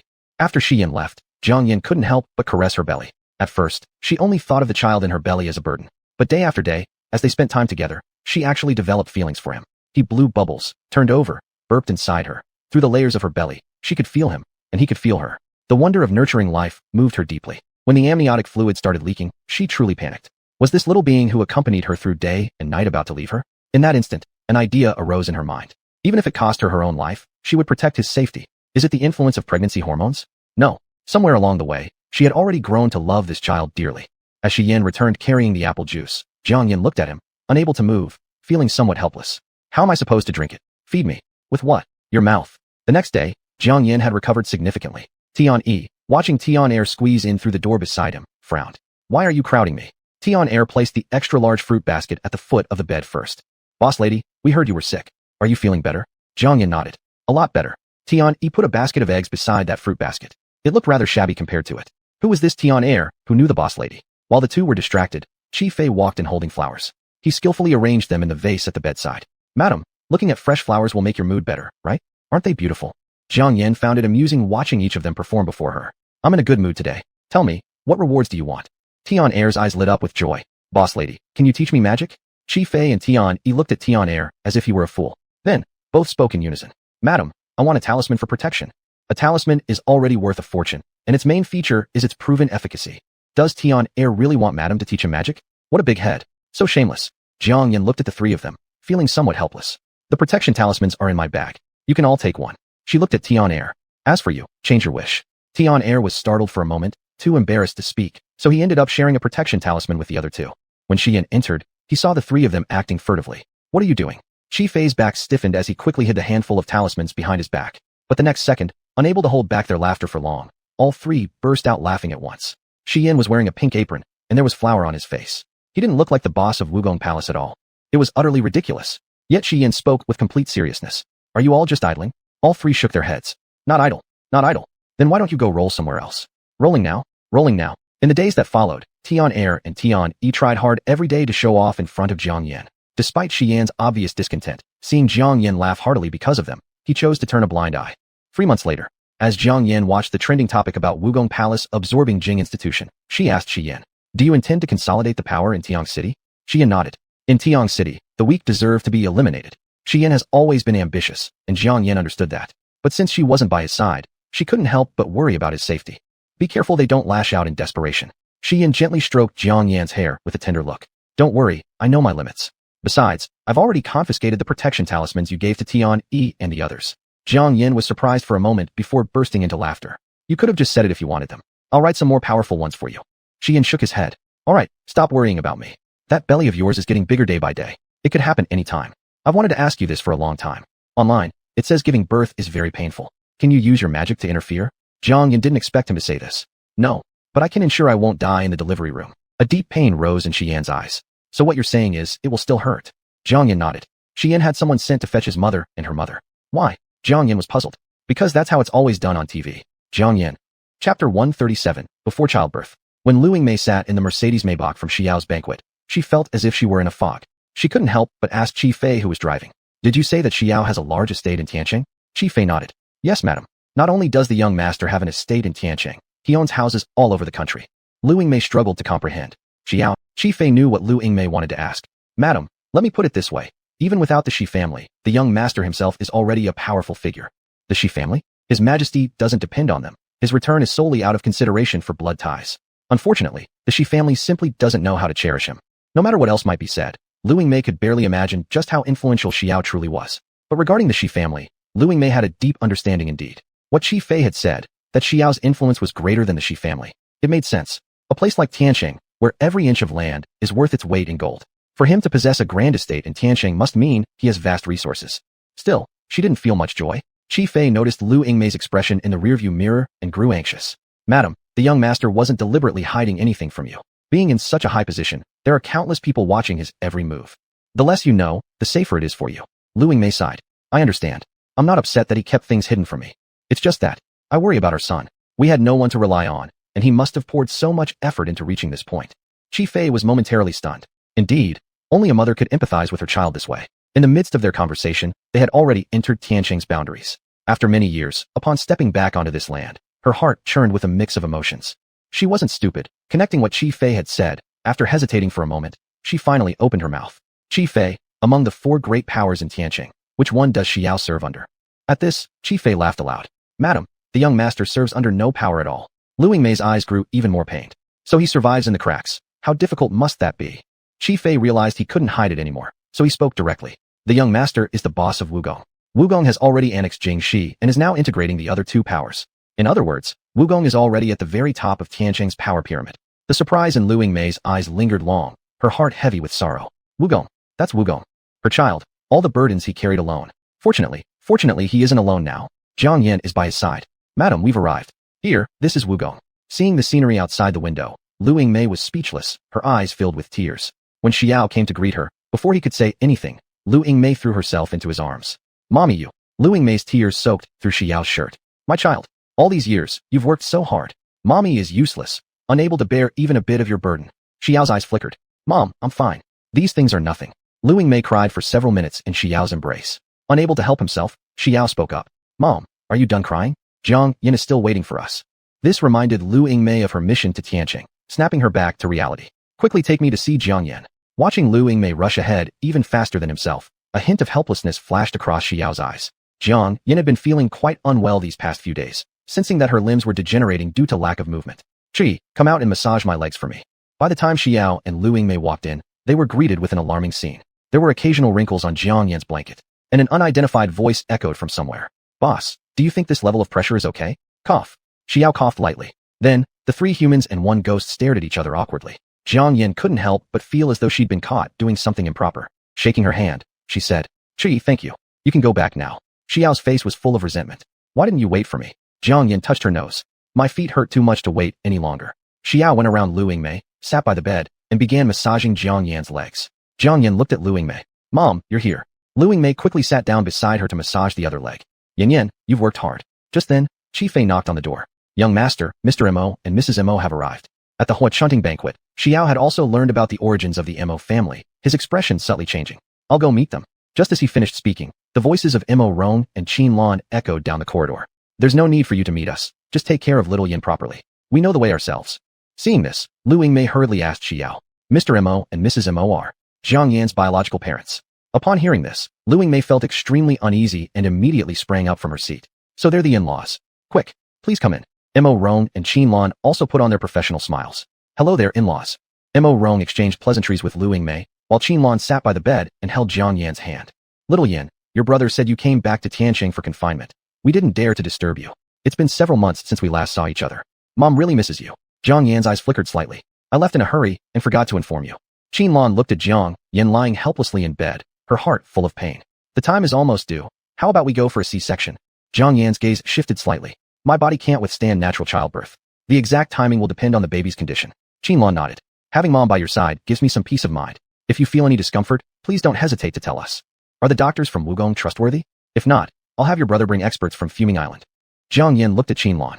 I understand my own health condition best. There's no major issue. Doctors from Huagua will be sufficient. Qinlan nodded again. All the supplies needed after the child's birth have already been prepared by your father and me. Little Yan, even though you're highly capable, delivering a child is like going through the gates of hell. At all times, your health comes first. Jiang Yan understood what Qinlan meant. She nodded. Don't worry, I know my limits. At first, Jiang Yan hadn't noticed much, but only after they left to eat and exited the room did she truly feel the warmth of being cared for. Without realizing it, these people who were once strangers to her had found their way into her heart. Xiao stood guard beside Jiang Yan's bed. What do you want to eat? I'll make it for you. Jiang Yan came back to reality. Hot pot. The moment Jiang Yan said that, Xiao took a moment to process. What did you say? I want hot pot. One that's spicy and numbing. Looking at Jiang Yan's pleading eyes, Xiao struggled for a moment before giving in. All right, I'll prepare it. Call me if you need anything. Okay. Chapter 138, Emergency. Jiang Yan finally got to eat the hot pot she had been longing for. By the time she finished, it was already dark outside. Everyone returned to their rooms to rest. Xian had gone to take a shower. Just then, however, Jiang Yan began feeling as though her stomach was churning like a stormy sea. This shouldn't be happening. Could it be because I ate too much tonight? Before she could think further, her stomach pain intensified. This didn't feel like a regular stomachache. Sweat broke out on Jiang Yan's forehead, and her expression grew grave. Surely not. Is this due to how spicy the food was? Xian. Under extreme pain, Jiang Yan's voice was growing weaker. Xian hadn't closed the bathroom door while showering in case there was an emergency that he might not hear Jiang Yan calling him. By the time he rushed out with a towel around his waist, Jiang Yan's complexion had already turned alarmingly pale. Xian, I have a premonition. At the latest, labor will start tomorrow. I must deliver tonight. Even someone as experienced as Xian didn't expect things to move so quickly. Fortunately, he'd already equipped the villa with a sterile operating room. Don't be nervous. I'll push you into the sterile room right now. Despite being in great pain, Jiang Yan still managed to make a joke. The one who's likely nervous isn't me, is it? A closer look at Xian revealed his hands were slightly trembling as he pushed the bed. With Xian's command, Wugong, who had just settled down after all the noise earlier, instantly came to life with bright lights. Upon hearing the news, Qinlan rushed over in her pajamas. Lu Yingmei knelt by the window, praying to the gods for protection. Gods, please protect Jiang Yan. Let her delivery go smoothly, and keep her safe. Tian Yi and Tian Air stuck all the talismans they'd collected from Jiang Yan during the past few months on the door of the sterile operating room. When Lin Huifeng arrived with the obstetrics experts, what he saw was such a mystical scene. Lin Huifeng first swallowed hard before turning around to remind the female doctor. You must ensure Jiang Yan's safety above all else. The female doctor wiped sweat off her forehead and glared at him. Isn't that obvious? If something happened to the president of our Hugua Medical Research Institute under my watch, I'd quit my job immediately. Lin Huifeng. He felt the woman was subtly mocking him, but he had no evidence. Much obliged. Mo Beichin returned to Sea Country to deal with matters, but upon hearing that Jiang Yan was about to give birth, he rushed back overnight. Upon learning the news, Feng Ningming couldn't care less about the shock of Xian's mysterious background or continue filming her night scenes. She hastily drove towards Tianqing. Su Yichen, who was at the bar picking up girls, saw the message in the group chat. Despite the ladies' pleas for him to stay, he grabbed his coat and ran out. Joke. This was Xian's first child. He absolutely had to be present. And Feng Qian, who had come to Tianqing months ago with Jiang Yan, found it hard to settle his mind this night as well. He fiddled with the prayer beads on his wrist, closing his eyes to meditate. Suddenly, a deep uneasiness struck his heart, causing the prayer beads to snap. Right at that moment, Feng Air burst in, looking tense. Feng boss, Jiang. Before Feng Air could finish his sentence, all that was left in front of him was a streak of movement. As Jiang Yan lay quietly on the operating table, the chief surgeon beside her seemed somewhat uneasy. Director Jiang, do you have any specific instructions for this surgery? Jiang Yan wasn't surprised that the female doctor knew her true identity. She slightly tilted her head. No need. I trust you. The doctor took a deep breath. Rest assured, we will definitely ensure everything goes smoothly. For some reason, Jiang Yan felt a twinge of unease. She knew this wasn't a good omen. However, this child must be born tonight. I'm going to start the surgery. After these words, Jiang Yan closed her eyes. She could distinctly feel the scalpel cutting through her abdomen. If the person standing in front of her was her enemy from the Xian realm, she would have willingly placed herself on a chopping block for them to carve. She had never imagined that one day, she would put herself in such danger for someone. Who exactly put her in this current predicament? Her respected master? Or her fellow disciples? Why treat her this way? 20 minutes later, the loud wail of a newborn pulled Jiang Yan back to reality. She felt a sudden void in her abdomen. Next, her vision blurred, and her breathing quickened. All she could faintly hear was amniotic fluid embolism. Quick! Oxygen! blood transfusion, 90 milligrams of methadone, 10% glucose solution, 20 milliliters intravenous push. Jiang Yin had lost her sense of hearing, her mind showing an enormous black hand reaching out to grab her. Is this the shadowy puppeteer? Could tracing it upward lead her to its true face? Jiang Yin couldn't resist running forward desperately. Come out. If you're capable enough, create your trap. If you're incapable, why can't you face me directly? Come out. Suddenly, the black hand pressed down, directly pinning her into an unfathomable abyss of darkness. Gulping sounds. Water gushed into her orifices, and her eyelids grew heavier. At that moment, a strange voice thundered in her ears. Jiang Yan die. The next second, the sterile room was filled with the sound of alarms from medical equipment. Director Wang. The mother is experiencing deep shock. Blood oxygen saturation is dropping. Pulmonary embolism. Director Wang. The mother is hemorrhaging heavily. Though this was the sterile room Shi Yan had personally designed for Jiang Yan, those outside the closed door could also hear what was going on inside. Everyone's heart clenched. Shi Yan's mind was in turmoil. If one life could be exchanged for another's, he would gladly trade his to ensure Jiang Yan's safety. Just then, a cold wind blew in, and a shadow approached rapidly. The door to the sterile room burst open. Before anyone could clearly see who it was, Feng Chun had already darted into the sterile room. Shi Yan's pupils contracted sharply. Halt! Amidst everyone's astonishment, Feng Chun gripped Jiang Yan's wrist. Black mist began to emanate from around Feng Chun, immediately enveloping Jiang Yan. Qin Lan attempted to step forward, but was stopped by Shi Yan. Though reluctant to admit it, Shi Yan recognized this power all too well. He is saving Jiang Yan. Qin Lan collapsed into Mo Rong's arms. The doctors are helpless. What can he possibly do? Will he harm my daughter? At that moment, Feng Er arrived, panting heavily. He looked toward Feng Chun inside the sterile room, his expression tense. Feng General, this method of transferring spirit will attract the attention of the human world's heavenly Tao. It will obliterate you. Feng Chen's face was already somewhat pale, his figure unsteady. Shut up. The doctors in the sterile room couldn't get close and could only watch helplessly as Feng Chun and the black mist surrounding Jiang Yan, until a young nurse suddenly cried out. Quick! Look! The mother's heartbeat has returned. Under Feng Chen's icy yet softened gaze, he finally turned towards the corner where several doctors stood. What are you still standing there for? Prepare to suture. The doctors and nurses hurriedly got to their feet. With a wave of Feng Chen's hand, the door to the sterile room slammed shut. Feng Er's eyes bloodshot. Feng General. Chapter 139, Xin Yanyan. Shi Yan had no idea about Feng Chen's background, but judging from his abilities alone, he was far beyond the ordinary people like them. He and Jiang Yan were of the same kind. Feng Er was captured by Shi Yan's people. Kneeling on the ground, he sobbed uncontrollably. You have gone through so much to get where you are now. How could you not care about your own life? Shi Yan coldly looked at him. Can he save Jiang Yan? Feng Er's cries abruptly ceased as he wiped the tears from his face. If even Boss Feng can't do it, then not even a celestial being could help. Upon hearing this, Shi Yan slightly relaxed. Indeed, the best doctors in the entire country were already inside. If anything really happened to Jiang Yan, he would be powerless. This feeling left him with a sense of failure. Once upon a time, he thought that love would be enough to face all challenges, but he was wrong. An insurmountable abyss separated him and Jiang Yan. Should something serious happen, he wouldn't even qualify to step forward. He could not protect Jiang Yan. At this moment, Feng Chun in the sterile room was transferring his ceaseless mystical energy into Jiang Yan's body. His complexion had already turned pale, devoid of any color. His posture began to waver.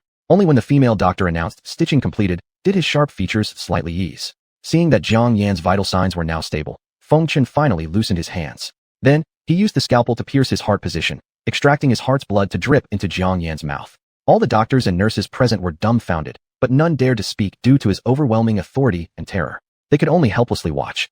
After taking the heart's blood, Feng Chun appeared as if his soul had been drained, barely able to stand. Reluctantly, he glanced at Jiang Yan once more. Subsequently, he stepped off the operating table. The cry of a child reached his ears, making him stop, turning instead toward the baby swaddled in its blanket.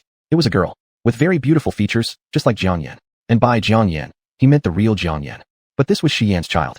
Thinking about this, Feng Chun unconsciously extended his hand toward the hungry infant. His hand rested on the baby's neck. With just one motion, he could end this child. Who would dare say anything? Jiang Yan would merely feel sorrow for a few days before forgetting eventually. Lost in such thoughts, his hand gradually tightened. Feng Chun. A weak voice called from behind him. It pulled Feng Chun back from his thoughts. Unable to bear it, he retracted his hand. Slightly turning aside, Feng Chun glanced at Jiang Yan's exhausted face. He withdrew his gaze and stepped away. As the sterile room's door opened, people outside rushed in. Amidst everyone's greetings, Jiang Yan drifted into sleep. After checking on Jiang Yan, Shi Yan went to chase after Feng Chun, but Feng Chun's place was guarded so strictly, yet he couldn't even hold onto Feng Chun. Tian reported, Boss, our monitors failed to detect how that man entered. Shi Yan stood with hands clasped behind his back in front of the window, his expression aloof. I see. Should we pursue? No need. Shi Yan understood well that both himself and Jiang Yan possessed the ability to teleport. After returning home, Feng Chun directly collapsed in the hall, unable to move even half a step into the bedroom. Feng Er, full of anxiety, knelt beside Feng Chun, supporting him. Mr. Feng. Master, please wake up. Just as Feng Er's words finished, an enormous pressure suddenly filled the entire villa, bending Feng Er's spine.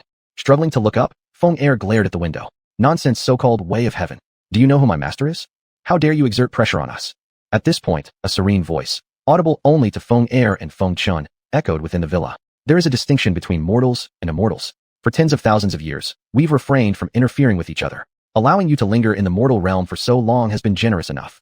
It's time for you to go back. The voice hadn't even faded when Feng Er, holding Feng Chun and not even getting a chance to speak, vanished from their spot. Jiang Yin woke up on the night of the next day. The moment she opened her eyes, several gazes focused on her. From these looks, Jiang Yin read a single answer. Doubt. They were doubtful. Qinlan spoke first. Don't you think Xiao Yin seems different than before? She's more beautiful. There's a certain indescribable quality to her. Lu Yingmei also nodded. Not just different, it's almost like two different people. Shi Fei seriously said. Since Madame gave birth, not even a fly has been able to fly out of the No Palace, let alone perform some magic act like switching people around. Of course, Feng Chun and his servant were exceptions. They all suspected whether the person before them had been swapped. Only Shi Yan remained composed. No need to guess, she is Jiang Yan. To him, no matter how many sides she might possess, he could recognize her instantly. Initially, Jiang Yan wasn't aware of how unfamiliar her current appearance seemed. Had she become swollen from childbirth? Until Feng Ningning took over the mirror. Staring at the face in the mirror, Jiang Yan's hand trembled uncontrollably, disbelief flooding her eyes. This face. It was the same as her appearance in the Xian realm. How could this be? She had clearly taken over the original host's body.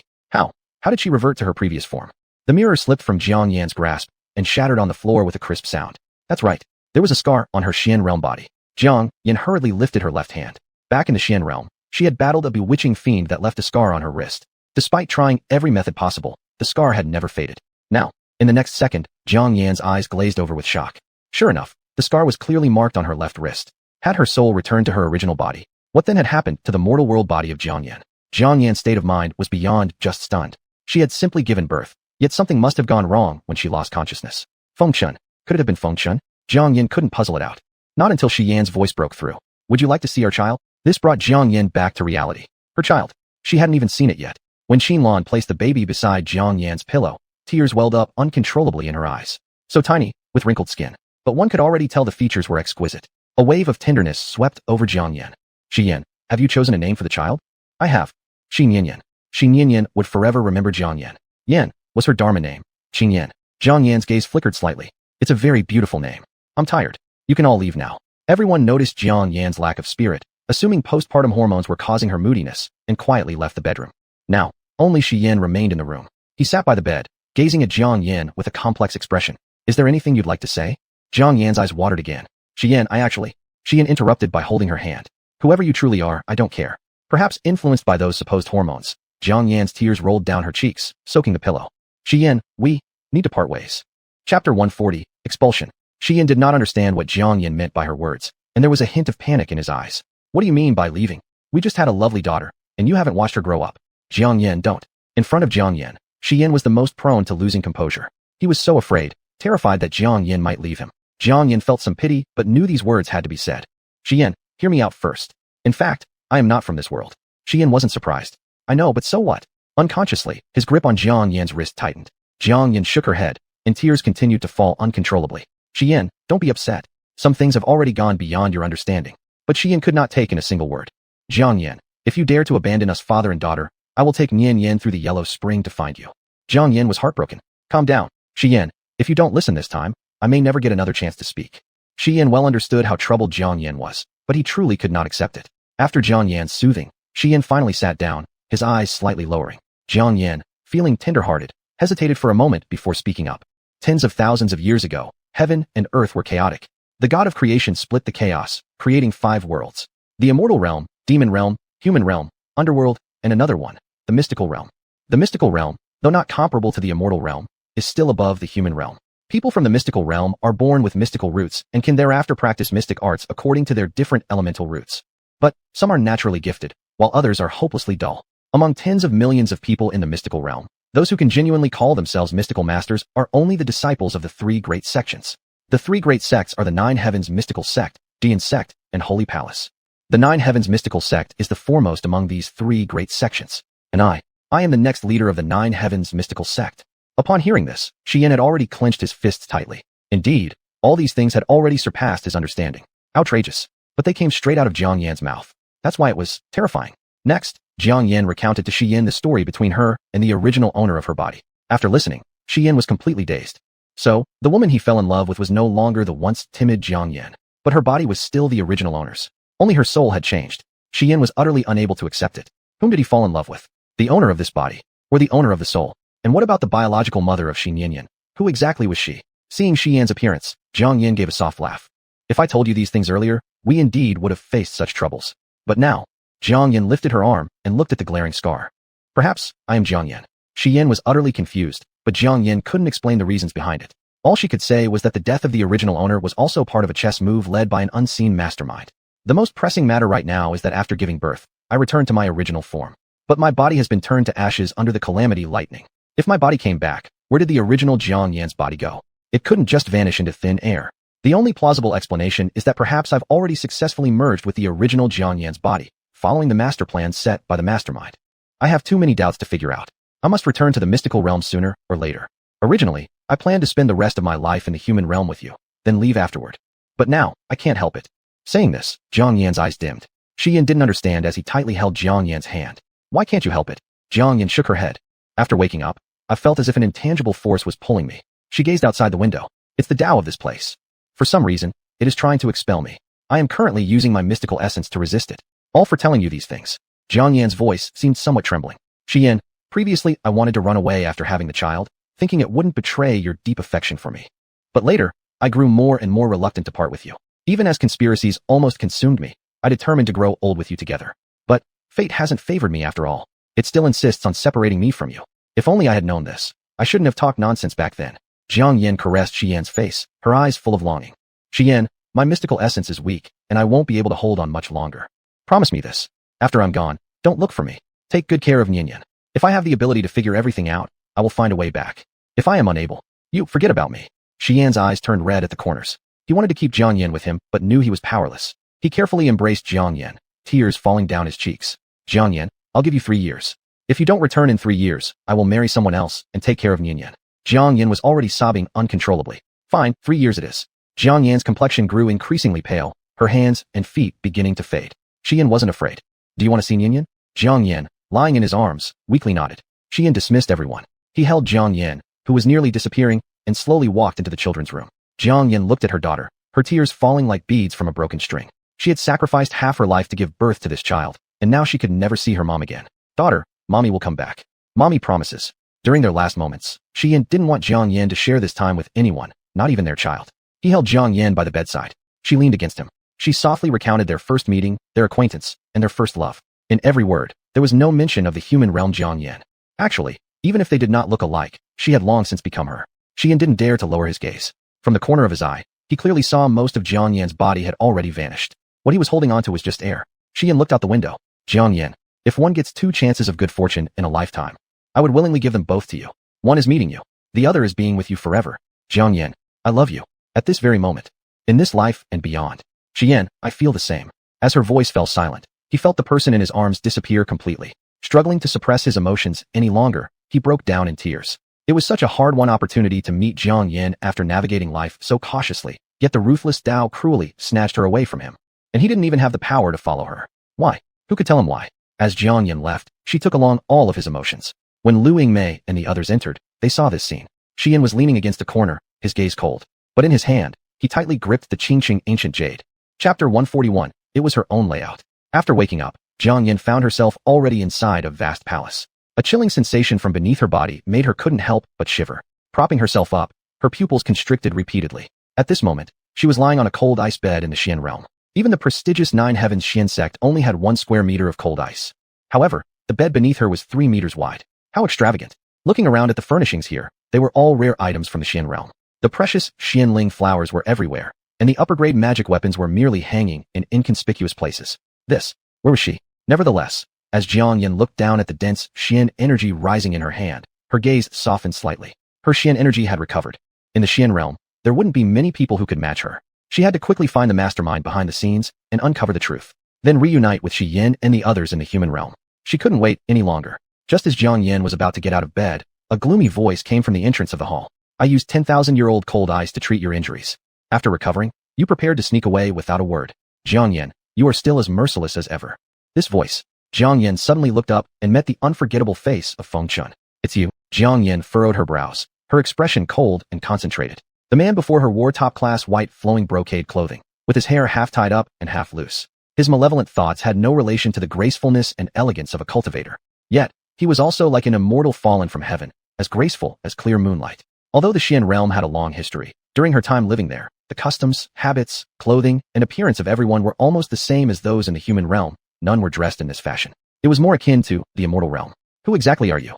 Feng Chen slowly walked towards Jiang Yin, holding a bronze lamp in his hands that emitted faintly fluctuating blue light. With the gentle breeze in the hall, Feng Chen's sleeves fluttered gracefully. Though his demeanor seemed relaxed, it carried a formidable pressure. Jiang Yin, I detest most when you look at me with eyes of a stranger. Soon, very soon, you will know what kind of person I am. As for the beloved Shi Yin that you miss so much, you will come to realize that he is just a passerby in your life. Right at this moment, if Jiang Yin still couldn't understand the implications in Feng Chen's words, then she truly would have been unworthy of being considered someone above all others for so many years. You are the one who set the plan. Feng Chen chuckled lightly, but said nothing, merely lifting his hand gently. In an instant, the bronze lamp in his hand flew into the air. Jiang Yin had a premonition of misfortune.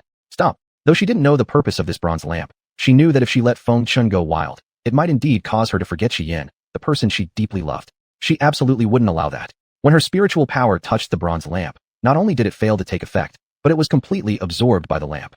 Then, the lamp began to rotate rapidly. The sky outside instantly darkened, and heavy rain mixed with thunder and lightning struck fiercely. Jiang Yin desperately tried to stop the bronze lamp, but her efforts were minimal. She fell onto the ground, watching as the lamp cracked due to the force of her powers. She sighed in relief. Finally, but in the next second, the shattered fragments scattered, emitting beams of bluish glow that swiftly pierced through the air and drilled into her forehead, resembling dragons flying into her mind. Ah! Jiang Yin screamed in anguish. As for Feng Chun watching all this unfold, his hands tightly clenched at his sides. His eyes were filled with anticipation and the sorrow of a reunion after long separation. About 10 minutes passed, and everything returned to silence. Jiang Yin drooped her head, and it was unclear how she was feeling. Feng Chen cautiously called out, Jiang Yin. No one responded. Feng Chen stepped forward and was about to bend over to support Jiang Yin. Suddenly, Jiang Yin lifted her head. Their eyes locked.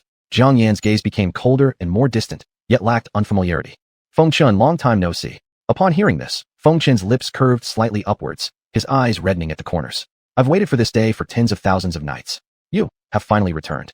Jiang Yin turned her head away, stood up, her brows sharp and cold. All these years you must have worked hard. Before Feng Chun could say anything, Jiang Yan's voice rang out again.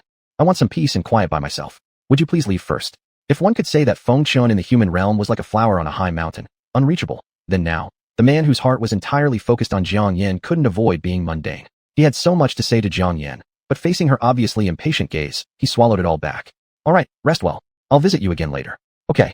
After confirming that Feng Chun had left, Jiang Yin collapsed back onto the cold ice bed, breathing heavily, tears streaming down her face. Everything, it all made sense now.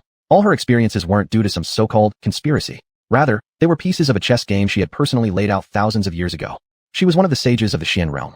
Tens of thousands of years ago, due to severe injuries in a great battle that couldn't be cured for a long time, on the verge of her soul dispersing, she found this method of revival. She ordered another sage of the Xian realm, Feng Chun, to spare no effort in preserving a wisp of her essence.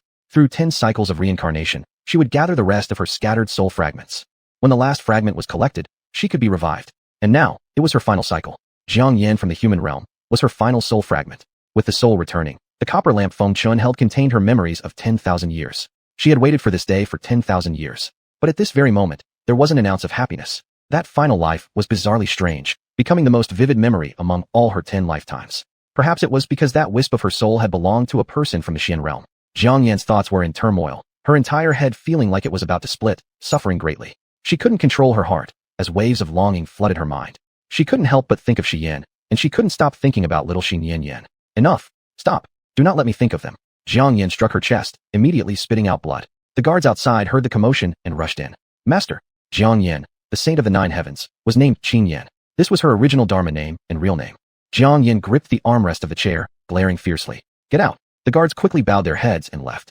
Jiang Yin locked herself in the grand hall, refusing to see anyone or eat anything. As for Feng Chun, his condition wasn't any better either. Feng Er watched as Feng Chun returned and immediately began spitting blood, filled with urgency. Master, you exhausted your cultivation powers to break through the celestial constraints and save Miss Jiang. Now that Miss Jiang has awakened, if we don't act to save you, you will. Your light will fade away. Feng Er hesitated to speak. Feng Chun lay weakly on the bed, sighing heavily. She is upset. You mustn't disturb her. Master, don't you understand what I'm saying? Seeing Feng Chen's firm resolve, Feng Er swallowed his words back down. I'll go find some spiritual items that can extend your life. Chapter 142. Realizing the True Heart. Feng Chun could not wait for Feng Er to return with the life-saving medicine. He fell on the ground in the grand hall, his eyes scattered. His mind was full of Jiang Yan. The only regret was that he had not personally confessed his feelings to her. Master. Feng Er burst into the room, watching this scene, his eyes red with anger. Master, hold on. I will invite Miss Jiang. Jiang Yan looked at Feng Er, who came uninvited, her face without a trace of blood now filled with annoyance. Who let you come in? Get out. As soon as Jiang Yan finished speaking, Feng Er directly knelt down with a thud. Miss Jiang, I know I shouldn't have come to bother you, but the situation is urgent, and I really don't know what to do. Seeing this, Jiang Yan slightly straightened her body. You'd better have something important. Feng Er hurriedly spoke. Miss Jiang, please save our master. What's wrong with him? Our master, for saving you in the human realm, exhausted all his cultivation and defied the way of heaven. Now, before Feng Er could finish, Jiang Yan had already risen. Even now, big or small matters cannot escape her eyes. Besides, Feng Chun was her old friend for many years. For reviving her, he had wasted countless years. Lead the way. Thank you, Miss Jiang.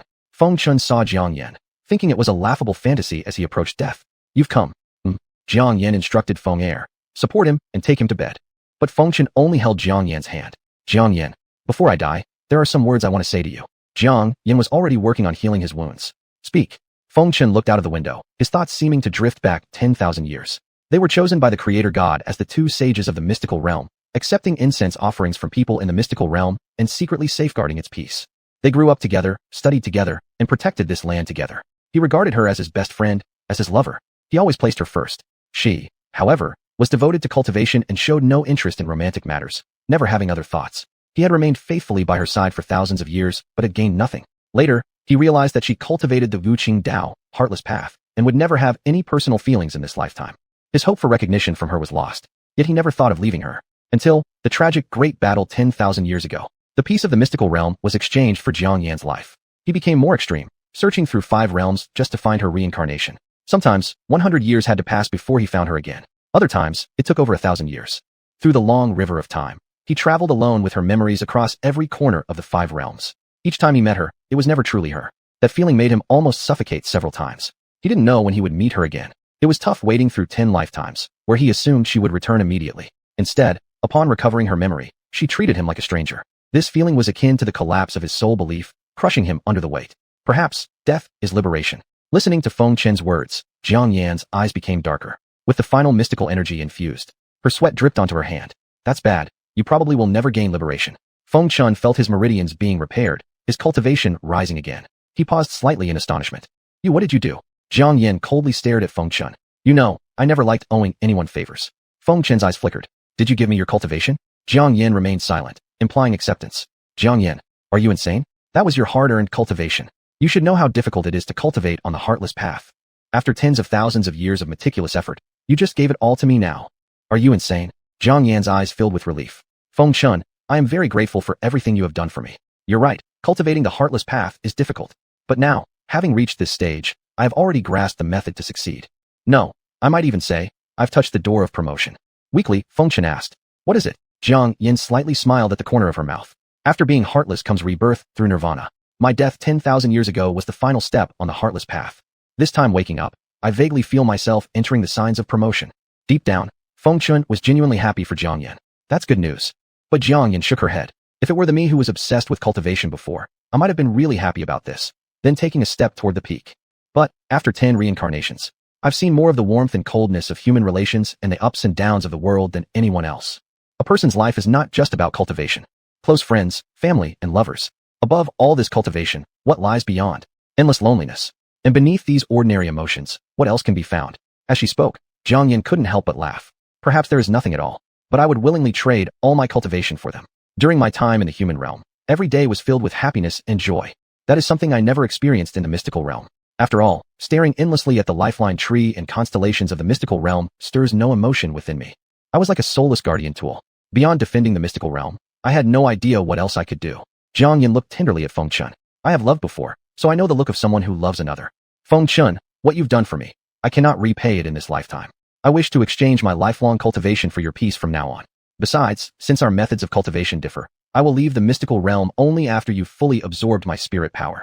This will take about 3 years. Feng Chen's eyes dimmed. Am I unworthy of your attachment? Jiang Yan's gaze wavered slightly as she avoided Feng Qin's burning eyes. You're always welcome to visit the human realm. Hearing this, the last flicker of light in Feng Qin's eyes faded away. He knew that once Jiang Yan made up her mind, no one, not even himself, could change it. So be it. Forcing something doesn't make it sweet. Moreover, he had never thought of coercing her, even after waiting so long. The final 3 years they would spend together, he would treasure. Do you want to visit the Nine Heavens mystical sect? Jiang Yan sighed in relief when Feng Qin changed the subject. We'll talk about that once you're better. All right. As Jiang Yan turned to leave, Feng Qin couldn't resist calling out to her. Could you move into my chambers? Jiang Yan paused mid-step and tilted her head slightly. Feng Qin, don't you think that's asking too much? Yes, perhaps it is.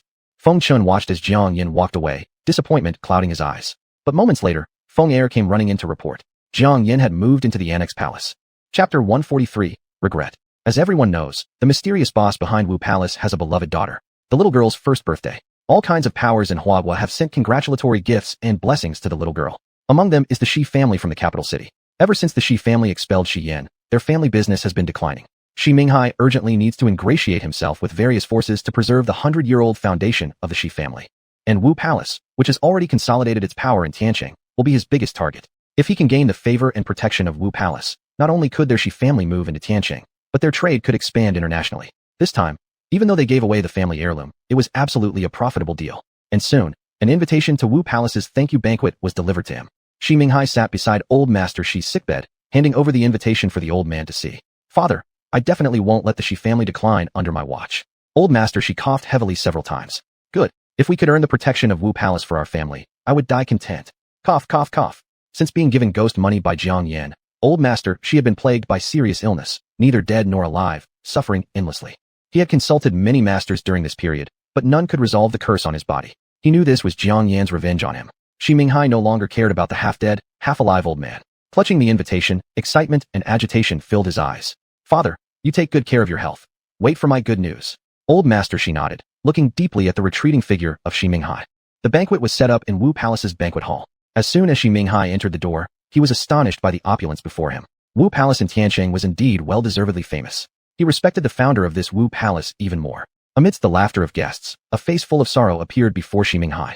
In-law uncle. Shi Minghai looked up to see that Jiang Tianqing and Bai Feng were supporting each other, pale and weary-looking. Shi Minghai furrowed his brows. With so many guests present, Mr. Jiang, please don't use random terms, lest those who are unaware misunderstand us. Shi Yan is no longer part of our Shi family, not to mention Jiang Yan. Therefore, he cannot bear the title of in-laws. Don't come near. Jiang Tianqing sighed. Mr. Shi, I know, but I am truly desperate. My daughter disappeared in Tianqing a year ago. I reported it to the investigation bureau, but there's been no word since then. My wife and I speculate she must have been bullied by someone powerful in Tianqing. We exhausted our family wealth just to attend a banquet of this caliber. But in front of these big shots, we're always overlooked. I beseech you to help us, out of respect for our former connection. She is our only daughter. If her whereabouts can be found, I'm willing to offer all my family's stocks. Even small gains are worthwhile. Shi Minghai wavered slightly. Fine, I can help inquire about it.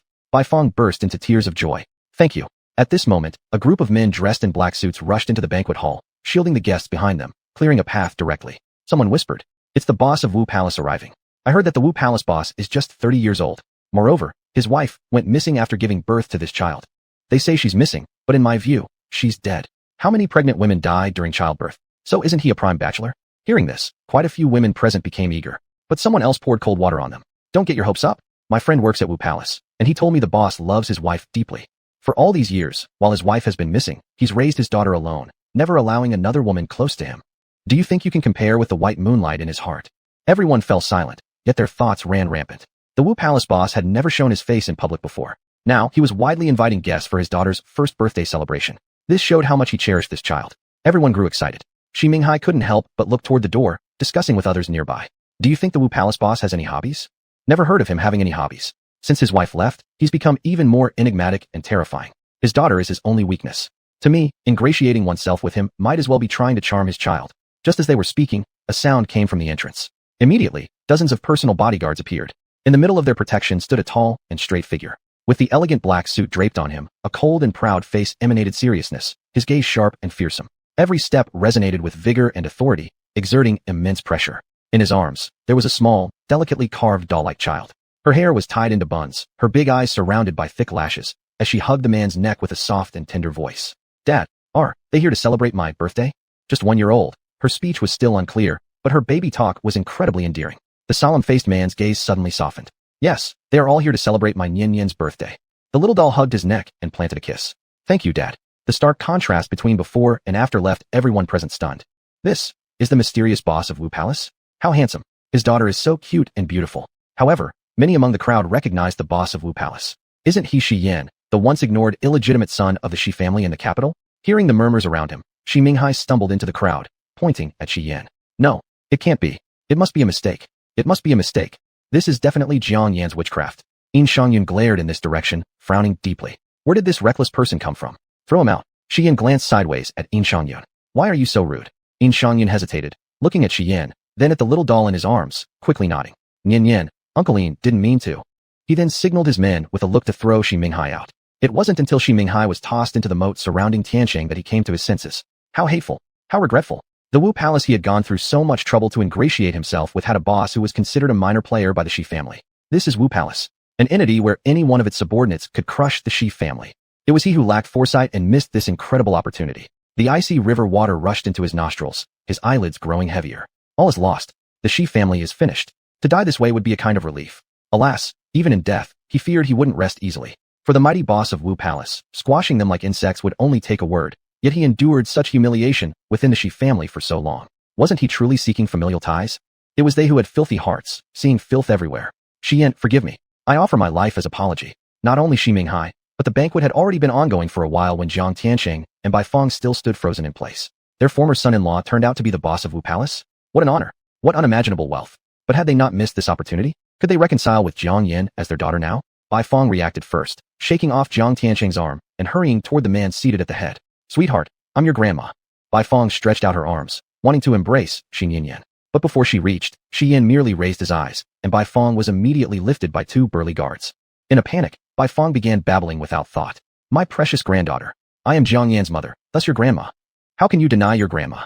The little doll may have spoken unclearly, but she understood everything in her heart. She tugged at Shi Yan's sleeve and looked over at Tan Lan beside her. Her big eyes seemed to ask, Grandma, she claims she is my real grandma. So who are you? There were limits even tolerance couldn't bear. Tan Lan rolled up her sleeves and swung her palm at Bai Fong. Mother, Nian Yan is still here, Shi Yan reminded. Tan Lan deftly redirected her hand, directly patting her own hair instead. Hee, Nian Yan, Grandma's head itches. It must be due to a headache. Shi Nian Yan, she's not a little kid anymore. There's no need to coddle her like this. Seeing this woman as unruly as Jiang Yan, Bai Fong felt a chill run down her spine. Don't come near me. What do you want to do? Tan Lan forced herself to lower her voice. You're Jiang Yan's mother. Then who am I? Bai Fong, flustered, shouted. You abandoned her from the moment she was born. I was the one who raised her. The bond of nurturing surpasses birth. I am her mother. Tan Lan, with her fiery temper, was about to order someone to take Bai Fong away and deal with her when Shi Yan's voice cut in. If I'm not mistaken, Jiang Yan has already severed ties with the Jiang family. Chapter 144, Forgotten. Bai Fong's body stiffened as she heard these words. Indeed, we've severed ties, but can a few words truly erase the efforts I've invested in her over the years? Shi Yan was holding Shi Yan, his voice not loud, but full of authority. I say, Jiang Yan has no more relation to the Jiang family. Do you not understand? Bai Fong was frightened by this sinister and terrifying voice. Jiang Tiansheng also came running over, nodding and bowing to Shi Yan. Yes, you're absolutely correct. Jiang Yan has no more relation with us from the Jiang family. It's my wife who still cannot understand. Mr. Shi, we won't bother you anymore. Jiang Tiansheng hurriedly pulled Bai Fong away. Bai Fong wanted to say something, but Jiang Tiansheng directly covered her mouth. If we offend the Wu Palace, we won't even know how we die, let alone how we would find our daughter. Upon hearing this, the discontent in Bai Fong's throat turned into sobs. In the end, she could only reluctantly nod her head. These two farces were like brief interludes, unable to stir up any ripples in Shi Yan's heart. He held Shi Yan, his gaze falling on the seat beside him. In the Wu Palace, there are always two seats at the head position. One is his. The other, he left for Jiang Yan. Jiang Yan, it has been a year. When will you return? Nian and I, we both miss you very much. Far away in the Xian realm, Jiang Yan also remembered this day. Under the moonlight, she stood at the peak of the mountain, the place closest to the moon, with a wistful look in her eyes. Unable to resist, she reached out to touch that moon. Shi Yan, long unseen, thoughts remained strong. Nian, my baby, I'm sorry. It's been a year, and mother hasn't been able to stay by your side. Would you blame me, my child? Lost in thought, a voice came from behind her. In the past year, whenever you're upset, you come here. Jiang Yan retracted her expression and looked at the person who had arrived. Feng Qin still appeared as calm as ever, his gaze distant as dust, only showing a flicker of emotion when he saw Jiang Yan. Jiang Yan smiled lightly, gazing toward the distance. 10,000 years ago, I never expected that despite practicing an unfeeling Tao, I wouldn't be able to suppress the burgeoning feelings within my heart. She didn't try to hide it. I miss Shi Yan and my daughter. Feng Chen's hands tightened slightly. Looking at Jiang Yan's back, he restrained the impulse to embrace her tightly. I can suppress the chaos and the Xian spirit within me, if you. Jiang Yan knew what Feng Chen intended to say, and shook her head. I've examined your physical condition. Our cultivation methods in the Xian arts differ greatly. Forcing a fusion would already be taking a risk. I have already lost my lover and my daughter for so long. I cannot selfishly put you in danger again. Feng Chen's heart stirred slightly. At this moment, he desperately wanted to ask Jiang Yan, in your heart, is there still a place for me? But Jiang Yan didn't give him this opportunity, speaking first. You wouldn't have summoned me just to say these things, right? At this, Feng Chen's thoughts ceased. The news of your last visit to the Nine Heavens Xian sect has spread throughout the Xian realm. Our status as saints is not a secret anymore. The sect leader of the Nine Heavens Xian sect has already started making a statue for you, to be worshipped by all the people in the Xian realm, just like me. Only after regaining her memories did Jiang Yan realize why Feng Chen always carried a faint aroma of incense. Likely because the masses of the Xian realm habitually prayed to deities, unknowingly praying to him. Thus naturally, Feng Chen accepted that incense tribute. When discussing serious matters, Jiang Yan seemed like an entirely different person. Her features became solemn, and her gaze sharp. When the 3-year term ends, I will not return to the Xian realm, and I won't be able to protect them anymore. Tell them they shouldn't waste time on me. Perhaps only at this moment does Feng Chen feel that Jiang Yan is somewhat like her former self. He chuckled bitterly. Even though your body isn't in the Xian realm, accepting this power of faith wouldn't be harmful to you. Hearing this, Jiang Yan didn't say anything more. Time waits for no one. Seasons flow like water. In the blink of an eye, another year passed. After many years, Master Qingyan's live stream reopened, drawing millions instantly. A young man sitting in an office building looked at his phone, visibly excited. Admin Jiang Xiaobai, sister, where have you been all these years? I've already graduated. Miss you so much. In a villa, Sui Chen was still playing games lounged on the couch. Seeing the live stream alert, he practically leaped off the sofa. She actually went live? At that moment, a pillow flew at his face. You're wasting what kind of game? Sell me off too. Receiving no reply for a long while, the short-haired girl sitting on the sofa abruptly sat up. Sui Chen, what makes you laugh like an idiot holding your phone? Sui Chen waved his hand dismissively. Ningning, you don't know how important she is to me. Feng Ningning frowned deeply and pounced onto Sui Chen. Let me see which vixen you're flirting with. Qingfeng, master, you're right. I did find my destined relationship. We're about to get engaged. In the meeting room of the Huahua Medical Research Institute, Lin Huifeng, the acting director who was in a meeting, glanced at his phone when it lit up. He didn't pay much attention at first. Wait, this is a live stream notification? He immediately picked up his phone. Sure enough, it was Qingyan Master's live stream room. He hurriedly spoke. Meeting paused. Under everyone's watchful eyes, he took out his phone and started typing. Miaosho Hui Chuntian, are you back? And far away on Fame Island in Country C, Mo Baichen also stared intently at his phone screen, with mixed feelings. Nameless person, Rose Beauty *99. Inside Wu Palace, where Qin Lan was applying a face mask, her eyes widened dramatically. Nameless mother. She ripped off the mask and sprinted towards the place where the live streaming equipment was located. Mo Rong chased after her from behind. Why are you running so fast? You don't even have your shoes on. Qin Lan, slow down. As Mo Rong chased after her, he also sent a gift. Nameless father, Rose Beauty *999. The Jianghu, martial arts world, hasn't heard from Qingyan Master for a long time, but her legends have spread far and wide. Her followers are scattered all over the world. Tonight was bound to be a sleepless night. Gifts were flying all over the screen, almost blocking the view of the person slowly moving into frame behind the camera. A large mask hung loosely on that little face, completely mismatched. A candy skewer hairpin stuck out from her bun, looking incredibly cute. Grandma's voice rang out. Hello, everyone, good evening. My name is Xiao Qingyan.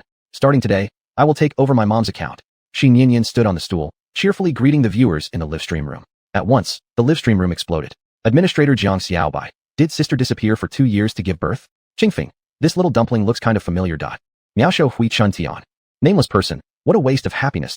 Qin Lan, who just opened the door, froze in her tracks. Scared, Xin Yanyan turned off the live stream immediately. The two elders and one young child, looked at each other speechlessly. Yanyan, how could it be you?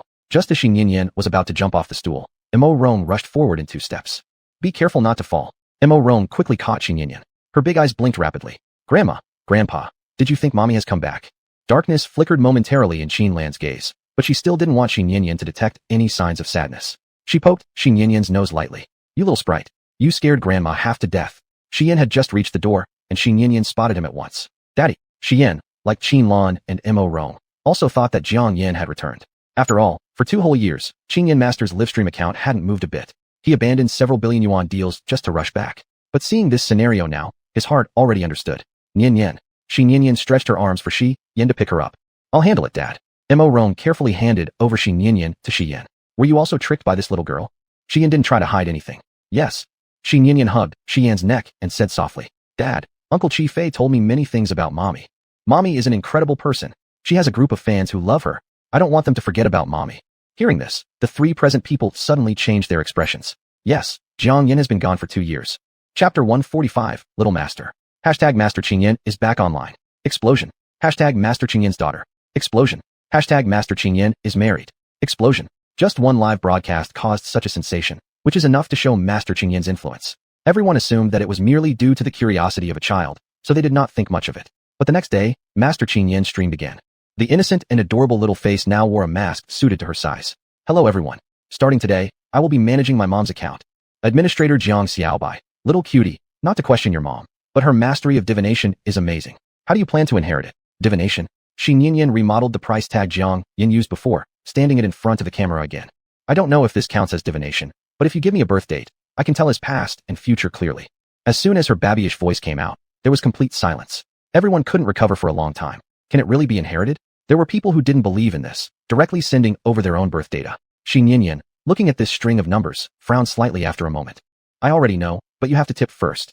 This person was generous, directly tipping 2 of the most expensive gifts. After all, with Master Qing Yin's reputation, even if this little girl couldn't calculate anything, currying favor with Qing Yin Master hiding behind the scenes would still be worthwhile. Just as everyone was waiting for some entertainment, Qing Yinyan spoke up. In 3 years' time, 3 out of your dads for children have died. You are the last one. The playful tone from the little kid combined with her clear eyes made everyone think she was joking, and someone advised Qing Yinyan not to curse others lightly. However, the earlier big brother chimed in. Lonely love. What she said is true. This is also an important reason why I daily lurk in Qing Yin Master's live stream. Administrator Jiang Xiaobai. Little cutie, isn't it because your mother taught you while beside you? Xin Yinyan did not respond for a long time. When everyone thought she indeed relied on Jiang Yan's teaching to say these things, Xin Yinyan scratched her head. Uncles and aunties, you can send voice messages. I don't recognize words. Another silence. What to do? What can be done? Since she is Qing Yin Master's daughter, just spoil her. Someone on mic asked the questions aloud. Xin Yinyan sniffed, flipping the camera directly. Take a look. Is there anyone else in this room? Soon, the little miss pouted. I actually wish my mom could teach me. Seeing the little dumpling's expression as if she were about to cry, no one dared to comment anymore. The earlier big brother quickly got on the mic. Little cutie, Uncle believes you. Can you tell Uncle how to break the curse? Xin Yinyan thought for a moment, tilting her head. Uncle, the reason your family keeps dying is simple. Your old house was built on someone else's ancestral grave site. The lonely big brother was stunned. My house has been around for decades. It's not a grave site. Xin Yinyan solemnly responded. Perhaps those deaths weren't recent. My father said, Huahua has a long history. After so many years, where isn't there bloodshed and bodies buried in the soil? Upon hearing this, the lonely big brother realized something. Could it be a grave site from 100 years ago, or even longer? Xin Yinyan nodded. More or less. What should I do then? Can Little Master help break it? Little Master? An interesting title. Xin Yinyan had a pair of bright smiling eyes. It can be broken. Seek Little Master's wisdom. Money is no issue. Xin Yinyan scratched her head again. But I don't know how. Just move. There's a word. A permanent solution. Lonely big brother. It seems Master Qing Yin's gene pool hasn't completely passed down yet. Lonely big brother sighed. Then I guess I'll move. Although Xin Yinyan's skills aren't as comprehensive as Master Qing Yin's, it cannot be denied that this girl is precise with her calculations. A bunch of people with unhappy lives started queuing up to ask her questions. Xin Yinyan continued streaming for 4 hours. The little girl's throat was dry, but she was reluctant to end the stream. Until the door knocked. Shi Yan's voice came from outside. Nian Yan. Xin Yinyan startled. Dear friends, I'm signing off. See you tomorrow. She shut down the live stream right when Shi Yan opened the door. Dad. Xin Yinyan ran into Shi Yan's embrace. Dad, I miss you so much. Shi Yan was most susceptible to Xin Yinyan's coquettishness and showed a tender expression. When did you realize you could predict things? Although Shi Yan wasn't right beside her, he had stayed in the live broadcast room for every single second. Watching this girl's lively expressions during her live stream reminded him of Jiang Yan from long ago. What surprised him, though, was that she truly inherited Jiang Yan's fortune-telling abilities. Xin Yinyan grinned and gave Shi Yan a kiss on his neck. Ever since Grandma mentioned Mom's birthday to me, as soon as I thought about it, I could see everything about Mom. I saw Mom. Mom is so much prettier than in the photos. Every time Xin Yinyan mentioned Jiang Yan, sadness filled Shi Yan's eyes, yet he was afraid Nian Yan might notice, so he just gently rubbed her head. Do you miss Mom? Xin Yinyan nodded. Dad, when will Mom come back? Shi Yan hugged Xin Yinyan and couldn't help but look out the window. Maybe soon. This little person knew everything inside. She lowered her eyes and spoke softly. Dad, did Mom leave us? No, Shi Yan answered firmly. Mom loves us very much, but she has her own difficulties. Really? Of course. Has Dad ever lied to Nian Yan? Then, when Mom comes back and sees Nian Yan with her same skills, will she be happy? Of course. The two of them often encouraged each other like this, day and night, longing for Jiang Yan's return. But they still could not meet. Another year passed through the 4 seasons. It was already the 3rd year since Jiang Yan had left. Through live streaming, Xin Yinyan not only did not let the name of Master Qing Yin decline, but made it even more renowned. Everyone said that Master Qing Yin had a great daughter, Whether it was Master Qingyan or little Qingyan, whenever people mentioned that playful little master, they always associated her with the even more brilliant Master Qingyan. Qingyan had really achieved what she set out to do. She didn't let anyone forget about Jiang Yan. But why didn't Mom come back? Qingyan sat in the pavilion of Wugong Garden, hands supporting her chin, swinging her feet constantly. She looked at all the bustling figures up and down Wugong, and then saw the big red wedding characters each person held, feeling utterly disheartened. Her spirit was low. She directly laid her head on the stone table. Recently, she'd heard many whispers, people saying the 3-year agreement between her father and mother had expired. Mom still hadn't come back. It was Mom who broke the promise. So, Dad was going to marry a new aunt. After all, Wugong couldn't remain without a female master forever. Could someone tell her? What should she do? She was unhappy. Chapter 146. Farewell. It had been 3 years. If it weren't for her thinking of her mother's birthday every night before sleeping, she might have even forgotten what her mother looked like. But what good was it for just her to remember her mom? Everyone seemed to have really forgotten about her. Thinking of this, Qingyan couldn't help but wipe away her tears. Mom, if you don't come back, I will marry a new aunt with Dad. Qingyan cried alone here, not knowing that Xian was watching her from not far away. His heart felt as though it were being cut by a knife. But he didn't step forward to comfort Qingyan. He only instructed his subordinates to take care of her. When Su Yichen saw Xian, he teased him upon seeing his gloomy expression. All of Huagua knows that you're getting married. Jiang Yan shouldn't be unaware, right? She hasn't come back after so long. Clearly, she doesn't want you and little Nian anymore. So why do you still feel the psychological pressure? It's not righteous of her to act so unkind. You've waited for her for 3 years. Just settle down and welcome your beautiful wife-to-be now. As soon as Su Yichen finished speaking, he received 2 glares. Qin Yi said coldly, you can keep your mouth shut if you don't know how to speak. After you see your sister-in-law, regretful medicine won't be able to save you. Qin Yi was one who knew Jiang Yan's real identity. He could hardly wait to see the look on Su Yichen's face when he discovered that Jiang Yan was actually Master Qingyan. Su Yichen was about to counter, but Feng Ningning slapped the back of his head. I'm curious to see which woman in this world can compare to my Jiang sister.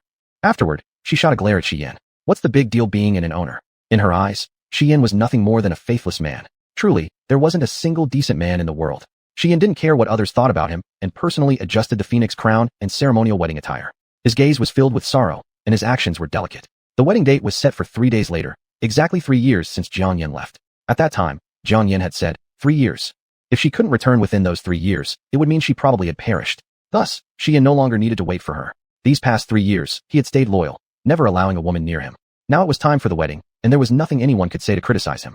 After all, who waits around for someone for 3 years? While everyone expressed pity for their lost romance, they also became curious. Who was the woman marrying Xian?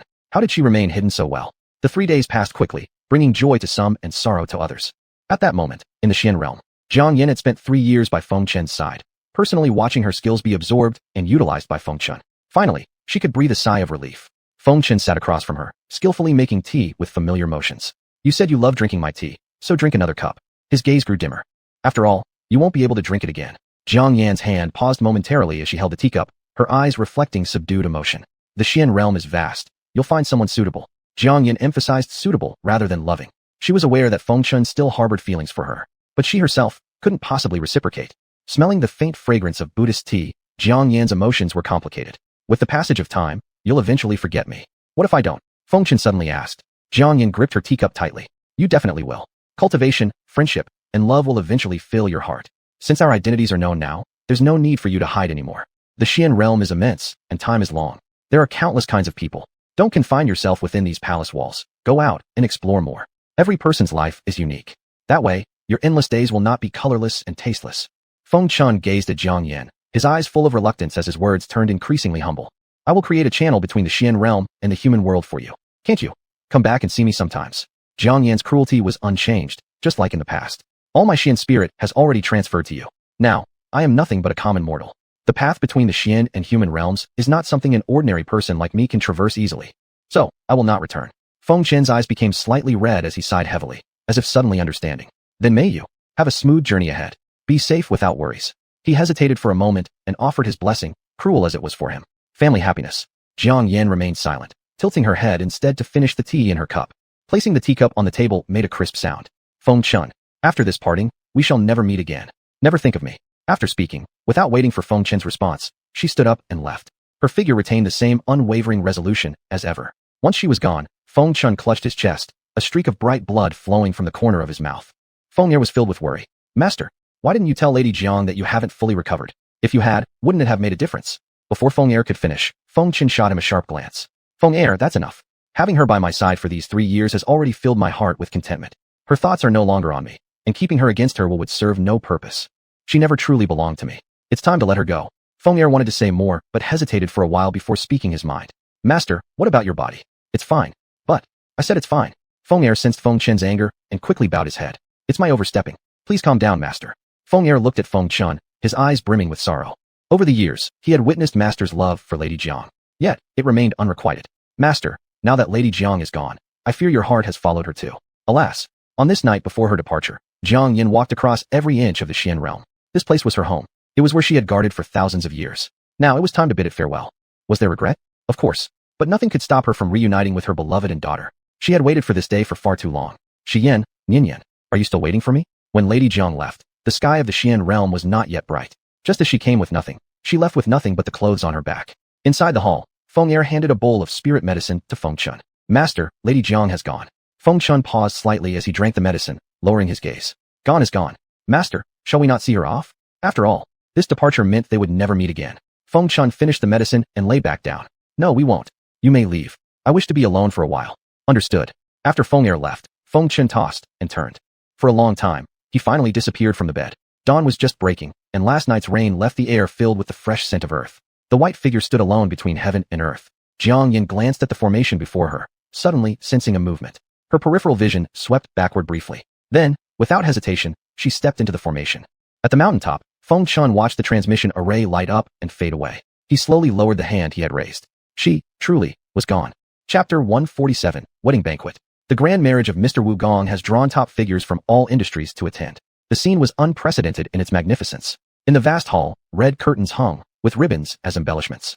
A giant dragon entirely made of pure gold coiled around the ceiling, exuding a majestic aura. The large, double happiness characters in golden letters on a red background could be seen everywhere, and fresh red roses blossomed like a sea of flowers. The candle stands swayed with firelight, and were all adorned with pure gold. The cutlery used by guests was either jade or silver. Their gifts in return were bars of gold weighing 100 grams each. This was undoubtedly a wedding that shocked the entire world. However, the identity of this new bride remained mysterious. Even now, no one knew who she was that had captured Xian's heart or where she came from. No inquiries yielded results, leaving everyone completely uninformed. But, the Mo family trio also attended. The former mother-in-law coming to the wedding? It seemed strange at first glance. As people chatted and greeted each other, Yo Yang de Nanchang Ye on Shangqi, the prelude music started to play melodiously. That solemn gate opened, and Xian dressed in a black suit slowly walked in. Today's Xian was different. Under the spotlight, the tiny sparkling diamonds on his suit caught the light dazzlingly, and one could vaguely see the coiled black dragon embroidered on his chest. He rarely styled his hair, but today he looked like a celestial deity descending to earth, his aura noble beyond words. The moment inside the venue turned silent as everyone gazed at Xian. They held respect and fear for this Mr. Wugong. They respected his status. They feared his methods. Such overwhelming authority, saying he was the emperor of Huaguo would not be an overstatement. A man like him could only be deeply befriended, not offended. This thought lingered in everyone's minds. As they pondered, Xian had already picked up the microphone. Today, I thank you all for coming to my wedding. But since you're here, no one can leave before it is over. His voice wasn't loud, yet it startled everyone. Some couldn't help but ask their neighbor, what did President Xi mean by that? Who knows? When in Rome, do as the Romans do. Do you think they will kidnap us as hostages? That person glanced at him. Isn't everything within Mr. Wugong's reach? Why would he need to use such a big event like a wedding to bully us? You're overthinking this. At first, none of them understood the meaning behind Xian's words. Not until after 2 o'clock when they'd finished lunch and Xian was still sitting at his seat on stage. He hadn't moved an inch the entire time, drinking teacup after cup. This led many to speculate whether the bride had changed her mind at the last minute. How foolish. This was Mr. Wugong. Even if she came with a child, she was still the dream partner many longed to marry. The music played song after song. Even Iron Bottoms started fidgeting. But since Xian was still sitting there, who dared to leave? Guests had to raise their hands like elementary school students asking for permission to use the restroom. Xian glanced at the crowd below, then at the empty seat next to him, his gaze dimming. Right at that moment, Xi Nianyan ran up on stage and sat on Xian's lap. She had heard those words earlier too. She wanted to ask her grandmother and great-grandmother what this all meant. But once she spoke, they both began crying uncontrollably. Having no way out, she had to go up and ask Xian directly. Not knowing how to console him, she poked his hand lightly. Dad, is it because of me? Xian was taken aback. What are you talking about? Xi Nianyan felt wronged. Does that aunt not want to marry Dad because of me? She showed understanding that broke one's heart. I can accept her. Dad, don't be sad. It's fine just me remembering Mom. Xian's eyes watered slightly as he raised his hand to ruffle Xi Nianyan's hair. Silly girl, it's not your fault. It's Dad's mistake. It was Dad's failure. He hadn't protected her well enough. Seeing Qin Lan and Lu Yingmei sobbing uncontrollably below, Xian signaled them to take Xi Nianyan away. Today, he would continue waiting. Jiang Yin needed time to cross the magical formation. By the time she stepped back onto the land of Tianqing, it was already evening. This time, she wouldn't fear suppression by heaven's way anymore. And the boundary between life and death couldn't restrict her actions either, because she was now no different from an ordinary person. Returning to familiar grounds, even the air felt warm. Yin, I'm back. Jiang Yin couldn't help but open her arms wide to embrace the gentle wind that came her way. But just as she looked up, she saw a huge poster stuck on the building. Mega wedding of Mr. Wu Gong. Jiang Yin recognized every word, yet together they made no sense to her. Mr. Wu Gong getting married? Her pupils shrank violently, and her heart contracted painfully. Was it true? Was Yin marrying someone else? Consumed by rage and despair, Jiang Yin spat out a mouthful of blood, only managing to stabilize herself by holding onto the wall. Of course, she had been gone for 3 years. Today was their final agreed-upon time. He must have thought she died in the Xian realm and wouldn't return. That's why he was marrying someone else. Everything matched what she had said when she left. Jiang Yin leaned against the wall, her legs weak, and eventually slid to sit on the ground. Tears streamed down her face. Yin, I've still returned too late. I'm sorry. Through tear-blurred eyes, Jiang Yin gazed at the omnipresent posters, her eyelashes trembling. How much does he love this woman? All over Tianqing, there were signs of their wedding joy. Yin, I wish you happiness. Jiang Yin wasn't someone who clung to emotions or couldn't let go. Today was their final agreed day. Him marrying another didn't count as breaking the promise. Yet her heart ached uncontrollably. Her beloved man was about to start a family with her daughter and another woman. Could she bear it? Of course not. She couldn't be satisfied with this arrangement. But did she even have the right to interfere? Perhaps they had already forgotten her long ago. With such thoughts in mind, Jiang Yin wiped away her tears. Even so, she wanted to take one last look, to bid them a proper farewell.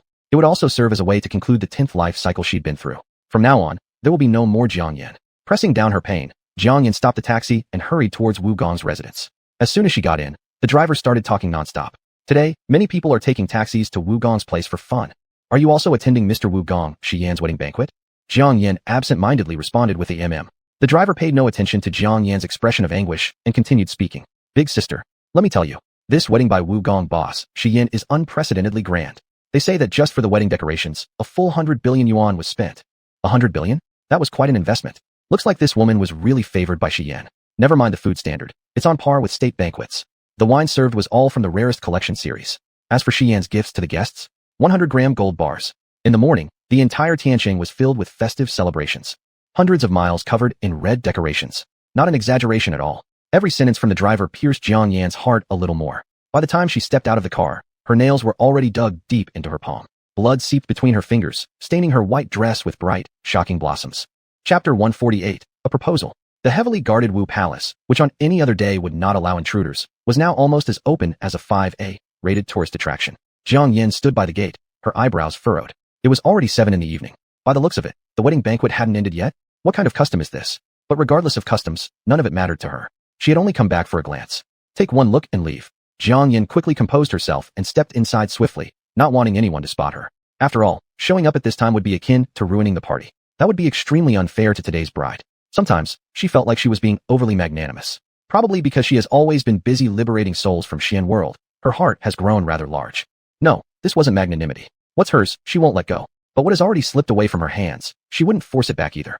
Relying on her agile skills, Jiang Yin quickly avoided Wu Palace's surveillance and guards. She didn't head straight to the wedding banquet hall, but instead went to the bride's dressing room. On the way, she disguised herself as a servant of Wu Palace, keeping her head down and blending in with the surroundings. People who passed by her couldn't help but turn around to take another look. Are these cleaning staff in Wu Palace so high class? What a great figure. Not just that. This is Wu Palace. Come on, hurry up or you might make Mr. Shi angry by staying out too long. Walking through the palace, Jiang Yin overheard quite a bit of gossip. Looking at the bride's dressing room in front of her, her eyes darkened slightly. What were they talking about? The bride ran away? Now, Shi Yin is alone on stage waiting for the bride to change her mind? Huh, how ironic. The man she loved deeply was treated as if he were nothing more than an abandoned rag. Thinking about this, Jiang Yin couldn't resist pushing the door in front of her. As the door opened, a light and refreshing fragrance greeted her face. It was the scent of her favorite perfume. Jiang Yin quietly slipped in and gently closed the door behind her. The empty dressing room made her gaze turn colder. Sure enough, what people outside said was true. The bride really disappeared. The exquisite phoenix crown and bridal robe lay neatly folded on the table, looking painfully conspicuous. Once again, it seemed Shi Yan was acting on his own wishes without mutual feelings. She wanted to grab the person back and ask why Shi Yan was so mistreated emotionally. Jiang Yin thought this, and indeed that was exactly what she did. She was just about to divine and predict when she suddenly paused mid-motion upon noticing something unusual. There was a letter left on the dressing table. Humph. And she had the nerve to leave a letter for Shi Yan. Let's see what shameless things this woman can say. Jiang Yin reached out directly, but the content of the letter left her stunned there, her eyes gradually moistening. My wife, please be well. The 3-year period has come to an end, yet you still have not returned. I and our daughter miss you very much. I once said that if you do not return within 3 years, I will remarry with our daughter. But, after searching the entire world, I could not find another you. Thus, I arranged this wedding to marry Jiang Yan from the Xian world. Having read these words, tears began uncontrollably streaming down Jiang Yan's face. So it turned out that from start to finish, there has never been a third person between her and Shi Yan's feelings. He loved only her, and the person he wished to marry was her. Jiang Yan looked at those sparse characters and smiled through her tears.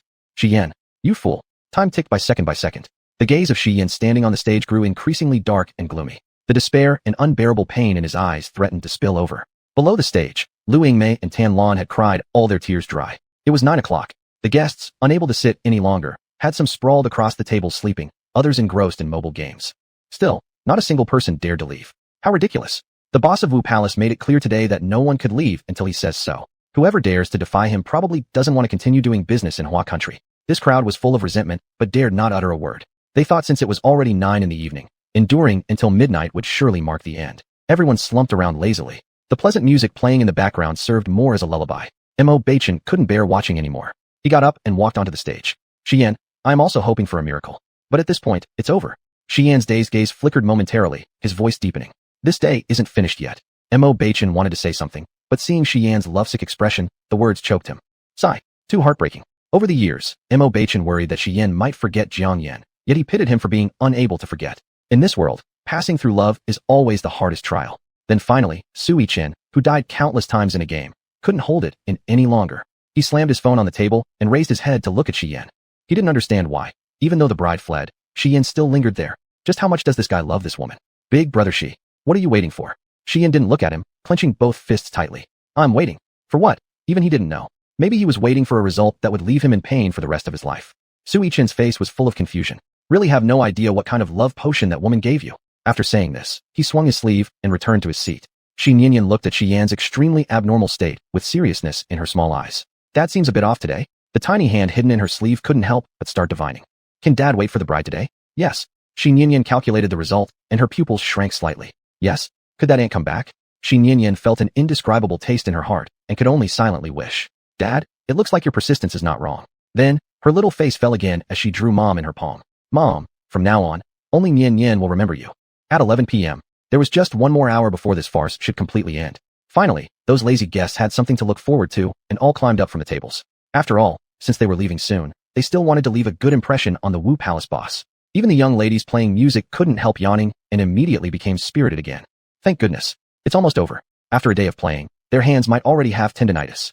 Shi Yan watched time mercilessly slip away, his gaze flickering with dull pain inside. He stood up, standing before everyone. His voice was deep. Sorry to keep all of you waiting. The wedding shall begin now. Everyone, are you okay? Who gets married at midnight? Plus, without a bride, what marriage are you talking about? With the heir? Even though the people in the crowd were filled with shock and confusion, they still obediently clapped. The host waiting aside quickly snapped out of it, pulled out the cue card, and rushed onto the stage. Distinguished guests. 2 surnames join in matrimony. 1 hall seals the agreement. The fine bond of love forever tied. Matched couples celebrated alike. Mortals and Xian world unite. Both sides celebrate. The beaming master of ceremonies handed the microphone to Shi Yan. As Shi Yan held the microphone, his knuckles turned pale. He gazed out the window, his voice trembling slightly. Shi Yan is here, bold enough to ask, for the hand of Jiang Yan from Xian world. Chapter 149, Grand Wedding. Audacity. Does Mr. Wugong need to say audacity when it comes to whom he wishes to marry? Wait, what did he just say? Xian world? What Xian world? Xian world? Could it be a village? Someone couldn't help but speak up. Is the bride from Xian County or Xian Village? How have I never heard of this place? Someone who caught on quickly said. The point isn't where the bride is from, but who she is. Upon these words, everyone changed expressions. The name called out earlier was Jiang Yan. His ex-wife. No, his wife? Didn't they already get married in the capital? Why is there another wedding? In their shock, all eyes followed Shi Yan's gaze towards the entrance. Didn't they say Jiang Yan had been missing for 3 years? Could she have come back now? No, if the bride were Jiang Yan, there wouldn't be rumors about her running away. Thus, Jiang Yan hasn't returned yet.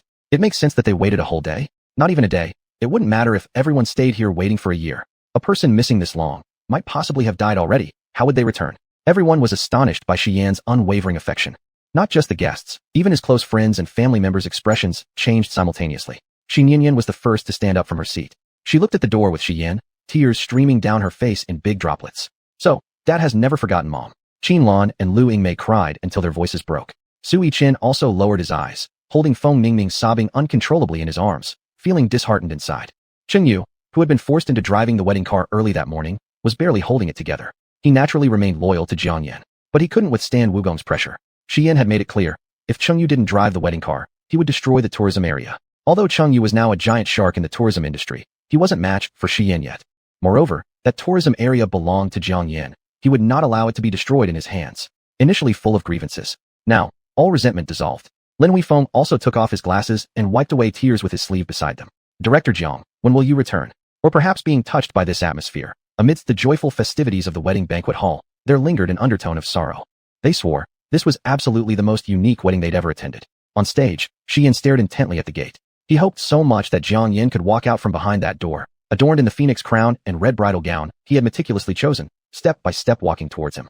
However, he knew, this was all a dream, a great one. His beloved woman would never return. The atmosphere stiffened as Shi Yan's eyes went from filled with hope to utmost disappointment. The master of ceremonies approached appropriately. Mr. Shi, in half an hour, it'll be midnight. Should we continue with the ceremony?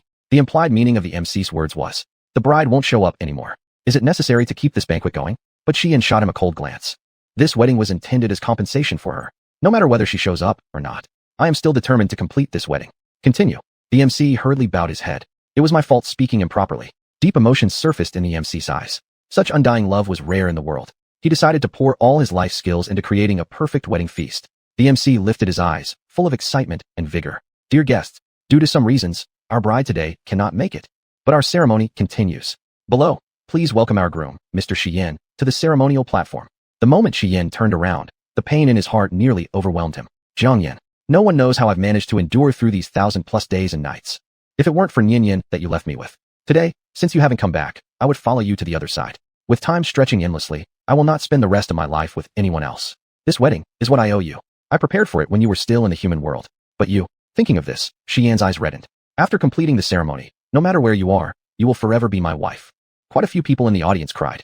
Heaven above, if you have eyes, bring Jiang Yan back to this devoted man. Though named a wedding, at this very moment, it felt more like a grand funeral. And on her funeral, he married her. Shi Yan took each step towards the platform meant for both bride and groom, surrounded by sounds of lamentation. At this exact moment, his heart was torn apart. Having witnessed numerous weddings, the MC was unable to control himself for the first time. His voice high-pitched, yet trembling. The first bow, to proclaim to heaven and earth. All eyes were on Shi Yan, watching him just about to bow. At that moment, a graceful yet strained voice rang out from behind. When can one person bow to heaven and earth alone? Hearing this voice, Shi Yan's back stiffened as he quickly turned to look toward the door. All the guests stood up, their eyes filled with shock and moved to tears. Jiang Yan appeared in deep red wedding dress with lively dragons and phoenixes embroidered in gold thread. Her phoenix crown was adorned with rubies, appearing graceful and luxurious. Her delicate face was lightly powdered, a floral mark placed at the center of her brows, enchanting yet bewitching. The silk shimmered under the light, complex styles perfectly outlining her exquisite figure. The long train looked grand and noble. This wedding dress was custom-made by Shi Yan for her, and only she could do it justice. How beautiful, so very beautiful. The dress was beautiful, but the wearer even more so. Now they understood why after 3 years Shi Yan still couldn't forget her. Such a stunning beauty, unforgettable at first sight. After seeing Jiang Yan, disbelief in his eyes gradually turned into surprise and excitement. By the time he reacted, Jiang Yan had already slowly walked towards him. Shi Yan stared at her intently, as if he were afraid of making a mistake in recognition. His steps quickened more and more. Finally, he even ran. Jiang Yan's heart was equally filled with excitement and emotion, but due to the weight of the clothes and headwear, she couldn't rush to him. Shi Yan rushed to Jiang Yan. Tears slid down his cheeks. He gently raised his hand, brushing against her cheek. All the thoughts of missing her finally transformed into utterance of her name. Jiang Yan. This voice was exceptionally hoarse, yet incredibly pleasing to hear. Jiang Yan touched Shi Yan's palm, indulging in its warmth. I'm back. I'm sorry I made you. Before Jiang Yan could finish her words, she was embraced. He tightly hugged her, as if fearing that he would wake up from a dream any second. Will you leave again? Tears also flowed uncontrollably from the corner of Jiang Yan's eyes. I won't go anymore. She would never leave again. Shi Yan held her tightly as if there was no one else around, putting all his strength into pulling this long-awaited person close to him. Jiang Yan missed him too. She circled her arms around his waist, feeling unsettled inside. Not until the MC holding the microphone wailed, did they reluctantly let go. We've got so many people watching us. Let's complete the ceremony first. Upon lifting their heads, they realized everyone below the stage was sobbing. Such profound feelings left them composed. Thereafter, thunderous applause rang out in the venue. Chapter 150. The ceremony concludes. Shi Yan held Jiang Yan's hand as they ascended the ceremonial stage. The master of ceremonies wiped away his tears and cleared his throat. First bow, proclaiming to heaven and earth. The two exchanged a glance, interlaced their fingers, and bowed deeply. No one noticed that outside the window, the sky was already covered in dark clouds with howling winds. Even the Tao of this land could not bear the reverence of an immortal sage from the Xian realm. At this moment, the Tao hidden behind the clouds trembled in fear. Second bow. To honor the parents. Lu Yingmei and the Mo family sat on their chairs, staring at the couple turning towards them, so moved they lost their voices. Their beloved Jiang Yan had finally returned. Jiang Yan's eyes were filled with warmth, yet also regret. At this very moment, she was no longer the immortal sage of the Xian realm who had lived for tens of thousands of years. She was merely an ordinary person of the human world. Before these elders, she felt like a disobedient child. This single bow was filled with sincerity. Still, the three elders all felt uneasy, shivers running down their backs. Why did they feel like their lifespans would be shortened? Of course, in such a situation, they didn't have time to dwell on it. Third bow. For husband and wife to become one. Shi Yan and Jiang Yan's gazes met, and both smiled. Their eyes brimmed with longing for each other. The subsequent wedding rites of drinking from the same cup and tying their hair together captivated everyone. Exactly at midnight, the ceremony concluded. Everyone lifted their cups to celebrate together. All the guests spoke in unison. To Mr. Shi and the madam, may your love endure forever, unchanging throughout your lives. Jiang Yan and Shi Yan raised their glasses in return. When the newlyweds left the scene, it was already the next day. With this, the ceremony completed. The guests all found themselves awake, naturally transitioning into the second phase. Feng Ningning, the youngest actress to sweep both the film and television awards, stepped onto the stage to sing. Each word of her song was a blessing for Jiang Yan and Shi Yan. At this moment, someone exclaimed, "The little master is live streaming. She's right here among us. Doesn't that mean Elder Qingyan is here too?" Elder Qingyan's name rang out loud and clear. Her daughter inherited her superior genes, and none present failed to recognize her. Everyone turned around, eager to catch a glimpse of Elder Qingyan herself. As early as when Jiang Yan entered the wedding hall, the live stream had begun. Her fans certainly couldn't miss her wedding. Administrator Jiang Xiaobai. Hoo. Little master, you're my sole contact in high society. Qing Feng, darling, where are you? Uncle is here too. Qing Feng, today uncle is happy. Come find me, and I'll give you an enormous red envelope. Though there wasn't a single journalist at this stunning wedding site, people across the globe got to know about it through this format. People became even more curious about the identities of Elder Qingyan and her daughter, Ningning, bravely flying. What status is our Ningning that she sings at a wedding? Aware thinker, what is your Ningning's status? What is Boss Wugong's status? It's truly an achievement for your Ningning to perform on this stage. Passerby, I think I saw a table full of colleagues from Bureau 49. Wait, that's our long-lost director and deputy director. Spectator 88, stop sending gifts. You're ruining my viewing experience. The ceremonial singing begins. I'm dying to see what gifts the esteemed guests are giving at this wedding of the wealthy elite. Just as this barrage of comments was being drowned out, the MC's voice echoed under the lens. Thank you to Miss Feng Ningning, our award-winning actress, for making this wedding reach a crescendo. Next, per the request of the hosts, we shall proceed with the formalities of presenting gifts. All the gifts I am about to announce belong to today's bride, Miss Jiang Yan. At this point, Lin Huifeng respectfully ascended the stage, handing over a gift list to the master of ceremonies. This is the gift from our Huaxia Medical Research Institute. The audience before the screen gasped. What? This is Lin Huifeng, acting dean of Huaxia Medical Research Institute. Caught by surprise, the host quickly took the gift list. Huaxia Medical Research Institute, a cash offering of 10 billion yuan. 10 billion in cash? How much money is that? The MC started doubting himself, but continued reading aloud. Personal gift from Lin Huifeng, a statue dedicated to Miss Jiang Yan. Personal gift from Elder by 5 million yuan. The following section detailed the personal gifts from the Huaxia Medical Research Institute, totaling several hundred individuals, which the MC painstakingly announced one after another.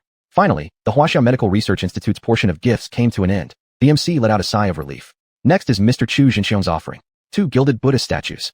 2 sets of bells. First edition manuscript of a sacred text from country Y. A box of millennium-old jade from country C. A truckload of diamonds. The further he read, the less familiar the MC seemed with the words on the paper. A truckload of diamonds? Isn't that excessive? The audience in the live streaming room was also shocked. Administrator Jiang Xiaobai, Chu Jinxiong. He's a titan in the antiques world. The gifts he sent are irreplaceable treasures. Qing Feng, generous indeed. I like that. The next gift was from Chengyu. In the past 3 years, Chengyu had turned his tourist area into the largest in the world, with countless zones, all incredibly popular. He had made quite a fortune. The master of ceremonies cleared his throat. Mr. Chengyu's gift. The master of ceremonies widened his eyes. Even he found it hard to believe. All shares of 50 global resort parks. 1 check. 50 billion yuan. Everyone. Fool, how much? How much did you say? My 18 generations of ancestors have never seen this much money. Tourist 54321. Don't tell me none of you noticed these gifts are for Jiang Yan. Mooneye reflects gutter. Come on. Jiang Yan is disrespectful and overbearing. Why would they flatter her? Buddhist practitioner. Definitely to please Boss Wugong, right? Watching the uniformed doubts scrolling across the screen, Mo Beichen sent out one line. Unnamed person. All these come from her own network of connections. Unnamed person. If they were trying to flatter Shi Yan, they could directly send the gifts to him without going through such a grand effort. After Mo Beichen said this, everyone began to feel intimidated. Watermelon is not a melon. Are you serious? By your logic, what background does Jiang Yan actually possess? Refrigerator magnet. Quick, look, Jiang Yan's coming out.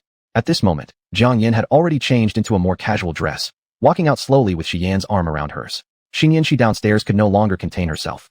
Mommy! Jiang Yan turned just in time to be embraced tightly by little Shi Yan. She hugged the little one, gently stroking her back. Nian, my little Nian. Countless nights, she had dreamed of Shi crying and begging her not to leave. She felt so pained it left her unable to breathe, waking up only to find it was another bad dream. As mother and daughter shared this tender moment, those big shots who had presented gifts earlier had walked up to Jiang Yan. They all bowed deeply. Miss Jiang. Long time no see. Chapter 151, The Wedding Night. Onlooker 88, look quickly. All of these connections belong to Jiang Yan alone. Same one. No way. To make all these bigwigs so humble. She must be some great talent who has made significant achievements in the industry. How many alter egos does Jiang Yan actually have? Administrator Jiang Xiaobai. Don't you think Jiang Yan's facial features seem familiar? Qingfeng. I just think she's become even more beautiful. Layman Yifan Changshan. With this level of beauty, she could achieve stardom if she enters the entertainment industry, right? As these people were watching with great interest, the live stream suddenly ended. Chi Fei handed the phone over to Jiang Yan. Mrs. Jiang Yan nodded slightly and took the phone. She looked at the energetic crowd below, now busy passing around drinks, her expression filled with emotion. Among them were many familiar faces, probably invited by Shi Yan for her. His preference for her was always evident, always clearly visible. After this wedding that shocked the world, it was talked about at every dinner table for over a month. But now, Shi Yan couldn't wait to take her away. Shi Nian watched the receding backs of her parents. Held in Sui Chen's arms, she remained silent. Once upon a time, only her mother was gone. Now even her father seemed to not want her anymore. Shi Nian's little face fell. Uncle Su, I can walk myself. No need to carry me. Sui Chen paused slightly. You must promise me not to disturb your father or your mother. Shi Nian's small face showed sorrow. I know. Mama's been gone for such a long time. Dad definitely has a lot to say to her. Sui Chen first froze, then burst into laughter. You're understanding this correctly. Indeed, the world of children is the most innocent. After many years, could it be as simple as chatting for brother Shi to express his longing for his sister-in-law? They say there are two great moments of life. The day your name tops the imperial list, and the night of the honeymoon. Brother Shi, do take good care of yourself. At this very moment, after taking Jiang Yan out of the wedding hall, Shi Yan didn't want to wait even a second. He refused the driver's offer to drive him and drove straight back to their place. Inside the car, the speed reached up to 180 kilometers per hour. Jiang Yan sitting on the passenger seat. Jiang Yan couldn't help but speak. Is it really that urgent? Shi Yan didn't respond, and the speed surged to 200 kilometers per hour. Jiang Yan decided not to say anything further. When they arrived at the villa gate, before Jiang Yan realized what was happening, the door was opened, and she was picked up in his arms. Jiang Yan felt somewhat helpless. How did you manage these past 3 years? Shi Yan knew what she meant, and he was surprisingly honest. After you left, I had no such needs. Ever since Jiang Yan left, aside from raising their child, Shi Yan devoted himself entirely to work. With the beloved one absent, desire itself became an act of betrayal. Jiang Yan's eyes softened faintly. That must have been hard on you. Suddenly, Shi Yan stopped, looking at the person in his arms. I wasn't suffering, but you're going to go through some hardship for a while. How so? The past 3 years you owe me, you'll need to pay back. Initially, Jiang Yan didn't understand what exactly Shi Yan meant by this until the physical actions began. Under the moonlight, Wugong Palace displayed two extremes. A few buildings centered around the wedding banquet hall were brilliantly lit and filled with voices. Whereas the area around where Shi Yan lived, it was utterly quiet. Only those delicate moans stirred the hearts. Under dim lights, the dreamlike atmosphere lingered, and the moon hung low. Tall grass grew fragrant near the cave entrance. Cloud-laden rain gathered under flower shades. The pounding of frost with jade pestles happened without regard for force. Washing brocade tried varying degrees in the Milky River. This night would surely be sleepless. After Jiang Yan returned, many people waited for a chance to see her. However, since that night when she was taken away by Shi Yan, not only others couldn't see her, even Shi Nian couldn't get any meeting time. Here, a group sat dispiritedly at the dining table. Shi Nian, her hand propping her chin. Grandma, when will mom and dad finish talking privately? Qinlan stopped mid-action of serving food. Nian, they have lots to talk about, it won't finish soon. But grandma, it's been 3 days. Mo Rong nudged Qinlan with his elbow, making her feel helpless. Why are you nudging me? You try explaining. Mo Rong. Lu Yingmei placed the peeled shrimp into Shi Nian's bowl. Would you like grandma to take you to the amusement park after finishing dinner today? Shi Nian's large eyes showed dissatisfaction. Grandma, we've already been 5 times. No matter what anyone said, she only wanted to see her mom right now. Saying this, Shi Nian threw her chopsticks onto the dining table, jumped off her chair. I'm going to find mom. Hey, Nian. Not even 5 people could stop one Shi Nian, letting her sneak through gaps and climb upstairs. Although Shi Nian had never forgotten Jiang Yan, she hadn't seen her mother since the day she was born. Standing in front of the door, she felt somewhat anxious. Would her mom be upset if she disturbed her? But she really missed her mom. After hesitating for a long time, she finally lifted her little hand. But before she could knock, the door clicked open. Mom. Before Shi Nian realized it, she was scooped up by an arm that was both fragrant and soft. Mom. A moment later, A fuzzy little head popped out from under the covers. Jiang Yin loved this little ball of fur so much that she immediately messed up her hair. Baby, were you waiting anxiously? I'm sorry, Dad has too much to say to Mom. Mom got tired of listening, but he kept talking. On the side, Shi Yin was very understanding. Mom, I didn't mean to interrupt your private conversation with Dad. I just...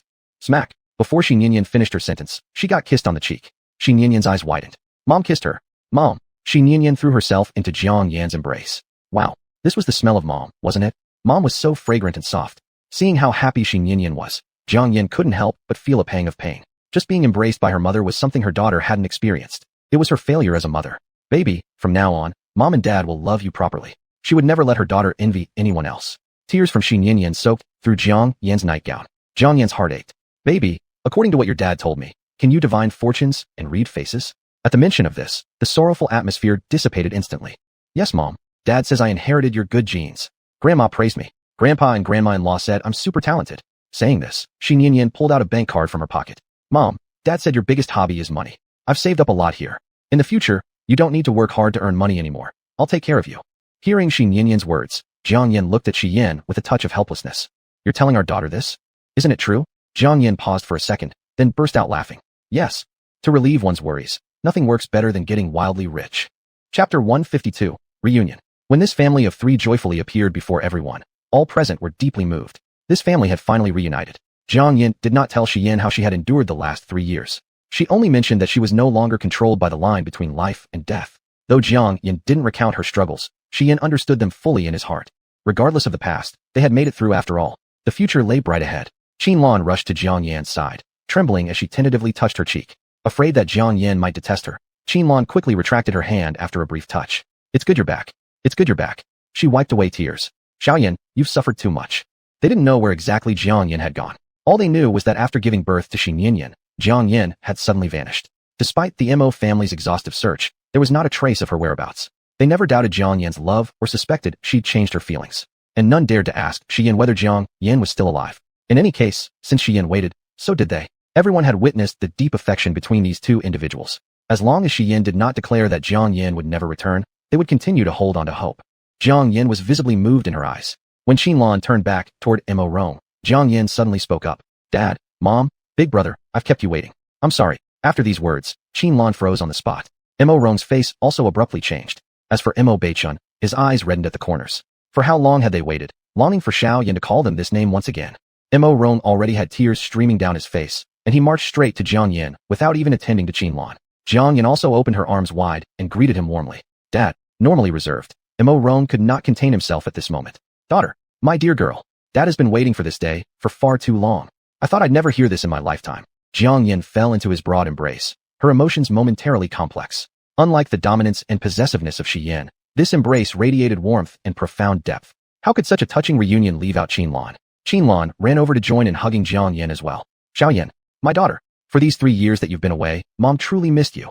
They embraced tightly, showing no signs of letting go anytime soon. It wasn't until Mo Beichun lightly coughed. Isn't it my turn now? Before Mo Beichun could act, Shi Yin had already stepped forward. Big brother, you should just skip it.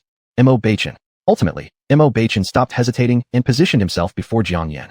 Knowing Shi Yin was watching closely behind, he felt an invisible pressure. He resisted the urge to embrace Jiang Yin impulsively. Lifting his hand, he gently patted her head. I've missed you too. Jiang Yin smiled charmingly, quite playful. Miss me, but no sign of affection? Mo Beichun was momentarily taken aback, then realized what she meant. He pulled out a silver white card from his pocket. This is my secondary card. Spend freely. What amount could possibly be in the secondary card of the head of the Mo family? It must be astronomical. Thank you, big brother. They all shared a warm smile together. At that moment, they were simply glad that their family had finally reunited. But they didn't realize that the person standing before them was no longer the old Jiang Yin. Standing before them now was a sage who had survived in the mystical realm for tens of thousands of years, having witnessed countless changes of the eras. Yet now, she too yearned for this present warmth. No matter. Even the Jiang Yin of the human realm was one part of her soul. From now on, she was her. Once Jiang Yin stepped out, several luxury cars were waiting outside the palace gates, and their owners stood beside the cars respectfully. Jiang Yin glanced at Shi Yin beside her. Can I have a day off today? Shi Yin wanted to say no, but after hesitation, he gave a nod. Yes. Go early, return early. After all, you haven't repaid what you owe me. Hearing this, Jiang Yan's ears flushed instantly while getting out of the car. Without looking back, she got off directly. Lin Huifeng spotted Jiang Yin first and came running. Miss Jiang. To them, there was no Lady Shi. Only the incomparably superior Miss Jiang Yin. Jiang Yin softened slightly. Did you wait long? Well, not really, just over 3 days. Is there something you need from me? Yes. Lin Huifeng handed her a research report. While you were away, we studied the detox pills you left us and developed several new medicines. One particularly stands out as capable of treating certain cancerous mutations. Cancer treatment? This was undoubtedly a huge breakthrough in the medical history of Hua country. After scrutinizing the document carefully, Jiang Yin looked pleased. Not bad. She tossed a pill called Calming Heart Pill to Lin Huifeng. It has calming effects. Take it and study further. Upon seeing the tiny pill in his palm, Lin Huifeng treasured it like a gem, carefully wrapping it up. Yes, I'll have our team research it thoroughly. While Lin Huifeng was busy storing the Calming Heart Pill, Cheng Yu had already approached Jiang Yin. Miss Jiang, it's been a long time. Jiang Yin gave a slight nod. It has been a while. I've seen the gift list you provided for my wedding. The resort is doing well. Cheng Yu, who was quite elderly, scratched his head sheepishly after hearing Jiang Yan's words. All thanks to your keen insight. There wouldn't be me today without you.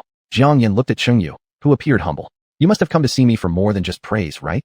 Cheng Yu chuckled with a grin. Nothing gets past Miss Jiang.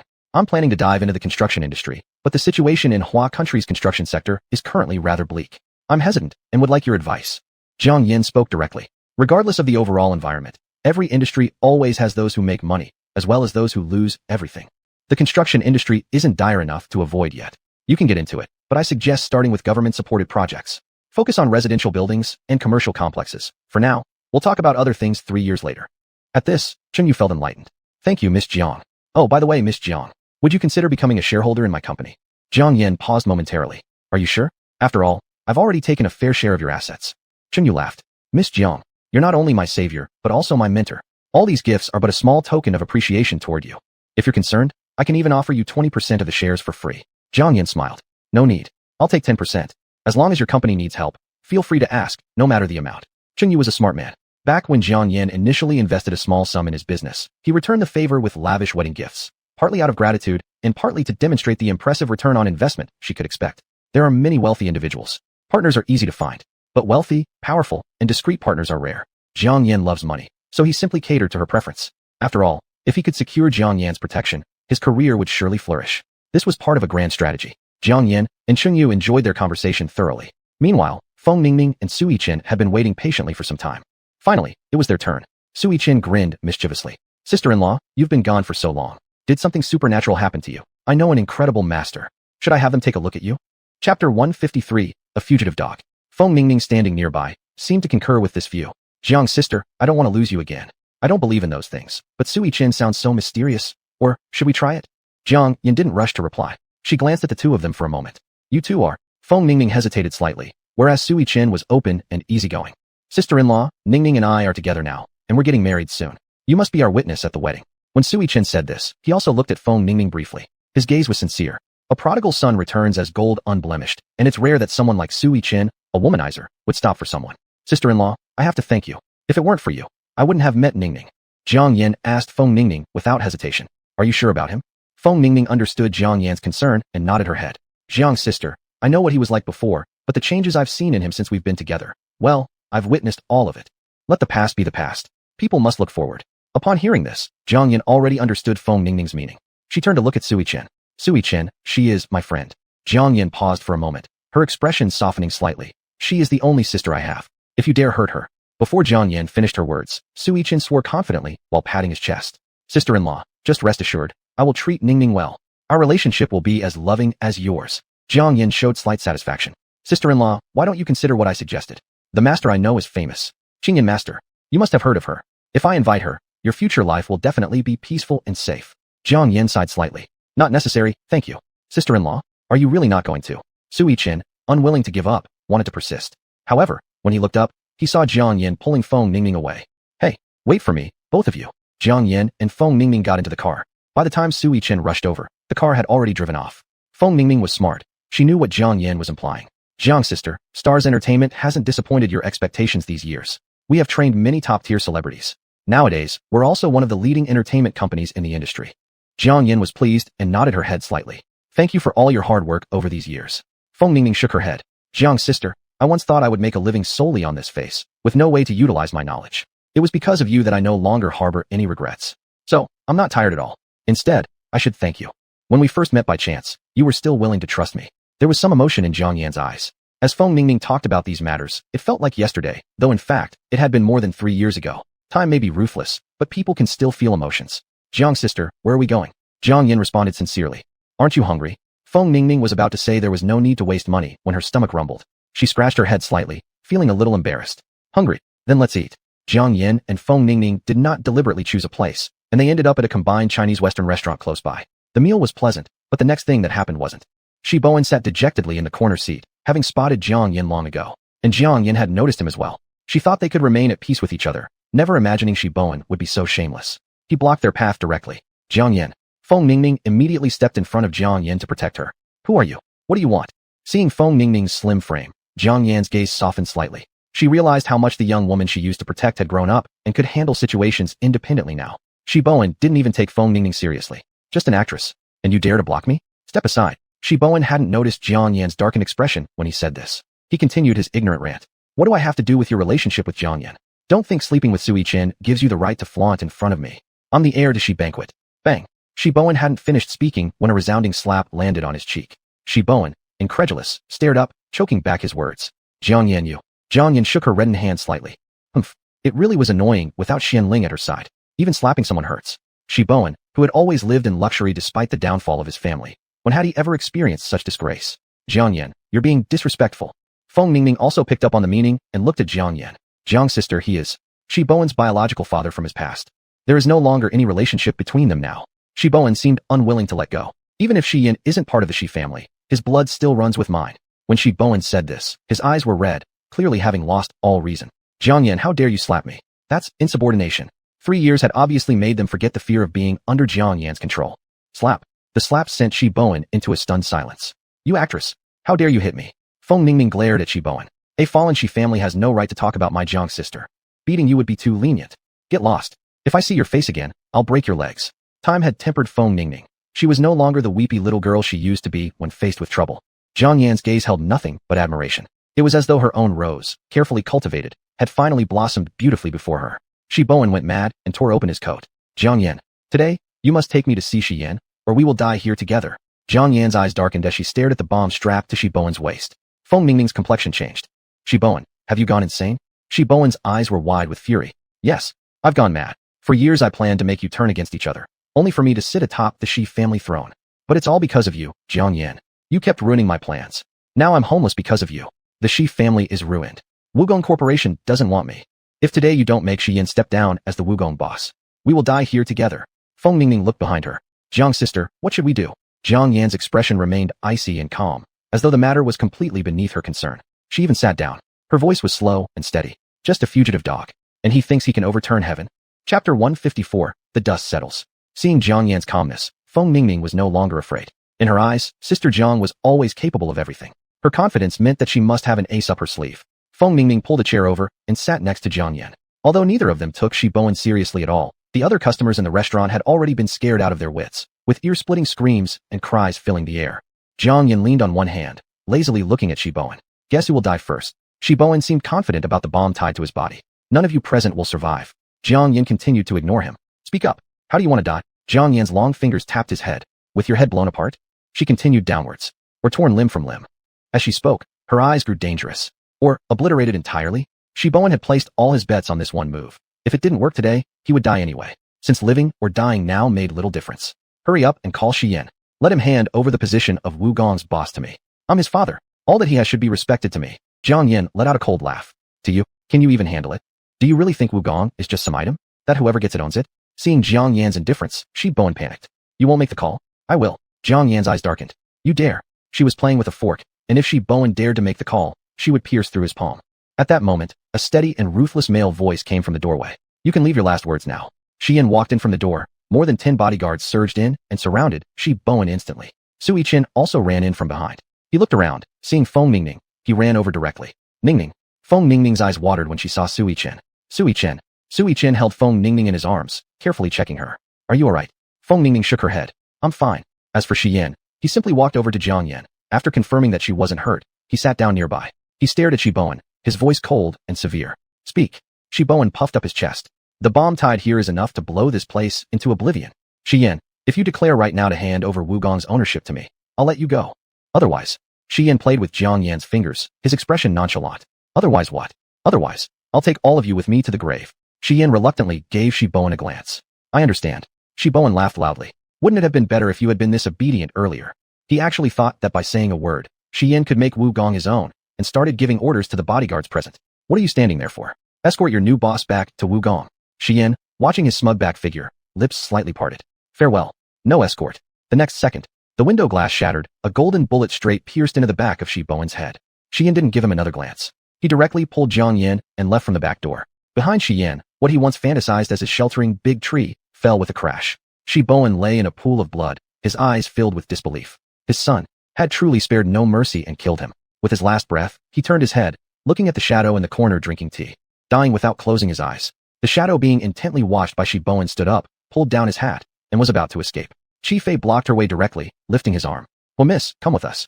The woman slowly lifted her eyes, revealing a familiar face. Hua Xinran. After 3 years, she aged significantly. Even Chi Fei almost failed to recognize her. Hua Xinran's eyes were full of mockery. "How did you find me?" Chi Fei's expression was serious. "Nothing can escape Our Lady's eyes." Hua Xinran let out a soft snort.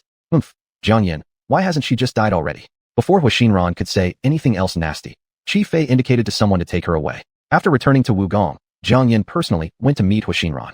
Long unseen, she had changed greatly. Gray hair had appeared by her temples, and her entire person exuded a deathly aura. Jiang Yan's expression remained indifferent. "Shi Bowen, was that your doing?" Hua Xinran burst out laughing. "Yes, it was me who incited him. But so what? Aren't you still alive and well in front of me?" Jiang Yin said calmly. "If your only grievance was that I stole Shi Yin from you, and you've tried repeatedly to kill me because of it, then all I can say is that you're utterly overestimating yourself." Hua Xinran lifted her venomous eyes. "You don't know how it feels until you've been through it. I have loved Shi Yin for so many years, and the moment you showed up, he cut off all ties with me. Do you even know what I've been through these years?" Jiang Yan's expression was icy. "It was only your one-sided wish." Hua Xinran's eye rims turned red. "My one-sided wish? Even if it is my one-sided wish. Shi Yin dealt me and my family a ruthless blow, swallowing up the Hua family business, and causing my grandfather to die of anger. He owes everything to my grandfather. Back then, I asked him why. He only said one thing. Just so he could protect you. How great you must be, Jiang Yin. Because of you, my entire family was ruined. So, am I not allowed to seek revenge?" Jiang Yin stood up, her eyes cold and indifferent. "Revenge? That word only applies when there is equality in strength. As for you, you're just a clown jumping around trying to cause trouble. I've never given you a second thought." These words pierced Hua Xinran to the core. Hua Xinran watched as Jiang Yin resolutely walked away and let out an anguished scream. "Jiang Yin, you made him kill his own father with his own hands. This will create a rift between you two for life." Jiang Yin didn't pause her steps, but as she reached the door, she instructed Tian Er. "Make sure she dies with dignity." Tian Er respectfully nodded. "Yes." When Jiang Yin finally emerged from that chaotic place, Shi Yin was already waiting at the gate. "Is it settled?" he asked. Jiang Yin looked at him. "Will you blame me?" Shi Yin took her hand. "I've already turned a blind eye to most of her actions, but there are rules in Tiangcheng, and it was her own incompetence that brought this upon herself." However, Jiang Yan's concerns were elsewhere. Her grandfather's death. "It wasn't me." Jiang Yan's eyes softened in understanding. She knew Shi Yan's temperament well, and his respect for Hua old man spoke volumes. The old man held weight in his heart. If he had truly done something as grave as forcing his benefactor to death, he would forever be plagued by guilt. Since it wasn't him, it was good. It seemed like everything was settling into place. Jiang Yin gazed into the distance, looking tranquil. Yet, her next words left Shi Yin unable to respond for a long while. "Shi Yin, let's have another child." Chapter 155, The Grand Finale, Part 1. If only he could, Shi Yin would revel in night-long pleasure every single night. As long as he was with Jiang Yin, that was the ultimate happiness he sought. Unfortunately, they hadn't even enjoyed a few months together when Jiang Yin got pregnant again. He knew well enough by now that this Jiang Yin was not the same as before. He dared not be too rough, fearing harm to the baby inside her. Besides, during the day, she would lock herself in her study and live stream. Sometimes, she'd forget about everything else, leaving him to sleep alone. He suffered, but it was suffering that he could not express. There were countless pairs of eyes within this villa watching his every move. Shi Yin looked at Shi Nianyan who walked past carrying a cake, and his expression changed slightly. "Nianyan." Shi Nianyan turned around, her fluffy big eyes full of confusion. "What's wrong, Daddy? Where are you going?" "I'm going to live stream with Mommy. She said she wanted some strawberry cake, so I want to fetch it." "What's the matter, Daddy?" Shi Yin hesitated but finally waved his hand dismissively. "Nothing. You can go ahead." He had originally intended to do some persuasion on Shi Nianyan, hoping she could help appease Jiang Yin so their family of 3 could retire early tonight. However, it just didn't seem right to bring it up in front of his daughter. Oh well, once these next few months passed, he would be as good as new. Thinking this way, Shi Yin quickened his steps and left home. The only thing that could make him forget the feeling of having warmth and softness in his arms was work. Jiang Yin really had no idea about his thoughts, completely immersed in her live streaming. Administrator Jiang Xiaobai. "Sister, I've been accompanying you for several years already, but from now on, I might not be able to come see you often." Jiang Yin frowned. This was an old fan who had been with her since the beginning. "What happened? What's wrong?" Administrator Jiang Xiaobai. "Sister, I'm getting married. Jiang Yin paused for a moment. Then her mood brightened. Congratulations. This is wonderful. I'll give you a gift. To these older fans, Jiang Yin had their contact details. She opened WeChat, directly sent a transfer of 188,000 yuan, and left a message. Congratulations on your wedding. Administrator Jiang Xiaobai, sister, why did you send me so much money? I can't accept it. Jiang Yan's gaze softened slightly. This amount doesn't mean much to me, but it's my heartfelt wish. You've accompanied me for such a long time. If you don't accept, I'd feel quite disheartened instead. At this point, Jiang Xiaobai, who worked in an office building, was in tears. At first, he followed Jiang Yan's broadcasts merely because he found them amusing, something to pass the time when bored. However, as time passed, they seemed like old friends who could talk about anything. In Qin Yin Master's livestream room, up until now, there was only one administrator, him. And now, a sum of 188,000 yuan. That was his entire year's salary. Administrator Jiang Xiaobai, I knew I hadn't backed the wrong person. Sister, even after I get married, I will forever be your most loyal disciple. Disciple? This statement was somewhat exaggerated.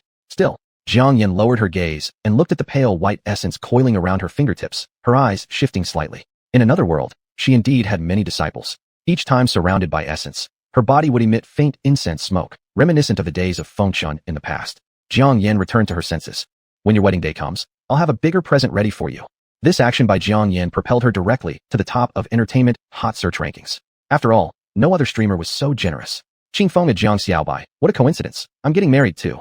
Administrator Jiang Xiaobai, is that so? Congratulations, congratulations. All comments below were speculating how big of a red envelope Jiang Yin would prepare for this veteran fan who was no less significant than Jiang Xiaobai. Jiang Yin just glanced once. You don't count. You're not short of money. Qingfeng. At this moment, Su Yichen, clutching his phone, angrily hit the bed. Feng Ningning, looking at him like this, couldn't help but mock him. What's gotten into you?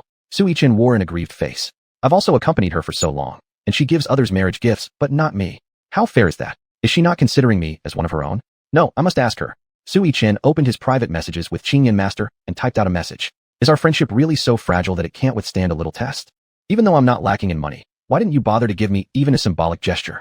By the time he finished sending these two messages, filled with red exclamation marks, Qingfeng was even angrier. She blocked me. Feng Ningning, I can't handle this. I'm so mad. I need a kiss to calm down. Feng Ningning gave him a contemptuous glance. Kiss my foot. I still have a company meeting to attend. You stay here and behave yourself. Su Yichen was even more aggrieved. He repeatedly questioned Jiang Yin in the live broadcast why she had blocked him. Jiang Yin simply ignored him without replying. Red fruit. Master Qin Yin, my 3-year-old child has gone missing. Can you help me find them? Jiang Yin noticed this comment and immediately tapped Xin Yin, who was eating cake outside the camera lens. Baby, stop eating. Xin Yin looked up. What's wrong, mommy? You help this aunt locate the position of their child. Xin Yin elegantly wiped her mouth and put on a mask identical to Jiang Yan's. Sitting in front of the camera, she sweetly asked for the birth details of the missing child. Then she solemnly performed a divination ritual. A few moments later, from your village, go straight east until you reach a pond. Stop there. Upon hearing this, everyone in the live stream knew that the outcome for the child might not be favorable. The mother couldn't believe it either. Red fruit. Master, please tell me you made a mistake with the calculation. Red fruit, it's impossible. It cannot happen. Administrator Jiang Xiaobai, don't keep saying impossible in the live stream. Hurry up and look instead at Pingtan Investigation Bureau. Nowadays, Jiang Yan's live streams were watched not only by ordinary people, but also investigation bureaus across the country. It was comparable to a large-scale criminal investigation scene. Qingfeng, Master, will you come to my wedding? Jiang Yan replied only to this comment. It depends on my mood. Qingfeng, what does depending on my mood mean? You don't even give me a wedding gift. And you won't show up to support me? Qingfeng, we've known each other for so many years. Isn't there at least some friendship between us? Jiang Yin responded without hesitation. Just a chin bai, family connection, relationship. Hiding behind the screen, Su Yichen paused, muttering to himself. Family connection? What family connection? While Su Yichen was still puzzled, the live stream had already exploded. The door to the study opened. Xin Yin exclaimed in surprise. Daddy, did you finish work so early today? A man dressed in neatly pressed trousers but bare from the waist up burst into the frame, lifting Jiang Yin into his arms horizontally. His voice carried a sense of urgency. Yin, I've been home for such a long time, and you're still obsessed with live streaming. I couldn't wait any longer in bed. Chapter 156, Grand Finale, Part 2. Not only was Xin Yin in front of the camera, stunned, the audience in the live streaming room all fell silent. Before they could react, the live stream closed. Immediately after, several trending topics surged to the top. Unstoppable. Hashtag Qin Yin Master's live stream features a half-naked man. Explosion. Hashtag inappropriate content. Hashtag the man behind Qin Yin Master. Hashtag. One after another, the trending topics dominated the screen. The entire nation was buzzing, and the peanut gallery had all kinds of opinions. But in the massive comment section, one stood out. Wallet of the Immortal. Did only I notice that the jade antique on that man's hand looks familiar? Yuan Shangchao. Fellow on the floor above, you're not alone. At the same time, inside the Su family villa, Su Yichen's expression darkened instantly. That jade antique, he had been fortunate enough to see it in reality. It was at Shi Yin and Jiang Yan's wedding. And that man's voice, he knew it too well. Thinking about this, a thought arose in Su Yichen's mind. His scalp started to tingle, and his body hair stood up. No, he needed to go to the Wu Palace and check. Unfortunately, before he even saw Shi Yin, he was stopped by Chi Fei. Su boss, it's already very late. Come another day. Where was Su Yichen's rationality now? He directly grabbed Chi Fei by the shoulders and shook him repeatedly. Is Jiang Yan Qin Yin master? Answer me. Chi Fei thought he was going to ask something else. This matter, you should ask them personally. Seeing how unshaken Chi Fei appeared, Su Yichen felt a huge wave rise in his heart. I'm not going anywhere today. I'll wait here. I must ask them face to face. Su Yichen looked like a child who'd been deceived for a long time by someone they trusted most, crouching on the ground, hugging his knees, looking pitifully wronged. Su Yichen wasn't stupid. By this point, he already had an answer in his heart. But he just couldn't believe it. The revered Qin Yin master he had admired as a celestial descending from the heavens for many years turned out to be the person he didn't look up to much, Jiang Yan. Whoa, who would save him? He didn't want to believe it. Netizens were quicker than him. With their speed of exposing others' identities, it didn't take long for them to confirm Qin Yin master's true identity. Hashtag Qin Yin master's true identity. Explosion. Hashtag the internet has memory. Based on subtle clues, they were sure. Qin Yin master was none other than Jiang Yan, the person who disrespected elders and kicked children. The boss's wife of Wu Palace. A deity descending into the mortal realm. Some self-important netizens wanted to make sarcastic comments at first, but soon there were senior figures standing up for Jiang Yan. Hua Nation Medical Research Institute Lin Huifeng at Jiang Yan. Dean Jiang. When are you coming back to work after such a long vacation? 49 Bureau Occultism Department at Jiang Yan. We sincerely invite you to join our occultism department, even if it's just nominally. Ancient Playthings enthusiast Chu Zhenxiong at Jiang Yan. I found some new treasures. When can you grace my place with your presence to guide me? Global Resort Chengyu at Jiang Yan. Miss Jiang. It is my honor to work for you. Star Entertainment Feng Ningning at Jiang Yan. Sister, when I get married, you must escort me to my marriage. Mo Beichun, far away on Fame Island, had just dealt with a traitor, and his hands were still bloody. Looking at the phone handed over by his subordinates, he narrowed his eyes slightly. Oh, little Yin has fallen from grace. After meticulously wiping his hands, he directly logged into his main account. Fame Island Mo Beichun at Jiang Yan. Little Yin, if the sky falls, I'll be here for you. Stunned but still sycophantic, everyone at Wu Palace quickly applied for an account. Wu Palace official. All members of Wu Palace congratulate Madam for falling from grace. Shi Yin, who had just finished enjoying Jiang Yan, looked at the trending topic on his phone, then glanced at Jiang Yan sleeping next to him. His gaze softened. Shi Yin at Jiang Yan. Saying nothing, yet everything was understood without words. This operation silenced all the haters wanting to gossip about Jiang Yan from behind her back. Haha, if they dared to say anything negative, these people wouldn't hesitate to eat them alive. Impossible to offend, truly impossible to offend. However, no one expected that Jiang Yan had so many pseudonyms. So many powerful figures bowed to Jiang Yan. Even without Shi Yin, Jiang Yan's level had already far exceeded their reach. Only Su Yichen's solitary world of pain came to fruition. When he woke up the next morning, Shi Yin looked at Su Yichen squatting in his living room, his expression calm and distant. Here so early to mooch off breakfast? Su Yichen. He lifted his two panda eyes. Shi brother, please tell me your sister-in-law isn't Qin Yin master. She is. She isn't. She is. Su Yichen. How great his sins were. Behaving like devout followers in front of Qin Yin master, but showing arrogance in front of Jiang Yan. No wonder sister-in-law said they only had a superficial relationship. If it weren't for Feng Ningning, he probably wouldn't even have a chance to see his sister-in-law. And he used to chase after Qin Yin master as well. Su Yichen stood up looking completely dispirited. Shi brother, please pass my apologies on to the sister-in-law. Shi Yin calmly stared at him. Who am I, your messenger boy? Tell her yourself. When Jiang Yan came downstairs, seeing Su Yichen standing there awkwardly, she asked, why so early? Missing Wu Palace's breakfast. Su Yichen. These two truly are a perfect match. Sister-in-law.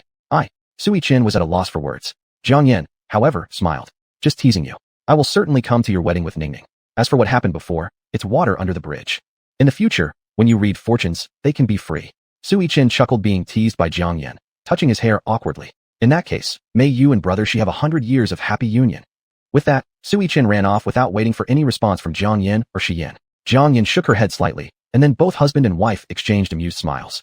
Perhaps our entire life is merely several pages of stories constantly rewritten, over and over again. Looking back, some are still hesitating under the lamp about where to put pen to paper. In the mystical realm, Feng Er handed the USB drive to Feng Chun. Master, this is Miss Zhang's lifestyle record from the human world over the past year. Oh, and one more thing. When I came back, Miss Zhang was already expecting her second child.